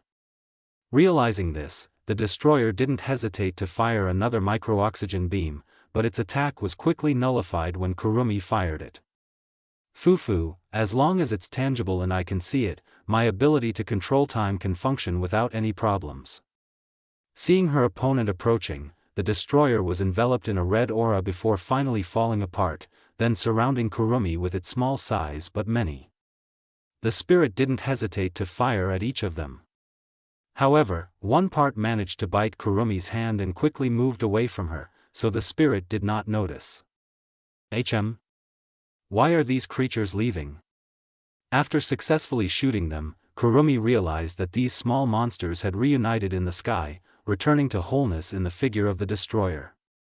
However, the spirit was shocked, especially when she saw that the irises of this kaiju's eyes resembled a clock shape, just like hers. What? Why did this happen? The destroyer growled softly. The sound of a clock was heard. At that moment, the figure of the destroyer disappeared, absorbed by a black shadow, which alerted Kurumi. Kurumi looked around, but for some reason she could not find the location of the creature. Is that possible? Don't tell me that with my power, it. The destroyer appeared from the shadows and immediately devoured half of Kurumi's body from below. Gah! She vomited blood. Not only that, but the foam was slowly dripping from between her lips, indicating that the destroyer had managed to inject the oxygen destroyer into Kurumi's body. I see, so. She immediately shot herself in the head. Zafkiel, Aleph, first bullet. Then the sound of a clock was heard, and Kurumi then disappeared and reappeared on the roof of a building in New York. The destroyer turned to Kurumi and fired another micro-oxygen beam. Realizing the danger, Kurumi fired a special bullet. Zafkiel, bet, second bullet. However, this attack strangely did not disappear and still hit Kurumi, causing her to avoid being absorbed by the shadow before she was hit. However, as a result, a large explosion occurred in a certain area of the city. A shadow was created on the road, and the spirit was raised from there. Kurumi's expression was serious. Even though it has my time manipulation and shadow transfer abilities, they seem to be at a minimum level. Even so, it's still troublesome. Kurumi muttered. The abnormal creature growled as it realized that its opponent was still alive. The destroyer then landed on the streets of the city until it caused a massive earthquake. Soon destructive energy gathered in its horns before it swung towards Kurumi. Realizing the danger, the spirit immediately quickly flew into the sky, but shortly after, a huge explosion occurred. Kurumi stopped flying and floated through the sky. Looking down, she saw plumes of smoke rising into the sky. Even the state of the city now resembled a sea of fire. This is bad. Kurumi heard a loud roar and turned to face her opponent. However, if you look closely, the kaiju seemed to be laughing at something. More precisely, he was laughing because of the damage he had caused. This thing. Kurumi pointed the flintlock at her head again.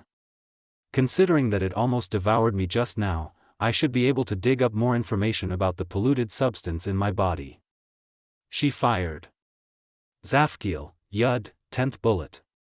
Several pieces of information came to Kurumi's mind. She sighed, and then nodded to herself. Now I know what I have to do. At that moment, a black light slowly gathered in the destroyer's mouth, and the creature fired at the center of the city, which instantly spread out in a shape similar to a black barrier. However, everything that was caught by the black barrier, all of it immediately disappeared to the point that it disappeared without leaving a trace. Kurumi was serious. If this thing is left alone, let alone New York, this planet and all life in existence will be destroyed by it. Kurumi immediately pointed the flintlock upward and fired another bullet. Then the bullet exploded, forming a sort of crimson barrier. Because this was also a clash of two barriers from different sources, but the difference was that the black barrier destroyed everything, while the crimson barrier restored everything. Kurumi spat out the red liquid from her mouth. However, upon closer inspection, she realized that there was foam in her blood. I see, despite my recovery, there are still traces of micro-oxygen within me. The spirit stared at the destroyer. The destroyer only wiggled the edges of its sharp teeth, as if smirking. I suppose this is the result of this being having a bit of Zafkiel's power. If it weren't for that, the micro-oxygen that was forcefully injected into my system would have died out long ago, and this battle wouldn't have lasted so long. Kurumi's expression was serious. Then, with another realization, she finally aimed the flintlock rifle at her enemy. But because of this situation, I can check Zafkiel's last bullet. Kurumi fired again. Zafkiel, Cronus, 1, Lord Bullet. 1. Cronus, this name comes from the Titan Lord of Time in Greek myth. For giant clocks surrounded the destroyer from all sides. Despite this, the destroyer tried to destroy the clocks with micro-oxygen beams, but it ended in vain. But surprisingly, the destroyer began to lose its physical structure, even the sound of its roar became smaller and almost inaudible. At the same time, Kurumi also saw the structure of New York being restored, as the destroyer disappeared from the spirit's sight. It was as if the fierce battle had never happened. Lord Bullet, now I understand why I can only use it when Zafkiel is at full power. Cronus was a bullet that wasn't meant to destroy, but to restore. It was also only useful if Kurumi's opponent was a threat that intended to destroy this world. It was understandable why, because no matter how much damage the enemy dealt, everything would return to normal after using the Lord's bullet. Not long after that, the creature had now completely disappeared. It was slowly descending. It's finally over, Kurumi muttered. Kurumi wiped the sweat from her forehead. But I spent a lot of time in Ryoryoku using that bullet. It's true that you shouldn't use Cronus again unless you're in dire need. Another female voice sounded in the spirit's head. Anu, good job defeating one of those gods, Kurumi-san. Kurumi gasped. Oh, it's Hibiki. Strangely, she could imagine Hibiki pouting right now. Emu, who else could have contacted you besides me? I mean, the rest of you are busy fighting in different places, you know. Fufu, sorry. So, why didn't you help me just now? The spirit's tone was playful.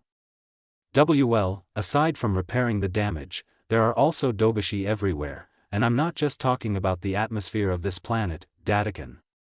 He was curious. Dobushi? Kurumi asked. The names of these insect monsters. I've been researching the origins of these gods, and most of them are monsters from different dimensions that died but were resurrected with greater power than before, Hibiki replied. Kurumi was impressed. That explains a lot. And lastly, how is the crystal holding Naruto-san doing? Oh, the crystal is fine, and so far no strange things have happened to father. She understood the meaning of the half-spirit's words. I understand. Be careful. You too. Kurumi could no longer hear Hibiki's voice. During the brief pause, she noticed a group of Predacons flying past, and it made her smile. Fufu, good luck. The white light and the dark air collided with great intensity. Instantly, a huge explosion occurred. Who? Mio was blown away and quickly regained her balance. The original spirit stared at its opponent. Weak points, the body structure, the type of energy used, all of it, for some reason I can't read it at all, except for the name. Mio's main strength was her control over reality. In short, if there was something that seemed impossible to do, Mio could do it easily. However, at this moment, for the first time, she admitted that she was having difficulty, and it was all because of the figure called Dark Lucifer that was currently hovering in front of her. Mio crossed her arms, and several copies of light were instantly created, and under an internal command, they all flew apart and shot at Dark Lucifer. Instead of dodging, Dark Lucifer quickly flew towards Mio, then roared loudly, causing the weapon to be destroyed upon impact by her sound wave. Dark Lucifer attempted to grab the first spirit with his giant black claws. As he was about to strike his opponent, Mio split into two, then split apart until there were 5 of them. The 5 Mios immediately nimbly spun around Dark Lucifer, then simultaneously exhaled their icy breath, causing the monster's form to turn into an ice statue. However, the 4 Mios were instantly destroyed, and suddenly Mio was thrown far away, leaving no trace of stopping. Ugh! And my neck! Dark Lucifer smirked. The monster's hand was strangling its opponent as hard as it could. Mio gritted her teeth. I see, it's a spectral form. As if that wasn't enough, Dark Lucifer punched Mio's face very hard several times, but instead of red liquid, white energy fragments flew out from his head. Gah! Mio clearly felt the aftermath of the blow. Because of this, Mio's body immediately melted, which then wandered around Dark Lucifer's body for a few seconds before penetrating inside. Dark Lucifer roared in pain as numerous swords of light erupted from his body. Not only that, the black flames suddenly burned the monster's eyes, to the point where his face was scorched. White light immediately flew out from the creature's body. While the creature was still roaring, Mio, who had managed to escape, had already finished analyzing her opponent's strength. Not only that, the factor that prevented her from using her angel's special ability was no longer an issue. Grr! Growling, Dark Lucifer immediately closed the distance between them and didn't forget to strike the first spirit. Dark Lucifer was confused when his punch was blocked a few centimeters away from Mio's face. It was as if there was an invisible barrier blocking the monster's attack. Feeling unsatisfied, Dark Lucifer struck again, but what happened was that he was thrown very far away, as if the pressure of his fist was reflected. Despite this, that monster was still able to right itself after a few moments, now having several eyes on its body that emitted a red aura. The light in question grew larger and larger. Huh! Oh, an attack capable of tearing apart the space-time dimension, and equivalent to a large explosion, HM? Dark Lucifer fired a beam of destruction from his eye. It moved in a zigzag pattern, but it was heading towards Mio. She smiled. You're funny. Mio waved her arms, and each laser shattered into pieces as if they were made of glass. Grr! As if angry, Dark Lucifer physically attacked for the 100th time, but Mio casually dodged it, flying back. Oops, missed dash. Whoa dash. Dash.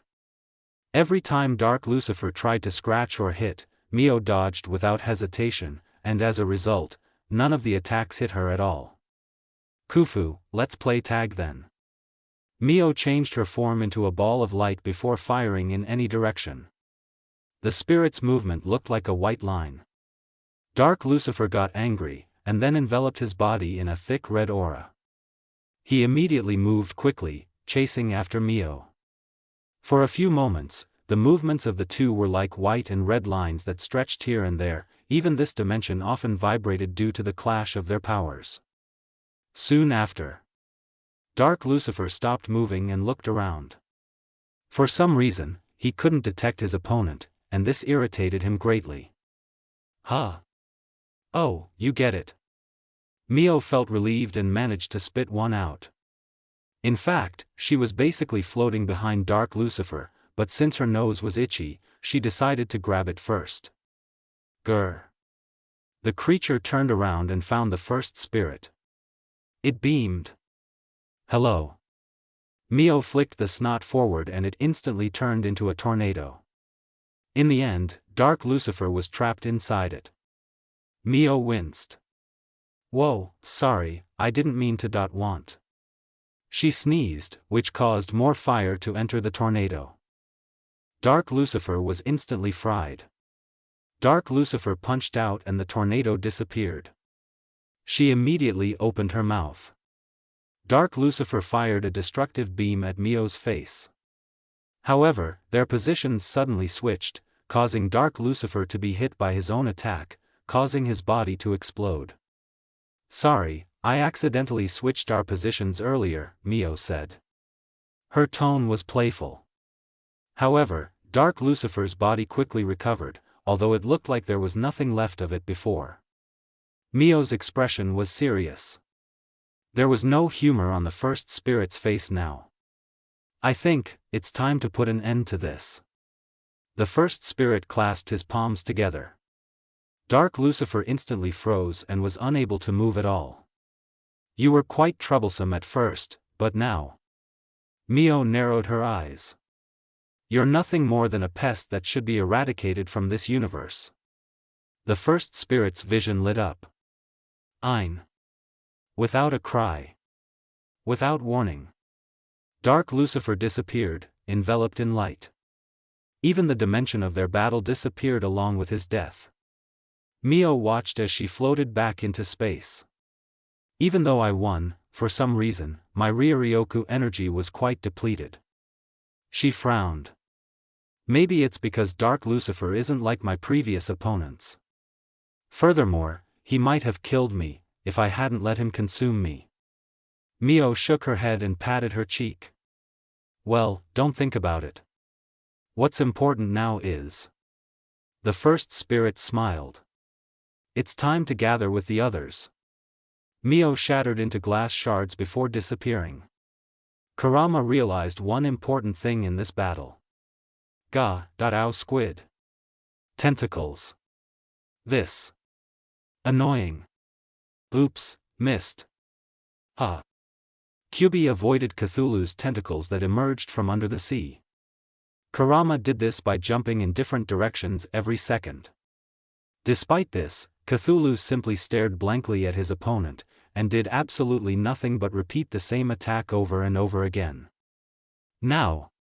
Feeling satisfied, the bijou now jumped with the intention of closing the distance between them, then launched an attack with various chakra tails shaped like punches. Cthulhu remained silent and only formed a shield armed with tentacles.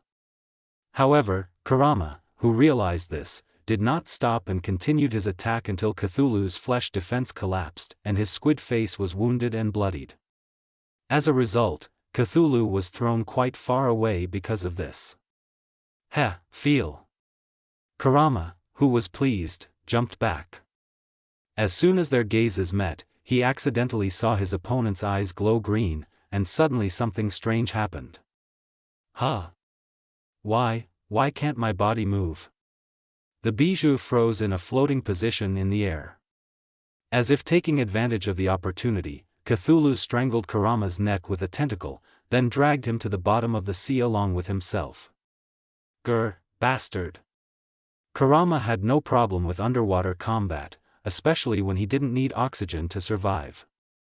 However, what irritated the Kyubi the most was the frozen state of his body, all because of his opponent's eye ability.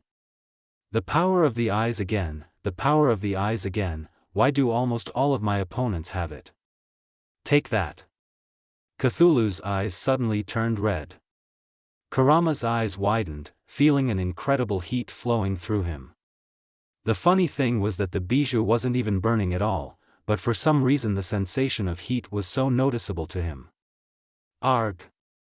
Aergarg. Normally, the Kyubi wouldn't be like this, but it seemed that the influence of Cthulhu's power extended not only to living beings, but also to chakra constructs with consciousness, like kurama. If this continues, then I will most likely. Kurama began to understand what he was feeling. Fear. Specifically, the fear of death. Kurama felt ridiculous right now. Heh, it seems so ironic that a bijou like me can also be afraid. If he could, Kurama would have laughed, but unfortunately, his current state did not allow him such freedom. But yeah, maybe this is for the best, especially since Naruto will definitely be happy with these spirit girls in this world. Which means that he doesn't need me anymore. Kurama slowly came to terms with the disappearance of his existence. And slowly, the heat that seemed strangely less painful, Kyubi even accepted it all with an open heart. Naruto smirked. You are no longer Kyubi or the monster that destroyed Konoha, you are now my friend. Come on, Kurama. No, what am I thinking? Cthulhu did not understand what was happening. However, when he realized that his opponent was no longer resisting, the ancient being planned to finish him off right now. Died? To such a being? If I give up now. Cthulhu was shocked as his opponent was engulfed in white flames. What is the point, my fight with Naruto then, huh? A powerful explosion threw the ancient being upward. The ecosystem of the seabed was also shaken by the majestic pressure that had just occurred. Finally, Cthulhu had reached the surface and was now flapping his dragon wings in the air. However, Cthulhu was immediately sent flying in a different direction as various chains emerged from the bottom of the sea and relentlessly aimed at him until they tied his wings, knocking Cthulhu off his feet, and a flash of blue flames hit his face, causing Cthulhu to roar at the end. Raharark. Not yet. Cthulhu was thrown to the other side of the sea before the chains that bound him were released, and at the same time, the bijou was seen rising to the surface. Cthulhu remained silent, but strangely enough, his opponent's form had changed. The black lines on Kurama were replaced with golden lines, plus his vertical red irises changed to blue with star symbols, and the most noticeable thing was that his golden pattern was now white fire that burned endlessly. The crystal floated in front of the bijou. It caught fire for a moment. Kurama was serious. I understand, and please take care of him, take care of Naruto for me. Kurama understood that with his current self, he would only be a burden when facing their opponent this time. So he said that he wanted freedom for Naruto to accept his new power. Although, of course, a part of Kurama was curious about the vastness of the world, and he was not forced into this decision at all. The crystal glowed brighter than the other fragment that separated from it. Kurama was confused. Huh? Wait, what is? The fox instantly flew out of Naruto's body. I see. I just remembered that little bastard gave me something. Tisk, why did the mechanism have to be activated at the cost of a little amnesia, huh? Kurama should have been screaming in anger right now. But strangely, the fox's thoughts were so clear, as if only a cold calm was felt now. Well then. Kurama stared blankly at Cthulhu. A calm and cold expression was visible on the fox. With this Seiju mode, too, let's count your luck. 2. Seiju, this nickname can be interpreted as Star Beast, taken from the words of Seiju Sentai Jingaman. Several chains engulfed in blue flames suddenly protruded from behind Kurama. A flash of fire shot towards the woman. Key. Maria was thrown back by the attack. She stared at her opponent, who was truly supermassive in size. Elemental attacks, so what else can you do? She had been like this for quite some time now, and as for things, she hoped that her friends would have no problem facing their opponents. Maria flinched and became wary. There he is. Zoruim opened his mouth again. However, instead of fire, a swarm of insect monsters appeared this time and immediately surrounded Maria. The spirit growled. I see. So this creature is the reason why there are so many insect monsters in the planet's crust. That means... Maria lifted Michael as high as she could. If I defeat him here, the same thing will happen to them. She screamed. Michael. Retebu, open. Several holes opened around the spirit. Maria swung her angel and rained meteorites down on the insect monsters. As a result, most of them exploded, while the rest flew back to Zoruim and took cover. My turn. Maria spun Michael around several times. At the same time, 3 huge black holes formed around Zoruim, instantly sucking the rest of Deboshi into the void. It also absorbed Kyoju's life energy, causing him great pain. Maria was satisfied and stopped spinning Michael. Good, now I can focus on thinking about my next attack. Surprisingly, the crystal on Zoruim's forehead turned red, then roared until it destroyed the black hole created by Maria without a trace. The spirit was shocked beyond belief. This is also bad. The giant beast roared again and released numerous fireballs that moved strangely independently in the sky. Even Maria had trouble dodging them. Okay, how about this? Maria picked up Michael. Retebu, open. A group of black vortexes instantly formed around Maria. The spirit was immediately enveloped in a blue aura and rushed toward Zoruim. However, strangely enough, every black vortex Maria created moved, along with her, to the point that it was able to absorb all of the fireballs created by Kyoju without a problem. Segwa, close. Realizing that the threat was gone, Maria closed her black vortex again, but continued to advance forward and was now much faster than before. At this point, it even looked like a blue line passing through the stars. Zoruim stretched and opened its mouth wide. He thought that his prey had given up and accepted his death. However, when Maria entered Zoruim's mouth, Michael began to glow very brightly. Now! Maria screamed. Retebu, open. Multiple black holes were created, which then spewed out fireballs once more. As Maria disappeared into one of the vortexes, Zoruim roared in pain due to the incredible burning sensation in his body, all due to his own attack. Another vortex was created, and Maria stepped out of it. Moreover, she was now right in front of Zoruim, and the blue Ryuryoku that enveloped her body slowly enveloped Michael, changing the shape of the key into a halberd. I will finish this. The spirit swung Michael straight towards Kyoju. Shifuru, release. The sapphire light immediately struck Zoruim, causing a strong vibration in a small part of this universe. The effect of this was to destroy the nearby galaxy and send Maria flying very far away. Ko. Maria released a high-pressure Ryuryoku, which restored her balance. She breathed a sigh of relief and felt satisfied when she realized that Kyoju had been destroyed without leaving a trace behind. I guess my part of the battle is over with this, Maria muttered. She looked around for a moment. The girl's eyes blinked as she realized her mistake. The spirit began to sweat. I think I overdid it, maybe. Maria reflexively looked around when she sensed something. She saw a red door suddenly appear, followed by the appearance of another familiar spirit. Yahoo Maria. Nia. Nia beamed as she flew towards Maria. She looked satisfied as she watched the former commander. I'm glad you're okay. To be honest, I was worried when I thought about your safety, but thank goodness it was just my imagination.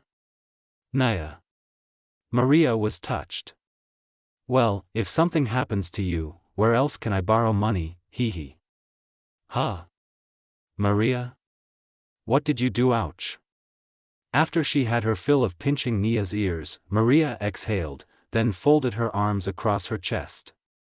Michael had also just disappeared because of the spirit. Do you think it would be better if we returned to Earth? Maria asked. Nia shrugged. As you wish.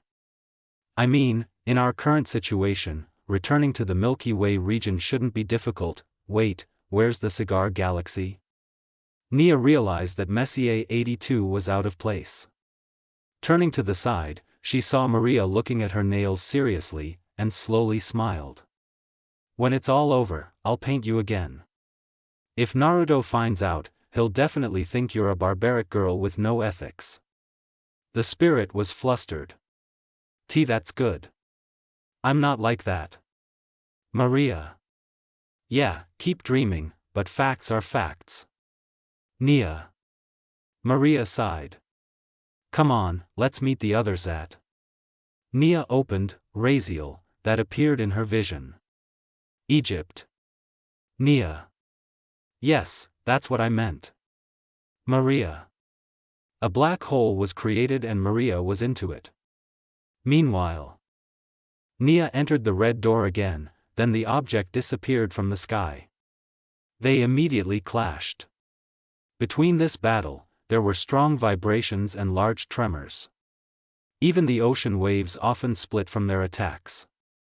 The creature created a trident from its own skin. Cthulhu roared loudly and slammed his giant trident into the water.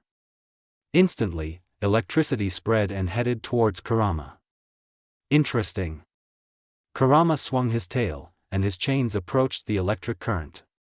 Surprisingly, the electric attack flowed and enveloped the chains. Take this. Kurama quickly slammed his chains into Cthulhu through his mind, resulting in a double-edged sword. His weapon was destroyed, and Cthulhu let out a sound similar to pain. Despite this, Cthulhu immediately directed his gaze towards the fox, his eyes now slowly changing color. But same trick, huh? Several chains directly pierced Cthulhu's eyes and shackled his neck.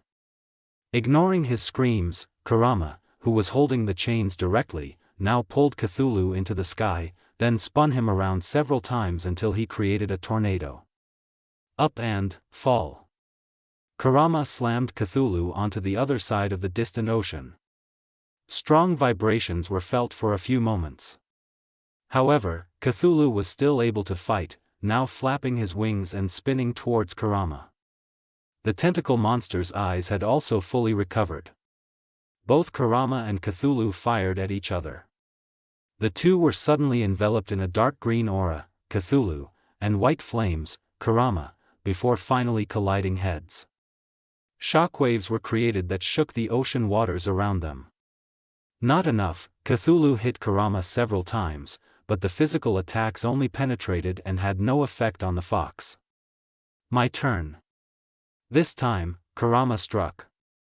He did so several times on Cthulhu's face. Cthulhu was thrown back a little. Green liquid spurted out from the wound on his face. However, at that very moment, Kurama had another thought. I'll finish him off right now.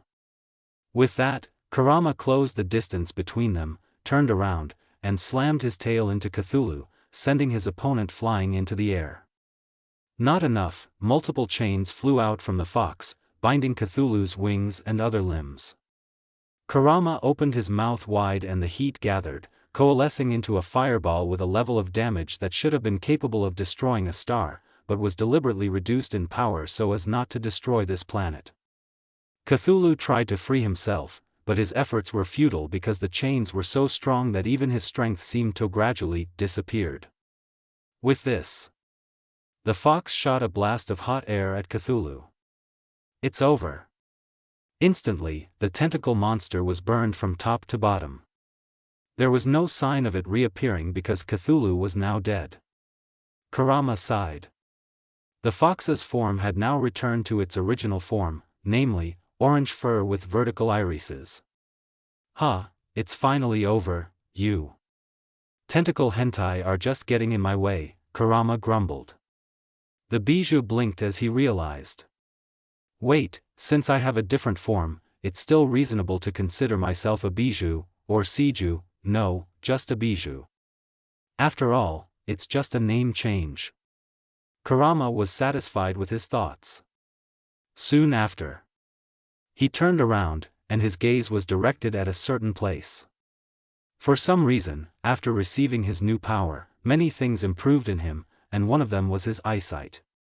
Oh, they're in Egypt, I think. Kurama turned into a ball of blue light, floating, then flying to another country.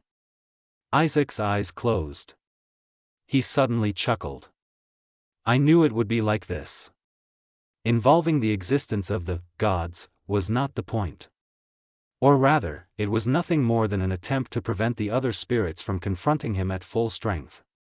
However, Isaac could easily defeat them even if they were at the peak of their power. The question was, why didn't he do it? The answer is simple. He enjoys making his prey drown in despair.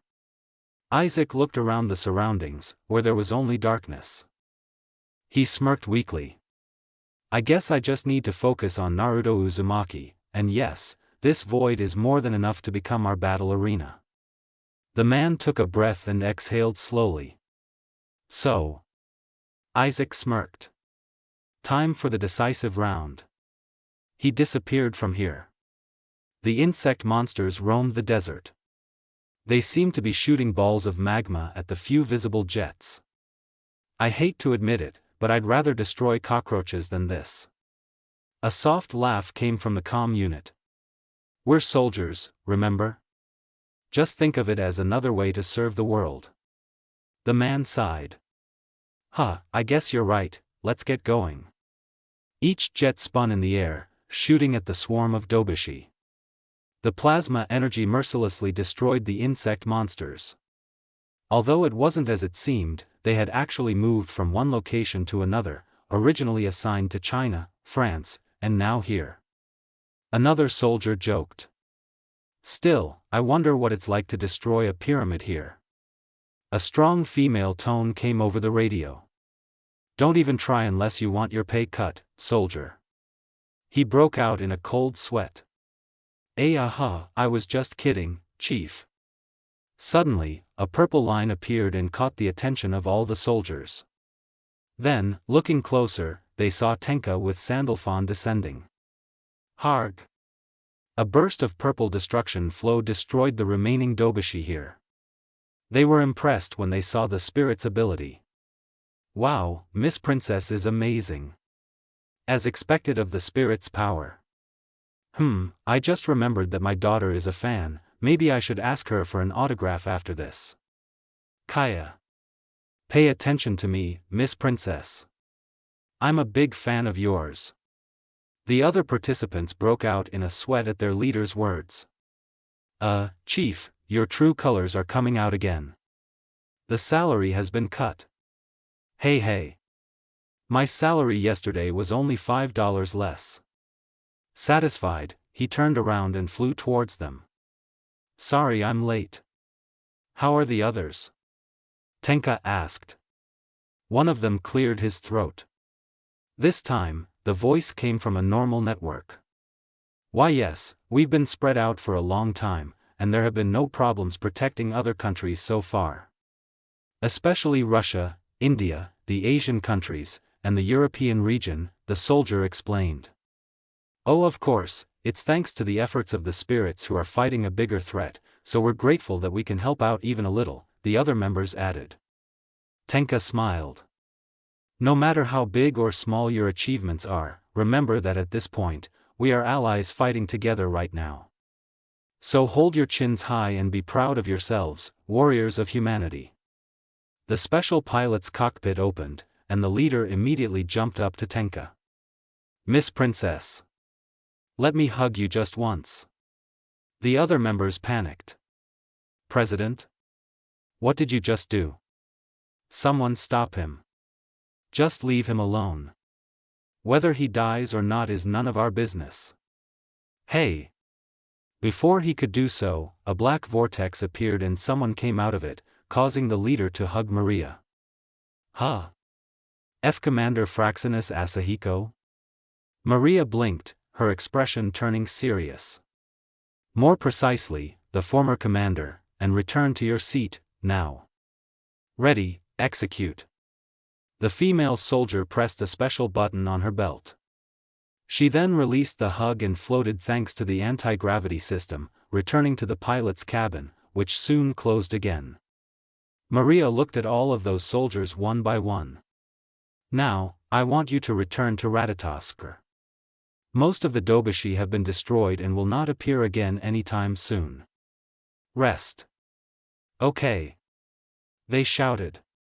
They pressed the button inside the plane. Send.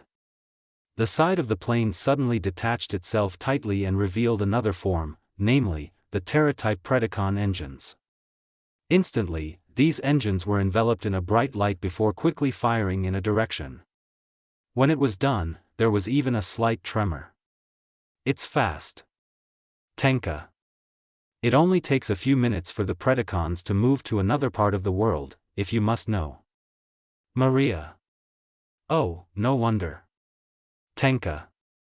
Maria was confused when she realized something. Tenka realized it. What happened, Maria? Tenka asked. No, I was just with Nia when I was about to go to Earth, but she disappeared. Maria replied. They both saw a red door suddenly appear and Nia step out of it. Now then, Demon King, and, heroine, may your marriage always be prosperous. Bye. The red door disappeared by itself. The spirit sighed. Huh, time flies so fast, first fighting together, and now getting married. Oh, hey, you two. Did you miss me? Nia smirked when she saw the two of them. Tenka and Maria were confused. So, your creation is throwing a wedding? Tenka. Yeah. Is there a problem? Nia. When are you? Maria. Hey. Just ask Naruto about it later. The three of them came to their senses, and their cheeks flushed. Why yeah, it's not like I don't want to. Nia seemed to be thinking of something funny right now. Everyone focus. However, Maria seemed to be getting a slight nosebleed. Who knows what was on the spirit's mind right now? Get married. Naruto, Tenka muttered something with a strange expression. She tried to look calm and collected, but it was clear that she was holding back her wide smile about this. Soon after, they managed to look to the side and saw a giant ball. It approached and slowly revealed Kurama's form. Maria wiped the blood and spoke. Oh, Kurama, perfect timing. Kurama was confused. Why do you have a wound? Your regeneration is not active? Kurama asked. There was a dead mosquito just now, Maria replied. Oh, no wonder. Tenka and Nia narrowed their eyes at Maria. Maria whistled and ignored their suspicious looks. A shadow appeared and Kurumi crawled out of it. Ufufu, glad to see you're doing well, Kurumi said. Hehe, we can say the same about you, Kurumi, Nia joked. Kurumi chuckled and watched Kurama. And it looks like you just received a power boost as well, Kurama. Kurama sighed and explained. It's a long story, but in short, it's because of the spiral crystal in Naruto's body. The spirits nodded. This time, they were waiting for one more person. A shard of glass materialized and Mio appeared among them. The first spirit beamed. Hehe, I guess that means we're done with our parts. Now. A thud. Everyone felt a bad mood from somewhere. It was about pointing to the dimension where Hibiki and Naruto were currently located. We have to leave. Quickly. Mio's humorous tone turned serious. The other spirits nodded with equally serious expressions. On the other hand, Kurama shook his head, which caught their attention. As long as you're there, I'll stay on Earth because if I leave this planet, there won't be any protectors later. The spirits nodded and accepted the reason. Soon after, they disappeared, being engulfed by a white light. This was the result of the primordial spirit's power. Kurama's expression was serious. I guess I'll just wander around in the atmosphere, Kurama muttered. He was enveloped in a ball of light, and soared into the sky. Hehe, I knew they could do it. In the dimension where everything looked white, Hibiki watched the state of the universe with relief, and it was thanks to the efforts of the other spirits. She looked at the crystal that someone was sleeping in. The half-spirit smiled widely. "See, Dad? Mom and the others did it. They're great dash." Bang! Hibiki looked back reflexively and saw a small red crack appear. What the dash? Shaking her head, she pointed her palm forward and immediately sealed the crack, but what happened next was a huge explosion. Ugh! Hibiki was thrown a little, but she quickly kicked the ground. Hibiki managed to keep her balance and saw the last person she wanted to see right now. Isaac smiled. Sorry for my rudeness just now, but I guess it's natural. Besides, I'm sure you don't want to see me here dash. Hibiki pointed her palm forward. A laser beam of light instantly appeared and quickly moved towards Isaac. I guess I was right. A pitch-black barrier blocked the attack. Then it's my turn. The barrier transformed into numerous black bats, trying to attack Hibiki. Hibiki flew back and kicked the flames every now and then.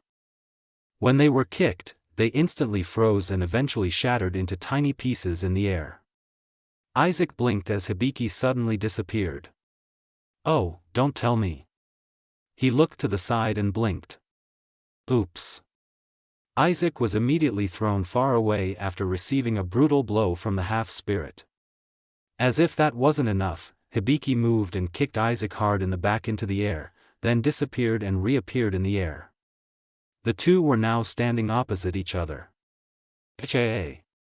Hibiki punched Isaac in the face to the side. Crack. Rarark. Hibiki punched Isaac in the face in the opposite direction. Crack. Crack. Crack. The girl mercilessly launched a series of punches. Every time Isaac was hit, a strong vibration shook this dimension, and this continued all the time. Even Isaac's face became uneven because of it. Crack. Crack. Crack. Crack. Harg. She then allowed herself to somersault for a moment, then quickly kicked the back of her right foot into her enemy's stomach. This caused Isaac to be thrown far downwards. Boom. A small earthquake occurred as a result of his fall. Hibiki floated downwards and saw Isaac slowly standing up, missing half his head. He patted his clothes to wipe off the dust. Well, for someone born with a unique personality, the feeling of your blows. The man's face recovered and he smirked. It's like an ant bite, though I'm sure you could destroy a planet with just your pure physicality. Hibiki said nothing. Another thought occurred to the half-spirit. If he can still stand, then. He spread his hands and several galaxies appeared around him. They slowly shrank back to their normal sizes. How about this? Suddenly, the galaxies rushed towards Isaac. However, Isaac casually opened his mouth and each galaxy was swallowed whole. Hibiki gasped. What? It's quite delicious, I haven't eaten anything yet, Isaac joked. Hibiki was at a loss for words, but it was only for a moment before he opened his palm and a white swirl of light began to form. Father showed me how to do this once. With my current state, I should. At first, the vortex of energy was irregular, but it quickly stabilized and formed a palm-sized ball. Yes, finally. Isaac was surprised by the sight. He silently placed one hand behind his back and created a similar vortex of energy, but it was pitch black. Fighting me with my own technique? How ridiculous, Isaac thought. Hibiki then raised her head and focused her gaze on Isaac, her expression serious. The half-spirit disappeared before reappearing in front of Isaac. Rasengan. Rasengan. The two techniques clashed for a moment. However, Hibiki was thrown far away due to the difference in power between them, but she managed to get back on her feet and regained her balance. However, at this moment, the half-spirit's thoughts were focused on one thing. Impossible, where?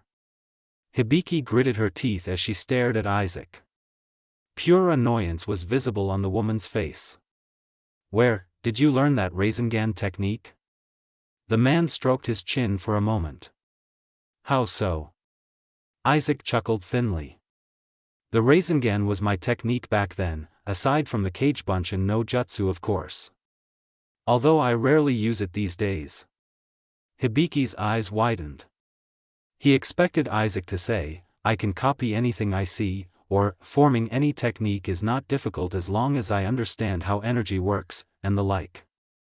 However, when he heard that the Rasengan was his technique back then, pure fear crept into Hibiki's heart.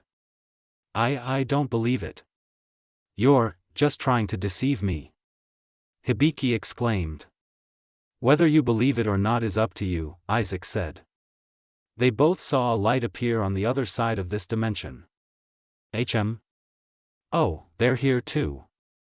Tenka moved without hesitation and immediately swung her sword towards Isaac. Isaac blocked Sandalphon with his left hand. Despite this, Tenka enveloped herself in a thick purple aura and slowly pressed harder, causing the man to be pushed very far away. Taking this opportunity, the other spirits rushed towards Hibiki, and Mio immediately hugged her only beloved child. Hibiki, thank goodness you're okay. Why yeah. I'm glad mommy's okay too. Kurumi, Maria, and Nia could only rejoice when they saw that warmth. After a while, the two of them stopped hugging, and then Hibiki spoke up. Everyone, I know this sounds weird, but there's a high chance that Isaac Westcott, he's. Maria was confused. Maria, you should take a breath first. Hibiki ignored the spirit's words. This is another version of father, he is also Naruto Uzumaki. A thud. They were shocked. Aera, Ufufu, your joke is not funny, Hibiki. Kurumi said. However, her tone sounded awkward, regardless of whether what Hibiki said was true or not. Boom. A large explosion occurred. Tenka flew back and landed between them. On one side, Isaac clapped his hands, this drew their attention to him. Since this is the right time, I guess it's time to reveal the truth. Isaac smiled wryly. Is that right, everyone? A thud. They tensed up when they realized that Isaac's voice had changed to Naruto. Especially since it sounded wrong to everyone's ears. Not convincing enough, huh? Well, let me introduce myself again. Isaac covered his face with his hand. My name is. Slowly, Isaac's hair color changed to yellow, Isaac's posture also changed and became human-like. Isaac lowered his hands and showed his true face. Uzumaki Naruto, Dadabayo. Naruto smiled wryly. Naruto slowly opened his eyes. He was confused. Where is this? That's what Naruto thought as he looked around. Right now, he was in a vast grassland, but strangely enough, he was alone here. Your consciousness is manifesting too. Or maybe not. Huh? Naruto looked around and saw a silver, glowing being. The figure had floating metallic wings, a thick red V symbol on its chest, and lastly, its height was equivalent to that of an adult. Excuse me, but, who are you? Naruto asked. Before you ask that, try to remember what happened before you came here, the figure said calmly. Oh, about that. Naruto tried to remember what the figure had said. It all started with Naruto's date with Nia, Isaac's attack, and then his imprisonment in the crystal shortly after. Yeah, I remember now. Why is that? The figure looked satisfied. Nothing, but because that moment woken me up like this. He added. You suddenly being trapped in the crystal was also my doing. Huh? Why? One of the reasons? To keep your body from exploding from the excess energy, Ryuryoku. Naruto thought about this information carefully. He nodded and came to his conclusion. So you are, the spiral crystal? Naruto asked. Call me Noah, Noah replied. Naruto was still talking. Okay, so my current state is like I'm sealed, right? Noah nodded. Sleeping, to be precise. Noah. That's what I mean, Dadabayo. Naruto. They didn't talk anymore. However, the ninja remembered something, and it was about the situation outside. Wait, if my consciousness is still here, what's going on out there? Naruto asked. Spirits? They're fighting, the universe is their arena, Noah explained. Huh. Then Mio and the others will now. Naruto paused for a moment and stroked his chin. Huh, well, they should be able to handle it. I mean, their full potential has also been unlocked, so there's nothing to worry about. He was satisfied with his own analysis. However, it was only for a moment, especially when he remembered another important presence. Huh. If they're fighting, that means Hibiki is also forced to join in. Naruto instinctively grabbed his hair. A panicked expression appeared on the young man's face. Arf no. Not my favorite child either. I will cut anyone who dare to stretch his skin. Grr. Naruto looked furious, imagining the state of his beloved child. On one hand, Noah tilted her head, and another question came to her mind. Why? Huh? Why would you go so far, for your child, I mean, he added. The main thing is, I understand, because you guys are family. However, the emotions I feel from you right now, they are so strong, and somehow I feel like it's not just biological. So let me ask you again, why? The young man fell silent after hearing his new partner's statement. When I regained my memories of my first partner, I learned the fact that I had a child this whole time, and that he was already grown up when we met again, Naruto said. I understand, but that doesn't answer my question, Noah replied. He scratched his cheek. Why yeah, it's a little hard to say, but I guess. I just didn't want her to think that I hated her birth.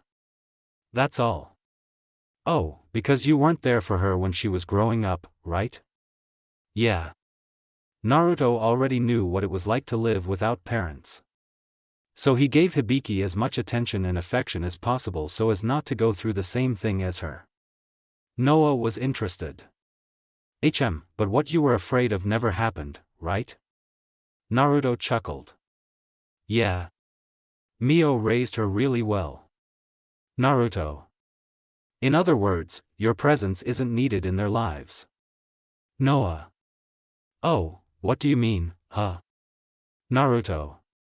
Still, he felt a little relieved, maybe because he knew Noah wouldn't judge him for what happened in his past. Naruto blinked. By the way, I forgot to ask about that, where am I? In your subconscious, of course. What else? Oh, so I actually like the peaceful atmosphere, huh? Naruto didn't ask that question anymore. He flinched, and then his expression hardened. That was because he heard the ridiculous words that his bad self said to his daughter. Noah, I'll be right back, there's someone out there right now that I need to beat up really badly, Naruto said. The figure nodded. I understand, that's why. Noah's existence turned into a galaxy of light before surrounding the young man. Naruto shuddered violently. Hit him with all your strength, partner. Naruto chuckled. Yeah. That's it. After this fusion was complete, he felt an incredible surge of power within him, and it made him feel relieved. I may not have been there for you when you were growing up, but at least. He looked up with a serious expression. The only thing I can do now is protect your life. Naruto flew into the sphere of consciousness. They didn't believe it. It was natural, especially because Naruto Uzumaki had a strange appearance, namely the lack of eyeballs and pale skin. He also seemed to have a row of sharp teeth that were scary if you looked closely. So one of the spirits immediately called him Angel. Raziel. A book appeared in front of Nia. Nia immediately opened the book, and the information she was looking for was clearly printed on that page. Although it is unbelievable, this person. Nia gulped. He really is Naruto Uzumaki, but the question is. Naruto chuckled. If it makes you feel better. I am not the Naruto Uzumaki you know. He added. I am just one of the other options. That's all. His tone was soft, as if there was no evil behind his behavior, and only goodness remained. However, even so, no one believed Naruto's words at all. It was obvious from the attitude of the spirits and Hibiki, who had casually approached the location of Naruto's crystal to guard it. Naruto chuckled. Seriously, just relax a bit. They immediately assumed a fighting stance. A tense silence enveloped their atmosphere. Naruto snorted. Funny. Boom. The spirits and Hibiki suddenly slammed hard into the surface of the dimension. It was like an invisible weight was pressing down on their backs very hard. Why you, what? Mio tried to use her power, but for some reason it wasn't showing any signs of activating at all. She simply laughed. However, the variant's laughter sounded sarcastic, it seemed to be mocking what these people were doing. Well, how should I explain this? Naruto leisurely walked up to the crystal Naruto was in. Considering that you guys are below me in strength, I think it would be wise for me not to waste my time. Furthermore, Naruto stopped right in front of the crystal that contained the man. This man was also the young man that the spirits loved. I came here to destroy my sleeping self. That's all. This caused them to become angry. Why you? Don't you dare come near Naruto. Anger filled Mio, her eyes flashed white. But it only lasted for a moment, and the spirit's face slammed into the surface of the dimension once more. Mio. Nia, Maria, Kurumi, and Tenka, the four of them also suffered the same fate as Mio. For some reason, the longer they were in this state, the more their energy and strength were drained. However, unlike the others, Hibiki was still able to force herself to stand up. Don't. Naruto realized that there were still some who weren't affected by his energy absorption. He chuckled. Ah, I forgot that you're still half human. I guess having a mortal side has its perks, huh? Said Naruto, who was surprised. Hibiki ignored his words as she stood up. The half-spirit concentrated so much that a sword of light was created in her hand. Have you never? She assumed a fighting stance. Think about hurting him. Hibiki disappeared and immediately appeared in front of Naruto with her sword raised. However, so naive. Hibiki's punch only went through Naruto's body. Despite that, he turned around and tried to attack again, but was immediately thrown back when he was kicked straight in the stomach. Ugh! Hibiki rolled around for a while before finally stopping. Hibiki! Mio's heart was torn apart when she saw the tragic incident. It was understandable considering her daughter was the one who experienced it. As if remembering something, the variant stroked his chin, then nodded to himself. I guess it's not a bad idea, just think of it as a little prank, Naruto thought. Naruto slowly smiled wryly as he approached the half-spirit. I admit that your determination is good, but unfortunately, you forgot something important, which is... Shut up. Hibiki vomited blood as she tried to stand up again. She was on guard and was about to attack again. Your father doesn't love you at all. A thud. Only for her determination to crack when she heard that. What kind of lies are you telling? Hibiki exclaimed. Lies? Sweet little rock, I'm still Naruto Uzumaki. She added. And the one thing we've been good at our whole lives? Is hiding our true feelings. Bam. Her eyes widened. However, her mother's voice from far away brought her back to her senses. Don't listen to his words, Hibiki. He's just trying to deceive you. Hibiki came to her senses and tried to get rid of the negative thoughts. Liar, you're nothing more than an evil version of him. My father, he's not that kind of person. Naruto was surprised and pointed his index finger at Hibiki. This time, it fired a red laser, approaching her. So innocent. You may think so, but a person's heart can't always be white, there are times when it turns black at the right moment, you know? Hibiki stepped back, blocking each strike with his lightsaber. However, Naruto continued speaking, and it was clear that his goal was to destroy Hibiki's mentality. Why did he do that? The reason was clear. For fun, of course. Of course, you may not believe everything I say, but deep down, I'm sure your father is disappointed to have such a weak and unsuccessful son like you. The half-spirit felt his shoulders shaking with every word his opponent said. He also couldn't block the red laser that was burning his arm. Arf! Hibiki! Naruto stopped his attack, but still walked towards Hibiki. He will also be devastated and ask, why did you have to be my son? That must have crossed his mind when he saw your current state. A thud. Hibiki no longer moved. He even fell to his knees because he couldn't bear the mental burden that was weighing him down. Not only that, he also completely ignored the screams of the other spirits who were trying to wake him up, as if his hearing had become dull. Lies, these are all lies, lies. However, there was still some sanity left in Hibiki that was trying to survive. However. And you know what the worst part is? Naruto stopped right in front of the girl. Variant spoke again in a sympathetic tone. Your father must have had other thoughts, and he thought that maybe. Naruto smiled cheerfully. His life would have been much better if you had never been born into this world. CC. Ha, ha, hua. Hibiki couldn't hold it in any longer and finally started crying. It was because her psyche was shattered into pieces at this time. Now. This is what I mean by supreme happiness. Jaya ha ha ha. Naruto laughed loudly. Rarg. A white aura erupted from Mio. Pure anger was clearly written on the first spirit's face. The same applied to the other spirits as well, especially the fact that they had a pretty good relationship with Hibiki. Oh. Naruto blinked, then looked towards the spirits. That's right, that's a mistake. She waved her hand, and a black aura enveloped them. Eaheawaweawa. The spirits screamed in pain before disappearing without a trace.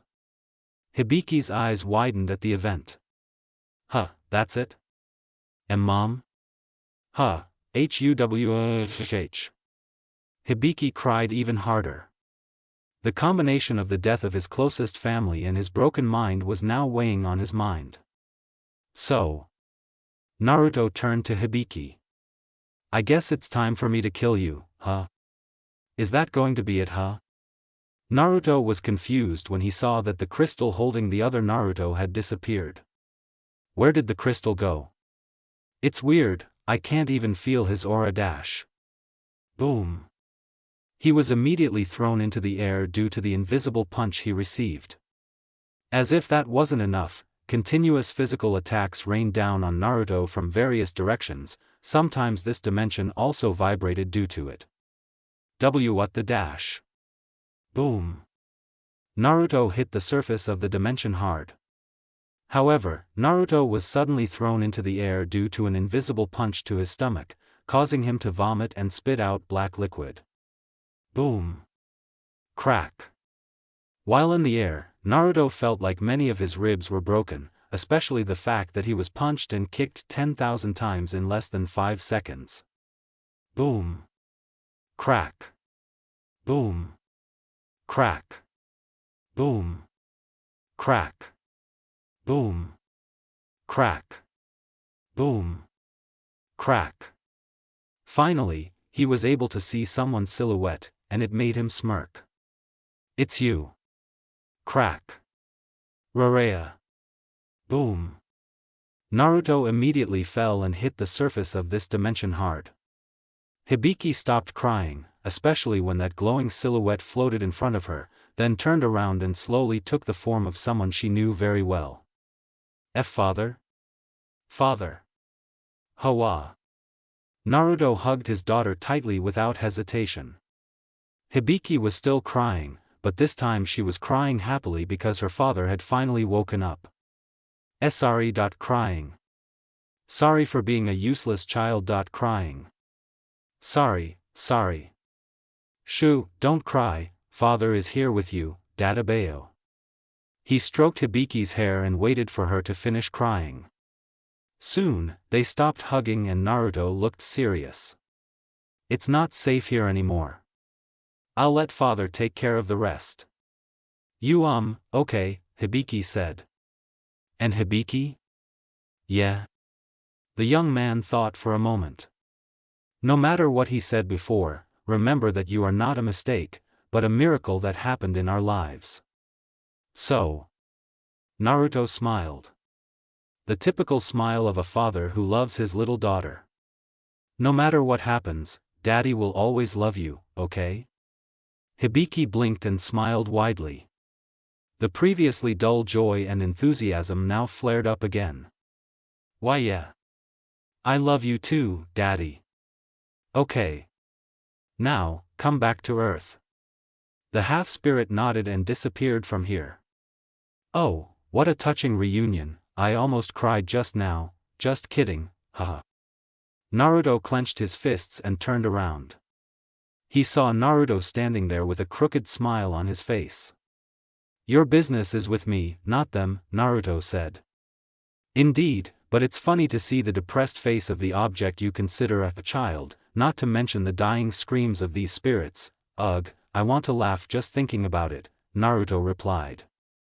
Naruto growled as a galactic aura enveloped his body. I will end all of this here. Right now.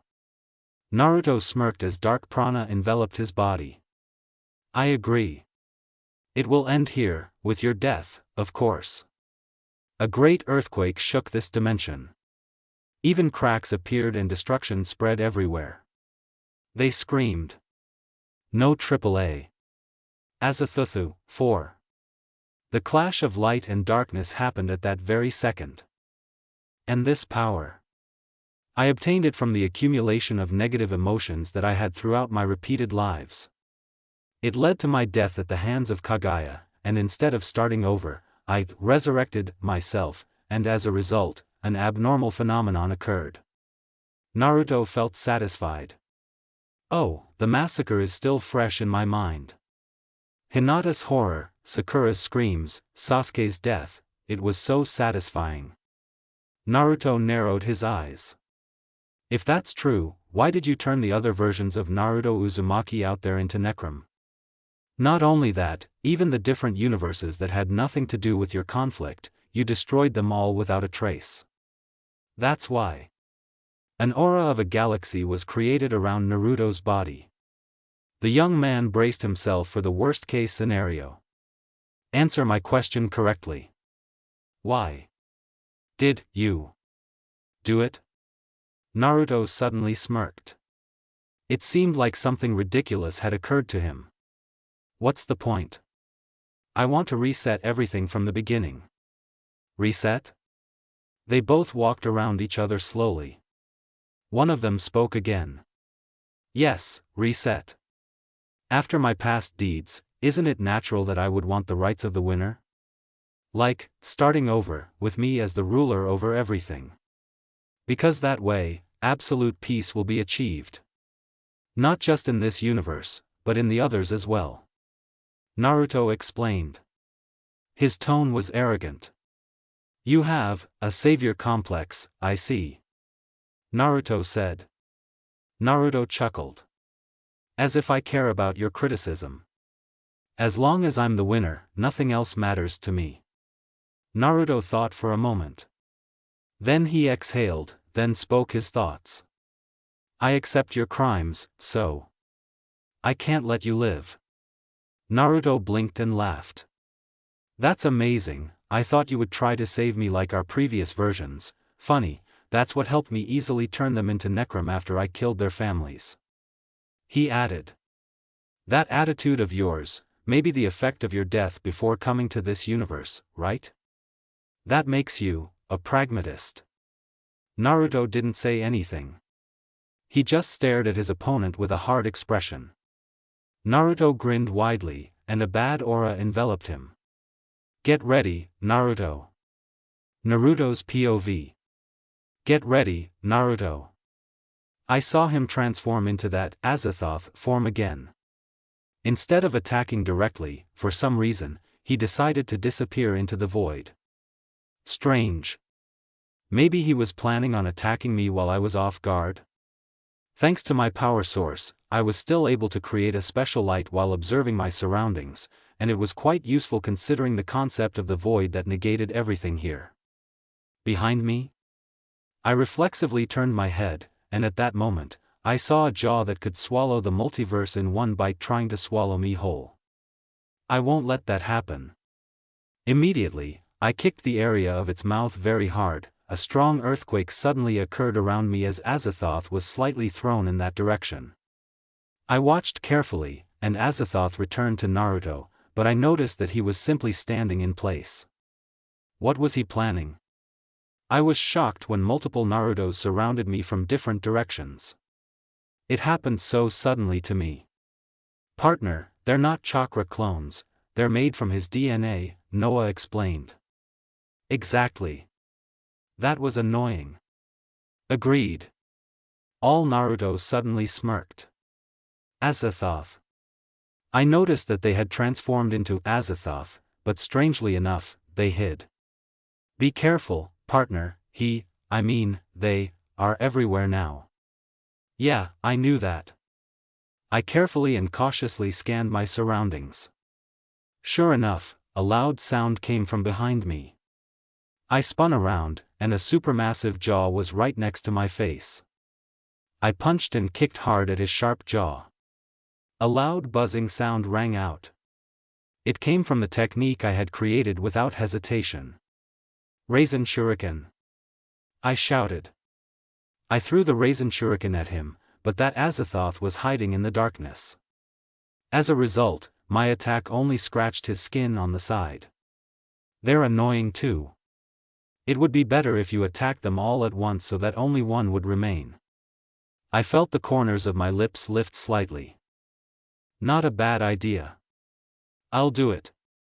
It didn't take long for various supermassive mouths to pounce on me. Now. I kicked them all mercilessly. I then extended my hands forward and golden chains immediately appeared and linked them. I ignored their shouts and immediately created numerous variants from my memory. My variants manifested in the form of the Rikudo Sennin mode with the number 10,000. Everyone. Use the same technique we used when we faced Kagaya. I shouted. Yoshia. My variants created a large number of Raisin Shuriken. All of them were also enhanced by the Bija Chakra. Senpo, Cho Biju Raisin Shuriken. The barrage of attacks was immediately met by all of them. Boom. Boom. Boom. Boom boom. Boom boom. Boom boom. Boom boom. Boom boom. That's the explosion sound I heard. End of. Naruto's POV. General POV. Many of the Azathoth instantly exploded before dying. Meanwhile, the real Azathoth was still roaring, whether in pain or not, but it was clear that their technique had just dealt him quite a bit of damage. Azathoth shrank back and transformed into Naruto again. He looked annoyed and vomited black liquid in the other direction. You really make me sick. Naruto's expression was serious. I can tell you the same thing. Naruto smirked. Azathoth. Noah. Naruto and Naruto punched each other in the same direction. Soon after, the silhouettes of a silver giant and a monster of deformity emerged from the results of their inhuman fists, and each of these figures immediately fought above them. Zoo. While Noah and Azathoth were busy fighting, Naruto and Naruto simply circled around each other. I thought Azathoth was just another form of you, Naruto said. Indeed, it just so happens that the one fighting at the top is my copy, Naruto replied casually. Naruto's eyes narrowed. I see. Naruto chuckled. Come on, don't be so serious. Naruto jumped back and was swallowed by a black hole. Just kidding, let's be serious. Various black holes were created around the bad option. Naruto immediately received elemental attacks in the form of whirlwinds, lightning, or fireballs. All of them were aimed at Naruto at the same time. However, he simply stood there while his energy barrier held it all back, then chuckled. How ridiculous. You think all of this can defeat me?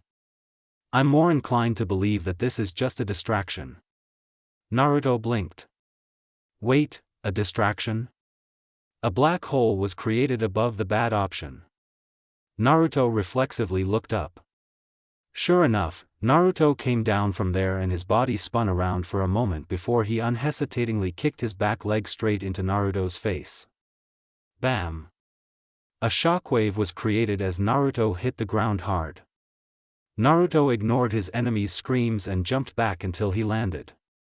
Zoo! He saw Noah attack Azathoth with Noah's lightning, who then destroyed his opponent in one attempt. Naruto chuckled. Come back when you're done, Noah. The giant looked at Naruto before nodding. He turned into a ball of light that contracted as it entered Naruto's body. He looked back to see Naruto clenching his fists. Naruto did the same. Their hands were now enveloped in light or darkness. Boom! A shockwave was created as the two punched each other in the face. Their fists were so strong that they left small cracks in the void. Tiaka. Rayurf. They continued to punch and punch each other. Even when someone vomited ichor or black liquid, both Naruto and Naruto did not pull their fists back at all. Both of them were attacking purely physically. Rarark. Naruto vomited black liquid. He was seen with the other spirits in the living room. Naruto seemed to be by the demands of his other sons and daughters while the spirits simply laughed in amusement. Hiya. Naruto vomited ichor. It seemed like he had filled the throne with the corpses of the other spirits around him. Not only that, Naruto was also holding the rope that was tied around Hibiki's neck with a blank look while his stomach was sticking out. Naruto's anger immediately peaked when he saw this. You. Naruto chuckled as if he knew what Naruto was thinking. It hasn't happened yet, but I need a subject to create another army of monsters so. Naruto jumped up and created a giant blue ball that instantly made the sound of a jet. Udama Rasengan. Ouch. Naruto was struck by the attack. As if that wasn't enough, Naruto continued to push non-stop until he finally hit another layer of void due to his own actions. A blast of black energy sent Naruto flying away from his opponent. He quickly regained his balance and went back to watching Naruto. He grinned widely. I think it's time we end this. Naruto created a black version of the Rasen Shuriken from his imagination. Screams, suffering, and the sound of a child crying could be heard from it. Naruto's eyes narrowed. Yes, you're right, I will destroy you forever and without a trace with this final attack. Naruto opened his palm and slowly, a galaxy-like shining Fuma Shuriken spun in his hand. In an instant, they flew in the same direction with different emotions. Naruto and his laughter, Naruto and his anger, because of his daughter's future if he loses. Rarorg. Harorg. They both clashed their Rasen Shuriken. A strong friction was created and spread to most corners of the void. Despite this, they still continued to press the energy attack, and each side tried to win. But Naruto watched as his Rasen Shuriken slowly became unable to fight Naruto's version of Rasen Shuriken. It was as if his bad power was being destroyed by the galactic rays that his good version possessed. In the end, selfish actions will still lose, right? Naruto's Rasen Shuriken was then destroyed, causing him to strike Naruto's Rasen Shuriken. RRGH. He felt a sense of pure peace. Finally, it's over, Naruto muttered.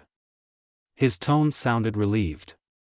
That was because by doing so, he was able to focus on other things without being distracted. However, he had time to absorb Naruto's remaining dark energy, with good intentions and goals of course. I want to congratulate you, but there are still important things you need to do now. Yeah, I know that. Naruto's eyes closed. Let's see. Teyvat, Dragon Dais, Imaginary Tree, so many names of universes came to Naruto's mind at that time. He could know this because Naruto's dark energy told him a lot. From the number of lives and names that were taken, the power system, the world, and so on. He also intended to use this remaining dark energy to recreate the Omniverse. Because at least even that, what comes from evil can be used for good if the user is of sound mind. Naruto opened his eyes and fell silent. I see. Even if I return everything to normal, there are quite a few worlds that are not guarded. He thought for a moment, then another idea came to him. And judging from this fight, I don't think chakra energy alone will be enough to deal with supernatural threats or, worse, a sector of the space environment. Another voice spoke up. In other words, there should be versions of you with different abilities. The goal is for them to be able to survive in unique combat situations. Naruto chuckled, clasping his hands together, and slowly, cubic structures formed between his fingers. Of course, not every world has to have me. There are still a minority of worlds that already have their own guardians, so I'd rather just leave them as they are. Is that okay with you, Noah? Not at all, but I do have a question. Naruto was curious. What is it? What about your version of the elemental nations? Are you going to put your mortal self, one, in there too? Or 1. The canon version of Naruto Uzumaki, who is still a Jinchuriki and will definitely marry a special Hyuga girl. Naruto listened with interest. This world will still suffer the same fate, and many of the people closest to you will still remember your death. Naruto blinked, once, twice. I guess I can too. Wait, this isn't going to change the course of my life right now, right? There was a pause. Technically, the current you is capable of destroying an actual manifestation of fate or destiny with a snap of your fingers. Do you want to try? Naruto understood the meaning of Noah's words. He chuckled. It's not necessary, but it means that I can now live freely as I want. Exactly.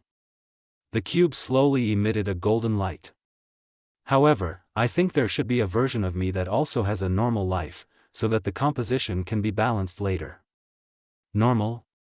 You mean living a normal life in the modern era without any powers, like this? Noah asked. Exactly. What do you think? I agree. The golden light grew brighter, and the cube grew more and more out of control. Naruto showed a serious expression. Okay, this should be more than enough. He slowly inhaled and exhaled. Noah. The cube vibrated non-stop. A miracle. Slowly, the void filled with a large amount of golden light, which eventually dimmed to reveal supermassive bubbles. Naruto even looked like a pebble in comparison. The Omniverse is basically a collection of multiverses that appear next to each other in random rows. So this kind of thing isn't really that weird, Noah explained. He noticed that each bubble contained an infinite number of universes inside.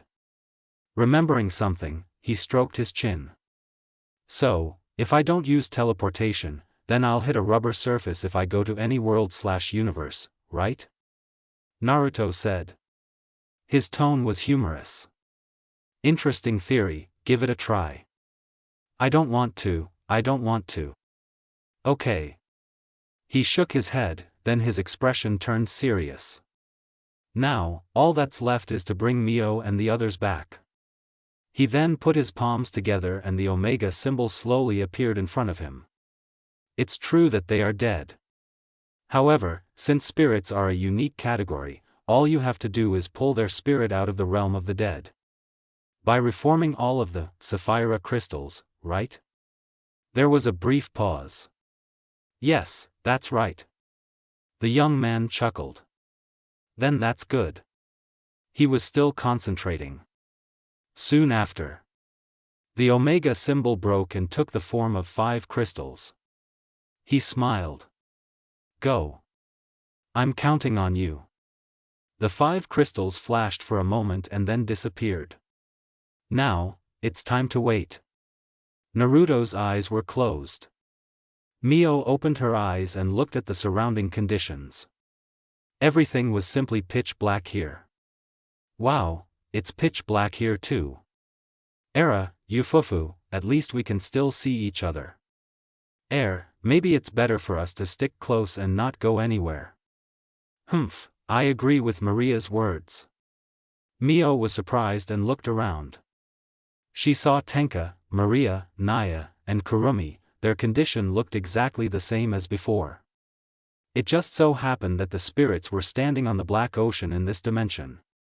They were like this because of the bad option. Everyone? Oh, right, we died together, huh? Mio said. The 4 of them also noticed Mio's presence and felt happy. However, it only lasted for a moment, and their atmosphere became quiet. Kurumi chuckled. Era, Ufufu, you really know how to ruin the mood, Mio. The original spirit scratched his cheek in embarrassment. Sorry. Mio. Well, that's not a problem. Kurumi. Nia looked around, and then looked back at the others. Because of our previous conditions. I guess we're officially in the realm of the dead now, Nia said. Her tone was awkward. Tenka sighed. I hate to admit it, but that's what's happening to us now. Maria nodded. Our sapphire crystals were destroyed as well, so it's not that weird. Kurumi stroked her chin and looked at Mio. Mio, since we're dead, what's next? The first spirit froze, and then looked at Nia. She blinked and came to her senses. Oh, the cycle of reincarnation. Mio nodded and turned to the others. That's right, the cycle of reincarnation. You remember my best friend Carmera, right? She also went through the cycle of reincarnation and came back to life in this modern era as Nia.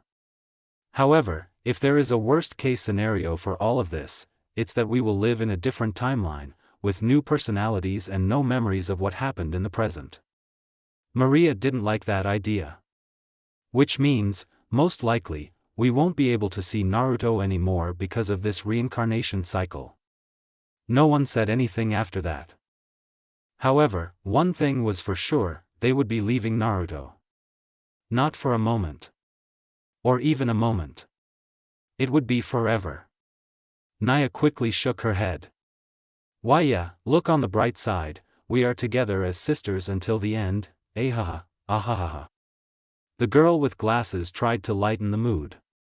However, the situation they were in was so cruel that no one could genuinely smile at that moment. Tenka, that's my name now, the girl muttered. Tenka smiled, thinly, but it adorned her beautiful face. Do you like it? Naruto asked. Tenka nodded. Naruto smiled, putting away his book and stationery. Okay, Naruto said. Tenka suddenly chuckled. This caught the attention of the other spirits. Tenka, are you okay? Maria asked. Oh, sorry, for some reason I remembered the moment Naruto gave me a name. Now that I think about it, it was fun, Tenka said. Kurumi blinked and stroked her chin. Oh, I just remembered, in case you haven't realized yet, I actually killed you. Kurumi was confused. I don't get it. What do you mean? Naruto smiled. There are different ways to kill. One of them is killing your thoughts, Naruto explained. Kurumi chuckled. Era, Yufufu, I think I know what Tenka is talking about. The moments with Naruto were fun. Maria was silent for a moment. The memory of her power being sealed at that time flashed through her mind. Naruto was impressed. And I thought we should prepare some clothes for you. Maria realized this. She sighed in relief. It's a bit of a relief, to be honest. Naruto blinked. So feminine. Where is the strict commander I knew? Naruto. Why you? I'm serious. Maria. Hehe, sorry. Naruto. Maria smiled weakly. Yeah, I agree with you guys. Nia didn't say anything, but her mind was replaying another memory involving Naruto. Nia scratched her cheek. The spirit's expression looked nervous. Yeah, even if you say so, I guess, one more time, okay? Naruto blinked, then brightened. The ninja spoke. Since you asked for it, I guess I have no choice but to accept it, huh? Nia simply smirked while Naruto chuckled. They kissed softly for a while. Well, hehe, for some reason I miss Naruto. Nia was confused. Meanwhile, Mio was the same as the others, and it was regarding their reunion at that time. Naruto blinked. That means, you're not mad at me anymore? Mio tilted her head. Mad? Why would I be mad? Huh? But you said before. Mio hugged Naruto's neck. She smiled sweetly at the man. You, how could I be mad at you, cute Naruto? Blushed. Mio smiled faintly. There's nothing better than living with the person you love, right? The first spirit looked at his sister. Tenka, Nia, Kurumi, Maria, all four of them nodded and smiled as well. Yes. Maria. Tenka. Fufu, that's very true. Kurumi. Hehe, I agree. Nia. After that conversation, no one spoke anymore, and a pure calm enveloped their situation.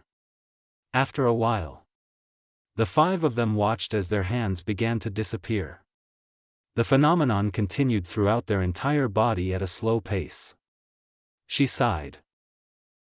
Just ruining our mood. Nia said. Mio laughed cheerfully. Even in the face of death, we should at least face it with a smile. Mio said. Tenka smirked faintly.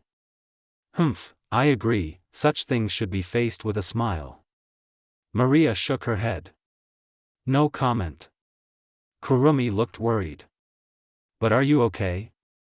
I mean, unlike us, you are essentially a mother. So I thought. Mio simply smiled.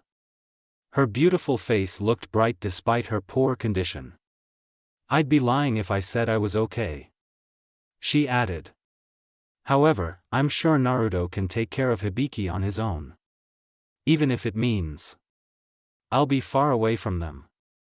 No one spoke after that. Everyone was ready to accept their fate. At least until several familiar crystals suddenly appeared in front of the five of them. They were quite surprised when they saw it. What's going on? Nia asked. I don't know, Maria replied. Same thing, Kurumi said. Tenka was confused. But, weren't our Sapphira crystals destroyed by that bastard? Then how did? A male voice came from the crystals. Everyone, can you hear me? The spirit's shock turned to joy. And Naruto, is that really you? Mio asked. There was silence. I'm sorry I couldn't protect you. He added. But don't worry, it's over now.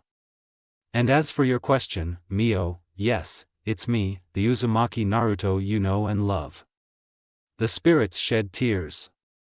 It was natural, because just when despair was about to overtake the five of them, the person who filled their hearts was trying to help them. If untouched, then what else did they feel right now? Nia wiped away her tears and spoke. Wait, since our Sapphira crystals are here, that means. She interrupted. You don't have much time. The longer you stay there, the less chance you have of being revived. So hurry up. All five nodded and immediately touched their sapphire crystals. Then, their Ryuryoku channels were restored and began pumping energy again, causing all five of them to smile widely before exclaiming. Sandalphon. Zafkiel. Raziel. Michael. Ein. The spirits were enveloped in light before disappearing from there. Naruto opened his eyelids and realized that they had not appeared. Did it work? The young man frowned. He also felt his palms trembling in worry, especially regarding the situation of his loved ones. Trust in your connection and everything will be fine, partner. He shuddered and nodded. You're right, and also, thank you for what you did earlier. I owe you one, Noah. There was a brief pause. My existence exists to bring hope and remove despair. So. I only acted according to my code, that's all.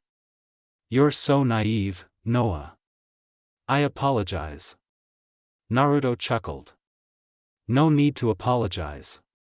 Just think of it as your uniqueness, Dadabayo. Okay. Soon after. The light appeared and finally faded. It revealed the spirits dressed in their respective, astral dresses. Naruto felt happy. Everyone. Thank goodness you. They immediately hugged the young man. Naruto. IP. He was surprised by the actions of all five of them. However, he simply smiled and patted their heads one by one. Maria, Kurumi, Nia, Tenka, Mio, welcome back, Naruto said. His tone was gentle and loving. The spirits released the young man and smiled. Then, all five of them realized that the man's appearance had changed. Naruto seemed to be dressed in a typical yellow hermit robe with black sleeves and collar, and not only that, his eyes also resembled a complete galaxy pattern. You guys look like you're seeing a ghost. Naruto. Mio's sweat dropped. I know your clothes are almost similar to our astral dress, but if possible, please return to your normal form. I'm serious. Naruto just smirked. Oh, you mean the unrivaled cloth, sorry, Noah. The light enveloped Naruto before fading completely. He was now dressed in casual clothes and his face had returned to normal. Well, it's more pleasing to the eye, right? Naruto replied. His tone was humorous. The spirits chuckled and then nodded. Nia cleared her throat. You know, I admit that the nature there is beautiful, but honestly, I prefer being alive again, hee. Nia joked. Kurumi giggled. Era, ufufu, I agree. Maria and Tenka nodded. Same thing. Mio scratched her cheek. Well, it wasn't a very good experience. Naruto chuckled. No comment. The spirits then noticed the endless amount of supermassive bubbles floating around them, and what surprised the five of them was that there were multiple universes within each of those bubbles. Maria gulped. Hey, Naruto, don't tell me all that. Naruto nodded. Yeah, each of those bubbles is a newly created multiverse. He added. And they'll continue to grow over time. So, it'd be best if you didn't ask how many there are, you know? Why yeah, I understand. Okay. There was a pause. One of them spoke again. My love, is it just me, or are there really that many of you in other dimensions? Mio said. Her tone sounded puzzled. Naruto scratched his cheek. Yeah, not all worlds have guardians. So, to prevent the darkness from spreading, slipped my variants into other universes. With different life histories and powers, of course, Naruto explained. Oh, I see what you mean. The other spirit briefly noticed a certain multiverse, or rather, some of the universes there. Huh?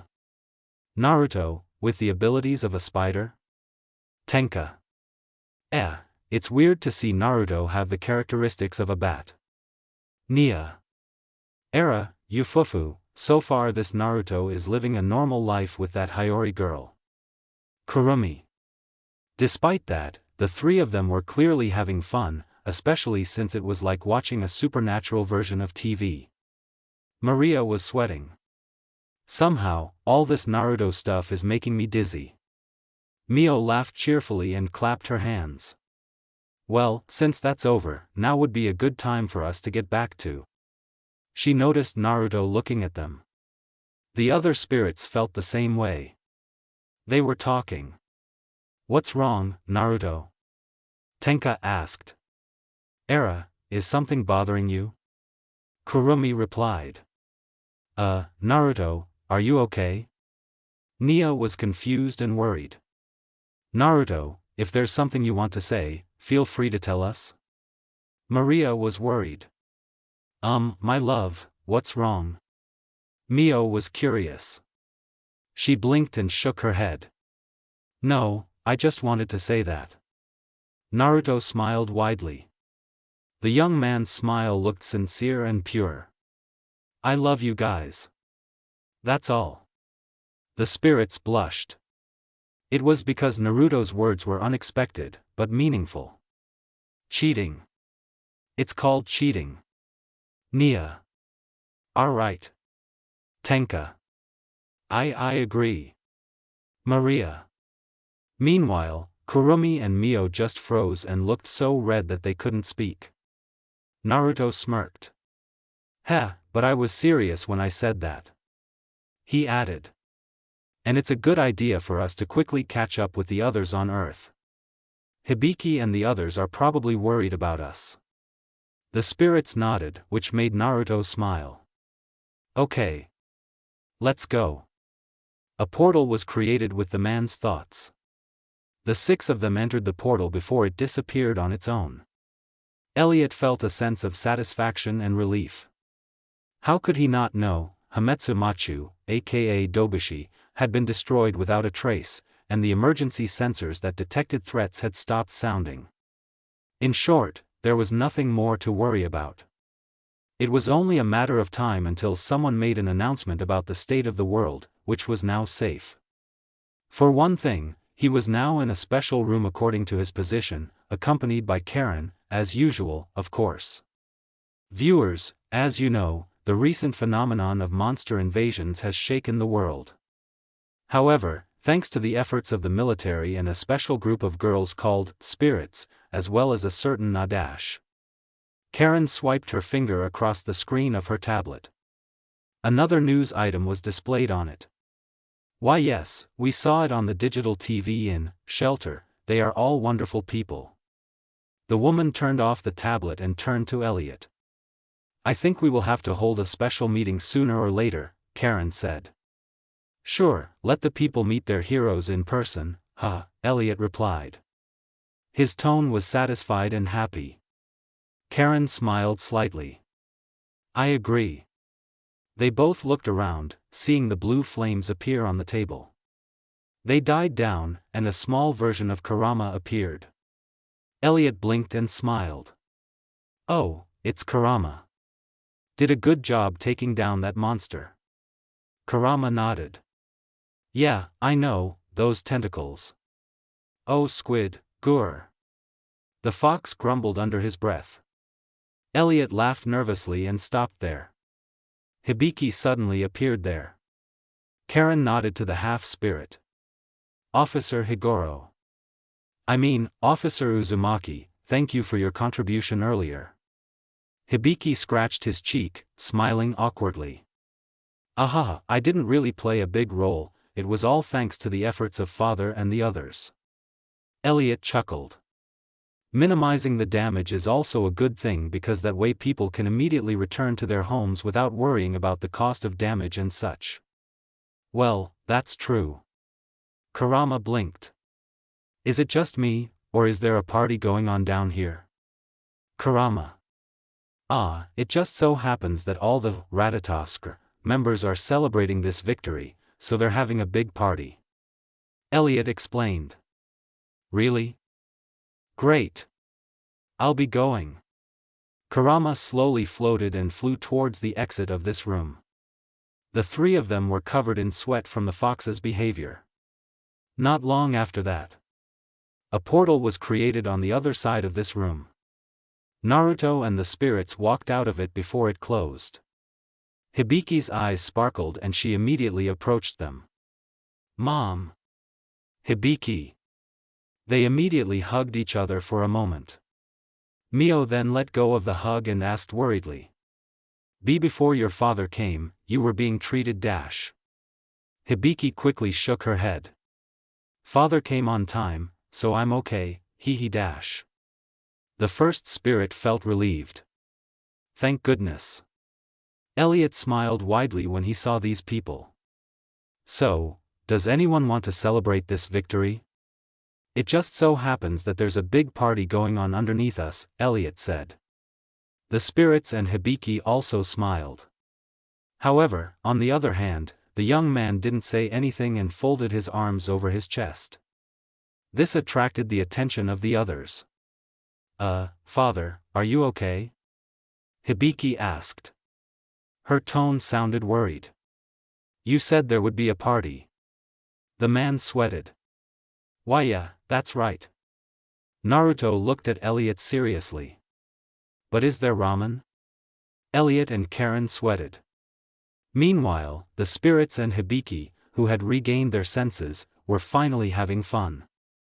"Ah really, ahahaha. Why yeah, it can't be helped, it's Naruto, so pff." Nia and Maria clutched their stomachs because they felt weak. "Era, Yufufu, once Naruto. Always Naruto."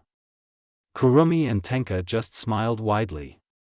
He, my love, you. Gee God, Daddy." Mio and Hibiki also laughed a little at the end. Naruto scratched his cheek, grinning widely. What a world without ramen, it feels incomplete." Their laughter grew louder. Several days passed. This morning to be exact. The center of Tengu City was crowded with a group of reporters from various countries and various media outlets. Not only that, locals and tourists, they were also watching the conference held by Ratatosker. Don't quarrel over the place. Watch your step. Remember, violence is not needed here. Those who violate will be subject to severe sanctions. The atmosphere of the place seemed crowded and noisy. It was natural considering how important this meeting was for everyone. Soon after, a car stopped right next to the red carpet. After getting out of the car, the driver opened the door, and a group of girls and neatly dressed boys walked out. They headed towards the table and chairs that were provided. "Naruto-sama. Please smile. Please look at the camera, all spirits. Okay. Continue posing like that, everyone." For some reason, Hibiki and Kurama seemed to be absent from the group, but that was natural considering one preferred to be at home while the other was watching her favorite zombie movie. It's nerve-wracking when there's a camera watching you all the time, Nia said. "Era, ufufu, calm down, Nia," Kurumi said. "Just be yourself and everything will go smoothly," Maria said. "I agree," Tenka said.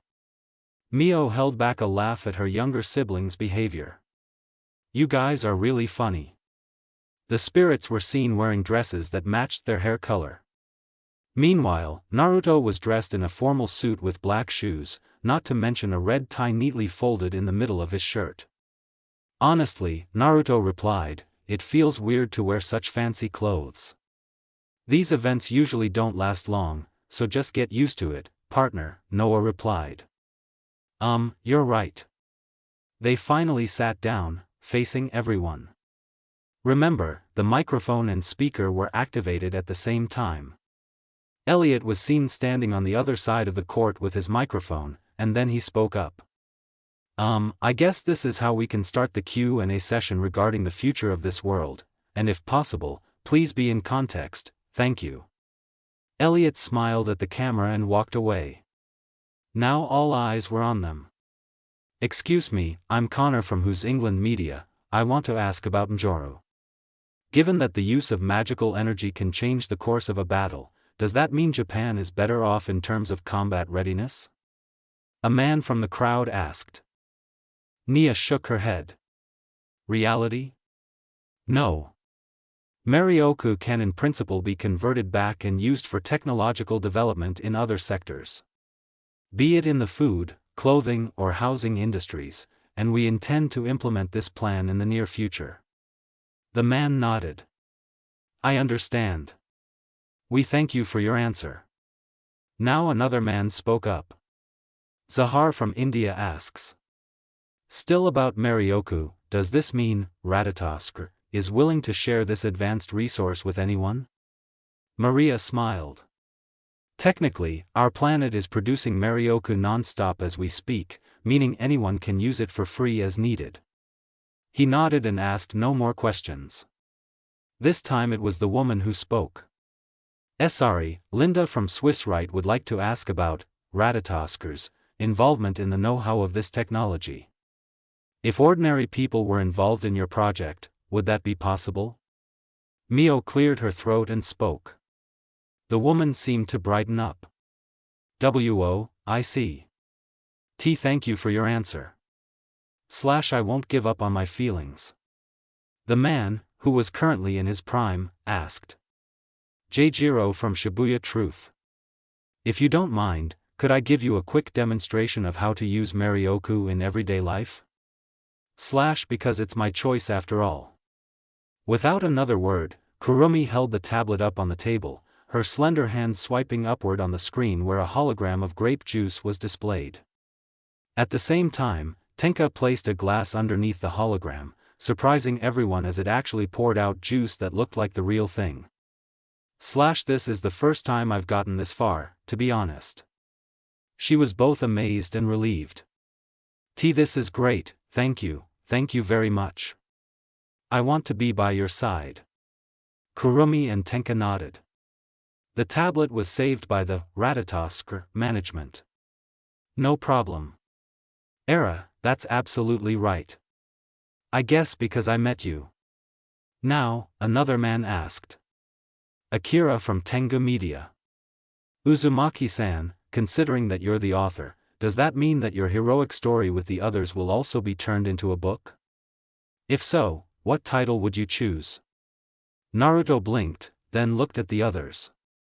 Mio, Nia, Kurumi, Tenka, Maria, they were smiling as if they were agreeing.